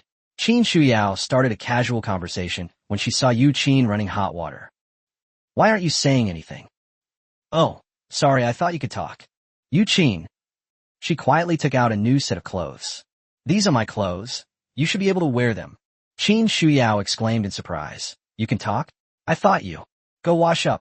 Yu Qin threw down her clothes and sat alone in the living room. Weirdo. Qin Shuyao muttered, but still obediently went in to wash. Yu Qin sat in the chair, her cold, beautiful eyes suddenly dimmed, as if she had lost all life, and she slumped in the chair. At the same time, a dark shadow on the ground, like an inconspicuous hair, slowly approached the bathroom under the cover of night. While taking a nice bath, Qin Shuyao suddenly frowned and looked down at the ground, but found nothing. She shook her head and continued bathing. The lurking shadow slowly revealed itself again, climbing up Qin Shuyao's snow-white ankle and entering her body. Qin Shuyao was startled, her eyes flickering and her demeanor shifting repeatedly. Before long, a dark glint appeared in the beautiful teacher's eyes, and she revealed an excited smile. This body is not bad, Lin Dong. I'm afraid you. Before she could finish speaking, her delicate body suddenly straightened up. What's this? Suddenly, Qin Xiao's body emitted black energy, which surrounded her, and her internal power surged rapidly. The maid Mu Ningwan's soul has been severely damaged. Instant Lin Dong, who was idly resting his chin on his hand, suddenly raised an eyebrow upon sensing the powerful demonic aura. Oh, you've made your move. However, since this girl actually attacked Qin Shuyao, let's not treat her for now and let her suffer a bit. Inside the bathroom, Qin Shuyao's demonic version resurfaced, unleashing a torrent of powerful demonic energy. The wisp of black shadow was suddenly forced out of her body, twisted on the ground for a moment, and then quickly burrowed back into Yuqin's body. Yuqin's pretty face immediately turned pale, and she spat out a mouthful of blood, looking at the bathroom in horror. What is this? How could they have managed to forcefully squeeze out the soul possession? What kind of terrifying power must that be? Qin Shuyao stared blankly at her large wings. How do these things grow out? Wasn't I just taking a shower? From her perspective, she suddenly felt sleepy while taking a shower, and when she closed her eyes and opened them again, she had already transformed. Hearing the commotion outside, Qin Shuyao poked her head out. Huh? Why are you vomiting blood? Are you alright? Goof. No, it's nothing. Oh. Yuqin suppressed her horror and breathed heavily. She, Mu Ningwan, is the Foundation's new deacon. After the previous deacon died at Lin Dong's hands, he rushed to Jiangsheng and, using the special nature of his own ability, secretly followed Lin Dong. In order to uncover Lin Dong's secrets, he destroyed Yuqin's soul, took over her body, and read her memories. Commonly known as possession. The plan went smoothly, and they obtained some of Lin Dong's human tissue. But she wasn't satisfied. She wanted to find an opportunity to possess Lin Dong, so that she could completely uncover Lin Dong's secrets. Mu Ningwan was very cautious and did not act rashly against Lin Dong, so she took the opportunity to try to make a move on Qin Shuyao. But who could have imagined that just as he had squeezed out Qin Shuyao's control of her body and was about to annihilate her soul, an incredibly powerful force suddenly erupted from Qin Shuyao's body, instantly squeezing him out. What secrets do you hold? Chapter 126. This girl is rotten to the core. Beep beep. Today's sign-in reward options are as follows. 1. Strength level plus 10. 2. 10,000 units of ability awakening serum, 100% success rate. 3. 10,000 pairs of high-speed running shoes. 4. Lifelike AI Robo Girlfriend without combat ability. Lin Dong. Choose one. While other options might be tempting in the face of increasing his strength level, they couldn't sway his resolve. He still has some superpower serum on hand. Xiao Qinyu got 10 vials before, gave 6 to Yunmengli, and he has 4 left. Besides, upgrading the maid only requires he. Do other people besides the maid have superpowers? What's it to me? Running shoes are really unnecessary. Yuqin is a speed-type character, and she still couldn't fight back against me at level 21. Moreover, I'm level 31 now. Techniques are all secondary. Numbers are king. I don't need her anymore. Mingho Appa, is this where you live? It looks so clean. Chun Yunchi was led to a remote villa and looked around. The idol replied absent-mindedly, cough. Yeah, you should rest for a bit. I'll go get you something to eat. Broken. I've already lured people here, but where are all the people I arranged? As the deputy deacon instructed, his task was to seduce a woman and bring her here. In addition to the Foundation's superhumans lying in ambush, there will also be troops equipped with energy-suppressing bullets and various high-tech weapons. Taking down Chun Yunchi will be a piece of cake. On the way back, it was already strange that I couldn't contact my sweetheart. Now that I'm back here, I've been frantically trying to get his secret code, but there's still no response. The idols are extremely anxious. What exactly did Lord Poisonous Fiend arrange? In fact, the man with vertical pupils was not without reason. The sudden death of his beloved made him suspect that his idol's seduction plan had been discovered by other women. If things really go according to plan, even if the Foundation manages to capture Qin Yunchi through various means, Xia Qinyu will still be secretly following behind. If exposed, the Foundation's people won't be able to stop the 2 women from joining forces. Inside the kitchen, the air suddenly rippled and the figure of the Soundwaves appeared. The idol's eyes lit up. Great! Soundwave, you actually came in person. Where are the people we arranged? Inbo remained silent. He didn't really understand why they should give up their idol. The plan seemed to be working perfectly, but he had orders from above and could only carry them out. The idol urged, "What are you waiting for? Hurry up." Suddenly, Soundwave's right hand trembled violently, creating phantom images. Puffed. The sonic lightning struck, piercing the idol's stomach with a single palm strike, the bloody hand passing through from behind. Why? The idol stared wide-eyed, utterly incredulous. A complex expression appeared on Manhwa's face. I'm sorry, Lord Poisonous Fiend gave the order Tajda. Footsteps could be heard outside. Mingho Appa, how's your preparation going? I am hungry. In a moment of panic, Manhwa withdrew his arm, his body rippled, and he vanished. Mingho Appa? You. Chun Yunshi walked in and saw that her idol had a large bloody hole in his stomach and was lying on the ground vomiting blood. Mingho Appa. Chun Yunshi's eyes instantly reddened, and she rushed over to help him up. Mingho Appa, how are you? Who did this? The idol looked at Chun Yunshi with a bitter expression, opened his mouth, but said nothing. Mingho Appa, don't scare me. Chun Yunshi was almost crying. Seeing Chun Yunshi crying her eyes out, the idol felt a pang of tenderness in his heart. Fine, since the Foundation has abandoned me, I have nothing left to worry about. It's the Foundation. The Foundation? Chun Yunshi was taken aback. Mingho Appa, how do you know about the Foundation? The idol gave a wry smile. Because I work for the Foundation, and this was a deliberate attempt to get close to you. What? Chun Yunshi was shocked and collapsed to the ground in astonishment. The idol felt a pang of pain in his heart. I'm sorry, I lied to you. You're a good girl, although you're a bit willful and capricious, but you're not a bad person at heart. Yunshi, promise me, this world is dangerous. You must never leave Lindong. Don't antagonize the Foundation. Chun Yunshi hurriedly said, stop with the nonsense. Where is the Foundation's base? The idol gave a bitter laugh. He never expected that in the final moments of his life, a girl would be so angry for him. He felt that his life had been worthwhile. It's just a pity that I wish I were a man. I don't know. When the Foundation decides to abandon me, they'll definitely move away as soon as possible. I don't even know where I am. You should leave quickly and go back to Lindong. Before he could finish speaking, Chun Yunshi's face gradually darkened. With a look of disdain, she said, you really are useless. I thought I could get some information out of you. Turns out you don't know anything at all. All that acting with you for nothing. However, being able to admire your idol's looks up close is still worthwhile. Idol. Chun Yunshi's sudden change of expression caught me off guard. You weren't by me. TCH, you don't think I'm so infatuated with you that I can't move, do you? Don't be so smug. Do you think you're second to me because I want to marry a coal mine owner the most? Because in my eyes, being rich is more important than being good-looking. Money is useless now. Strength is the only thing that matters. The idol was right about one thing. After experiencing the thrill of power, Chun Yunshi would never leave Lindong, no matter what. My master is my Prince Charming.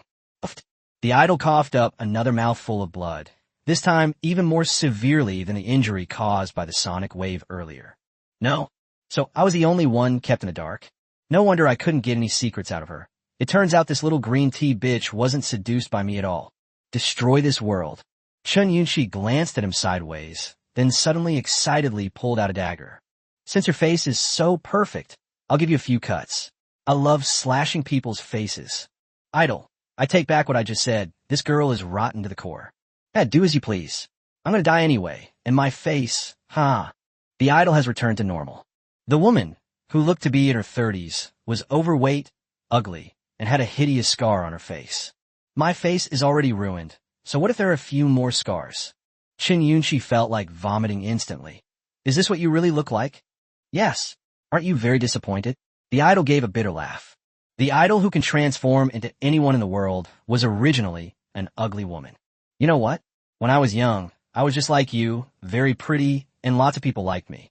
But then, the idol's eye was suddenly pierced, and a dagger emerged from the back of his head. Chun Yunshi waved her hand and pouted. Who cares about your experience? What a waste of time. Just then, a roaring sound came from not far from the villa. Rumble. Chapter 127, The Troublesome Shadow. 2 minutes ago, after taking down the idol, Soundwave took off running wildly through the jungle. But as he passed a large tree, he suddenly stopped. On the ground, the somewhat illusory shadow slowly solidified, and he could no longer move. Shadow, is that you? What are you going to do? Soundwave was shocked. No one responded. Let me go. Otherwise, that woman will catch up with me. Soundwave cried out in desperation. Suddenly, several black spikes sprouted from the solidified black shadow on the ground. The sound wave roared. Vibration wave. Although his name is Sound Wave, he doesn't just rely on shouting for output. His whole body began to tremble violently. He broke free of his restraints and leaped high to avoid the spikes, but his calf was still pierced. Hey Shadow, what are you trying to do? Soundwave shouted at the ground. But the dark figure moved quickly, hiding here and there, rapidly approaching. Damn it, have I been abandoned too? Soundwave gritted his teeth. Shadow was Poison Fiend's right-hand man, and now that he had suddenly attacked him, it meant that he had been abandoned as well. Just as one is there to clean up one's idol, one Shadow is there to clean up one's own. Damn it, you want to kill me? I'll kill you first. Soundwave struggled to get up. With arms outstretched and mouth agape, he yelled, Ha! The enormous sound waves spread outwards, shattering and scattering the surrounding trees and snow. Even the rapidly approaching dark figure could only retreat. Taking this opportunity, Soundwave took off running. But after taking only 2 steps, another dark shadow darted out from the shadows and landed at Imbwa's feet, rendering him unable to move again. Damn, 2 shadows! Soundwave exclaimed in horror. It once again broke free from its restraints using vibrational waves and shook them off. 2 dark figures chased after him, and just as the sound wave was about to move, he was unable to move again. Are there 3 shadows? No, that's not all. In the jungle, countless dark shadows, like black snakes lurking underground, rapidly approached. How many shadows are there? Soundwave was in despair. Countless dark shadows swirled around the ground and trees, enveloping the sound waves, while black spikes rained down upon them. Soundwave quickly assumed a horse stance, clenching his fists and bringing them together in front of his chest in a defensive posture. Airspace shock. In an instant, all the spikes within a 10-meter radius around him were shattered into pieces. There were just too many spikes, and they were fired in rapid succession. The sound waves could only do their best to maintain the airspace, and all attacks that entered the airspace were shattered. Shadow, you can't kill me. Let me see Lord Poisonous Fiend. Is there anything you can't say in person? The sound wave's voice echoed through the forest. However, the shadow remained silent, only launching relentless attacks. Damn it, since you're determined to kill me, I'll kill you first. Puffed. Suddenly, 2 giant black pythons shot up from beneath Imbwa's feet, bursting through his soles and piercing straight into his chest. Soundwave stared in astonishment at the bloody hole in his chest, where a shadow was still lurking underground. The airspace could no longer be maintained, and those spikes attacked rapidly. In just an instant, the sound waves shattered countless spikes into pieces, leaving no trace of the bodies. All the shadows then slowly began to converge into one large shadow, and within the shadow, a figure dressed entirely in black robes slowly rose up, its face obscured. I'm sorry, but I have to obey your orders, sir. The voice was hoarse and low. Then the shadow disappeared back into the darkness, following the ground and vanishing into the jungle, meandering forward. Bang! Suddenly, a huge ice wall rose up in front of the dark figure, blocking its path. The shadowy figure paused, then turned around, only to be met with a series of ice walls that instantly surrounded him. Not only that, but an ice floor had also formed beneath the ground at some unknown time, creating a sealed space. Damn it! The shadowy figure instantly split into countless smaller, shadowy figures, trying to squeeze out through the gaps in the ice prison. A clear, melodious female voice rang out from the dense forest. You can't escape. Under the night sky, atop a tree branch, stood a graceful figure, holding an ice spear, her gaze cold and detached. Xiaqinyu. Seeing that escape was impossible, the shadows gathered again, and their figures slowly rose up. When did you arrive? Xiaqinyu clenched her small hand, and the ice prison quickly shrank, forming a small space that could only accommodate one person. Get this straight. Now you're in my hands. I'll ask, you answer. The shadowy figure let out a sinister laugh. You became a superhuman only because of the resources of our foundation. Do you still dare to lay a hand on me? Xia Qingyou's eyes sharpened, and she clenched her small hand again, instantly closing the ice prison and completely flattening the shadow to the size of a watermelon. Even so, the shadow seemed to feel no pain. Xia Qingyu, I'll remember you. As soon as she finished speaking, Xia Qingyu snapped her fingers, and the ice prison instantly exploded. The dark figures inside were crushed by the ice and snow. Xia Qingyu looked up and saw a small black shadow darting away rapidly from the shadows under the trees deep in the dense forest. Damn it! Xia Qingyu gritted her teeth and leaped after him. This person is too cautious. He actually left a shadowy figure in another place beforehand, so he could move between the shadowy figures. They only managed to weaken a portion of his power. His true body still managed to escape. What a smooth skill. Go! Xia Qingyu leaped high into the air and hurled the ice spear with tremendous force, creating a series of shockwaves at terrifying speed. Not only that, the ice spear continued to grow larger during its flight, chasing after the dark shadow. Boom! The ice gun exploded, quickly freezing a portion of the surrounding objects. Part of the shadowy figure was frozen, which was enough to decisively sever that part. The remaining shadowy figure continued to flee, but spat out a mouthful of blood during the escape. Damn it, this woman is so strong. Shadow knew from the start that he was no match for Xia Qingyu. This woman must be S rank now. But just because you can't win doesn't mean you can't escape. Give up. The night is my best cover.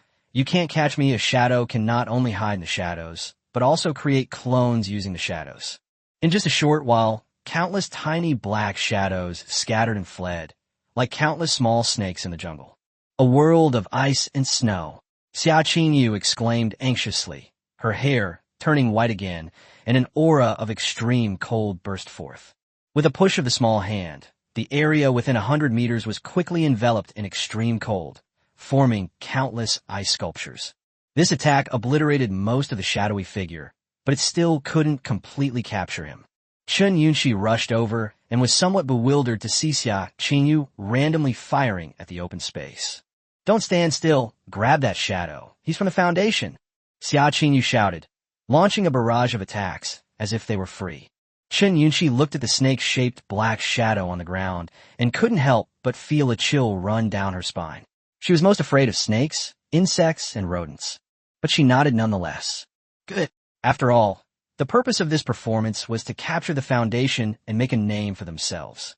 Since there were no leads on the idol side, this person absolutely could not be let go, otherwise all their efforts would have been in vain. He suddenly kicked out and started punching wildly at the dark figure on the ground. Chapter 128, The New Situation in Jiangqing. 2 days passed in the blink of an eye. The situation in Jiangqing is changing rapidly every day.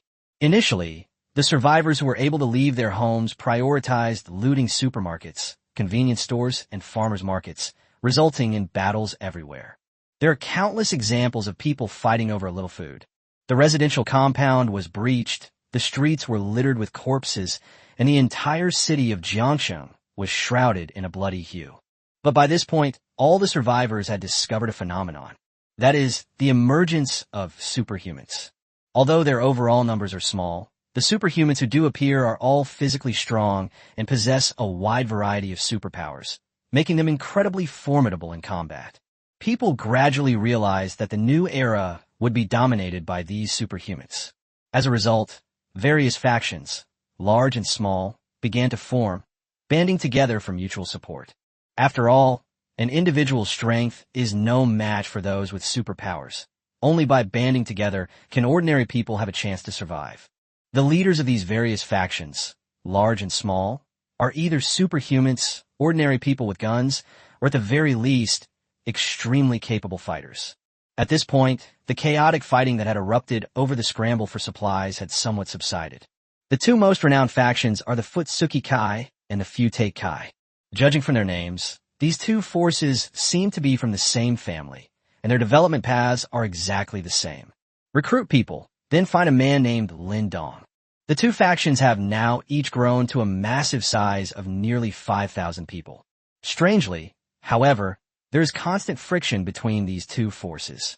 At first, when members of the Dongzhu Society encountered members of the Donghua Society, they all thought they were one of their own and, adhering to the principle of keeping to themselves, did not disturb each other. With more contact, friction naturally arises, and the people from the Dongzhu Association are the first to back down. However, as conflicts arose one after another, the members of the Dongzhu Society began to fight back at the signal of their leader. It gradually escalated into a large-scale brawl. Once the two factions have confirmed each other's identities, there's no question about it. They just kill each other first. The current situation is beyond the control of even Shun, Wanyue, and Jiangzhu, since their only goal is to find their master.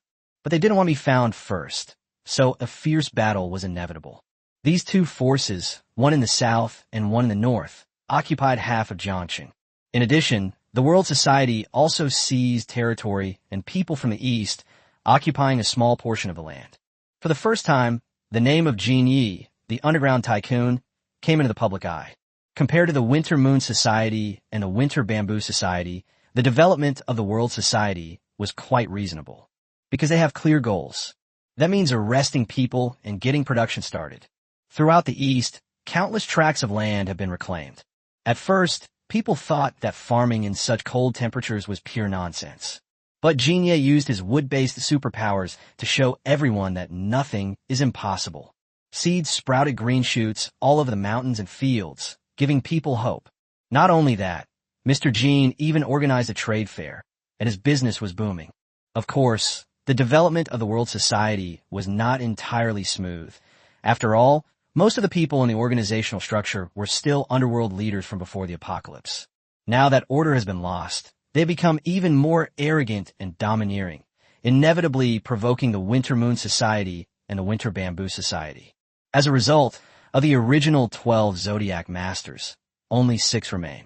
Several others, upon hearing that the leaders of these two major forces were actually stunning beauties, foolishly formed a group to flirt with them. Unsurprisingly, it was smashed into pieces. At this point, the World Society realized that these two forces were not to be trifled with and tightened its defenses. Meanwhile, a new power is rising in the West. Red Flower Society. The leader is quite mysterious, and no one knows his true identity. Besides these 4 major powers, there are countless smaller forces in Jiangsheng, struggling to survive in the cracks. The Foundation's new headquarters.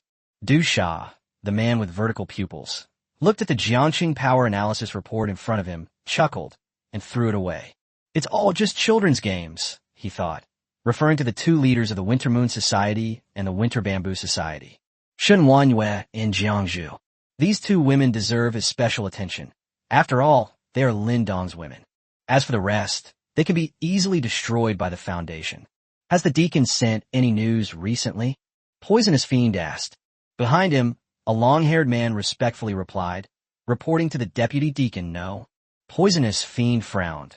The deacon acted alone, and even I didn't know where she was. Now she's completely out of contact. Could it be? My bad feeling grew stronger and stronger. It seems that letting the steward approach Lin Dong alone is not a good choice. Because of the unique nature of the superpower, even physiological data to detect whether a butler is dead cannot be recorded. Shaking his head, Poisonous Fiend continued, "Where's Shadow?" The long-haired man continued, "No news, either." Poisonous Demon's heart sank even deeper. These past 2 days, after he led his men to relocate, he did nothing but stay in the base and refuse to come out. On the one hand, research on enhanced serum has reached a critical juncture. On the one hand, they also didn't want to waste any more manpower sending cannon fodder to Lin Dong and his group. Just then, the door was pushed open, and the new technical director rushed in excitedly. "It's a success, Lord Poison Demon. Our enhancement serum is a success." Du Sha turned around in surprise. "Oh, let me see it. There's been so much bad news lately, but finally some good news." The technical supervisor carefully took out a vial of red serum. "My lord, this serum is based on the successful data from our previous deacon. Besides not restricting ability levels, it also significantly reduces side effects, except for its effects on humans." Before he could finish speaking, Du Sha had already injected the serum into himself. "I don't care about these things. How much will this serum improve me?" Poisonous Fiend asked, feeling the powerful surges within his body. The technical lead swallowed hard. Depending on the user's original strength level, this is version 1.0. It can raise your level by 1 or 2 to S or SS with a 50% success rate, but sizzle. Poisonous Fiend's body suddenly swelled up, with veins bulging all over his body as if they were about to burst through his skin. Not only that, his head began to twist mechanically, and his green vertical pupils were filled with blood vessels, making him look extremely ferocious. The technical supervisor shrank back. This was just developed, They hadn't even tested it on any test subjects before putting it on themselves. It seems that Lord Poisonous Fiend is indeed impatient. The next second, countless snake-shaped scales grew on the body of the poison demon. Its arms began to retract into its body, and its legs merged into a snake tail. The person transformed into a giant snake. Screech!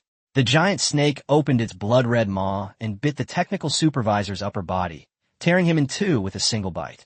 He swallowed her upper body whole. Technical supervisor. I knew this job was dangerous, and people were likely to die. The long-haired man watched calmly, stroking his chin and muttering. Beast-type abilities directly transform and amplify their bestial nature, clearly indicating a loss of reason. I really want to try it. Will it have any negative effects on me? Chapter 129 Mutant Eagle, Serum Lost. After a long time, the poisonous fiend slowly transformed into human form, and the scales on its body disappeared. It's indeed not bad. Poisonous fiend flicked his tongue, his eyes full of excitement. This vigorous and violent power was simply irresistible. However, its only drawback is that it can easily cause people to lose their senses. The awakening serum already amplifies the dark side of people's hearts, and a strengthening serum detonates it directly. If it weren't for his amazing willpower, he would probably have turned into a giant snake monster. After glancing at the corpse on the ground, Dusha summoned his men. Clean up his body, and from now on, you'll be the new technical director. A short-haired man's face turned deathly pale instantly. I shouldn't have come. Poisonous fiend. How many of these enhanced serum 1.0 did you manage to produce? Short-haired man. Besides the one you injected, there are 3 left. After a moment of contemplation, Poisonous Fiend waved his hand and said, keep 2 as backups, and send another helicopter to transport 1 back to headquarters for analysis. Set up production lines for me on a large scale and speed up the production of the enhanced serum quick. Before long, the entire Foundation was bustling with activity. Poisonous Fiend stood at the window, watching a helicopter slowly disappear into the sky. Once the serum is sent back to headquarters, each branch of the Foundation can obtain the sample. Combined with the shared research data, they can be completely self-sufficient. The Foundation has taken another big step on its path to becoming stronger. 700 meters above sea level, continuing to climb. Wind speed and air pressure are normal. Continue climbing. Activate the noise-reducing propellers. Activate the reflectors. Activate stealth mode. Inside the helicopter, a booster serum, protected in a safe, lay there. The 2 drivers were chatting when suddenly, the radar sounded an alarm. Attention! Attention! An unidentified object is approaching at high speed ahead. The 2 were taken aback and quickly looked at the radar. What is that? Could it be another helicopter? No, this unidentified object is very fast. Let's get out of its way. The helicopter began to change direction. However, the red dot on the radar seemed to have identified them, and it also veered off course and flew towards them. At the same time, many people in Jiangsheng heard a loud shout and looked up. The next moment, a huge creature emerged from the thick, dark clouds. A mutated eagle with a wingspan of nearly 100 meters appeared, its eyes fixed on one spot. Holy crap! What is this thing? A huge bird! What a huge bird! My goodness, that size is comparable to a Boeing. The 2 pilots on the helicopter both shivered. Didn't they activate stealth mode and reduce noise? Why does it feel like they're being targeted by a mutated eagle? The mutated eagle was incredibly fast, getting closer and closer, and the helicopter simply couldn't dodge it. The massive eagle claws easily sliced through the fuselage and crushed the cockpit in one swift motion. Boom! Everyone stared in disbelief as a massive explosion erupted in the sky, and the wreckage of the helicopter began to fall amidst flames. The poisonous demon's eyes bulged out. Depend on, where did this mutated eagle come from, and why did it just happen to crash into the helicopter? That contains a strengthening serum. Lord Poisonous Demon, our helicopter. I saw it. The serum was locked in a special safe. It can't be destroyed by such an explosion. Dispatch all station personnel to find the plane wreckage. We absolutely cannot let the serum fall into the wrong hands. Yes, the Foundation, which had been operating in seclusion for a long time, was forced to reveal its presence due to this accident. Having done all this, the mutated eagle shook its claws, flapped its wings, and rose into the clouds, disappearing completely from sight. In an instant, half of Jiangsheng was in chaos. The topic was accompanied by mutated eagles and the Big Bang. Times have really changed. Such a big eagle. You can't fit it all in one pot. Come on, that thing is so big and can fly. We're not even enough to fill its teeth. Where did it blow up? The explosion came so suddenly. Drone. What kind of drone is this? What kind of drone could cause such a huge explosion? I bet it was a stealth helicopter. Didn't you guys see the propeller? Invisible, and you can't even hear it. What an advanced helicopter. Because the explosion occurred west of Jiangsheng, many people keenly sensed that a helicopter with such advanced technology might contain something valuable. The crowd began to head west. On a mountainside, Xia Qingyu held a small eye skin in her hand, her face pale and panting heavily. Chen Yunxi, who was next to her, wasn't much better off. But as the saying goes, perseverance pays off. The shadow was caught in the ice-filled head, a small wisp of black mist struggling to escape. Phew, I've been chasing you for 2 days. Let's see how you escape this time. Xia Qingyu rarely showed joy. This shadow isn't very strong. Either she or Chen Yunxi could easily defeat it. However, his supernatural ability was so strange that the two women chased him for 2 whole days and almost let him escape several times. Tell me honestly, where is your foundation's base? Chen Yunxi demanded sharply. However, the shadow just kept hitting the bottle without saying a word. Just as Xia Qingyu was considering how to torture Shadow, a loud bang suddenly sounded in the sky, followed by the wreckage of a helicopter landing, which was only a hill away from the two women. The two women exchanged a glance and rushed over. This is the Foundation's helicopter. Xia Qingyu spotted the logo on the fuselage through the flames. Suddenly, the shadow inside the jar began to violently collide, as if it were in a hurry. Chen Yunxi's eyes lit up. Let's take a look. Maybe we can find the Foundation's information. Xia Qingyu smiled bitterly. It's all shattered like this. There's no way to get any data.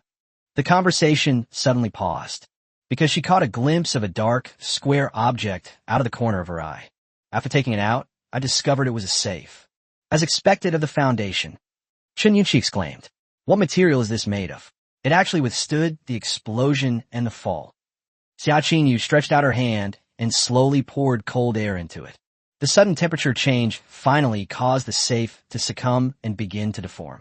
Upon opening, a tube of red liquid was found inside, perfectly intact.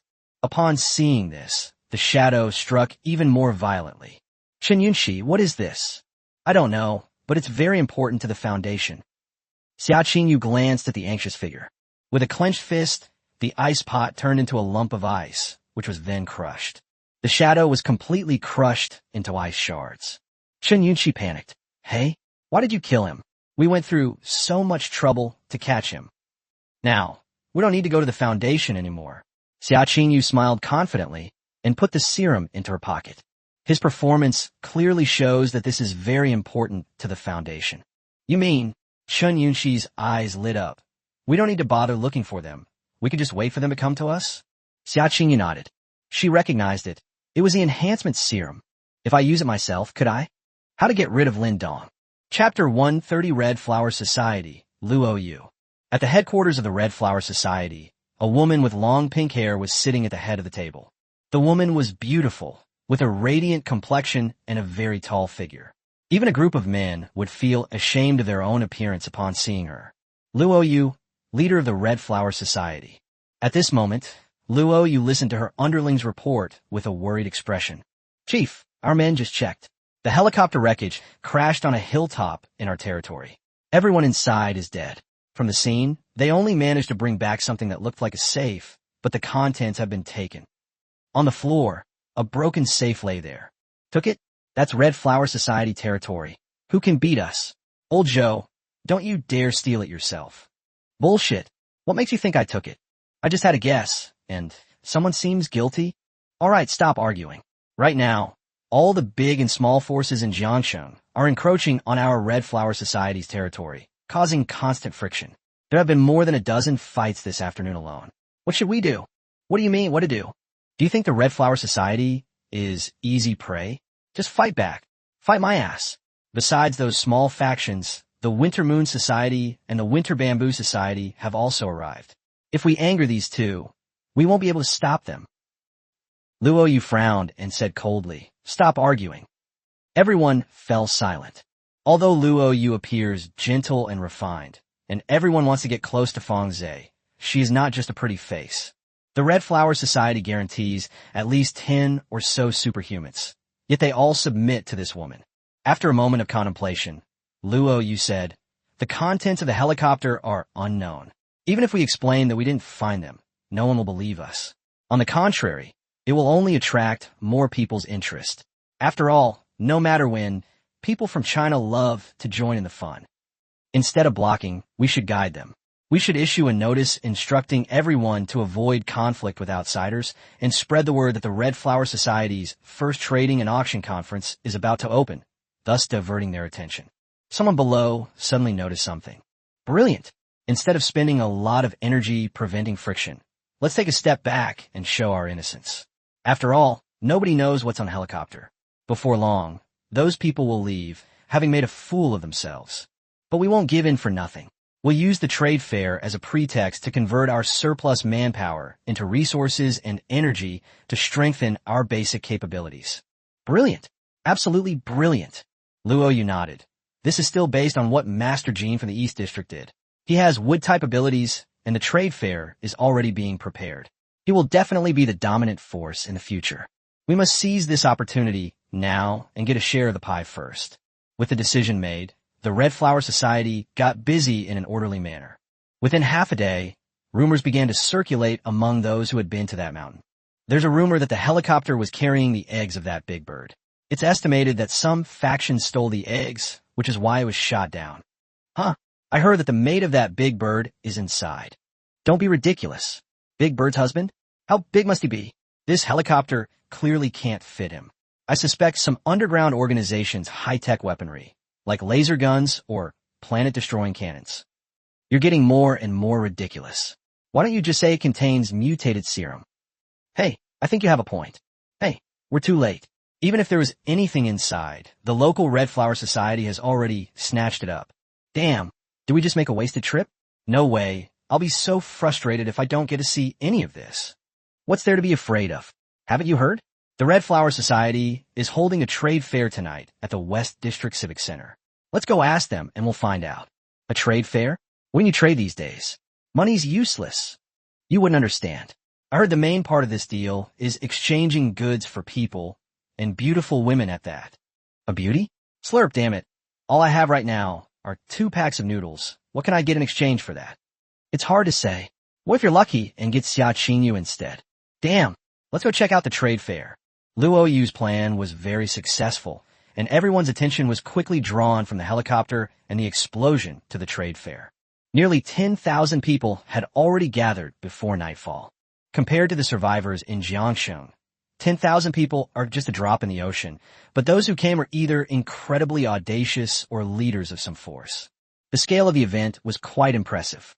By the time of the winter festival, Shen Wanyue had already packed her things. Ling Shui asked in confusion, "Wanyu, are you going to that trade fair too? Isn't our first priority to find our master?" Shen Wanyue smiled and said, "Since the Red Flower Society is putting beauties up for trade, I guess the master will definitely join the fun. Besides, we've searched everywhere these past few days and haven't been able to find any trace of the master, including Jiangzhu's side. This means the owner is either in the East or West District.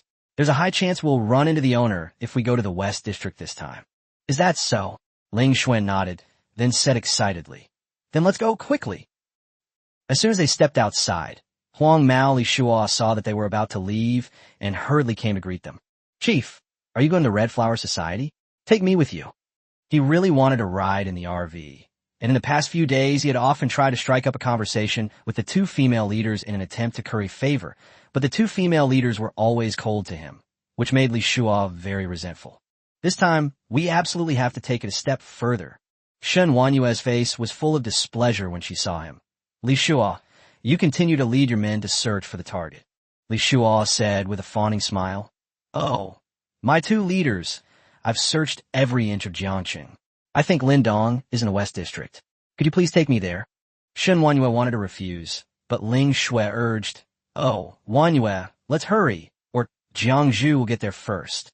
"All right, you can come along if you want. Shen Wanhua said before getting into the RV. Li Shua's eyes lit up. Ha ha! All my hard work paid off. Who wouldn't want to ride in the chief's RV during the entire winter month? Today, I finally beat them to it. If they let me get in the RV today, I can get in tomorrow. Hee hee.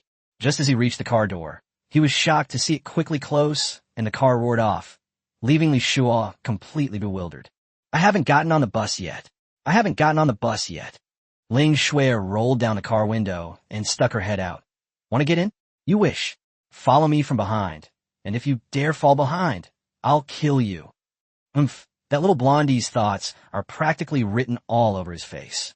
If Li Shua hadn't been so diligent in finding people, he would have killed him long ago. Li Shua was in tears, but could only follow. Meanwhile, Jiang Zhu, along with Liang Jihan, also brought 4 capable assistants to the West District. Chapter 131, The Leaders Gather. In the East District, Lin Dong, along with Yu Qin and Qin Shuyao, accompanied Master Jin on his journey. The leader of the Red Flower Society is quite decisive. He actually wants to grab a share of the pie, while my world society is preparing for the trade fair. If his trade fair can go on today, I, Master Jin, will change my name. While making threats, Jin Yi secretly glanced at Lin Dong. However, Lin Dong didn't hear it all at that moment. Qin Shuyao has been looking radiant and healthy these past few days. She held grapes in her little hands and personally fed them to Lin Dong. Come on, master, have some grapes. Delicious. The grape seeds she had eaten were spat into Yu Qin's hand. Lin Dong is not the kind of person who litters and lacks manners. Vinye. Qin Shuyao has now reached level 15, leaving the other maids far behind. Combined with the Hell Demon's set, Qin Shuyao's current full-force combat power is terrifying. The team leader's treatment is definitely different. Jin, Brother Lin Dong, both the Winter Moon Society and the Winter Bamboo Society are looking for someone named Lin Dong. It must be you, right? Lin Dong turned around. I don't know. There are at least 8 or 10,000 people named Lin Dong in the whole of Jiangchen. Who knows if it's me? Jin Yi curled his lip. I don't believe you for a second. However, since Lin Dong refused to reveal himself, he dared not overstep his bounds. During this period, in addition to worrying about rebuilding the gang, Master Jin also had to conduct a wave of moral education. Times have changed. There are no longer security personnel to maintain order, so anyone like Zhang Wei who provokes those they shouldn't provoke will be wiped out. But they still couldn't stop these lawless people. Now there are only 6 hall masters left. If it weren't for the large amount of compensation materials, the Tianxia Society would probably have been wiped out by the Dongyue Dongzhu Society before it even started. Thinking of this, Jin Yi glanced at Lin Dong and felt a sense of powerlessness. This kid is strong, but he's completely unruly. He not only kidnapped my daughter, but he also doesn't respect me at all. He just stays in his room all day and I don't know what he's doing. However, her daughter's complexion has indeed improved a lot, and she's become much prettier. I'm so tired. Mu Ningwan, Yu Qin, followed behind Lin Dong, her eyes sparkling. Others might not know, but she knew perfectly well that the stealth helicopter definitely belonged to the Foundation. Previously, in a plan with Poison Fiend, helicopters would only be used to transport the enhanced serum after it was developed. Now that the helicopter has exploded and the serum has disappeared, his plan to win over Lin Dong has also encountered obstacles. After failing to possess Qin Shuyao's body, Mu Ningwan tried a few more times in secret, but before she could even emerge in her demon form, she was squeezed out. She was so frightened that she dared not make any more moves, for fear of being discovered. If they can't even handle Qin Shuyao, then possessing Lin Dong's body is even less likely. What should I do? I can't keep working for free. Now we can only hope that Poison Fiend can find clues from Lin Dong's DNA sample. My special ability is that if I am fused with a body for too long, it will become increasingly difficult to let go until I am completely fused. As night fell, bonfires were lit everywhere in the Civic Center Square, and the main stage was even luxuriously connected to a fuel generator for lighting. As soon as Mr. Jin and his group arrived, staff members came up to greet them. Welcome, Mr. Jin. The leader has prepared a VIP seat for you. This way, please. Jin Yi curled his lip. The Red Flower Society certainly knows how to handle things. However, one shouldn't hit a smiling face, so Mr. Jin decided to wait and see. Brother Lin Dong, where are we? Where are the people? Turning around, Lin Dong, Qin Shuyao, and Yu Qin had already disappeared. That's enough. The crowd parted, and the staff led Master Jean and the group of hall masters forward, amidst whispers from the surroundings. Hey, who's this little old man? And he's disabled. Sure, are you out of your mind? This is Jean Yi, the boss of the East District World Society. There's a rumor that this Master Jean is also a superhuman with formidable abilities. You're just an ordinary person courting death, so don't drag us into it. This is going to be interesting. Master Jean was also preparing for a trade fair in the East District, but the Red Flower Society beat him to it. There might be some good shows today. Mr. Jean remained expressionless as he proceeded to the VIP seat. It was advertised as a VIP seat, but it was actually just a makeshift staff room. However, the air conditioning was on full blast, and there was a young lady in tattered clothes who prepared peanuts, melon seeds, and ate treasure porridge, which was quite a show of hospitality. The crowd outside watched with envy. Although it was just a simple house, the heat emanating from inside and the beautiful women made their mouths water. A moment later, the noisy discussion suddenly quieted down, and everyone turned their heads, their eyes shining. Two extremely beautiful women were seen, dressed in trench coats that revealed their snow-white necks and ankles, wearing delicate makeup and with serene expressions. Even in an era rife with beauty filters and makeup, these two women are still incredibly beautiful, let alone in this apocalyptic world. Most of the women were disheveled. Their skin was cracked from the cold, and they were pale and thin, making them almost unrecognizable. Soon, staff members came forward to greet them, and the crowd spontaneously made way for them. Gulp, who are these two girls? Can you shut the hell up? You just called Master Jean disabled, and now you're harassing the leader of the Dongju Society? If you want to die, can't you stay away from me? Judging by their clothes, they're all superhumans without a doubt. Hey, who do you think is more powerful? These two women or Boss Jean? Who knows? Anyway, a couple of days ago, the Zodiac Hall Master and a Master Jean went and messed with them, and several of them were beaten to death, and some are even dismembered. It was only after Master Jean voluntarily contributed a large amount of supplies that the matter was resolved. Otherwise, the Tianxia Society and the Dongju Society would only exist now. He's so fierce. Master Jean is the underground emperor of Jiangcheng, yet he was forced to cut his own flesh and pay compensation by two women. Haha, times have changed, sir. Everyone looked at Jiang Zhu and Liang Jihan with awe. In a nearby building, Yu Qin set up a stool, and Lin Dong plopped down on it, letting Qin Shuyao, blushing, feed him grapes. Master, Jiang Zhu and the others have arrived. Shall I go and fetch them? Lin Dong shook his head, smoking a cigarette. No rush. Let's keep watching the show. Because a booming sound could be heard in the distance. Everyone's attention was drawn to it again. A large vehicle, exuding a sense of technology and mechanics, appeared on the street. What the hell is this? Don't stop me, it's mine. You son of a bitch. Can you stop courting death? This is the Winter Moon Society leader's RV. I'm getting away from you. Did you see those two women getting off the bus? The one in front is the leader of the Futsuki Society, and she's also a superhuman. While the leaders of the Winter Moon Society and the Winter Bamboo Society are both beauties. This trip wasn't a waste. Even if we don't get anything in return, we've at least had a good look at them. It's said that both of these forces are looking for a man named Lin Dong. Lin Dong? It's me, Lin Dong. They're all looking for me? Ha, brothers, I'm off. Forget it. If he's going to die, no one can stop him. Hearing the noise, Jiang Zhu and Liang Jihan stopped and turned around. The four women locked eyes, sparks flying in the air. Chapter 132. You dare call yourself that? Wanyu, it's been a long time. Jiang Zhu greeted first. Everyone was taken aback. The leaders of the two factions did indeed know each other. Shen Wanyu sneered. It's only been 3 days since we last met. No need for this pretense of friendship. Jiang Zhu frowned. Wanyu, I have no intention of competing with you. Why are you being so aggressive? Then why did you establish the Winter Bamboo Association? My people are going to your southern district to find someone. Why are your people stopping them? Shen Wanyu retorted without any politeness. Jiang Zhu hadn't even had a chance to speak. Suddenly, a thin man squeezed out from the crowd. Ladies, are you looking for me? Lin Dong asked excitedly, licking his lips as he looked at the four beautiful women. Liang Jihan frowned. Who's looking for you? Who are you? I am Lin Dong, the person you are looking for. Lin Dong patted his chest confidently. Many people in the crowd covered their faces and backed away. That kid's dead meat. As expected, Ling Shui coldly said, "You dare call yourself that? Get lost if you don't want to die." Lin Dong retorted unhappily, "Why don't I deserve it? My parents named me that." Before she could finish speaking, Ling Shui had already made a lightning-fast move, her small hand tightly gripping Lin Dong's neck, causing his face to quickly turn red.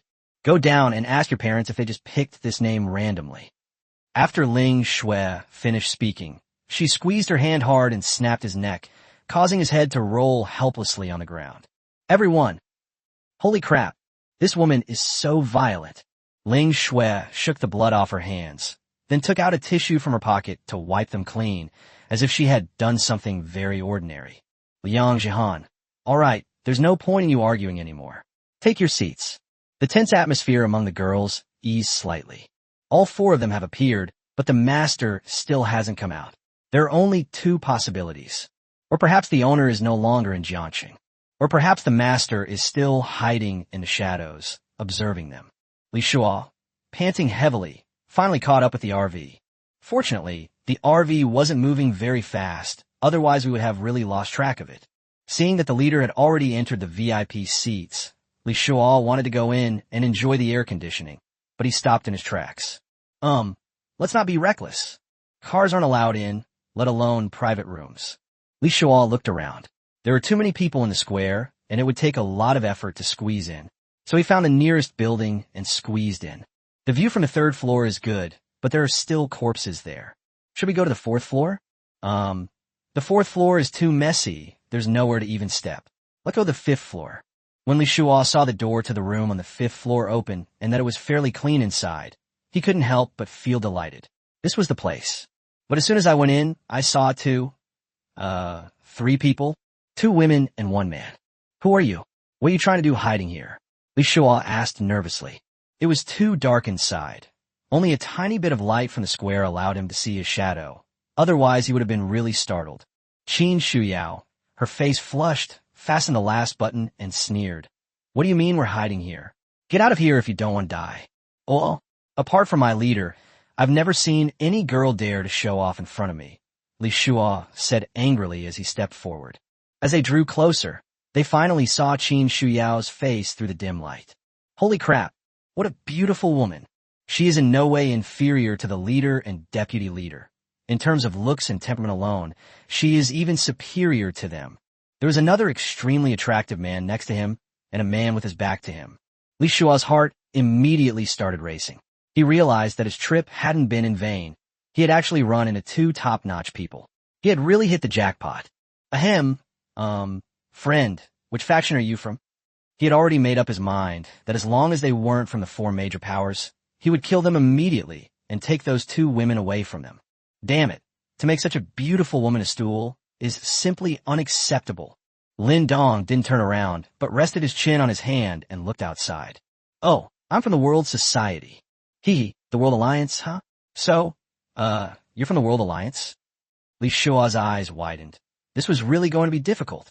Although the Zodiac Hall Master of the World Society had offended Shen Wanyue and was beaten up by her, the World Society even had to pay compensation in materials. But that doesn't mean the World Society has really weakened. At least, as far as Li Shuo was concerned, he was someone Li Shuo couldn't afford to offend. But how could I miss such a beautiful woman right in front of me? Really? May I ask if you're a Hall Master-level figure in the World Society? No, just an ordinary underling. Qin Shuyao suppressed a laugh. Was our master planning to play dumb, to fool the enemy? You treated Master Jin's daughter like a stool, so what kind of ordinary underling are you? Li Shuo's eyes lit up, then his smile slowly turned sinister. Little brother, then don't blame me. Quiet, let's begin. Li Shuo was about to explode when his gaze was involuntarily drawn to the outside world. Suddenly, red petals began to fall from the night sky, exceptionally vibrant and beautiful. Everyone in the square looked up. What the heck are those lower petals? Damn, could they be poisonous? The scene immediately descended into chaos. The next second, all the Red Flower Society staff shouted in unison. The leader of the Red Flower Society has arrived. The crowd calmed down a bit and then fell silent again. In the night sky, Luo Yu, with her long pink hair, stepped on flowers and descended lightly like an elf. Countless red petals swirled and danced around her. Gurgle Fairy. Fairy. Wow, this is the leader of the Red Flower Society. She's also an extremely beautiful woman. That entrance was absolutely awesome. I heard that superpowered people get their abilities from poisonous snow, right? I'm going to build a snowman right now. Damn, another one asking for trouble. Shen Wanyue and Jiang Zhu couldn't help but purse their lips when they saw Luo Yu's flamboyant entrance. If you had just hidden away, that would have been fine, but you just had to show up. Well, now we have another target to fight with. Lin Dong's eyes lit up slightly. This trip was definitely worthwhile. Not only was this girl beautiful, but her system rating should be around 86 to 87. Even her superpowers were so flashy. Interesting. Moreover, this is a rather rare level 5 ability user. You know, most of the superhumans I've met recently, apart from those from the Foundation, are mostly self-awakened individuals at levels 2 to 4. This girl is really something. Could she also be from the Foundation? Lin Dong wondered to himself. As for Li Shuo, he's already drooling, completely forgetting that he was going to make trouble for Lin Dong. After landing, Luo Yu gave an elegant bow. Welcome everyone. Today is the first trading auction of our Red Flower Society. I have prepared many fine items for you, and I am sure you will all leave satisfied. At that moment, a cold snort came from the VIP box. The Red Flower Society has some guts. You want to steal business from me? Aren't you afraid of being swallowed by a tiger after trying to pull your teeth out of its mouth? Jin Yu was the first to strike. Chapter 133. One man holds 10,000 hostages. Luo Yu's power. Everyone fell silent, their eyes wide open like saucers. It's here. Unexpectedly, Master Jin had such a fiery temper, and he started an attack as soon as the leader of the Red Flower Society appeared. It was worth the trip. There was a good show to watch. Luo Yu's expression remained unchanged as she looked towards the VIP room in the center and bowed slightly. You must be Jin Yi, the leader of the World Society. Jin Yi sneered. Do you know who I am? You still dare to hold a trade fair? Luo Yu smiled and said, It seems that Master Jin has some misunderstandings about our Red Flower Society. I, Luo Yu, am here to clear things up for you. Need clarification? Jin Yi got even angrier. You little brat, back when I was in the Jiangqing underworld, you were still breastfeeding. What a big mouth you have. However, Luo Yu remained unmoved. Mr. Jin, you are a highly respected senior, so it is right for you to teach me a lesson, but there is one thing I need to remind you of. Things are different now than they used to be. Jin glared. So what? Do you mean you? Mr. Jin, please let me finish. Luo Yu interrupted without any politeness. Lin Dong smiled. This woman has some class. She managed to shut Jin Yi down, just like that. I know that you, Mr. Jin, are planning to establish a trade fair, and even more. You have already built an entire industry chain, which I greatly admire. But Mr. Jin, you've misunderstood me a little. I call this a trade fair, but it's more like an auction. Your trade fair is designed to make it accessible to all survivors who are able to make purchases. And while my auction might sound harsh, it's actually a one-off sale, making it relatively more high-end. The implication is that you take your popular route, and I'll take my high-end route. We don't really interfere with each other. Master Jin's face darkened. What makes you so sure that our world society doesn't hold auctions? Luo Yu feigned surprise and covered her mouth. Does Master Jin mean that you intend to try to do both, leaving the rest of us no chance to even get a taste of the spoils? Oomph. Of course Master Jin was suddenly stunned, then his face turned ashen. This little brat has some tricks up her sleeve. If he dares to admit it, do you think Dongzhu and Dongga next door are vegetarians? If he incurs public wrath and Lin Dong is not by his side, he will face a joint attack from the 3 female leaders, and even be targeted by all forces in Jiangqing. His fate is predictable. Lin Dong couldn't help but clap his hands. Brilliant. What a clever trick to shift the focus and turn the tables. This woman is interesting. Li Shuo tilted his head in confusion. She's making things difficult for your boss. What are you so happy about? This time, I finally got to see Lin Dong's profile, and he suddenly looked a little familiar. I thought for a long time, but still couldn't remember who it was. Jean said in a sinister tone, Little brat, you're quite the smooth talker, but it's a fact that you stole my business. Are you trying to deny it? Upon hearing this, Luo Yu couldn't help but giggle. Mr. Jean, you're joking again. With order completely broken down, there's no such thing as stealing business. I just started earlier than you. If you really have complaints, you can call the Industry and Commerce Bureau to complain about me. Huh. These words caused everyone to burst into laughter. You. Master Jin's face turned red and white with anger. In this confrontation, he was completely defeated by Luo Yu. Damn, how come all the young people these days are so eccentric? Fine, I'm getting old, and my brain can't keep up with you young people, but what if I insist on making it impossible for you to continue? Jin Yi was determined to turn against him. He refused to believe that Lin Dong wouldn't help him. The atmosphere instantly became tense.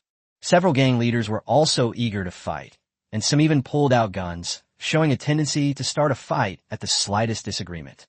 However, Luo Yu remained calm and composed. Master Jin, why are you forcing a young girl like me? Luo Yu said with a strange smile, drawing a circle with her slender index finger, for which a bright flower petal appeared. Just as everyone was wondering what she was going to do, she raised her finger, and the petals suddenly rose into the air. Boom! An explosion erupted in the sky above the square, its area comparable to that of C4. Everyone's eyes bulged out. Holy crap! What kind of power is this? You're possessed by Bomberman. Jean frowned. What did that mean? You think you can just show off your superpowers, and that's it? The words suddenly stopped.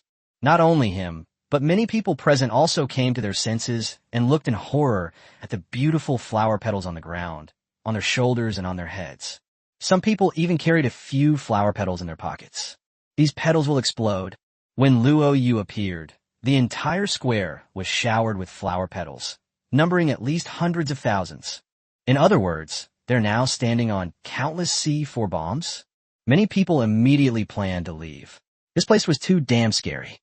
I was just watching the show, it can't be that bad, right? Luo Yu said with a charming smile. Everyone, since you're here, you're guests of the Red Flower Society. It would be a little disheartening to leave before the auction even starts. But those people wouldn't listen, and many of them immediately took off running. The fastest runner was about to exit the street when suddenly an explosion rang out. The man was instantly blown to pieces. The others who were about to flee immediately stopped in their tracks, their faces turning pale. There's no way to escape. Besides the square, the entire street was covered in flower petals. Anyone who tried to escape would die. Genie shouted angrily. What exactly do you want to do? You're taking 10,000 of us hostage, all by yourself? Do you really think the leaders of the Winter Bamboo Society and the Winter Moon Society are just for show? The most urgent task is to get these two people on board. However, Shan Wanyue and the other three women silently rested their chins on their hands, appearing completely unconcerned. Although Luo Yu's exploding petals were troublesome, it would be easy for them to leave or kill Luo Yu. Luo Yu chuckled and said, There's no need for everyone to get so excited. The purpose of Luo Yu inviting everyone here is still just the auction. This desperate measure was taken only in the hope that the first auction wouldn't be too lackluster. As long as everyone waits patiently for the auction to end, I will allow everyone to leave safely. Jin Ye's fists were clenched so tightly they were almost broken, but he had no choice but to sit back down. Indeed, even if Luo Yu had the ability to kill everyone present, the reputation of the Red Flower Society would be completely ruined, and the other survivors would unite to boycott it, which would be a complete loss. Many others also noticed this and, suppressing their fear, retreated. Chief Luo, you must keep your word. Luo Yu smiled sweetly and said, I keep my word. After all, I'm not a bad person. My main purpose is to do business with everyone. Everyone, you've already planted bombs, and you're still not a bad guy. Now, please welcome the auctioneer. Luo Yu stepped aside with satisfaction, and a young man went on stage. Aha, I'm sure everyone has felt Chief Luo Yu's enthusiasm. Without further ado, let's welcome the first item to be auctioned. The stage curtains were drawn, and the crowd watched with a mixture of fear and anticipation. Chapter 134, The Exorbitant Price of Chinese Cigarettes. The host excitedly shouted, First item up for auction, 10 packs of Huazi instant noodles. Starting bid, 1 pack of instant noodles. Minimum increment of 1 pack. It exudes a cheap and shabby vibe everywhere you look. The curtain was drawn back, and sure enough, 10 brand new packs of cigarettes were placed on the table. Everyone was stunned. They were even putting Chinese cigarettes up for auction. Look how excited you are. You look like you have 10 gold bricks. Even though this thing is quite valuable before and after the apocalypse, it's not as important as having a full stomach.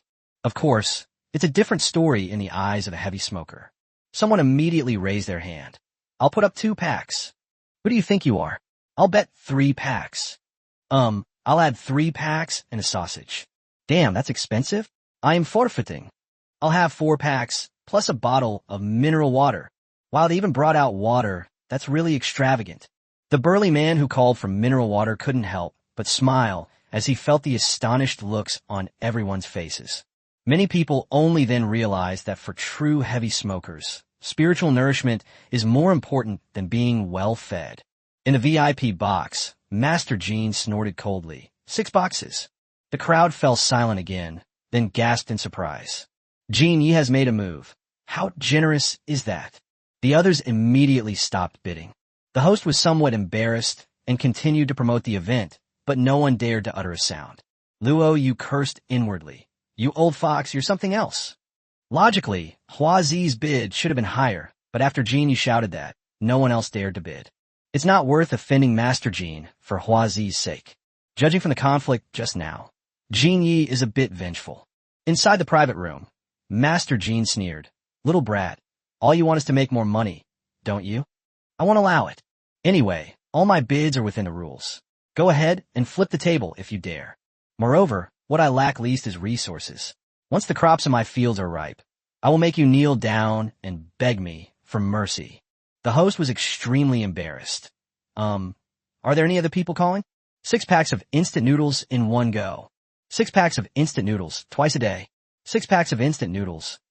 1 box. Shen Wanyue suddenly exclaimed. Jean was taken aback. What did this mean? Who the hell are you on? Didn't you see Luo Yu threatening you just now? Women's thought processes are truly incomprehensible. Just as Jean Yi was still guessing, Jiang Zhu raised her hand. 2 cases. Luo Yu's eyes lit up. If these 2 women were fighting, then she wouldn't hold back. Shen Wanyue stared coldly at Jiang Zhu. 3 boxes. You little bitch, I'm the one who hands cigarettes to the master, and you still say you don't want to steal them? Jiang Zhu, 5 boxes. I really didn't want to take it, but you keep pushing me so hard that I'm going to take it anyway. Shen Wanyue, 7 boxes. Jiang Zhu, 8 boxes. 9 boxes.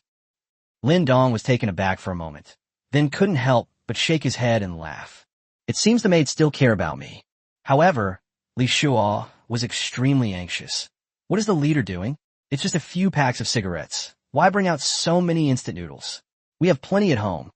Lin Dong tilted his head. Oh, who is your leader? Oomph. That's naturally Wanyue, Li Shuo said smugly. Calling each other so intimately? Lin Dong frowned slowly. What position do you hold in Donghua? Once Li Shuo started showing off, he couldn't stop. Position? Who are you looking down on? He then looked around and couldn't help but whisper, on the surface, I'm on par with the Zodiac Hall Master of the World Society, but privately, my relationship with Wanyue, you know what I mean. As she spoke, she raised an eyebrow and gave Lin Dong a suggestive look. Lin Dong revealed a strange smile. Is that so? That's right. Li Shuo's lips curled up into a wide smile. Not only Wanyue, even Ling Xue is with me. Understand? Qin Shuyao was furious. What nonsense are you spouting? How could Wanyue and the others associate with someone like you? If you dare to talk nonsense again, Li Shuo scoffed. You're not one of them. How do you know? I think you're just jealous. Qin Shuyao trembled with anger and looked at Lin Dong. Master, can I chop him into dust? However, Lin Dong's expression was inscrutable. No rush. Let's keep watching the show. He knew, of course, that Li Shuo was bragging. He's just a clown. Let Wanyue kill him herself later. At the auction, everyone was completely bewildered by the 2 women's constant bidding war. Are we really going to give up our lives for 10 packs of cigarettes? 20 boxes. Jiang Zhu, if you want to continue this stalemate with me, then I'm going to declare war on you. Shen Wanyue's tone was icy. Jiang Zhu bit her lip, and in the end remained silent, refusing to raise the price. Indeed, as Shen Wanyue said, they didn't care about the supplies at all, and the reason for establishing the gang was to make it easier to find owners. Once they find their master, they will naturally leave with him, and the master is never short of supplies, which is why he raises the price so recklessly. This action, however, undoubtedly worsened the relationship between Shen Wanyue and himself. If a master still doesn't appear, It took the host a long time to recover from the huge surprise of 20 boxes of instant noodles before he excitedly shouted, "Congratulations to the leader of the Winter Moon Society for winning the bid for 10 packs of Huazi instant noodles with a staggering sum of 20 boxes. That's 20 boxes, a total of 480 packs. If you're frugal, that's enough for one person to live on for a year." Ling Shui unloaded instant noodles from the RV, and the deal was done. Next is the second item. The curtain was drawn back, revealing a scantily clad woman with above-average looks, a good figure, and heavy makeup. Even with a campfire nearby to keep warm, he was still shivering from the cold, his eyes vacant. Shen Wanyue and the others glanced at it and lost interest. This kind of item is beneath the owner's notice. It's been played with countless times before it was even put on the shelf. Although they looked down on them, the men in the audience were excited. Even if she wasn't as pretty as the female leaders, she was still specially dressed up, and she was still quite amazing. Starting bid, 2 packs of instant noodles. Take this stunning beauty home. Each bid must be at least 1 pack higher. As soon as the host finished speaking, everyone started bidding. I'll bet 3 packs. 4 packs. At this moment, Mr. Jean spoke again. 5 packs. Sure enough, everyone's excited expressions froze again, and they dared not shout anymore. Jean gritted his teeth. I refuse to believe that you two would be willing to take home this kind of trash. Luo Yu looked expectantly at Shan Wanyue and Jiang Zhu, waiting for them to quote a higher price. However, the 2 women remained calm and focused, showing no intention of raising the price. Leader Wanyue, Leader Jiang Zhu, you two? Not interested. X2. In the end, Mr. Jean won the woman back at the incredibly low price of 5 packs of instant noodles.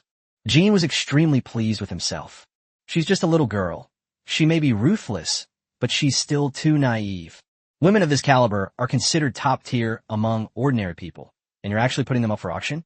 Once my 100 Flowers Pavilion is built, they will become my money-making tools, and I will earn them back 10-fold or 100-fold. The auction is still ongoing. Unbeknownst to anyone, hundreds of fully armed men had begun to slowly surround the area. Chapter 135 Mutation. The Foundation makes its appearance. Lin Dong watched with great interest, and as he scanned the crowd, his gaze suddenly sharpened. Oh, you guys are hiding here. The auction continued, and the next 3 lots were all women of striking beauty. Similarly, they were all bought by Master Jean at low prices, which made Luo Yu furious. No, if this continues, the auction will be ruined. He gestured to his underlings in the audience, and one of them quietly came over. Replace the next lot with Huazi, quick. The younger brother understood and quietly left. Unbeknownst to anyone, 2 very bulky figures also quietly disappeared into the crowd. The younger brother entered the warehouse and swallowed hard as he looked at the full stock of supplies, but he dared not touch them. He could only secretly take out 10 packs of cigarettes, place them on a tray, and cover them with a red cloth. Turning to look at the mountain of supplies, he sighed. How many beautiful women would this cost? Sigh. Suddenly, I felt a cold wind blow past my back. The younger brother was so frightened that he hurriedly turned around, but there was nothing there. What is that? Is the wind picking up? The younger brother scratched his head, picked up the tray, and left. After arriving backstage, he gave Luo Yu an okay sign. Luo Yu then smiled. Congratulations to Master Jean on winning another beauty. He's now won the bid for 4 beauties. Hee. The rest of you brothers, keep up the good work. Everyone curled their lip. Master Jean was determined to go against the Red Flower Society, and they didn't have the ability to get involved. The curtain was drawn again, and the host noticed Luo Yu's look and perked up. Ladies and gentlemen, since many brothers and sisters were unable to bid on their desired treasures earlier, our Red Flower Society is going all out. This time the auction items. The host excitedly opened the red cloth first. Still 10 packs of cigarettes, starting bid. 1 case? What's that? When everyone heard Hua Zi return to the stage, they all perked up and stared intently, only to be equally taken aback. Luo Yu's relaxed brows suddenly furrowed, and she stood up. Even Shen Wanyue and the others were puzzled. On the tray, 9 packs of cigarettes were neatly arranged, in a tube of unidentified red liquid. 9. Oh ho! The Red Flower Clan made a blunder. What is that thing? I can't see it clearly. A vial of red liquid? Could it be someone's blood? It's probably a prank. I bet Jean you will laugh at it. Lin Dong frowned. Just now, Moon Ningwan, who was under his buttocks, trembled involuntarily when she heard the red liquid. It seems she knows what this is. Jeannie stood up and laughed loudly. Haha, is the Red Flower Society out of things to offer? What are you trying to fool with this tube of stuff? If you really can't afford it, Jean, can sponsor you a few for free. Don't try to be stingy with us. Luo Yu glared at her younger brother, her eyes questioning. What is this? The younger brother shook his head in horror. I don't know. I did count 10 cigarettes and put them in, but I don't know what this thing is. Useless. Hurry up and bring another one. Luo Yu was furious, but still managed to smile as she stood up. Hee, please excuse the embarrassment. This was an oversight on our part, Red Flower Society. I promise. The conversation suddenly paused, because a series of booming sounds came from the sky. Rat, rat, rat. Everyone looked up in confusion, only to see 4 military-armed helicopters slowly appearing in the sky above the square. A huge spotlight was pointed at the stage. The sudden appearance of the helicopters drew everyone's attention. Some sharp-eyed people noticed that the logos on these helicopters were the same as those on the helicopter that crashed earlier that day. For a moment, many people sensed a conspiracy. At the same time, a large number of fully armed troops suddenly appeared around the block and surrounded it. Damn it, I just came to join the fun, and now I'm getting bombs and guns pointed at me. Damn it, I'm never joining in the fun again. The helicopter's loudspeaker announced its arrival. Everyone cover your heads and crouch down. Do not resist, or you will be killed on sight. Below the helicopter, several gun barrels were pointed at the people on the ground. The scene descended into chaos once more, with many people risking their lives to break through the troops' lines of defense. Tajdajda. Bullets poured out mercilessly, and many people had their heads blown off or were riddled with bullets. Luo Yu's pretty face was icy cold. Damn it, where did these people come from? Are they deliberately trying to destroy my Red Flower Society? With an elegant spin, a palm-sized rose appeared in her hand. With a gentle push, the rose flew into the air. Just as the roses were about to collide with the helicopter, a soft, feminine male voice suddenly rang out from somewhere. Mirror reflection. To Luo Yu's astonishment, the roses vanished into thin air, followed by a massive explosion at the other end of the square. The bomb roses had somehow been moved to a location 100 meters away. Seeing the crowd being mercilessly slaughtered, the superhumans hidden among them could no longer sit idly by. Hey, I'm a superhuman. I can't die here today. Let me handle this. A burly man roared to the sky, his body suddenly growing larger, transforming into a nearly 3-meter-tall, black-haired gorilla. He roared, pounded his chest, and leaped high into the air. Everyone watched with anticipation. However, the next moment, a bullet struck him directly, and the chimpanzee in the air rapidly degenerated into human form, falling to the ground with a look of terror on its face. What's going on? Why isn't my superpower working? The helicopter broadcast sounded its announcement again. Everyone, do not resist. Put your hands on your heads and squat down. Only then did everyone obediently squat down, their hearts filled with fear. Li Shuo swallowed hard and retreated, trembling. Lin Dong smiled enigmatically. The show's only just begun. Why are you leaving already? Li Shuo quickly gestured for silence, whispering, Are you out of your mind? These guys have fierce firepower. I don't want to lose my life. What about your Wan Yue and Ling Xue? Are you just going to abandon them? I don't care if they die. You can find another woman, but if you lose your life, you lose everything. That's so scumbag. I like it. Don't worry. We're pretty well hidden here. As long as you don't make a sound, no one will find us. Li Shuo pursed his lips, but decided to stay. Lin Dong rested his chin on his hand, looking at the burly man groaning on the ground. The LV-3 on his head was still there, which meant that his superpower was still there, but he couldn't use it anymore. It seems the weapon the Foundation equipped this time has a temporary effect of suppressing supernatural abilities. Not bad. After missing her attack, Luo Yu stopped attacking and stood in the center of the stage, clenching her fists. After everyone in the square knelt down with their heads in their hands, the troops indeed stopped firing. The troops dispersed, and Du Sha appeared with 5 people. There were 3 men and 2 women. The long-haired man was the one who had just transferred Luo Yu's attack away. Luo Yu frowned and grabbed the serum. Is this what you want? Let us leave, and I can give it to you. She sensed from a moment these people appeared that they were all stronger than her, and that she couldn't defeat them. Du Sha raised an eyebrow, his smile gradually turning sinister. Chapter 136, The Mad Luo Yu, The 10,000 Flowers Funeral. Lin Dong looked at their levels with slight surprise. The leader, a man with vertical pupils, was level 8. Among the 5 people behind him, 2 were level 7 and 3 were level 5. Behind them followed a dozen or so lowly low-level players, ranging from level 2 to 4. New Zealand dollar. When did the Foundation become so powerful? She's already more capable than the weakest maid, Chun Yunshi. I fought tooth and nail to reach level 31. Should I avoid the Foundation from now on? However, the man with vertical pupils and the 2 level 7s seemed a bit off. Their eyes were bloodshot, and they looked very emotionally unstable. A sinister smile crept across Du Sha's lips. No one can negotiate with the Foundation. Jing Xian. The long-haired man smiled effeminately and slowly twirled his palm. Mirror reversal. A strange light appeared in his hand. Luo Yu felt her hand go empty, and the next second, the tube of red liquid appeared in Jing Xian's hand. His eyes widened suddenly. What kind of superpower was this? Du Sha took the serum, and the smile on his lips suddenly froze. This is not a strengthening serum. Where did you put your things? This isn't serum. It's clearly a vial of replaced fresh blood. Luo Yu frowned, her mind racing. What is enhanced serum? However, this doesn't seem to be what he needs. Perhaps I could take advantage of this opportunity?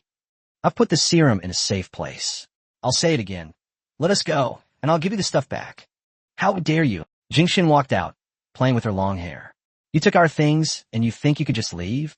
No one in this world dares to smear our Foundation's products. Is that so?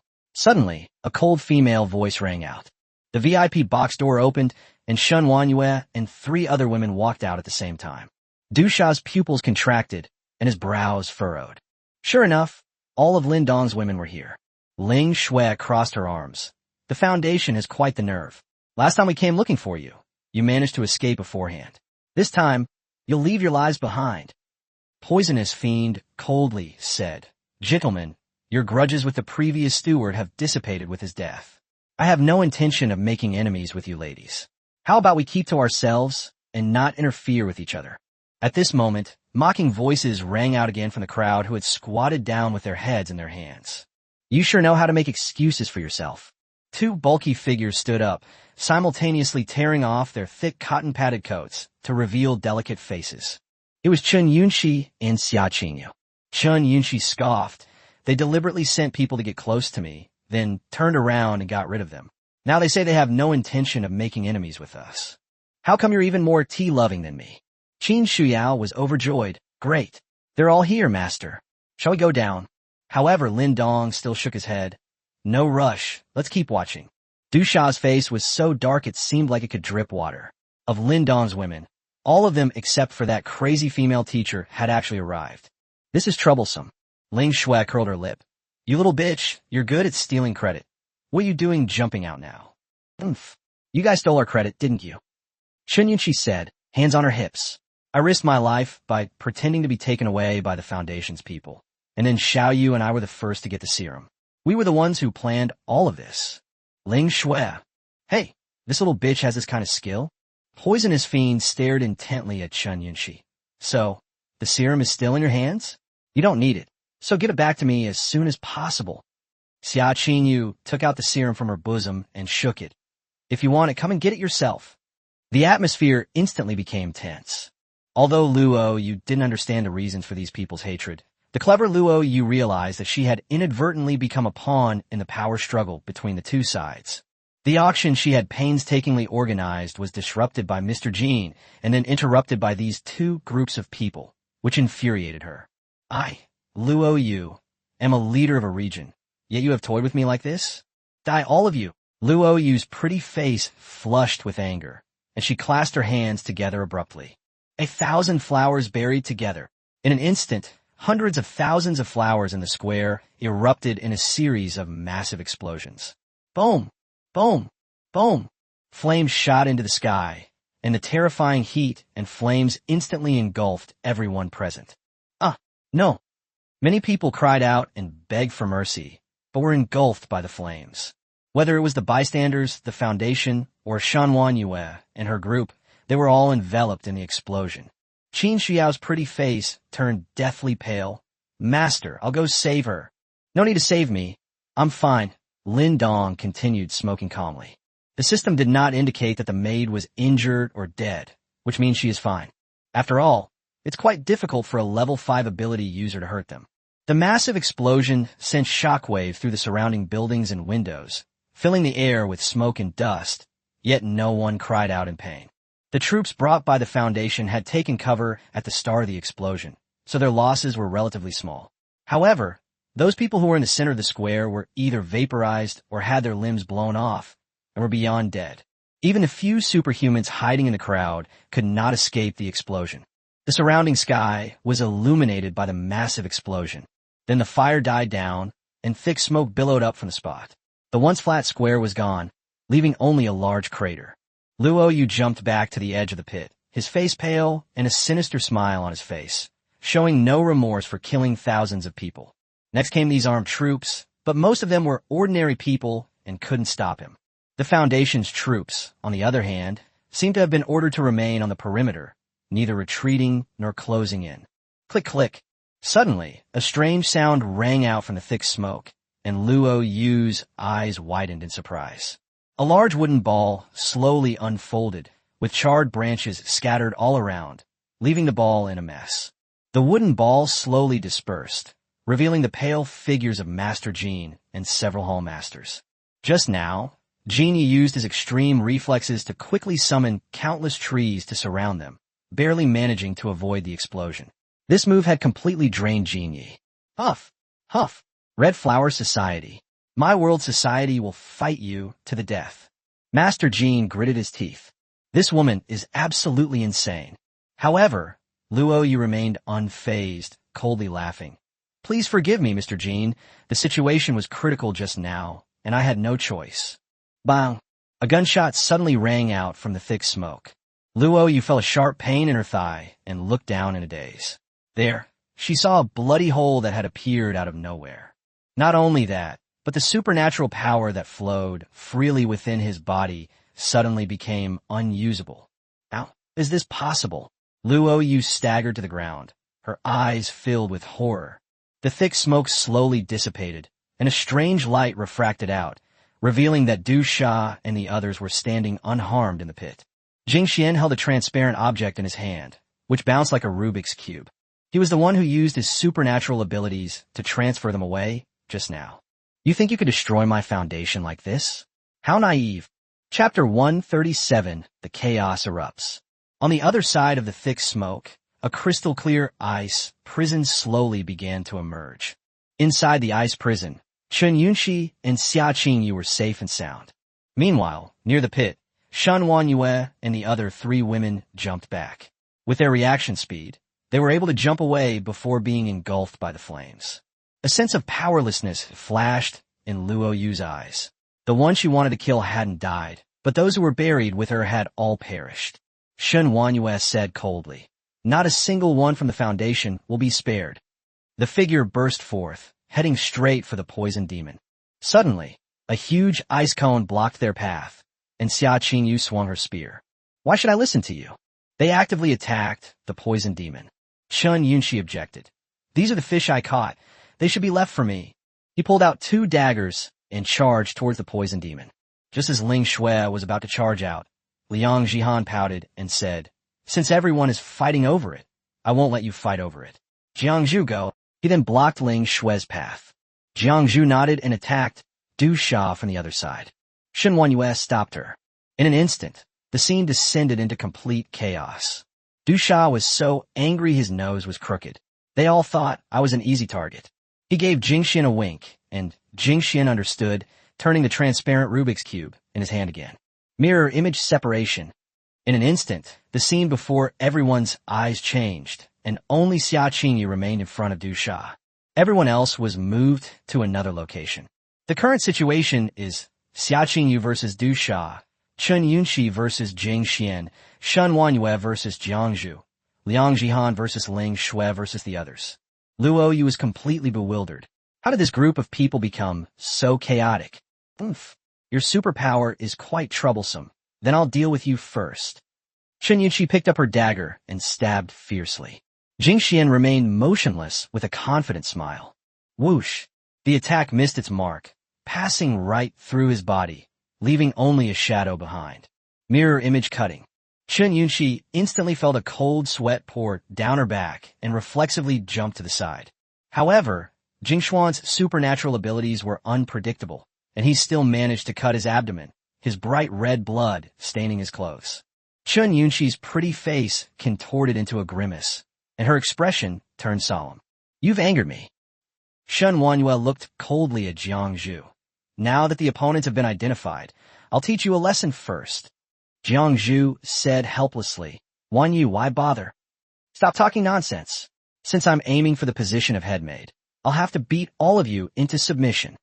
Shen Wanyu knew this was unnecessary, but she chose to go all the way. Whether her master is watching in secret or not, she will fight for this position. Jiang Zhu sighed and could only stand together with Shen Wanyu. Liang Jihan and Ling Shui were arguing back and forth, but when they saw the people from the foundation surrounding them, they immediately turned around and stood back to back. After all, neither woman intended to compete for the position. They simply supported different people, so the conflict wasn't significant. Liang Jihan pulled out her dual pistols. You take care of those superhumans, I'll go wipe out the troops. Ling Shui, no problem, but after the fight, you're not allowed to help Jiang Zhu. Liang Jihan. Qin Shuyao was frantic. With a formidable enemy at hand, why are they starting to panic? Master, if the owner were here, they would have wiped out the foundation in no time. But now the conflicts are too chaotic, and this is the situation. Looks like I'll have to give them a good talking to later. Lin Dong, keep watching. His gaze fell on Xia Qinyu. Chen Yunqi and Jing Xian are both level 7, and the latter's superpower is quite strange. Little Green Tea will need to put in some effort to win. Ling Shui faced a group of level 2, 3, 4, and 5 players, as well as a level 7 player, and didn't feel much pressure. Not to mention Liang Jihan. Shen Wanyu and Jiang Zhu had practiced together countless times and were evenly matched. The only interesting part is Xia Qinyu. This guy with vertical pupils is level 8, while I'm only a level 7 superstar. How am I supposed to defeat him? Xia Qinyu felt a strong sense of danger from Du Sha, just like when she first met Lin Dong. This person is stronger than me. Why aren't you attacking anymore? Has your conscience bothered you? Poisonous Fiend chuckled sinisterly. Xia Qinyu snorted coldly. Apart from Lin Dong, no man can surpass me. So what if he is stronger than me? He brandished the ice spear, sending dozens of ice spikes flying out. Du Sha remained motionless, his green pupils flashing slightly as he emitted a faint gray light that instantly petrified and shattered the ice spikes before shooting them towards Xia Qinyu. Xia Qinyu's pupils contracted. So fast. He quickly dodged. The dark light relentlessly pursued her, and in desperation, Xia Qinyu erected an ice wall, only to be instantly petrified. Ice and Snow World. Xia Qinyu changed her move, unleashing a powerful, icy aura. The poisonous fiend flicked its forked tongue and vanished from the spot in an instant, leaving no trace. Where is he? Xia Qinyu observed warily, when suddenly she felt a bloody wind sweep over her from behind. A huge snake tail lashed out, sending Xia Qinyu flying 100 meters away. Forcibly using the ice spear to stabilize her body, Xia Qinyu coughed up blood on the spot, staring in horror at the giant snake. At this moment, the poisonous fiend had completely transformed into a snake, its strength and speed both increasing to a whole new level. It charged forward with a sinister grin. Too weak. Too weak. You think you can turn against us with the serum provided by our foundation? The petrifying beam and the snake tail attacked in combination, and Xia Qinyu could only desperately defend herself, her pretty face turning icy cold. Weak. This word was like a bayonet deeply embedded in her heart. Ice storm. Xia Qinyu gritted her teeth and summoned an ice tornado with an extremely cold aura, temporarily halting the giant snake's movements. This poisonous fiend twisted its snake body and spewed out a thick cloud of poisonous mist. Xia Qinyu hurriedly erected an ice wall to defend herself, but the poison was too potent, and the ice wall melted in the blink of an eye. Ha! I am now at SS rank. You are no match for me. Poisonous fiend laughed wildly, his body attacking relentlessly. Chen Yunqi was covered in blood. She glanced at Xia Qingyou's miserable state and couldn't help but shrink back. The people at the Foundation have become so capable. Jiang Zhu and Shan Wanyue stopped at the same time, frowning as they looked at the large snake. The Foundation's power has exceeded their expectations. Just as she was about to leave, Xia Qingyu shouted sharply, "Don't come any closer. I'll handle this myself." Bang! No sooner had she finished speaking than her delicate body was flung away again, crashing into the building wall and leaving a spiderweb-like pattern. Poisonous Fiend's green eyes were now filled with crimson. He looked up and laughed loudly. The Foundation leads the way in the times. No one can stop the Foundation's progress. Xia Qingyu, D. Its eyes shot out petrifying rays as thick as an arm, while its mouth spewed out green, poisonous mist, covering all escape routes. Xia Qingyou's eyes were filled with stubbornness and madness, and she suddenly blocked with both hands. 6-directional ice prison. Swish, swish, swish. 6 layers of ice prisons suddenly rose up on the ground, protecting it like a nesting doll. The first layer of ice prison crumbled instantly, followed by the second and third layers. Inside the ice cell, Xia Qingyu gritted her teeth and took out the serum. Poisonous Fiend's pupils constricted sharply. "You dare!" Puffed. With a sinister grin, Xia Qingyu plunged a needle into her chest and injected serum. Chapter 138, The Poisonous Beauty vs. Hai Qingyu. Click. The ice prison shattered completely. After the serum was injected, Xia Qingyu only had time to erect a small ice wall in front of her before her body was blasted away, crashing through the earthen wall and revealing a large hole. Her figure disappeared into the hole. Just as Poisonous Fiend was about to rush in and finish off the enemy, suddenly, thump thump, a powerful heartbeat resounded, as strong as a drumbeat. Suddenly, a small, blood-soaked hand reached out from the cave entrance, grabbed the opening, and stepped out. Everyone present felt their hearts skip a beat. Xia Qingyu stood at the cave entrance, covered in blood. Blood from her forehead stained her small face, making her look extremely pitiful. On her body, streaks of glowing red liquid flowed along her blood vessels, clearly visible even through her skin. His aura surged wildly, his hair slowly turned white, and snowflake patterns appeared in his pupils. "Now who should die?" Xia Qingyu grinned maliciously, the veins on his body bulging like a writhing dragon. He bent his legs slightly and suddenly kicked out. The violent force blasted the entire building to its knees. The next moment, the beautiful figure suddenly appeared in front of Du Sha, and with the sharp and cold aura of the ice spear, it stabbed towards his forehead. Du Sha twisted away instantly, but was still cut on the scalp by the ice spear, and green blood splattered, spraying all over Xia Qingyou's face. However, at this moment, Xia Qingyu seemed to be possessed by Qin Shuyao. She licked the blood from the corner of her mouth, her smile becoming increasingly ferocious, and once again thrust her spear. Lin Dong stroked his chin, his eyes brightening slightly. That red liquid was actually a serum that could enhance superpowers. What a treasure! The superstar's level jumped from level 7 to level 9. Yes, we're almost catching up with Shan Wanyue and the others. However, Xia Qingyou's current state of madness is probably a side effect of the enhanced serum. It seems that my own Dragon Impact enhancement method is still the safest and most reliable. At this moment, Xia Qingyu was indeed like a madwoman, chasing after Du Sha and beating him mercilessly, leaving him covered in wounds and spraying green liquid all over the ground. Lord Poisonous Fiend, Jingxian, who was still playing with Chen Yunxi, saw the miserable state of Poisonous Fiend and hurriedly spread his hand, causing the transparent Rubik's Cube to spin. Just as the ice spear was about to pierce the poisoner's forehead, the spear tip missed its mark and landed elsewhere. "You dare to be distracted while fighting me?" Chen Yunxi seized the opportunity and instantly charged in, stabbing Jingxian in the abdomen with a knife. The red knife pierced through his back, and then she kicked him, sending Jingxian crashing into the building. Taking a breather, Du Sha hurriedly retreated to create distance, his vertical pupils scanning the area, instantly transforming into icy coldness. Ling Shui had already killed several of the other superhuman subordinates, and Liang Jihan single-handedly wiped out the entire army. While dodging bullets, she could also occasionally perform a feat of tearing apart Japanese soldiers with her bare hands. Even anti-Japanese war dramas weren't this outrageous. Shen Wanyue and Jiang Zhu each crossed their arms to hold the line. Jing Xian's fate was unknown. Of all the people from the Foundation who came this time, only he, a snake, remained. A profound sense of sorrow welled up within me. This mission was a complete failure. All his plans were disrupted by a mutated eagle, and now it has even provided power to Xia Qingyu. This is an absolute disaster. Turning around, another ice spear struck, sending the nearly 10-meter-long giant snake flying and landing on the snow. Xia Qingyu brandished her ice spear, grinning menacingly.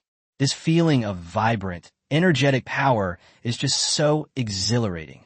Poisonous Fiend shook its snake head as it stood up, its vertical pupils fixed on her.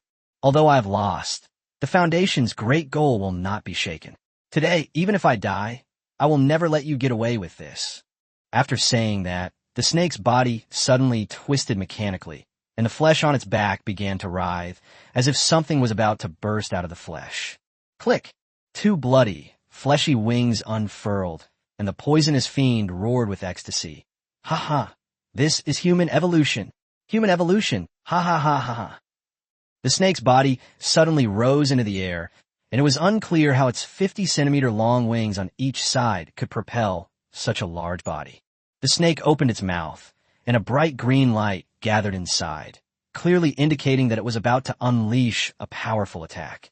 Xia Qingyu frowned slightly and closed her eyes for a moment. Two crystal-clear, snow-white, and magnificent ice wings had actually taken shape. With a gentle flap of her icy wings, Xia Qingyu slowly rose into the air, reaching the same level as Du Xia, to everyone's astonishment.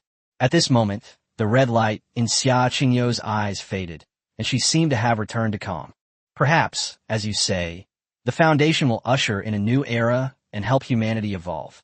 But all of this has nothing to do with me. Xia Qingyu's tone changed. Her eyes were slightly closed, and her expression was quite calm, yet there was a sense of impending storm. All I know is that I feel more refreshed than ever before. All I know is that from this day forward, I, Xia Qingyu, will be free from all constraints. The extreme cold aura emanating from his body erupted without restraint, causing crystalline snowflakes to fall within a radius of 100 meters.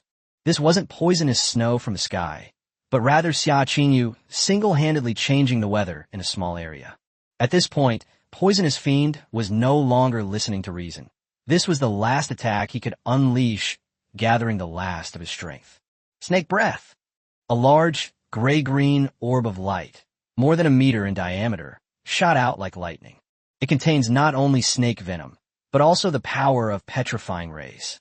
Xia Qingyu suddenly opened her eyes. The ice spear in her hand vanished, and with graceful movements of her hands, she shouted loudly, "Mystic Ice Serpent's Source!" In an instant, 5 ice snakes, each 10 meters long and as thick as a water bucket, took shape behind it. The ice serpent snaked out and collided with the snake's breath. Boom! Another massive explosion occurred in the air, and a shockwave of gray-green, mixed with white, spread outwards. A powerful gust of wind swept through the area again, scattering the densely packed corpses on the ground. At the center of the explosion, the snake breath instantly petrified one ice snake, but it had no power to continue. The remaining 4 ice snakes opened their mouths and bit at the poisonous demon. The venomous snake's body was instantly frozen, and then it was violently slammed into pieces. The newly appointed deputy director of the Jiangxing Foundation has thus fallen from grace. Meanwhile, inside the hole, Jing Xian, covered in blood, was dragged out by Chun Yunxi and dumped on the roadside like a dead dog. Looking at Xia Qingyu, who stood alone in the air like a fairy despite her tattered sleeves, I couldn't help but stick out my tongue. Oh no, I'm a worse player again. Li Shuo was so shocked that his jaw almost dropped. Today had truly opened his eyes to the world. The battle between superhumans was as fierce as a fight between gods. Fortunately, our Wan Yue is still all right. Lin Dong stood up and stretched lazily. Phew, the first half of the show is over. We should go now. Turning her head, she met Li Shuo's gaze. No? The more I look at you, the more familiar you seem. Li Shuo tilted his head and thought carefully, and finally remembered. Your name is Lin Dong, right? Lin Dong touched his nose and nodded. Li Shuo was overjoyed. Well, I've been searching the whole city for you, and I never thought I'd be so lucky today. I've finally run into you. Kid, bring these 2 women over here, and I'll leave you with a whole corpse." As he spoke, he pulled out a pistol from his waist and pointed it directly at Lin Dong. Lin Dong. Chapter 139, The Women Gather and Reprimand Each Other. Lin Dong had no interest in even lifting a finger against such a minor character. "Damn, just by looking at the three of us, I can tell you're facing three superhumans. Where did they get the audacity to use guns against us? Let's go, but spare his life." After Lin Dong finished speaking, he walked outside, and Qin Shuyao followed. Li Shua immediately felt slighted and roared angrily, "You son of a bitch!" Puffed. A flash of light. Li Shua's right hand was severed. The cut as clean as an industrial cut. "Ah!" Li Shua immediately clutched his severed arm and let out a heart-wrenching scream. Mu Ningguan slowly sheathed her sword, then silently grabbed Li Shua by the collar, as if he were a chick. Her beautiful eyes stared at Lin Dong's retreating figure with a complex expression. Their own core team has been completely wiped out this time. Now, apart from the researchers, the management of the Jiangcheng Foundation branch consists of only myself and the half-dead Jingxian. Although I haven't been exposed yet, what should I do next? Should I stay by Lin Dong's side? Then I will completely merge with Yu Qin's body. But if I leave, all my previous efforts will have been in vain. What to do? Mu Ningguan was caught in a mental struggle. In the square, Shen Wanyue frowned. The fight has gone on like this, and the master still hasn't shown up. Could it be that he has already left Jiangcheng? Liang Zhihan walked over and couldn't help but sarcastically say, "So all your work has been for nothing? I really don't know what you're so conflicted about." As soon as she finished speaking, her gaze suddenly stopped, and she looked into the distance, her beautiful eyes widening sharply. A surge of intense excitement welled up inside him, and his face flushed red. "Master, master!" The person who came was naturally Lin Dong. The other maids all turned their heads. Shen Wanyue's eyes immediately reddened. Jiang Zhu bit her red lips tightly in grievance, and Ling Shui excitedly raised her arms and rushed over. "Master!" Her voice was sickeningly sweet. Chun Yunqi suddenly felt her heart race, and her pretty face flushed slightly. "What's going on? I clearly don't like him, so why am I nervous? I didn't do anything wrong, did I?" Xia Qinyu stood silently in the distance, her eyes filled with complex emotions. Li Shua, who was behind him, had forgotten the pain and was completely stunned. "Owner?" Ling Shui, the eldest sister, calls him master? He had previously thought Lin Dong was Shen Wanyue's husband or boyfriend, but judging from his behavior, it seems all these women belong to him. Spicy. Just as Ling Shui was about to give Lin Dong a springy experience, she suddenly noticed Lin Dong's ambiguous smile, which was already tinged with coldness. She slammed on the brakes, twisting her clothes and looking pitiful. She said, "Master, I miss you so much." The other maids also rushed over and formed a circle around them. "Master, where have you been all this time? We've searched the whole city, but can't find you." "Yes, while you were away, we all, wah." "Master, promise me you'll take us with you wherever you go from now on, okay?" At this moment, the maids could no longer control their emotions and began to express their heartfelt feelings. It wasn't until Lin Dong was no longer by their side that they realized they couldn't live without this man for even a moment longer. Although this man used tricks on each of them, he doesn't care about anything now. They only want their master.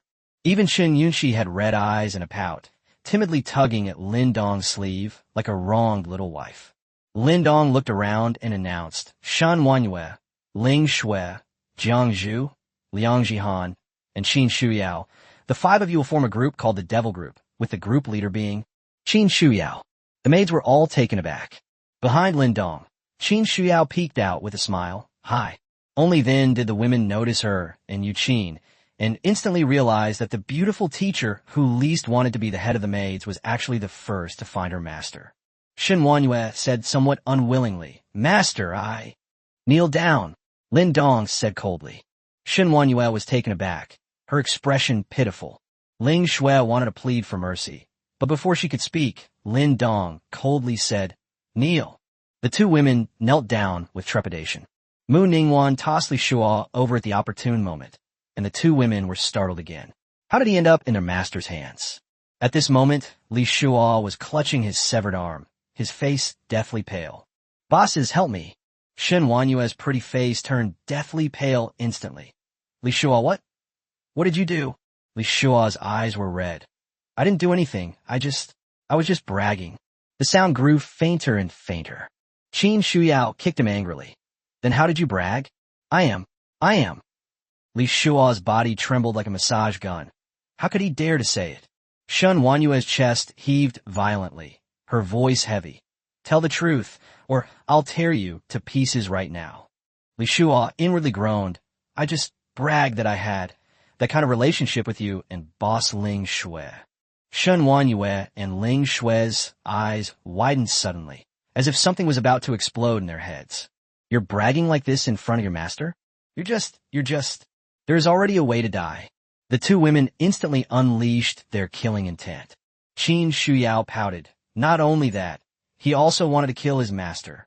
I'll kill you. Ling Shui roared in fury, delivering a powerful punch that pierced through Li Shua's chest. Shen Wanyue struck with lightning speed, wiping out Li Shua's lineage with a single blow. The two women fought nonstop, and before Li Shua could even beg for mercy, he was completely beaten into a pile of mangled flesh.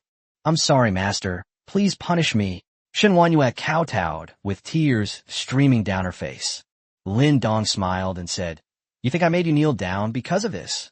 Shen Wanyue looked up in astonishment.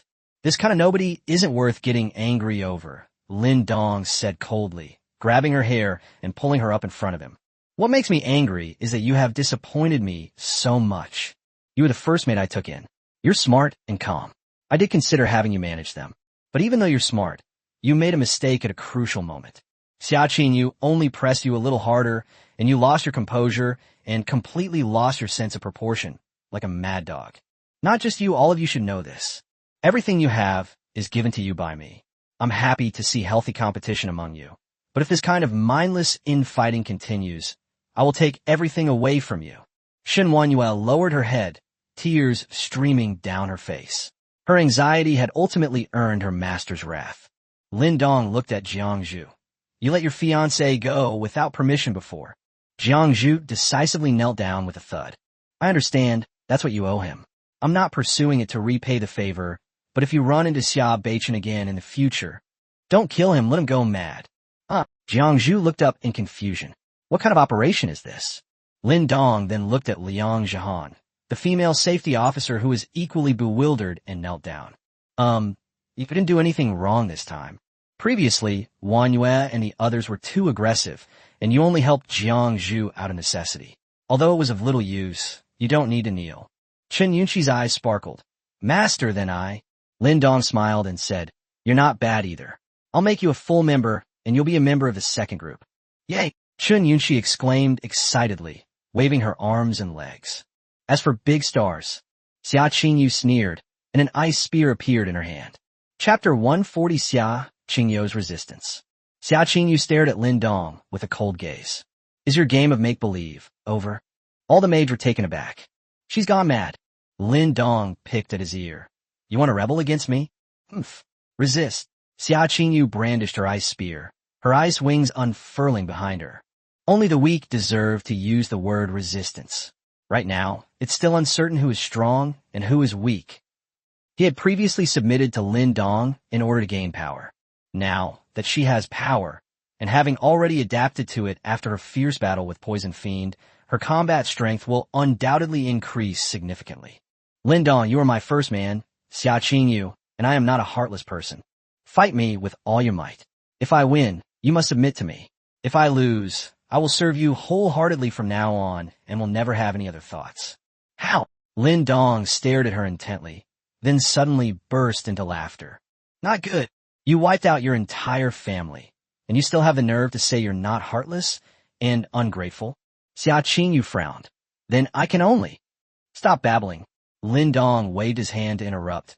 I don't know where you got your confidence from. With just one vial of serum, you can't win. Even if you lose, I won't kill you. I'll just kick you out of the maid team. The women were taken aback once again. When did my owner become so kind? But seeing Lin Dong's sinister smile, all the women shuddered. The owner must be up to something. Xia Qinyu perked up.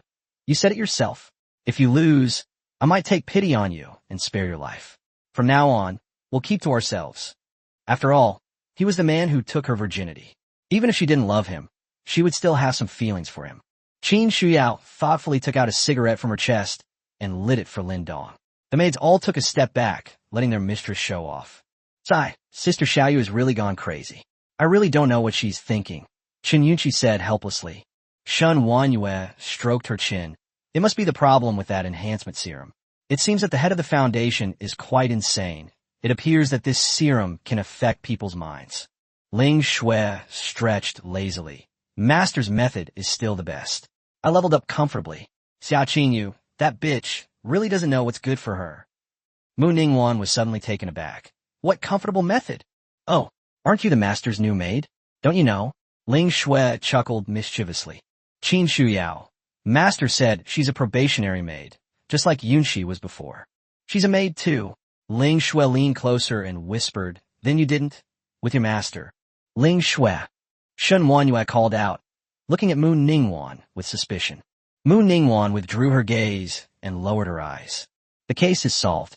It turns out that Lin Dong used that method to enhance the strength of these women. It's truly an unbelievable ability.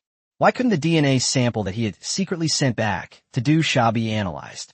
Instead, he risked continuing to study the enhanced serum with side effects. Moreover, the other women all improved themselves in this way, but she was the only one who didn't. Could it be that Lin Dong has already guessed that he is a member of the Foundation? Thinking of this, Mu Ningwan felt a chill run through her body. She stared at Lin Dong's retreating figure, lost in thought. Liang Jihan tilted her head and carefully examined Qin Shuyao, then suddenly said, Hey Shuyao, it's only been a few days, but you seem to have gotten so much prettier. Upon hearing this, all the maids turned their heads. Yes, what brand of skincare products have you been using lately? Your skin is as white as jade. Her cheeks have even slimmed down a bit. Her features are softer, and her facial features appear more defined. And it feels much bigger there too. Tell me honestly, when did you find your owner? It's not just her appearance. I feel that Teacher Qin's overall demeanor has improved a lot too. When the women pressed her for answers, Qin Shuyao gave a charming smile. Master's new method. The women immediately surrounded him, their eyes shining. At this moment, Master Jin led his men around from a distance. Kin Tilda. Mu Ningwan nodded and walked over. Dad, are you all right? Xia Qingyu, suspended in midair, exuded a wild and unrestrained aura, as if the air itself were about to freeze, her small hands slowly waving. Mystic Ice Serpent's Source. He unleashed a powerful move right from the start. 5 ice snakes snaked their way down to the ground in the forest. The ice serpent that was formed this time was thicker and more powerful than the one before. However, Lin Dong remained calm, a cigarette dangling from his lips, as he slowly pulled his right hand out of his pocket, holding a frozen fish in his hand. As the ice snake got close, the frozen fish swung its sword and slammed down. Snap! The first ice snake was easily blown off its head. Without its head, the ice snake's body was thrown to the ground by inertia, shattering into a pile of ice shards. Then comes the second one. Article 3. Lin Dong stood still, his hand flashing out phantoms, easily eliminating all the ice snakes. Xia Qingyu's beautiful eyes suddenly narrowed. Lin Dong had resolved the issue far too easily. Lin Dong smiled, withdrew his hand, and flicked off the ash from his cigarette. Continue. He didn't even put out his cigarette. Impossible. How could the power I earned through so much hard work and struggle be inferior to yours? I don't believe it. Xia Qingyu broke down. He began frantically mobilizing the power within his body, his hair turning as white as snow. Mystic Ice Serpent's Source. This time there are 9 ice snakes. The ice serpents slithered through the air, even emitting faint hissing sounds as they swooped down from all directions. Lin Dong shook his head. What difference could there be between 5 and 9? Jin Yu was speechless with amazement. Brother Lin Dong is really something. Chiner, what do you say? Before he could finish speaking, everything went blurry before his eyes. Mu Ningwan transformed into a fleeting shadow, her tang sword piercing straight into Lin Dong's back. The scene unfolded so suddenly, but the maids, who had been watching their master the whole time, still managed to react. You dare! Qin Shuyao's eyes instantly turned blood red, Her demon outfit activated, and she thrust her scythe towards the back of Mu Ningguan's head. Not only her, but Shun Wanyue and the others also picked up their little pink fists and charged in from all directions with a whooshing sound. At this moment, Mu Ningguan was still some distance from Lindong, and her fate was sealed. However, Mu Ningguan was not afraid at all, and her beautiful eyes suddenly turned to Jing Xian, who was lying not far away like a dead dog. At the same time, Jing Xian suddenly opened his eyes. Mirror image replacement. Chapter 141 Mu Ningguan, Soul Split.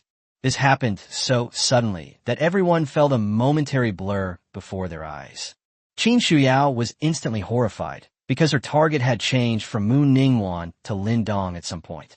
Not only that, the other maids also turned their attention to Lindong. The situation has now become that Lindong is surrounded by ice snakes above his head, iron fists from his maids on all sides, and a death scythe behind his head. There was no way to escape. Mu Ningguan was moved to a remote location, her expression filled with anticipation and excitement. This attack was the strongest that the strongest people in Jiangsheng could unleash at the moment. Even if Lindong didn't die, he would be seriously injured. Lindong, these women were all trained by you, so let you personally experience their power. Qin Shuyao quickly withdrew her power. Master, little. However, Lindong suddenly chuckled and the frozen fish in his hand disappeared. With a snap, he slapped his fingers. In an instant, it was as if the pause button had been pressed, and everything in front of me was filtered through a gray lens. A mysterious wave burst forth from within him, spreading out in invisible ripples, like a pebble thrown into a calm lake. Strangely, the space was distorted wherever the ripples reached. Qin Shuyao and the others were the first to be affected. After their bodies came into contact with the ripples, they were suddenly twisted and spat out a lot of blood and severed limbs. The ice serpent shattered into dust, and everything around it was obliterated by the ripples. Spatial tremor. This is a new skill I acquired the day before yesterday. Those layers of ripples are the space that has been distorted by vibration, which can tear apart three-dimensional objects within a certain range. When the filter was removed, everyone present could see that Qin Shuyao and the others were all spitting blood and kneeling helplessly on the ground. Everything that just happened in the blink of an eye. The death of Maid Shun Wanyue has been detected. Should we? Maid Ling Shui detected. Lindong. Let's all be resurrected. This was also the first time he had used this skill, and he was a little embarrassed to find that his maids were the ones who experienced its power for the first time. Golden light instantly emanated from maids, and their severed limbs were restored. Mu Ningguan's eyes widened in disbelief. Is this even possible? Suddenly, Mu Ningguan felt a chill run down her spine. Before she could react, an ice spear struck, piercing her abdomen and pinning her to the ground. Meanwhile, another ice spear was already thrusting towards Jingxian. That last shift was his last remaining strength, and he could only watch helplessly as the ice spear grew infinitely larger in his pupils. Host! Xia Qingyu didn't even look at them. She instinctively wanted to step forward and ask Lindong, but suddenly stopped and bit her red lips. What's wrong with me? Am I concerned about him? Mu Ningguan's forehead was covered in sweat from the pain, and her beautiful eyes stared at Lindong with resentment and complicated emotions. She had wanted to kill Lindong countless times before, but Lindong was too cautious and never asked her to spend the night with him. They tried poisoning him many times, but it was still useless. Unexpectedly, she found a less than ideal opportunity this time, and Jingxian cooperated well, diverting all the attacks from the women onto Lindong. Unfortunately, Lindong's abilities were far beyond expectations, even somewhat bizarre. Can he ruthlessly kill his own woman on the spot, and also instantly revive her? Qin Shuyao and the others slowly stood up, looking at Lindong with some fear and lingering apprehension. The master's abilities are truly unpredictable and mysterious. Lindong approached Mu Ningguan and pinched her chin. Is it because your foundation had absolutely no information on this, leading you to misjudge Mu Ningguan? Upon hearing these three words, Mu Ningguan was instantly horrified, her pretty face turning deathly pale. He not only knew I was from the Foundation, he even knew my real name. Mr. Jean was dumbfounded. Who is Mu Ningguan? Isn't my daughter Yu Qin? Yu Qin is dead, Lindong said calmly. It's just that this woman had a rather special ability. She possessed your daughter's body. What? Old Master Jin's face turned ashen. When it should have started from the moment I entered Yong Village. Once Mu Ningwan's identity was exposed, she stopped pretending to be arrogant and aloof, her face contorted with rage and resentment. It seems I underestimated you. You truly live up to the Foundation's lofty goals. Snap! Lin Dong slapped him across the face, and his pretty face immediately became red and swollen. Stop talking nonsense. I'll ask you a question. You answer it. I thought they were going to set a huge trap for me, but all they did was backstab me in the back. Foundation, oh Foundation, you've really disappointed us. You think you've captured me like this? Mu Ningwan gave a bitter laugh, her pupils instantly becoming empty. A dark shadow darted into the ground. At the same time, Mu Ningwan's data automatically changed in the system's maid interface. Maid Oshim, Mu Ningwan. System rating, 89. Current strength, level 6. Maid outfit, none. Compared to before, only the measurements and system score have changed.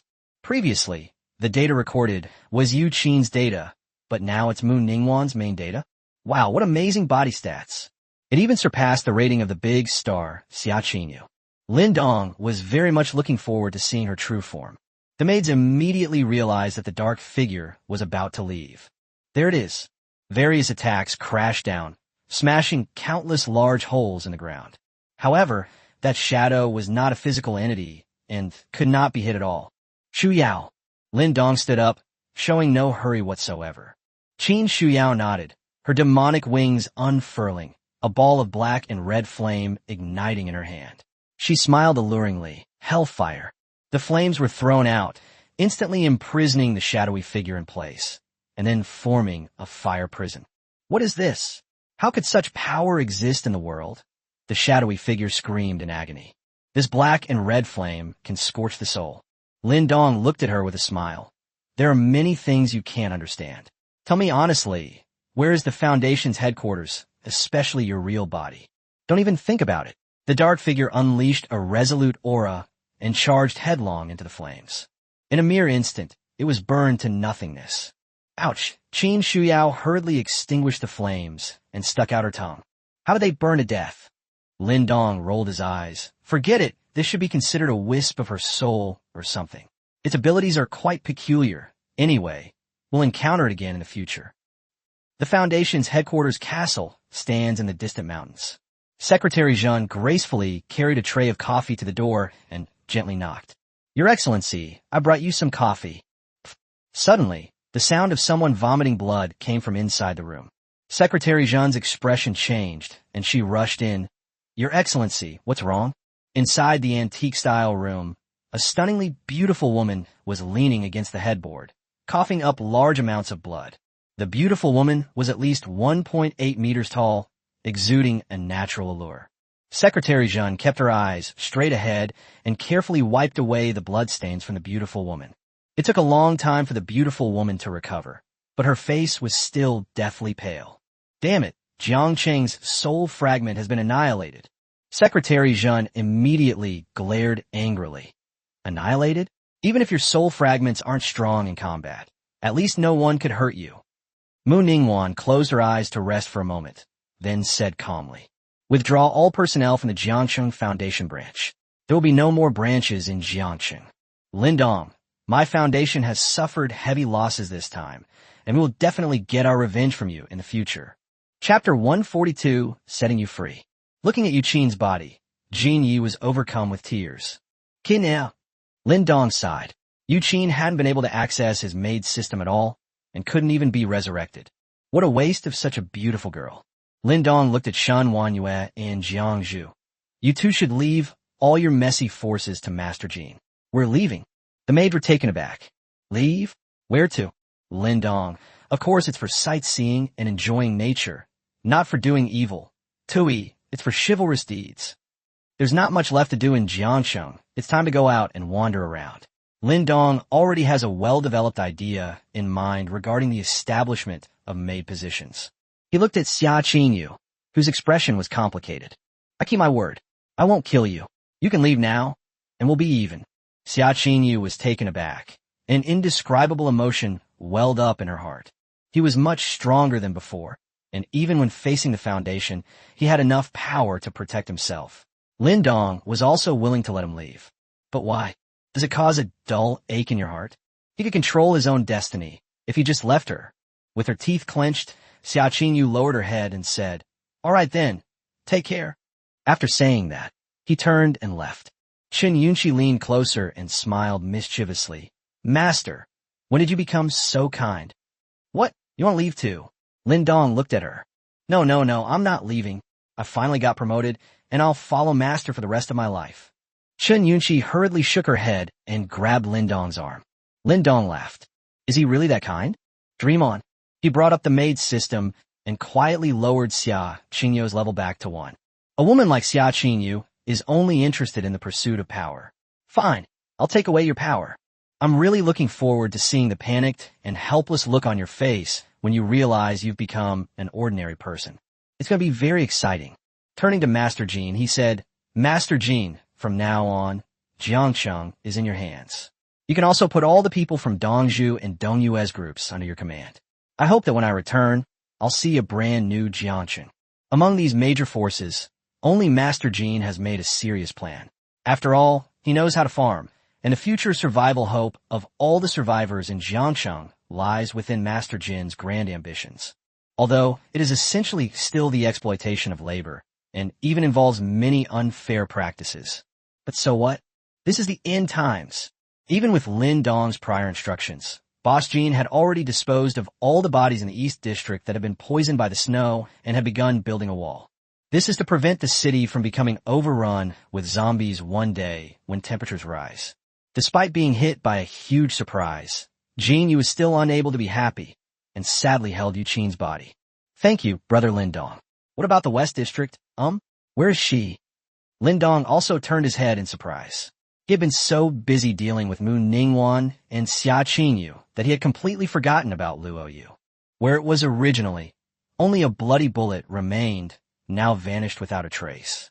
"Hey, this woman's ruthless. She just pulled the bullet out of her leg." Qin Shuyao, "Master, I'm going to chase after them." "No need," Lin Dong smiled, gazing into the distance. "She will come looking for us." Gone. With that, he boarded the RV first, waved to Master Jean, and prepared to take a stroll around the city. After letting Shan Wanyue and Jiang Zhu finish their last arrangements, he headed west. Looking at the RV's taillights, Qingyo asked softly, "Master Jean, please accept my condolences. With Lin Dong and the others gone, no one in Jiangcheng will be able to stop your unification efforts." Jean nodded gently and hugged his daughter's body even tighter. Lin Dong is destined to be someone that a small city like Jiangcheng cannot contain. Pass down the order to take over the management of the Dongzhu Society and Dongyue Society and to select talent. Speed up the progress of our facilities. I want all the survivors in Jiangcheng to listen to the World Society within a month. You all go and do it. Looking down at his daughter's body with pity, Jean Ye's eyes reddened again. "Qiner, although you are long dead, Lin Dong is still your man, so he can be considered my son-in-law. I will do my best to consolidate Jiangcheng, and when he returns, it will surely be a new scene." The night was quiet, and Xia Qingyu walked alone on the street, feeling lost and forlorn. Where should I go next? Lin Dong's sudden letting go completely caught her off guard. Now that she was finally free, she felt lost for a moment. The Xia family has been destroyed by its own actions. Lin Dong has probably left as well. If she had previously dreamed of building a power base and becoming a minor overlord, now she has completely lost that ambition. Xia Qingyu looked up and suddenly frowned. Strange, why am I so cold? It was only then that she realized something seemed wrong with her. On the street corner, two men were sneaking towards him. Bro, is that girl just standing there alone on the street, lost in thought? What are we waiting for? If we can't find food, finding a pretty girl isn't a bad deal. Hey bro, look, this girl looks like that girl again. Let me see. Wow, Xia Qingyu? It's actually Xia Qingyu? Holy crap, bro, we've hit the jackpot today, huh? She's a female celebrity. Even if we're done with this, we can still sell a huge amount of supplies. The two of them made unrestrained comments about Xia Qingyu. Suppressing her trembling body, Xia Qingyu coldly said, "Do you want to die?" Wang Gang on the left exclaimed, "Wow, you're hot. Big star. You still think you're a star? Come with us. Don't make me do something." Wang Meng on the left grinned wickedly.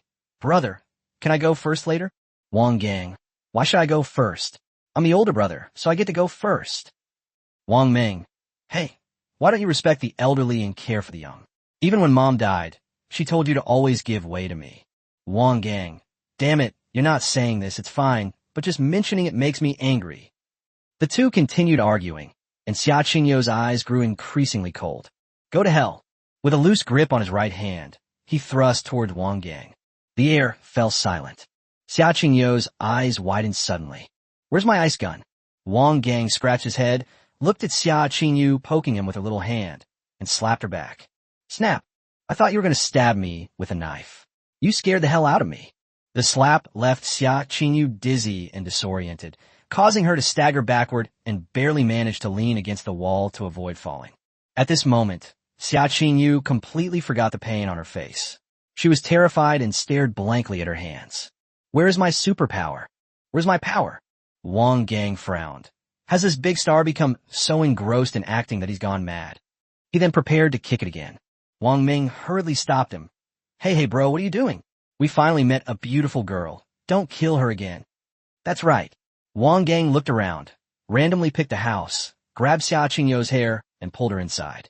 Xia Qingyou struggled violently, but she couldn't break free at all. No, let me go, master. Save me. Chapter 143, Some People, She Will Deliver Them Herself. Wang Ming laughed heartily. Brother, look, she's still calling me master. Wang Gang raised his hand and slapped Xia Qingyou again. Damn it, look carefully. I'm your master too. Xia Qingyou cried her heart out. The usually resilient and calm woman was now like a helpless little lamb. His whole body trembled violently, his heart raced, and he frantically tried to muster the strength that he used to have at his fingertips. But there was no response at all. The pride and confidence they once had crumbled in an instant. After much thought, she concluded that only Lin Dong had the ability to strip her of her superpowers. Now that she has lost her superpowers, how could she talk about freedom? Even survival is a problem. Wang Gang threw her into the house, and Wang Ming skillfully grabbed a pile of waste to start a fire, grinning as he looked at the panicked and helpless superstar. Little brother, how should we divide it? Wang Ming curled his lip. What else could it be? Before he could finish speaking, a red petal suddenly drifted down in front of him. What's this?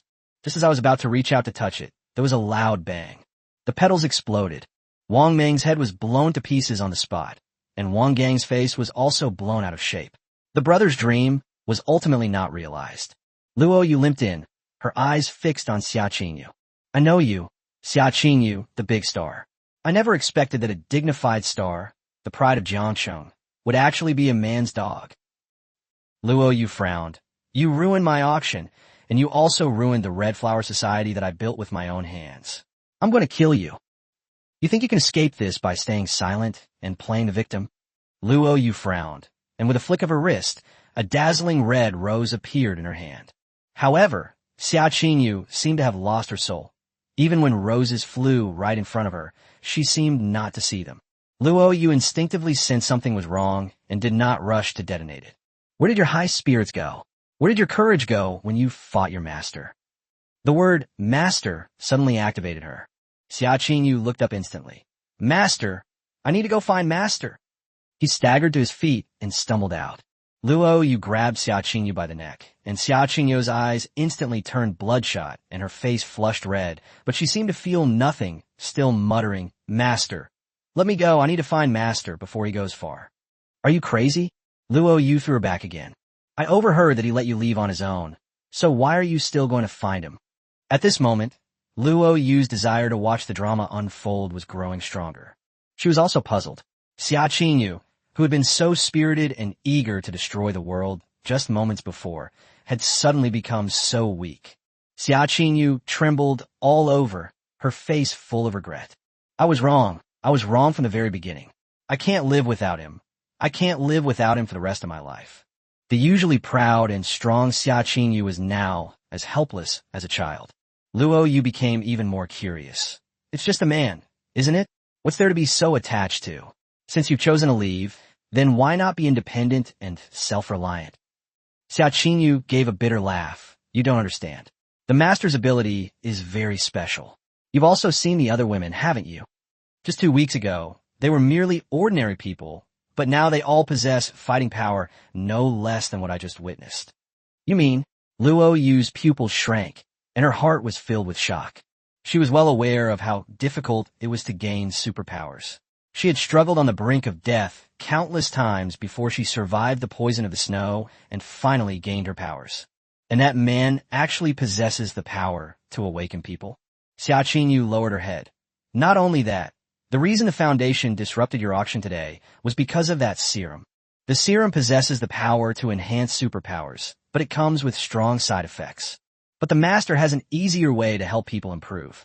Luo Yu gasped, what method? Previously, Luo Yu thought she was invincible, but after tonight's events, she realized that there are always people more capable than you. Xia Qingyu looked directly at her, a strange glint in her eyes.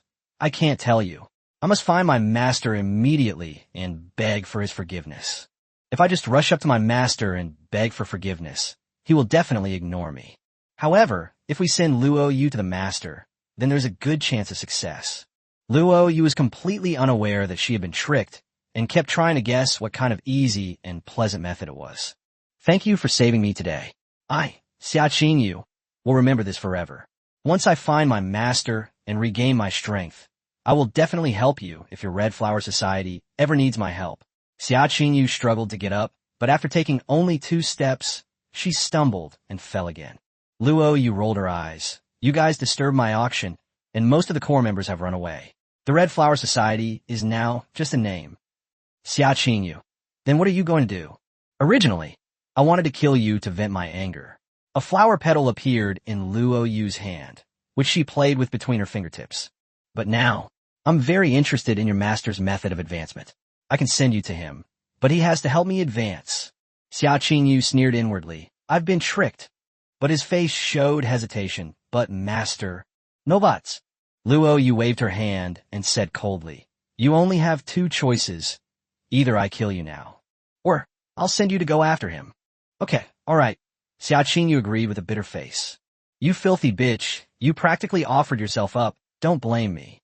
The 2 of them went out under the cover of night, following the tracks left by the RV, heading west.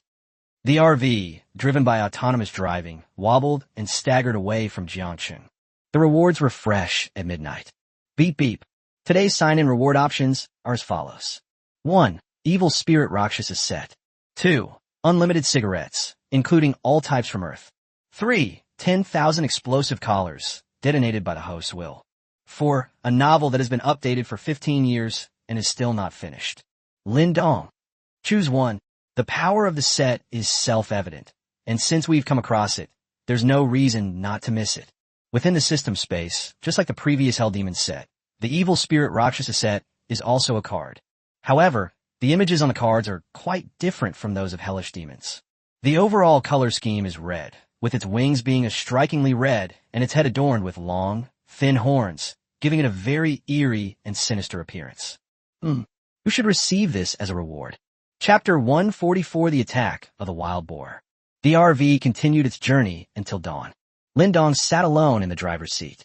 Most of the maid's system ratings increased by 1 point, while Shun Wanyue's rating increased by 3 points due to her hard work, and her rating has now reached 85.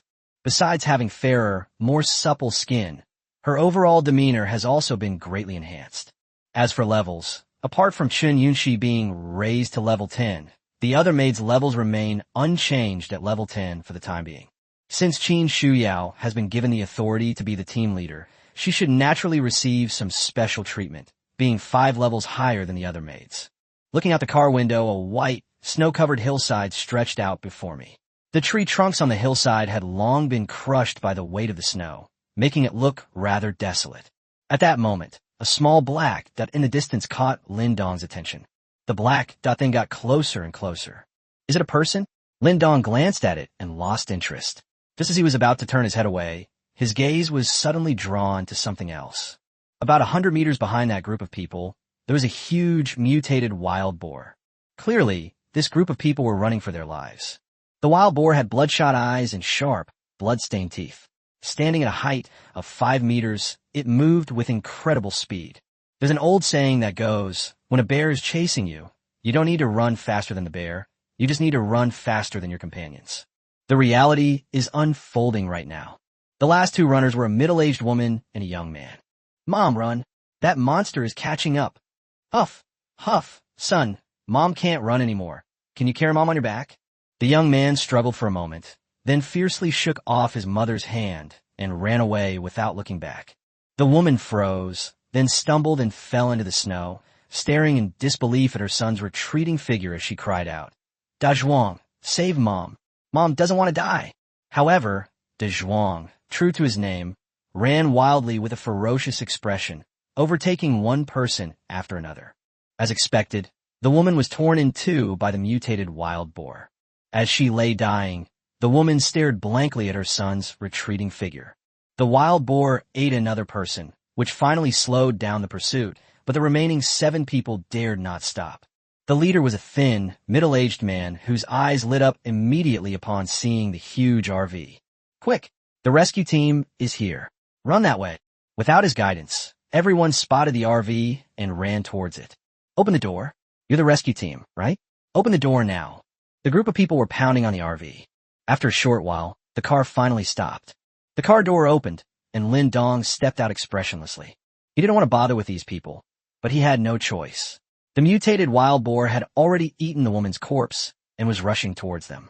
A level 3 pig charging forward might be too much for the RV to handle.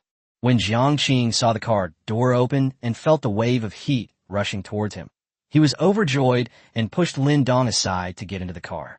"Get out of the way, let me up." Lin Dong frowned, grabbed him by the neck, and lifted him up with one hand. "Get out." This scene instantly terrified the others, who trembled and dared not step forward. Jiangqing's face flushed red. "I'm sorry." Lin Dong glared at him coldly, but didn't kill him. Instead, he closed the car door and blocked the wild boar's path. "Cough, cough." Jiangqing caught his breath and coughed violently, staring at Lin Dong's back with shock and disbelief in his eyes. The others also peeked out from behind the car. "This guy must be from out of town.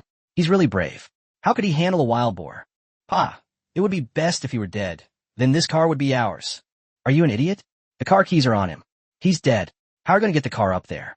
Look, he's wearing so little. Isn't he cold? Could he have superpowers like in the movies?" Upon seeing the RV, the mutated wild boar rushed over excitedly, as if it were a toy, completely oblivious to Lin Dong. Lin Dong stroked his chin and said, "How long will it take to finish such a big pig?" Then the frozen fish was suddenly swung upwards. Bang! The wild boar's massive body suddenly rose upwards, its limbs lifted off the ground. Then it spun 360 degrees in the air before crashing heavily to the ground. He immediately coughed up several mouthfuls of blood, his head lolled to the side, and he could no longer get up. "Everyone! That's it." There were at least 20 of them when they came out, but now there are only 7 left. The rest were all killed by wild boars. Unexpectedly, this young man actually raised his hand and killed them instantly. "That's incredible." Jiangqing's eyes lit up instantly, his pupils darting around as if he were deep in thought. Dazhuang's face turned red, and his chest heaved violently. As Lin Dong was considering whether the mutated pig was edible, Dazhuang ran over and demanded angrily, "Why didn't you act sooner? If you had acted sooner, my mom wouldn't have died." "Lin Dong, are you crazy?" "I immediately wanted to go back to the RV." Dazhuang persisted, grabbing Lin Dong's arm. "It's all your fault. You clearly had the ability to save my mother. Why did you have to wait until she was dead before you made a move? You are the murderer. You are the executioner. I'm not done with you yet. Unless you give up the RV to go to hell," Lin Dong said angrily, slapping Dazhuang's head so hard it exploded. "I've lived all these years, and I've never seen anyone as shameless as you." Jiangqing rushed over hurriedly. My benefactor, please calm down." Lin Dong rolled his eyes. "I've already killed someone, and you're only now coming out to tell me to calm down?" Jiangqing smiled bitterly. "My benefactor, you don't know this, but Dazhuang's father was killed by a mutated pheasant, and now his mother is dead too. The child is heartbroken, so his words were a bit harsh. Please forgive him." Lin Dong looked down at Dazhuang's headless corpse and nodded silently. "Okay, I forgive you." Jiangqing. Seeing Lin Dong about to leave, Jiangqing hurriedly grabbed him. "Ahem. Benefactor, you saved the villagers of Gulu village today, you are our savior. We would like to invite you to visit our Gulu village. What do you think? Lin Dong rolled his eyes, not interested. My benefactor, you must do me a favor. Jiang Qing pleaded earnestly. This person is so powerful. We have to bring him back to the village no matter what. That way, if any mutated beasts attack the village again, our safety will be guaranteed. Is your pride worth that much? Lin Dong asked, displeased. He was still waiting to go and seal off the city. Jiang Qing looked bitter, but he didn't dare to offend Lin Dong. Well, my benefactor, our village is just ahead on this road. Why don't you stop by and give us a ride? By the way, I need to tell my benefactor about what happened ahead, since the ancient forest mountain ahead is quite dangerous. Chapter 145, Entering Gulu Village. Brother Dajuan? Lin Dong frowned as he looked at him. This guy seemed to really want him to go to his village. All right, let's go sit down then. Jiang Qing was overjoyed. Great.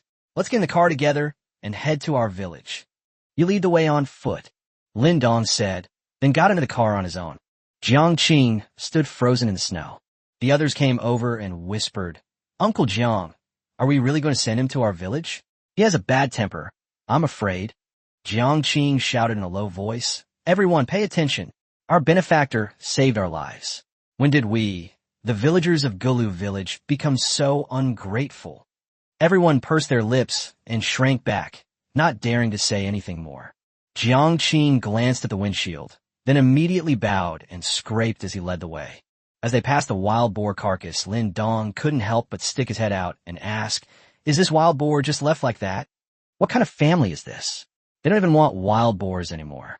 The fact that the pig's hooves were running wildly in the snow just now proves that this pig is immune to the toxins in the snow. They're not afraid of it getting sick if they drag it back. If those people in Jiangchang saw this, at least 100 people would die. Otherwise, it would be a waste of these thousands of pounds of meat. Jiang Qing laughed awkwardly. Well, my benefactor, we have food in our village, so let's skip this. Is that so? Lin Dong said no more, thinking that the rural area supplies were indeed much better than those in the city. The RV slowly drove for another half hour before finally spotting a village. However, the village looked dilapidated at this time, with corpses everywhere. An old man with white hair was organizing the villagers to move the corpses. Without exception, these corpses had all been eaten by mutated wild beasts. The sudden appearance of the RV attracted everyone's attention. Lin Dong frowned as he looked at Gulu village, feeling that it looked somewhat familiar. Jiang Qingxing rushed over to the white-haired old man and whispered a few words in his ear. Just then, Lin Dong got off the car, and the white-haired old man walked over with a respectful and excited expression. Our benefactor. Thank you, our benefactor, for saving our Gulu village. He then reached out to shake hands. However, Lin Dong seemed oblivious, looking around and asking, What's wrong here? The white-haired old man sighed deeply and began to explain. It turns out that because Gulu village is located at the foot of Gulin Mountain, after most of the poisonous snow melted, the mutated wild beasts in the mountains made it their primary prey, and they would rush into the village to eat people every now and then.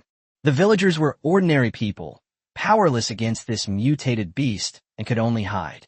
However, every time wild animals attack, many people still die.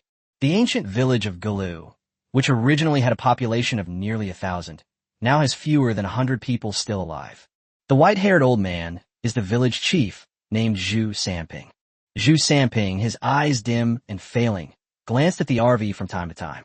He turned to Jiang Qing and said, Since you invited our benefactor back, then take him to your home. We must treat him to the best food and wine and not neglect him. The prevailing custom in our Gulu village is to repay kindness. Jiang Qing nodded. Don't worry, village chief. My benefactor, this way please. Lin Dong glanced back at the RV, then followed Jiang Qing away. Anyway, the maids were all catching up on sleep, so let them continue sleeping. Arriving at Jiang Qing's house, a 2-story building, it seems that Jiang Qing was quite wealthy before the apocalypse. Jiang Qing warmly invited Lin Dong to his home, saying with a smile, Please sit down, my benefactor. Looking at the messy house, Lin Dong couldn't help but frown. Just say what's going on. What's the situation with that Gulin mountain? Jiang Qing sighed and looked at the majestic mountain at the entrance. To be honest, before the snow, that ancient forest mountain was a forbidden zone for our Gulu village. There were all sorts of wild animals there, and they were all very fierce. As a result, after the snowfall, many of the wild animals in the mountains mutated. You're heading west, right? The journey there is quite treacherous. I estimate there are at least 1,000 mutated beasts like that wild boar inside, my benefactor. Lin Dong picked at his ear. So? Jiang Qing laughed and said, so I suggest that you, my benefactor, do not go west. It is too dangerous. How about you stay in Gulu village? Nothing. Lin Dong stood up. If you're just trying to scare me like this, then you might as well die. Suddenly, his aura erupted, and Jiang Qing was so frightened that he knelt on the ground, his whole body trembling violently. My benefactor, spare my life. I will never say such things again. He just couldn't understand why people these days were so irritable, willing to kill someone at the slightest disagreement. Lin Dong slowly withdrew his imposing aura and sat down, then suddenly smiled and said, since you've provided some information, I won't kill you. Didn't the village chief want to treat me to a good meal? I happen to be hungry, so let's serve the food. Ouch! Jiang Qing got up in a panic and rushed into the kitchen. A short while later, he came out with a few bowls and a soup bowl, and said with an embarrassed smile, benefactor, please sit for a moment. I'll go get the food and be right back. Lin Dong. So you don't have any food at home? Go.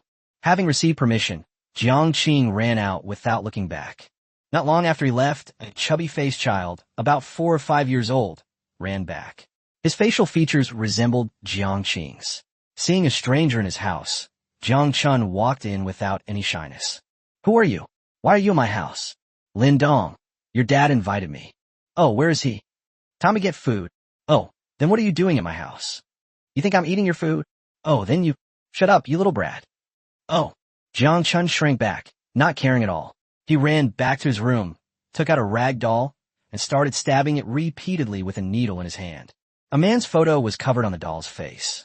The man was unremarkable in appearance, with a very simple and unpretentious look, and appeared to be in his 40s.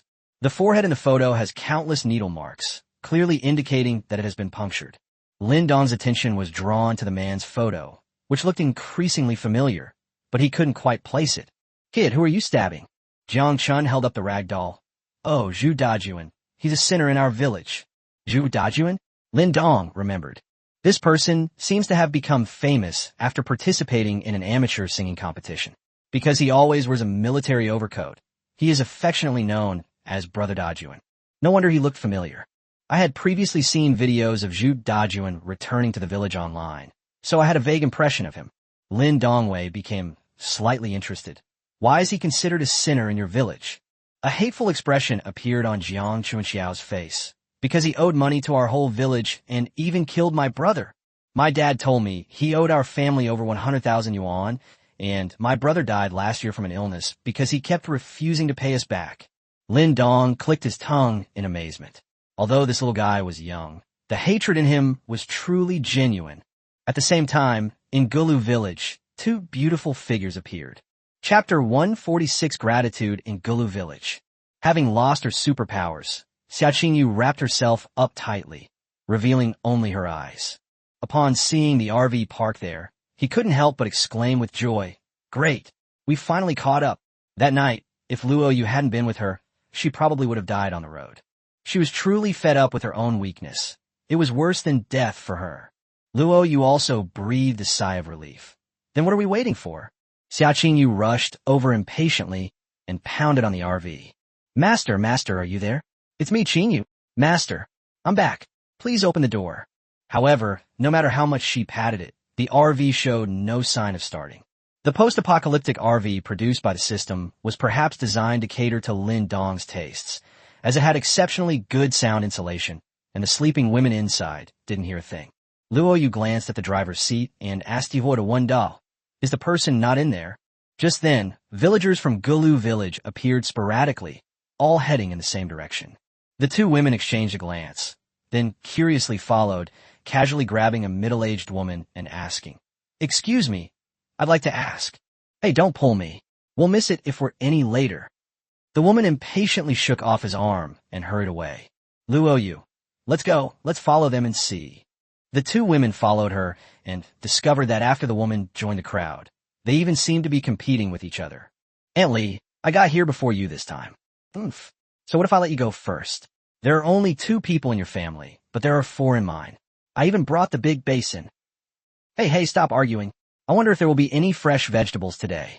I'm so tired of eating pork stew with vermicelli every day. Little Zhang, I'm getting old, so why don't you move to the back of the line? Huh? Third master, don't try to act tough just because you're old. I always put you at the front of the line, and by the time it's my turn, there's only soup left. Both women were somewhat surprised that they were actually queuing up for food. Such a scene is extremely rare in the apocalypse. Could it be that Master has taken a sudden whim? Xia Qingyu couldn't help but wonder. Everyone lined up in front of a detached villa. After a short while, the door was opened, and Zhu Dajuan, with a simple and honest smile, and his wife carried out 2 large basins. One bowl contains white rice, and the other contains pork stew with vermicelli. Fellow villagers, please line up in an orderly manner. Watching Zhu Dajuan and his wife methodically serve rice in dishes, Xia Qingyu and Luo Yu tilted their heads, their eyes filled with disbelief. He looks like Zhu Dajuan? Xia Qingyu recognized him. Luo Yu recognized him too, and exclaimed in surprise, Brother Dajuan is such a nice person. Look at the length of this line. There must be at least dozens of households. Does he support so many people in his family? An old man shakily accepted the food that had been served, took a bite, and said unhappily, Dajuan, the rice is a bit hard. Don't you know that I, your third master, have bad teeth? Zhu Dajuan smiled wryly. Third uncle, the wells in our village have all been polluted by rainwater. We really don't have much water left, so please don't. What do I care? If you make dinner this hard again, I'll smash your stall. The old man left, looking very unhappy. Zhu Dajuan looked dejected, but then forced a smile and continued getting his food. The 2 women realized that these villagers seemed to harbor great malice towards Zhu Dajuan, and almost everyone would make things difficult for him. Uncle Dajuan, can't you get some fresh pork? Aren't you afraid my whole family will get sick from eating this dead meat? Xiao Chun, in this world, where can you get fresh pork? The pigs have all frozen to death. I don't care if I get food poisoning, you'll have to pay for it. Hey, give me more. Who can eat this little bit? Aunt Feng, you're the only one living in your family. What do you think? What do you mean? Are you saying I can't eat? It's just some rice from your house. Why are you saying such things? All right. I'm sorry, Aunt Feng. I'll give you more. That's more like it. Dajuan, this morning the mutated beast killed quite a few villagers in our village again. You're strong, so go back to the back mountain and dig a few pits to bury them. I won't let you do the work with the bodies. I've already arranged for people to pile them up there. Uncle, I have to go out this afternoon to figure out how to get a water source. Can't you just let them dig it themselves? What are you saying? Several of our families have lost members, and everyone is grieving. Can't you spare a little time? Have you forgotten the spirit of gratitude in our Gulu village? What do you think you've achieved all this time? It's all thanks to us, your fellow villagers. Okay, second uncle, don't say any more, I'll go. Okay, be quick, don't forget the water source, and remember to cook some soup for dinner. Xia Qingyu's pretty face was icy cold. This is too much. Why can these people enjoy his efforts with a clear conscience and still not be satisfied? They even hurled insults at us. They're just a bunch of blood-sucking leeches. Xia Qingyu saw a reflection of herself in Zhu Dajuan. Back in the Xia family, she was also exploited in the same way by a group of so-called clansmen who forced her to drain all her value. Luo Yu raised an eyebrow. What? You want to stand up for justice? Let me make this clear beforehand. I can't be bothered with this kind of thing. Xia Qingyu. She wanted to intervene, but she didn't have the ability to. At this point, it was finally Jiang Qing's turn in the line. Jiang Qing placed several pots, pans, and bowls on the table. Dajuan, hurry up. Besides these dishes, fill up all the good wine and meat in your house. Zhu Dajuan said with a dark face, Brother Qing, aren't you making things difficult for me? What do you mean by making things difficult for me? Jiang Qing's face darkened. Isn't my boss's death all your fault? This is what you owe me. Hurry up, I have guests at home. Brother Qing, what you said is a bit too much. Zhu Dajuan's old face flushed slightly. What do I owe you? Just because I didn't have money to lend you. You're blaming me for your son's death? Don't you have any sense of reason? Jiang Qing stared at him in astonishment, then instantly flew into a rage. With a kick, Zhu Dajuan overturned the food stall. His wife couldn't dodge in time and was soaked in the food, falling to the ground with a thud. However, Jiangqing acted as if he hadn't seen it, pointing at Zhu Dajuan's nose and cursing. How the hell do you talk to me like that? Why are you willing to lend money to others, but not to me? If you hadn't refused to lend me money, my son wouldn't have died. I know you've grown up and think you're a celebrity now that you've become famous for singing. So you look down on us, your fellow villagers. But, Zhu Dajuan, you better remember this. I was there for your father's funeral. That was all out of courtesy. You ungrateful wretch. I'll go back to your father's grave and tell him what kind of monster he raised. Chapter 147 Greedy Villagers. Tragic Zhu Dajuan. Zhu Dajuan's chest heaved violently with anger, his fierce eyes glaring at Jiangqing. Zhu Dajuan's wife, Fang Hui, stood up, sobbing, "You, surnamed Jiang, have gone too far." A few years ago, Dajuan made money and came back. He helped the village repair roads and lent you money to build houses. Jiangqing, do you dare say that your house wasn't built with Dajuan's money? It's one thing for you to borrow money and not pay it back, but you keep borrowing from us until you've emptied our pockets, and then you turn around and blame us for not lending you money. When did Gulu village become such an unreasonable place? And she started throwing a tantrum on the spot. However, the villagers were not convinced. Don't you know how to go out and earn money when you're broke? I checked online, and Dajuan can easily make millions just by singing a song. How much money have we borrowed? Exactly. And you say we're being unreasonable? Sister-in-law Zhu is really short-sighted. When Dajuan was poor, my family helped you a lot. Now you're not even willing to lend me a little money.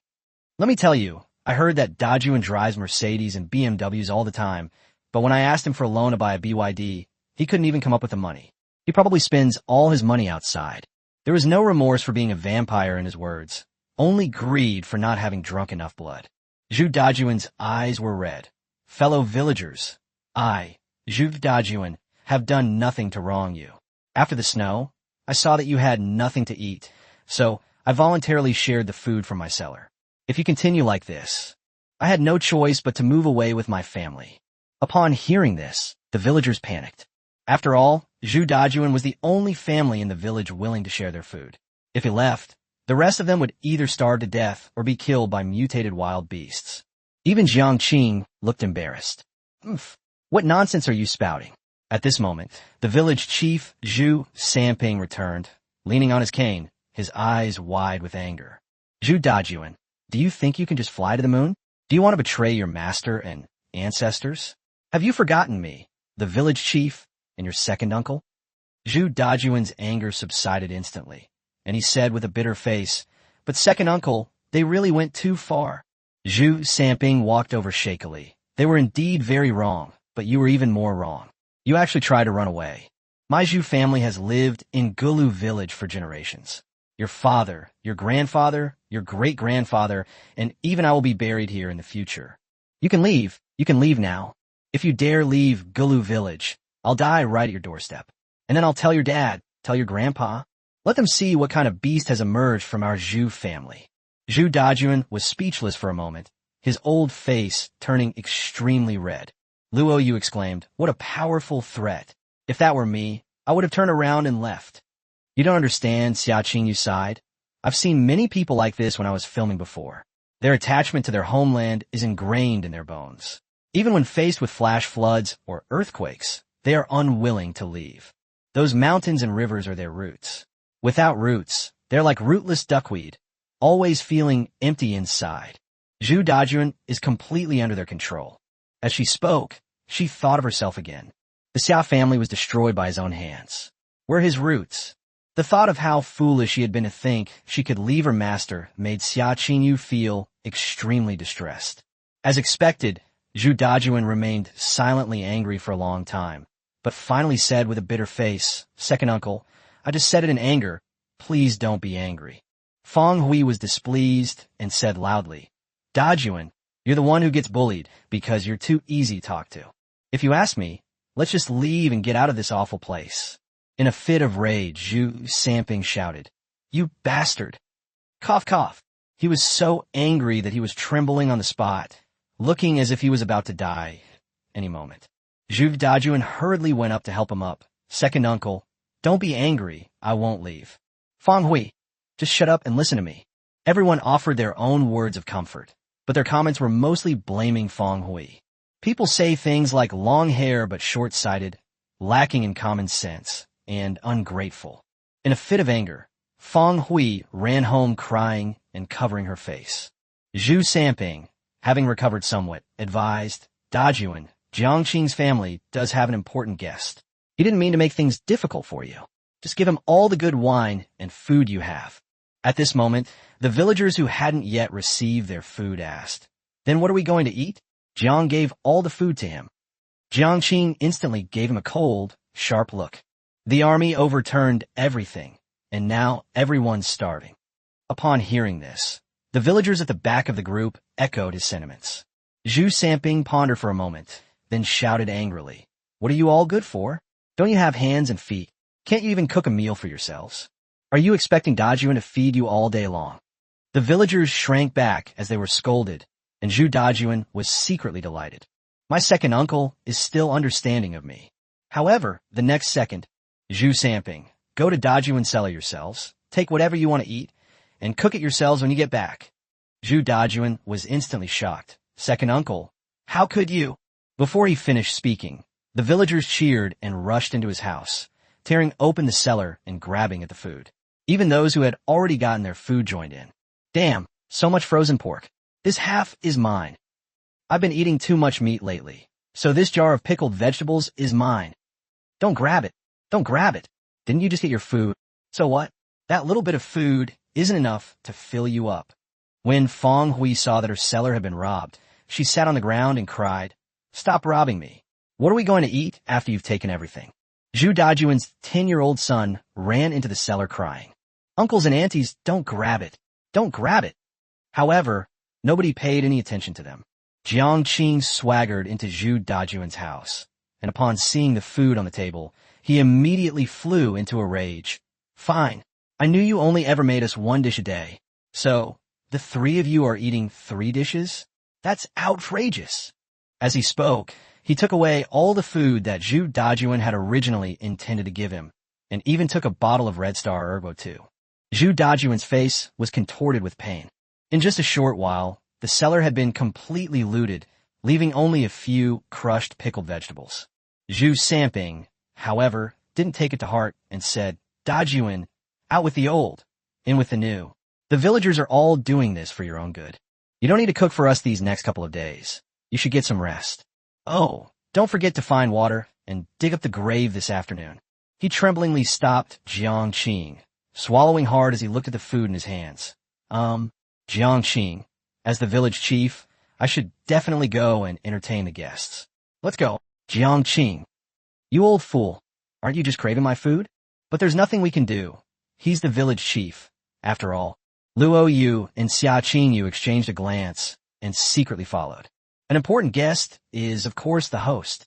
Chapter 148, What are the maids for? At Jiangqing's house, Lin Dong chatted casually and learned about the situation. After becoming famous and making money, Zhu Dajuan was the first in the village to build 2-story house. As a result, the villagers of Gulu village became envious. They borrowed money from Zhu Dajuan under various pretexts and never paid it back. Zhu Dajuan, who was kind by nature, could only silently bear the bitter consequences because the village chief was his elder. As the saying goes, a small favor is appreciated, but a large favor is resented, a sentiment perfectly exemplified in Zhu Dajuan's case. The villagers who had borrowed money began to exploit Zhu Dajuan even more, using every means to leech off him. Even when the apocalypse came, these villagers, who had long been accustomed to being idle, still relied on Zhu Dajuan and even took it for granted. However, from Jiang Chun's perspective, Zhu Dajuan became arrogant and condescending after becoming famous, locking the door every time he visited, which was extremely impolite. Although the Jiang family's house was built with Zhu Dajuan's money, Jiang Chun still labeled Zhu Dajuan as ungrateful because the Jiang family had done the Zhu family a great favor, though he didn't know what that favor was. "I don't remember," Jiang Chun said angrily. "Uncle, do you think Zhu Dajuan deserves to die?" "He deserves to die," Lin Dong nodded. "His biggest mistake was being born into your Gulu village." "Huh? What do you mean?" Jiang Chun tilted his head. "It's nothing, you idiot. Don't overthink it. I'm just praising you," Lin Dong said with a smile. "Hee hee. Thank you, uncle." Although the matter sounded infuriating, Lin Dong clearly did not intend to meddle. The reason he stayed here was to wait for the maids to wake up so that they could deal with the mutated beasts on the ancient forest mountain ahead. Although he could fold up the RV and push it sideways across. But is it necessary? What are the maids for? Before long, Jiangqing and village chief Zhu Samping returned. I'm sorry to have neglected our distinguished guests. The food is almost cold. Zhu Samping sat down at the other end of the table without any ceremony and urged, Jiangqing, hurry up and bring the food up. Our distinguished guests are hungry. I think you're just hungry, Jiangqing thought to himself, but he still forced a smile and set out the food. Jiang Chun was overjoyed. Wow, the food is great today. Zhu Samping chuckled and said, Xiao Chun, there are adults here. Please help yourself to some food and go inside to sit down. Jiang Chun pouted and left reluctantly. Lin Dong's eyes twitched as he looked at the dirty iron basin. Jiangqing opened the bottle and poured the wine. Hey, my benefactor, I'm sorry to have kept you waiting. This glass of wine. I drive, and I don't drink. Lin Dong refused outright. Really? You really shouldn't drink and drive. Zhu Samping had been craving a drink for a while, so he grabbed the glass in front of Lin Dong and downed it in one gulp. The chopsticks danced like phantoms, and in the blink of an eye, they had devoured most of the dish. Jiangqing, seeing this, was not happy at all, and hurriedly picked up some food and stuffed it into his mouth. Lin Dong picked up his chopsticks, then silently put them down again. Jiangqing was somewhat embarrassed and didn't know what to say because he had been frightened by Lin Dong. Zhu Samping, however, was so engrossed in eating and drinking that he forgot about Lin Dong, his guest. The only sound inside was the slurring of rice cooking. At that moment, two figures appeared at the doorway. You are. Jiangqing was still wondering when Xia Qingyo's eyes lit up. She quickly ran in and knelt down on both knees. Master, I'm back. His tone was gentler than ever before. Zhu Samping and Jiangqing were stunned. They looked at Luo Yu, who was standing at the door and looked as beautiful as an angel, and then at Xia Qingyu, who was wrapped up tightly. Their minds went blank. Lin Dong smiled and asked, Who are you? These three words struck Xia Qingyu like a thunderbolt, leaving her stunned and her excited heart sinking to the bottom. She hurriedly removed the heavy makeup from her face, revealing a stunningly beautiful face. Jiangqing's breath caught in his throat, and even the elderly Zhu Samping felt as if he had fallen in love. What a beautiful woman. Master, it's me, Qingyu. Lin Dong picked at his ear. Oh, what's up? Xia Qingyu kowtowed with red eyes. Master, my special ability. I know I was wrong. I shouldn't have betrayed you. Please give Qingyu another chance. I promise I will never leave my master again. Forget it. I'm not interested, Lin Dong said lazily. Jiangqing really wanted to say, You're not interested, but I am. How could you bear to refuse such a beautiful woman? Xia Qingyu banged her forehead against the floor. Master, I know I disappointed you yesterday. It's all my fault. My power comes from you. My future comes from you. Without you, Qingyu couldn't have survived alone. You can punish me. I told you I'm not interested, Lin Dong said calmly. How you live your life from now on is your business. It has nothing to do with me. I've been a grudge for years, and I've had enough of it. Do you think I'd be angry because of your betrayal? No, I don't even have the desire to be angry with you because you, like them, are just maids in my eyes, not my woman. I even went out of my way to spare your life. You should be grateful. Instead of shamelessly filthing my eyes. Seeing that the food had already been completely eaten, Lin Dong asked, Have you finished eating? Jiangqing and Zhu Samping nodded blankly. Aren't you going to clean up after you've finished eating? Get out of here. Oh, okay. They dare not stay there and watch the drama unfold, so they quickly took Jiang Chun and left. Xia Qingyu wanted to persuade him to stay, but then she saw Lin Dong conjure up a table full of meat skewers and asked directly, I don't want to hear you say so much. Just ask yourself what's in your heart. You came to me because you've lost your power? Or is it because you can't live without me that you came to find me? Think it through before you answer. Of course, Xia Qingyu was suddenly stunned. The words were on the tip of her tongue, but she couldn't say them. She wanted to say that she felt she couldn't live without her master, but who would believe her if she said that? I am truly powerless, which is why I am so fearful and anxious that I come to beg for forgiveness. But if I did that, wouldn't I be treating my master like a tool? They cater to you when they need your strength and kick you away when they don't. This person is no longer a tool. but a source of resentment. But deep down, I had a feeling that it wasn't like that. A mix of conflicting and complex emotions left her at a loss for what to do. The proud and aloof superstar has never truly faced himself. Luo Yu frowned as she looked on. Was Xia Qingyu really not up to par? Can't even lie properly? The best approach is to answer questions honestly and then recommend methods for improvement. Looking at Xia Qingyu's silent and empty eyes, Luo Yu knew that she couldn't count on this person. Your name is Lin Dong, right? I'd like to ask you for a favor, and I hope you can help me. Lin Dong, tell me, could you help me improve my superpowers too? I need more strength. Lin Dong raised an eyebrow. Are you sure? Chapter 149, we speak very nicely here. Luo Yu walked in, sat down opposite Lin Dong, and took a deep breath. I'm sure. I need power. Lin Dong smiled. This must be Xia Qingyu's pledge of allegiance. Big stars are certainly cunning. That's wicked. Okay, then come with me. Luo Yu was puzzled, but she still followed Lin Dong toward the village entrance, leaving Xia Qingyu kneeling on the ground, struggling with her inner turmoil. Once inside the RV, Lin Dong woke up the maids and left food on the dining table. Wake up, everyone. Eat something to fill your stomachs. We have activities this afternoon. Upon seeing Luo Yu, Qin Yunqi's beautiful eyes suddenly lit up. Huh? You're not that. Luo Yu sneered. You're the one who got tricked. I'll settle the score with you after I've increased my power. Qin Shuyao. Master, what activities are we doing this afternoon?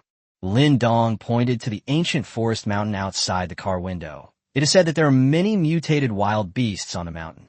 You should go and clear them out. The player with the most kills will receive a reward. The maid's eyes lit up instantly, and they left with great enthusiasm. After Qin Shuyao got out of the car, she looked at the ancient forest mountain in the distance and stretched lazily. The mountain looks close, but the road is covered in snow. Let's go to the village and ask someone for directions. With the group leader taking the lead, the maids were all exceptionally harmonious. After all, they had all worked together toward the common goal last night. Let's enter Gulu village together. Soon, a group of exquisite and beautiful maids caused a great stir in the village, and the villagers rushed over upon hearing the news. Wow, when did so many fairies come to our Gulu village? If I had one, I'd be straight for life. Come on, someone would be interested in you? What would they want? Your age? Or your lack of hygiene? These are beauties I only ever see on TV. This is the first time I've ever seen them in real life. Damn, it'd be worth dying for today. Well, you jerk, so that's why you ran out halfway through your meal. Turns out you were looking at these slutty bitches. Get back here. And now. Hey, honey, open your ear. I just want to see for 1 second, just 1 second. Qin Shuyao randomly approached an old man and asked, Hello, could you tell me how to get to that mountain over there? Upon seeing that the beautiful women were heading to Gulin Mountain, the villagers all fell silent. Old man, what are you doing there? There are many mutated beasts in there, and they've eaten many people from our village. The villagers echoed, Yes. You absolutely mustn't go there. You should stay in our Gulu village. We have really nice people here, and they're so sweet-talking. You'll definitely love it here. Qin Shuyao smiled sweetly. I was just asking for directions. As for the rest, shut your mouth. Everyone fell silent again. This woman was so fierce. The old man sighed. The road to Gulin Mountain is difficult to travel. We even dug some traps along the way. If no one guides you. Qin Shuyao frowned, considering whether to activate her demon form and fly them there. Just then, Zhu Dajuan, looking dejected, carried his hoe out of the house. Seeing the villagers gathered there, he walked around them with a displeased expression. The old man's eyes lit up. Hey, I've got an idea. Dajuan, come quick. Zhu Dajuan walked over reluctantly, and when he saw Qin Shuyao and her group of celestial beauties, he was suddenly stunned. The old man excitedly pulled Zhu Dajuan along, saying, This is Zhu Dajuan from our village. Let him lead the way. After all, he's the one who dug many of the traps. Seventh uncle, I have something to do, Zhu Dajuan said, turning to leave. The old man immediately flew into a rage. You scoundrel! These fairies all got off the carriage of our benefactor, who is our benefactor of Gulu Village. Have you forgotten how Gulu Village repays kindness? Okay, I'll take them. Zhu Dajuan couldn't take it anymore. The maids thanked them and followed. After Zhu Dajuan and his men left, someone ran up and whispered, Seventh uncle, There's so many wild animals in Guilin Mountain. You let Zhu Dajun go. What if he gets killed by a wild animal? What will we eat then? The old man sneered, puffing out his beard. Are you all useless? You're just relying on Dajun to build this. If he dies, he still has his wife, right? These words immediately displeased the villagers. Come on, Fang Hui is a woman with long hair and short brains, and she's petty. Relying on her? Shaw, she wouldn't let us eat lunch. That's just too much. And that kid Zhu Xiaofeng too. I only took some pickled vegetables for lunch, and that little rascal actually grabbed me. I even hugged him when he was little. The Zhu family are all ungrateful bastards. Amid the discussion, Zhu Samping and Jiang Qing arrived, and everyone hurriedly went to greet them. Village chief, you have to talk to Fang Hui. If this continues, her family will ruin the reputation of our Gulu village. Zhu Samping pondered for a moment. It's time to go and talk to them, folks. Let's do it together. He was also rebuked by Fang Hui at noon, and he still holds a grudge. The crowd surged toward Zhu Dajun's house. Fang Hui was packing her things with a sorrowful expression when she saw the villagers coming. She quickly shielded her son behind her, looking wary. What are you doing here? Zhu Samping frowned. Fang Hui, why are you packing your things? Fang Hui gave a bitter laugh. What to do? Of course, it's to leave this hellish place that eats people alive. Everyone was shocked.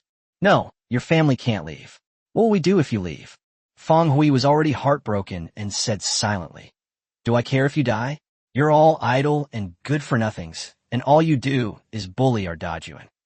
My son, Dajun, is honest, so you all bully him even more. I've had enough. I'm taking Xiaofeng away and never coming back. Zhu Samping was so angry that his beard bristled. You bastard, you're not allowed to leave. Have you forgotten that I was your witness when you married Dajun? How could you be so ungrateful? I am ungrateful.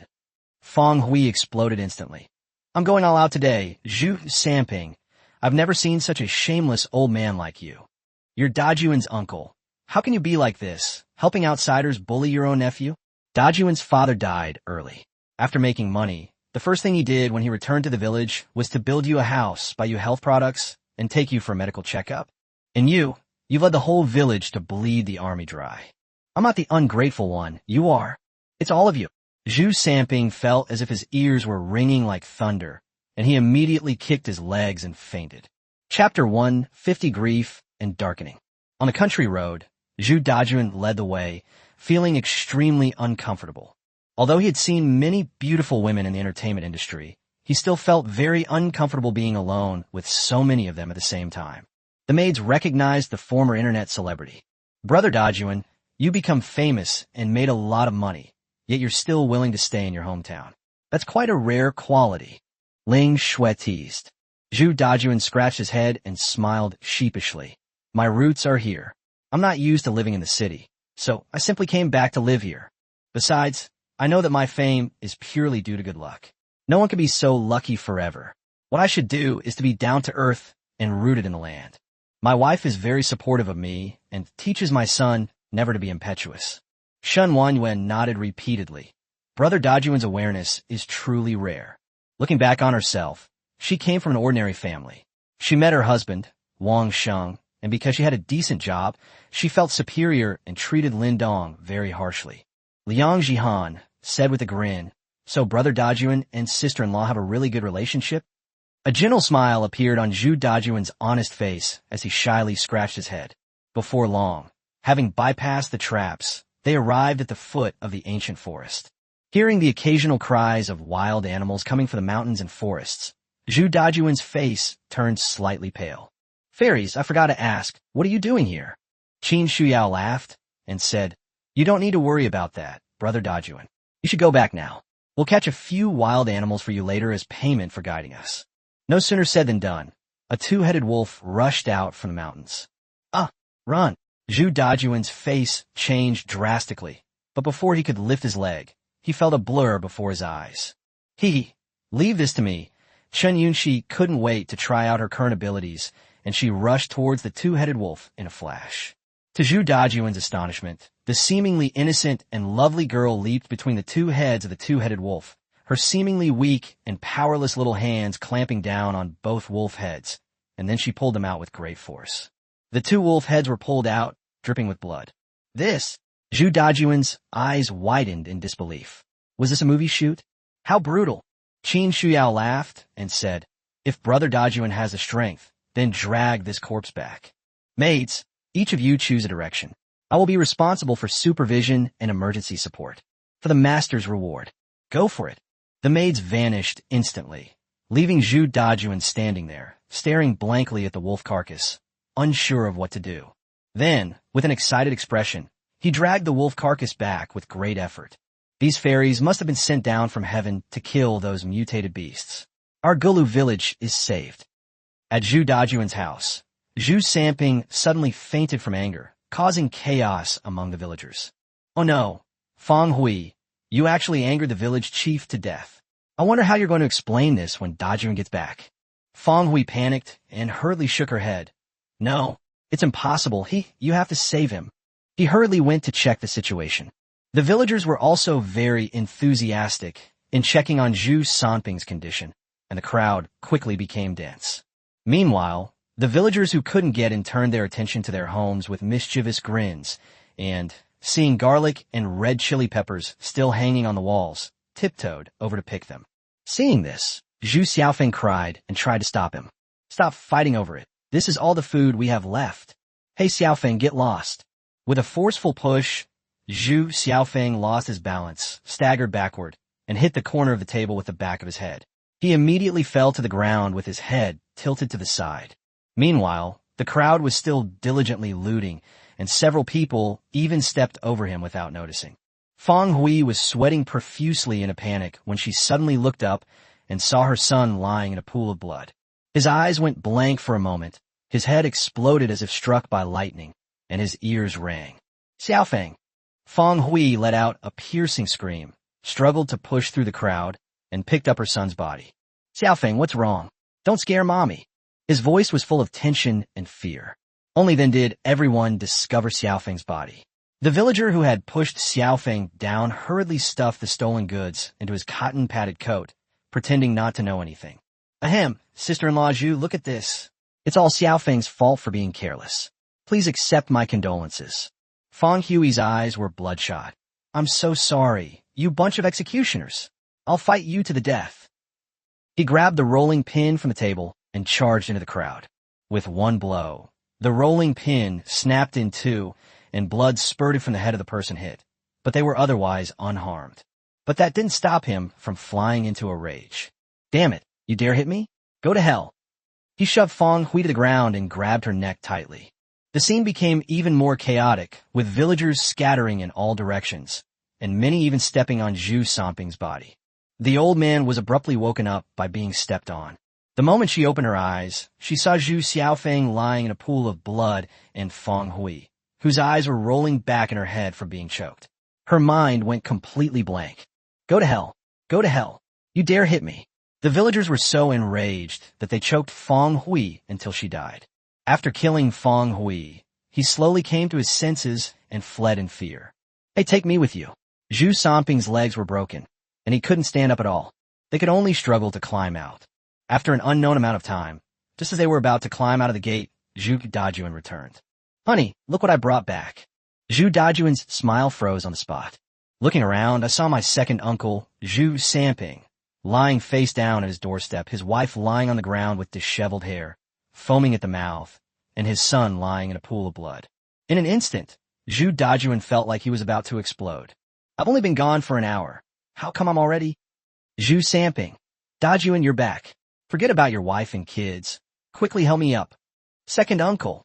Zhu Dajuan's eyes were bloodshot as he gritted his teeth and asked, what happened between Feng Hui and Xiaofeng? Zhu Samping looked displeased. How dare you talk to me like that? All I did was bring the villagers to your house and ask Feng Hui not to leave. She was so angry that she fainted. When I woke up, this is what happened to them. Hey, help me up right now. So many people have died recently. They're just dead, that's all. Boom. Zhu Dajuan's head was about to explode. An indescribable rage swept over him. He grabbed Zhu Samping by the collar and roared. What do you mean if you're dead, you're dead? They are your nephew's wife and grandson. Have you no humanity? Tell me, who did this? Zhu Samping retorted angrily. Why are you yelling at me? Feng Hui is ungrateful. and actually tried to abandon us. She deserves to die. Dead, serves him right? Zhu Dajuan's veins bulged, and his joints turned white with anger. At this moment, he completely lost his mind. He grabbed Zhu Samping and led him into the house. Hey, why are you dragging me along? I'm your elder. You bastard. Zhu Samping cursed, but was horrified to see Zhu Dajuan pick up a kitchen knife. No, please don't. Puffed. With a single slash, the kitchen knife became firmly embedded in Zhu Samping's neck, and blood gushed out. Zhu Dajuan had lost his mind. He pulled out a kitchen knife and started hacking away relentlessly. Chapter 151 Zhu Dajuan, the shark has gone mad. Zhu Dajuan only stopped after chopping Zhu Samping into pieces, tears streaming down his face as he looked at the corpses of his wife and son. They all deserve to die. They all deserve to die. For a long time, because of his kind heart, he could endure being bullied and deceived by the villagers. He felt that this was where his roots were. But now, this was completely rotten. Not only did they stop at nothing to leech off him, but they even killed his wife and Xiaofeng. The usually honest Zhu Dajuan now hated everyone in Gulu village to the core. He rushed out, carrying a cleaver that had been chipped and was bleeding profusely. The first one. Bang, bang, bang. Hearing the knock, the homeowner opened the door in confusion. Seeing Zhu Dajuan covered in blood, he exclaimed, Dajuan? What do you want? Hurry up and dig. Fuck your mother. Zhu Dajuan roared, raising a kitchen knife and slashing down. The second one. An old man was warming himself by the fire, legs crossed, slowly eating his meal and occasionally taking a sip of wine. The food's all cold, and we're out of firewood too. I'll ask Dajuan to get me some when he gets back.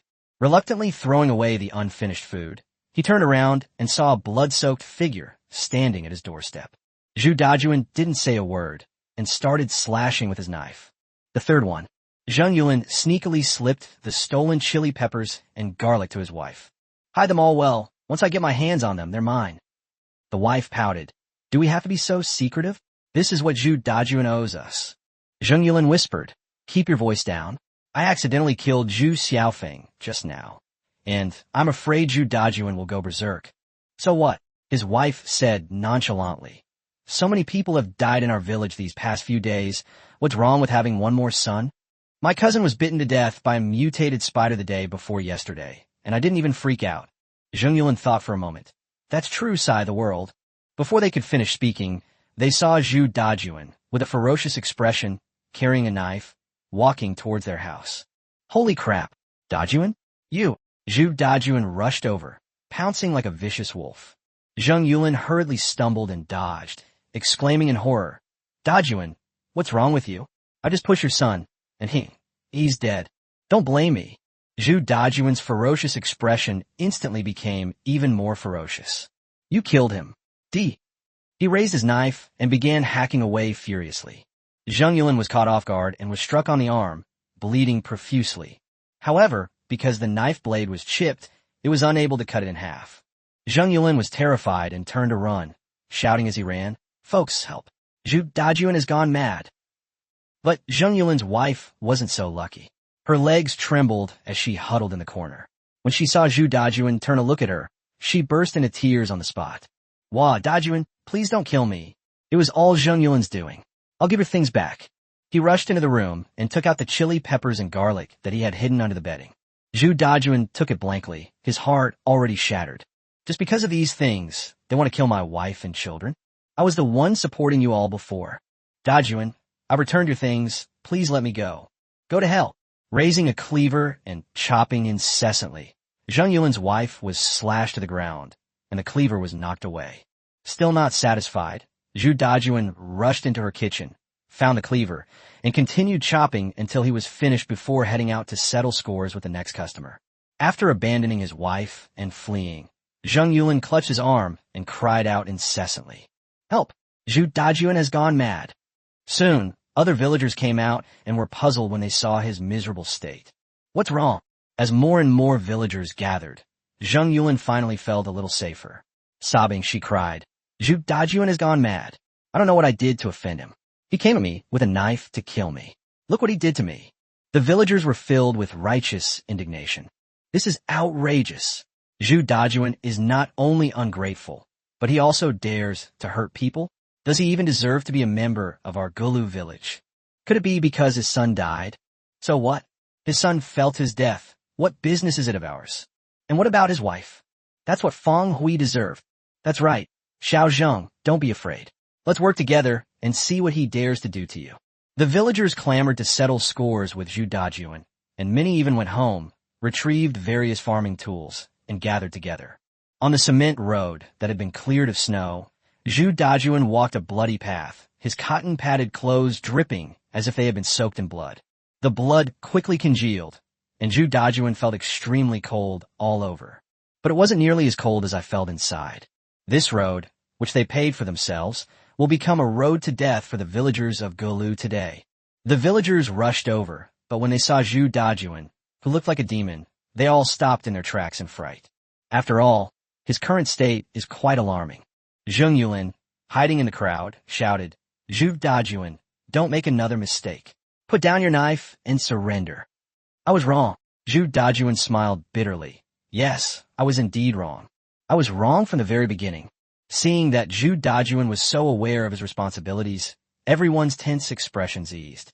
My biggest mistake was that I shouldn't have lent you money in the first place, and I shouldn't have been so honest and kind in the first place. You take it for granted that you can suck my blood and eat my flesh. Now, they're even going to rip out my heart. You've made me lose my humanity. I'll turn you all into dead people. With a furious shout, Zhu Dajuan charged out with his sword. He rushed toward the nearest person and stabbed him in the neck, spraying blood all over his face again. This scene terrified many people on the spot, and the women covered their mouths and backed away. Zheng Yulin was terrified and hurriedly shouted, "What are you all standing there for? Are you going to let them kill us one by one?" The villagers, who were holding hoes, finally snapped out of their surprise and started smashing things with their tools. However, Zhu Dajuan didn't know how to dodge at all, and just kept stabbing him with one knife after another. If your hand is broken, kick it with your foot. If your leg is broken, bite it with your teeth. Zhu Dajuan was demonstrating what madness truly meant at this moment. Completely disregarding his own safety, he tore off a piece of flesh from the corpse and then bit another person. But he was just an ordinary person, and he was soon beaten so badly that he couldn't get up. The villagers treated him like a mutated monster, beating him mercilessly until his head was bleeding profusely. It seems they're determined to fight to the death. Zhu Dajuan, however, stared intently at them. Oh my, is it that intense? Suddenly, Lin Dong appeared not far away. Chapter 152, Awakening of Supernatural Abilities, Burning Down the Ancient Village. Made 9, Luo Yu. System score, 86. Current strength, level 6. Made outfit, none. As Luo Yu wished, her level rose from 5 to 6. The villagers, now enraged, saw Lin Dong suddenly appear. One of them, carrying a hoe, shouted, "This is a matter for our Gulu village. If you don't want to die, get the hell out of here." Bang! Before he could finish speaking, a bloody hole suddenly appeared on his forehead, and he collapsed to the ground, powerless. The other villagers were all taken aback. "He has a gun." Lin Dong blew on the muzzle of his golden desert eagle and muttered, "You call yourself in front of me? You're tired of living, aren't you?" Jiang Qing hurriedly said, "Everyone, don't be impulsive. This is our benefactor from Gulu village. We, Gulu village, are grateful and must not lay a hand on our benefactor." Then she walked over with a fawning smile. "My benefactor, our Gulu village has produced a scoundrel. Please forgive his appearance." Lin Dong gestured with his chin towards Zhu Dajuan on the ground. "What are you doing?" Well. Jiang Qing stammered, "I don't know why, but Zhu Dajuan suddenly went crazy, hacking at anyone he saw. We had no choice but to fight him to protect ourselves." Zhu Dajuan, lying on the ground, coughed up blood and cursed. "Bullshit.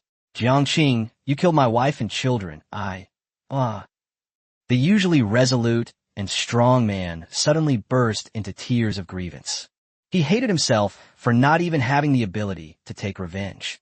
Jiang Qing looked embarrassed. "My benefactor, don't listen to his nonsense. He's gone mad. He's not thinking straight." Hidden in the crowd, Zheng Yulin kept a close eye on the gun in Lin Dong's hand and whispered to the person next to him, "Hey, this guy's an outsider. He has a gun. We don't feel safe." "Maybe." Several strong villagers exchanged glances, their eyes gleaming with ferocity. They thought they were speaking softly enough, But to their surprise, Lin Dong heard everything. A playful smile appeared on his face. As expected of Gulu village, they know how to repay kindness? Jiangqing nodded hurriedly. Yes, yes, repaying kindness is a tradition in our Gulu village. And that's what our fellow villagers do. That's great. Lin Dong nodded. I've saved quite a few of you. So how will you repay me? Jiangqing was momentarily speechless with embarrassment. Of this. Didn't I invite you to my house for a meal? At this moment, several burly men, instigated by Zheng Yulin, surrounded them with hoes. Jiangqing was horrified and quickly pulled them away. What are you doing? This is our benefactor. It wasn't for any other reason than that he knew very well that Lin Dong was an extremely skilled fighter. After all, even such a fierce wild boar was easily killed by it. However, those people wouldn't listen to reason and said in a sinister tone, My benefactor, our Gulu village sincerely invites you to be our guest, but you have a gun in your hand, and we're not sure what to do. Why don't you hand over the gun? Lin Dong laughed heartily and clapped his hands. What a gratitude-repaying village, Gulu village. I think you could change the tradition a bit. How about calling it ungrateful, ingratitude-repaying, treacherous, and faithless Gulu village? I've made up my mind. I'll take the lives of your entire village as my reward. Now, you can start running for your lives. He originally had no interest in getting involved in Zhu Dajuan's affairs, but they still dared to set their sights on him? That's brilliant. Several burly men exchanged glances, picked up their hoes, and began to smash. Boom! Suddenly, a terrifying aura erupted from Lin Dong, like a whirlwind.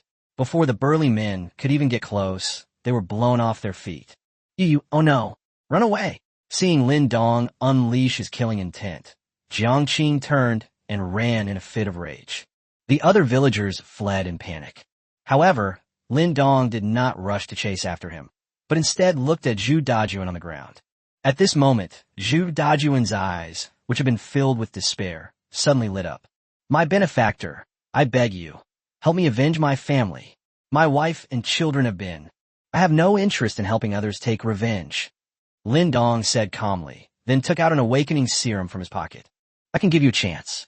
Injecting this will give you less than a 50% chance of awakening your powers, but there's also a greater than a 50% chance of dying. So, come on. Zhu Dajuan's eyes were filled with hatred. Good, you're a real man. Lin Dong smiled and injected the serum into his body. In an instant, a powerful and violent force surged through his limbs and bones, accompanied by immense pain. Every inch of his skin felt like it was being pricked repeatedly by needles, and his limp body trembled violently. Zhu Dajuan remained silent, his tiger teeth clenched, and his eyes were bloodshot. His mind was filled with his wife's tenderness and his son's adorable innocence, but they died, killed by these blood-sucking leeches. I must take revenge myself. His aura began to rise steadily, and wisps of flame began to swirl around him. This serum, after all, comes from the Yun family and has the same fire attribute. A few minutes later, the pain subsided, and Zhu Dajuan, with LV6 on his head, struggled to get up from the ground. His willpower was comparable to Xia Qingyo's when she was awakened. The fractures and injuries on his body are slowly healing thanks to the powerful vitality of the superhuman. Clenching his fist, Zhu Dajuan felt the immense power within him, his eyes filled with ferocity. Thank you, my benefactor. I'm off to take revenge. He leaped into the air, but because he hadn't yet adapted to the immense strength, he crashed headfirst into a house. The villagers inside were terrified. Before they could even beg for mercy, they saw Zhu Dajuan burst into a raging inferno and sweep over them in an instant. In just a few moments, they were completely carbonized. Zhu Dajuan grinned maliciously at the flames surrounding him, then charged out to chase after the others. Lin Dong, on the other hand, carried Luo Yu and followed at a leisurely pace. A small number of villagers were so frightened that they hid in their own homes, locked their doors, and peered out through the cracks in their doors, trembling, when they heard the explosion outside. Zhu Dajuan was engulfed in flames, and he was holding Zheng Yulin, who was the slowest runner, in one hand. Dajuan, don't kill me. I was wrong. You've already killed my wife. You can't kill me too. When your father died, I was... Zhu Dajuan wouldn't listen to a word. He just held the flames in his hand and let them engulf Zheng Yulin. Zheng Yulin screamed in agony as he was burned, struggling incessantly. But in less than half a minute, he was burned to ashes, a one-stop service. "You're not wrong, you're just scared," Zhu Dajun whispered. The villager huddled behind the door crack, the flames in his pupils drawing ever closer. Chapter 153, Eating Melons and Becoming the Melon Yourself. Lin Dong followed behind, grinning from ear to ear. Indeed, you can't bully honest people too much. Zhu Dajuan's methods of killing were very simple and unadorned. He would capture someone, burn them to ashes, then capture another person, and burn them again. They can kill them one by one without using large-scale AoE attacks, which is very satisfying to watch. He alone killed so many villagers that they fled in all directions. Due to its terrain, the village of Galu was blocked from leaving by Lin Dong, forcing many villagers to flee towards Gulin Mountain. In a panic, they fell into the trap. "Who the hell dug this trap? Get me out of here. Xiao Chun, don't leave me. Have you forgotten how I used to buy you candy when you were little? Daddy, I broke my leg. Don't leave me, wah." "Zhu Dajuan, I'm your father's cousin's third aunt's nephew. We're relatives, you can't kill me." In the face of a life-or-death crisis, the worst aspects of the villagers in Gulu were fully revealed. Even their loving neighbors, relatives, and family members became tools for them to buy time. This resulted in a large number of people collapsing in the snow before Zhu Dajuan could even give chase, all cursing and yelling incessantly. Some of these people didn't even make it to Zhu Dajuan's place before they were poisoned by the snow and died, their deaths extremely gruesome. But Zhu Dajuan clearly didn't even spare the corpses, burning them all. Jiangqing did not flee with the main force, but instead wandered around the village, eventually hiding his way back to his home. At this moment, Jiang Chun was unaware of what had happened and was squatting next to Xia Qingyu, watching intently. "This woman is so pretty, but why is she kneeling in our house?" "Dad, you're back." "This older sister." "Xiao Chun, quickly pack your things, let's run. Your uncle Dajuan has gone mad." Jiang Qing's face was pale. Jiang Chun immediately pouted. "What's there to be afraid of? I've been stabbing him in the dummy all day long. He's died hundreds of times over here. Dad, don't be afraid. I'll deal with him." Jiang Qing was speechless and slapped him on the back of the head. "Shut the hell up. If you want to die, don't drag your father down with you. Hurry up." "Oh." Jiang Chun reluctantly went back to her room to tidy up. Jiang Qing, who was busy with his work, suddenly noticed Xia Qingyu kneeling in his living room, looking like she had lost her soul. Why is this woman still here? His eyes darted around, and suddenly he pulled out a kitchen knife. After swallowing hard, he held it to Xia Qingyu's neck, but she seemed oblivious, letting the blade touch her snow-white neck. Jiang Qing understood very well that even if he tried to escape with his son, where could he possibly go? Outside, there was poisonous snow everywhere, as well as terrifying mutated beasts. Only Gulu village was relatively safe. This woman is Lin Dong's woman. If we take her hostage, who knows? The loud screams and roaring flames finally woke Luo Yu. She looked up, her mind still blank, and saw a flaming figure grabbing a person, mercilessly burning them to death regardless of their curses or pleas for mercy. "Oh, you're awake," Lin Dong said with a smile. Luo Yu stared at the profile of that nightmare etched into her mind, her pretty face instantly contorting into a ferocious expression. "Lin Dong, you'd better die." A rose quickly took shape in her delicate hand and was slapped towards Lin Dong's face. She never imagined that she, who was so clever all her life, would be fooled by that bitch Xia Qingyu. "I am absolutely furious." However, Lin Dong was faster than her, immediately adjusting it to level 1 on the system interface. The rose in my hand vanished in the blink of an eye. Where's my superpower? Luo Yu was terrified. She finally understood why Xia Qingyu had become in such a miserable state. This Lin Dong can not only enhance her power, but also take it away. Lin Dong slapped her on her pert buttocks. "How dare you speak to your master like that?" Luo Yu's pretty face flushed red, and she shouted angrily, "Bah! Even if I, Luo Yu, die, I will never submit to you, you demon." Without her superpowers, Luo Yu felt an extreme chill and began to shiver. "Really? Then forget it." Lin Dong shrugged, and before Luo Yu could understand what forget it meant, she suddenly felt a void in her body. He fell heavily onto the snow. Her exposed arms, feet, and face were all covered in snow. What are you doing?" Luo Yu was shocked and hurriedly brushed the snowflakes off her body. She knew better than anyone how terrifying poisonous snow was. Although she had gained superpowers from the poisonous snow, she had seen more than once how people with superpowers thought they were immune to the snow and recklessly jumped into it, only to die. It doesn't have any immune-boosting effect at all. Are you even a man? You took my body, and now you want to kill me. Luo Yu broke down in tears, panicking at the thought of becoming a mermaid in the sewers. Lin Dong shrugged. Since you're unwilling to submit to me, I'll let you go. Now get lost. In a fit of rage, Luo Yu grabbed a clump of snow and threw it at Lin Dong's hand. Even if I die, you won't have an easy time. Even if I die, I'll still watch you come down and join me. Luo Yu's face was extremely ferocious.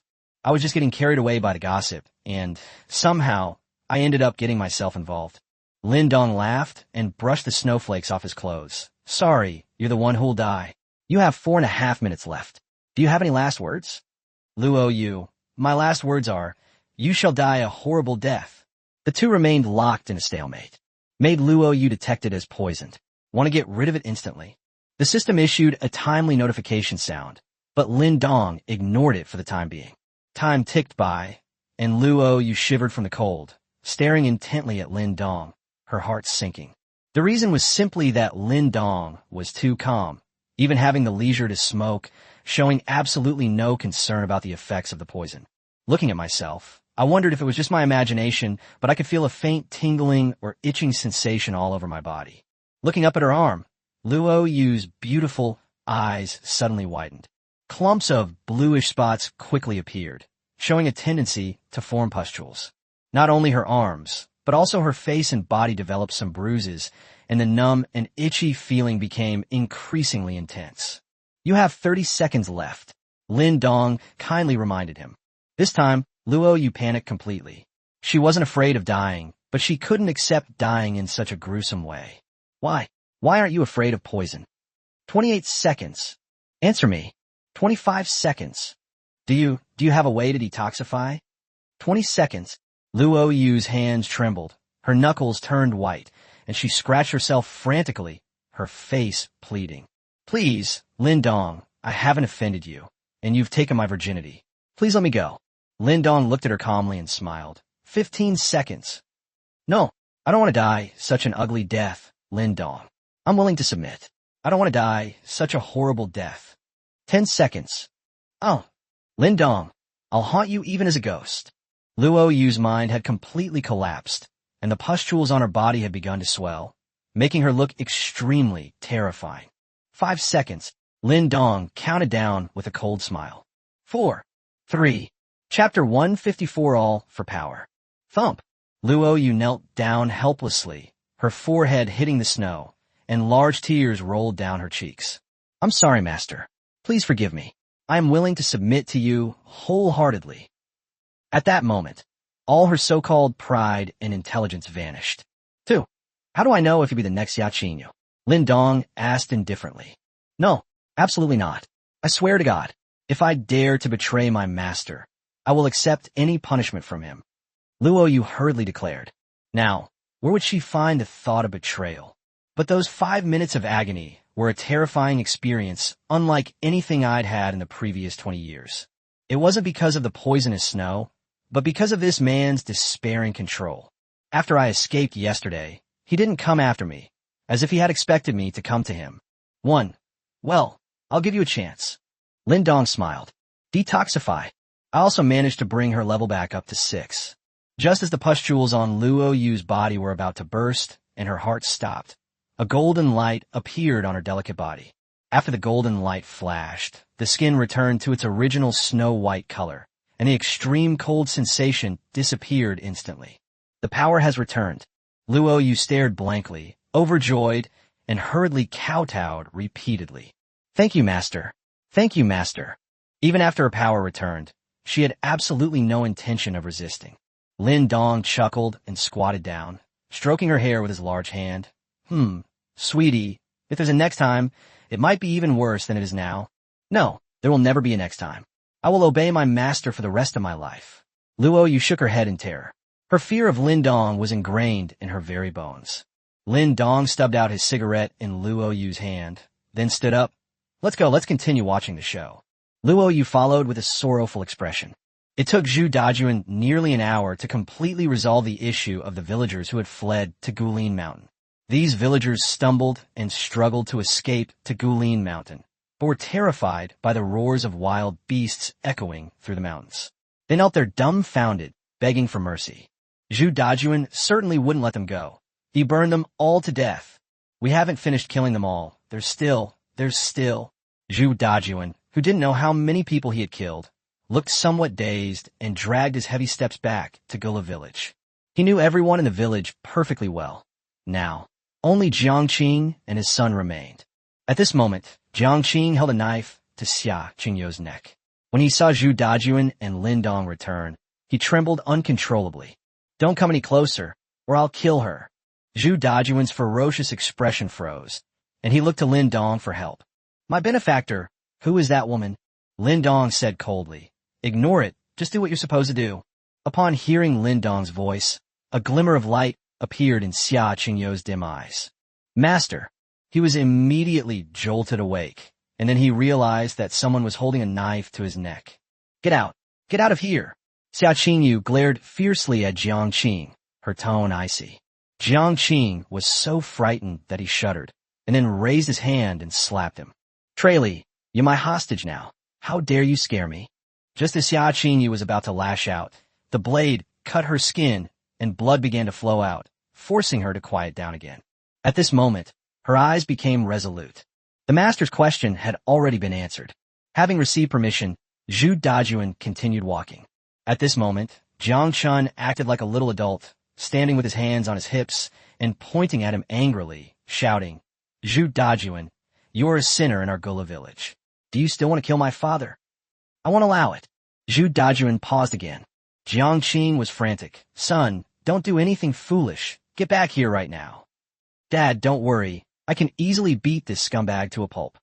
Jiang Chun turned around triumphantly. "Look, he's so scared he's frozen in place." Seeing Jiang Chun, who was the same age as his son, uttering such vicious words, Zhu Dajuan's face darkened considerably. "You're saying I'm a sinner of Gulu village? What crime have I committed?" Jiang Chun pouted. "Humph. My dad said that if you have money and don't lend it to our family, then you're guilty." "Who told you to be richer than our family? Who told you to be so arrogant when you have money? Spending money on road repairs, that's just showing off. Besides..." "Enough!" Zhu Dajuan shouted, interrupting, his fierce eyes fixed on Jiangqing. "You are a bunch of bloodsuckers who devour people without spitting out the bones." He was no longer able to defend himself. These people were beyond redemption at their core. The child's behavior was clearly instilled by Jiangqing, whose legs were already trembling. Jiang Chun was startled by Zhu Dajuan's roar. "You dare to yell at me? Just you wait." After saying that, he ran into the house excitedly and then took out the rag doll. "I'll stab you to death for daring to yell at me like that." Zhu Dajuan's eyes were practically spitting fire. The rag doll with his own picture on it was riddled with holes. Jiangqing was terrified and shouted urgently, "Xiao Chun, throw away those things you picked up." Jiang Chun looked puzzled. "Dad, you didn't buy this for me, and you put the photo up. You told me to put it on." "You..." Jiangqing was truly speechless. "There's no one more unreliable than you." Dajuan, kids love to lie. Don't listen to his nonsense. We really found this thing." "My benefactor, this woman is yours, isn't she? If you just ask the army to spare my son and me, I promise you we won't be harmed." Boom! Zhu Dajuan raised his hand and unleashed a pillar of fire straight at Jiang Chun's face. "Ow!" Jiang Chun suddenly let out a shrill scream. Flames engulfed his entire body, and he clutched the rag doll tightly in his hands, wailing and crying incessantly. So, Jiangqing was heartbroken. He wanted to pick up his son, but he didn't dare to let go of the hostage in his arms. In less than 10 seconds, Jiang Chun's struggling body went completely still. The flames burned his body, and the doll was also burned black, emitting a pungent smell. Jiangqing's eyes were bloodshot, his body trembled like a leaf, and he almost bit his lips until they bled. He struggled with his eyes, closed for a long time, before finally managing to force an ugly smile. "Dajuan, you've already killed my son to vent your anger. Can you please let me go?" Jiangqing panicked completely and grabbed Xia Qingyu, shouting, "Hey, don't stay silent. He's going to kill me. You have to beg for mercy. Taking a deep breath, Xia Qingyu looked directly at Lin Dong. Master, I figured out the answer to that question. Lin Dong raised an eyebrow. Oh, and what's your answer? Xia Qingyu. I came back to find you, for the power. Luo Yu was taken aback. If you say that, how can Master forgive you? Lin Dong smiled and said, that's more like it. I like honesty. Taking another deep breath, Xia Qingyu revealed a poignant smile. Master, I dare not lie to you. In the first half of my life, I was controlled by my family and my blood was sucked by my clansmen. In order to control my own destiny, the pursuit of power became my only desire in life. I will never give up my pursuit of power, because I know that power is the only motivation for me to live. Master, I will continue to follow you, and I pray that you will increase my power. After saying that, taking advantage of Jiang Qing's momentary lapse in attention, she suddenly squatted down, and the blade slashed across her perfect cheek. To Luo Yu's horror, he grabbed a handful of snow from the ground and stuffed it into his mouth. Chapter 155 From Destruction to Reconstruction. Xia Qingyu's Second Awakening. This scene truly shocked everyone present, including Lin Dong. This woman is insane. Luo Yu's entire body trembled. She had just personally experienced the fear of waiting to die. Moreover, the thought of seeing someone covered in bruises and festering sores is enough to make me want to vomit. But she actually dared to stuff snow into her mouth? You might as well have just let Jiang Qing kill you with a single blow. After a slight surprise, Lin Dong smiled. Want to take a gamble? Xia Qingyu was desperately seeking that tiny, insignificant chance of awakening in this way, just so she could return to his side. She was telling Lin Dong that it was her fault that her master had taken away her power, and that she deserved it. But I will prove to my master that I, Xia Qingyu, will always stop at nothing to gain power. Stay by your owner's side forever. To be honest, the big star was definitely the craziest of all the maids. Even crazier than Teacher Qin. Jiang Qing was completely terrified. The kitchen knife fell to the ground, and he stood trembling, at a loss. What should you do if a hostage intentionally attempts suicide? Awaiting your answer online. Zhu Dajuan's eyes were full of admiration and appreciation. She was willing to approach the poisonous snow for the sake of her benefactor, but she herself didn't even subconsciously consider this matter because of her dead wife and children. I'm not as good as you. Everyone present waited quietly. Xia Qingyu's eyes were full of determination, but her slightly trembling body still betrayed the turmoil in her heart. 5 minutes later, no bruises or pustules appeared on Xia Qingyu's body, and her aura began to slowly surge. Lin Dong brought up the maid interface and found that her level was steadily increasing. Level 2, Level 3, Level 8, Level 9, Level 10. Ultimately, she reached Level 10, and her aura was already terrifyingly powerful.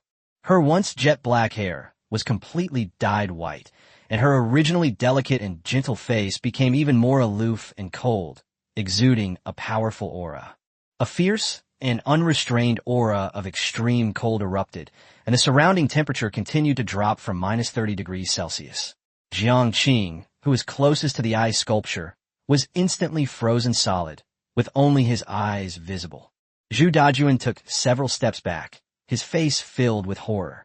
Even with his own fire-based abilities, he was about to be frozen under such extreme cold. This woman was truly terrifying. The second awakening omitted some of the process, Lin Dong said, stroking his chin. When Jiang Zhu awakened through the poisonous snow, she had a high fever for 3 days before she truly awakened, while Xia Qingyu only lasted 5 minutes, perhaps because she was already a superhuman before. They already possessed the constitution of an awakened being. However, Luo Yu was different. After awakening through the poisoned snow, she almost died from the poison when she touched it again.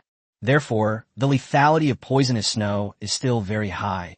But if an awakened person comes into contact with poisonous snow again and is lucky enough to survive, they can easily break through the bottleneck and go further. After all, Xia Qingyu was level 9 before, but now she is leveled up to level 10. Therefore, while the serum used in the Foundation's research has limitations, the success rate is still guaranteed. Her power returned, even surpassing her peak, and the intoxicatingly violent emotions completely dissipated.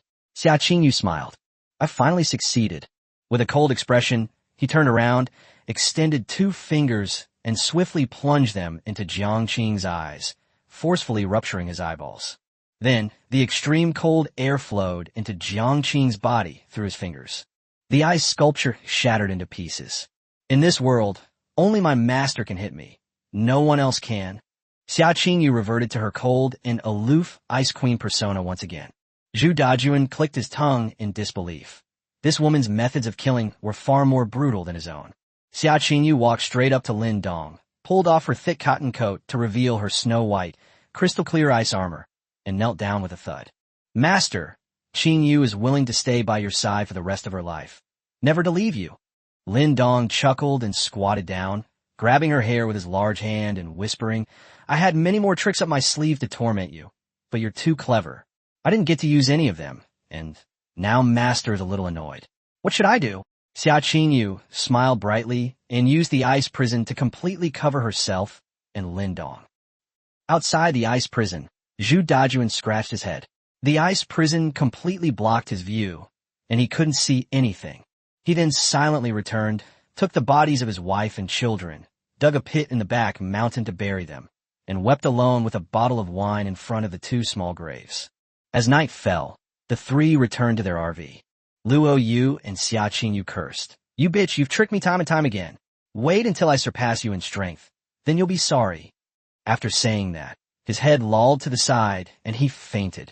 Xia Qingyu, on the other hand, had already lost the ability to speak and had also fainted.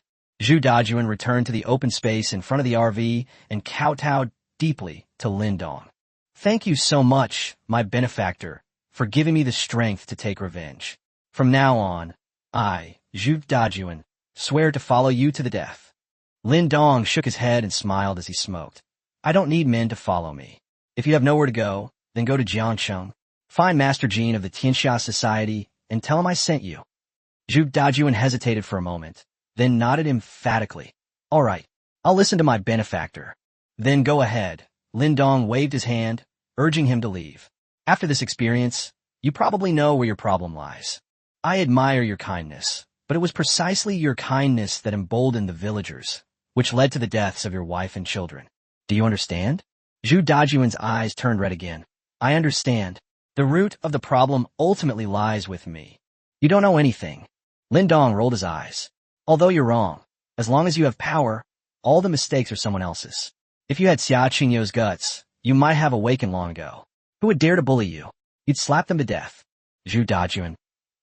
Lin Dong laughed and said, in the apocalypse, there is no good or evil, only strength and weakness. Figure out for yourself. Zhu Dajuan left, looking back every few steps, completely bewildered. Before long, Qin Shuyao returned with her maids who had killed the beasts, all covered in blood, except for Qin Shuyao herself.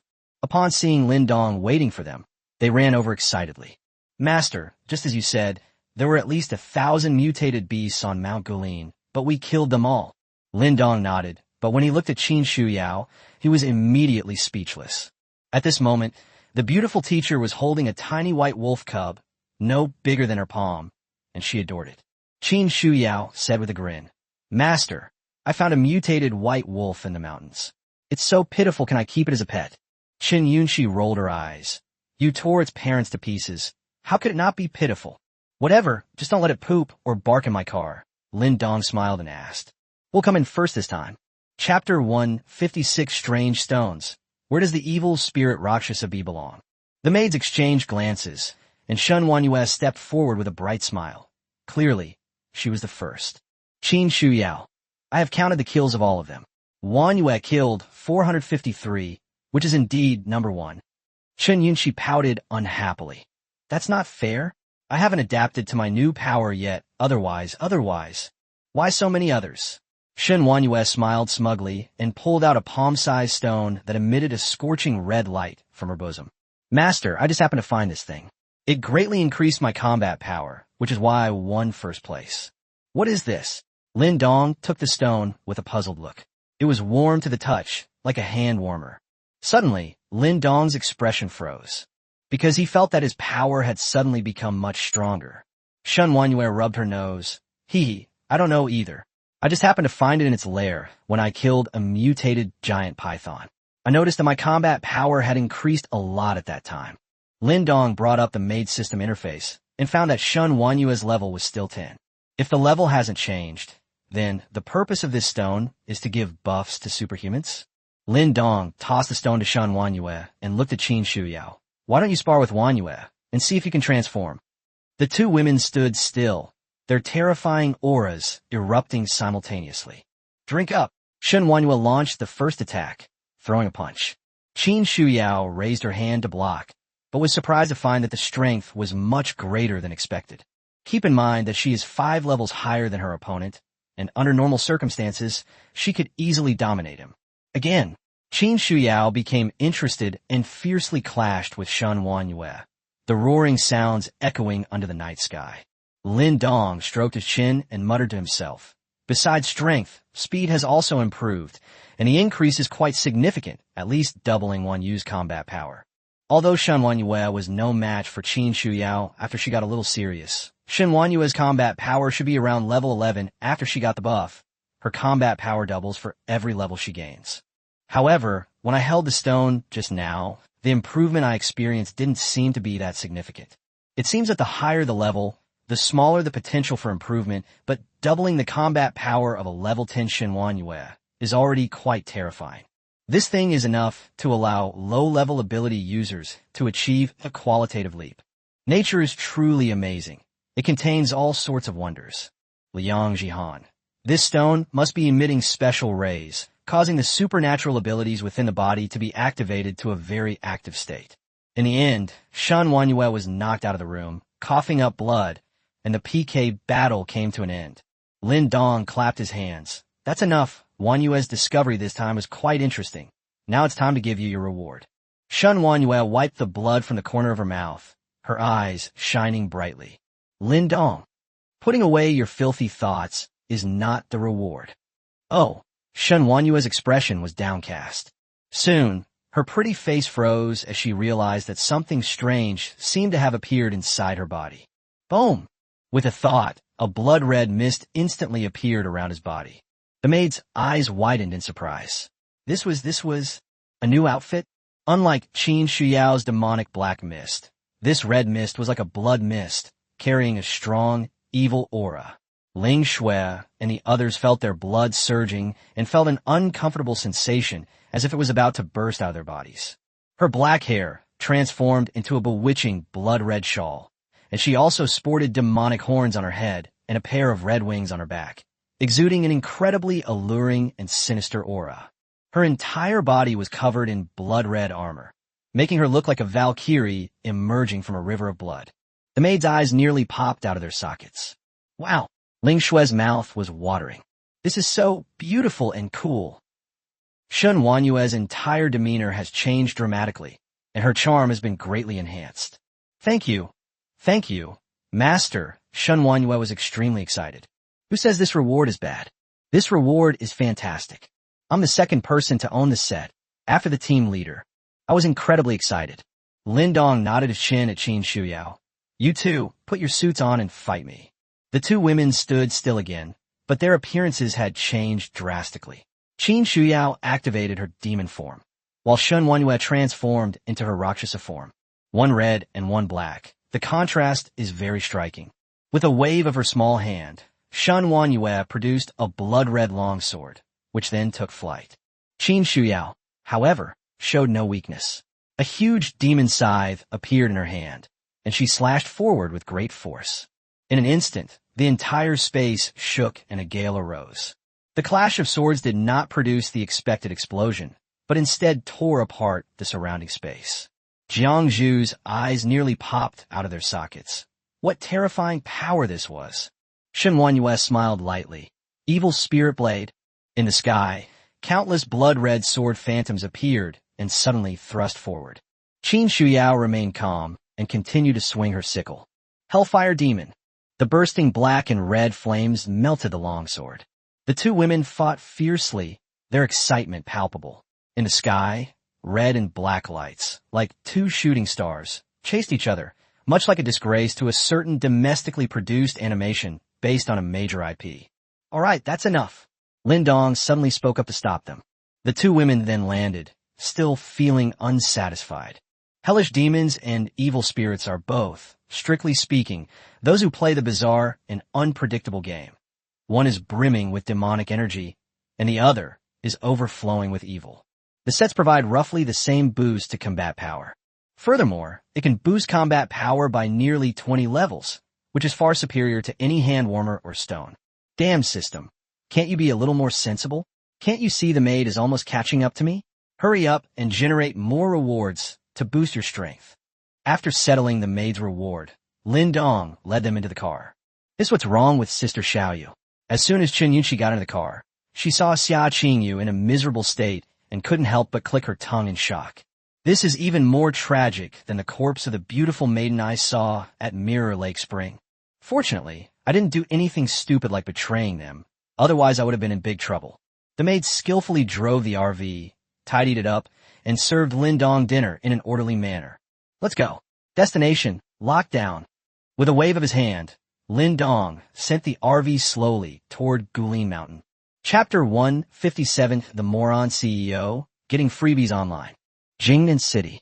After overcoming a series of hardships, Yun Mengli, along with Xia Beichen and the 6 children from Tianxin Orphanage, finally arrived at the Yun family home. When Yun Patian, the head of the Yun family, learned that his son had been killed by Xia Beichen's sister, he was furious and vowed to kill Xia Beichen to avenge his son. Yun Mengli threatened suicide to avoid a major battle. Uncle Yun, I know you hate me, but I am Xia Beichen. Even if I am alone, as long as you give me time, I can rebuild the Xia family. Xia Beichen, having regained his senses, once again displayed his domineering CEO demeanor. Yun Potion's eyes twitched. Then how do you plan to rebuild it? Xia Beichen waved his hand and said, I need the Yun family to help me get in touch with the foundation. Everything is for the purpose of improving my strength. Then the Yun family will provide me with supplies worth 1 billion, and I will recruit talented individuals with special abilities. Stop. Yun Patian waved his hand to interrupt. Why should my Yun family give you 1 billion worth of supplies? Xia Beichen said confidently, because I am Xia Beichen, the CEO of Xia's group, one of the top 10 outstanding young leaders in Jiangxing. My face alone is worth 1 billion. Yun Patian. Damn, you're mentally challenged. Yun Mengli, standing to the side, advised, Dad, you have to believe in Brother Beichen. He can definitely do it. Don't say a word, my head hurts. Yun Patian rubbed his temples. They only have 1 precious son and 1 precious daughter, yet they've both become obsessed with the Xia siblings. He had initially thought highly of Xia Beichen, but after seeing him this time, he realized he was completely mentally challenged. His sister, Xia Qingyu, is quite a character. She actually dared to kill her own family member, which shows her courage. But what the hell is this about you killing my son? Then tell me, if I give you 1 billion worth of supplies, how will you repay me? Repay? Xia Beichen was taken aback. With such a large business empire as your Yun family, what do you need me to repay? Yun Potion's forehead veins bulged. So you're planning to get something for nothing just by relying on your looks? The case is solved. Now we finally know why his sister wanted to exterminate the entire clan. These bastards have gotten used to sucking blood. Xia Beichen pondered for a moment. It seems a bit excessive. How about this? After I revive the Xia family, I will form an alliance with your Yun family. Our 2 families will support each other, help each other, and share the benefits. We are confident that we can grow bigger and stronger and create new glories. Yun Patian almost spat out a mouthful of blood. So you're still trying to get something for nothing? You're using my resources to build your own power, forming an alliance with my Yun family. And I'm supposed to help you? Now, I'll give you 2 choices. Either you help my Yun family with their work, and I'll let bygones be bygones regarding your sister killing my son. Either I cripple you and get you out of the Yun family. He was too lazy to argue with this idiot anymore, afraid of catching his idiocy. Yun Mengli panicked. Dad, why won't you believe me? Don't speak. Yun Patian roared, his gaze towards Xia Beichen growing increasingly hostile. My little darling was originally quite well-behaved and sensible, but it's all this idiot's fault. He's infected her with all of that. If Xia Beichen's A-level strength wasn't truly impressive, he would have killed him on the spot. Xia Beichen frowned. Uncle, I sincerely want to discuss cooperation with you. Why do you have to do this? Yun Patian, you are not qualified to cooperate with me now. I said, submit or be crippled by me. It's one of two choices. The atmosphere in the hall instantly became somber. Xiao Beichen's eyes were filled with struggle. After a long while, he sighed and said, do I have a choice? I can only follow my uncle's arrangements. In reality, I had already made up my mind. Since he refused to help me, I will use my years of experience in the workplace and my strong personal charm to gradually erode the talent in your Yun family and make it work for me. By then, you'll be completely sidelined by me.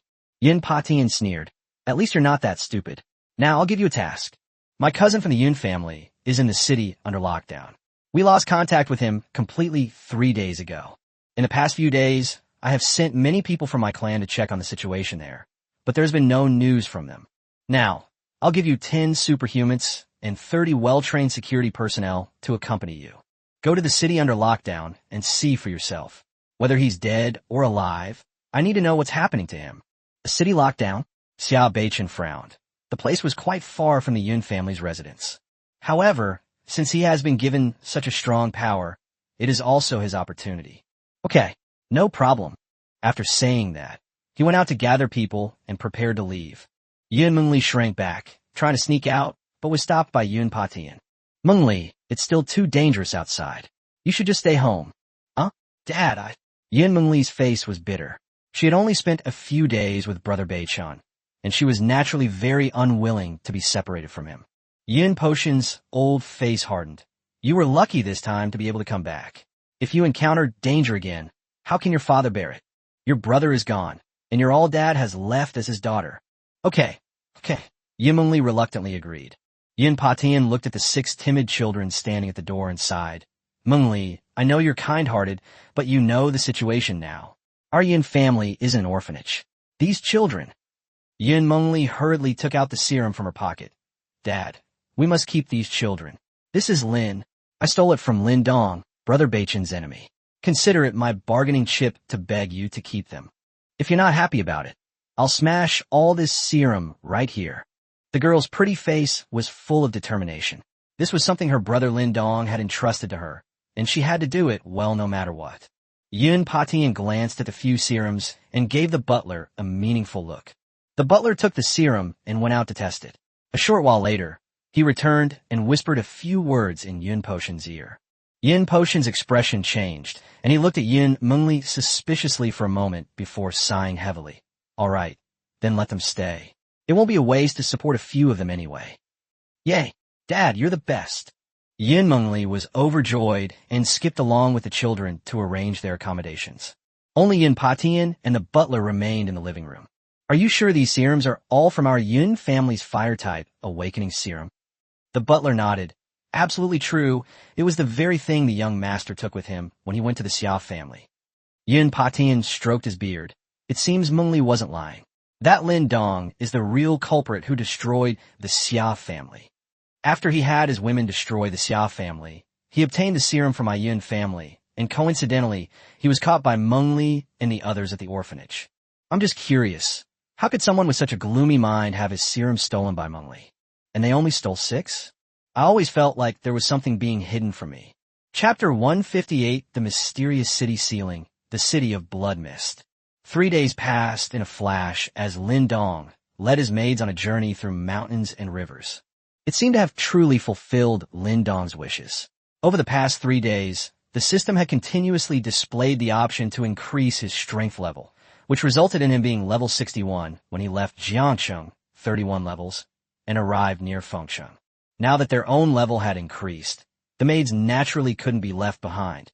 Except for the group leader Qin Shuyao, who reached level 30, all the maids were brought up to the same level of 25.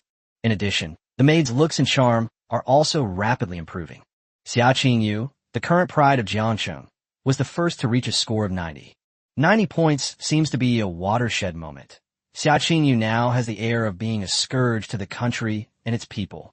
Every smile and frown exudes a powerful queen-like aura, involuntarily giving people a sense of untouchable etherealness. But in front of Lin Dong, he showed a completely different attitude. Xia Qingyu, who had reached level 25, felt increasingly that her decision to betray him had been incredibly foolish. Staying by the master's side is the only right choice. But she was not satisfied. Her goal was to become the leader of Group 2. According to the master's wishes, the demon group is already full. She, Chun Yunxi, Luo Yu, and Moon Ningwan, whom the master calls Jeep, will be members of the second group. Once one more person is recruited, the second group will have 5 people. At that time, the owner will hold a selection competition to choose the group leader of the second group. Xiao Qingyu is determined to get this position. This is a city lockdown? Shen Wanyue, in the driver's seat, looked into the distance in astonishment. In her memory, Fengsheng was a large city, far surpassing Jiangsheng in terms of area, urban construction level, and population. It was one of the first-tier cities in the country. They used to come here often as tourists before the apocalypse. But now, under the city lockdown, from a distance, all you can see is a red fog, and only a few traces of tall buildings are visible. The entire city seemed to be shrouded in a red mosquito net, creating a stark contrast with the surrounding snow-covered landscape. Looks dangerous. Luo Yu is coming in with me this time. The rest of you, go find somewhere to have fun. Lin Dong's eyes lit up. This kind of eerie and scary place was the most fun. He then dismissed all the maids and stored the RV in his system space. The maids immediately pouted. Oh, master, are you leaving us again? The last time I disappeared for a few days, the maids were in complete chaos. Lin Dong glanced at them sideways. Group 2 will be under Shu Yao's jurisdiction for now. Anyone who dares to cause trouble again... The maids shrank back, looking at Lin Dong with reluctance, and walked away with Luo Yu. Let's go. There's a small town north of Fengsheng. Let's go there and wait. Master will probably be playing for several days. Qin Shu Yao left with her maids. Master, this layer of red mist.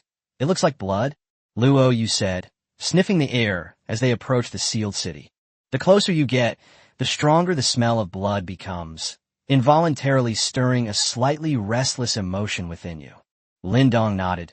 It seems there's something special here that Jiangsheng doesn't have. With our strength, we can easily be immune, but for others...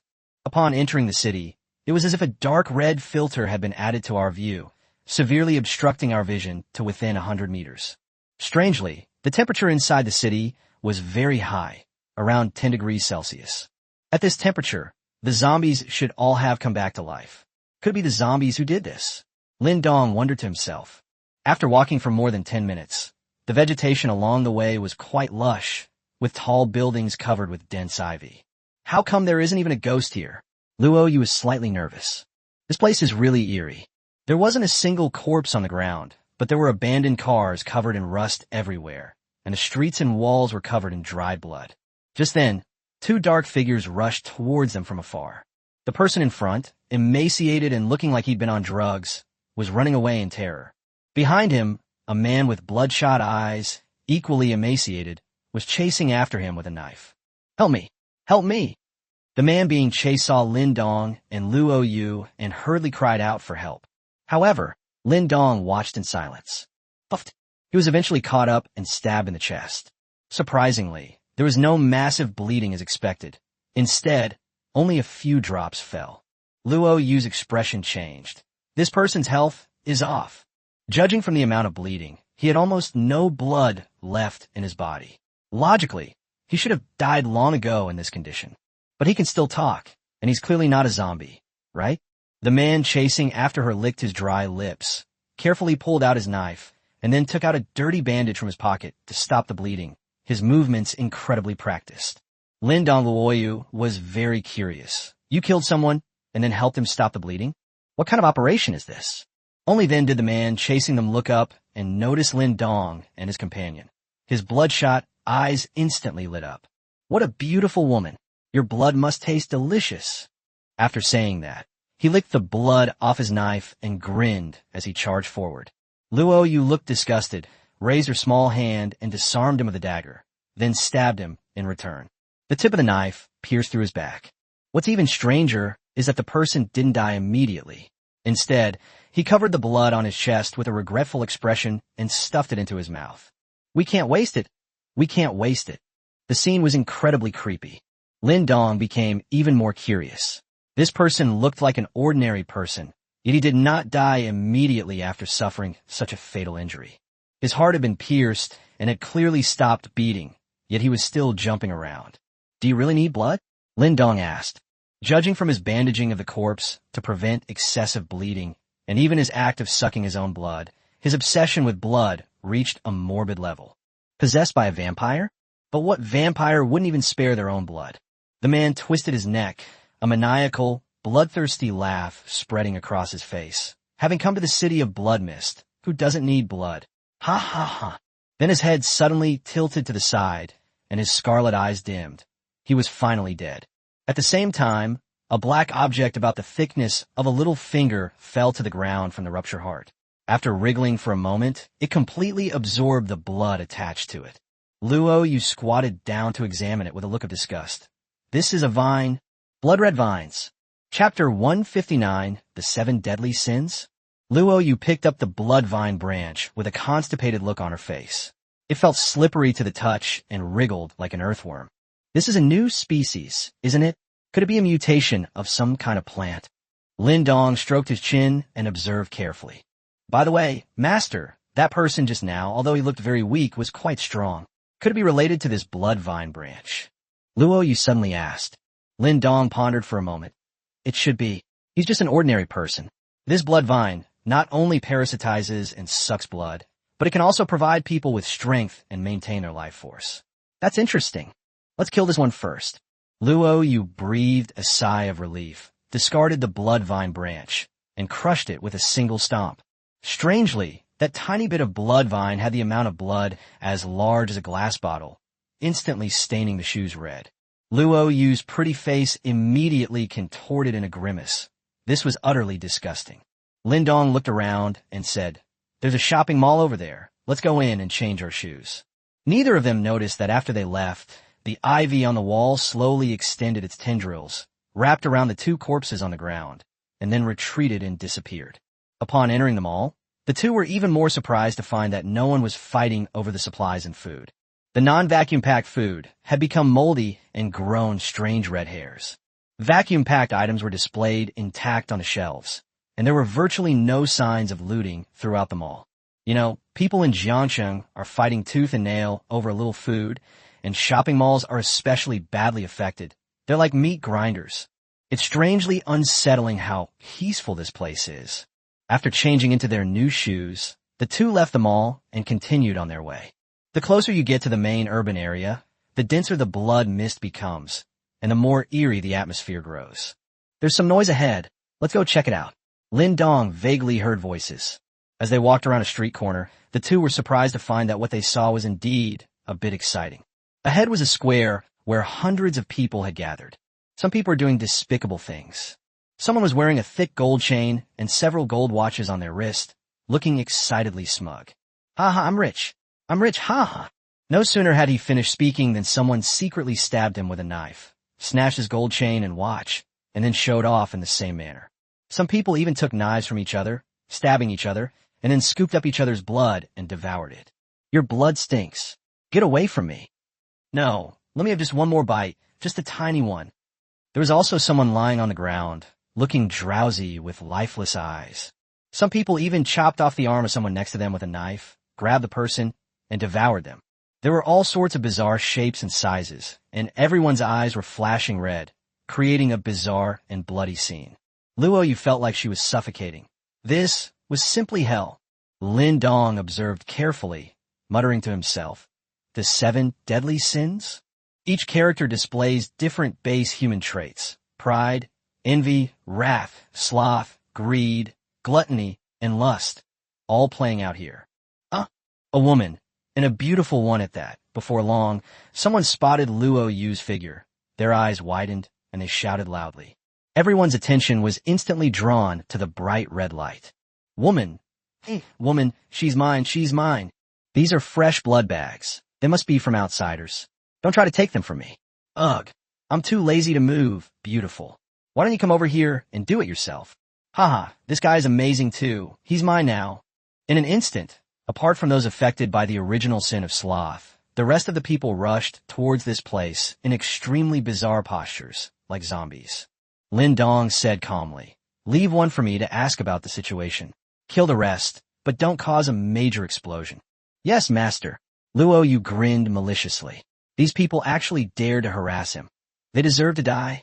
After all, he's a ruthless man who can kill thousands of people at the drop of a hat. He's no pushover. Boom! The figure burst forward, and with a flick of her small hand, countless flower petals flew out, instantly piercing through a person's head. But the man didn't fall. He just tilted his head and continued charging. Luo Yu frowned deeply. Blood vine branches again? What a nuisance. He then controlled the petals to strike the heart, controlling the explosive force to shatter the heart and the blood vines within, finally causing the body to collapse. However, this scene did not deter the crowd. Instead, it drew out many gluttons who rushed onto the corpse to tear at it and drink its blood. The rest continued their charge, seemingly unaware of fear. Luo Yu frowned in disgust, snorted coldly, and controlled the falling petals to wreak havoc. He deliberately let one person go and rushed towards Lin Dong. What a handsome young man. You're mine, and no one can take you away. A slender, beautiful woman stared excitedly at Lin Dong and licked her lips. Lin Dong's figure suddenly flashed and appeared in front of the woman. With a heavy punch, the woman bent over like a shrimp. However, his face still wore a maniacal smile. Ouch, it hurts, but I love it. With the blood vine branch there, she won't die at all. Lin Dong smiled and said, Answer my question about your place here. A gunshot suddenly rang out from behind. Bang! The bullet grazed Lin Dong's armpit and pierced the woman's heart, causing her to collapse instantly. Lin Dong frowned and turned around. At the alley entrance, a figure completely covered up was visible, tall and curvaceous. It was clearly a woman. The newcomer reprimanded him, then put away his gun and said calmly, Didn't scare you, did I? Her voice is quite pleasant. The woman then noticed Luo Yu, who was wreaking havoc in the square, and said urgently, Hurry up. These people are all from the Blood Dragon gang. She's one of yours, isn't she? You killed their people. Tisk, this is troublesome. He then rushed forward. As they drew closer, Lin Dong realized that although the woman's face was obscured, her eyes were frighteningly bright, her pupils like a dazzling, starry sky. This is definitely a top-quality item. Hurry up and bring her back. Come with me. The woman's tone was urgent, and she seemed a little nervous. She grabbed Lin Dong and ran. Lin Dong turned around and whistled, and Luo Yu immediately stopped killing and chased after him. The woman led them through a maze of alleyways, through a house, and into a tunnel. Chapter 160, The Illuminati, Blood Fiend. After entering the tunnel, the path continued to twist and turn, even leading into a subway passage, before the woman finally caught her breath. You were safe here for now. Lin Dong looked around. Although the light was dim, there were torches sticking out in the distance from time to time to provide illumination. The three of them continued walking through the subway passage. What's the situation with those people on the ground? Who are you? And why are you unaffected? The woman said calmly, My name is Tung. The people on the ground, they've all been controlled by the Blood Dragon gang. It turns out that in the early stages of a lockdown, the city experienced a similar situation to Wuhan, with heavy snow blocking the roads and everyone feeling insecure. But after it rained, everything changed. I don't know where the blood mist came from. Many people around me suddenly became extremely violent and bloodthirsty, even started to drink blood, and turned into the inhuman, ghostly creatures you see. The reason I was unaffected is because the blood mist didn't enter this area, which is why I survived. Those people on the ground turned into that grotesque state because they breathed in too much blood mist. The blood mist contains a large number of parasitic roe deer, and blood vines grow inside their hearts. We call them vine people. Lin Dong nodded in realization. No wonder the woman had covered herself up so thoroughly. Then this Blood Dragon gang. Tung, we only recently discovered that these people are not all scattered and disorganized, but rather organized. The Blood Dragon gang is the power in this area. They are very strong, and recently many outsiders have been controlled by them and turned into Tung people. You're outsiders too, aren't you? You're lucky you didn't breathe in too much blood mist otherwise. As he spoke, he stopped at a wall, groped around on it a few times, and surprisingly revealed a hidden door. You're also superhumans, right? Don't be surprised. We have an Earth-type superhuman in the Illuminati. He designed this secret passage and switch. After saying that, he picked up the torch next to him and went inside. Lin Dong and Luo Yu exchanged a glance and followed. The Illuminati? Let's go check it out. We continued to descend for another 30 meters or so, and finally arrived at an open space. Surprisingly, quite a few people had gathered there, discussing something together, led by a middle-aged man with a receding hairline. Upon seeing Teng Yi return, the man exclaimed with delight, "Teng Yi's back. It seems this trip was quite fruitful." He then nodded to Lin Dong and Luo Yu. "Teng, this is the president of our Illuminati. I am responsible for going out every day to find outsiders and prevent them from being parasitized by the blood vine. The Illuminati's mission is to dispel the blood mist and restore light to the sealed city." The man walked over and shook hands with Lin Dong. "Hello, my name is Zhang Gui. Welcome to the team." Lin Dong raised an eyebrow. "Did I say I wanted to join?"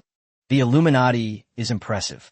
This Zhang Gui is level 4, and there are 3 other level 3 ability users. However, Teng Yi is an ordinary person. Zhang Gui chuckled. "Then I won't force you. Brother, you've seen the lockdown situation.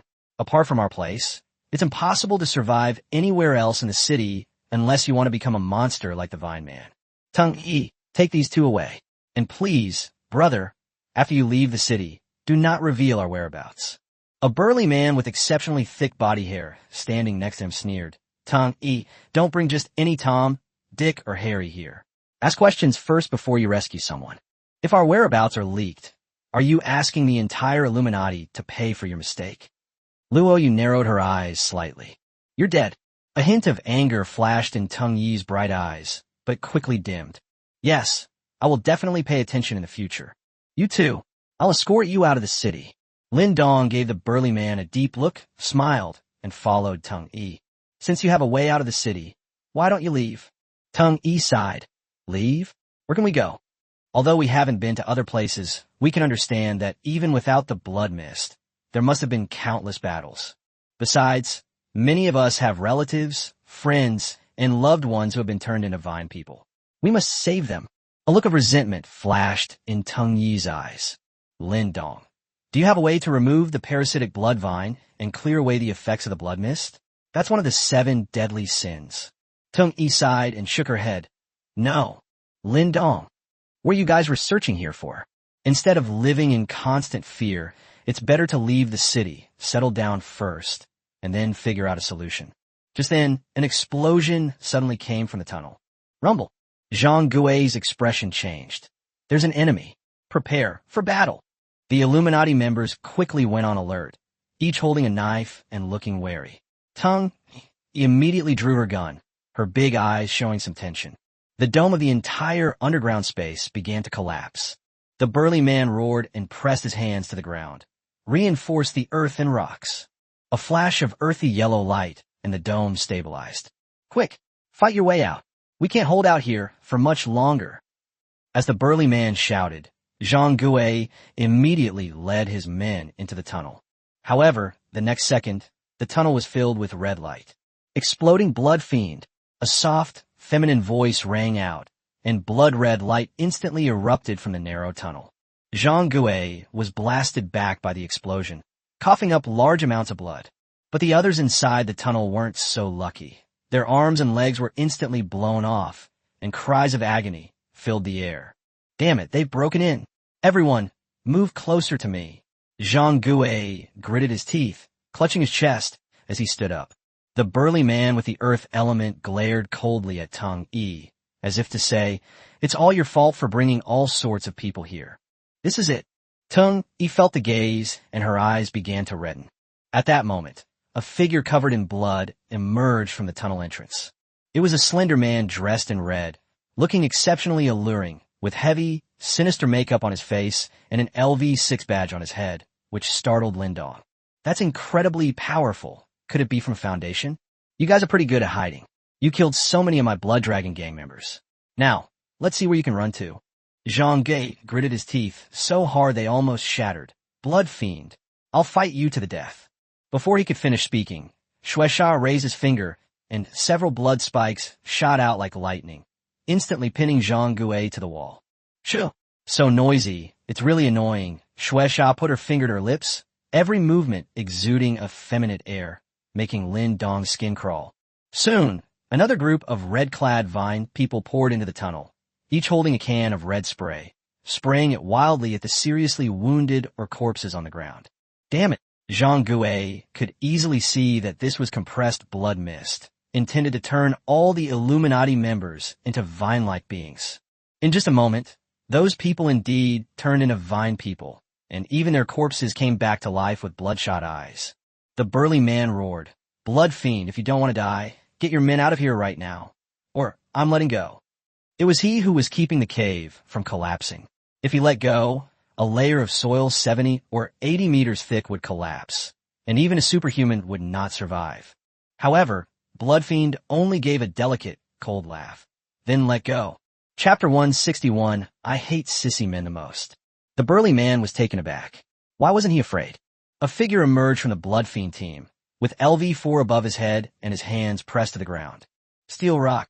In an instant, the surrounding earthen walls were covered by a ring of solid granite, and the collapsing soil layer became as solid as a rock.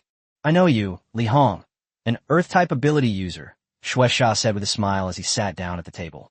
If you're willing to submit to my Blood Dragon gang, I might consider making you a squad leader.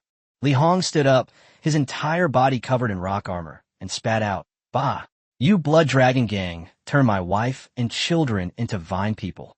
I, Li Hong, am determined to fight you to the death." Bloodfiend casually toyed with his red fingernails and said indifferently, "Is that so? That's a real shame. Since you're unwilling, then." Suddenly, with a flick of his finger, a bead of blood shot out, instantly piercing Li Hong's head. The rocks on his body fell away, and the corpse collapsed heavily to the ground. Soon, someone brought blood mist and sprayed it violently. After a while, Li Hong stood up again, his face full of struggle and disbelief. "Why did I have to go through all this trouble? I really don't know what you're after," Bloodfiend said with a sinister smile. "I'll fight you to the death." Li Hong still wanted to fight Shueisha to the death, but he couldn't move his feet at all. It seemed that his body's instincts were telling him that Shueisha was his noble leader and should not be offended. Soon, an intense craving for blood swept through his mind.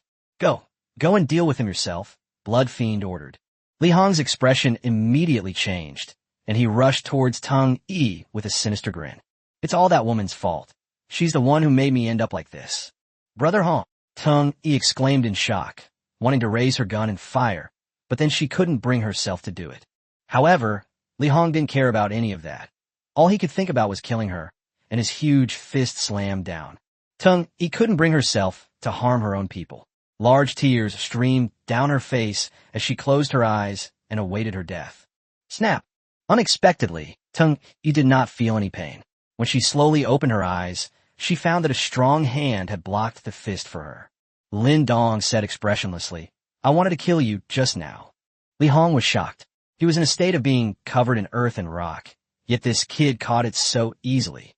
Immediately, a fierce and violent shockwave struck, and in an instant, all thoughts came to a complete halt. He was shattered into countless small stones and fell to the ground. If you ever encounter someone who wants to kill you, remember to kill them first. Lin Dong clapped his hands and said calmly to Tung Yi. Tung Yi's delicate body slumped limply to the ground. Brother Hong didn't do it on purpose. He was just being controlled by the bloodvine. Actually, Lin Dong, what does it have to do with me? I don't care what his reasons are. If he insults me, I'll kill him. Tung Yi was speechless. Bloodfiend was also slightly surprised and couldn't help clapping his hands, exclaiming, "Wow, I didn't expect there to be an expert here." Lin Dong imitated him perfectly. "Wow, I didn't expect there to be sissies here." Bloodfiend's pale face instantly darkened, his killing intent palpable. "Are you mocking me? Although he is effeminate, he will never allow anyone to call him a sissy. This is a taboo subject. Touching it means certain death." Lin Dong shrugged. "Otherwise what? Did you expect me to be praising you? You're courting death." Bloodfiend instantly flew into a rage. Just as the red figure was about to get up, he was suddenly pushed down, because Lin Dong had appeared before him at some point. Why are people these days so incompetent and pretentious? I hate sissies the most, Lin Dong said calmly, then pressed down hard on Shueisha's head, raised the frozen fish high, and slammed it down. Snap! Bloodfiend's head was instantly smashed into a watermelon. This scene happened so suddenly that everyone was shocked. The vines swarmed forward, but Luo Yu stopped them with a smile. "You can't bother your master." After saying that, she raised her small hand, and countless petals precisely pierced the hearts of each vine person, blasting off the blood vine branches. The vine-covered people all collapsed to the ground, unable to get up. The Illuminati members were completely terrified, and Zhang Gui's eyes were practically bulging out of their sockets. The two people Tung Yi brought back are so fierce.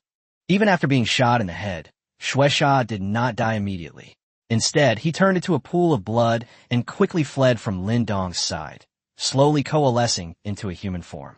At this moment, Shueisha's face turned even paler, and he looked at Lin Dong with suspicion and uncertainty. This guy's a bit too powerful, isn't he? I couldn't react at all. However, Lin Dong did not rush to pursue, but instead plopped down on a stool. Tell me about the situation with the vine people, and also about the blood mist outside.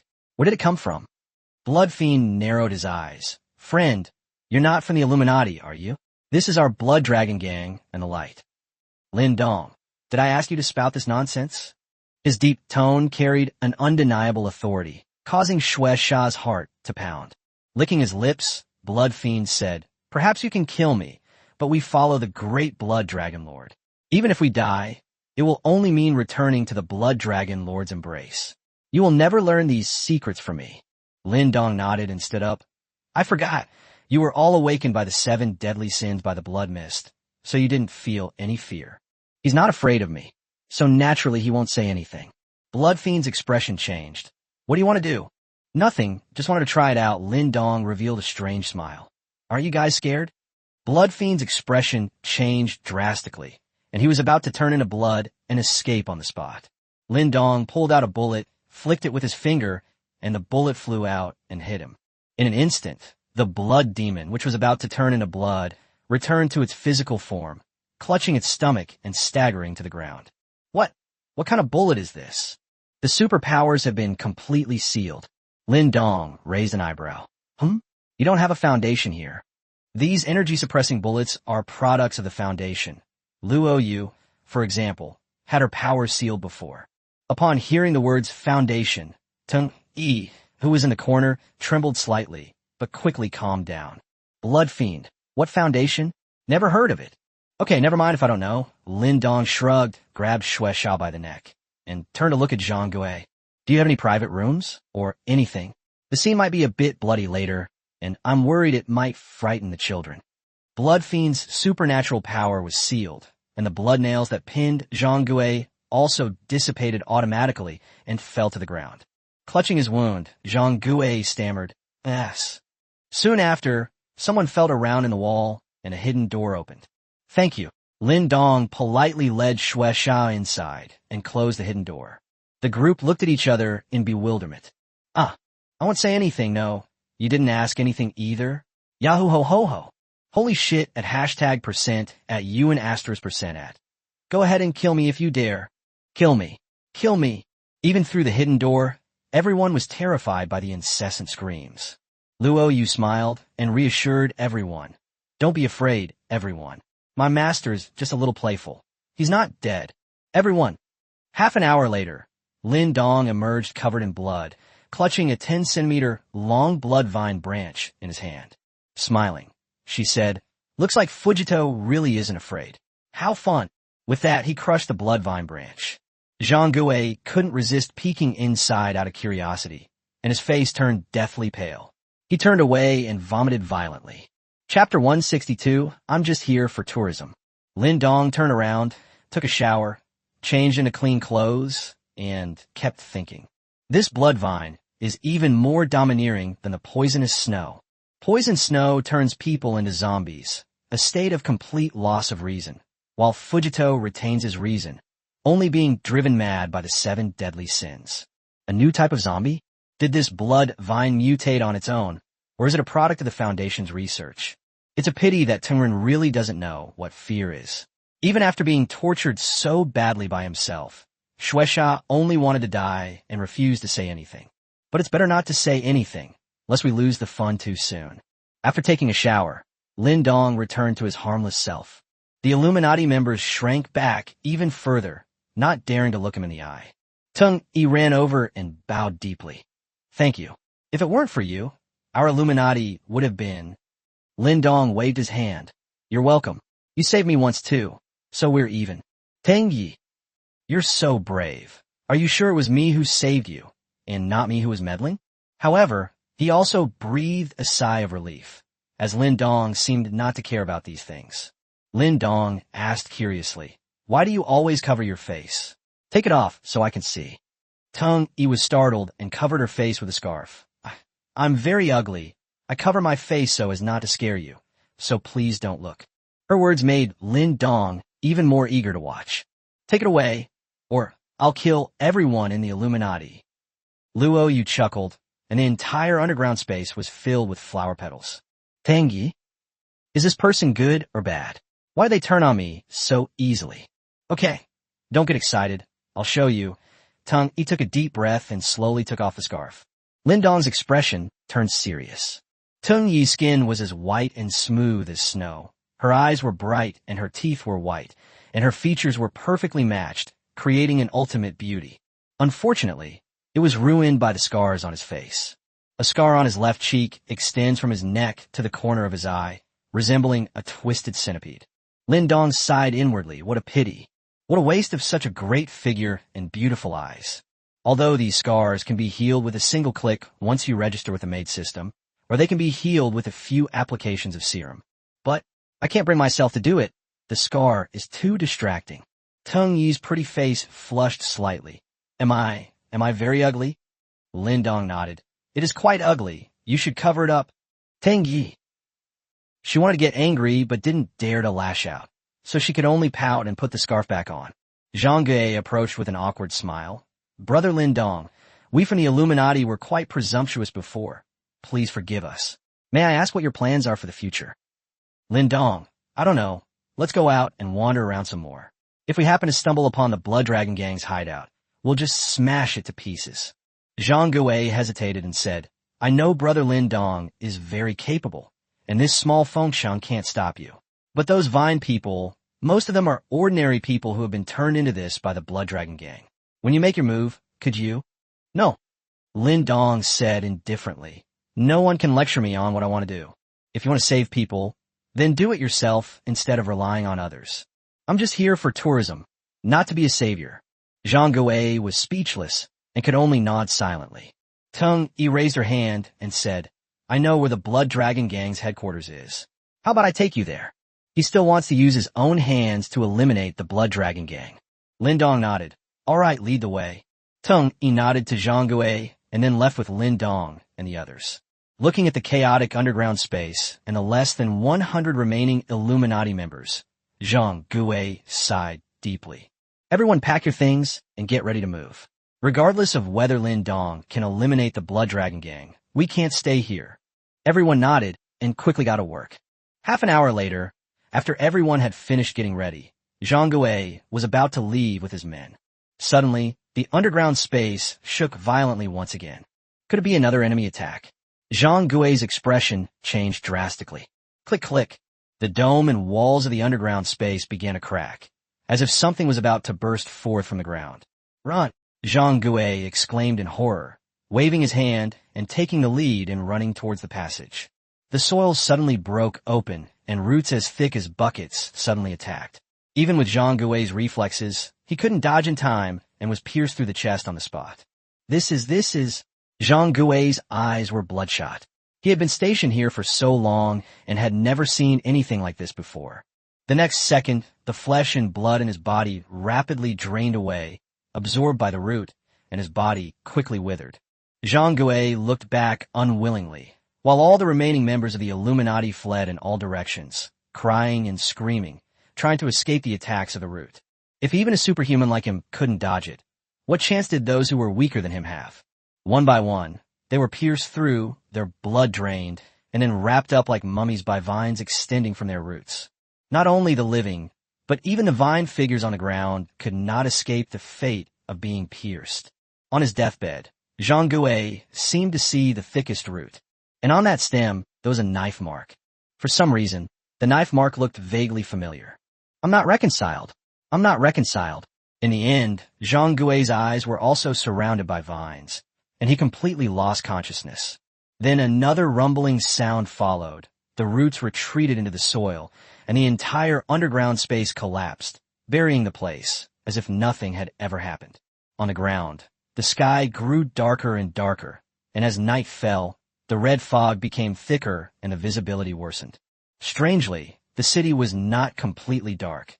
Although the red mist obscured the view, it also had a peculiar lighting effect. Tang-yi walked very cautiously along the corner of the wall, occasionally going into a convenience store to take out bottled water and wash the towel, covering her mouth and nose repeatedly, afraid of inhaling too much blood mist. Lin Dong laughed at her, but ignored her. Just how powerful are you? This blood mist doesn't seem to have any effect on you at all, Tang-yi exclaimed in amazement. 2 hours have passed since they came out, and Lin Dong and his woman show absolutely no signs of being affected by the 7 deadly sins. Lin Dong shrugged. My strength is beyond your imagination. How far are we from here? It's getting dark, I should go to sleep. Going to bed early and waking up early is good for your health. Didn't your mother teach you that? Tang-yi took out a map from her pocket, compared it for a moment, and said, We're almost there. The Blood Dragon Gang's headquarters is just ahead. As soon as he finished speaking, he hurriedly led Lin Dong to hide. On the street, countless vine figures gathered in large numbers, as if holding a parade, and moved forward. Originally influenced by the 7 deadly sins, they now moved forward in a disciplined, row-by-row manner, like walking corpses. Chapter 163. The Gathering of the Tung People, Blood Sacrifice. Lin Dong stroked his chin, his eyes full of curiosity. Judging from their state, it seems like the Blood Dragon Gang is about to hold some kind of ceremony. Hey, do you think we could disguise ourselves as vine people and sneak in? I love throwing parties. Tang-yi was stunned. It's not that no one has had this idea. Disguising oneself as a vine person is easy to solve, but covering one's mouth and nose will arouse suspicion. You two could disguise yourselves. Lin Dong nodded excitedly. Then let's do it this way. Should we just change into red clothes and wear colored contact lenses? Tang-yi. That's certainly possible. But Mr. Lin Dong, may I ask you for a favor? He then bowed deeply to Lin Dong. Lin Dong frowned. Tell me, without spoiling my mood, I can help you out. Tang-yi's eyes lit up. That's great. My sister has also been turned into a vine person by the Blood Dragon Gang, and she is still a high-ranking member of the Blood Dragon Gang. When you destroy the Blood Dragon Gang, could you spare her? As long as my sister is safe and sound, I, Tang-yi, am willing to do anything for you from now on. Lin Dong, your sister? What does she look like? What's her name? Her name is Tang Shuang, and she's my twin sister. Tang-yi, Tang Shuang. Your parents named you quite casually. Do you have a younger sister named Tang Shan? I only have one younger sister. Does she have scars on her face? No. All right, I'm determined to save your little sister. Twins, and no scars yet, so this is definitely worth trying. After changing their clothes and putting on colored contact lenses, Lin Dong and Luo Yu quietly blended into the Tungren group, while Tang-yi hid as agreed and waited for their news. The ranks of the Vine people grew larger and larger, and on many streets, they began to gather in dense numbers. Luo Yu's pupils contracted, and she whispered, Master, there are no fewer than 100,000 Vine people here. Lin Dong nodded. Several blocks nearby were covered by the Vine people, and the number was more than 100,000. Suddenly, I became even more curious about this Fuji party. Soon, the Vine people stopped on their own, and Lin Dong led Luo Yu forward in a barely perceptible manner. All the Vine people were now gathered at a large crossroads, where a high platform had been erected, and on the platform was a large glass swimming pool. As time went by, the growth trend in the number of Vine people gradually subsided, and now an unknown number of Vine people had gathered here. Strangely, all the Vine people were completely silent, eerily quiet, with only the sound of footsteps coming from afar. At this time, several large speakers were also set up on both sides of the platform, giving the impression that a concert was about to be held. Finally, as if sensing something, all the Vine people suddenly looked up at the sky above the high platform. A river of blood appeared in the sky, floating and surging.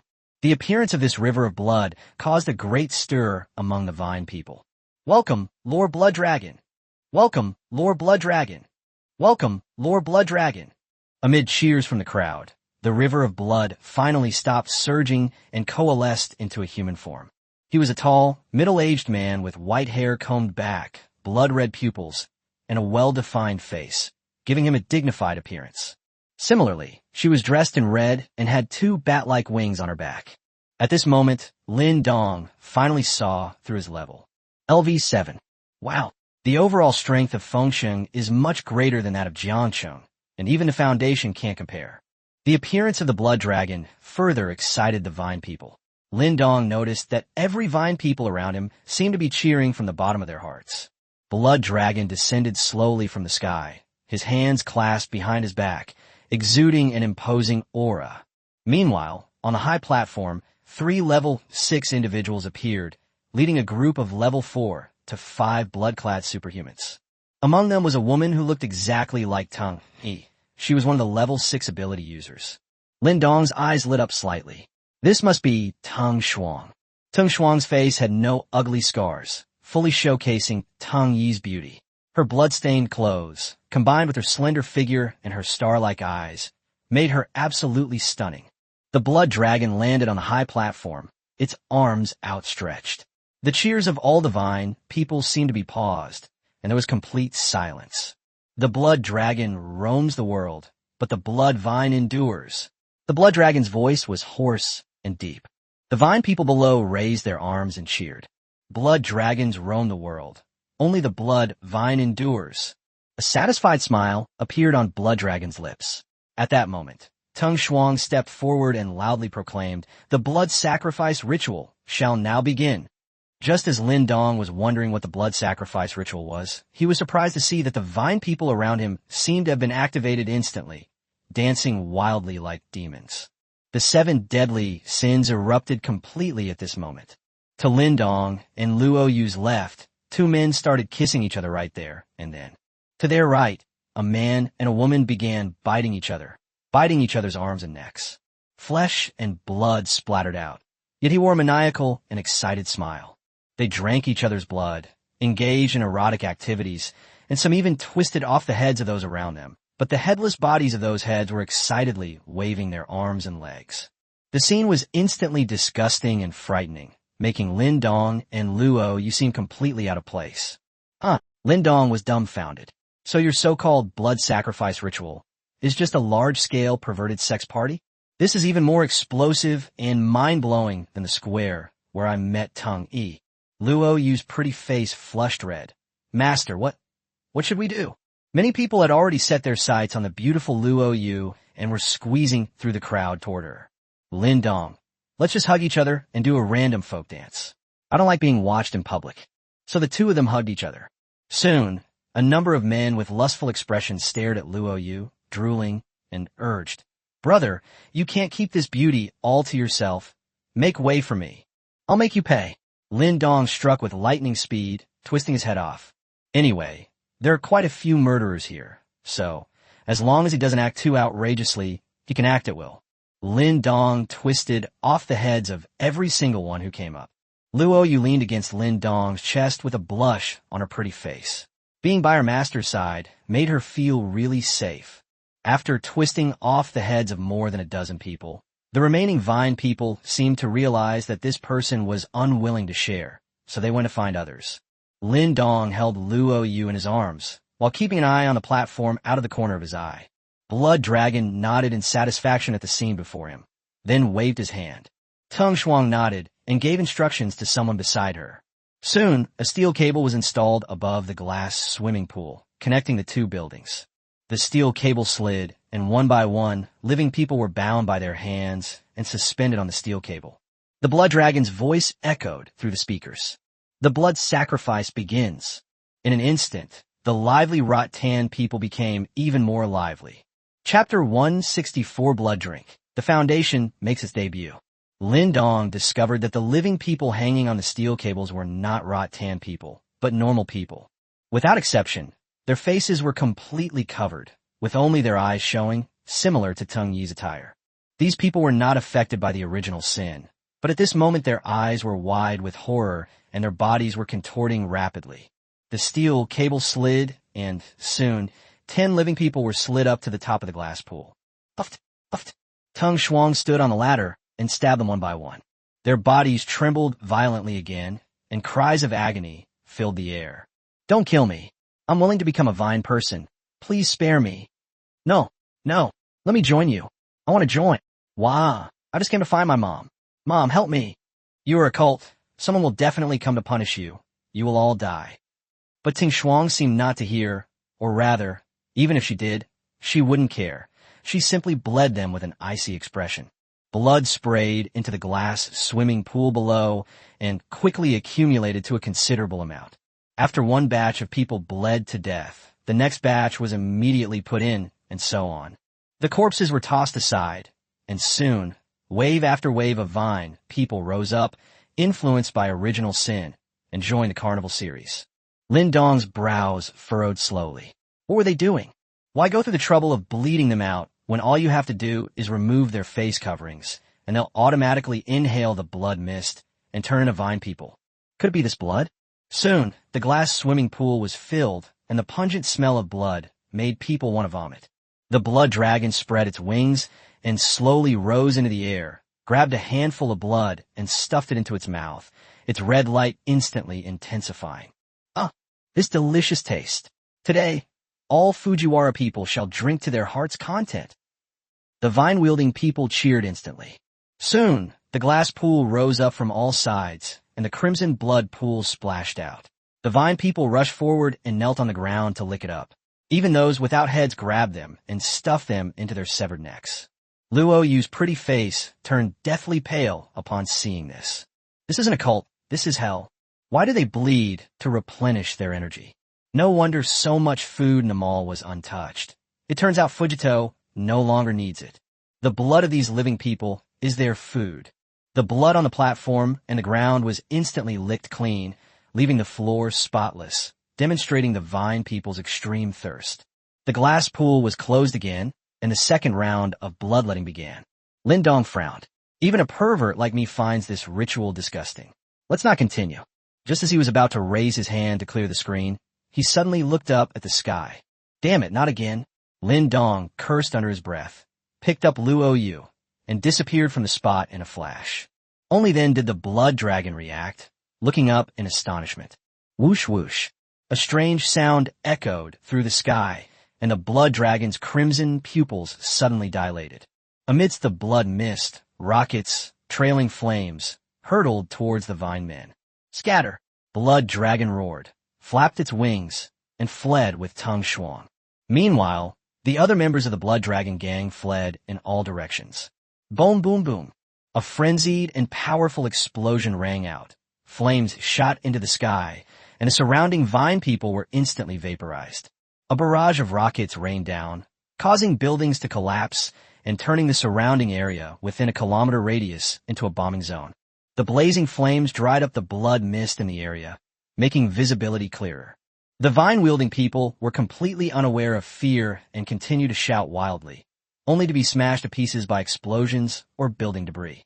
The scene was so gruesome and terrifying that it could no longer be described as hell. The area within a radius of several kilometers was blasted into ruins. Many of the vine people were not killed instantly, but instead struggled to their feet, missing limbs, and continued their revelry. Amidst the blood-stained ruins, Blood Dragon stood up with a grim face, while Tung Shuang beside him had already been knocked unconscious by the explosion. Damn it! Damn it!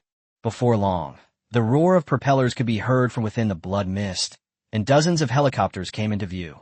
2 machine guns extended from beneath the helicopters, unleashing a relentless barrage of bullets that slaughtered the remaining vine men. Da-da-da. The vine-like creatures had a target and frantically tried to attack the helicopter, but they couldn't reach it at all. But they were not without consciousness. The vine people who could still move spontaneously formed a blood-red human mountain, piling up to increase its height. The vine people behind them stepped on the human mountain and jumped with all their might, trying to rush onto the helicopter. Lin Dong and Luo Yu hid in the distance, gazing intently with furrowed brows. Oh ho, the Foundation has arrived. Just like them. The helicopter was printed with the Foundation's logo. They'll use rockets to bombard the ground at the slightest provocation. It's quite direct. The helicopter door opened, and several armed men, holding flamethrowers, scorched the mountain with intense flames. Blood Dragon's eyes were now spitting fire. The Foundation, it's you again? D. It spread its wings and flew toward the nearest helicopter. Just then, a circular cannon suddenly extended from the helicopter, and gray light was rapidly gathering.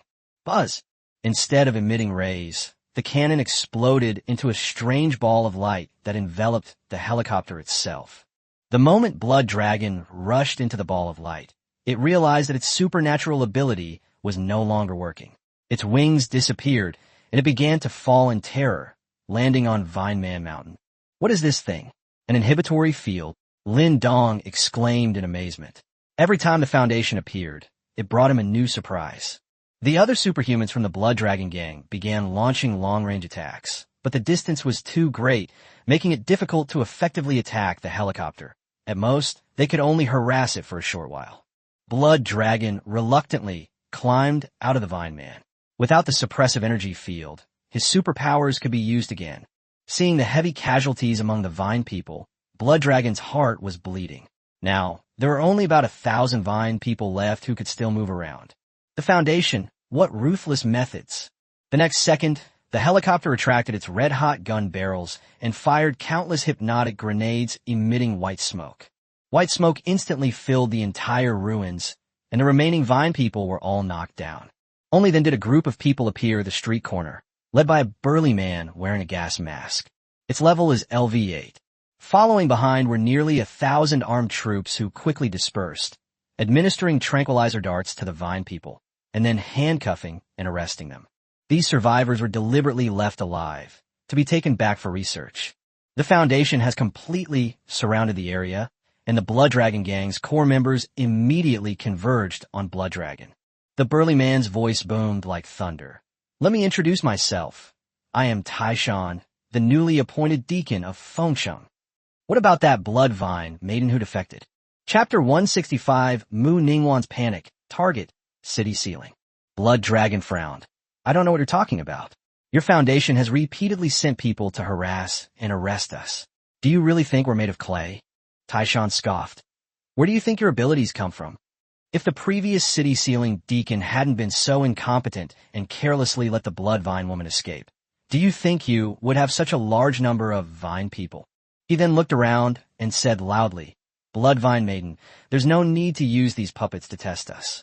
Although they are quite strong, they can't stop our Foundation.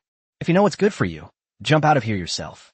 Otherwise, don't blame me for wiping out all your henchmen. Blood Dragon roared. You are the puppet. I am a supreme Blood Dragon. Do you want to capture us and use us as test subjects? Watch out, you might break your teeth. Get them. As soon as he finished speaking, he led his core members to rush towards Mount Tai. The newly appointed deacon lived up to his name, a sinister grin spreading across his face. Good timing. Its eyes shone brightly, and its body suddenly swelled up, transforming into a 10-meter-tall gorilla. Truly Mount Tai. With a slap, the blood spear formed by the Blood Dragon was instantly shattered. Blood Dragon's expression changed drastically. He instantly transformed into a river of blood, which was slapped into a shower of blood before reforming. Mount Tai is very strong.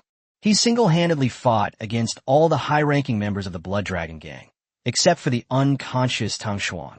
At this moment, Teng Shuang had already been arrested and handcuffed with energy-suppressing handcuffs. Lin Dong stroked his chin and muttered to himself. It seems that the Foundation's enhancement serum has been widely distributed. This Taishan is very similar to the previous poisonous fiend state. His strength has increased significantly, but he still has the effect of amplifying negative emotions. And this Bloodvine woman, judging from this, she's a product of the Foundation's experiments. It seems like things went wrong, and she escaped and wiped out the original Foundation branch. The blood mist was likely created by the Bloodvine Maiden. The Blood Dragon was completely unaware of her existence. Wow, there's a lot more to this than meets the eye. It's possible that, as Taishan said, the Blood Dragon was just a puppet. What is the purpose of the Bloodvine woman hiding in the shadows doing all this? Also, the Foundation's fighting power is getting stronger and stronger. How is my J-car, which I've never even seen before, doing? Thinking of this, I brought up the maid interface and was pleasantly surprised to find that Mu Ningwan's level had reached level 10 at some point. Wow, you've achieved something amazing on your own. Are you a city steward or something higher up? Who gave you permission to upgrade without the master's consent? As he spoke, he adjusted Mu Ningwan's level back to the previous level 6, grinning from ear to ear. So, will you come looking for your owner? Seeing her master's occasional sinister sneer, Luo, you couldn't help but shiver. What mischief is the master up to now? In a classical castle thousands of miles away, Mu Ningwan was in a conference room, having a meeting with several VR virtual images. Suddenly, her pretty face changed, and she stood up abruptly. What's wrong, Inspector? Secretary Jin asked, puzzled. This is an important meeting between Inspectors General of Foundations from various countries. Why would our Inspector General suddenly lose his composure like this? No, it's nothing. The meeting continues. Mu Ningwan quickly composed herself and sat back down calmly. A huge wave of emotions surged within him. She suddenly realized that her superpowers had become much weaker. How is that possible? Since the enhanced serum data from Jiangsheng was synchronized, all branches of the Foundation, including the headquarters, have been stepping up the production and injection of the serum, resulting in a significant improvement in the overall strength of the Foundation, including its own. After experiencing immense pain, it has reached an SSS level, which was previously unimaginable. He had even made up his mind that if he detected Lin Dong's whereabouts, he would find a way to strike again and avenge the destruction of his soul clone last time. But now, what's with the superpowers regressing? Throughout the Foundation, countless people have been injected with this serum. Even though there are some side effects, we have never heard of any side effects that cause regression. If it weren't for her exceptional self-control, Mu Ningwan would probably be sitting on the ground in astonishment right now. In the Foundation, positions are based on merit. Even if you're a master strategist, without strong capabilities as a Foundation, your position as an inspector will be precarious. Why is that? Mu Ningwan's attention was no longer on the meeting. A figure involuntarily flashed through my mind. Lin Dong. Could it be that he did it? But that's impossible. In order to prevent Lin Dong from knowing any of her secrets, she even decisively burned that soul fragment. As soon as the meeting ended, Mu Ningwan summoned Secretary Zhan. Check if Lin Dong is still in Jiangsheng. Secretary Zhan was taken aback. Hadn't they temporarily given up on digging into Lin Dong's background? Why were they starting again? But I still checked it out. After a moment, he replied, Sir, our satellites captured images of Lin Dong's RV leaving Jiangsheng 3 days ago, heading west, and disappearing from sight today when it reached the vicinity of Fengsheng, suggesting it may have entered Fengsheng. A city under lockdown? Mu Ningwan frowned and muttered to herself. I remember that the city was shrouded in blood mist because of the Bloodvine woman's betrayal, so it's impossible to film anything inside now, right? Secretary Zhan nodded. Yes, Your Excellency. However, Steward Taishan reported today that he has led his men to launch a general offensive against the city. After all, the Bloodvine woman's abilities are unique, and if we don't control her soon, she might completely slip out of our grasp. Given the unique nature and immense research value of the Fuji gene, you have already ordered that no other force be allowed to come into contact with their existence. Mu Ningwan rubbed her temples, her unease growing stronger. Lin Dong actually arrived in the city at this time. Could it be that he has learned the whereabouts of the Foundation? Or was it just a coincidence? What secrets do you hold? Mu Ningwan increasingly felt that her sudden downgrade of her superpower might be closely related to Lin Dong. Prepare a blank body for me. I need to go to Fengsheng, Mu Ningwan suddenly said. Secretary Zhan was puzzled, but she still went to do it. Soon, a woman with stunning beauty was wheeled in, but her heart had already stopped beating. Mu Ningwan placed a finger on the woman's forehead, and a wisp of black mist seeped into it from the fingertip. A short while later, the woman opened her eyes and got up. Not bad. A plus level blank level strength. Secretary Zhan, I need to focus on controlling this clone to verify something during this period of time. You will be in charge of the Foundation's affairs for the time being. Secretary Zhan nodded in agreement. Mu Ningwan's clone slowly disappeared, vanishing from the spot, and then headed towards Fengsheng. He began to ponder. If Lin Dong truly possessed the power to control his abilities at will, how could he possibly break free from Lin Dong? I hope it's just my imagination. Furthermore, if Taishan happens to run into Lin Dong during this operation, the operation will likely fail, and I will also need to subdue the Bloodvine woman. Chapter 166. Damn, I've been tricked. In the square, Taishan fought all the Blood Dragon gang members alone, overwhelming them all. Each time someone was taken down, they were handed over to the armed forces, who then restrained and handcuffed them. Before long, only Blood Dragon remained on the field. Blood River had been beaten so badly that it had lost its luster, and the rest were just struggling to hold on. Lin Dong, who had been observing, suddenly turned his gaze to a corner of the ruins. From the corner, Tung Yi, covered in dirt, crawled out. To avoid being discovered by the Foundation's people, she had smeared her entire body with black paint. At this moment, he looked anxiously towards one direction. There, Tung Shuang was being escorted away. But with so many people around, how am I supposed to rescue my sister? Need any help? Suddenly, Lin Dong's voice rang out from behind. Tung Yi was startled and immediately drew her gun, turning around and pointing it directly at Lin Dong. After a moment of stunned silence, she breathed a heavy sigh of relief and patted her bulging chest. You scared me to death. Are you all right? Lin Dong shrugged. I already told you I'm super strong. What could possibly happen to me? Is that your sister? Tung Yi nodded, then asked with a hopeful look, Lin Dong, do you have a way to save my sister? Saving her is easy, Lin Dong said calmly, but your sister doesn't seem like a good person. She just bled over 100 people. Her methods, TSK, tisk. Tung Yi's eyes revealed disappointment. This wasn't her intention. My sister has always been kind. She was controlled by the Bloodvine branch. Do you have a way to break the control of the Bloodvine? No. Then why would I save her? To let her demonstrate her original sin of lust to me. Okay, I agree. Tang Yi? What? You agreed to that? Didn't you just refuse? Lin Dong smiled, and his figure suddenly disappeared from the spot. The person in charge of detaining Tang Shuang only felt a sudden blur before his eyes, and Tang Shuang disappeared just like that. Alert! Something's up.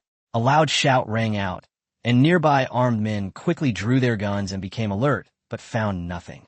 The next second, Lin Dong returned carrying the unconscious Tang Shuang. Here you go, Lin Dong tossed it in front of Tung Yi's eyes nearly popped out of their sockets. Rescue them? Holy crap. I felt like I blinked and my sister was back. Are you the Flash? He then excitedly unlocked his sister's handcuffs and gently patted her cheeks. Xiao Shuang, wake up. Before long, Tung Shuang slowly woke up, her expression instantly becoming alert. Who are you? Tung Yi was stunned for a moment, then quickly removed the protective mask from her face. It's me, it's your sister. Two identical faces stared at each other, but one of them had an unsightly scar. However, Tung Shuang frowned as if looking at a stranger. I don't know you. Tung Yi was stunned, as if struck by lightning, and said in disbelief, have you forgotten? Can blood vines really brainwash people? Well, we both have the same face, so you should believe me now, right?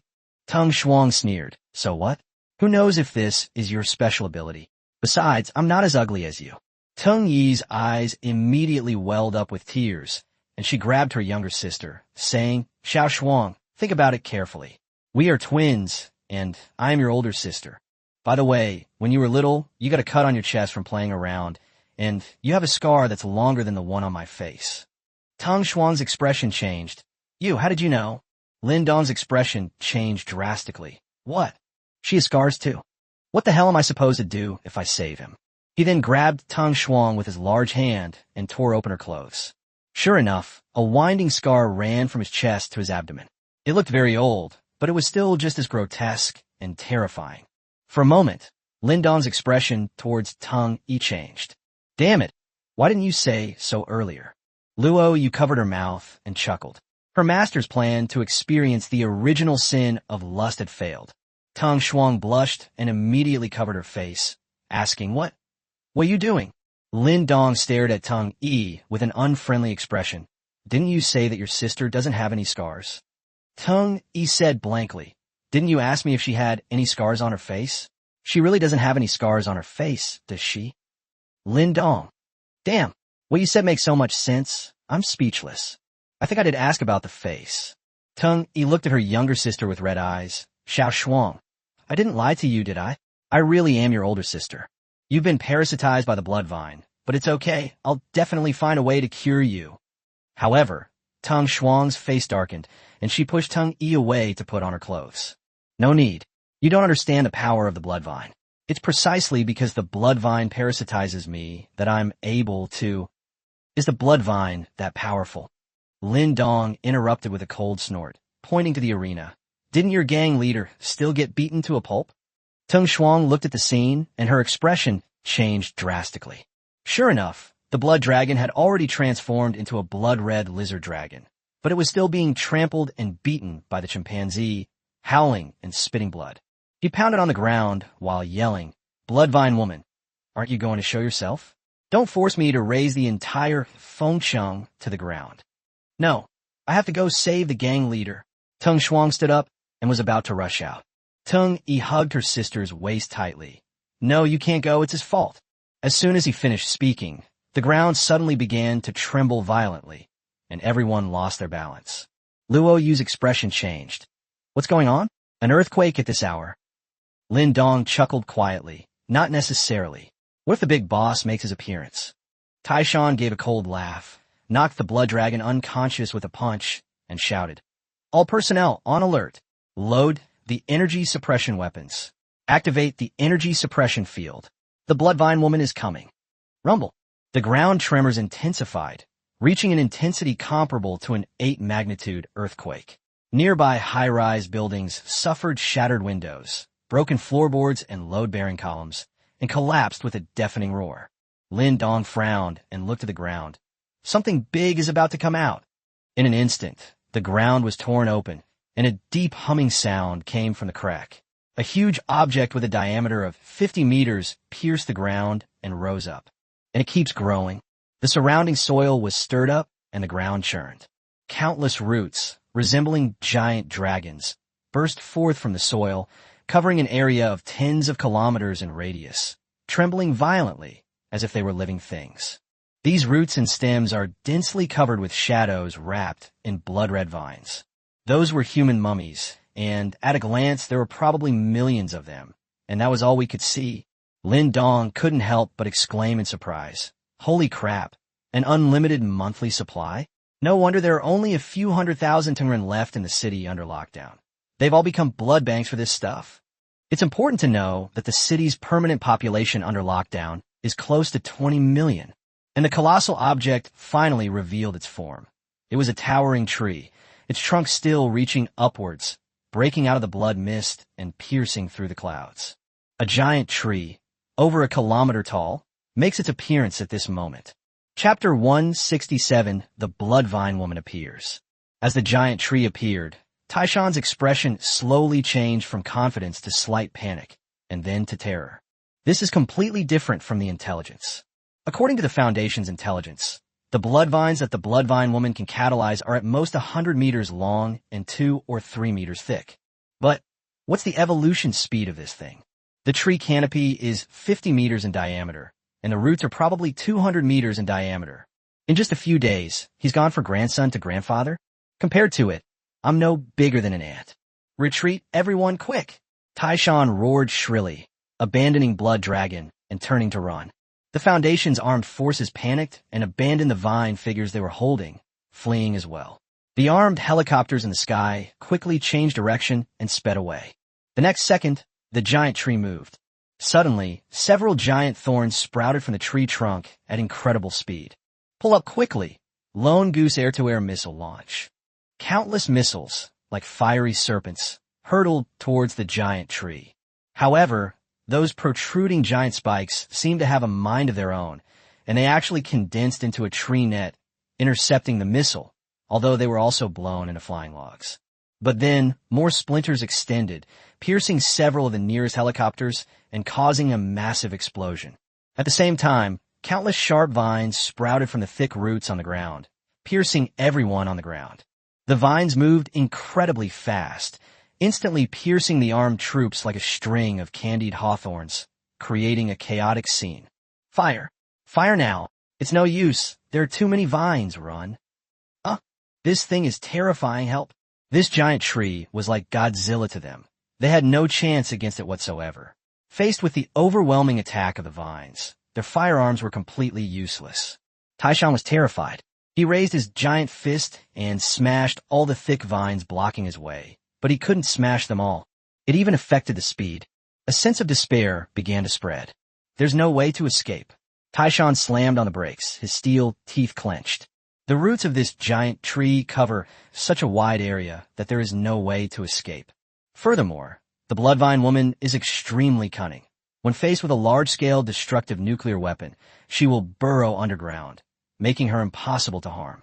Without hesitation, he turned and charged at the giant tree, clearly intending to attack the trunk to force the Bloodvine woman out and capture her, hoping that this would give him a chance to survive. Heavy bones strengthen. Blood boils. As Taishan charged forward, he roared angrily. In an instant, his body became much heavier, and with each step he took, he left a deep crater in the ground. At the same time, its black fur and skin began to turn red, making it look like a red-haired monster. A large amount of steam rose from his body, clearly indicating that he had used a skill that overdrawn his abilities. Bloodvine woman, give it to me. Get out here. Mount Tai leaped high, its roar shaking the heavens, like a red cannonball crashing into a tree trunk. Under the expectant gazes of everyone in the Foundation, Taishan at this moment was like a Skull Island hero with a buff, incredibly brave. However, the next second, another giant vine stretched out from the tree trunk and lashed out with lightning speed. Snap! He immediately sent Mount Tai flying, crashing heavily to the ground and creating a huge crater. Everyone, run!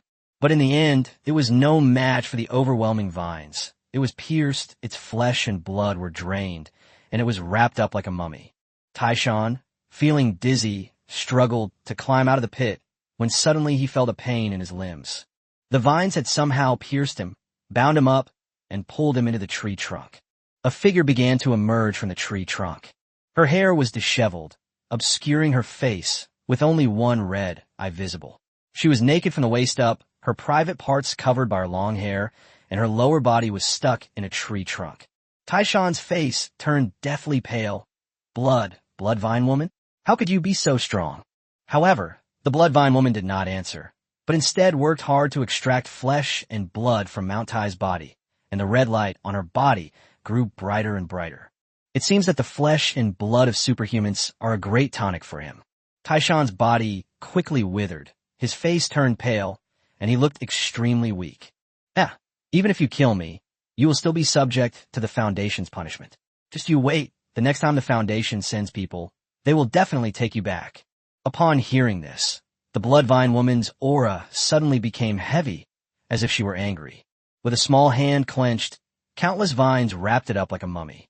At this moment, on Lin Dong's side, Luo Yu's hands were swirling around, and countless petals were spinning and dancing, forming a vacuum within a radius of 100 meters. All the roots that rushed over were blown to pieces as soon as they touched the petals. Lin Dong stroked his chin, carefully observing the Bloodvine woman. So, is she a modified vegetable, or a tree spirit that has become a demon? This is truly a boss. Level 11. Having absorbed the blood of nearly 20 million people, is this all you've got? Even with Lin Dong's eyesight, he couldn't make out what the Bloodvine woman's face looked like, but for some reason, he felt a vague sense of familiarity with her. Therefore, this Bloodvine woman exudes an unsettling aura.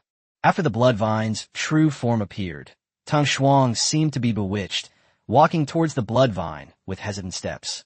Xiao Shuang, don't go over there. This is what's causing your trouble. Tingy desperately tried to stop her sister from going over there. At this moment, the Bloodvine finally discovered that there were still living people here, and all its thick, shady roots attacked this place. I'll go see what's going on with this Bloodvine woman. Lin Dong waved his hand, jumped out of the petal area, and strolled leisurely toward the huge vine tree. The Bloodvine woman also shifted her crimson gaze, stretched out her snow-white jade arm, and clenched it tightly. In an instant, the earth trembled again, and roots from all directions, both above and below, attacked. Faced with such a massive attack surface, Lin Dong's figure appeared incredibly small. Seeing the vines approaching, Lin Dong smiled slightly. Space tremors. The surrounding area within a radius of several hundred meters instantly turned black and white. The attacking vines were paused, and wisps of invisible ripples spread out again. Boom! Snap, snap. Within this area, all the vines and roots were shaken into chips, and the roots, like human organs, gushed out large amounts of blood. Tung Yi stared blankly at Lin Dong's retreating figure, her jaw practically dropping to the ground. Wow, that's amazing. This man, with his hands in his pockets and a cigarette dangling from his mouth, was completely unaffected by the earth-shattering attack that couldn't even touch the hem of his clothes. Ah! The Bloodvine woman finally felt the pain and let out a shrill scream. Then she opened her two jade-like arms and quickly clasped her hands together. The roots did not attack rashly, but instead gathered and merged together. Encircled by vines, a huge wooden figure had already taken shape. The wooden figure resembled a god or Buddha, with rows of hands forming behind its back. Lin Dong froze on the spot, and his cigarette but fell to the ground. Holy crap, thousands of hands. A Buddha on top. Chapter 168, The Battle of the Bloodvine Woman. Is it over? At this moment, a giant wooden figure stands on the ground. Standing over 200 meters tall, it sits cross-legged on the ground with a somewhat feminine appearance, its numerous wooden hands behind it resembling a peacock spreading its tail. Really, the thousand-hand guanyin? As soon as the wooden figure moved, the ground rumbled and kicked up countless clouds of dust. Nearly 1,000 wooden palms came flying through the air, creating an overwhelming sense of oppression. However, Lin Dong remained standing still, continuing to stroll leisurely forward. Tung Yi couldn't help but exclaim, "Watch out!" Luo Yu smiled and waved her hand. "Don't worry, this is just a small matter, it won't hurt the master." Tangyi? Is this considered a small-scale event? If those 1,000 wooden palms were to come crashing down, there would be no chance of anything escaping within a radius of at least 10 kilometers. The wooden palm drew closer, and the violent wind from it made Lin Dong's clothes flutter wildly. Lin Dong watched silently, then slowly extended a finger. His fingers were less than the tip of a needle in front of the giant hand. Space tremors. It was the same move again. The giant palm exploded open with a deafening roar, followed by a second, a third. All the giant palms that came crashing down were unable to advance any further and were completely shattered. Tung Yi felt goosebumps all over. What kind of terrifying combat power was this? One finger can break 1,000 palms? In the blink of an eye, half of the wooden figure's hand was destroyed. Lin Dong continues to move forward. The Bloodvine woman panicked, and her hand grew and condensed again, continuing to smash down. It was still shattered, with only a few splinters landing on Lin Dong's shoulder. Yeah, the Bloodvine woman screamed to the sky, her body disappearing into the tree trunk. In an instant, the giant tree came to life. Manipulate the roots to move slowly, lean against the wooden figure's back, and then begin to merge. The giant wooden figure, its legs that had been crossed, slowly stood up. The wooden figure and the tree trunk quickly merged, forming armor that instantly made them look imposing. Instead of wooden palms, there are 8 uniquely shaped flags behind them, exuding a powerful and imposing aura reminiscent of a vast army. The wooden figure had grown to nearly 500 meters tall, and even its upper body was difficult to see through the blood mist. He extended a massive 600-meter-long spear from his hand. It gives off a feeling of seeing a Buddha on top wearing a Susanoo costume. Under Tung Yi's worried gaze, Lin Dong slowly pulled out a frozen fish. Tangyi, who? What kind of weapon is this? Luo Yu spread her hands and laughed. As you can see, that's a fish. Tung Yi was completely overwhelmed. With your powerful and domineering presence, shouldn't you pull out a halberd to show your strength? Call out. The wooden spear pierced downwards with explosive force. Forget it. You're not fun either. It's time to go back to sleep. Stretching, Lin Dong's expression finally became a little more serious. The frozen fish was pulled up and crashed into the huge spear tip. Then, it leaped up and flew upwards along the spear shaft. Behind him, the gun barrel had cracked from being hit by a frozen fish, and the crack snaked upwards along Lin Dong's footsteps. In the blink of an eye, the entire wooden gun had shattered into 2 pieces. The wooden figure hurriedly dropped the wooden spear, clenched its fist, and slammed it down heavily. Lin Dong's figure disappeared from sight once again. The wooden figure searched all over its body, but still couldn't find Lin Dong's figure. Suddenly, a cold sensation appeared on my head. Bye-bye, Lin Dong touched the top of the wooden figure's head with one hand, and then it suddenly shuddered. Boom! The wooden figure seemed to have been frozen in place, remaining completely still. Then, click-click, a crack appeared on the top of his head, quickly spreading to his feet, and his entire massive body exploded with a bang. Ah! The blood vine woman's figure fell out. She had been hiding in the heart of the wooden figure, but now she could no longer maintain her wooden body. Lin Dong didn't shatter her directly. Instead, he accelerated off the debris and charged toward her. Fear finally surfaced on the bloodvine woman's blurred face. As she fell, she summoned countless wooden spikes that flew out, but Lin Dong easily shattered them. "I need blood. I need blood," the bloodvine woman murmured incoherently, seemingly desperately needing blood to maintain her strength. His head looked around and finally settled on Luo Yu. Luo Yu's expression changed. "Be careful." The next moment, countless sharp vines burst forth from the ground again. Luo Yu's hand gestures changed rapidly, and an explosive flower with a diameter of 100 meters took shape, blocking the incoming wooden spikes. At this moment, Teng Shuang was as frantic as an addict seeing flour. She broke free from Teng Yi's embrace, leaped into the air, and spread her arms to meet the vines from another direction. Seeing her younger sister about to be skewered like meat, Teng Yi went crazy. His body erupted with unprecedented power, and he charged forward, knocking Teng Shuang's body aside. Puffed. Countless vines pierced Teng Yi's delicate body, and drops of blood fell onto Teng Shuang's face. Luo Yu frowned. Damn it, she had overlooked it. Flowers flew out of her hand again, blasting the vines that had pierced Teng Yi to pieces. Only then did Teng Yi's body fall to the ground, landing heavily in front of Teng Shuang. At this moment, Teng Shuang was completely stunned, her eyes flickering with uncertainty. Lin Dong frowned. His body accelerated again in mid-air, clamping down on the bloodvine woman's head. "I need blood." The bloodvine woman was still struggling violently, but her aura and strength were already extremely weak. "It's fucking ugly. The Foundation is simply committing atrocities," Lin Dong said with a look of disgust. The bloodvine woman's face was completely unrecognizable. It was covered in cracks and scars, as if crawling with centipedes. Only 2 eyes remained, emitting a dim red glow. Not only her face, but her body was also covered with all sorts of twisted scars, making her look even more pitiful than a veteran from the battlefield. The sensation in his hand told Lin Dong that this must have originally been a woman, not a tree spirit. It's unclear what kind of inhumane experiments the Foundation conducted on her to turn her into such an ugly state. The bloodvine woman was still struggling. "I'm a kind-hearted person. I'll help you find peace." He then applied a little force, and the bloodvine woman was blasted into minced meat. With the death of the bloodvine woman, the twisting and turning roots and vines could no longer be stopped. The mummies that had been wrapped up fell to the ground, revealing their emaciated bodies. Many people woke up groggily, staring blankly at the horrific scene of the battle before them. "Huh, what's wrong with me? Ugh." He immediately vomited blood, and a thin vine was spat out.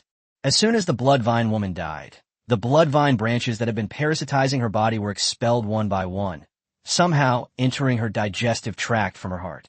This time, as many as 1 million people were rescued. As for the rest, they were either completely drained of blood or had lost their heads or limbs. Without the parasitic bloodvine, it eventually died. Finally, someone slowly regained their memories and stared blankly at everything in front of them.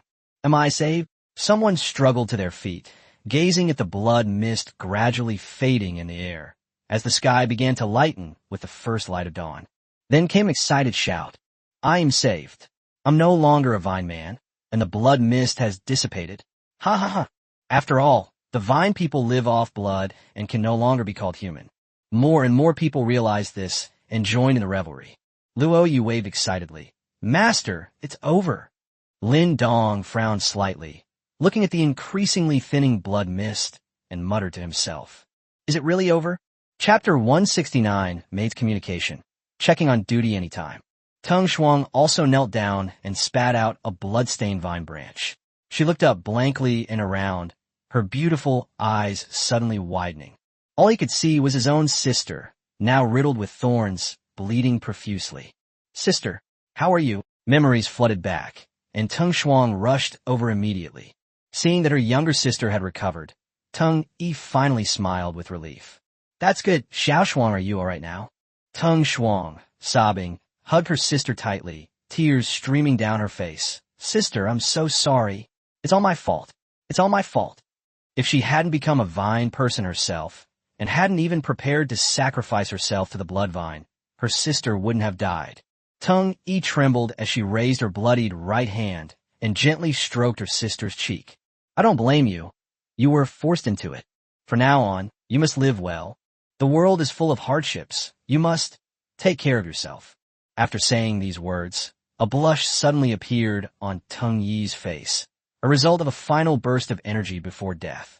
Then his right hand fell limply to his side, his eyes closed slightly, and he died in Tang Shuang's arms with a satisfied smile. Sister. Tung Shuang helplessly held her sister's body, crying with tears streaming down her face. Of course, similar scenes were playing out throughout the entire lockdown.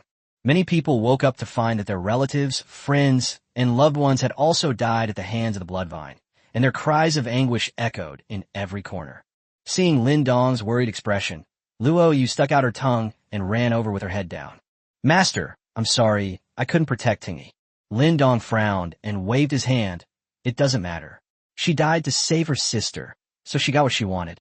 But I still feel like something's not quite right. Luo Yu was taken aback. Something's not right. The bloodvine woman was killed. All the vine people were freed from the control of the bloodvine branches, and the blood mist was gradually dissipating. It seemed like the end was over, right? Lin Dong shook his head and did not answer. He didn't have any substantial evidence. After all, the boss-like aura that bloodvine woman exuded did indeed resemble the final chapter of a dungeon. But what is the cause of this sense of incongruity?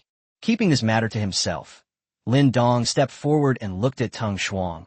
What are your plans for the future? Tung Shuang wiped away her tears and looked up, knowing that it was this man who had defeated the bloodvine woman and saved her. He knelt down and kowtowed heavily. Thank you for saving me, my benefactor. Otherwise, I'm afraid I would still be controlled by the bloodvine. If my benefactor doesn't find my...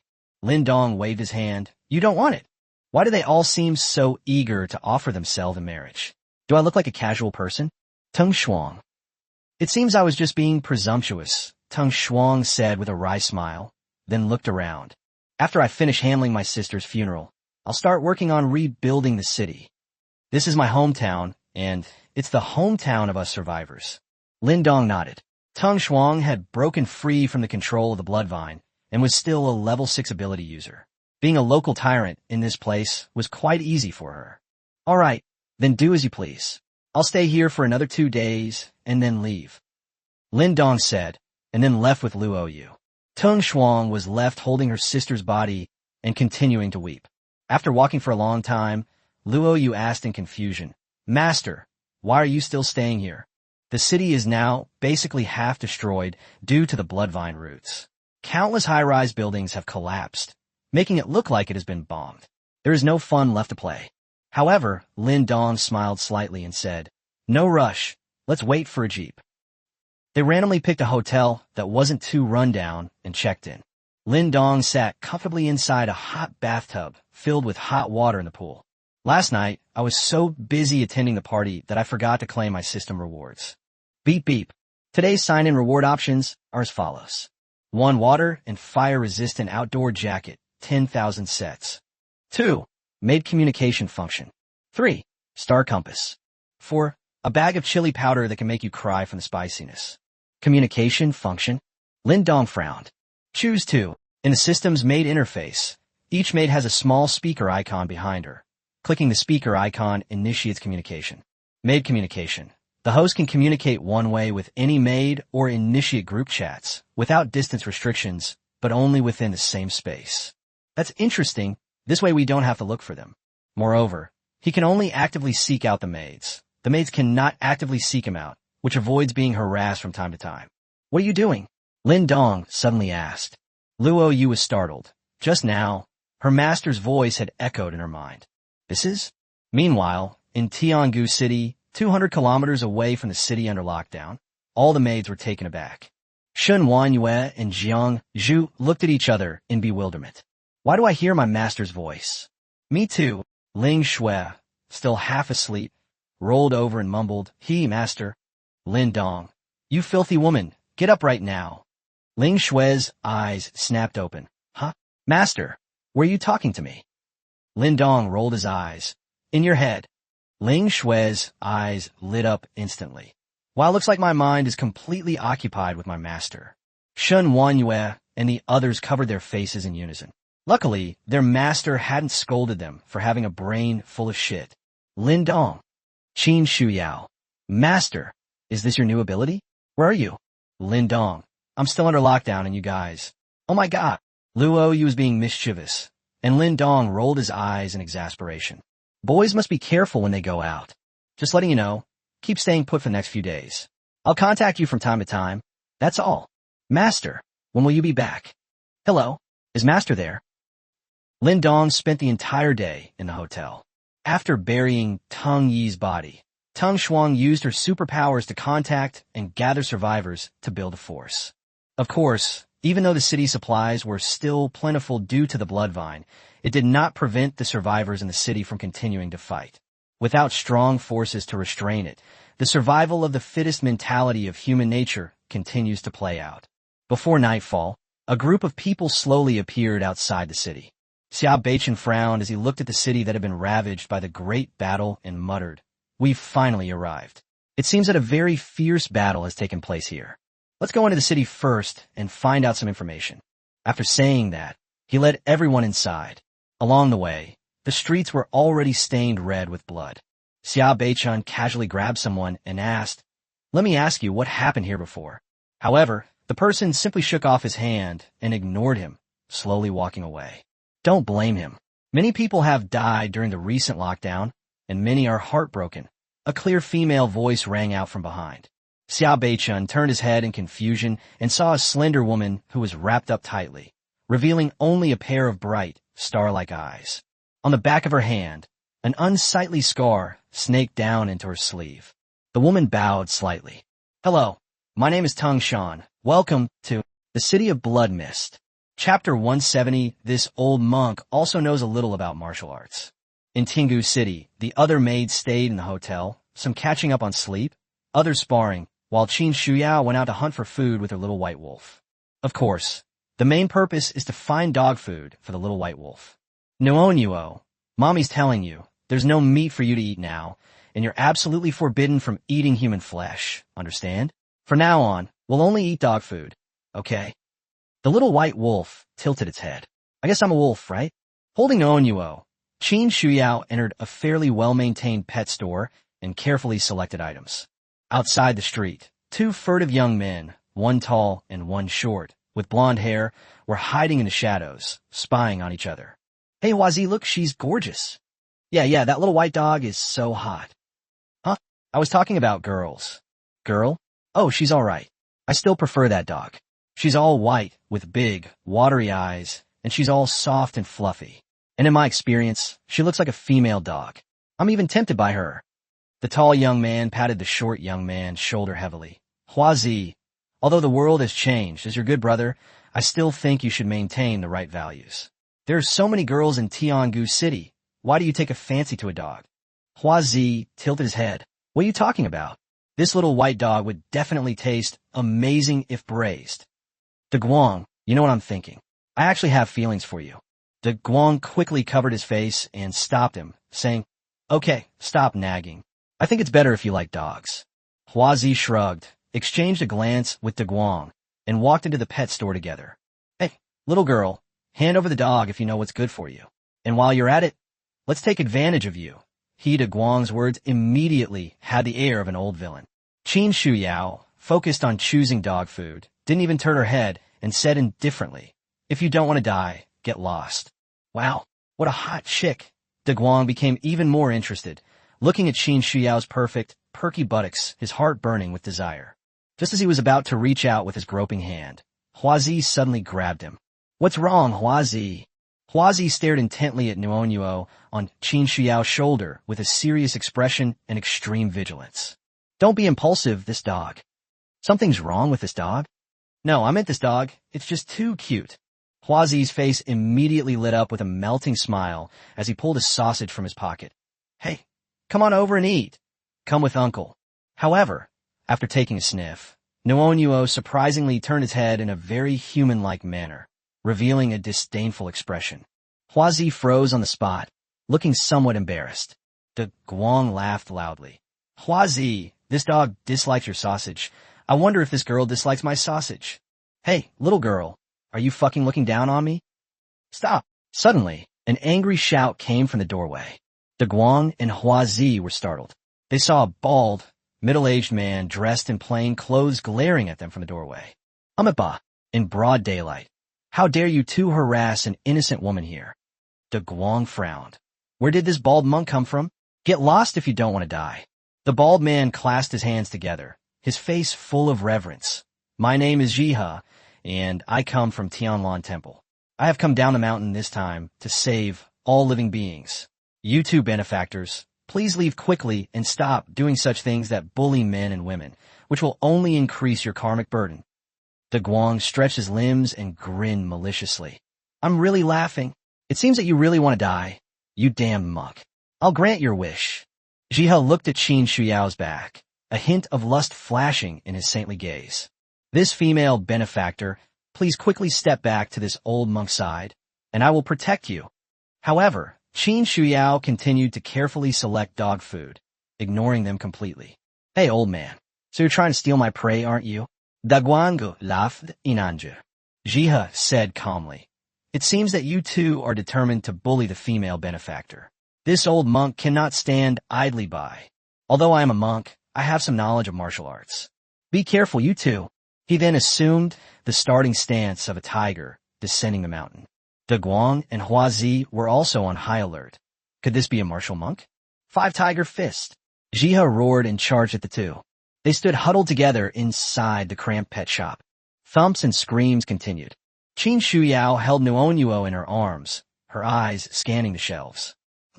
Nuonyuo is not even a month old yet, so we need to choose more high-protein and high-calorie foods so she can grow faster.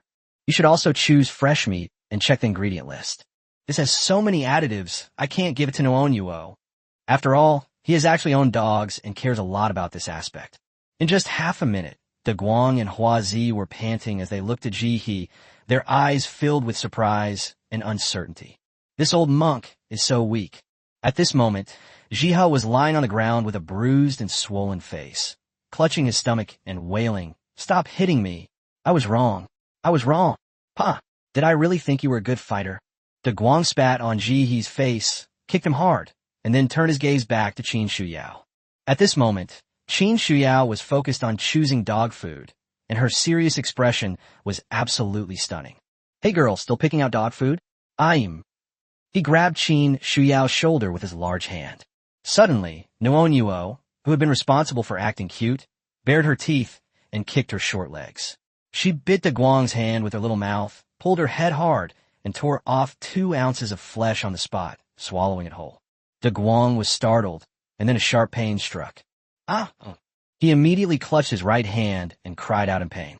Nuonyuo then looked to Huazi, and in Huazi's horrified gaze, her figure flashed with white light. The next second, blood gushed from Huazi's throat. Jiha was stunned. He couldn't believe that such a tiny, soft puppy could have such destructive power. Huazi stood there, spitting out blood, his body convulsing violently, his eyes rolled back, and he collapsed. Huazi! De Guang was shocked and turned to run away. But suddenly I felt a pain in my eye. Nuonyuo took a bite out of her eye and bit off the eye socket with her small mouth. The area around her soft, cherry-like mouth was covered in blood, and she was crunching away happily, as if she were chewing on candy. She was both incredibly cute and frightening. This is a mutated white wolf.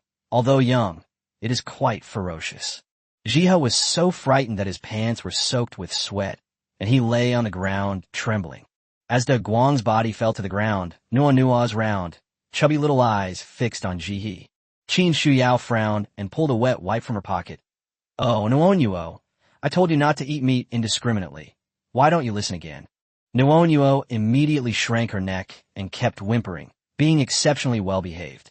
He wiped the bloodstains from Nuonyuo's mouth, picked up a dozen bags of dog food, and glanced indifferently at Jiha.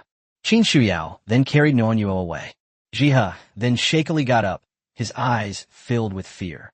After thinking for a moment, he chased after her. Wait a moment, female benefactor. Chapter 171 technique is also a method. Foot massage is also a way. Jiha rushed out of the pet store and blocked Qin Shuyao's way with his big hand. Nuonyuo's expression instantly turned fierce, revealing her little wolf fangs.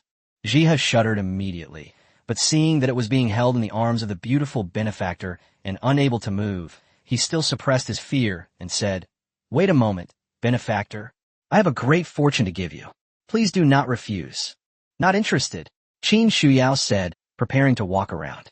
"Female, benefactor." Jiha immediately switched to a compassionate expression. "Madam, you are unaware of this. Although this little white dog is young, it already shows signs of a ferocious beast emerging into the world. It will surely become a great threat in the future.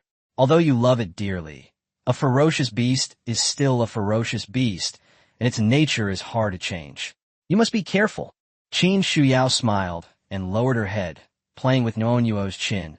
"Nuonyuo, this person said you would hurt me. Is it true?" The little white wolf's pupils contracted, and it immediately shook its head in a human-like manner, even rubbing its head against Qin Shuyao's cheek. The meaning is self-evident. "Master, I love you the most." It clearly remembered that its wolf parents were blasted to pieces by the female owner in one fell swoop, and it was forced to eat wolf meat. She was a female demon.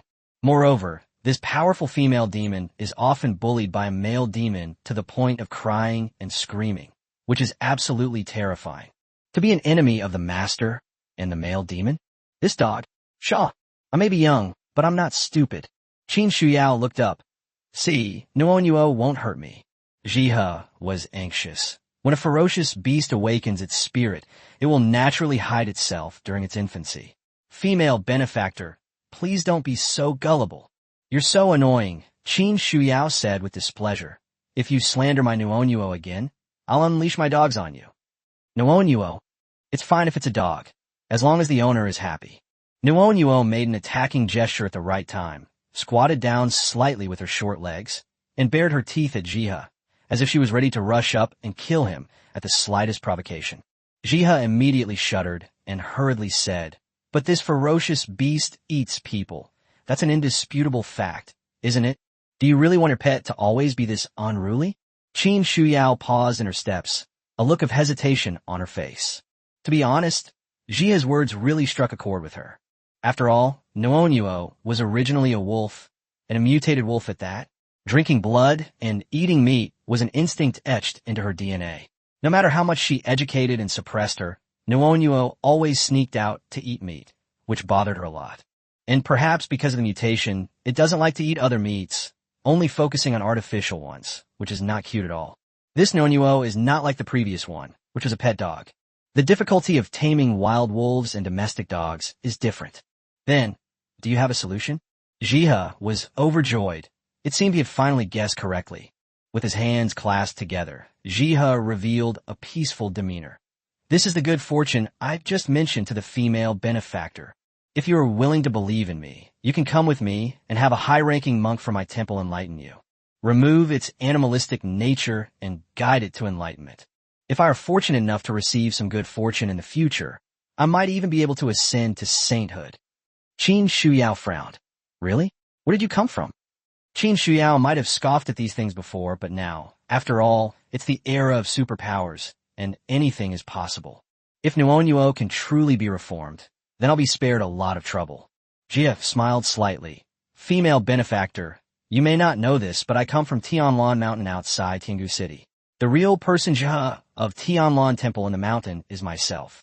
Before the natural disaster, Tianlan Temple was a place of great religious significance, with many eminent monks, including those who were deeply devoted to the study of Buddhism. Even after natural disasters struck, my fellow disciples were deeply influenced by the Buddhist teachings and comprehended the supreme Dharma.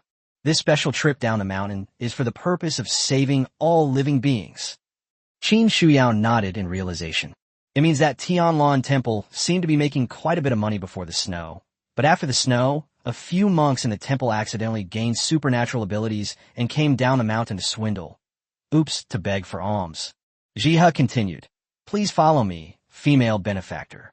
All the eminent monks of our Tianlan Temple, under the leadership of the abbot, are scattered throughout Tiangu City to spread the Dharma and teach good deeds.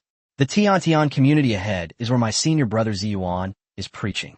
Brother Ziyuan has a profound understanding of the Dharma, far surpassing my own limited understanding as a beginner.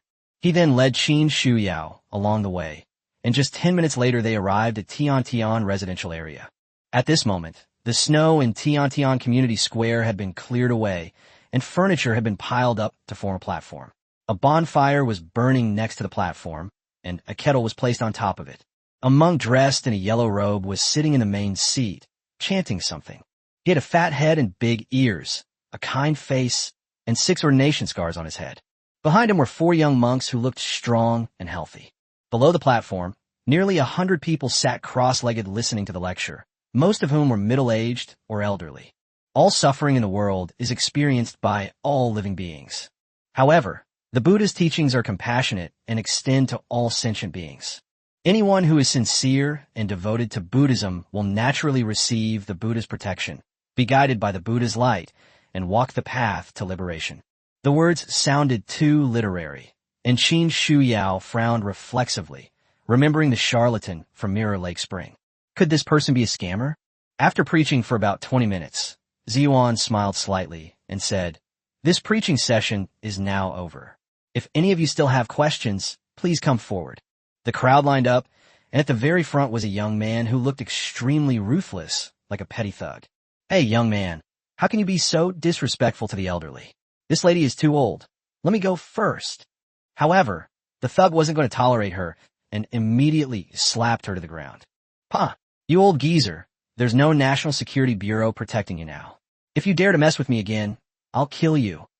As he spoke, the tattoo on his neck was faintly visible. The elderly people all shrank back and only dared to mutter in hushed tones. The thug turned to Ziyuan and said, "Hey, old monk, I didn't understand a word of what you were saying. I'm just a rough man. I don't understand any of that Buddhist or Taoist stuff. All I know is that techniques are also methods, and foot massage is also a way. The way follows nature. If you want me to believe you can do it too, all you need to do is answer one question for me." Ziyuan smiled and looked at him intently, saying, "Are you asking about matters of the heart, benefactor?" The thug was taken aback. "How did you know?" Ziyuan closed his eyes, clasped his hands together, and said calmly, "Please give me a question, benefactor." A bitter look appeared on the thug's arrogant face. "Monk, my girlfriend cheated on me. After the snow, I chopped her up. At first, I was very happy. But these past 2 nights, I can't stop thinking about her when I try to sleep. How can I let go of her?" Ziyuan turned to look a young monk behind him, then turned back and closed his eyes, appearing very mysterious. The young monk nodded slightly, placed the boiled water in front of the hoodlum, and put a glass cup on it. "Chapter 172, Master, I've got it." The thug was puzzled. "What do you mean? Are you offering me water?" Ziyuan smiled slightly. "Please pour the water into the cup, benefactor." The thug did as he was told, and then, "Pick up this glass of water." The thug frowned, picked up the water glass, but boiling water was not something an ordinary person could hold. The thug exclaimed in surprise, and the water glass fell to the ground. Ziyuan, his eyes still closed, asked, "Benefactor, have you grasped the truth?" "What the hell? It's burning me to death." The thug shouted angrily, making a move to strike. Ziyuan said calmly, "Alas, benefactor, do you know that there is nothing in this world that cannot be let go of? When it hurts, just let it go." The thug's raised fist suddenly stopped. That seems to make sense." After pondering for a long time with his head down, the thug completely lost his arrogance and said respectfully, "Master, I understand." Seeing that the arrogant thugs from a moment ago were now so obedient, the people queuing behind them were immediately convinced. So this is the realm of a truly great monk? With just a simple gesture, he can help people resolve their inner conflicts. Amazing. This person truly understands Buddhism. "Hey, you in front, hurry up, or I'll cut in line." "Hey, we mustn't be rude in front of a high monk. We'd better follow the rules. Otherwise, what if we anger him and he refuses to convert us?" That makes sense." The thug respectfully took out a piece of bread from his pocket and handed it to the young monk behind him. The two exchanged a barely perceptible glance. "Oh dear, benefactor, this is absolutely unacceptable." "Take it. The venerable monk has helped me resolve my inner conflict. This is a great kindness. If I hadn't committed the sin of killing, I would be willing to follow in the monk's footsteps forever and comprehend the Dharma." This All right, but don't be discouraged, benefactor. As the Buddhist teachings say, put down the butcher's knife and you will become a Buddha on the spot. As long as you are wholeheartedly devoted to good, the Buddha will forgive you. Really? That's great. I'll follow you guys from now on. The two of them were singing in unison, and Ziyuan could hardly suppress the smile on his face. Now, he has finally established himself as a high-ranking monk, hasn't he? The woman who had been slapped hurriedly climbed up, her face full of enthusiasm. Master, master, I also have a problem. Please help me. My husband froze to death. I keep dreaming about him suffering down there. Sobi. Ziyuan sighed calmly with his eyes closed. Alas, it seems that you are just like the benefactor from before, troubled by old ties. There's hot water here. Why don't you pour yourself a cup? The woman nodded, took something out of her pocket, and poured in hot water. The younger monks behind him were taken aback and were about to step forward to stop him when they heard Ziyuan say, Benefactor, please pick it up. The woman paused for a moment, then said, I'm holding it. This time it was Ziyuan's turn to be stunned. Aren't you hot? The older woman said, It's not hot. Not hot. Ziyuan opened his eyes, completely dumbfounded. The woman was holding a thermos. It would be a miracle if it could even get hot. Ziyuan's eye twitched. Ahem, benefactor, what's wrong with you? The older woman asked suspiciously. Is the thermos not working? I'll get a different one. As he spoke, he poured another cup of hot water into the glass, but not full, and picked it up by holding it between two fingers of the rim. Master, it's still not hot. Ziyuan. Well, that concludes today's teachings and explanations. All of you, please disperse. Damn it, this old hag is here to sabotage me. Everyone panicked. Huh, that's it. What? I was quite convinced by the master just now, but it seems like I've been misled this time. If you remove the feeling, you've messed up. Even a master can't outsmart an old lady with her crazy tricks. Seeing that public opinion was starting to turn against them, the thug immediately stood up and shouted angrily. What are you all yelling about? The master has been giving lectures and answering questions all day. He must be tired. If you dare to spout any more nonsense, don't blame me for being impolite. He was completely different from how he had been so devoted to Buddhism just moments before. Everyone shrank back and then reluctantly went home. The thug stared intently at the loudest people, memorizing their faces and the building they lived in. Ziyuan secretly breathed a sigh of relief. Luckily, he had made 2 preparations, otherwise he would have really messed up. Just as he was about to get up, he suddenly saw his junior brother at the entrance of the community and the extremely beautiful Qin Shuyao beside him. He froze on the spot, almost drooling. What a beautiful female benefactor. Jihe rushed over and whispered a few words in his ear. Ziyuan was taken aback. A glint of light flashed in his eyes, and then he immediately switched to the state of a high monk, walking over with his hands clasped together. I'm a Buddha. My junior brother has already told me about the female benefactor. However, I spent a lot of energy preaching and converting people today. How about you stay here tonight? Since you're tired, then forget it. Qin Shuyao turned and left. She may seem a bit naive, but she's not really stupid. That old monk is a fraud too. Ziyuan was stunned for a moment, then quickly gave Jihe a meaningful look. Jihe understood immediately. Oh, senior brother, before Master passed away, he taught us many times that all beings suffer, and we should use our own bodies to help them. Please, just a little longer, and help this lady. Well, all right. You, female benefactor. Ziyuan sighed heavily.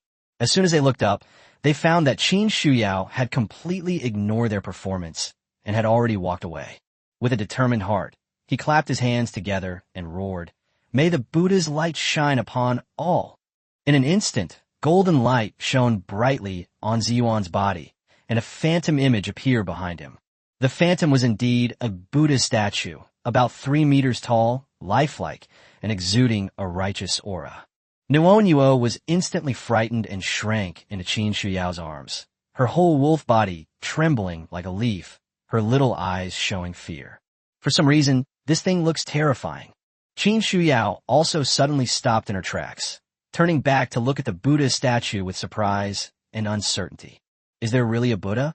This time, Qin Shuyao finally became interested. Seeing that Qin Shuyao was attracted, Ziyuan smugly put away the Buddha statue illusion, his back soaked with sweat. Sir, do you believe me now? Qin Shuyao rolled her big eyes and whispered a few words in Nuonyuo's ear. Nuonyo nodded very humanly. I believe you. Then please help me convert my precious Nuonyo. With that, he handed over the little white wolf. Ziyuan reached out and took it, carefully examining Nuonyo with his eyes. This little white dog looks harmless, but my junior brother said it bit 2 living people to death, so it seems to be a mutated dog. But it's not a big problem. I'm a superhuman too. Why would I be afraid of a dog? This ritual of salvation requires some preparation. Please follow me, benefactor. My fellow disciples and nephews, come along too. Ziyuan, carrying Nonyuo, took the lead and found an empty house, with Qin Shuyao following closely behind. Jihe lagged behind, exchanging glances with the 4 young monks and thugs, all of whom grinned wickedly. Chapter 173 Benefactor, you are blessed with bloodshed. Upon entering the room, Ziyuan placed Nuonyo on a futon and began preparations. He took out talismans, prayer beads, and other ritual implement from his pocket and arranged them neatly. He suddenly frowned. Ahem.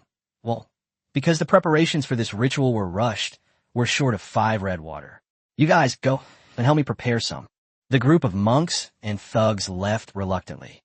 Jihe followed her out and soon returned with a bowl of hot water, handing it to Qin Shuyao. Female benefactor, this ritual may take quite a while. Please have some water and wait patiently. Qin Shuyao nodded, took the water and brought it to her lips, then suddenly sniffed it. There's something wrong with the water. However, she still drank it. At her current level, these ordinary drugs will be nothing compared to her. Time ticked by, and the 2 brothers, Ziyuan and Jihe, were getting increasingly anxious. Why isn't the hallucinogenic drug working? Because he was worried that Qin Shuyao, judging from her attire, must be a superhuman. He used a dose powerful enough to take down several elephants. Meanwhile, the 4 young monks and the thugs entered the various buildings with unfriendly expressions. Bang, bang, bang. A knock came at the door. The woman who had just taken the thermos opened the door with a puzzled look. Who is it? As soon as he opened the door, he saw the thug who had just slapped him, and his pupils contracted slightly. Hey, what are you doing here, you thug? Let me tell you. Puffed. The thug sneered and plunged a knife in her chest. Damn it. If it weren't for you old hag causing trouble, I could have fooled a whole bunch of people today. On the other side, there was another young monk with a fierce expression. Huh, aren't you one of those monks from earlier? What do you want with me? Benefactor, I see that your forehead is dark, indicating that you are possessed by evil spirits. I fear that you may face a bloody disaster. What? A bloody disaster? Who the hell are you trying to scare? I survived even the poisonous snow. Where would a bloody disaster come from? Yes. After saying that, the young monk suddenly slammed his fist down, then rushed into the house, closed the door, and started smashing a chair repeatedly. Only after killing the person did the young monk wipe the blood from his face, straighten his clothes, stand up, and put his hands together with a compassionate expression. Alas, my apologies, benefactor. I foresaw long ago that you were destined for bloodshed. Alas. After saying that, he immediately rummaged through all the food, swallowed it whole, and calmly went out to find the next restaurant. My lord, I see a dark aura between your eyebrows. They didn't return until an hour later. Seeing Qin Shuyao sitting there perfectly fine, they exchanged glances and were all dumbfounded. What's going on? They're waiting for their 2 senior uncles to finish, so it can be their turn. But it seems like they haven't even started yet.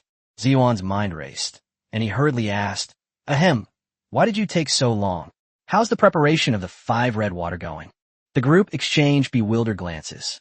What were they supposed to be preparing for 5 red water? They had just gone out to kill someone. The younger monk, being more quick-witted, hurriedly pulled out a bowl of fresh blood from behind his back and said, Uncle Master, the 5 red water is ready. Ziyuan happily accepted it. Qin Shuyao sniffed lightly. What is the structure of this 5 red water? Why does it smell like blood? Ziyuan's forehead was covered in cold sweat. Cough. Female benefactor, you may not know this, but this 5 red water is made from crops such as red dates, goji berries, and red beans, and it also needs to be steamed in a ceramic pot. Perhaps it's because your beloved pet committed too many killings that this 5 red water seems to have sensed it. But don't worry, this isn't blood. Qin Shuyao pouted. You've suddenly become quite clever. Ziyuan then dipped his finger into the bowl, drew a circle of runes on the ground, lit a fire, burned the talisman, and chanted something while circling around, appearing quite professional. Nuonyo lay blankly on the cushion, her little eyes darting around as she followed the movement. Suddenly, Ziyuan roared, pointing his whisk at Noonyuo. Hurry, hurry as the law commands. The ferocious beast, quickly manifest your power. Qin Shuyao pouted even more, and the monk chanted, hurry, hurry as the law commands. Hey, get your place straight. However, the next moment, a white mist suddenly appeared around Noonyuo's body, and black mist slowly took shape. The image of a huge, vicious wolf took shape. This wolf was a full 10 meters long, with snow-white fur, scarlet eyes, and a chilling, murderous aura. Its teeth were sharp and menacing, and it was drooling. More importantly, the wolf's head is adorned with a crown and has wings on its back, making it look extremely imposing. Jiha exclaimed excitedly. Benefactor, did you see that? This is the true form of the ferocious beast after it has reached adulthood. It is bloodthirsty and commits all kinds of evil. My senior brother used his great magical power to illuminate its future. Qin Shuyao's eyes brightened slightly. Wow, Noonyuo has grown up to be this impressive? So handsome. It could be used as a mount. Sweat beaded on Ziyuan's face. His hand gestures changed rapidly as he pointed at the illusory figure. Evil spirits, begone. Protect my true spirit. In an instant, golden flames erupted from the white-haired wolf's body, and the wolf began to scream and howl in pain without a sound. After the golden flames burned out, only the illusory image of a cute white puppy remained, which then slowly merged into Noonyuo's body. Few benefactor, I have not failed you. Your pet will only retain its true, good, and beautiful qualities from now on. Qin Shuyao clapped her hands excitedly. If she wasn't mistaken, this Ziyuan's ability was probably just to create light and shadow, with no real offensive power. It was purely for show.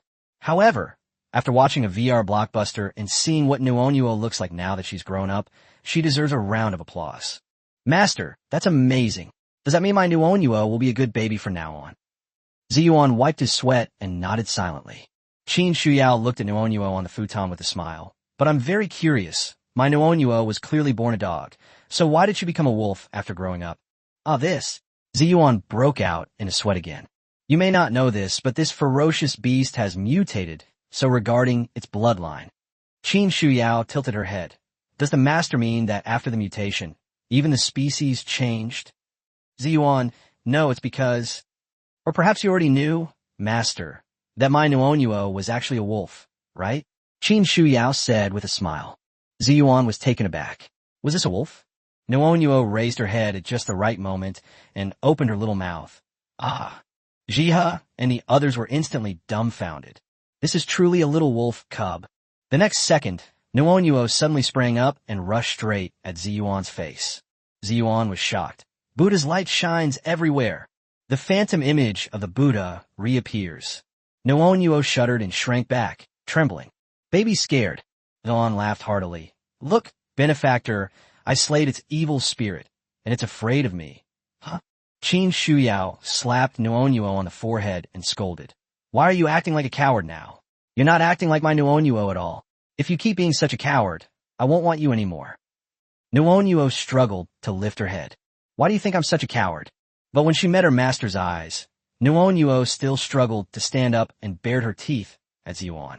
You stinking monk, you made me get beaten and scolded by my master. I'll bite you. Chapter 174 Jishin, Qin Changjun. You can kill it, but you're not allowed to bite it with your mouth, Qin Shuyao said with a smile. What followed was a brutal massacre. Noonyuo leaped forward, her little paws striking Ziyuan's eye sockets. Then, a series of white shadows flashed, and Ziyuan, along with the remaining monks, and even the thug, had their necks slashed. As it turns out, a wolf will bite when cornered. After dealing with a group of swindlers, Qin Shuyao wiped the blood off Noonyuo's paws and left. Back at the hotel, the maids were puzzled. Shuyao, you just want to pick out dog food. Why did it take you so long? Qin Shuyao chuckled and recounted her experience. It was originally just a trivial matter, but Liang Jihan suddenly frowned. I think I've seen a case file from Tianlan Temple in Tiangu City before. Qin Shuyao asked in confusion. What's wrong?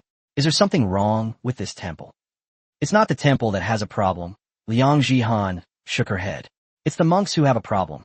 It seems that the former abbot of Tianlan Temple was exposed for accumulating wealth under the guise of the temple, and apparently owns many properties in Tinggu City and drives luxury cars. They also frequently bullied female worshippers under the guise of performing exorcisms, and their methods were appalling. The Tiangu City Security Bureau had gathered evidence and was preparing to make arrests when it seemed their efforts were suddenly suppressed. Shun Wanyue said calmly, "Could it be that the host has some kind of deal with a high-ranking official from Tiangu City?" Liang Jihan, "No, it seems to be pressure from a bigwig from out of town. I forgot his name, but I vaguely remember that he was from Beijing and his surname was Qin." Qin Shuyao's delicate body suddenly stiffened, and she slowly tightened her grip on the soft, fleshy hands she was holding. Nuonyuo rolled her eyes back in shock at the choking. The maids didn't notice anything amiss with her. Ling Shui pressed, "The capital? That's a place of great power. It's at least 1,000 miles from here. How can their influence extend this far?" Liang Jihan shrugged. "That's not something a commoner like me could know. Anyway, the abbot seems to be a distant relative of the Qin family. Of course, since it wasn't a case I handled, I don't know much about it." Just then, Chun Yunxi, who had gone out to find food, returned excitedly and said, "Hey, I just crushed a few thugs to death. I heard from them that Tianlan Temple will be holding an exorcism ceremony tomorrow in the central square. Anyway, our host won't let us go into the city during the lockdown, and we're so bored staying cooped up in the hotel all day. Want to go join the fun?" The maids exchanged glances. They had only just mentioned Tianlan Temple, and they were already holding an exorcism ceremony. "Shuyao, what's wrong? Shuyao, what's wrong?" Shin Wanhua looked at Qin Shuyao and found that the latter was staring blankly with a dejected expression. Qin Shuyao quickly snapped out of her daze and smiled. "It's nothing. Let's go take a look tomorrow, and while we're at it, let's also get to know Tianlan Temple." The last sentence was laced with gritted teeth. The night was as still as snow. A villa area in Tinggu City has now been occupied by Tianlan Temple. Inside the most luxurious villa in the center, a fat monk dressed in a golden robe was chanting sutras with his eyes closed. He had a broad forehead, wore glasses, and had a large head and ears. Beside him, two beautiful women were preparing tea for him. "Master Jishin, please have some tea." Jishin suddenly opened her eyes, her small eyes filled with an excited and thrilled smile. "Ladies, tonight, Abbot Jishin certainly has a refined taste." Suddenly, a deep voice came from inside the room. "Ooh!" Jishin's old face tensed up instantly. He turned his head, and his pupils shrank slightly. A man who looked to be around 30 years old with a tall and straight figure, a buzz cut, and muscles that seemed to burst out his clothes, was nearly 2 meters tall like an iron tower, exuding an overwhelming sense of intimidation. They appeared inside the house without anyone noticing. Jishin clearly recognized him and breathed a sigh of relief. "Nephew, what brings you here all of a sudden?" The man's eyes widened, and his aura exploded instantly. "Try saying it again." "Young Master Qin." "Cough, cough. I won't call you that anymore." Jishin immediately shrank back with an embarrassed smile. Qin Changjun withdrew his imposing aura, silently observing the two women who were eyeing him with obvious lust, his brows furrowing slightly. "I have something to ask you, those two." "Don't worry, leave it to me." A cold glint flashed in Jishin's eyes, and he immediately smiled at the two women, extending his withered hands. "Alas, what a pity. May the Buddha have mercy and grant that you two benefactors may soon enter the cycle of reincarnation." The two women were puzzled when suddenly they felt a tightness around their necks. Xian's face contorted in a ferocious expression as she gripped their necks tightly with both hands. Her withered hands were surprisingly strong. "Amitabha Buddha, young Master Qin has made a request. Please don't blame me." The two women struggled to their feet, and their pretty faces quickly turned red. Click! With a tilt of his head, Xian casually tossed their corpses aside and rose indifferently. "Young Master Qin, let's talk somewhere else." "Qin Changjun, I only told him to leave, and you just killed him?" Xian smiled nonchalantly. "Young Master Qin comes from a noble family and needs to keep his whereabouts secret, so it's best to be careful." Qin Changjun hummed in agreement, and the two entered the study. After a quick glance at the luxurious decor of the study, Qin Changjun sneered. "Abbot Jishin certainly has a refined taste. This decoration must have cost a lot of money, right?" Xian smiled shyly. "Young Master Qin, please don't make fun of me. I owe my current business to the Qin family. I'm just a nouveau riche bumpkin. That's true. Qin Changjun sat down without any ceremony, leaned back, and put his legs on the desk. If it weren't for the Qin family, you would probably be dead several days ago. Jixin nodded sheepishly in agreement.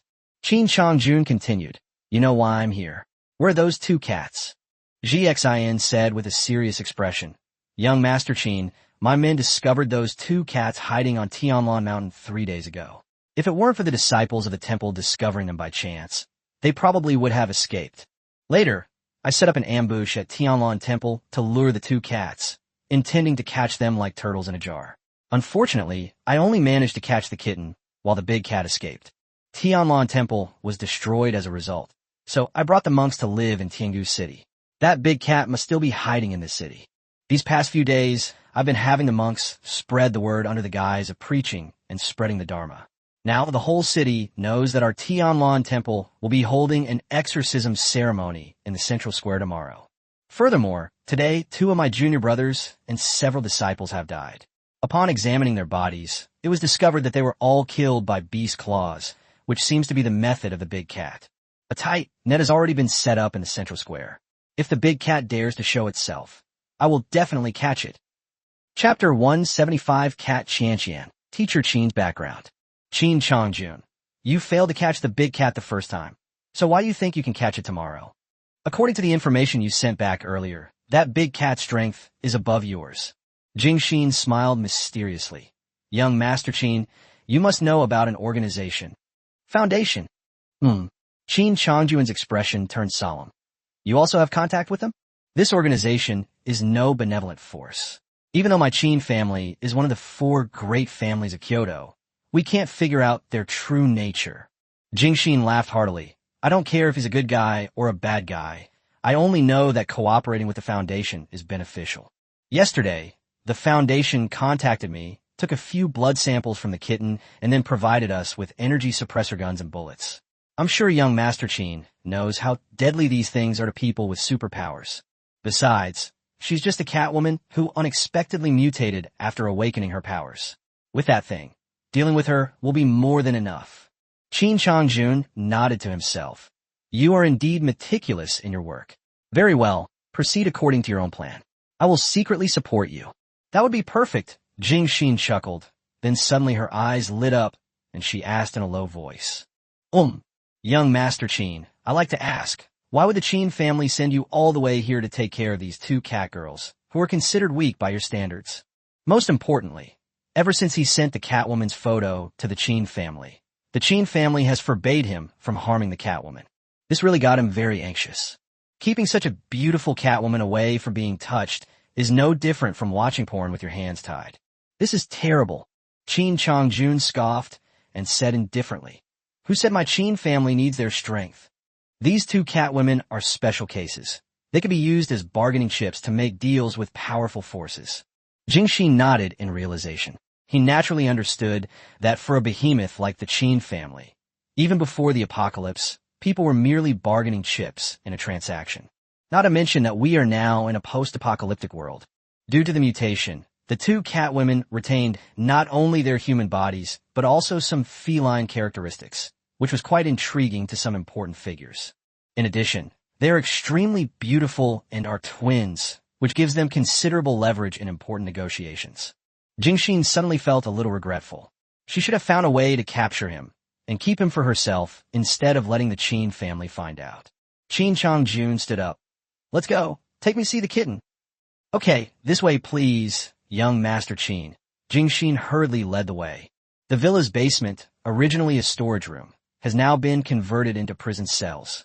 The walls and floor were covered with countless thick nails and thick iron chains, as thick as an arm, bound a figure tightly, rendering him unable to move. There are also people guarding the entrance. Qin Changjun's eyes lit up when he came in. At this moment, Catwoman knelt on the ground, and even in the dim light, she resembled an elven phantom. With short white hair, 2 short cat ears on top of her head, a slender figure, and a magnanimous heart, she's absolutely irresistible. Its half-meter-long tail dragged on the ground, and it was also white. Seemingly hearing the noise, the Catwoman slowly opened her eyes, her amber vertical pupils instantly turning stern, and she bared her teeth, looking both cute and fierce. Chin Chongjun couldn't help but clap his hands. Good, good, good. Even though he wasn't attracted to beautiful women, he couldn't help but rebel the moment he saw the Catwoman. Could that old bastard Jingxin resist? Catwoman struggled violently, her tail standing upright, just like a cat with its fur standing on end. You bunch of bastards, let me out. The voice was shrill, but not unpleasant. But shortly after the chains were pulled, Mao Qianqian collapsed weakly to the ground. Qin Chongjun frowned. Why is she so weak? Did you do something to her? His murderous aura instantly erupted, and the temperature in the entire cell plummeted. Jingxin shuddered and hurriedly said, Young Master Qin, how could I dare? I was just afraid she would break free of the chains, so I fed her the energy-suppressing bullet beforehand. Qin Chongjun then withdrew his murderous intent, glanced longingly at Mao Qianqian, and left the cell. That's good. As long as we successfully capture the big cat this time, the Qin family can satisfy any desire you have. Jingxin chuckled, his eyes darting around. Young Master Qin, you're too kind. I owe everything I have today to the Qin family support. This is what I should do, it's just. Qin Chongjun frowned. Speak plainly. Jingxin smiled shyly. I remember that the Qin family's ancestral worship ceremony is in half a month. I'd like to venture to the Qin family. Although I'm not a member of the Qin family by blood, I'm still related to them by blood. I wonder if I could. Qin Chongjun pondered for a moment. I need to ask my mother for her permission before I can proceed. All right, then I'll trouble you, young Master Qin. Jingxin nodded and bowed, her heart burning with warmth as she thought of Qin Chongjun's mother. By the way, young Master Qin, will all the Qin family members be returning for this Qin family grand ceremony, including that illegitimate daughter? He had visited the Qin family several times. The Qin family was large and prosperous, and Qin Chongjun's generation had many peers with handsome men and beautiful women, among whom was an illegitimate daughter. I saw her once last year, and I can't get her image out of my mind. Although he was not qualified to touch these women due to his status as someone outside the family, it was still good to look at them. Qin Chongjun paused. Illegitimate daughter? You mean that Qin, something Yao? Jingxin, Qin Shu Yao. Good grief, that woman is your sister. How can you not even remember her name? Oh, her. Qin Chongjun waved his hand and said, just an illegitimate daughter. We haven't been in contact since the snow. She's probably dead by now. Jingxin paused for a moment before sighing. Oh, is that so? That's a real shame. Qin Chongjun. All right, keep an eye on this Catwoman. Tomorrow's plan remains the same. I'm off. Jingxin. Okay, young Master Qin, take care. After Qin Chongjun left, Jingxin returned to her cell, glanced at Mao Qianqian with lustful eyes, and then said to the little monk at the door, arrange 2 more female benefactors for me, preferably those I have a connection with. Qin Shuyao couldn't fall asleep. Seeing that the other maids were all asleep, she went up to the roof alone, looked at the snow-covered Tiangu city, and sighed deeply. She guessed that the Qin family of Kyoto, which was related to the abbot of Tianlan Temple, must be the same Qin family she came from. Qin Shuyao is the illegitimate daughter of Qin Buhui, the second master of the Qin family in the present day. His own mother was just a prostitute. Because of her mother's background, she was naturally not accepted by the Qin family, and her father, Qin Buhui, was an irresponsible scumbag. After her mother died, she gave her some money and then ignored her completely. The only time her mother took her back was last year during the family's grand ancestral rites. On that occasion, she suffered the malice of the entire Qin family, even the way his father looked at him. Thinking of this, Qin Shuyao felt a chill run down her spine. Even though he now possessed immense strength, the thought of the Qin family still made his body tremble uncontrollably. Lost in thought, Qin Shuyao didn't notice that a white figure was quietly approaching her, concealed by the snow. Chapter 176 Tsutsubuset Moningvan arrives. Meow. The white figure shot out instantly, its palms turning furry, and slammed down hard on Qin Shuyao. Qin Shuyao only realized what was happening then, and with a light leap, she easily dodged the attack. The white figure's pupils contracted. Wow, that's fast.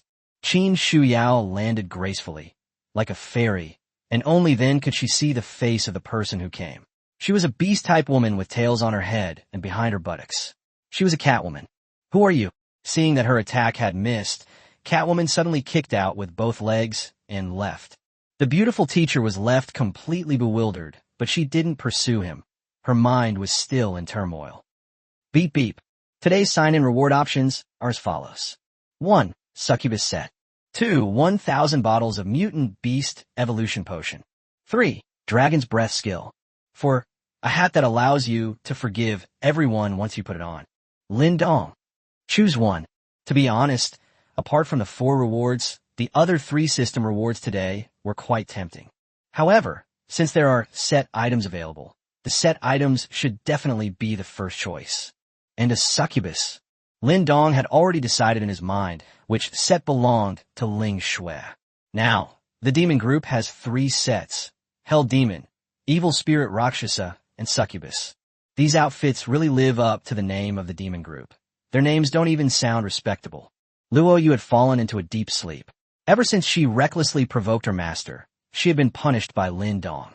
Lin Dong went to the balcony alone to smoke, silently watching the city under lockdown. Despite the turmoil of the day, screams could still be heard from time to time in the sealed-off city, indicating that the survivors would not choose to live well just because the blood vines had disappeared.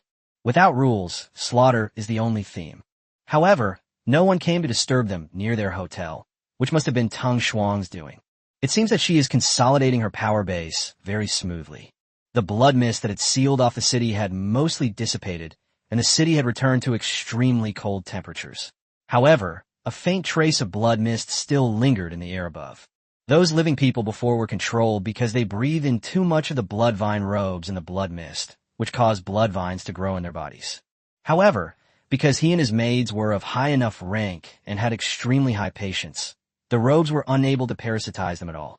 It seems that the Bloodvine woman is not dead. Who is the Bloodvine woman that I killed? Did she create a clone, just like the Jeep? This made Lin Dong even more interested in the Bloodvine woman. Besides, it's been 2 days already. The Jeep should have arrived by now, right? After thinking for a moment, I opened the system-made interface. Meanwhile, a beautiful figure secretly sneaked into the sealed city, avoiding everyone along the way and being extremely careful. It was Mu Ningwan's clone. The blood mist has disappeared. Could it be that the Bloodvine woman has really been killed? Mu Ningwan hesitated deeply, but her sixth sense told her that an eerie atmosphere still lingered here. This made her extra careful. They also captured and interrogated many survivors along the way, but none of them knew who killed the Bloodvine, and they didn't even know who the Bloodvine woman was. Their understanding was still limited to the Blood Dragon gang. Mu Ningwan was a little worried. How could she find Lin Dong? I was just about to contact Secretary Zhen to use satellite positioning to locate the city. Now that the blood mist is gone, the Foundation's satellites should be able to see the situation under lockdown. Just then, Lin Dong's voice suddenly rang in my mind. Hey, Jeep, are you here to lock down the city? Mu Ningwan paused, her beautiful eyes suddenly widening. At the same time, Mu Ningwan, who was far away at the Foundation's headquarters, also suddenly opened her eyes. Lin Dong. His tone was filled with shock and uncertainty. Has Lin Dong come to the Foundation headquarters? No, he asked me if I'd been to the city under lockdown, which means he is still under lockdown. But his clone was discovered less than 2 hours after entering the lockdown city. Could it be that Lin Dong has the ability to monitor his own whereabouts? Moreover, it was quite unbelievable that the voice suddenly popped into his head. For a moment, Mu Ningwan broke out in a cold sweat.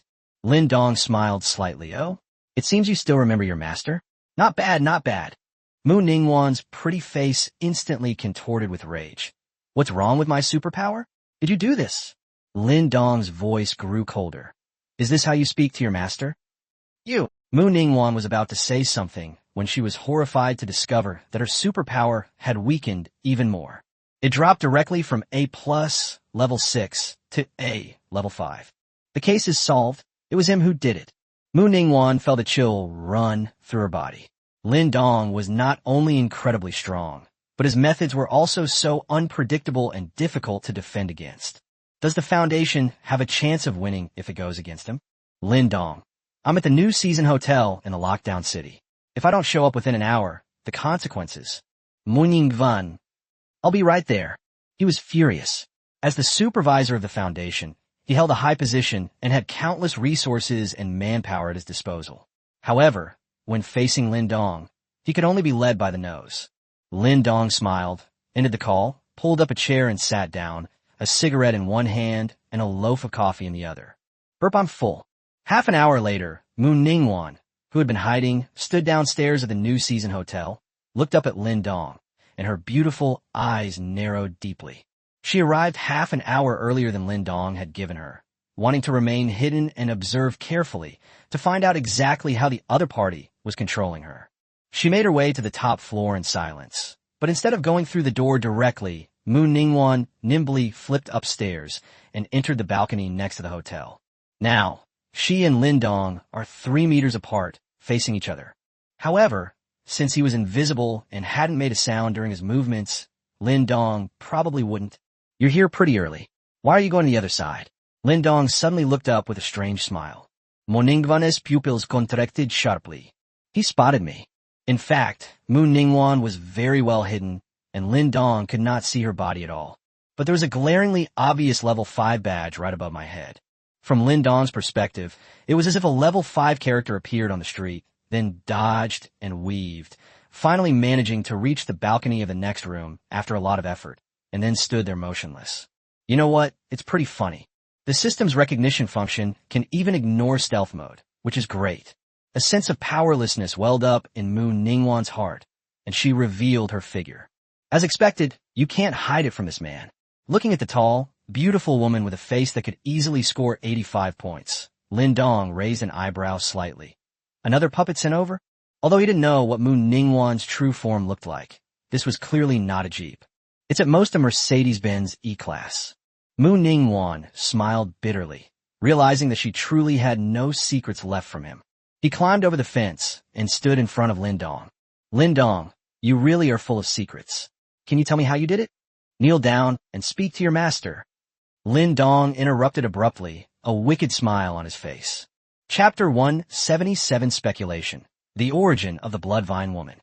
Moon Ningwan almost bit her red lips raw. She naturally knew Lin Dong's rules, having been taught them when she possessed Yuqin's body. Oh well, it's just a split body anyway. Thump. Moon Ningwan knelt down on both knees. Master, want to ask. My feet are dirty, Lin Dong interrupted again, crossing his legs and wearing disposable hotel slippers.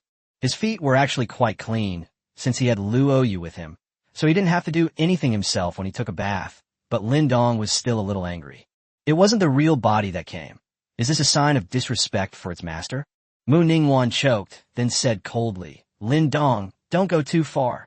Lin Dong smiled and directly adjusted her level to level 2. The reason he didn't adjust it to level 1 was because level 1 is considered an ordinary person. If it's set to level 1, Moon Ningwan will lose her superpowers and the puppet will lose the control of her soul's separate body, so it's likely to die immediately.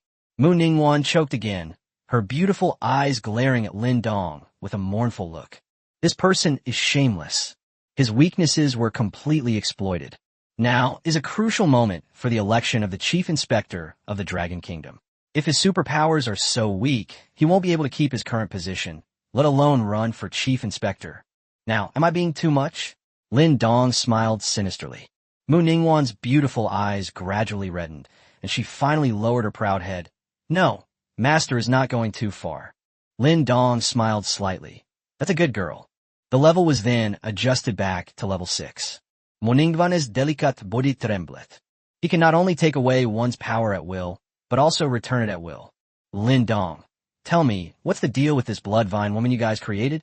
Moon Ningwan was taken aback. Bloodvine woman? I see the blood mist has dissipated now. So you must have killed the Bloodvine woman, right? What?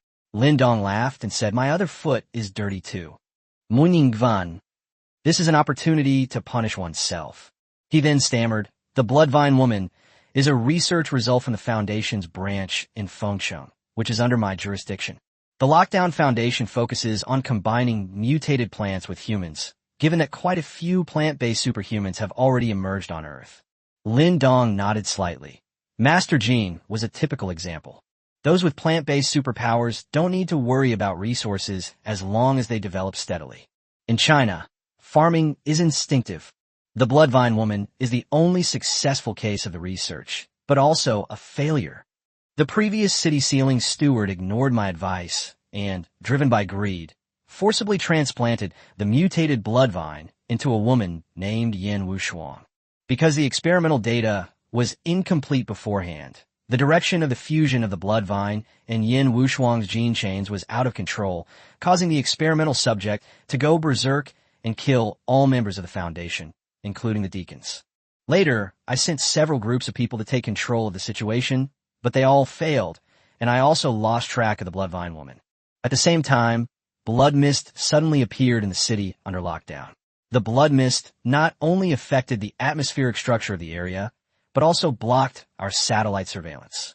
And then, Mu Ningguan looked up, her beautiful eyes filled with resentment as she gazed at Lin Dong. Because of your appearance, I have entrusted all matters here to Taishan to handle, and will focus on lying in wait and exploring your secrets. After all, you can awaken and enhance the superpowers of ordinary people at will without using serums or poison snow. If our Foundation were to obtain such information. After several attempts, Taishan finally set his sights on the Blood Dragon Gang. The superpower enhancement serum developed by the Jiangshang Foundation caused Taishan to gradually lose his mind and rashly lead his men to storm in. The master probably already knows what happened next. Taishan and the others' vital signs dropped to zero. They must be dead. Lin Dong stroked his chin in amazement. So that's how it is. After Yin Wushuang merged with the blood vine, she released the blood vine to create blood mist, parasitizing and controlling all the nearly 20 million people in the sealed city, absorbing their blood to strengthen herself. Fearing trouble from the Foundation, they secretly concealed their whereabouts and supported the Blood Dragon Gang as an overt force.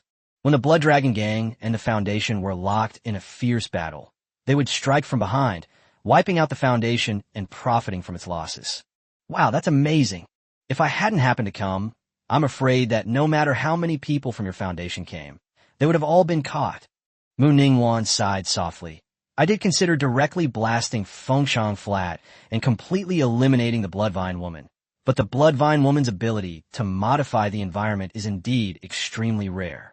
If we rashly destroy it, we will completely lose our experimental subjects. You guys are pretty ruthless.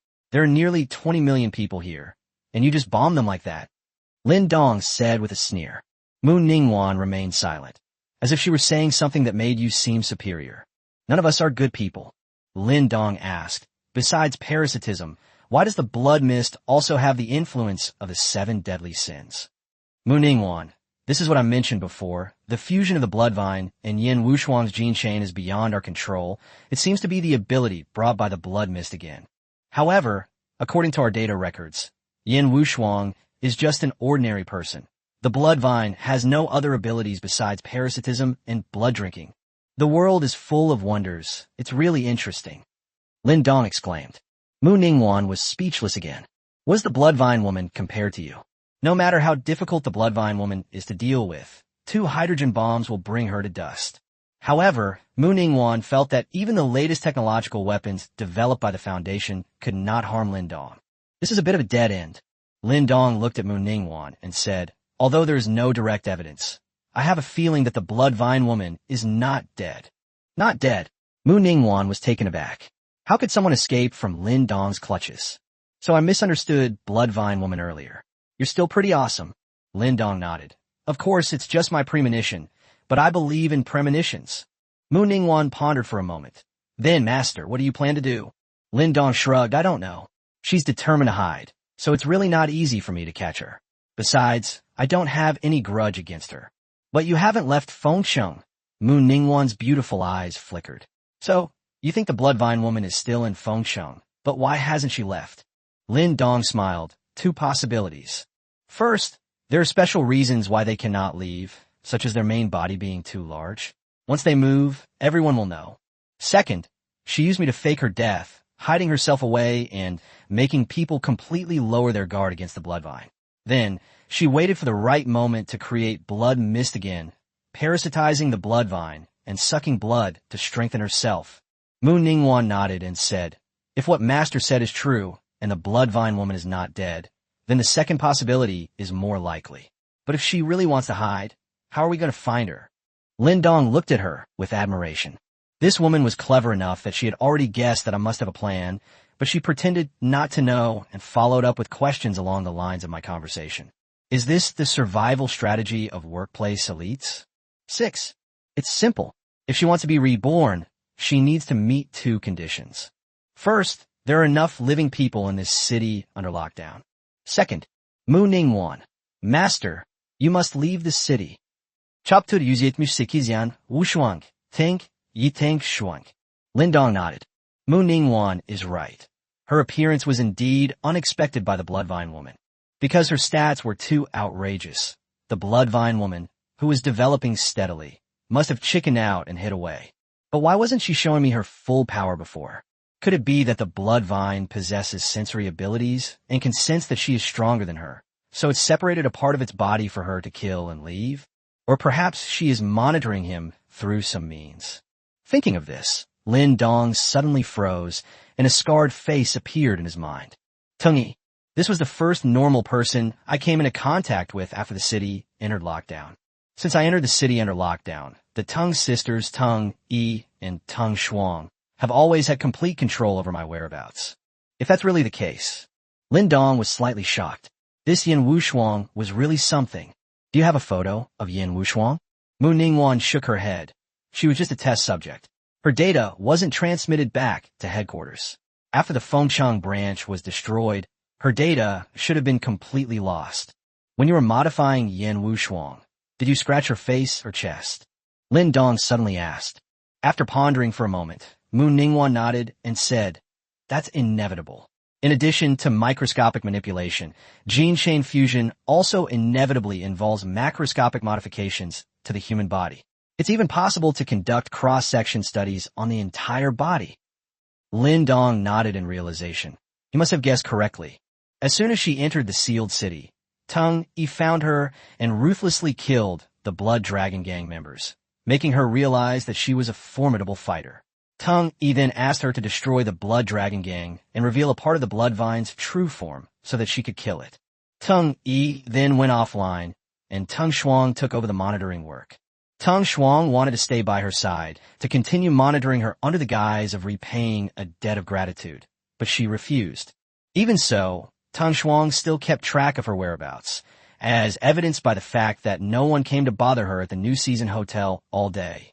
One thing leads to another. This is truly a master chess player. The unease he felt after killing the Bloodvine woman gradually became clear at this moment.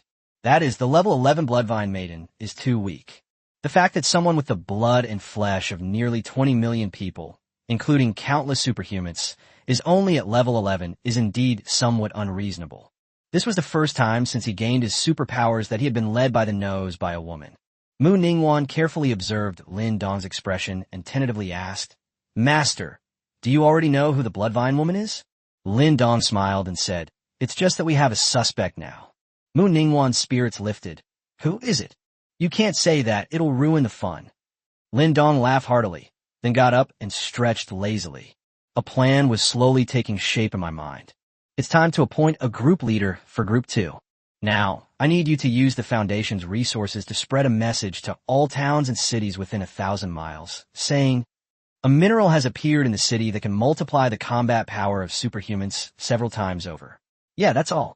Mu Ningwan was momentarily confused by Lin Dong's train of thought. And then, it's hard to believe such fake news, isn't it? Who said it's fake news? Lin Dong rolled his eyes and tossed a hand-warmer stone out of his pocket. It was the same stone that Shan Wanyue had found in the ancient forest mountain. This stone was of little use to her and her maids, but it had a fatal attraction for other ability users. Mu Ningwan took it, her pupils dilating in shock. This is. The moment Mu Ningwan caught the stone, she noticed that the supernatural power within this body was exceptionally active. Although invisibility didn't have much combat power, the duration of invisibility and the effect of concealing one's aura were more than twice as strong. My physical fitness has also improved a lot. Wow, there really is such a great thing. Lin Dong looked at the gradually brightening sky with a leisurely expression. I've given you the things. How to operate them is up to you. But I have one request. Mu Ningwan pondered for a moment. Master, please speak. Lin Dong turned to look at her. Your main body must arrive in Fengcheng within 3 days. Your master has plans. An event. Mu Ningwan asked, puzzled. her heart filled with bitterness. She could be shameless in front of Lin Dong, because, frankly speaking, she was just a corpse under his control. But if the real person comes, it will be different. They will face Lin Dong directly. Am I really ready? Yes, master. Mu Ningguan lowered her eyes and could only agree. He left her with no choice. Lin Dong threw out the stone with a clear intention: to attract all the nearby ability users to the sealed city and force the Bloodvine woman to show herself. Didn't you want to suck blood? Then I'll bring all the superhumans here for you to absorb. This can be considered Lin Dong's first collaboration with the Foundation. Will it be a win-win situation, or will it be a case of the mantis stalking the cicada, unaware of the oriole behind? Everything is still uncertain, but the next few days of the lockdown will probably be very lively. After leaving the New Season Hotel, Mu Ningguan disappeared again and went straight out of the city. Holding the stone, Mu Ningguan fell into deep thought. The fact that Lin Dong dared to rashly hand over such an important item to me shows that his strength is already so great that he doesn't need it anymore. However, if the Foundation conducts sample analysis on this stone and can collect a large quantity of this special mineral, then the overall strength of the Foundation in the central region of the Dragon Kingdom will be greatly enhanced. That way, my chances of running for prosecutor will be much greater. This can be considered Lin Dong's way of compensating himself, right? Or perhaps Lin Dong even hoped the Foundation would be stronger, so he would have more fun? A sense of helplessness flashed through Mu Ningguan's heart. She got the answer she wanted. Her power was indeed controlled by Lin Dong, who could manipulate her at will, but she had no way to escape or kill Lin Dong. Worried person.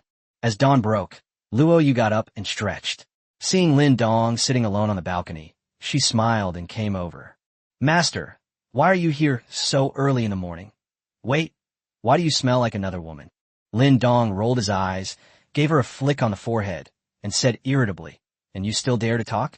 Yesterday, some wild woman came to ambush your master, and you, as a maid, didn't even notice. Shouldn't you be punished? Luo Yu shuddered. I was wrong. I slept very soundly last night and didn't hear a sound. Lin Dong stood up. Pack your things, we should go. Luo Yu was puzzled. Didn't her master say that things weren't over yet? Why was he leaving so soon? But I did as instructed anyway. Half an hour later, the RV roared away from the lockdown. Inside a stronghold, Tung Shuang received the news.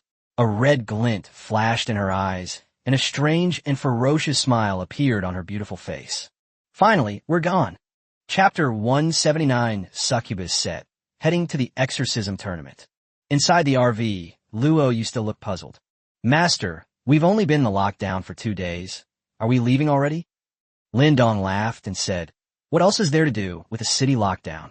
Almost everyone's dead, so there's nothing fun to do for the time being. I just heard Shu Yao and the others say that there's going to be an exorcism ceremony in Tiangu City. Maybe there will be some fun there.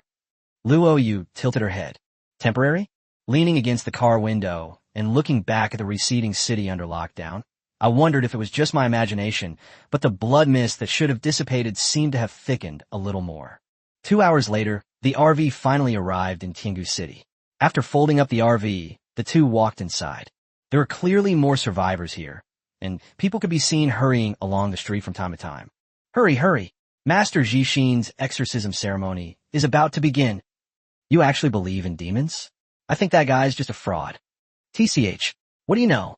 You didn't see it a few days ago, but Master Jixin's junior brother forced the lewd demon inside a woman to reveal itself on the spot. With the current poisonous snow disaster, anything is possible. And I heard that Master Jixin even captured a transformed demon beast. Anyway, I'm just going to go and see what's going on. Soon, Lin Dong met up with Qin Shuyao and the others. Master Ling Shui gave him a big hug, her body bouncy and strong. Master, I haven't seen you in so long. I miss you so much. The female anchor made no attempt to hide her enthusiasm. Luo Yu pouted. We've only been gone for 2 days in total. Lin Dong, since you think so much about me, I'll give you a reward. Ling Shui's eyes lit up. Great, great. Lin Dong, you bunch of filthy devils. We're supposed to be model citizens. How can you think about such unhealthy things all day long? If you keep this up, I'm going to get angry. Ling Shui shrank her neck, feeling puzzled. That's strange. Has the master changed her personality? Lin Dong then assigned the succubus outfit to her. Ling Shui's spirits lifted. she had a set of armor too? He then began to draw upon this power. Its entire body is black and red, and like hellish demons and evil spirits, it has small demon wings. Lin Dong's lips twitched. Ahem, it looks pretty good. Speaking of which, this outfit isn't really suitable for combat. Lin Dong stroked his chin, examining the outfit closely. Ling Shui tilted her head and thought for a moment before saying, Master, this outfit seems to have another form. Then a red light flashed around her, revealing a red leather jacket and black leather pants that completely covered her slender figure. Although the allure was still there, it was enough to pass censorship. Lin Dong nodded. Not bad. It even comes with a censored version. The other maids then gathered around, mimicking the way they expressed their longing. Ling Shui didn't do anything. She simply rushed up and was the first to act cute, and she got the outfit. Naturally, they didn't want to be left behind. Lin Dong waved his hand and said, All right, that's enough for today's rewards. Let's go watch the show. The central square was now packed with people. The square, which could originally hold nearly 100,000 people, was now crammed with no less than 150,000. Most of them are organized into powerful groups, and while there are frictions between them, they also maintain restraint and avoid direct conflict. In the very center of the square, a high platform had already been erected.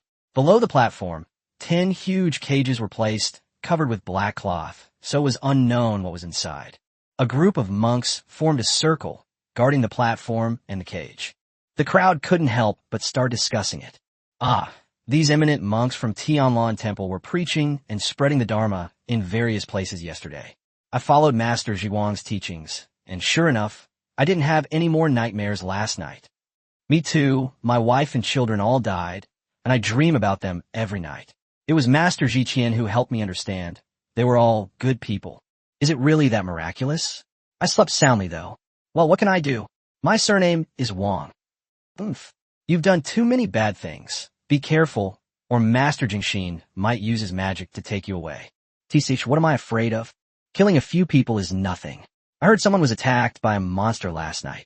It's true. Wah, my daughter was kidnapped by a monster. I searched all night, and I'm determined to ask Master Jixin to help me find her today. Huh? Your daughter got arrested? My godniece got arrested too. I'm so angry. Among these people were many who had been arranged by Tianlan Temple to act as clowns. But the news that the girl had been arrested was unanimously accepted by everyone. Many people have witnessed a white, beast-like creature that preys on young girls at night. It seems Master Jixin foresaw this all along. He will surely capture that lewd beast at this exorcism ceremony. Suddenly, the crowd fell silent. On the outskirts of the square, a man led a group of 8 beautiful women as they approached. These women each possessed a distinct charm. Some were dashing and heroic, some alluring, some aloof and elegant, and one was an innocent young girl. But without exception, they were all breathtakingly beautiful. For a moment, countless old snakeskins were incredibly excited. Wow, so many beautiful women? This kid's got guts. Isn't he afraid we'll tear him apart? Keep your voice down. Look how thinly they're dressed. That means they're all superhumans. 8 beautiful female superhumans. And all of them are this kid's? Damn, this is simply outrageous. What can we do? Tianlan Temple is here to maintain order. Do you dare to offend Tianlan Temple? Among the monks who came down from Tianlan Temple, besides the many with supernatural abilities, the ordinary martial monks were also quite formidable. Of course, not everyone is afraid of Tianlan Temple. As Lin Dong led the maids forward, a group of people blocked their way.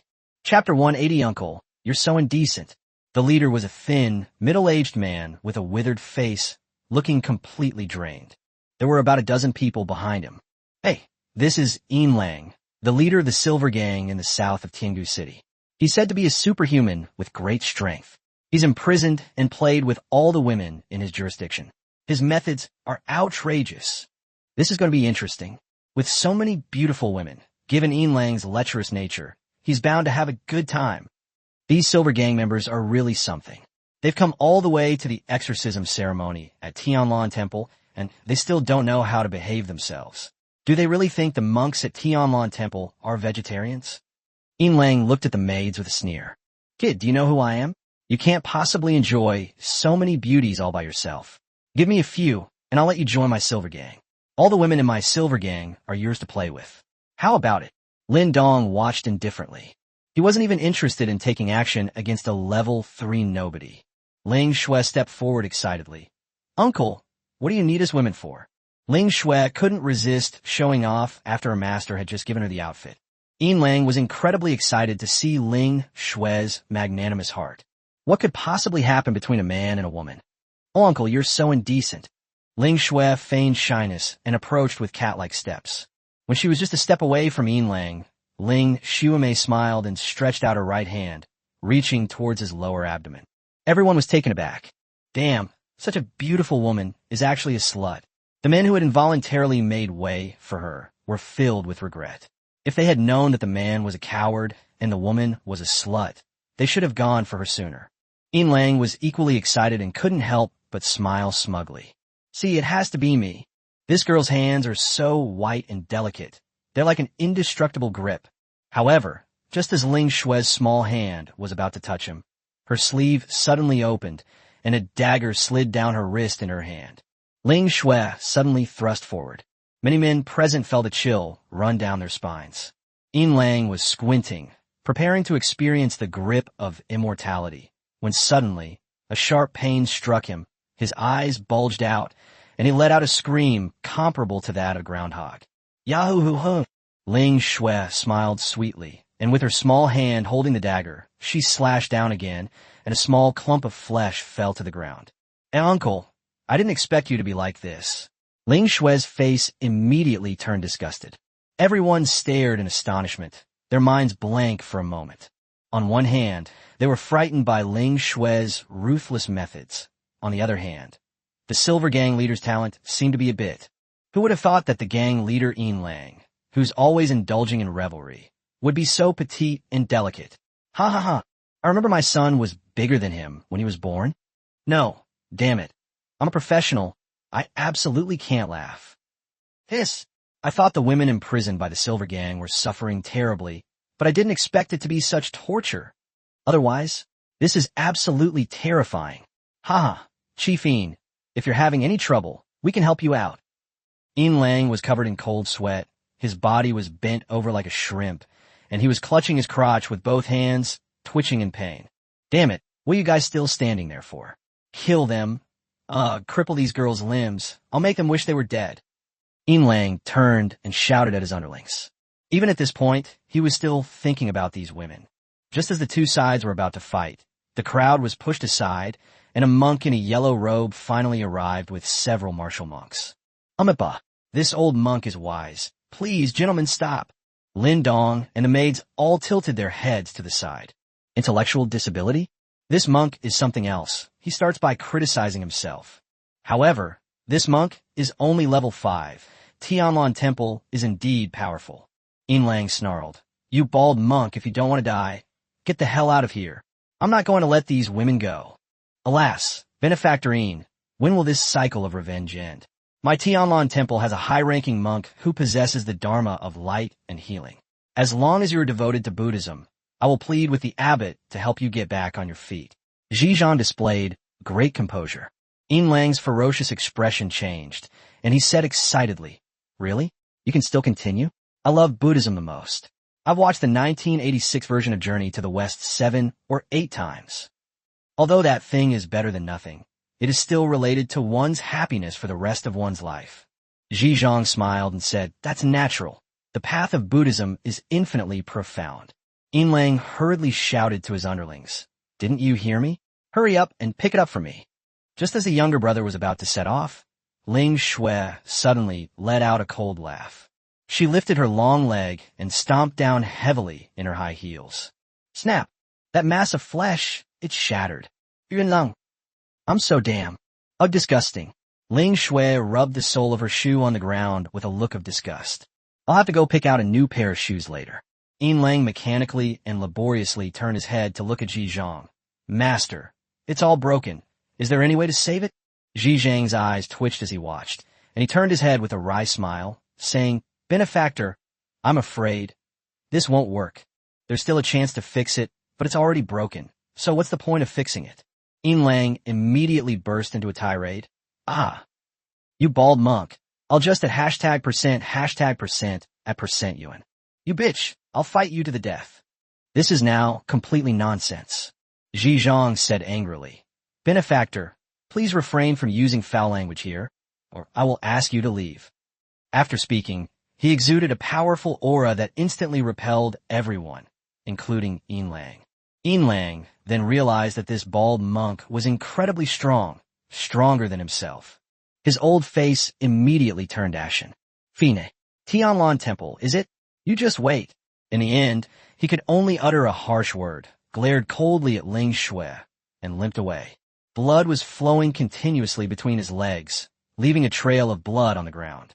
A cold glint flashed in Zhizhang's eyes.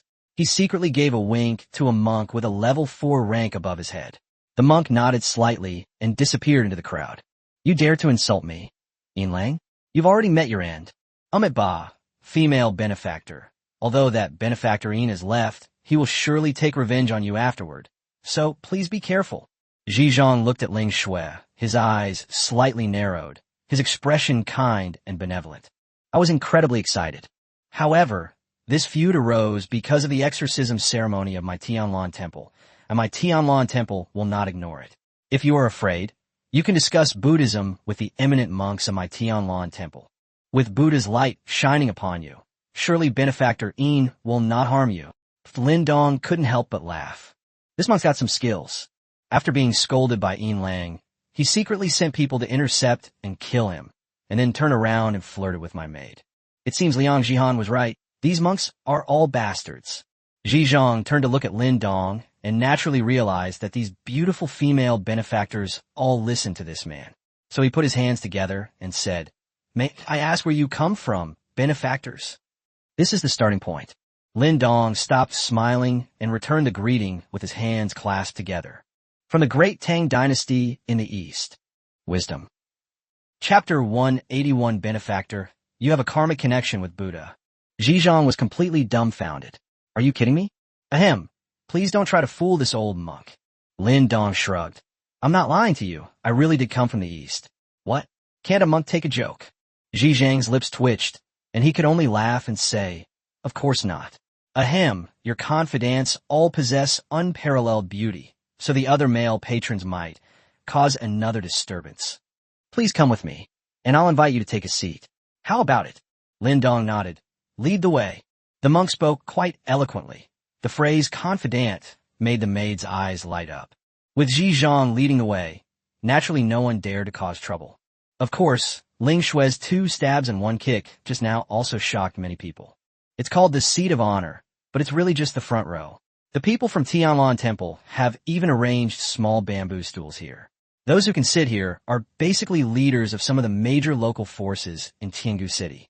As Lin Dong took his seat, the leaders of these factions all looked at him with strange expressions. With a gentle smile, Zhizhang served tea to Lin Dong. May I ask your name, benefactor? Can't you monks tell fortunes? Why don't you try it yourself, and you'll find out. Liang Jihan whispered. Master, fortune-telling is something Taoist priests do. Lin Dong, oh, I see. My name is Lin Dong. Lin as in double wood, Dong as in winter. Zhizhang had no idea how to complain, but he didn't dare show it on his face. Instead, he showed a look of great surprise. Benefactor Lin Dong, you have a karmic connection with Buddhism. Lin Dong gave a strange smile. How much? I don't have much money on me. Is 3,500 yuan enough? Zhizhang laughed and said, You're joking again, benefactor. I said you have an affinity with Buddhism because of your name. Really? Tell me more.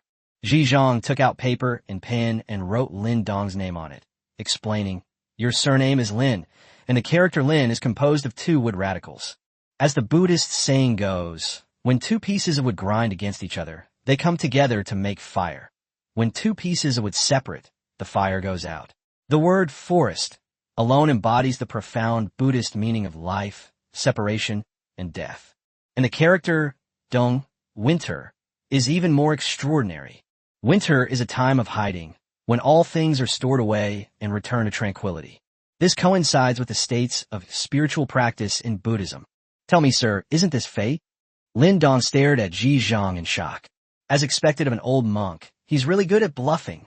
If we interpret it that way, then anyone could become connected with Buddhism. Master Zhejiang is truly amazing. I've lived for over 20 years, and this is the first time I've learned that my name has such a meaning. Chen Yunxi couldn't help but ask, what is the meaning behind the name your master's parents gave you? Hey, I actually asked my mom before, Lin Dong laughed. She said my dad's surname is Lin, and I was born in winter, so my name is Lin Dong. Maids, wisdom. Okay, so casual. Zhejiang forced a smile and said, perhaps it was this unintentional act that forged your connection with our Buddhist community. I urge you to join our Tianlan temple. Lin Dong scoffed. Could this old monk's purpose be any more obvious? This is an attempt to use the master to control the maid. After joining, will I still be able to sleep with women? Zhejiang, that's naturally not possible. Buddhism abhors women, but it can be used for self-cultivation, understanding the Dharma, and enlightenment. If one gains the Buddha's favor, one can even ascend to immortality. Lin Dong waved his hand. Then what the hell would I join? I'm already invincible, and this is all the hobby I have left. You still won't let me have it? Zhejiang grew anxious. Benefactor, as the saying goes, wine and meat pass through the intestines, but Buddha resides in the heart. Bah, it's wine and women that are like a knife cutting away bones. How can you be so addicted? The maids immediately protested. Ling Shui stepped forward and shielded Lin Dong. What's wrong with you, monk? My master has already said he doesn't want to join. Why are you still trying to persuade him? My master is a lecher, so what? Shen Wanhua. They have ill intentions. Chen Yunxi, were you trying to say that flesh passes through the intestines, but Buddha resides in the heart? Did you reveal your true thoughts? Jiangzhu, are you planning to persuade us to become nuns after you've persuaded the master? You have ulterior motives. Xia Qingyu, enough with the nonsense, just kill him. Seeing the situation starting to get out of control and the women's hostility towards him reaching its peak, Zhejiang hurriedly said, Amitba, it was my impatience that caused this old monk to act rashly. It was simply that this old monk was eager to nurture talent. Please forgive me if I have offended you, Benefactor Lin Dong. Please consider joining Tianlan Temple carefully. Such a connection with Buddhism is rare, so I will not say more. The exorcism ceremony is about to begin, and this old monk must return to assist my abbot brother. I must take my leave now. After saying that, he slunk away. Lin Dong curled his lip. The old monk might be good at bluffing, but what about arguing with a group of women? I'll admit defeat if I can win the argument. He then curiously examined the 10 cages, but through the black cloth, he had no idea what was inside. In a building a few hundred meters away from the square, Qin Changjun was leaning against the curtains, watching the square. Naturally, he also saw Lin Dong and the maids. This woman seems to be that illegitimate daughter. Qin Changjun suddenly looked at Qin Shuyao. As the memories in her mind gradually overlapped with reality, she finally confirmed that she was indeed her second uncle's illegitimate daughter. Bearing the blood of my Qin family. Yet you become a concubine to a man. Qin Changjun was somewhat indignant, his gaze towards Qin Shuyao filled with cold, killing intent. Qin Shuyao, who was chatting and laughing with the other maids, suddenly noticed something and turned around to look. Their eyes met, and Qin Changjun hurriedly hid behind the curtains, a cold sweat breaking out on his back. For some reason, I felt a surge of fear during that brief moment of staring. It was as if I were being watched by a demon from the abyss. Are you scaring yourself? Qin Changjun shook his head and smiled. He probably felt guilty for being caught spying, which was why he acted that way. What's wrong, Shuyao? Shen Wanyuan noticed Qin Shuyao staring blankly into the distance and couldn't help but ask. Qin Shuyao quickly snapped out of her daze and smiled. It's nothing. Just now, she naturally noticed the other person and recognized their identity. Qin Changjun, the fourth of the Qin family's 5 tigers, is the nephew of his own scumbag father. Speaking of which, Qin Shuyao should call him her cousin.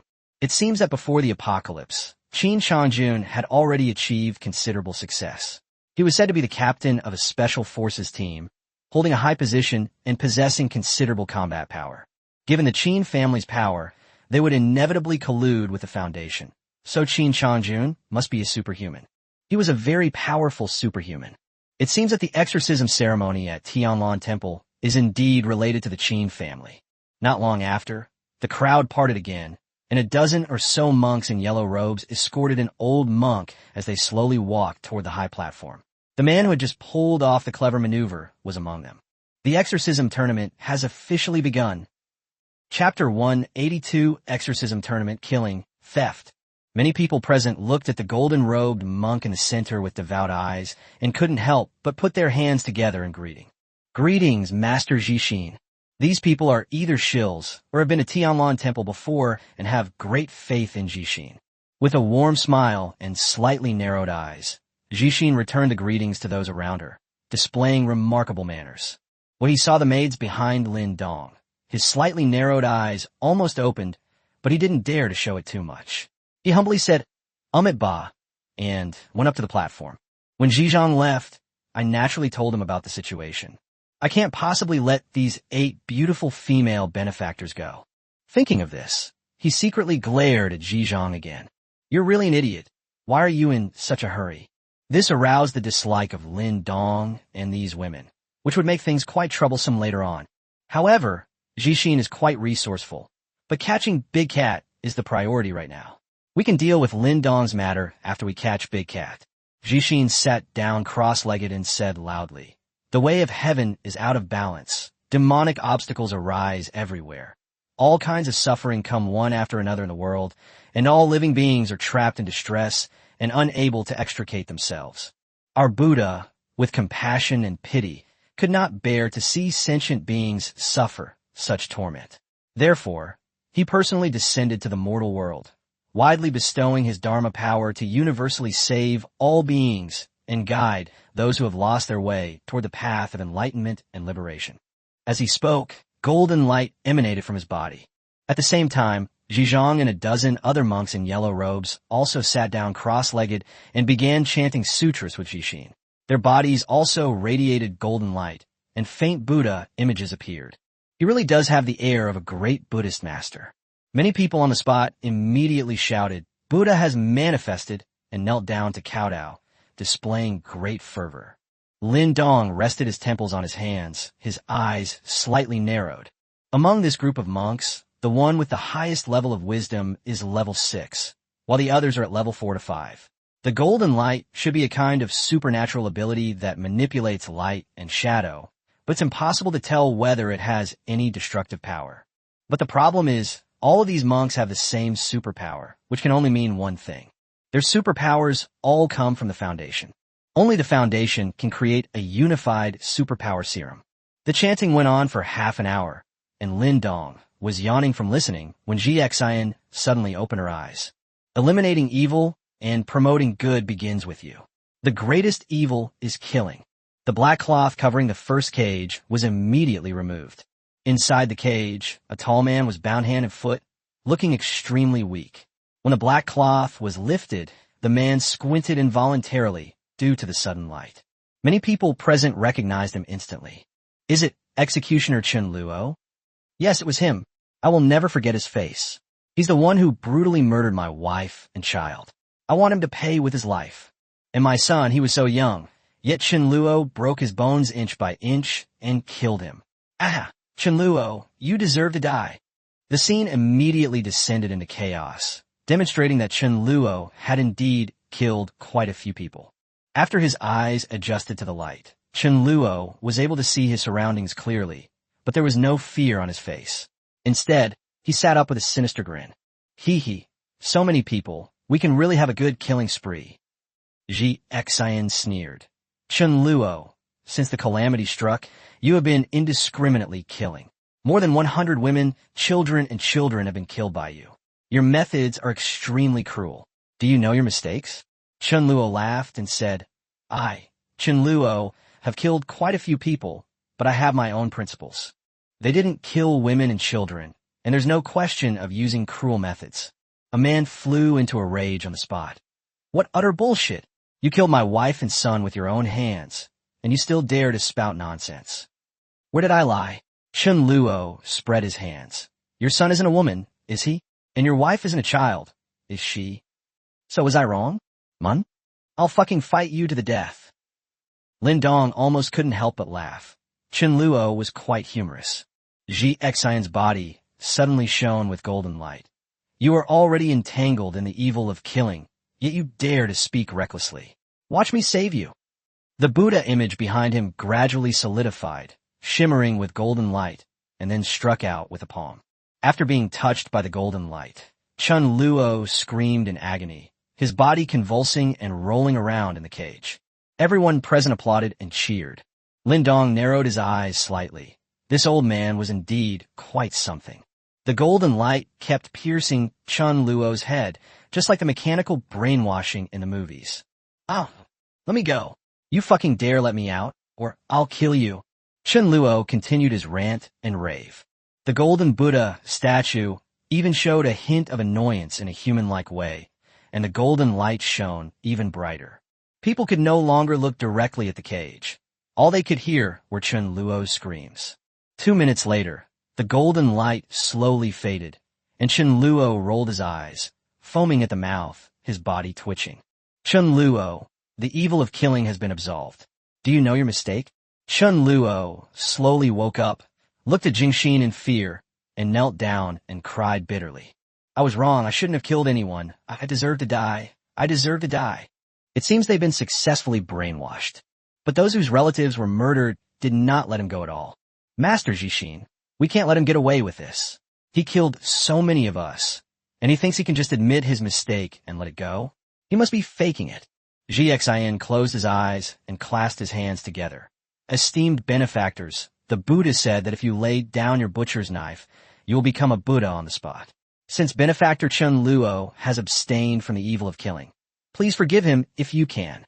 Chun Luo immediately roared, "I deserve to die. I should atone for the sins of those I killed." After saying that, he bit off the root of his tongue on the spot, coughing up a mouthful of blood. Its body fell heavily into the cage, its mouth wide open, as if it wanted to say something. Everyone was stunned. Chun Luo had actually committed suicide? Jixin sighed. "Alas, why did you do this? Amiba, Chun Luo is dead." Those who wanted revenge were overjoyed and wept with happiness. In an instant, their faith in Jixin increased infinitely. After chanting scriptures for a few more minutes, as if to send Chun Luo to the afterlife, Jixin shouted again, "The second evil is stealing." The black cloth covering the second cage was pulled back, revealing a short, thin man inside, trembling with fear. Others recognized it as well. "Damn, it's that thief." "Huh, you know him." "Nonsense, I saw his wanted poster online before. Besides breaking and stealing, he even stole people's newborn babies. He's a repeat offender."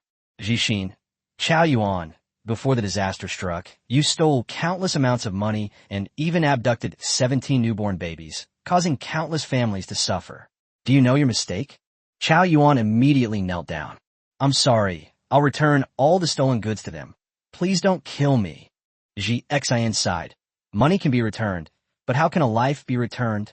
Did you know that 17 families have been torn apart because you stole their babies? If this evil is not eradicated, the people's hearts will not be at peace. I've come to guide you." Then, a burst of golden light shone forth once more. Chapter 183 is outrageous and inhumane. Chow Yuan died.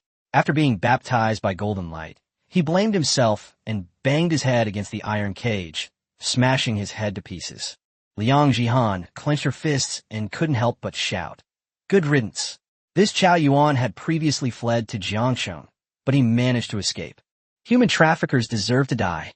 Even she, knowing the details of Jixin's life, couldn't help but applaud, let alone the unsuspecting crowd, who kowtowed to Jixin as if she were a deity. Lin Dong looked at Jixin suspiciously. What kind of exorcism conference was this old man holding just to do good deeds? Jixin felt the devout gazes of the crowd and smiled slightly. The third evil is falsehood. The black cloth was opened, revealing a short, fat man imprisoned inside. He was staring intently at Jixin, his steel teeth almost grinding to powder. Qin Shuyao frowned. The 10 evils referred to in Buddhism are killing, stealing, sexual misconduct, lying, divisive speech. The third, one should be sexual misconduct. Why was it skipped? Ling Shui exclaimed in surprise. "Shuyao, you even know this?" Lin Dong chuckled.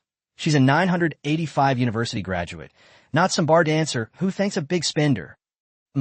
I've never dated the top-ranked guy, nor have I ever been to a bar."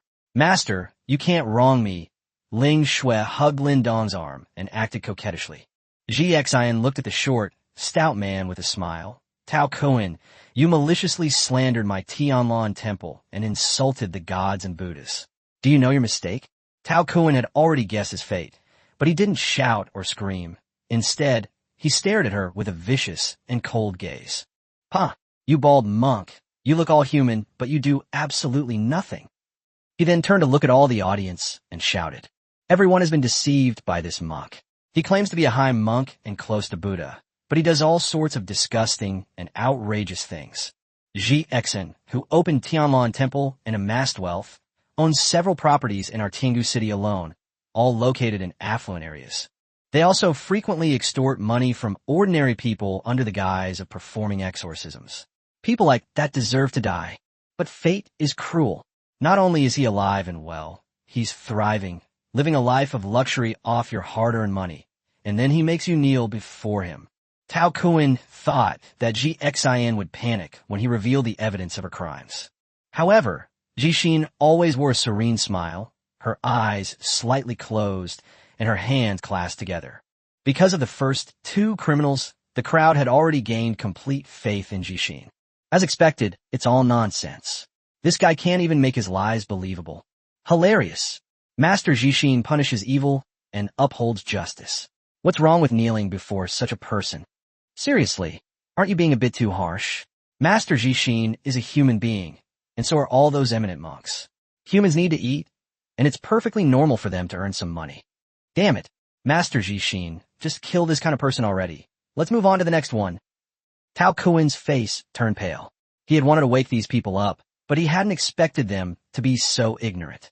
Fine, you all believe him, right? Let me ask you, do you remember last year there was a single mother surnamed Tao in Tinggu City who helped her 5-year-old son get medical treatment? Everyone was taken aback. Some people recalled that there seemed to be such an incident. Tao Kuan continued.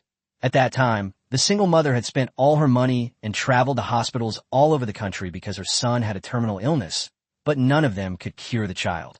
She could only set up a stall to make a living. Later, she met a kind person who gave her 100,000 yuan and told her not to give up. After finally getting to the Beijing General Hospital, her son's condition improved slightly, and everything was slowly getting better. As a result, she took her son to Tianlan Temple to pray for her benefactor. But that old geezer Ji Xin actually coveted her beauty. He tricked the poor mother into going to bed with him under the guise of exorcising evil spirits and curing her illness.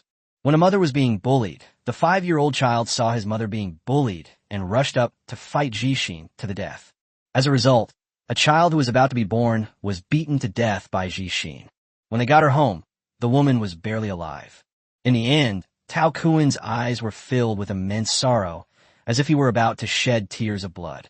Ji Xian's calm expression finally changed slightly. His eyes narrowed, revealing a chilling murderous intent. Many people were indignant upon hearing this, but most still didn't believe it, questioning, I vaguely remember that single mother you mentioned. She was trending on social media back then, but we haven't heard from her since. But how can you prove that this matter is related to Master Ji Xin?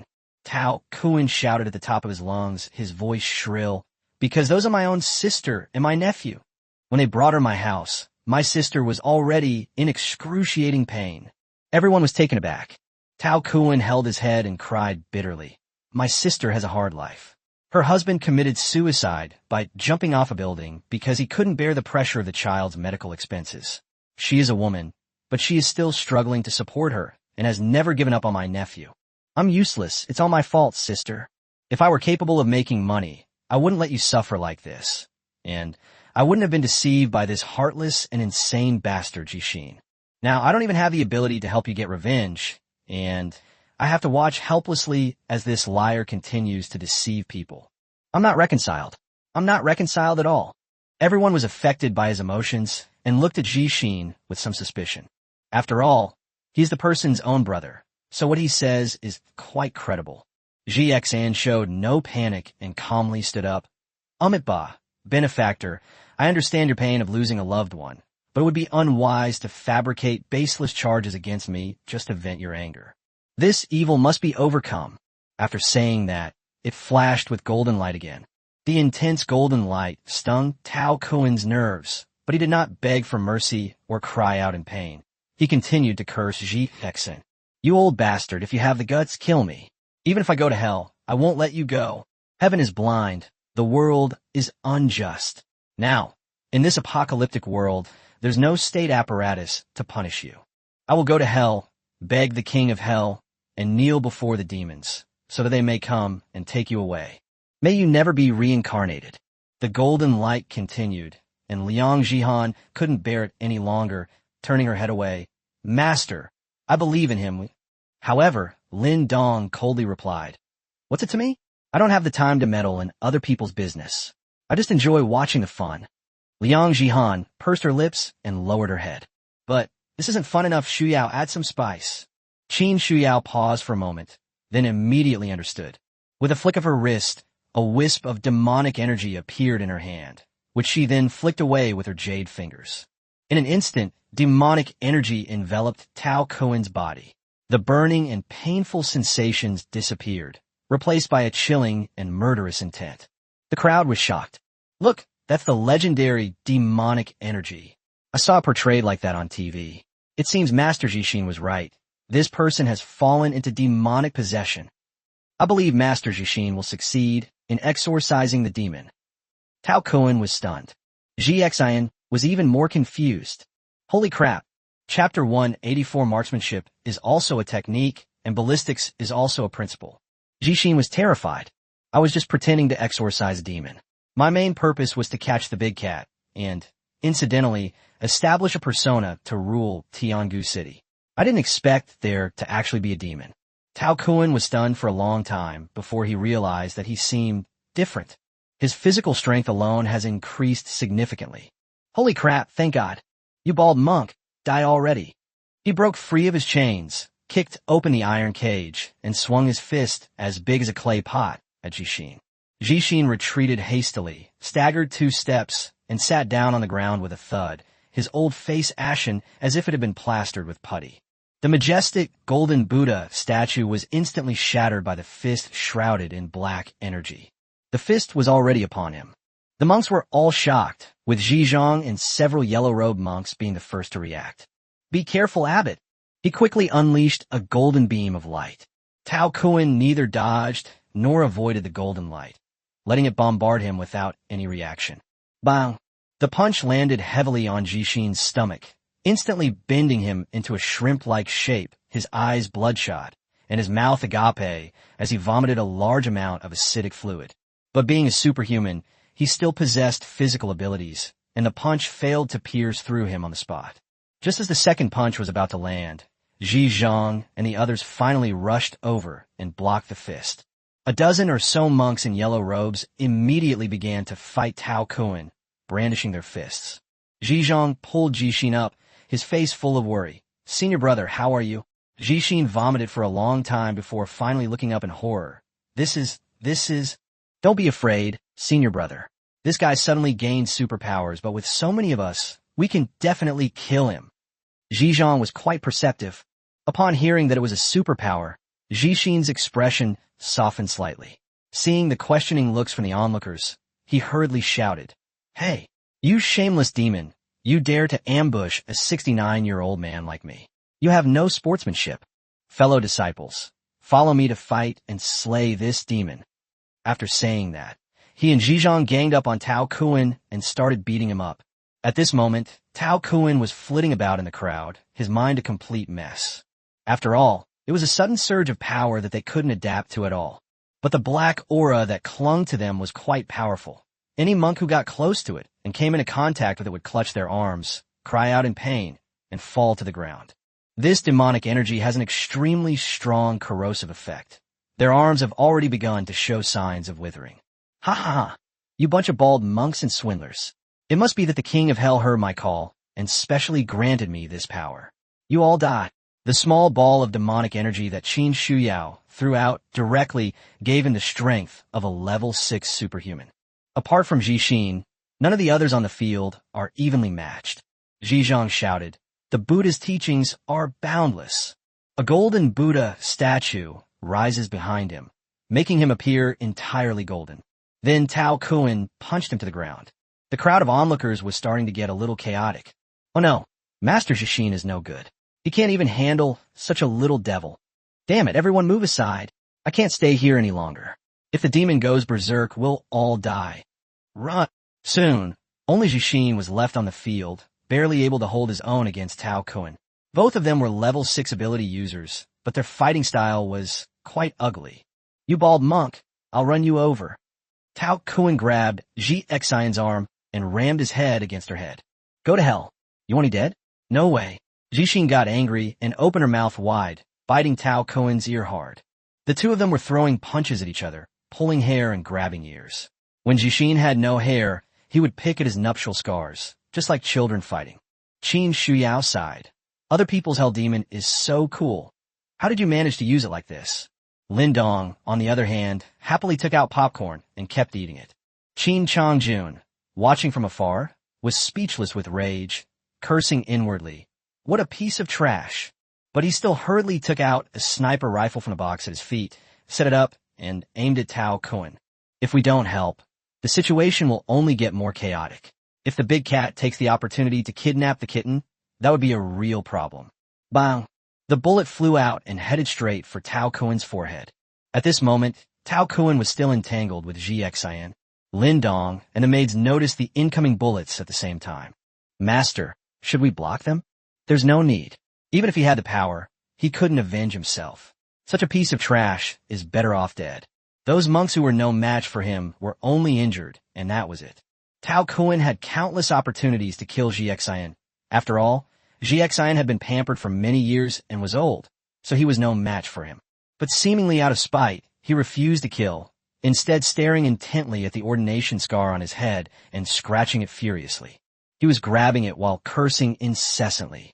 You fake monk, don't think you could die so easily. I'll send you to my sister's grave. The next moment, Tao Kun's head exploded. Blood and flesh splattered all over Jishin's face. Lin Dong looked up at the window 100 meters away. This guy has good marksmanship. He can hit a level 6 ability user from this distance. It's important to know that while people with this level of superpowers can't completely block bullets, they're still very sensitive to danger. Qin Changjun stopped dodging and stared at Lin Dong through his sniper scope. Suddenly, Lin Dong smiled in the mirror and looked away from him. Qin Changjun also put away his sniper rifle at the opportune moment. The chaos in the square began to subside. Ji Xian trembled as she pushed Tao Kun's body aside, knowing that Qin Shao had intervened and that there couldn't be any more trouble. He wiped the blood and flesh from his face, and his originally dignified and otherworldly appearance became quite ferocious. Jishin shouted, "This demon has been slain by me, and the Buddha's light shines upon the world. All benefactors, there is no need to panic." Then everyone slipped out from their respective corners. After all, even such a powerful demon has been killed, so the excitement can still continue. By the way, I think I just heard a gunshot. Wasn't that demon taken down by Peanut?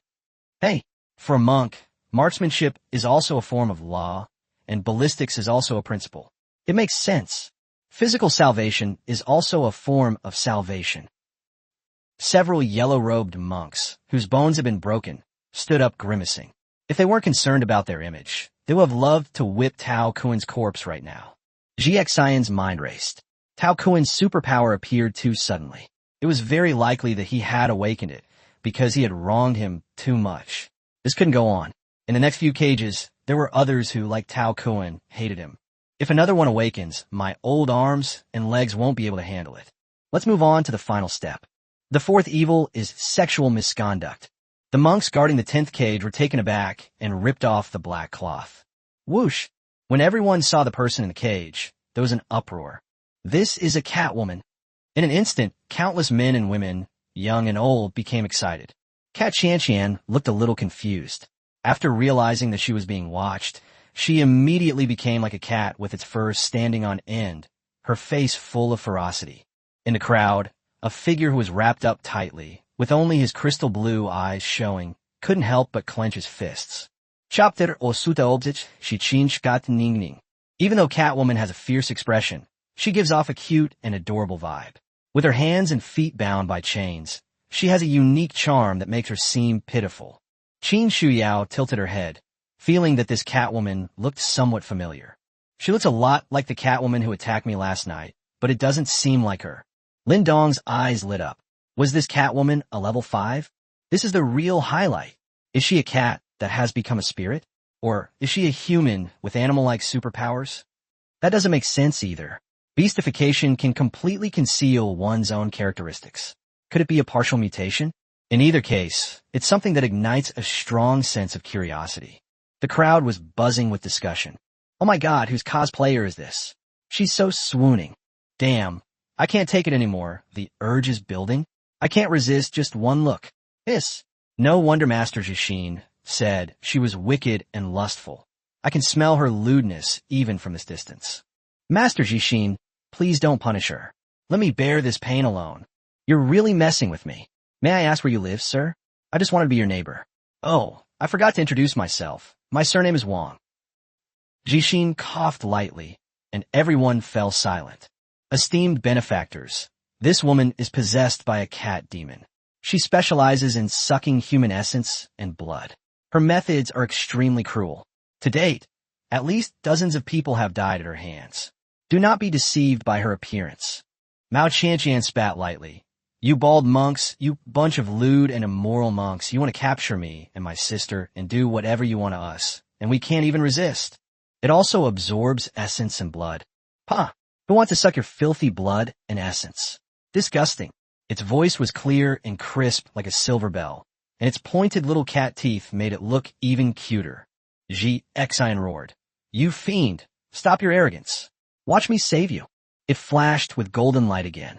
Cat Qianqian immediately clutched her head and cried out in pain, rolling around in the cage, her hands growing sharp nails as she frantically scratched at the cage again and again.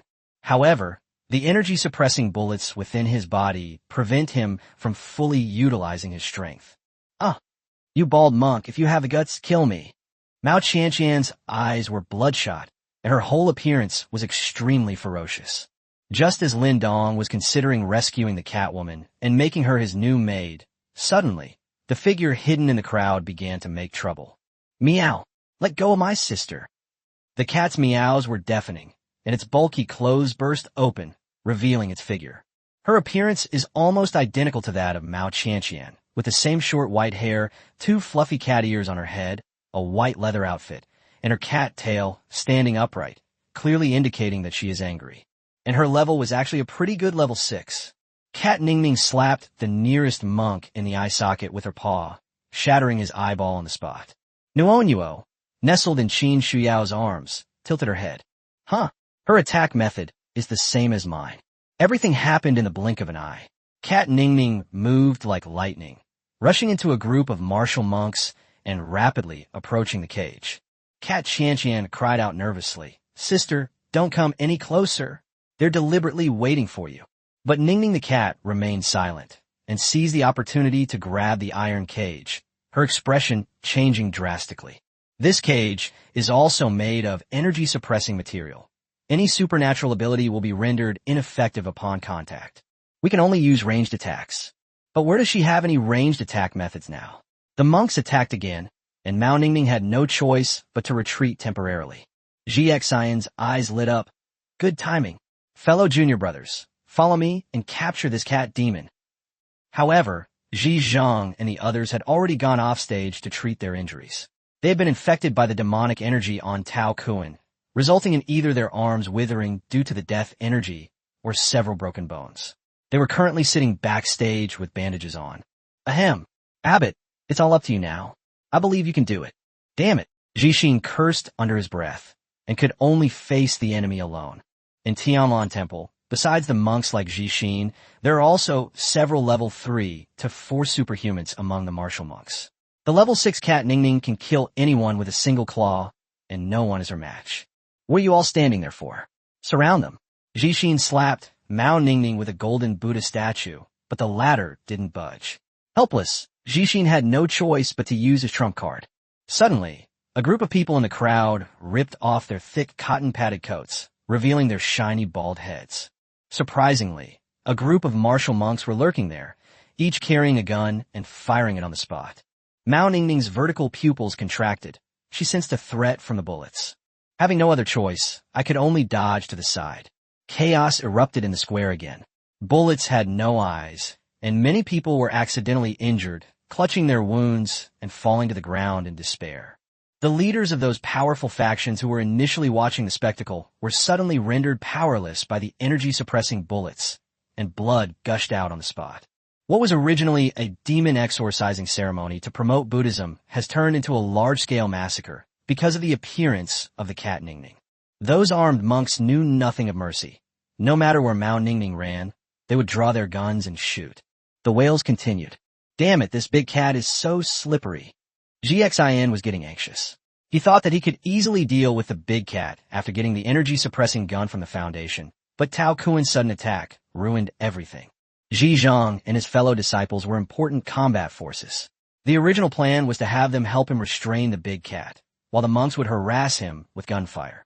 As a result, the big cat was completely ruined before it even came out. Even with the energy-suppressing guns failing to hit, they still couldn't do anything to the big cat. Cat Ningning was equally anxious. These bullets were indeed made of the same material as the iron cage. Once hit, they would lose their superpowers and could only try their best to dodge, unable to get close at all. What to do? In an instant, Mao Ningning's gaze fell upon Lin Dong and his group.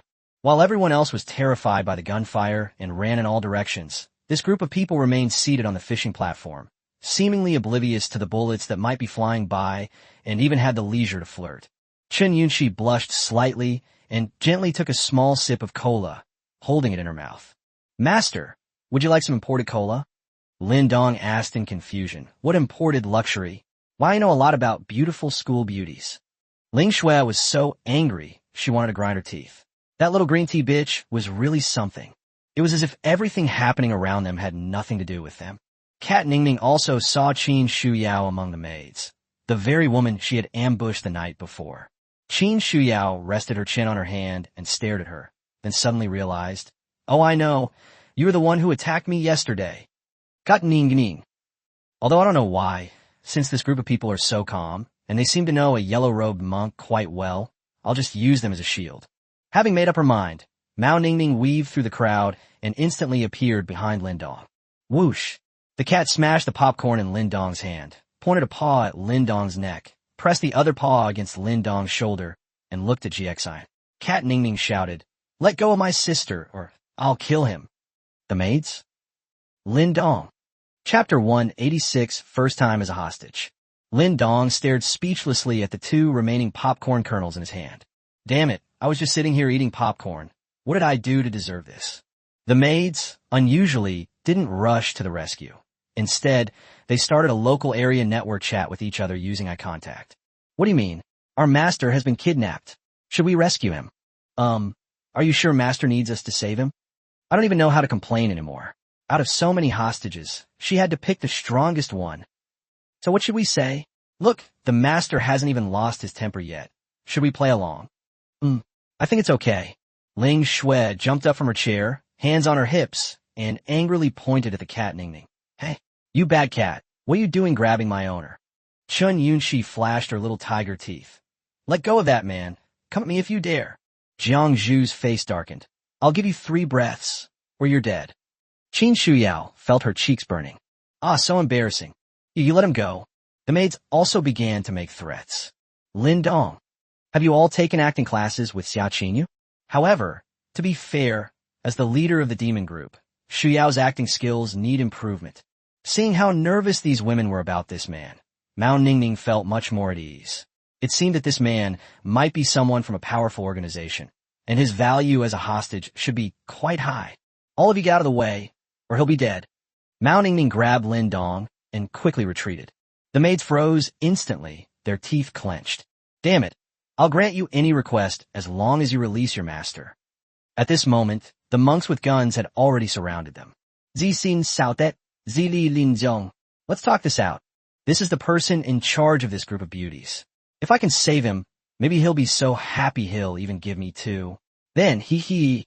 Mao Ningning's pretty face was frosty. I have no other requests. Just let my sister go. That's impossible.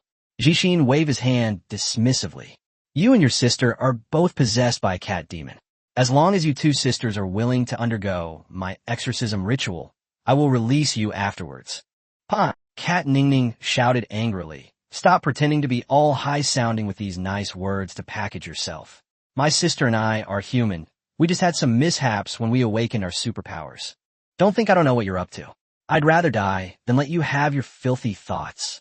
After awakening, the two sisters discovered that they could not get rid of their feline characteristics. The men who saw them went crazy like Air Kong seeing heroin, and they had no choice but to hide in the mountains. As a result, they were still spotted by the people from Tianlan Temple. Jixin put his hands together and said, Amit Ba, I have been devoted to Buddhism since I was a child, and my master has taught me this since I was a child. The Buddha is compassionate and should be wholeheartedly devoted to the well-being of all people. Ningning, I know you have some misunderstandings about our Tianlan Temple, but you must believe in Buddhism. Monks would never lie. Cat Ningning sneered, pointing her paw at the other 6 iron cages covered with black cloth. Misunderstanding? Then do you dare to open these cages and let the people inside out and see if they will misunderstand you? Don't think I don't know what you've done. Tao Kuan's previous statements were already quite subtle. Not only do you amass wealth, extort money, bully women, and kill children, but you are also a pervert. They seized someone's husband, humiliated his wife and daughter in front of him, and even they were so depraved that they shared them with all the monks of Tianlan Temple. Every single one of those women died a humiliating death. As soon as these words were spoken, one of the cages shook violently, clearly indicating that the person inside was one of the characters in the story. You are a bunch of demons in monks' robes, disguising yourselves as Buddha. The day the real Buddha descends, you will all suffer a terrible death. Cat Ningning's roar echoed throughout the entire block, and the crowd that had kept their distance peeked out again to watch. People from China can never shake their instinct to gossip. Lin Dong, meanwhile, had somehow produced another bucket of popcorn in his hand, chewing it with a crunching sound, his eyes gleaming with excitement. Wow, this is so exciting. Don't stop. Keep the juicy gossip coming. Mao Ningning frowned and glanced at him sideways. Still want to eat? I've come to collect you. Jixin's old face darkened completely, and he asked in a low voice, How did you know about these things? So you admit it, huh? Mao Ningning sneered. I went to the Tiangu City Security Bureau these past few days and saw the files inside. I even know that there's a huge and mysterious force behind your Tianlan Temple. They helped you get rid of the trouble. Otherwise, you would have been shot long ago. Even the Security Bureau captain who was originally going to arrest you was eliminated by them. But now that the apocalypse has arrived, that mysterious force has probably been wiped out long ago, right? Let's see who helps you this time. At that moment, a deep, resonant voice rang out. Is that so? Qin Changjun had arrived on the high platform at some point. His towering figure, like an iron tower, was very imposing. With his hands behind his back, he exuded a very imposing aura. Ji Xian's expression immediately changed, and she said with an awkward smile, Young Master Qin, what brings you out? Don't worry, I'll be right there. Useless, Qin Changjun sneered. Last night, Jixin had patted his chest and guaranteed that he could definitely take it down, but all he did was send a group of monks to pretend to be civilians? You can pretend, but you still can't catch the person. What is this if not waste? Jixin was scolded and dared not refute. Qin Changjun glanced coldly at Qin Shuyao, then looked at Mao Ningning. Now that you've shown yourself, come with me. Cat Ningning sensed Pang Bo's imposing aura emanating from him and became even more wary. Who are you? Why should I go with you? Who I am is not important, Qin Changjun said with a confident smile. All you need to know is that I am the one who can control your destiny. You are no match for me, and your so-called hostage has nothing to do with me. Whether you kill him or not, I will still arrest you. Or rather, if you kill him, I'll thank you. These women are all quite attractive. I can take them all with me. He even set his sights on the maids. Ji Xian grew anxious. Young Master Qin, you have to leave me at least 2, right? You haven't even finished the job, and you still want a woman? Qin Changjun sneered, but considering that this guy was related to the Qin family by blood, he casually pointed at Qin Shuyao. Then you can keep her? An illegitimate daughter, who actually became someone's concubine, will be left to Jixin to be played to death, so as not to ruin the reputation of my Qin family. Jixin turned her head, and her eyes lit up immediately. I didn't pay much attention before, but now I realize that this seems to be the Qin family's incredibly beautiful illegitimate daughter. And now she seems even prettier than last time, which makes my heart burn with desire. Thank you very much, young Master Qin. The maid's eyes were already quite dangerous. They were just waiting for Lin Dong's order to tear Qin Changjun apart. Qin Shuyao's eyes were incredibly cold as she stepped forward. You really are generous, my dear brother. Lin Dong and the maids. What the heck? Chapter 1, 87 siblings turn against each other. Lin Dong was truly shocked this time.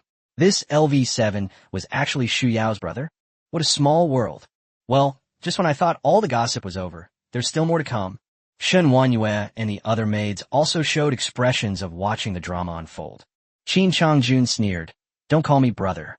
My Qin family has no shameful sister like you. Very well. Qin Shuyao shrugged. Since you've said so, then I'll sever all ties with your Qin family from this point on. Although he spoke frankly, the anger in his tone was impossible to hide. I grew up without a father. My mother raised me with great difficulty, but died young due to illness. She thought she was all alone in the world, but then a middle-aged man stepped forward and said that she was his daughter. He thought he could find his family again, but when he went to the Qin family, he found that it was like hell. The look in his biological father's eyes showed no affection or remorse whatsoever. Those so-called brothers and sisters looked down on her because of her background, calling her a bastard and showing no warmth, only malice. Even her eldest uncle, who was the head of the family, considered betrothing her to a young master from a prominent family as soon as he returned to the Qin family, in order to consolidate the family's position. Forced by circumstances, he had no choice but to sneak out of the country alone and didn't return for several years. Originally, I planned to hide in Jiangsheng, but I never expected to run into Qin Changjun this time. He remained as cold and arrogant as ever, and upon recognizing him, he casually tossed him to an old man as if he were a toy he greatly disliked. At this moment, Qin Shuyao was about to explode with anger. The Qin family clearly has such great power, yet they ignored me when I was trapped in Jiangsheng for so long. Now that I've finally met them, they've given me a death sentence. This home brought her nothing but coldness and pain. Qin Changjun sneered. You dare to talk about severing ties? Do you know that everything you have was given to you by my Qin family? If it weren't for my second uncle's womanizing ways, do you think your slutty mother could have conceived a child of the Qin family? Qin Shuyao clenched her fists, her voice low and menacing. What right do you have to insult my mother? So what if I cursed? Qin Changjun didn't care at all. He looked at her and then at Lin Dong and sneered. Sure enough, a bastard's offspring is a bastard's offspring. Your mother serves all kinds of men all day long, and in the end, you're serving men too. If I were you, I'd just kill myself to save face for the Qin family. Lin Dong stuffed a handful of popcorn into his mouth and shook his head, saying, That's different. She serves me, and I can give her strength. Cat Ning Ning is completely numb. You're a prisoner, for crying out loud. How can you eat popcorn so calmly? By the way, where did you get this popcorn? It smells so good. Qin Changjun scoffed, spreading his large hand. Strength? You talk about strength in front of me. That's hilarious. All I can say is, you're obsessed with power. I know absolutely nothing. Lin Dong shrugged. I'll return that to you, because you know nothing about power either. He then turned to Qin Shuyao and said, Torture him a little harder, but don't kill him. At this moment, Qin Shuyao was already like an arrow on a bowstring. After receiving the order, she squatted down slightly, and then went boom. The entire central square was shattered by this enormous force, leaving a huge crater.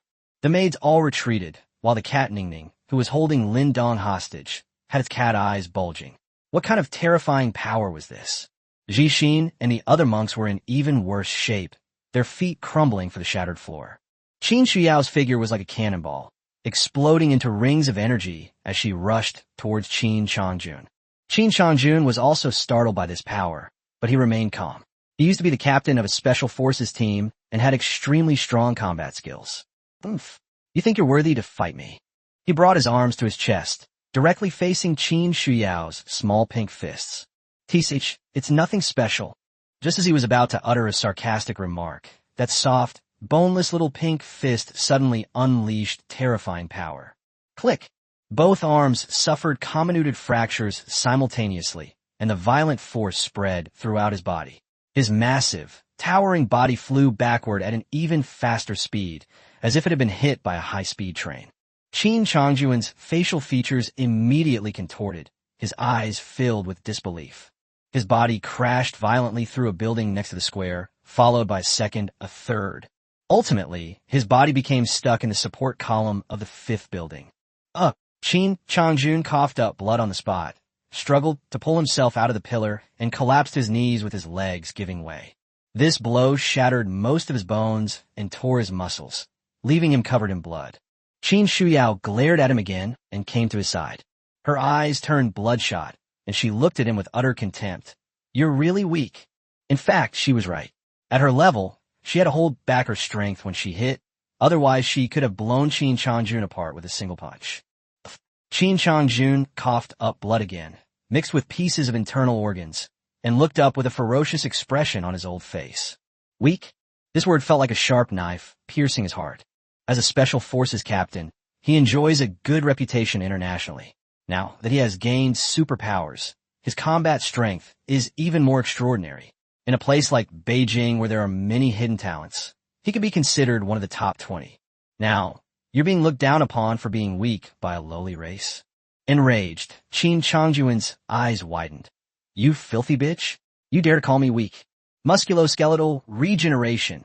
In an instant, Qin Changjun's body trembled, and the broken bones inside his body pierced through his skin and were forcibly expelled from his body.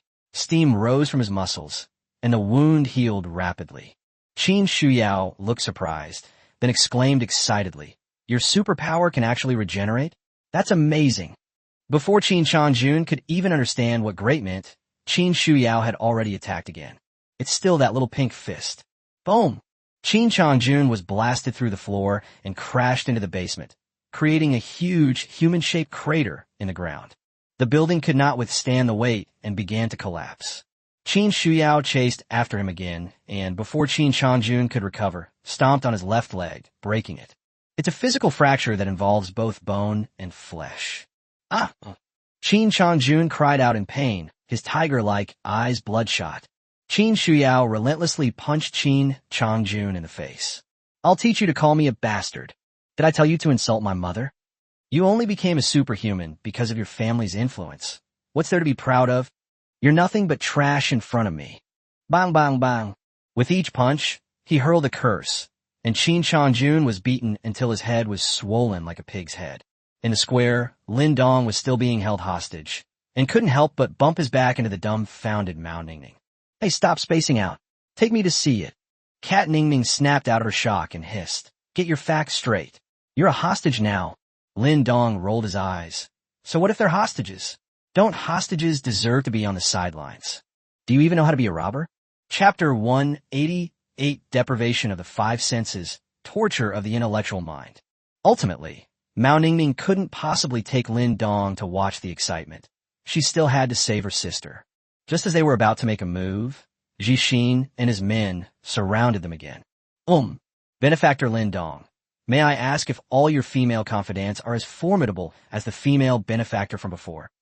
Someone who can send Qin Shao flying with a single punch is definitely not someone I can afford to mess with. I need to figure out the situation first. Lin Dong waved his hand with a smile. "Oh, that's definitely not the case. None of them are as good as Shu Yao. That's the truth. Qin Shuyao is the team leader, so she naturally has an advantage in rank." Hearing this, Jixin breathed a sigh of relief. It's good that she's not as good as her. His expression instantly turned ferocious, and he waved his hand. "Take them all down." Lin Dong and the maids were dumbfounded. What kind of operation was this? The monks quickly drew their guns and pressed forward, while the maids all raised their hands in a gesture of begging for mercy. "Master Jixin, what are you doing?" Seeing that none of the women were able to resist, Jixin became even more smug. "I'm not stupid, am I?" Among Lin Dong's group, only Qin Shuyao is truly formidable. Although the other women are superhumans, they are certainly not a threat. As for Lin Dong himself, hilarious. If he were that powerful, would he have been taken hostage by Mao Ningning?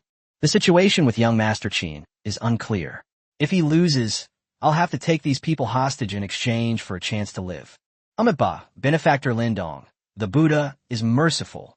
You and the other female benefactors have been possessed by demons. Please come back with me so I can exorcise the demons for you. Ji Xian suppressed the smugness on his face and put his hands together in prayer. Lin Dong frowned and said, "What nonsense are you talking about? How are we possessed by demons? If I say it exists, then it exists. Jixin said with a faint smile. Lin Dong shrugged. Isn't this just cheating? Where's the evidence? With a sinister smile, Jixin said, no evidence is needed. This old monk has a deep understanding of Buddhism, and my eyes are clear. I can tell at a glance that you are possessed by a demon. You fucking... Lin Dong was speechless and turned to look at Mao Ningning. Hey, are you still holding me hostage? Didn't you see he's about to arrest me too? Cat Ningning's expression immediately faltered. The hostage was no longer of any use. But she still wouldn't let go. He wants to grab you, but I won't let him. Lin Dong, just how persistent are you in using me as a hostage? In the distance, the roaring sound continued, and another building collapsed. Keen-eyed people noticed that a blood-red gourd flew out of the building, then crashed through several other buildings, and another blood-red figure chased after it. Jixin trembled all over. That blood gourd looked exactly like Qin Xiao. They were beaten up like that? What are you waiting for? Take them all. Even so, his thieving eyes were still fixed on Ling Shui. After all, among the women present, her figure was the most stunning. My lady, I see that the demon on you is the most powerful, so I will reluctantly perform the exorcism for you. He was about to extend his evil hand. Ling Shui looked terrified. What? The demon inside me is the strongest? May I ask, master, what kind of demon is inside me? Ji Exine chuckled coldly. That's naturally seduction. This time, Ling Shui was genuinely shocked. How did you know? Ji Exine sneered. How would I know? I'm quite dedicated to dealing with these kinds of monsters. Before she finished speaking, a terrifyingly alluring aura emanated from Ling Shui, enveloping her in pink and red mist, and she completed her transformation into the succubus outfit, harmonious version. Ling Shui, now clad in the succubus outfit, became even more alluring and captivating. Every smile, every gesture, and every movement exuded a mesmerizing charm, causing all the men present to feel their hearts race and their mouths go dry. Master, are you referring to me, this demon? Wisdom. Holy crap, there really are succubi. A golden light immediately flashed across his body. Before Jixin could make any move, he saw a pink and white jade finger approach his forehead. Old man, it seems you can't subdue me. With a flick of his finger, Jixin flew backward with a bang, crashing into the platform and carving a furrow in the ground. Master, I'm gonna play, Ling Shui said before rushing off. Before Jixin could react, she saw the succubus with a charming smile, a slender longsword appearing in her hand. This sword of mine is called the Sword of Punishment. It is specifically used to punish those worthless people who are obsessed with succubi. Are you ready to be punished by me?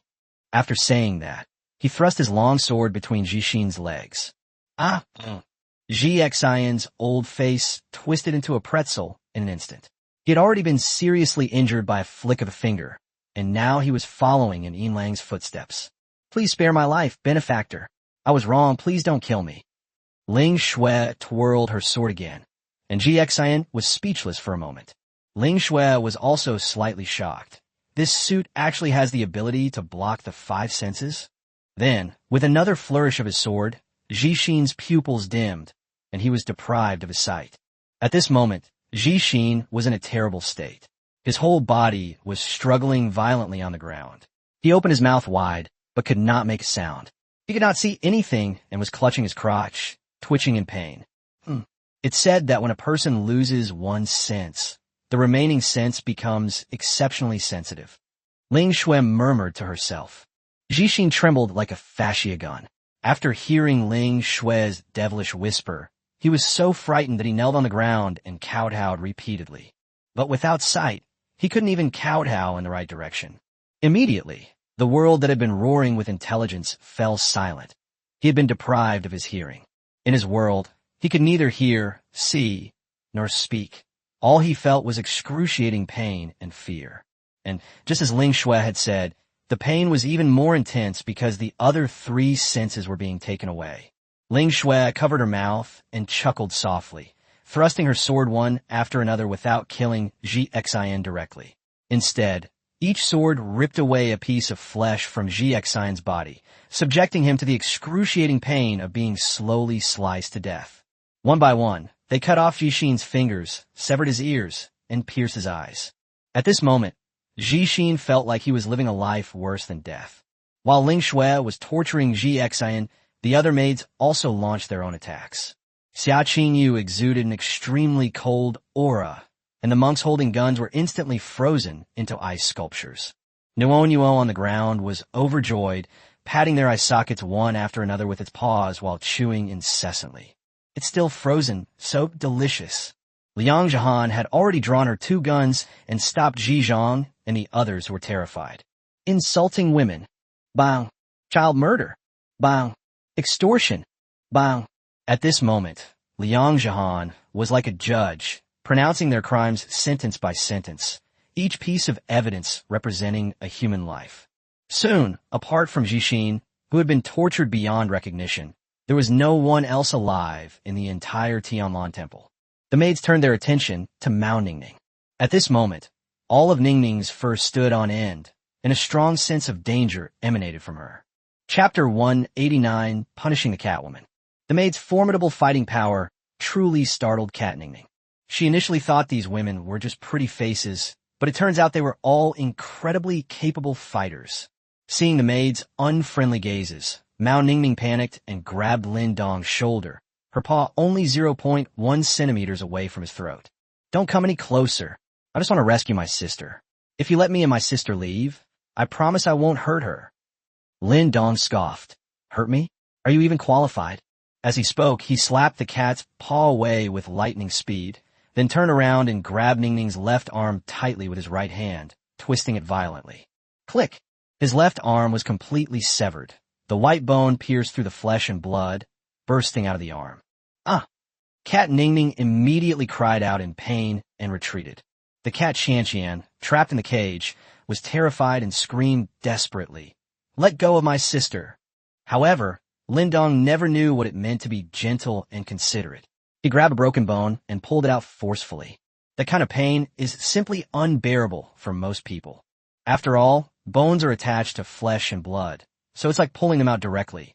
Yeah, Cat Ningning staggered backward, but because of her broken bones, she was held back and couldn't move, her pretty face contorted in pain. Finally, Lin Dong pulled hard and managed to pull out the broken bone. Then he plunged it downwards, piercing Mao Ningning's thigh. Blood was flowing profusely. This chilling scene made Mao Qianqian's entire delicate body go cold. This man is too cruel. Lin Dong smiled and grabbed Mao Ningning's cat ears, which felt quite bouncy. He looked her over closely. Although she and the Catwoman in the cage are twins, their pupil colors are different, and their temperaments are also different. Kittens are cute and cuddly, while adult cats have a more gentle and charming quality. Not bad, not bad. I've given you so many chances. Did you really think hostages were so easy to capture? Cat Ningning was in so much pain that she didn't dare to resist at all. Clutching her severed arm, she struggled to lift her head and looked at Lin Dong pleadingly. Please, I didn't want to hurt you. I just wanted to save my sister. Lin Dong smiled and said, haven't we already saved them? Those monks are either dead or crippled. Cat Ningning remained silent, but I had a feeling that I had fallen into an even bigger pit. Lin Dong leaned close to her ear and whispered, now, you have 2 chances. Either you and your sister submit, or you die together. Choose one. Mao Ningning felt weak all over. In the end, this man was just like those other people, lusting after their bodies. At the same time, Xia Qingyu wisely broke the cage and brought the cat Qianqian over. Let go of my sister. Mao Qianqian struggled to help her sister up, her silver white hair standing on end, like a kitten about to start a fight. Lin Dong released the cat ears and laughed. Perfect, you 2 sisters can discuss it. I'm not very patient, so hurry up. The 2 Catwoman's sisters exchanged a glance, their eyes filled with helplessness and sorrow. Mao Ningning gently extended her intact right hand and lightly stroked her sister's hair before looking up at Lin Dong. Let my sister go, and I'll submit to you and serve you like a slave. Before Lin Dong could speak, Mao Qianqian was already in a panic.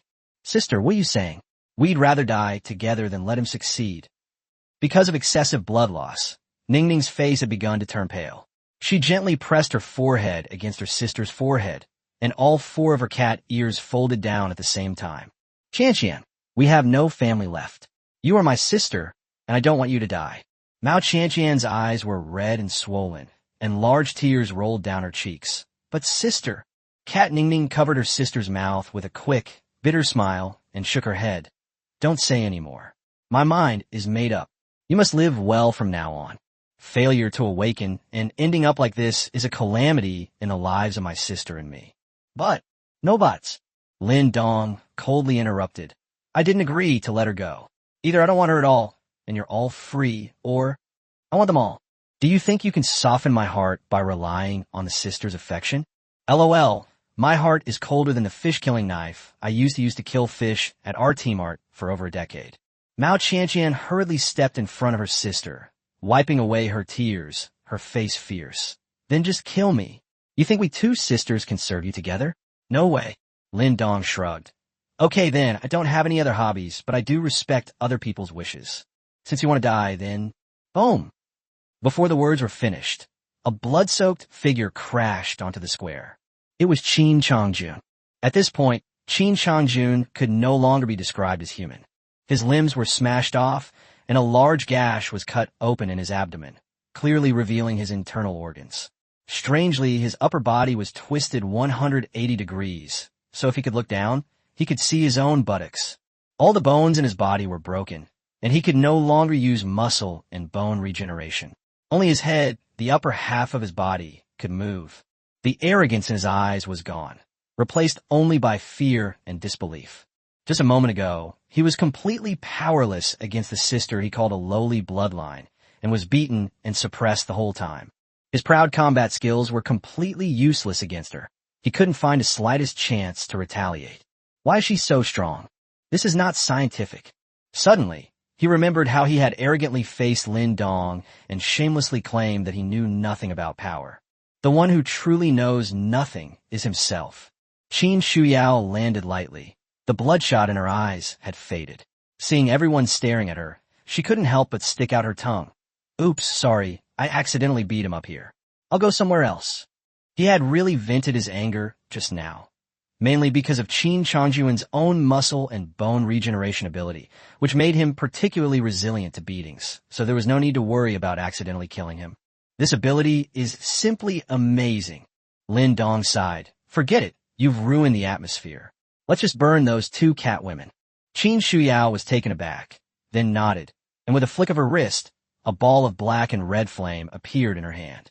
She is now becoming increasingly proficient in using the Hellfire set, and can use some of its abilities without transforming. As the flames were thrown, Mao Qianqian pushed her sister aside and shielded her with her own body from the flames. Qianqian! Cat Ningning exclaimed in surprise. The flames didn't burn a single hair on Mao Qianqian's body, nor did they even burn her clothes. However, Mao Qianqian was rolling on the ground, clutching her head and letting out a shrill scream. Yeah, it hurts so much. Hellfire scorches the soul. The previous soul split of Mu Ningwan failed because of this. At this moment, it felt as if someone was cutting her soul into pieces with a knife, then rubbing it haphazardly, and then pricking it with needles. That kind of pain is enough to break a person. Soon, Mao Qianqian's pretty face became ferocious, and she slammed her head against the ground so hard that she didn't stop even when her head was bleeding profusely. Kill me now. Mao Qianqian now only wants to die. It hurts so much. Cat Ningning was heartbroken. She struggled to hug her sister, but the hellfire spread to her.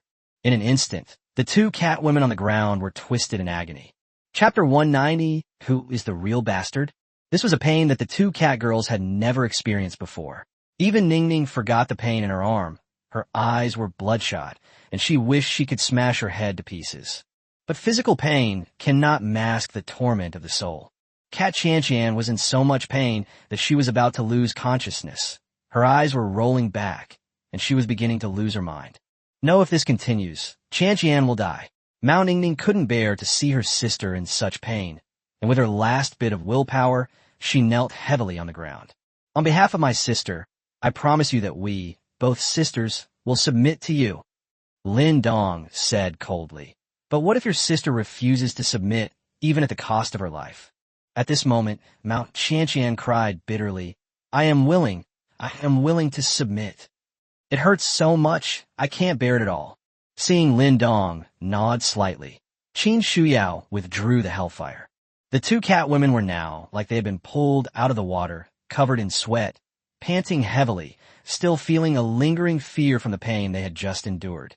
Cat Shantian looked up unwillingly, gritting her teeth. "You're a devil."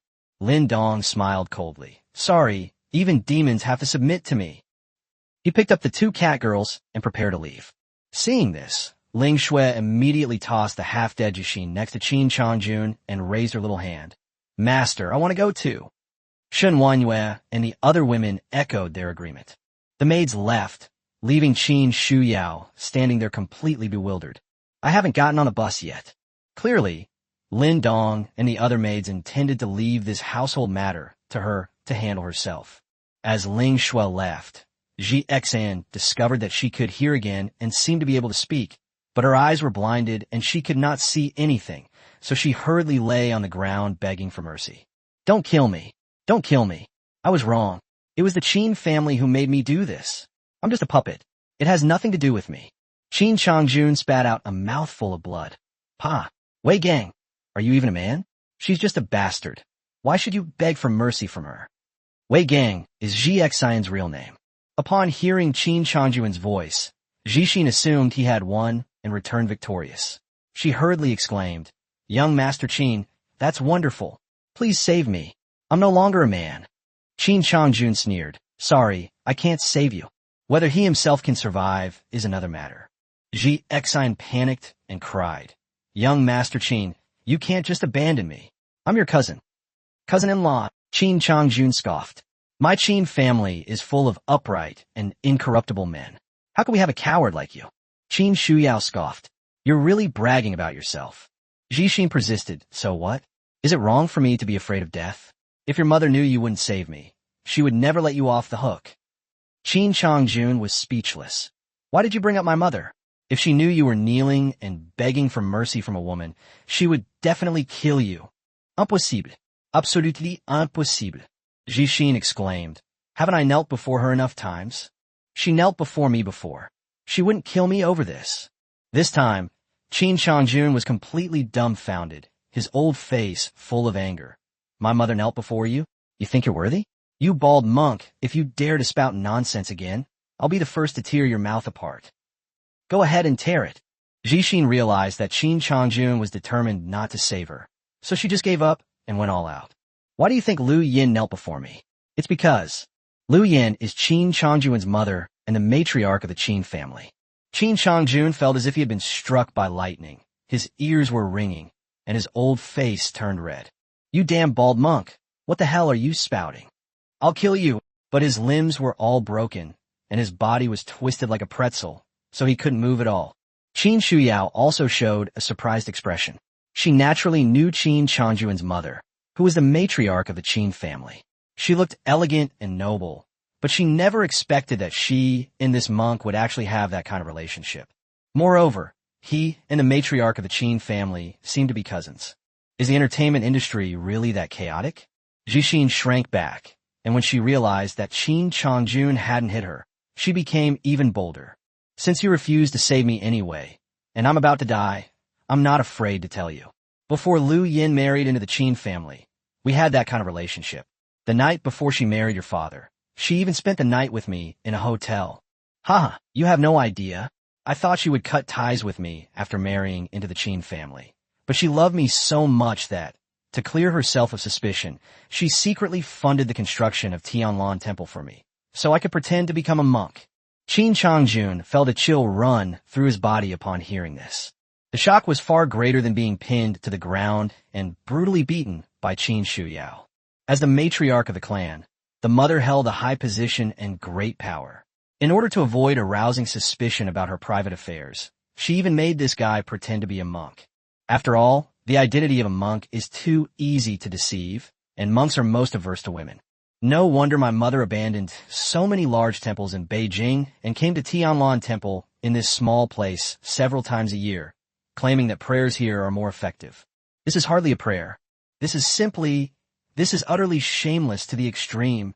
Shattered worldview is not even a sufficient description of Qin Changjun's current state. What he probably hates most right now is that he has 2 ears.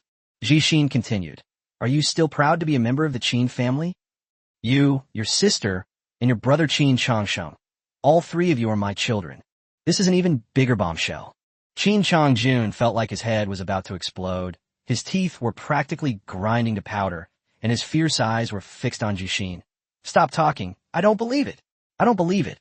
I, Qin Changjun, am a member of the Qin family, and I possess the noble blood of the Qin family.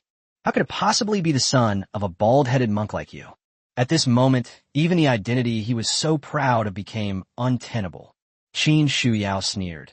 When you were cursing me, you kept calling me a bastard, but I never expected that you would be the biggest bastard. Upon hearing Qin Shuyao's voice, Jixin immediately showed a look of panic. How is this woman still alive? Cough, cough.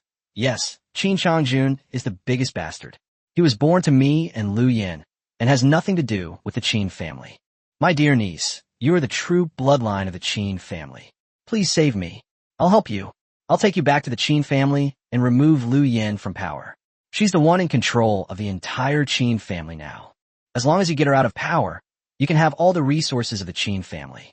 If you save me, Qin Shuyao interrupted indifferently. I will go to the Qin family, but I don't need you. After saying that, hellfire swung backward. The 6 cages in the square were instantly burned and melted. Those imprisoned inside fell out, and upon seeing Jixin, who was neither human nor ghost on the ground, their expressions all turned ferocious. Chapter 191 Teacher Qin. How did you become so bad? A thin man, with red eyes, was clenching his teeth so hard they looked like they were about to break. Jixin, do you still remember me? Jixian couldn't see anyone, nor could she recognize their voice, so she tentatively asked, Who are you? Don't you remember me? The man instantly flew into a rage, raised his fist, and began to punch Jixin repeatedly in the face. You fucking tied me up and let everyone in the temple play with my wife, torturing her to death. Now you've actually forgotten who I am. You beast. Jixian was, after all, a superhuman, and her physical abilities were quite good. The man's fists were hitting her until bones were exposed, but she kept hitting him. Stop hitting me, stop hitting me. I remember now. You're Zhou Wu. I was wrong, please stop hitting me. Jixin kept begging for mercy. Another man came up, crying, Jixin, you bastard, you swindle my life-saving money. My poor son, even as he died, was asking me if Buddha would come to save him. You're not human. You're not human at all. He then grabbed his fist and started smashing it. And when he wasn't satisfied, he even picked up a stone from the ground. One man after another came forward to accuse Jixin of his bestial behavior. They cheated patients, extorted money from the poor, and abused women. Their cruelty was utterly appalling. Qin Shuyao stepped aside, letting them vent their anger. At first, Jixin kept begging for mercy, but as the fight progressed, her voice grew softer and softer until it subsided. Because his throat had been smashed open, his heart ripped out, and he had been crushed, he was as dead as could be. Even so, those people still whipped the corpse. Qin Changjun, having lost too much blood and with his worldview shattered, was completely devastated. He stared intently at Qin Shuyao and finally managed to say with difficulty, Sister, I'm still a member of the Qin family, right? You're my second uncle's daughter, my sister. At this point, the young master of the Qin family had completely lost his will to live. He could accept dying peacefully as the young master of the Qin family, but he couldn't accept dying miserably as a bastard. This is worse than losing his life. Qin Shuyao smiled sweetly. My dear brother. A slight smile appeared on Qin Changjun's face. You will never be a member of the Qin family in this lifetime. You are just a bastard, a mongrel born from a dead bald monk and your lewd and depraved mother. Qin Changjun's smile froze, and he immediately spat out a mouthful of blood. The light in his eyes dimmed slightly, and he was clearly dead. Even in death, his eyes still revealed bewilderment and resentment. Qin Shuyao let out a long breath. Awesome. Those who curse the bastard will eventually become bastards themselves. That's more satisfying than killing him with your own hands. After finishing things here, Qin Shuyao turned around and went to find Lin Dong and the others.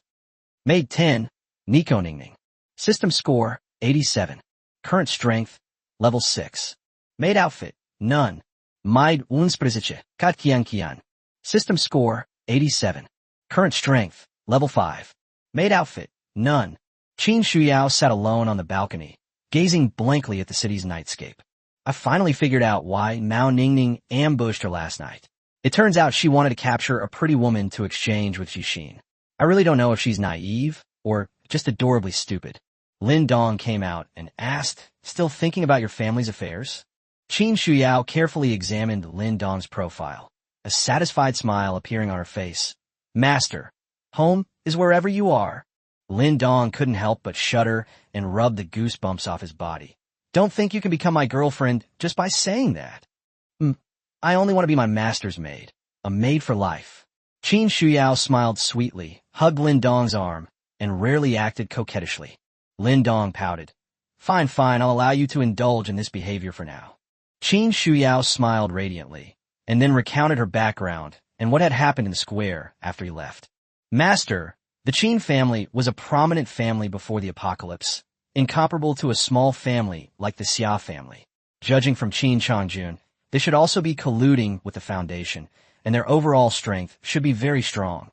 Now that Qin Changjun is dead, the Qin family will definitely send people to investigate.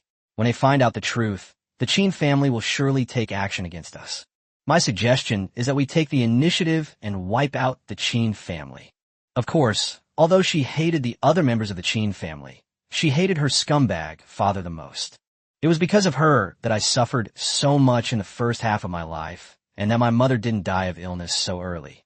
Lin Dong asked in surprise, "Are you still the gentle and refined teacher Qin?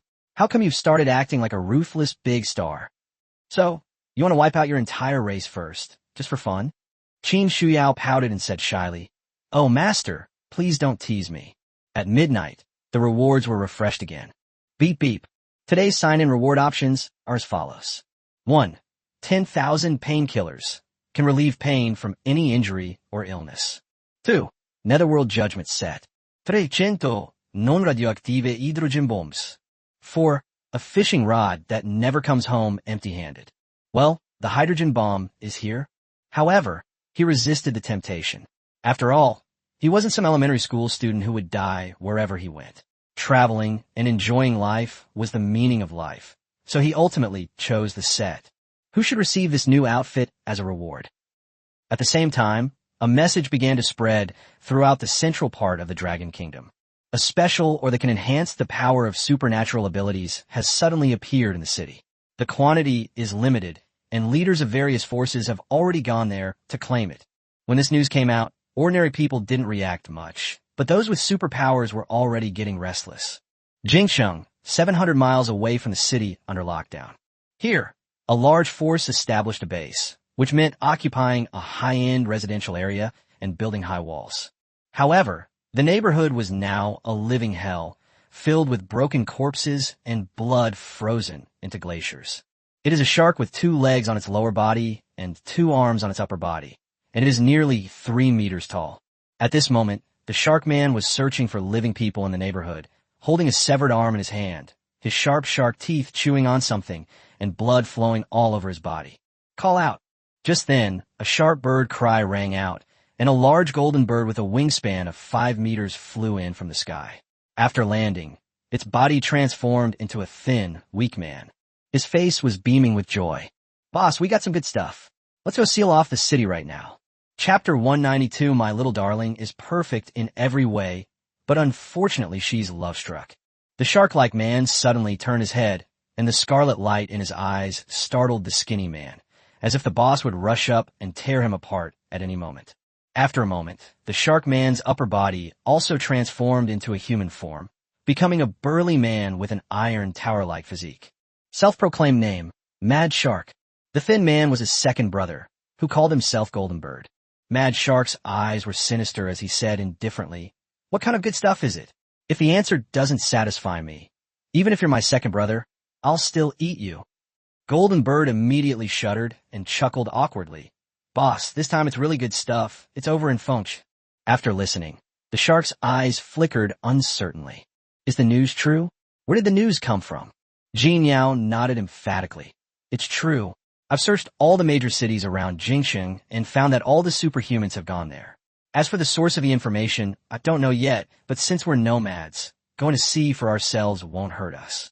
After a moment's thought, The mad shark nodded and said, "All right, let's go take a look." Just as he was about to leave, he suddenly stopped. "Where's my third brother?" Golden Bird paused, scratched his head, and chuckled. "I'm probably on top of some woman right now, aren't I? I'm going to find him." After saying that, it spread its wings and went to find someone. In Lianyungang City, there was a huge manor with strict guard at the entrance and a large square character on the plaque. Inside the manor, a middle-aged man with graying hair was looking at the girl, or boy, with a loving expression.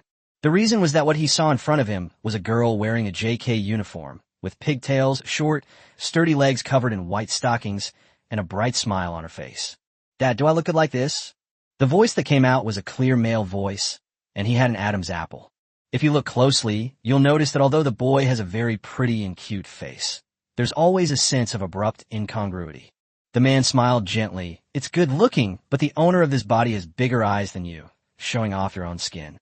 "Huh, this is the 157th human skin I've peeled off. Why isn't it right yet? This is so annoying." The boy cursed and grabbed the skin on his face, then ripped it off forcefully.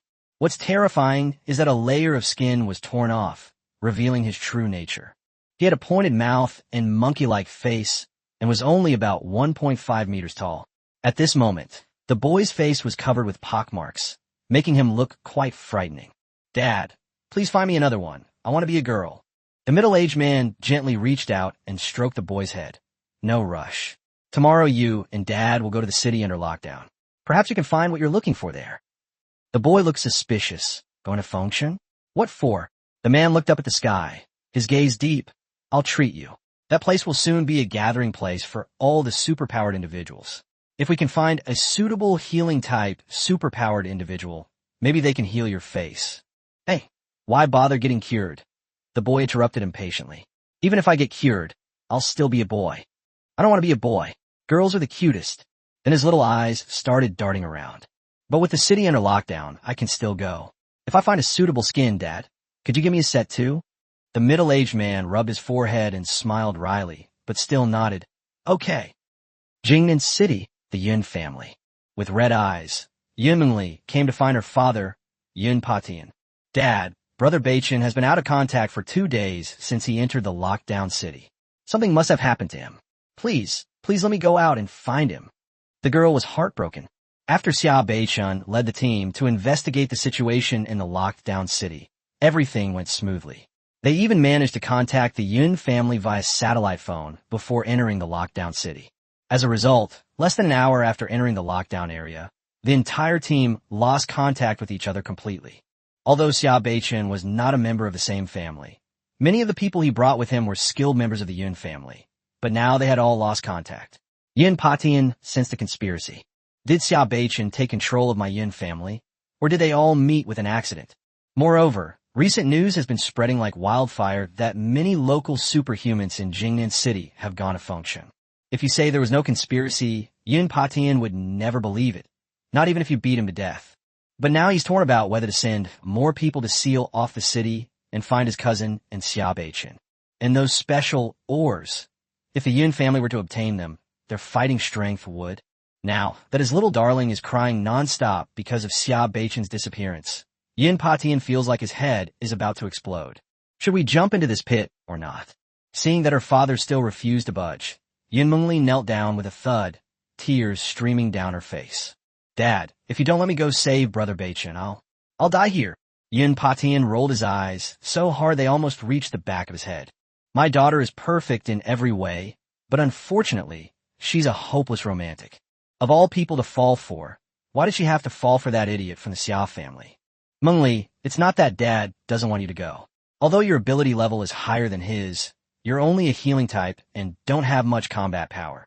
Even if he fell from grace, how can Dad feel comfortable letting you go?" At this moment, a tall, handsome young man stepped forward in the hall and said, "Uncle, Mingli is just anxious to save people, but I think you don't need to worry too much. Although Fengsheng is dangerous, countless superhumans are already gathering there. With so many superhumans, what danger couldn't they handle? You're worrying too much." This person is Yun Feilong, Yun Potion's nephew. Yun Mingli looked at him with gratitude. "Thank you, Brother Feilong. Dad, you've heard from Brother Feilong that there are many superhumans over there, so there's no danger. Please let me go out to find Brother Beichun. Yun Patian narrowed his old eyes, a dangerous glint in them. His daughter may be foolish, but he is not. According to family rules, Yunza should have become the next head of the Yun family, but he died in the Xia family. For Yun Feilong, the only threat was Yun Mengli, a woman, but even Yun Mengli was not considered a threat because she was a woman. Even so, Yun Feilong still instigated Yun Mengli to be sent to her death in Fengsheng.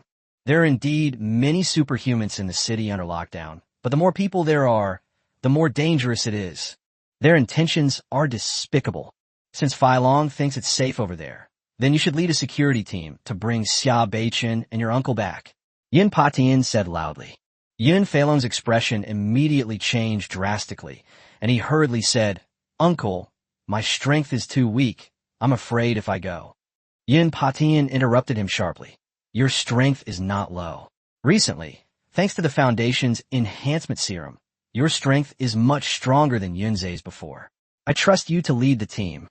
Seeing that Yun Patian had made up his mind, Yun Feilong's eyes flashed with ruthlessness, and he could only nod in agreement. "Damn old bastard. Once I get my hands on that, or you'll be the first one I kill." Chapter 193 Brother Beichun. I'm here to save you. Before Yun Feilong finished packing and was about to leave, he secretly found Yun Mengli. "Mengli, I know you care about Xia Beichun, but Feilong's main mission in Fengsheng this time is to obtain, and secondly, to find his missing uncle. So the matter of finding Xia Beichun is probably—" Yun Mengli panicked immediately, pleading, "Brother Feilong, I can't live without Brother Beichun. Please, you have to help me find him no matter what." Yun Feilong looked regretful. "But you heard the Patriarch's order, and I really can't help you." Yun Mengli's eyes immediately reddened again. "I'll go plead with Dad again." After saying that, he was about to run outside, but Yun Feilong grabbed her arm and frowned, saying, "Mengli, I'm sure you can see that your father will never let you go out, no matter how much you beg." Yun Mengli panicked completely and covered her face, bursting into tears again. Seeing that the atmosphere was just right, Yun Feilong suddenly said mysteriously, "Mengli, I have a way to get you out." "Really? What method?" Yun Mengli suddenly looked up. Yun Feilong looked around, then secretly slipped her something that looked like a USB drive, whispering, "I got this through connections with people at the Foundation. In short, it can change a person's appearance. Take this with you and sneak out after we leave. But remember, this thing is still an experimental product, and its effectiveness only lasts for half an hour." "Do you know what I mean?" Yun Mengli took it with wide eyes, then exclaimed excitedly, "Thank you, Brother Feilong. I know how to use it now." He then asked in confusion, "Then why won't you let me come with you?" Yun Feilong laughed and said, "The personnel have already been decided, and they are all people arranged by your father. Adding one more person would easily arouse suspicion. Besides, you can see that Xia Beichun isn't actually that enthusiastic towards you, right?" A hint of unease and disappointment flashed across Yun Mengli's pretty face. "But if you sneak out of the house and rescue him all by yourself, even if he has a heart of steel, he should be moved by you, right?" At that time, Yun Mengli's eyes lit up, and she nodded emphatically. "I'll listen to Brother Feilong." The reason he didn't let her travel with him was that, given Yun Mengli's appearance and weak strength, she would most likely die on the way. By then, I will be the sole head of the Yun family. Thinking of this, Yun Feilong couldn't help but sneer. At night, Yun Mengli packed a few things, hung the disguise device on her collar, and pressed it lightly. With a shift in light and shadow on her face, the girl in the mirror transformed into a bearded man. He was a servant of the Yun family, so it wouldn't be easy to suspect anything. Yun Mengli was overjoyed and swaggered out the front door into the night. As they passed the gatekeeper, the guard rubbed his nose in confusion. "That's strange. Is old Gung wearing perfume?" "I smell it too. That old guy's really disgusting, isn't he?"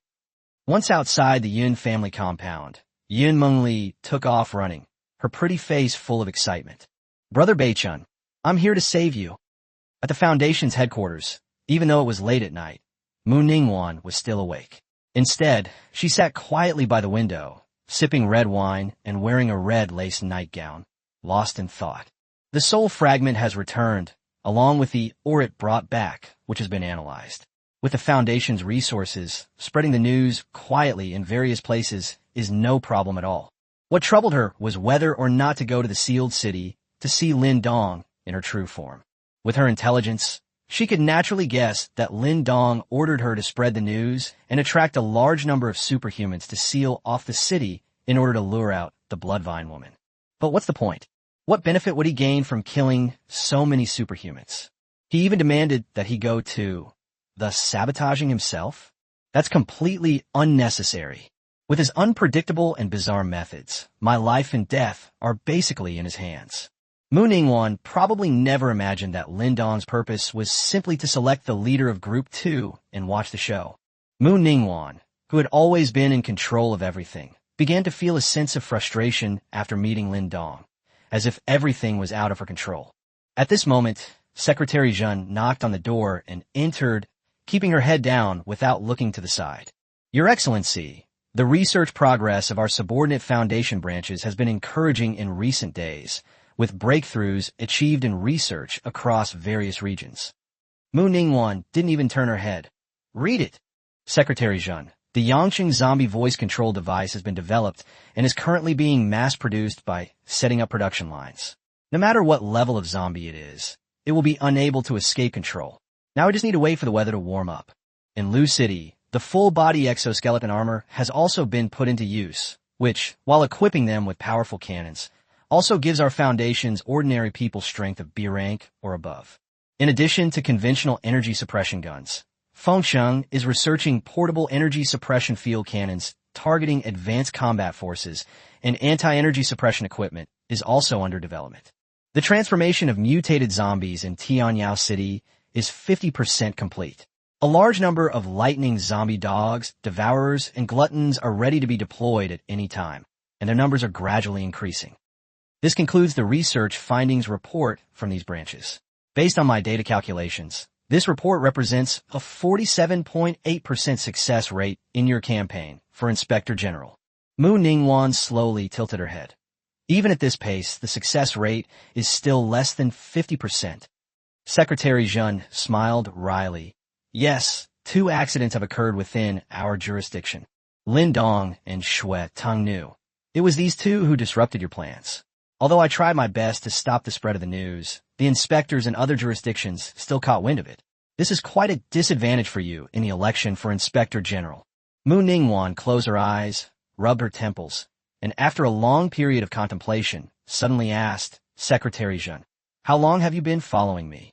Secretary Zhen was taken aback for a moment, then immediately replied, 5 years, 7 months, and 8 days. Yes, it's been more than 5.5 years. Mu Ningguan put down her wine glass and turned to say, "From the first time I met you, I knew you were an ambitious person. All these years, you've only ever been my secretary. I haven't given you any official position. Have you ever resented me?" Secretary Zhen hurriedly lowered her head. "It was the inspector who brought me out of the pile of dead bodies. Without you, I wouldn't be where I am today. I only want to stay by your side and serve you for the rest of my life. I never asked for anything else.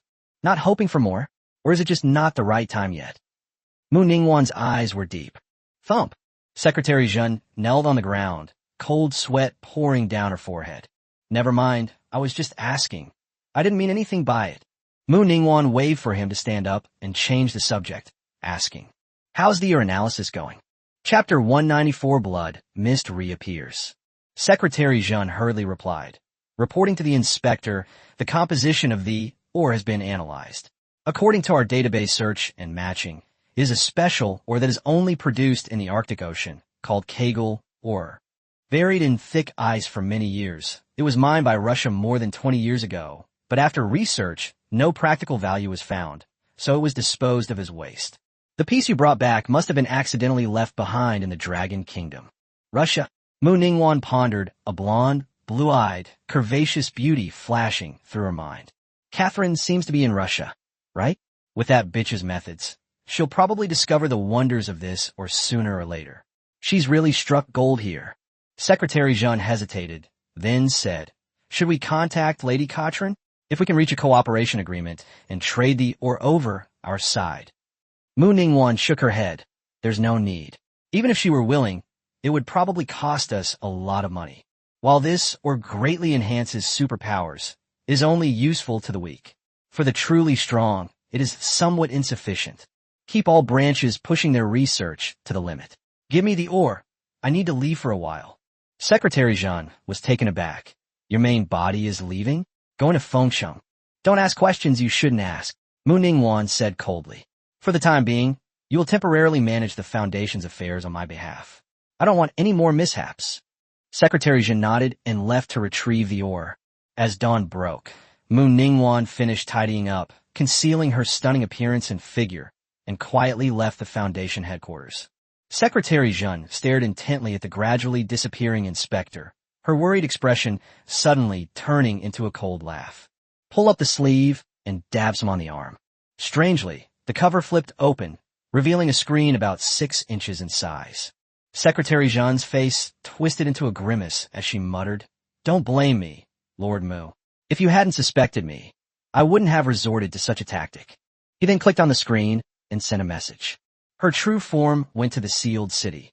This is the perfect opportunity. After sending the message, the screen turned off, the flip cover was closed, and Secretary Zhang, with a sinister smile, gradually disappeared into the shadows. At the same time, in the northern part of the Dragon Kingdom, at a secret underground base of a foundation, a bald, middle-aged man picked up his phone and saw the message. He couldn't help but look up and touch his bald head, revealing a ferocious smile.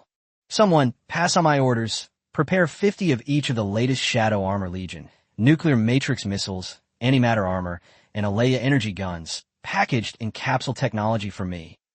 Soon, someone delivered a box of capsules. The box was only the size of a regular cold medicine box, and was filled with all sorts of small capsules. From the outside, these capsules are filled with tiny dots, and there are even people soaking in a special liquid, all shrunk inside the tiny capsules.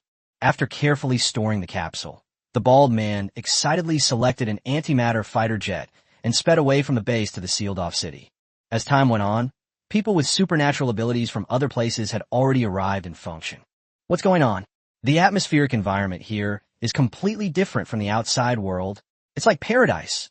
A group of people were stunned by the climate as soon as they entered the sealed-off city. It's still minus 30 or 40 degrees Celsius outside, but here it's kept above 0 degrees Celsius, which is incredibly comfortable. The leader was a burly man with a thick beard, who frowned as he looked at the sky. "Why do I keep smelling blood? And why is the air all red, like it's been filtered?" Behind him, a henchman laughed and said, "Boss Zhou Qiang, with your strength, what are you afraid of? Let's just push our way in and find the ore." Although Zhou Qiang sensed something was amiss, he was mentally prepared for the city lockdown. If he was afraid of dying, why would he come to rob or... That's true. Come on, let's go inside and take a look. The further into the city I went, the more something fell off. There were so few people. We walked for several minutes without seeing a single soul. It was like a ghost town. At the same time, the smell of blood and the blood mist were already quite strong, but no one noticed. "Hey, Boss Zhou Qiang, it seems like no one has touched the supplies here." Suddenly, one of the underlings was surprised to find that several convenience stores nearby were unharmed, with their supplies still neatly arranged. Zhou Chang's eyes lit up. "Then what are we waiting for? Damn, we used to fight tooth and nail over a piece of bread every day. Since no one's touching this, then eat as much as you want, take everything you can." At his command, the henchmen rushed into the convenience store like wild horses, eating and drinking to their heart's content, having a great time. They even fought over a bag of cigarettes. "Don't fucking steal it. I found it first." "Why should you get it just because you found it first?" "I want it too." "What? You want to fight me? Go ahead and touch me.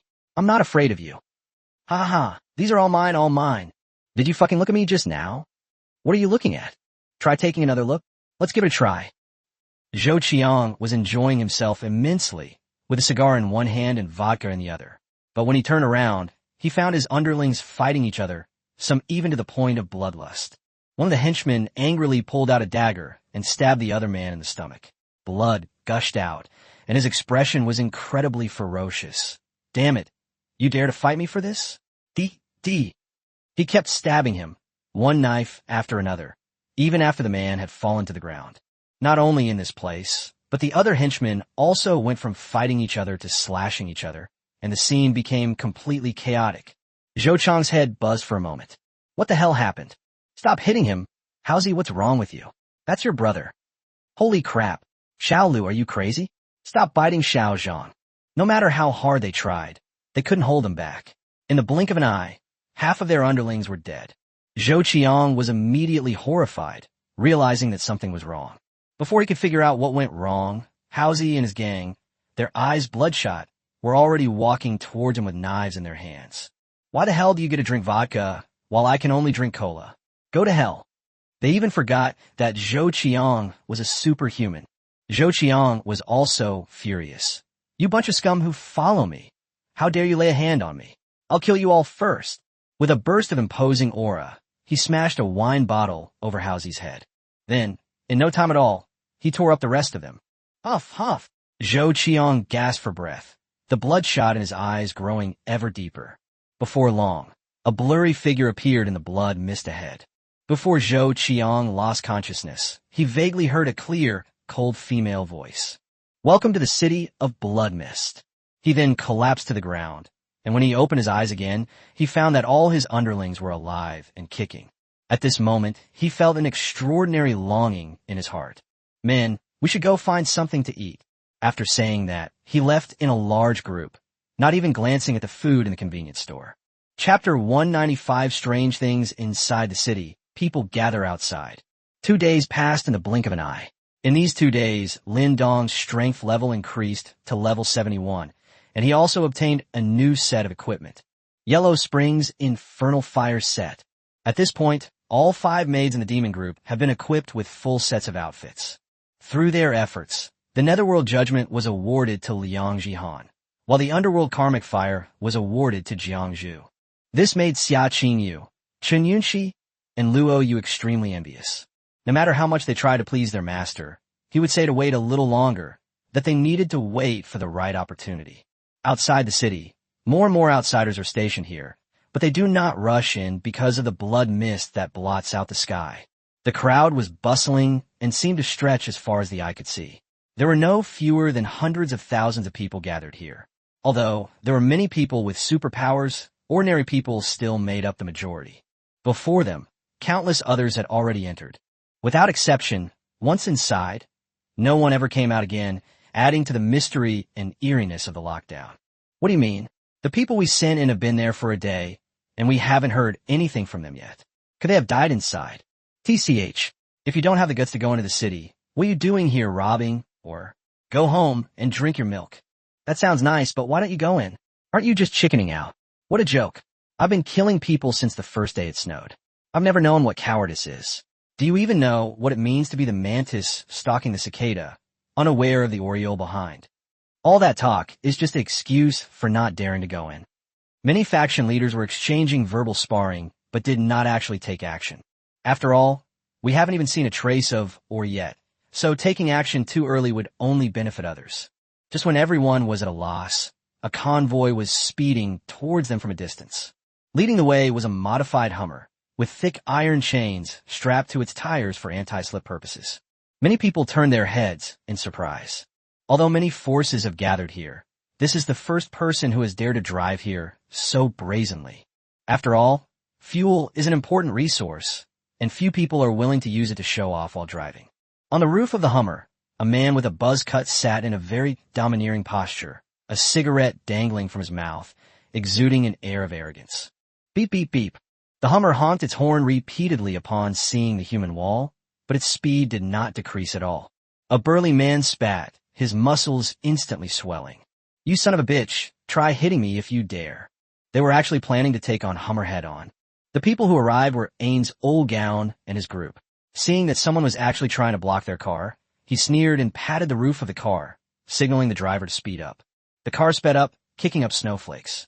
As the Hummer drew closer, and the man on the roof still wore a confident smile, the burly man felt a strange sense of panic. 30 meters. 20 meters. 10 meters. When the two were less than a meter apart, the burly man finally became frightened and leaped away from the Hummer. Ain's old gown gave a disdainful sneer. Trash. As the convoy drove past, the burly man showed a look of lingering fear. Someone nearby joked, "Aren't you so great? Why are you hiding?" The burly man hurriedly explained, "What do you know?" That man was terrifyingly confident. When he looked at me, he was like a prehistoric beast. I don't know why I chickened out. TCH. A murmur of dismay rippled through the crowd. The convoy proceeded along the path automatically parted by the crowd and stopped at the very front of the crowd. Bone Sky frowned slightly as he looked at the eerie red mist, then jumped off the roof of the car.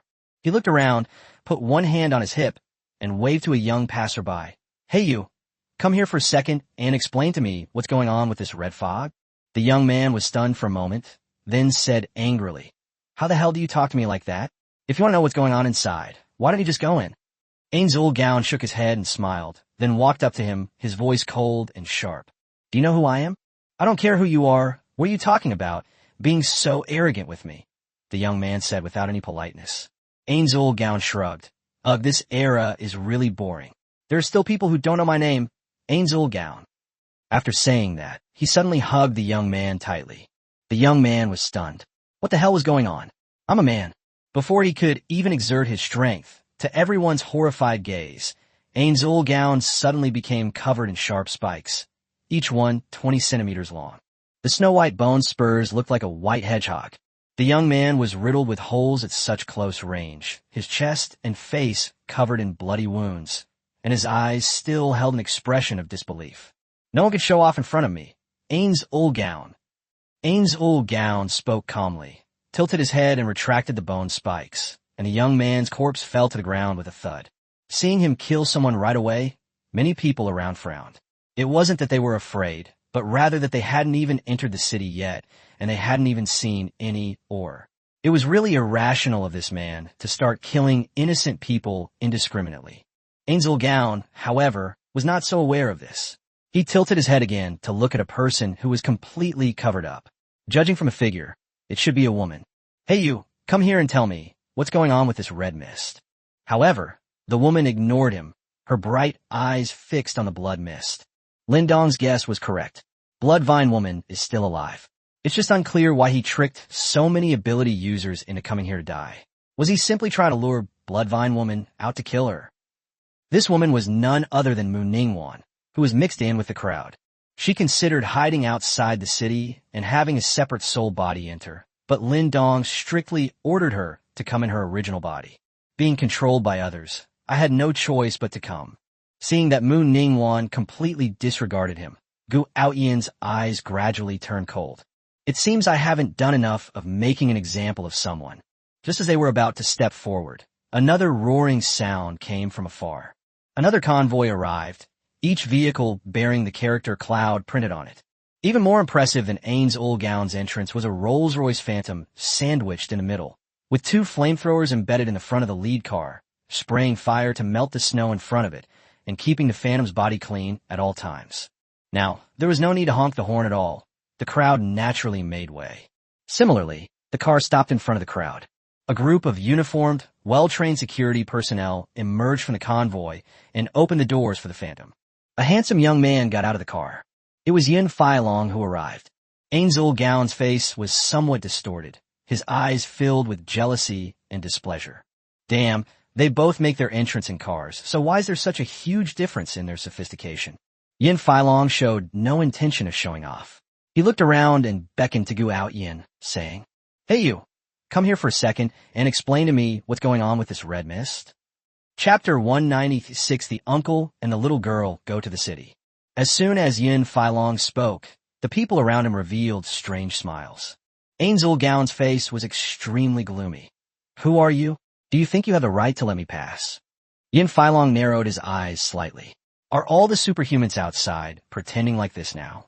A scorching aura flashed from his body, and just as he was about to make his move, a security guard from the Yun family's group hurriedly stepped forward and whispered, "Young Master Failong, the situation in the city is unclear right now. We must prioritize finding minerals and avoid causing unnecessary trouble. Please calm down." "What? Are you saying that everyone is bullying my Yun family, and I have to just put up with it?" Yin Failong said, his face full of displeasure.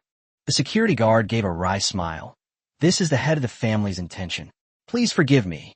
Yin Failong's chest heaved violently with anger, his fists cracked, and his knuckles turned white. "Old man, once I get the ore, the first thing I'll do is take out all of your men." "All right, I'm magnanimous.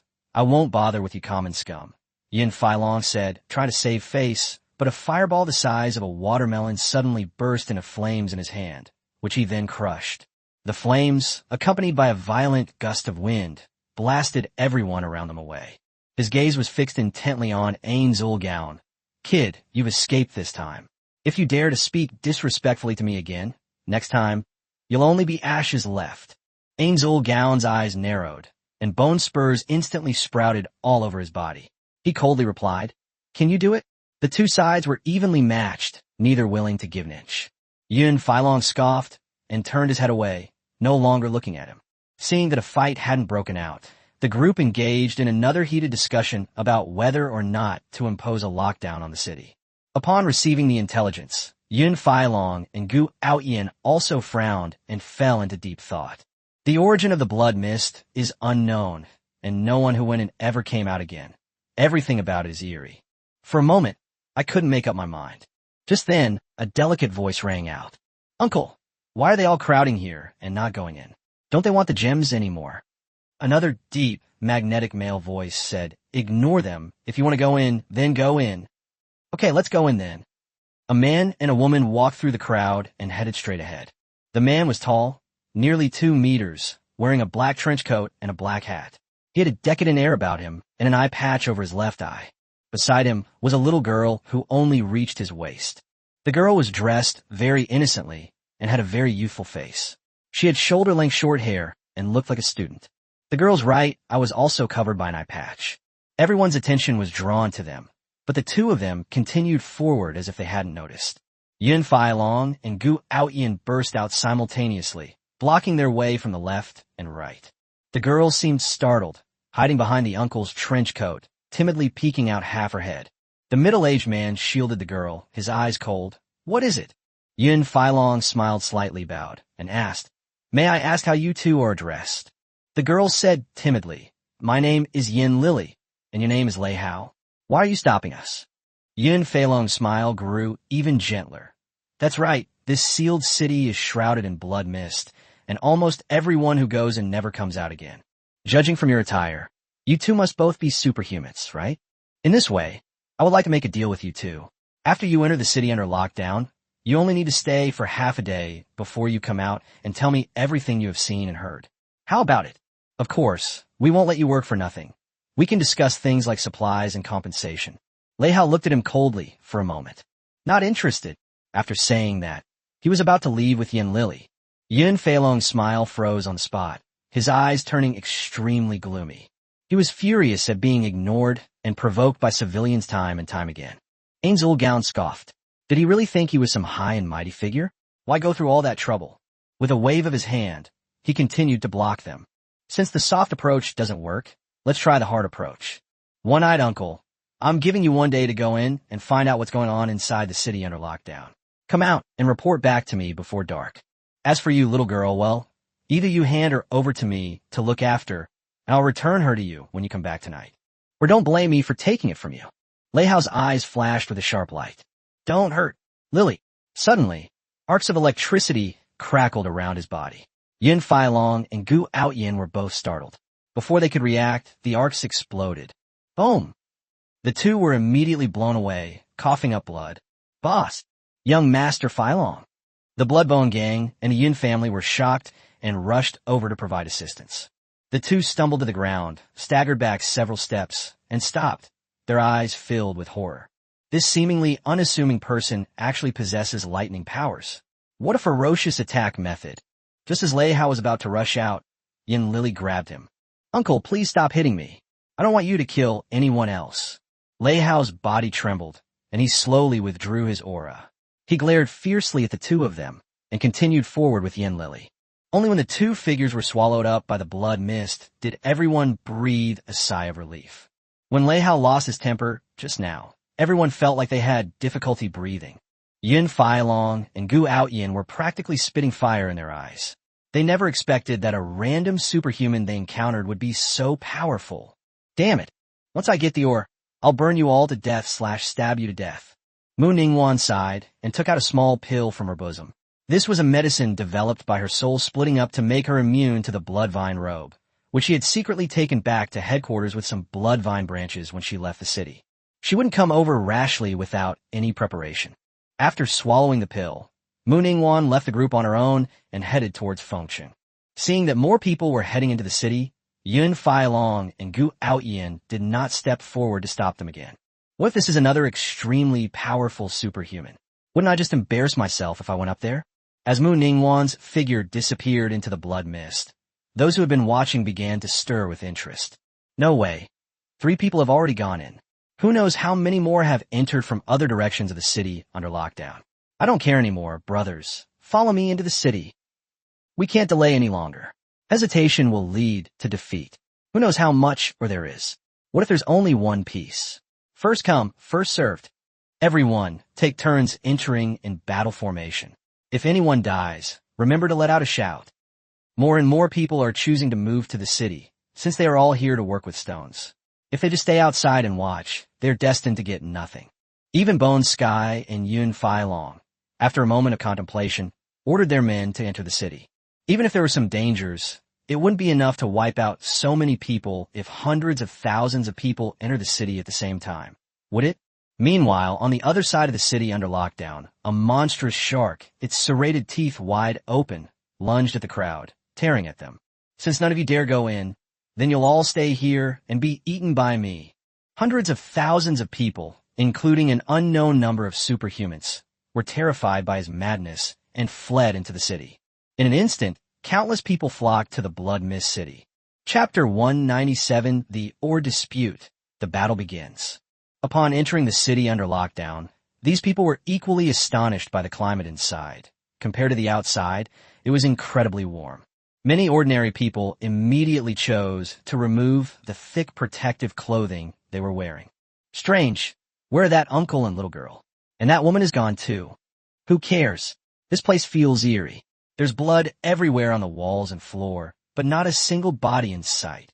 Everyone couldn't help but feel as if they were being watched by something. Gradually, they discovered that the supplies here were incredibly plentiful, and many large shopping malls remained untouched. Damn, I've struck it rich. This bottle of wine is mine. Trilai, is there no one alive inside this city under lockdown? So much food just sitting there? Something doesn't feel right. Go to hell. If you won't eat it, I will. These are all mine, and nobody can take them from me. Why do you say it's yours? It's all mine. You want to fight me? Let's do it.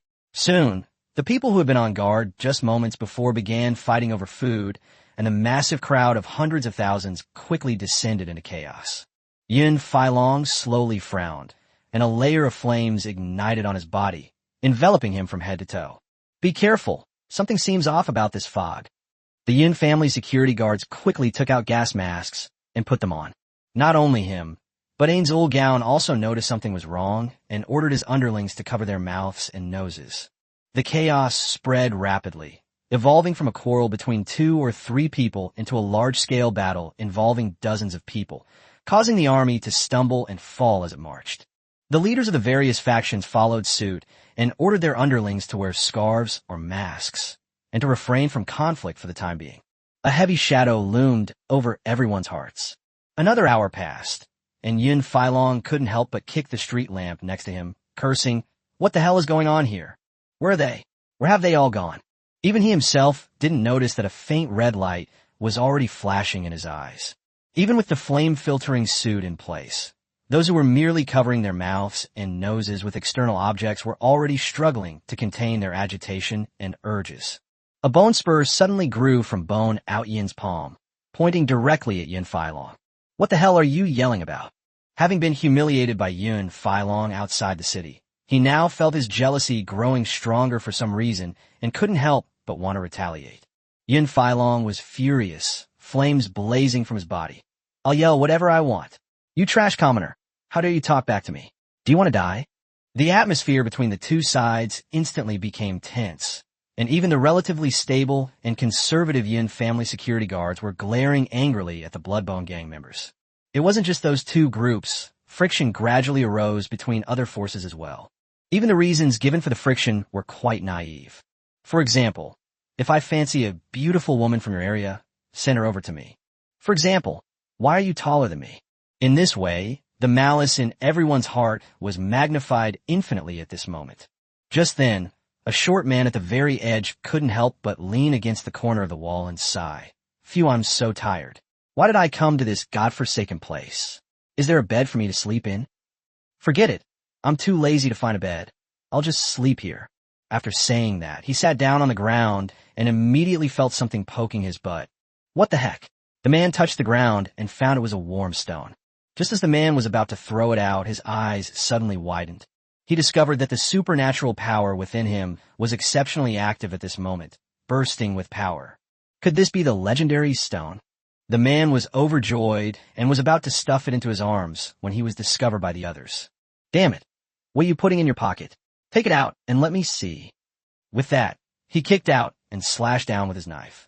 The short man, seeing the slow, steady flash of the blade, surprisingly did not dodge. Ugh, why am I too lazy to dodge, even though I could have? Whoosh! As the broadsword slashed down, the short man's head flew high into the air. The man who killed him pried his hand open and found it was just a stone. But the next second he realized it too. Holy crap! Ore!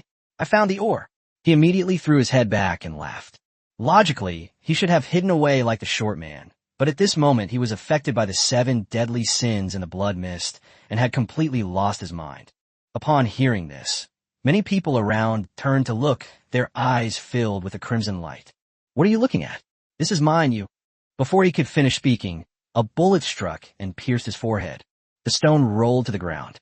In an instant, everyone's breathing became heavy, and the original sin of greed of countless people was completely ignited at this moment. Rob it! Damn it! This is mine! Get the hell out of my way, you're going to die! The Great War broke out completely.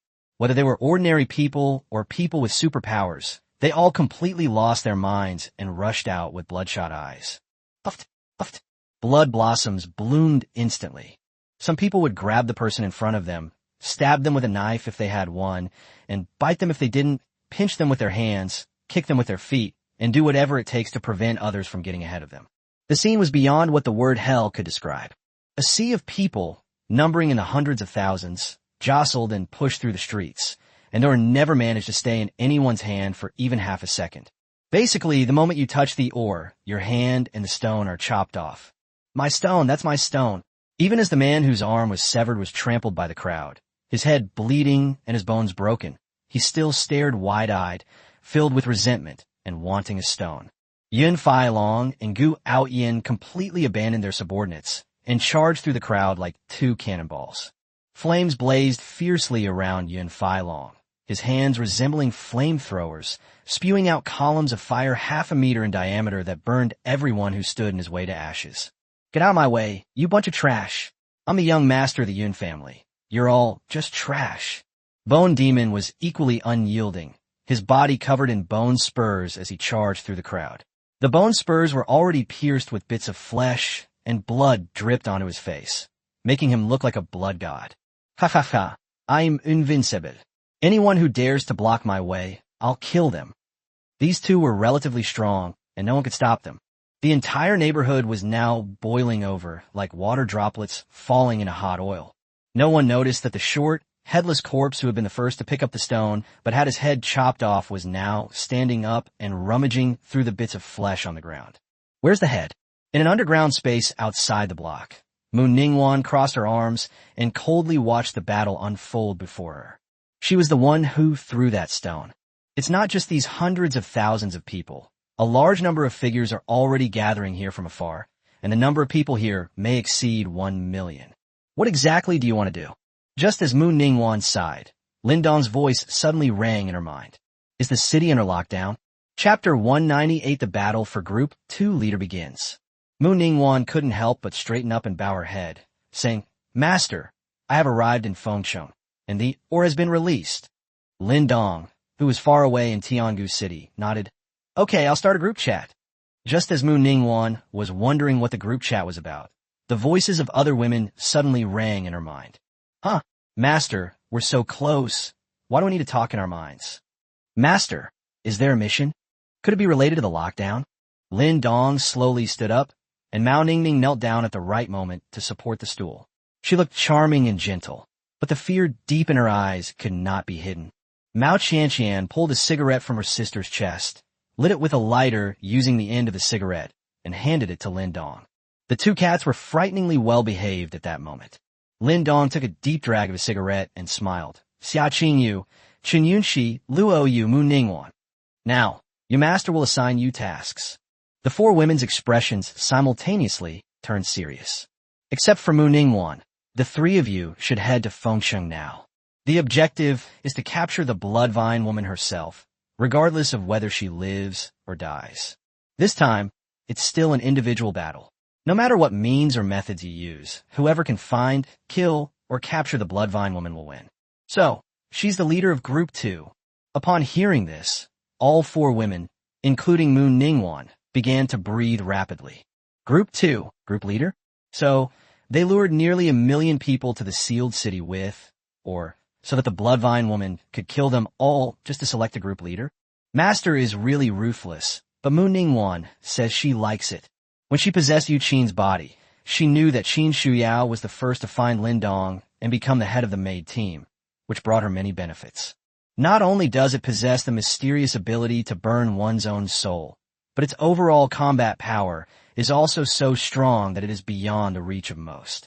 If I become the team leader, then not only a minor inspector general position, but even a higher level position in the foundation will be within my grasp. Xia Qingyu immediately unfurled her ice wings, her face serious. Master, rest assured, I will definitely not let you down. She was determined to get the position of group leader. After all, it was she who initiated the competition for the title of headmaid. Luo Yu snorted coldly. Sorry, I have no intention of handing over this team leader position to you. Clearly, she still harbors resentment towards Xia Qingyu for tricking her. Although following Lin Dong opened the door to a new world for her, she's still unhappy with Xia Qingyu. Moreover, she had been to Fengsheng before, so she had an advantage in understanding the Bloodvine woman. Chen Yunxi finished dressing and smiled sweetly. 3 older sisters. Yunxi is the youngest, so I won't compete with you for the group leader position. I just want to be a lazy bum. I just hope that whoever becomes the team leader in the future will take good care of others. The 3 women simultaneously pouted. TCH, everyone knows you're a gold digger. You'd be a fool to believe you. Even Mu Ningwan knew her character. After all, the Foundation's poisonous fiend had previously studied these maids. Lin Dong clapped his hands. All right, let's get going. Xia Qingyu nodded, spread her wings, and soared into the sky. Luo Yu and Chun Yunxi looked at each other in bewilderment. So what if you can fly? You don't even know how to give us a ride. The 2 women then each drove their motorcycles away from Tiangu City with a roar. Lin Dong looked at Qin Shuyao. You take a group of all the maids, and as the proctor, are responsible for surrounding and guarding the city. No one is allowed to interfere. Also, prevent the Bloodvine woman from escaping. Shen Wanyue and the other girls immediately showed excited expressions. They actually got this perk as a group? Yes, master. The demon group set off, as they all had sets of armor. Suddenly, dark clouds gathered over Tiangu City, and a menacing aura pressed down upon them. 5 demonic shadows flapped their wings and flew into the sky. The selection competition for the group leader of Group 2 has officially begun. Meanwhile, outside the sealed-off city, a timid figure peeked out, peering at the city shrouded in blood mist. Yun Mengli's face was covered in dust, and her clothes were torn. Clearly, it had been quite difficult for her to get here. Brother Beichen, I'm here. You must wait for me. The girl wiped her eyes, suppressing her grievances, and walked towards Fengsheng. Because we arrived late, we encountered very few people on the road. After traveling for a long time, Yun Mengli finally encountered a middle-aged man and a young girl. However, she encountered many ill-intentioned people along the way, and instinctively wanted to stay away from them. The girl's eyes lit up immediately upon seeing her. Dad, this lady is so pretty, I want her. The face was that of a young girl, but the voice was that of a man. It was Fong Fu and Fong Tu, the father and son who had come from Lianyungang City. Fong Fu turned to look at Yun Mengli and was truly amazed by the girl's beauty and temperament. On the way from Lianyun City to Fengsheng, he had killed countless beautiful girls along the way to satisfy his son's hobbies, but none of them had such a temperament. Before Fong Fu could speak, Fong Tu had already run over excitedly. Sister, you're so beautiful. Your skin is so fair and smooth. How do you take care of it? Yun Mengli was showered with praise and looked at Fong Tu timidly. She looks like a cute girl, but why does she have a boy's voice? Moreover, there was something strange and incongruous about his face, which made her unconsciously wary. Is there something wrong? Fong Tu carefully examined her, muttering to himself, "This skin is amazing. I wish I had it." He's a little taller than me, but cutting off a section of his leg and sewing it back on should solve the problem. Yin Meng Li, what the hell is this that wants to cut off my leg? He immediately turned and ran away. Fong Tu immediately became displeased. Why are you running away? She removed the metal hair clip from her head and opened her small hand. The hairpin floated in the air and unfolded into a thin needle. Fong Tu stroked his chin, staring at her retreating figure. I can only hit her legs. Hitting other places might damage her. With a flick of her finger, a fine needle shot out like lightning, piercing Yun Meng Li's calf, causing the girl to immediately fall to the ground in the snow. Fong Tu exclaimed in alarm. Oh no, how did we run into snow? For a moment, I felt a pang of regret.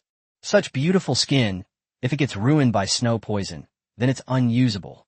Yun Meng Li, on the other hand, was not worried at all, since she was a healing type and could remove poison. The girl clutched her bloodied calf, her eyes red-rimmed. Lin Dong's image unconsciously came to mind. I was suddenly startled. Why did I think of Brother Lin Dong? Yes, in this world, only Brother Lin Dong is a truly good person. Although Brother Bei Chun is also good, he harbors resentment towards Brother Lin Dong. Yun Meng Li pursed her lips and forcefully pulled out the thin needle from her leg. A green energy immediately surged from the wound, and in the blink of an eye, the wound had healed, becoming exceptionally fair and pink. Fong Fu witnessed this scene and was immediately shocked. Seeing Yun Meng Li get up and try to run away again, he made a clenching motion in the air, and several steel bars sprouted from the ground, piercing Yun Meng Li's calf and binding her to the spot. The girl fell again, and this time she couldn't hold back her tears, which rolled down her cheeks. Ouch, it hurts so much. Fong Fu walked over with an excited expression. Are you a healing type ability user? Chapter 199, He's Just a Child. Yun Meng Li's pretty face turned frosty. So what if it is? Upon hearing her admit it, Fong Fu was overjoyed. Who knew that ever since his son's face was poisoned and rotten by the poisonous snow, he had tried countless methods to cure it, but all of them failed. In the end, he could only pin his hopes on a healing-type superhuman. Healing ability users are extremely rare. The reason for coming to the city to seal off this time is because we anticipated that there would be a large number of ability users here, so we wanted to try our luck. Unexpectedly, before even entering the city, I ran into a healing-type girl. Thank God for his blessing. Fong Tu pouted. Dad, I'm too lazy to treat her. I just want her skin. Son, you must get treatment. Fong Fu said solemnly. As long as you're willing to get your face healed, Dad will agree to anything. Okay? Fong Tu looked reluctant. All right. Miss, I'm sorry, did my son scare you just now? Fong Fu immediately switched to a smiling face, and with a wave of his hand, all the steel bars that had pierced Yun Meng Li's calf retreated back into the ground. It's like this. I apologize for my rudeness earlier. Please don't take offense. My son has a facial injury, which is why he has this personality. But he's just a child. Surely you wouldn't be angry at a child? Yun Meng Li's leg injury healed once again. She struggled to her feet and frowned, asking, What exactly are you trying to say? Fong Fu grabbed his son and started scratching his face. Before Yun Meng Li's horrified eyes, Fong Tu's skin was torn off, revealing his true face, which was pockmarked and had lewd features. The girl almost turned her head to vomit. No wonder I always felt something was off when I looked at him. It turns out he had a layer of skin on his face. No, on his body. And this skin, without a doubt, was peeled off from another girl. In an instant, Yun Meng Li felt icy cold and furious. Fong Fu stroked his son's head with affection. Girl, look at my son's face. Can it be cured? Yun Meng Li turned her head away. It can't be cured. Fong Tu revealed a sinister expression. If you can't cure it, then kill it. Don't rush. Fong Fu seemed to see through the girl's thoughts and smiled. Miss, I know you think my methods are a bit cruel, but I am, after all, a father, and I will do anything for my son's health. Yun Meng Li said bitterly. It's your business if you love your son, but why hurt others? And why do you do it so cruelly? Fong Fu sighed and said, Miss, there's no point in saying more. You can't escape now. If you can heal my son's face, I can let you go. If you can't be cured, then your skin. The girl immediately shuddered violently. The thought of my beautiful body being stripped off and worn by a perverted man made me feel utterly disgusted. But should we really help this heartless father and son get treatment? Yin Mengli was currently caught in a dilemma. Fong Tu objected. Dad, we can't let her leave. Fong Fu interrupted. Son, listen to me. The father and son exchanged a glance, and Fong Tu suddenly realized something and fell silent. After much deliberation, Yin Mengli finally gave in. Okay, I'll treat your son, but you must keep your promise and let me leave after I've cured him. After all, she still had to go and rescue Brother Bei-chun, and the children from the orphanage had already been settled in the Yin family. She hadn't had a chance to tell Brother Lin Dong about this yet. I can't die. Fong Fu smiled and nodded. Of course. Upon reaching Fong Tu, Yin Mengli suppressed her nausea, her hands surging with green energy, which she channeled into Fong Tu's cheeks. To Fong Fu's delight, the long rotten pits began to ooze pus and slowly heal. In less than 3 minutes, Fong Tu's face had been reborn, his skin smooth and white, just like that of a newborn baby. Even her once sharp-tongued and monkey-like face became more refined and handsome thanks to her good skin. After all, fair skin hides 100 flaws. Fong Fu was overjoyed. A thorn that had been troubling him had been removed. That's wonderful. Thank you so much for curing my son. Yin Mengli withdrew her hand. Then I'll be going. But as soon as he turned around, he found that his calves were once again imprisoned by steel bars. The little face immediately turned furious. What do you mean? I've already cured your son. Why won't you let me go? She felt incredibly wronged. Father is right. There are really a lot of bad people out there. Mengli wants to go home. Fong Fu smiled coldly. Miss, you've misunderstood. I've already agreed to let you go. But my son doesn't want you to leave. After all, he's just a child. It's normal for children to be a little naughty and rebellious sometimes. I hope you don't mind. Yin Mengli, I don't mind you muayuan at #%ad. If the Yin family hadn't been a wealthy and well-educated family, Yin Mengli would have already started cursing. Fong Tu exclaimed excitedly, This skin is absolutely amazing, Dad. I'm going to wear it for the next 3 days. Fong Fu nodded with a smile. No problem, son. Whatever you ask for, Dad can do it. With a shove of his hand, he extracted the metal from the earth, forming a small silver knife. Both father and son possessed metal manipulation abilities similar to Lao Wan's, and the steel bars that trapped Yin Mengli were obtained in the same way. Fong Fu held the knife and slowly gestured with it. Don't be afraid. Don't be afraid. You have to trust my skills. After all, I've peeled off more than 200 skins. I will never allow your flawless skin to suffer even the slightest damage. Yin Mengli burst into tears. This person was simply a pervert. With his legs tied, he couldn't escape at all.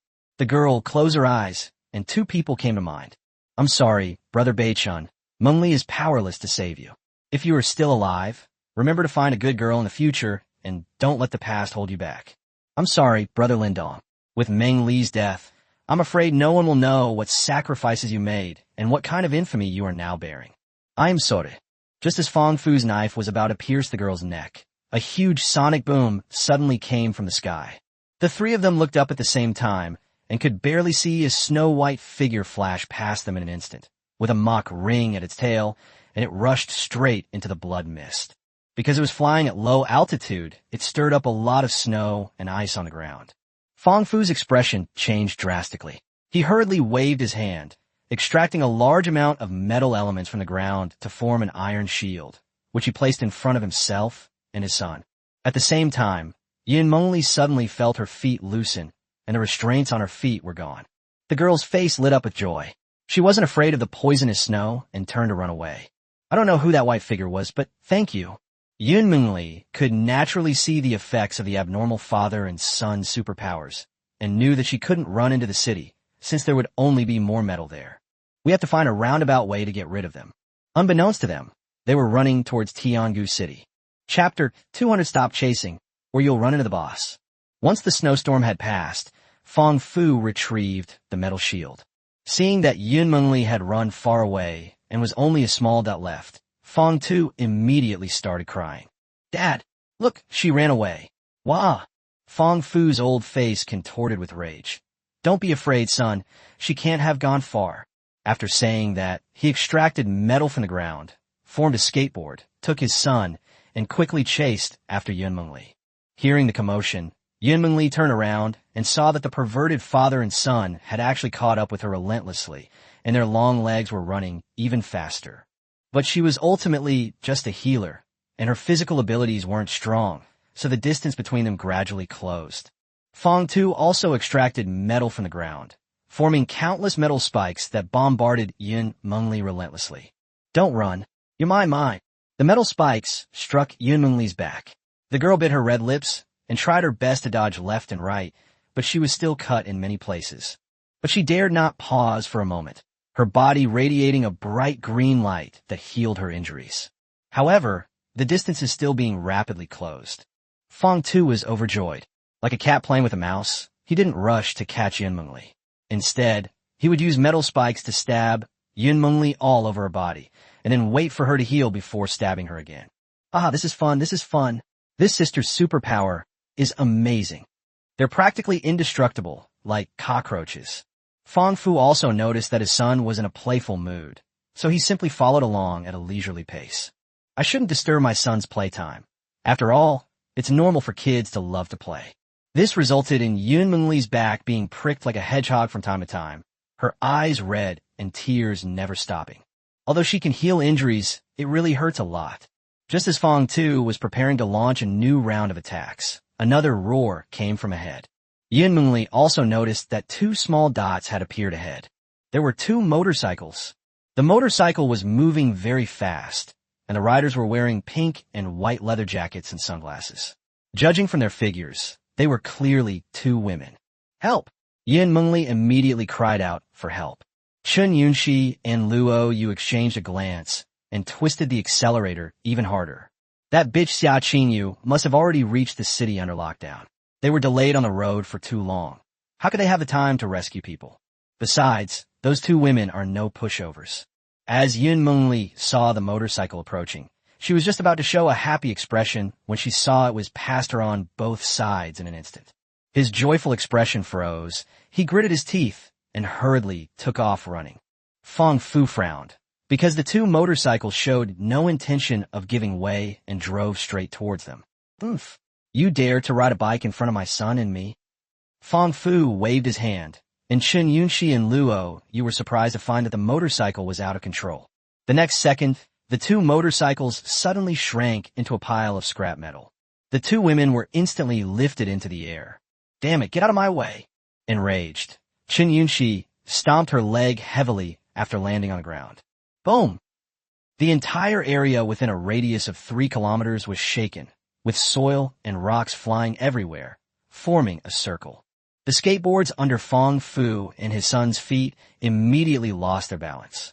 In a panic, they hurriedly formed the skateboards into an iron egg, encasing themselves and their son, and rolled around in the dirt and rocks. Just as Chun Yunxi was about to kill them, she saw that Luo Yu had already taken the opportunity to run away, and she became extremely anxious. "Oof, I'll kill you all after this is over." The beautiful school beauty glared at Tai Dan, who was stuck in the rubble, and then hurriedly chased after him. Yunmengli was also knocked to the ground, her beautiful eyes wide with surprise. Where did these two women come from? They're incredibly powerful. But there wasn't much time left for her to be surprised, so she quickly got up and continued running. Amidst the rubble, Tai Dan broke open, revealing a father and son with deathly pale faces. For a brief moment, even through the iron egg, they felt as if they were being stared at by a ferocious beast. The suffocating feeling, as if their hearts were about to leap out of their throats, made them too afraid to move. Only after Chun Yunxi had gone far away did he dare to come out and check the situation. Looking at the road that was perfectly fine just moments ago, now transformed into an artificial lake, both father and son couldn't help but swallow hard. Fong Fu hesitated and said, "Son, why don't we go back and stop chasing?" 1 minute, a flying object appears, allowing the girl to escape. The next minute, 2 incredibly powerful women arrive, causing her to run far away again. He was afraid that if he continued to pursue them, he might encounter some other terrifying event. Fong Tu immediately objected. "Dad, you have to catch her, or I'll lose all face." As he spoke, he reached for the snow beside him. Fong Fu was shocked and quickly grabbed his son, saying with a wry smile, all right, let's keep chasing her. This time, please don't play around." Let's catch her as soon as possible so we can go home. Those two women must have gone to Fengshang to get her. They're so incredibly strong. No one else has even the slightest chance. Anyway, the objective has been achieved. The two chased after Yun Mengli again. Meanwhile, a motorhome was driving on the road. Inside the RV, Lin Dong savored the imported grapes that Mao Qianqian fed him. Let's not enter the sealed city. Let's just watch from a distance, lest we scare the Bloodvine woman into not daring to come out.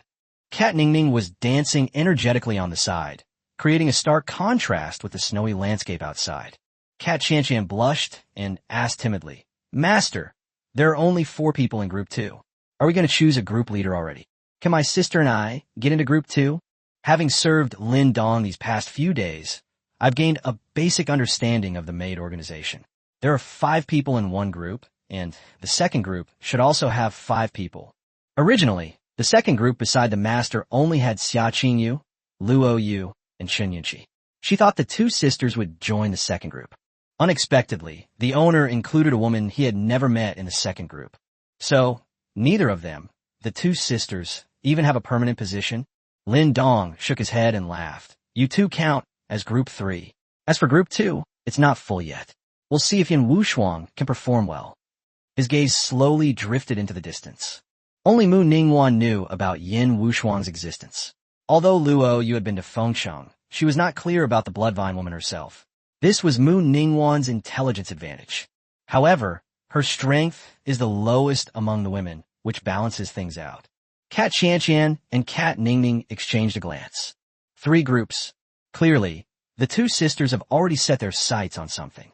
Yun Mengli was caught up again, and this time Fong Tu had no intention of playing around, and his metal spikes attacked even more fiercely. A metal spike as thick as an arm pierced through the girl's chest, and blood flowed all over the ground. She didn't have time to remove the thorns. Her pretty face was now deathly pale, and only a last shred of will to survive was dragging her forward. In a daze, she seemed to see a gigantic creature. That's a motorhome. However, due to excessive blood loss, the girl had completely lost her strength and collapsed to the ground with her knees bent. Sigh. I doubt the RV owner will come to rescue me. It seems I'm really going to die. His eyes gradually revealed a look of sadness, but just as he was about to faint, he seemed to see a familiar figure.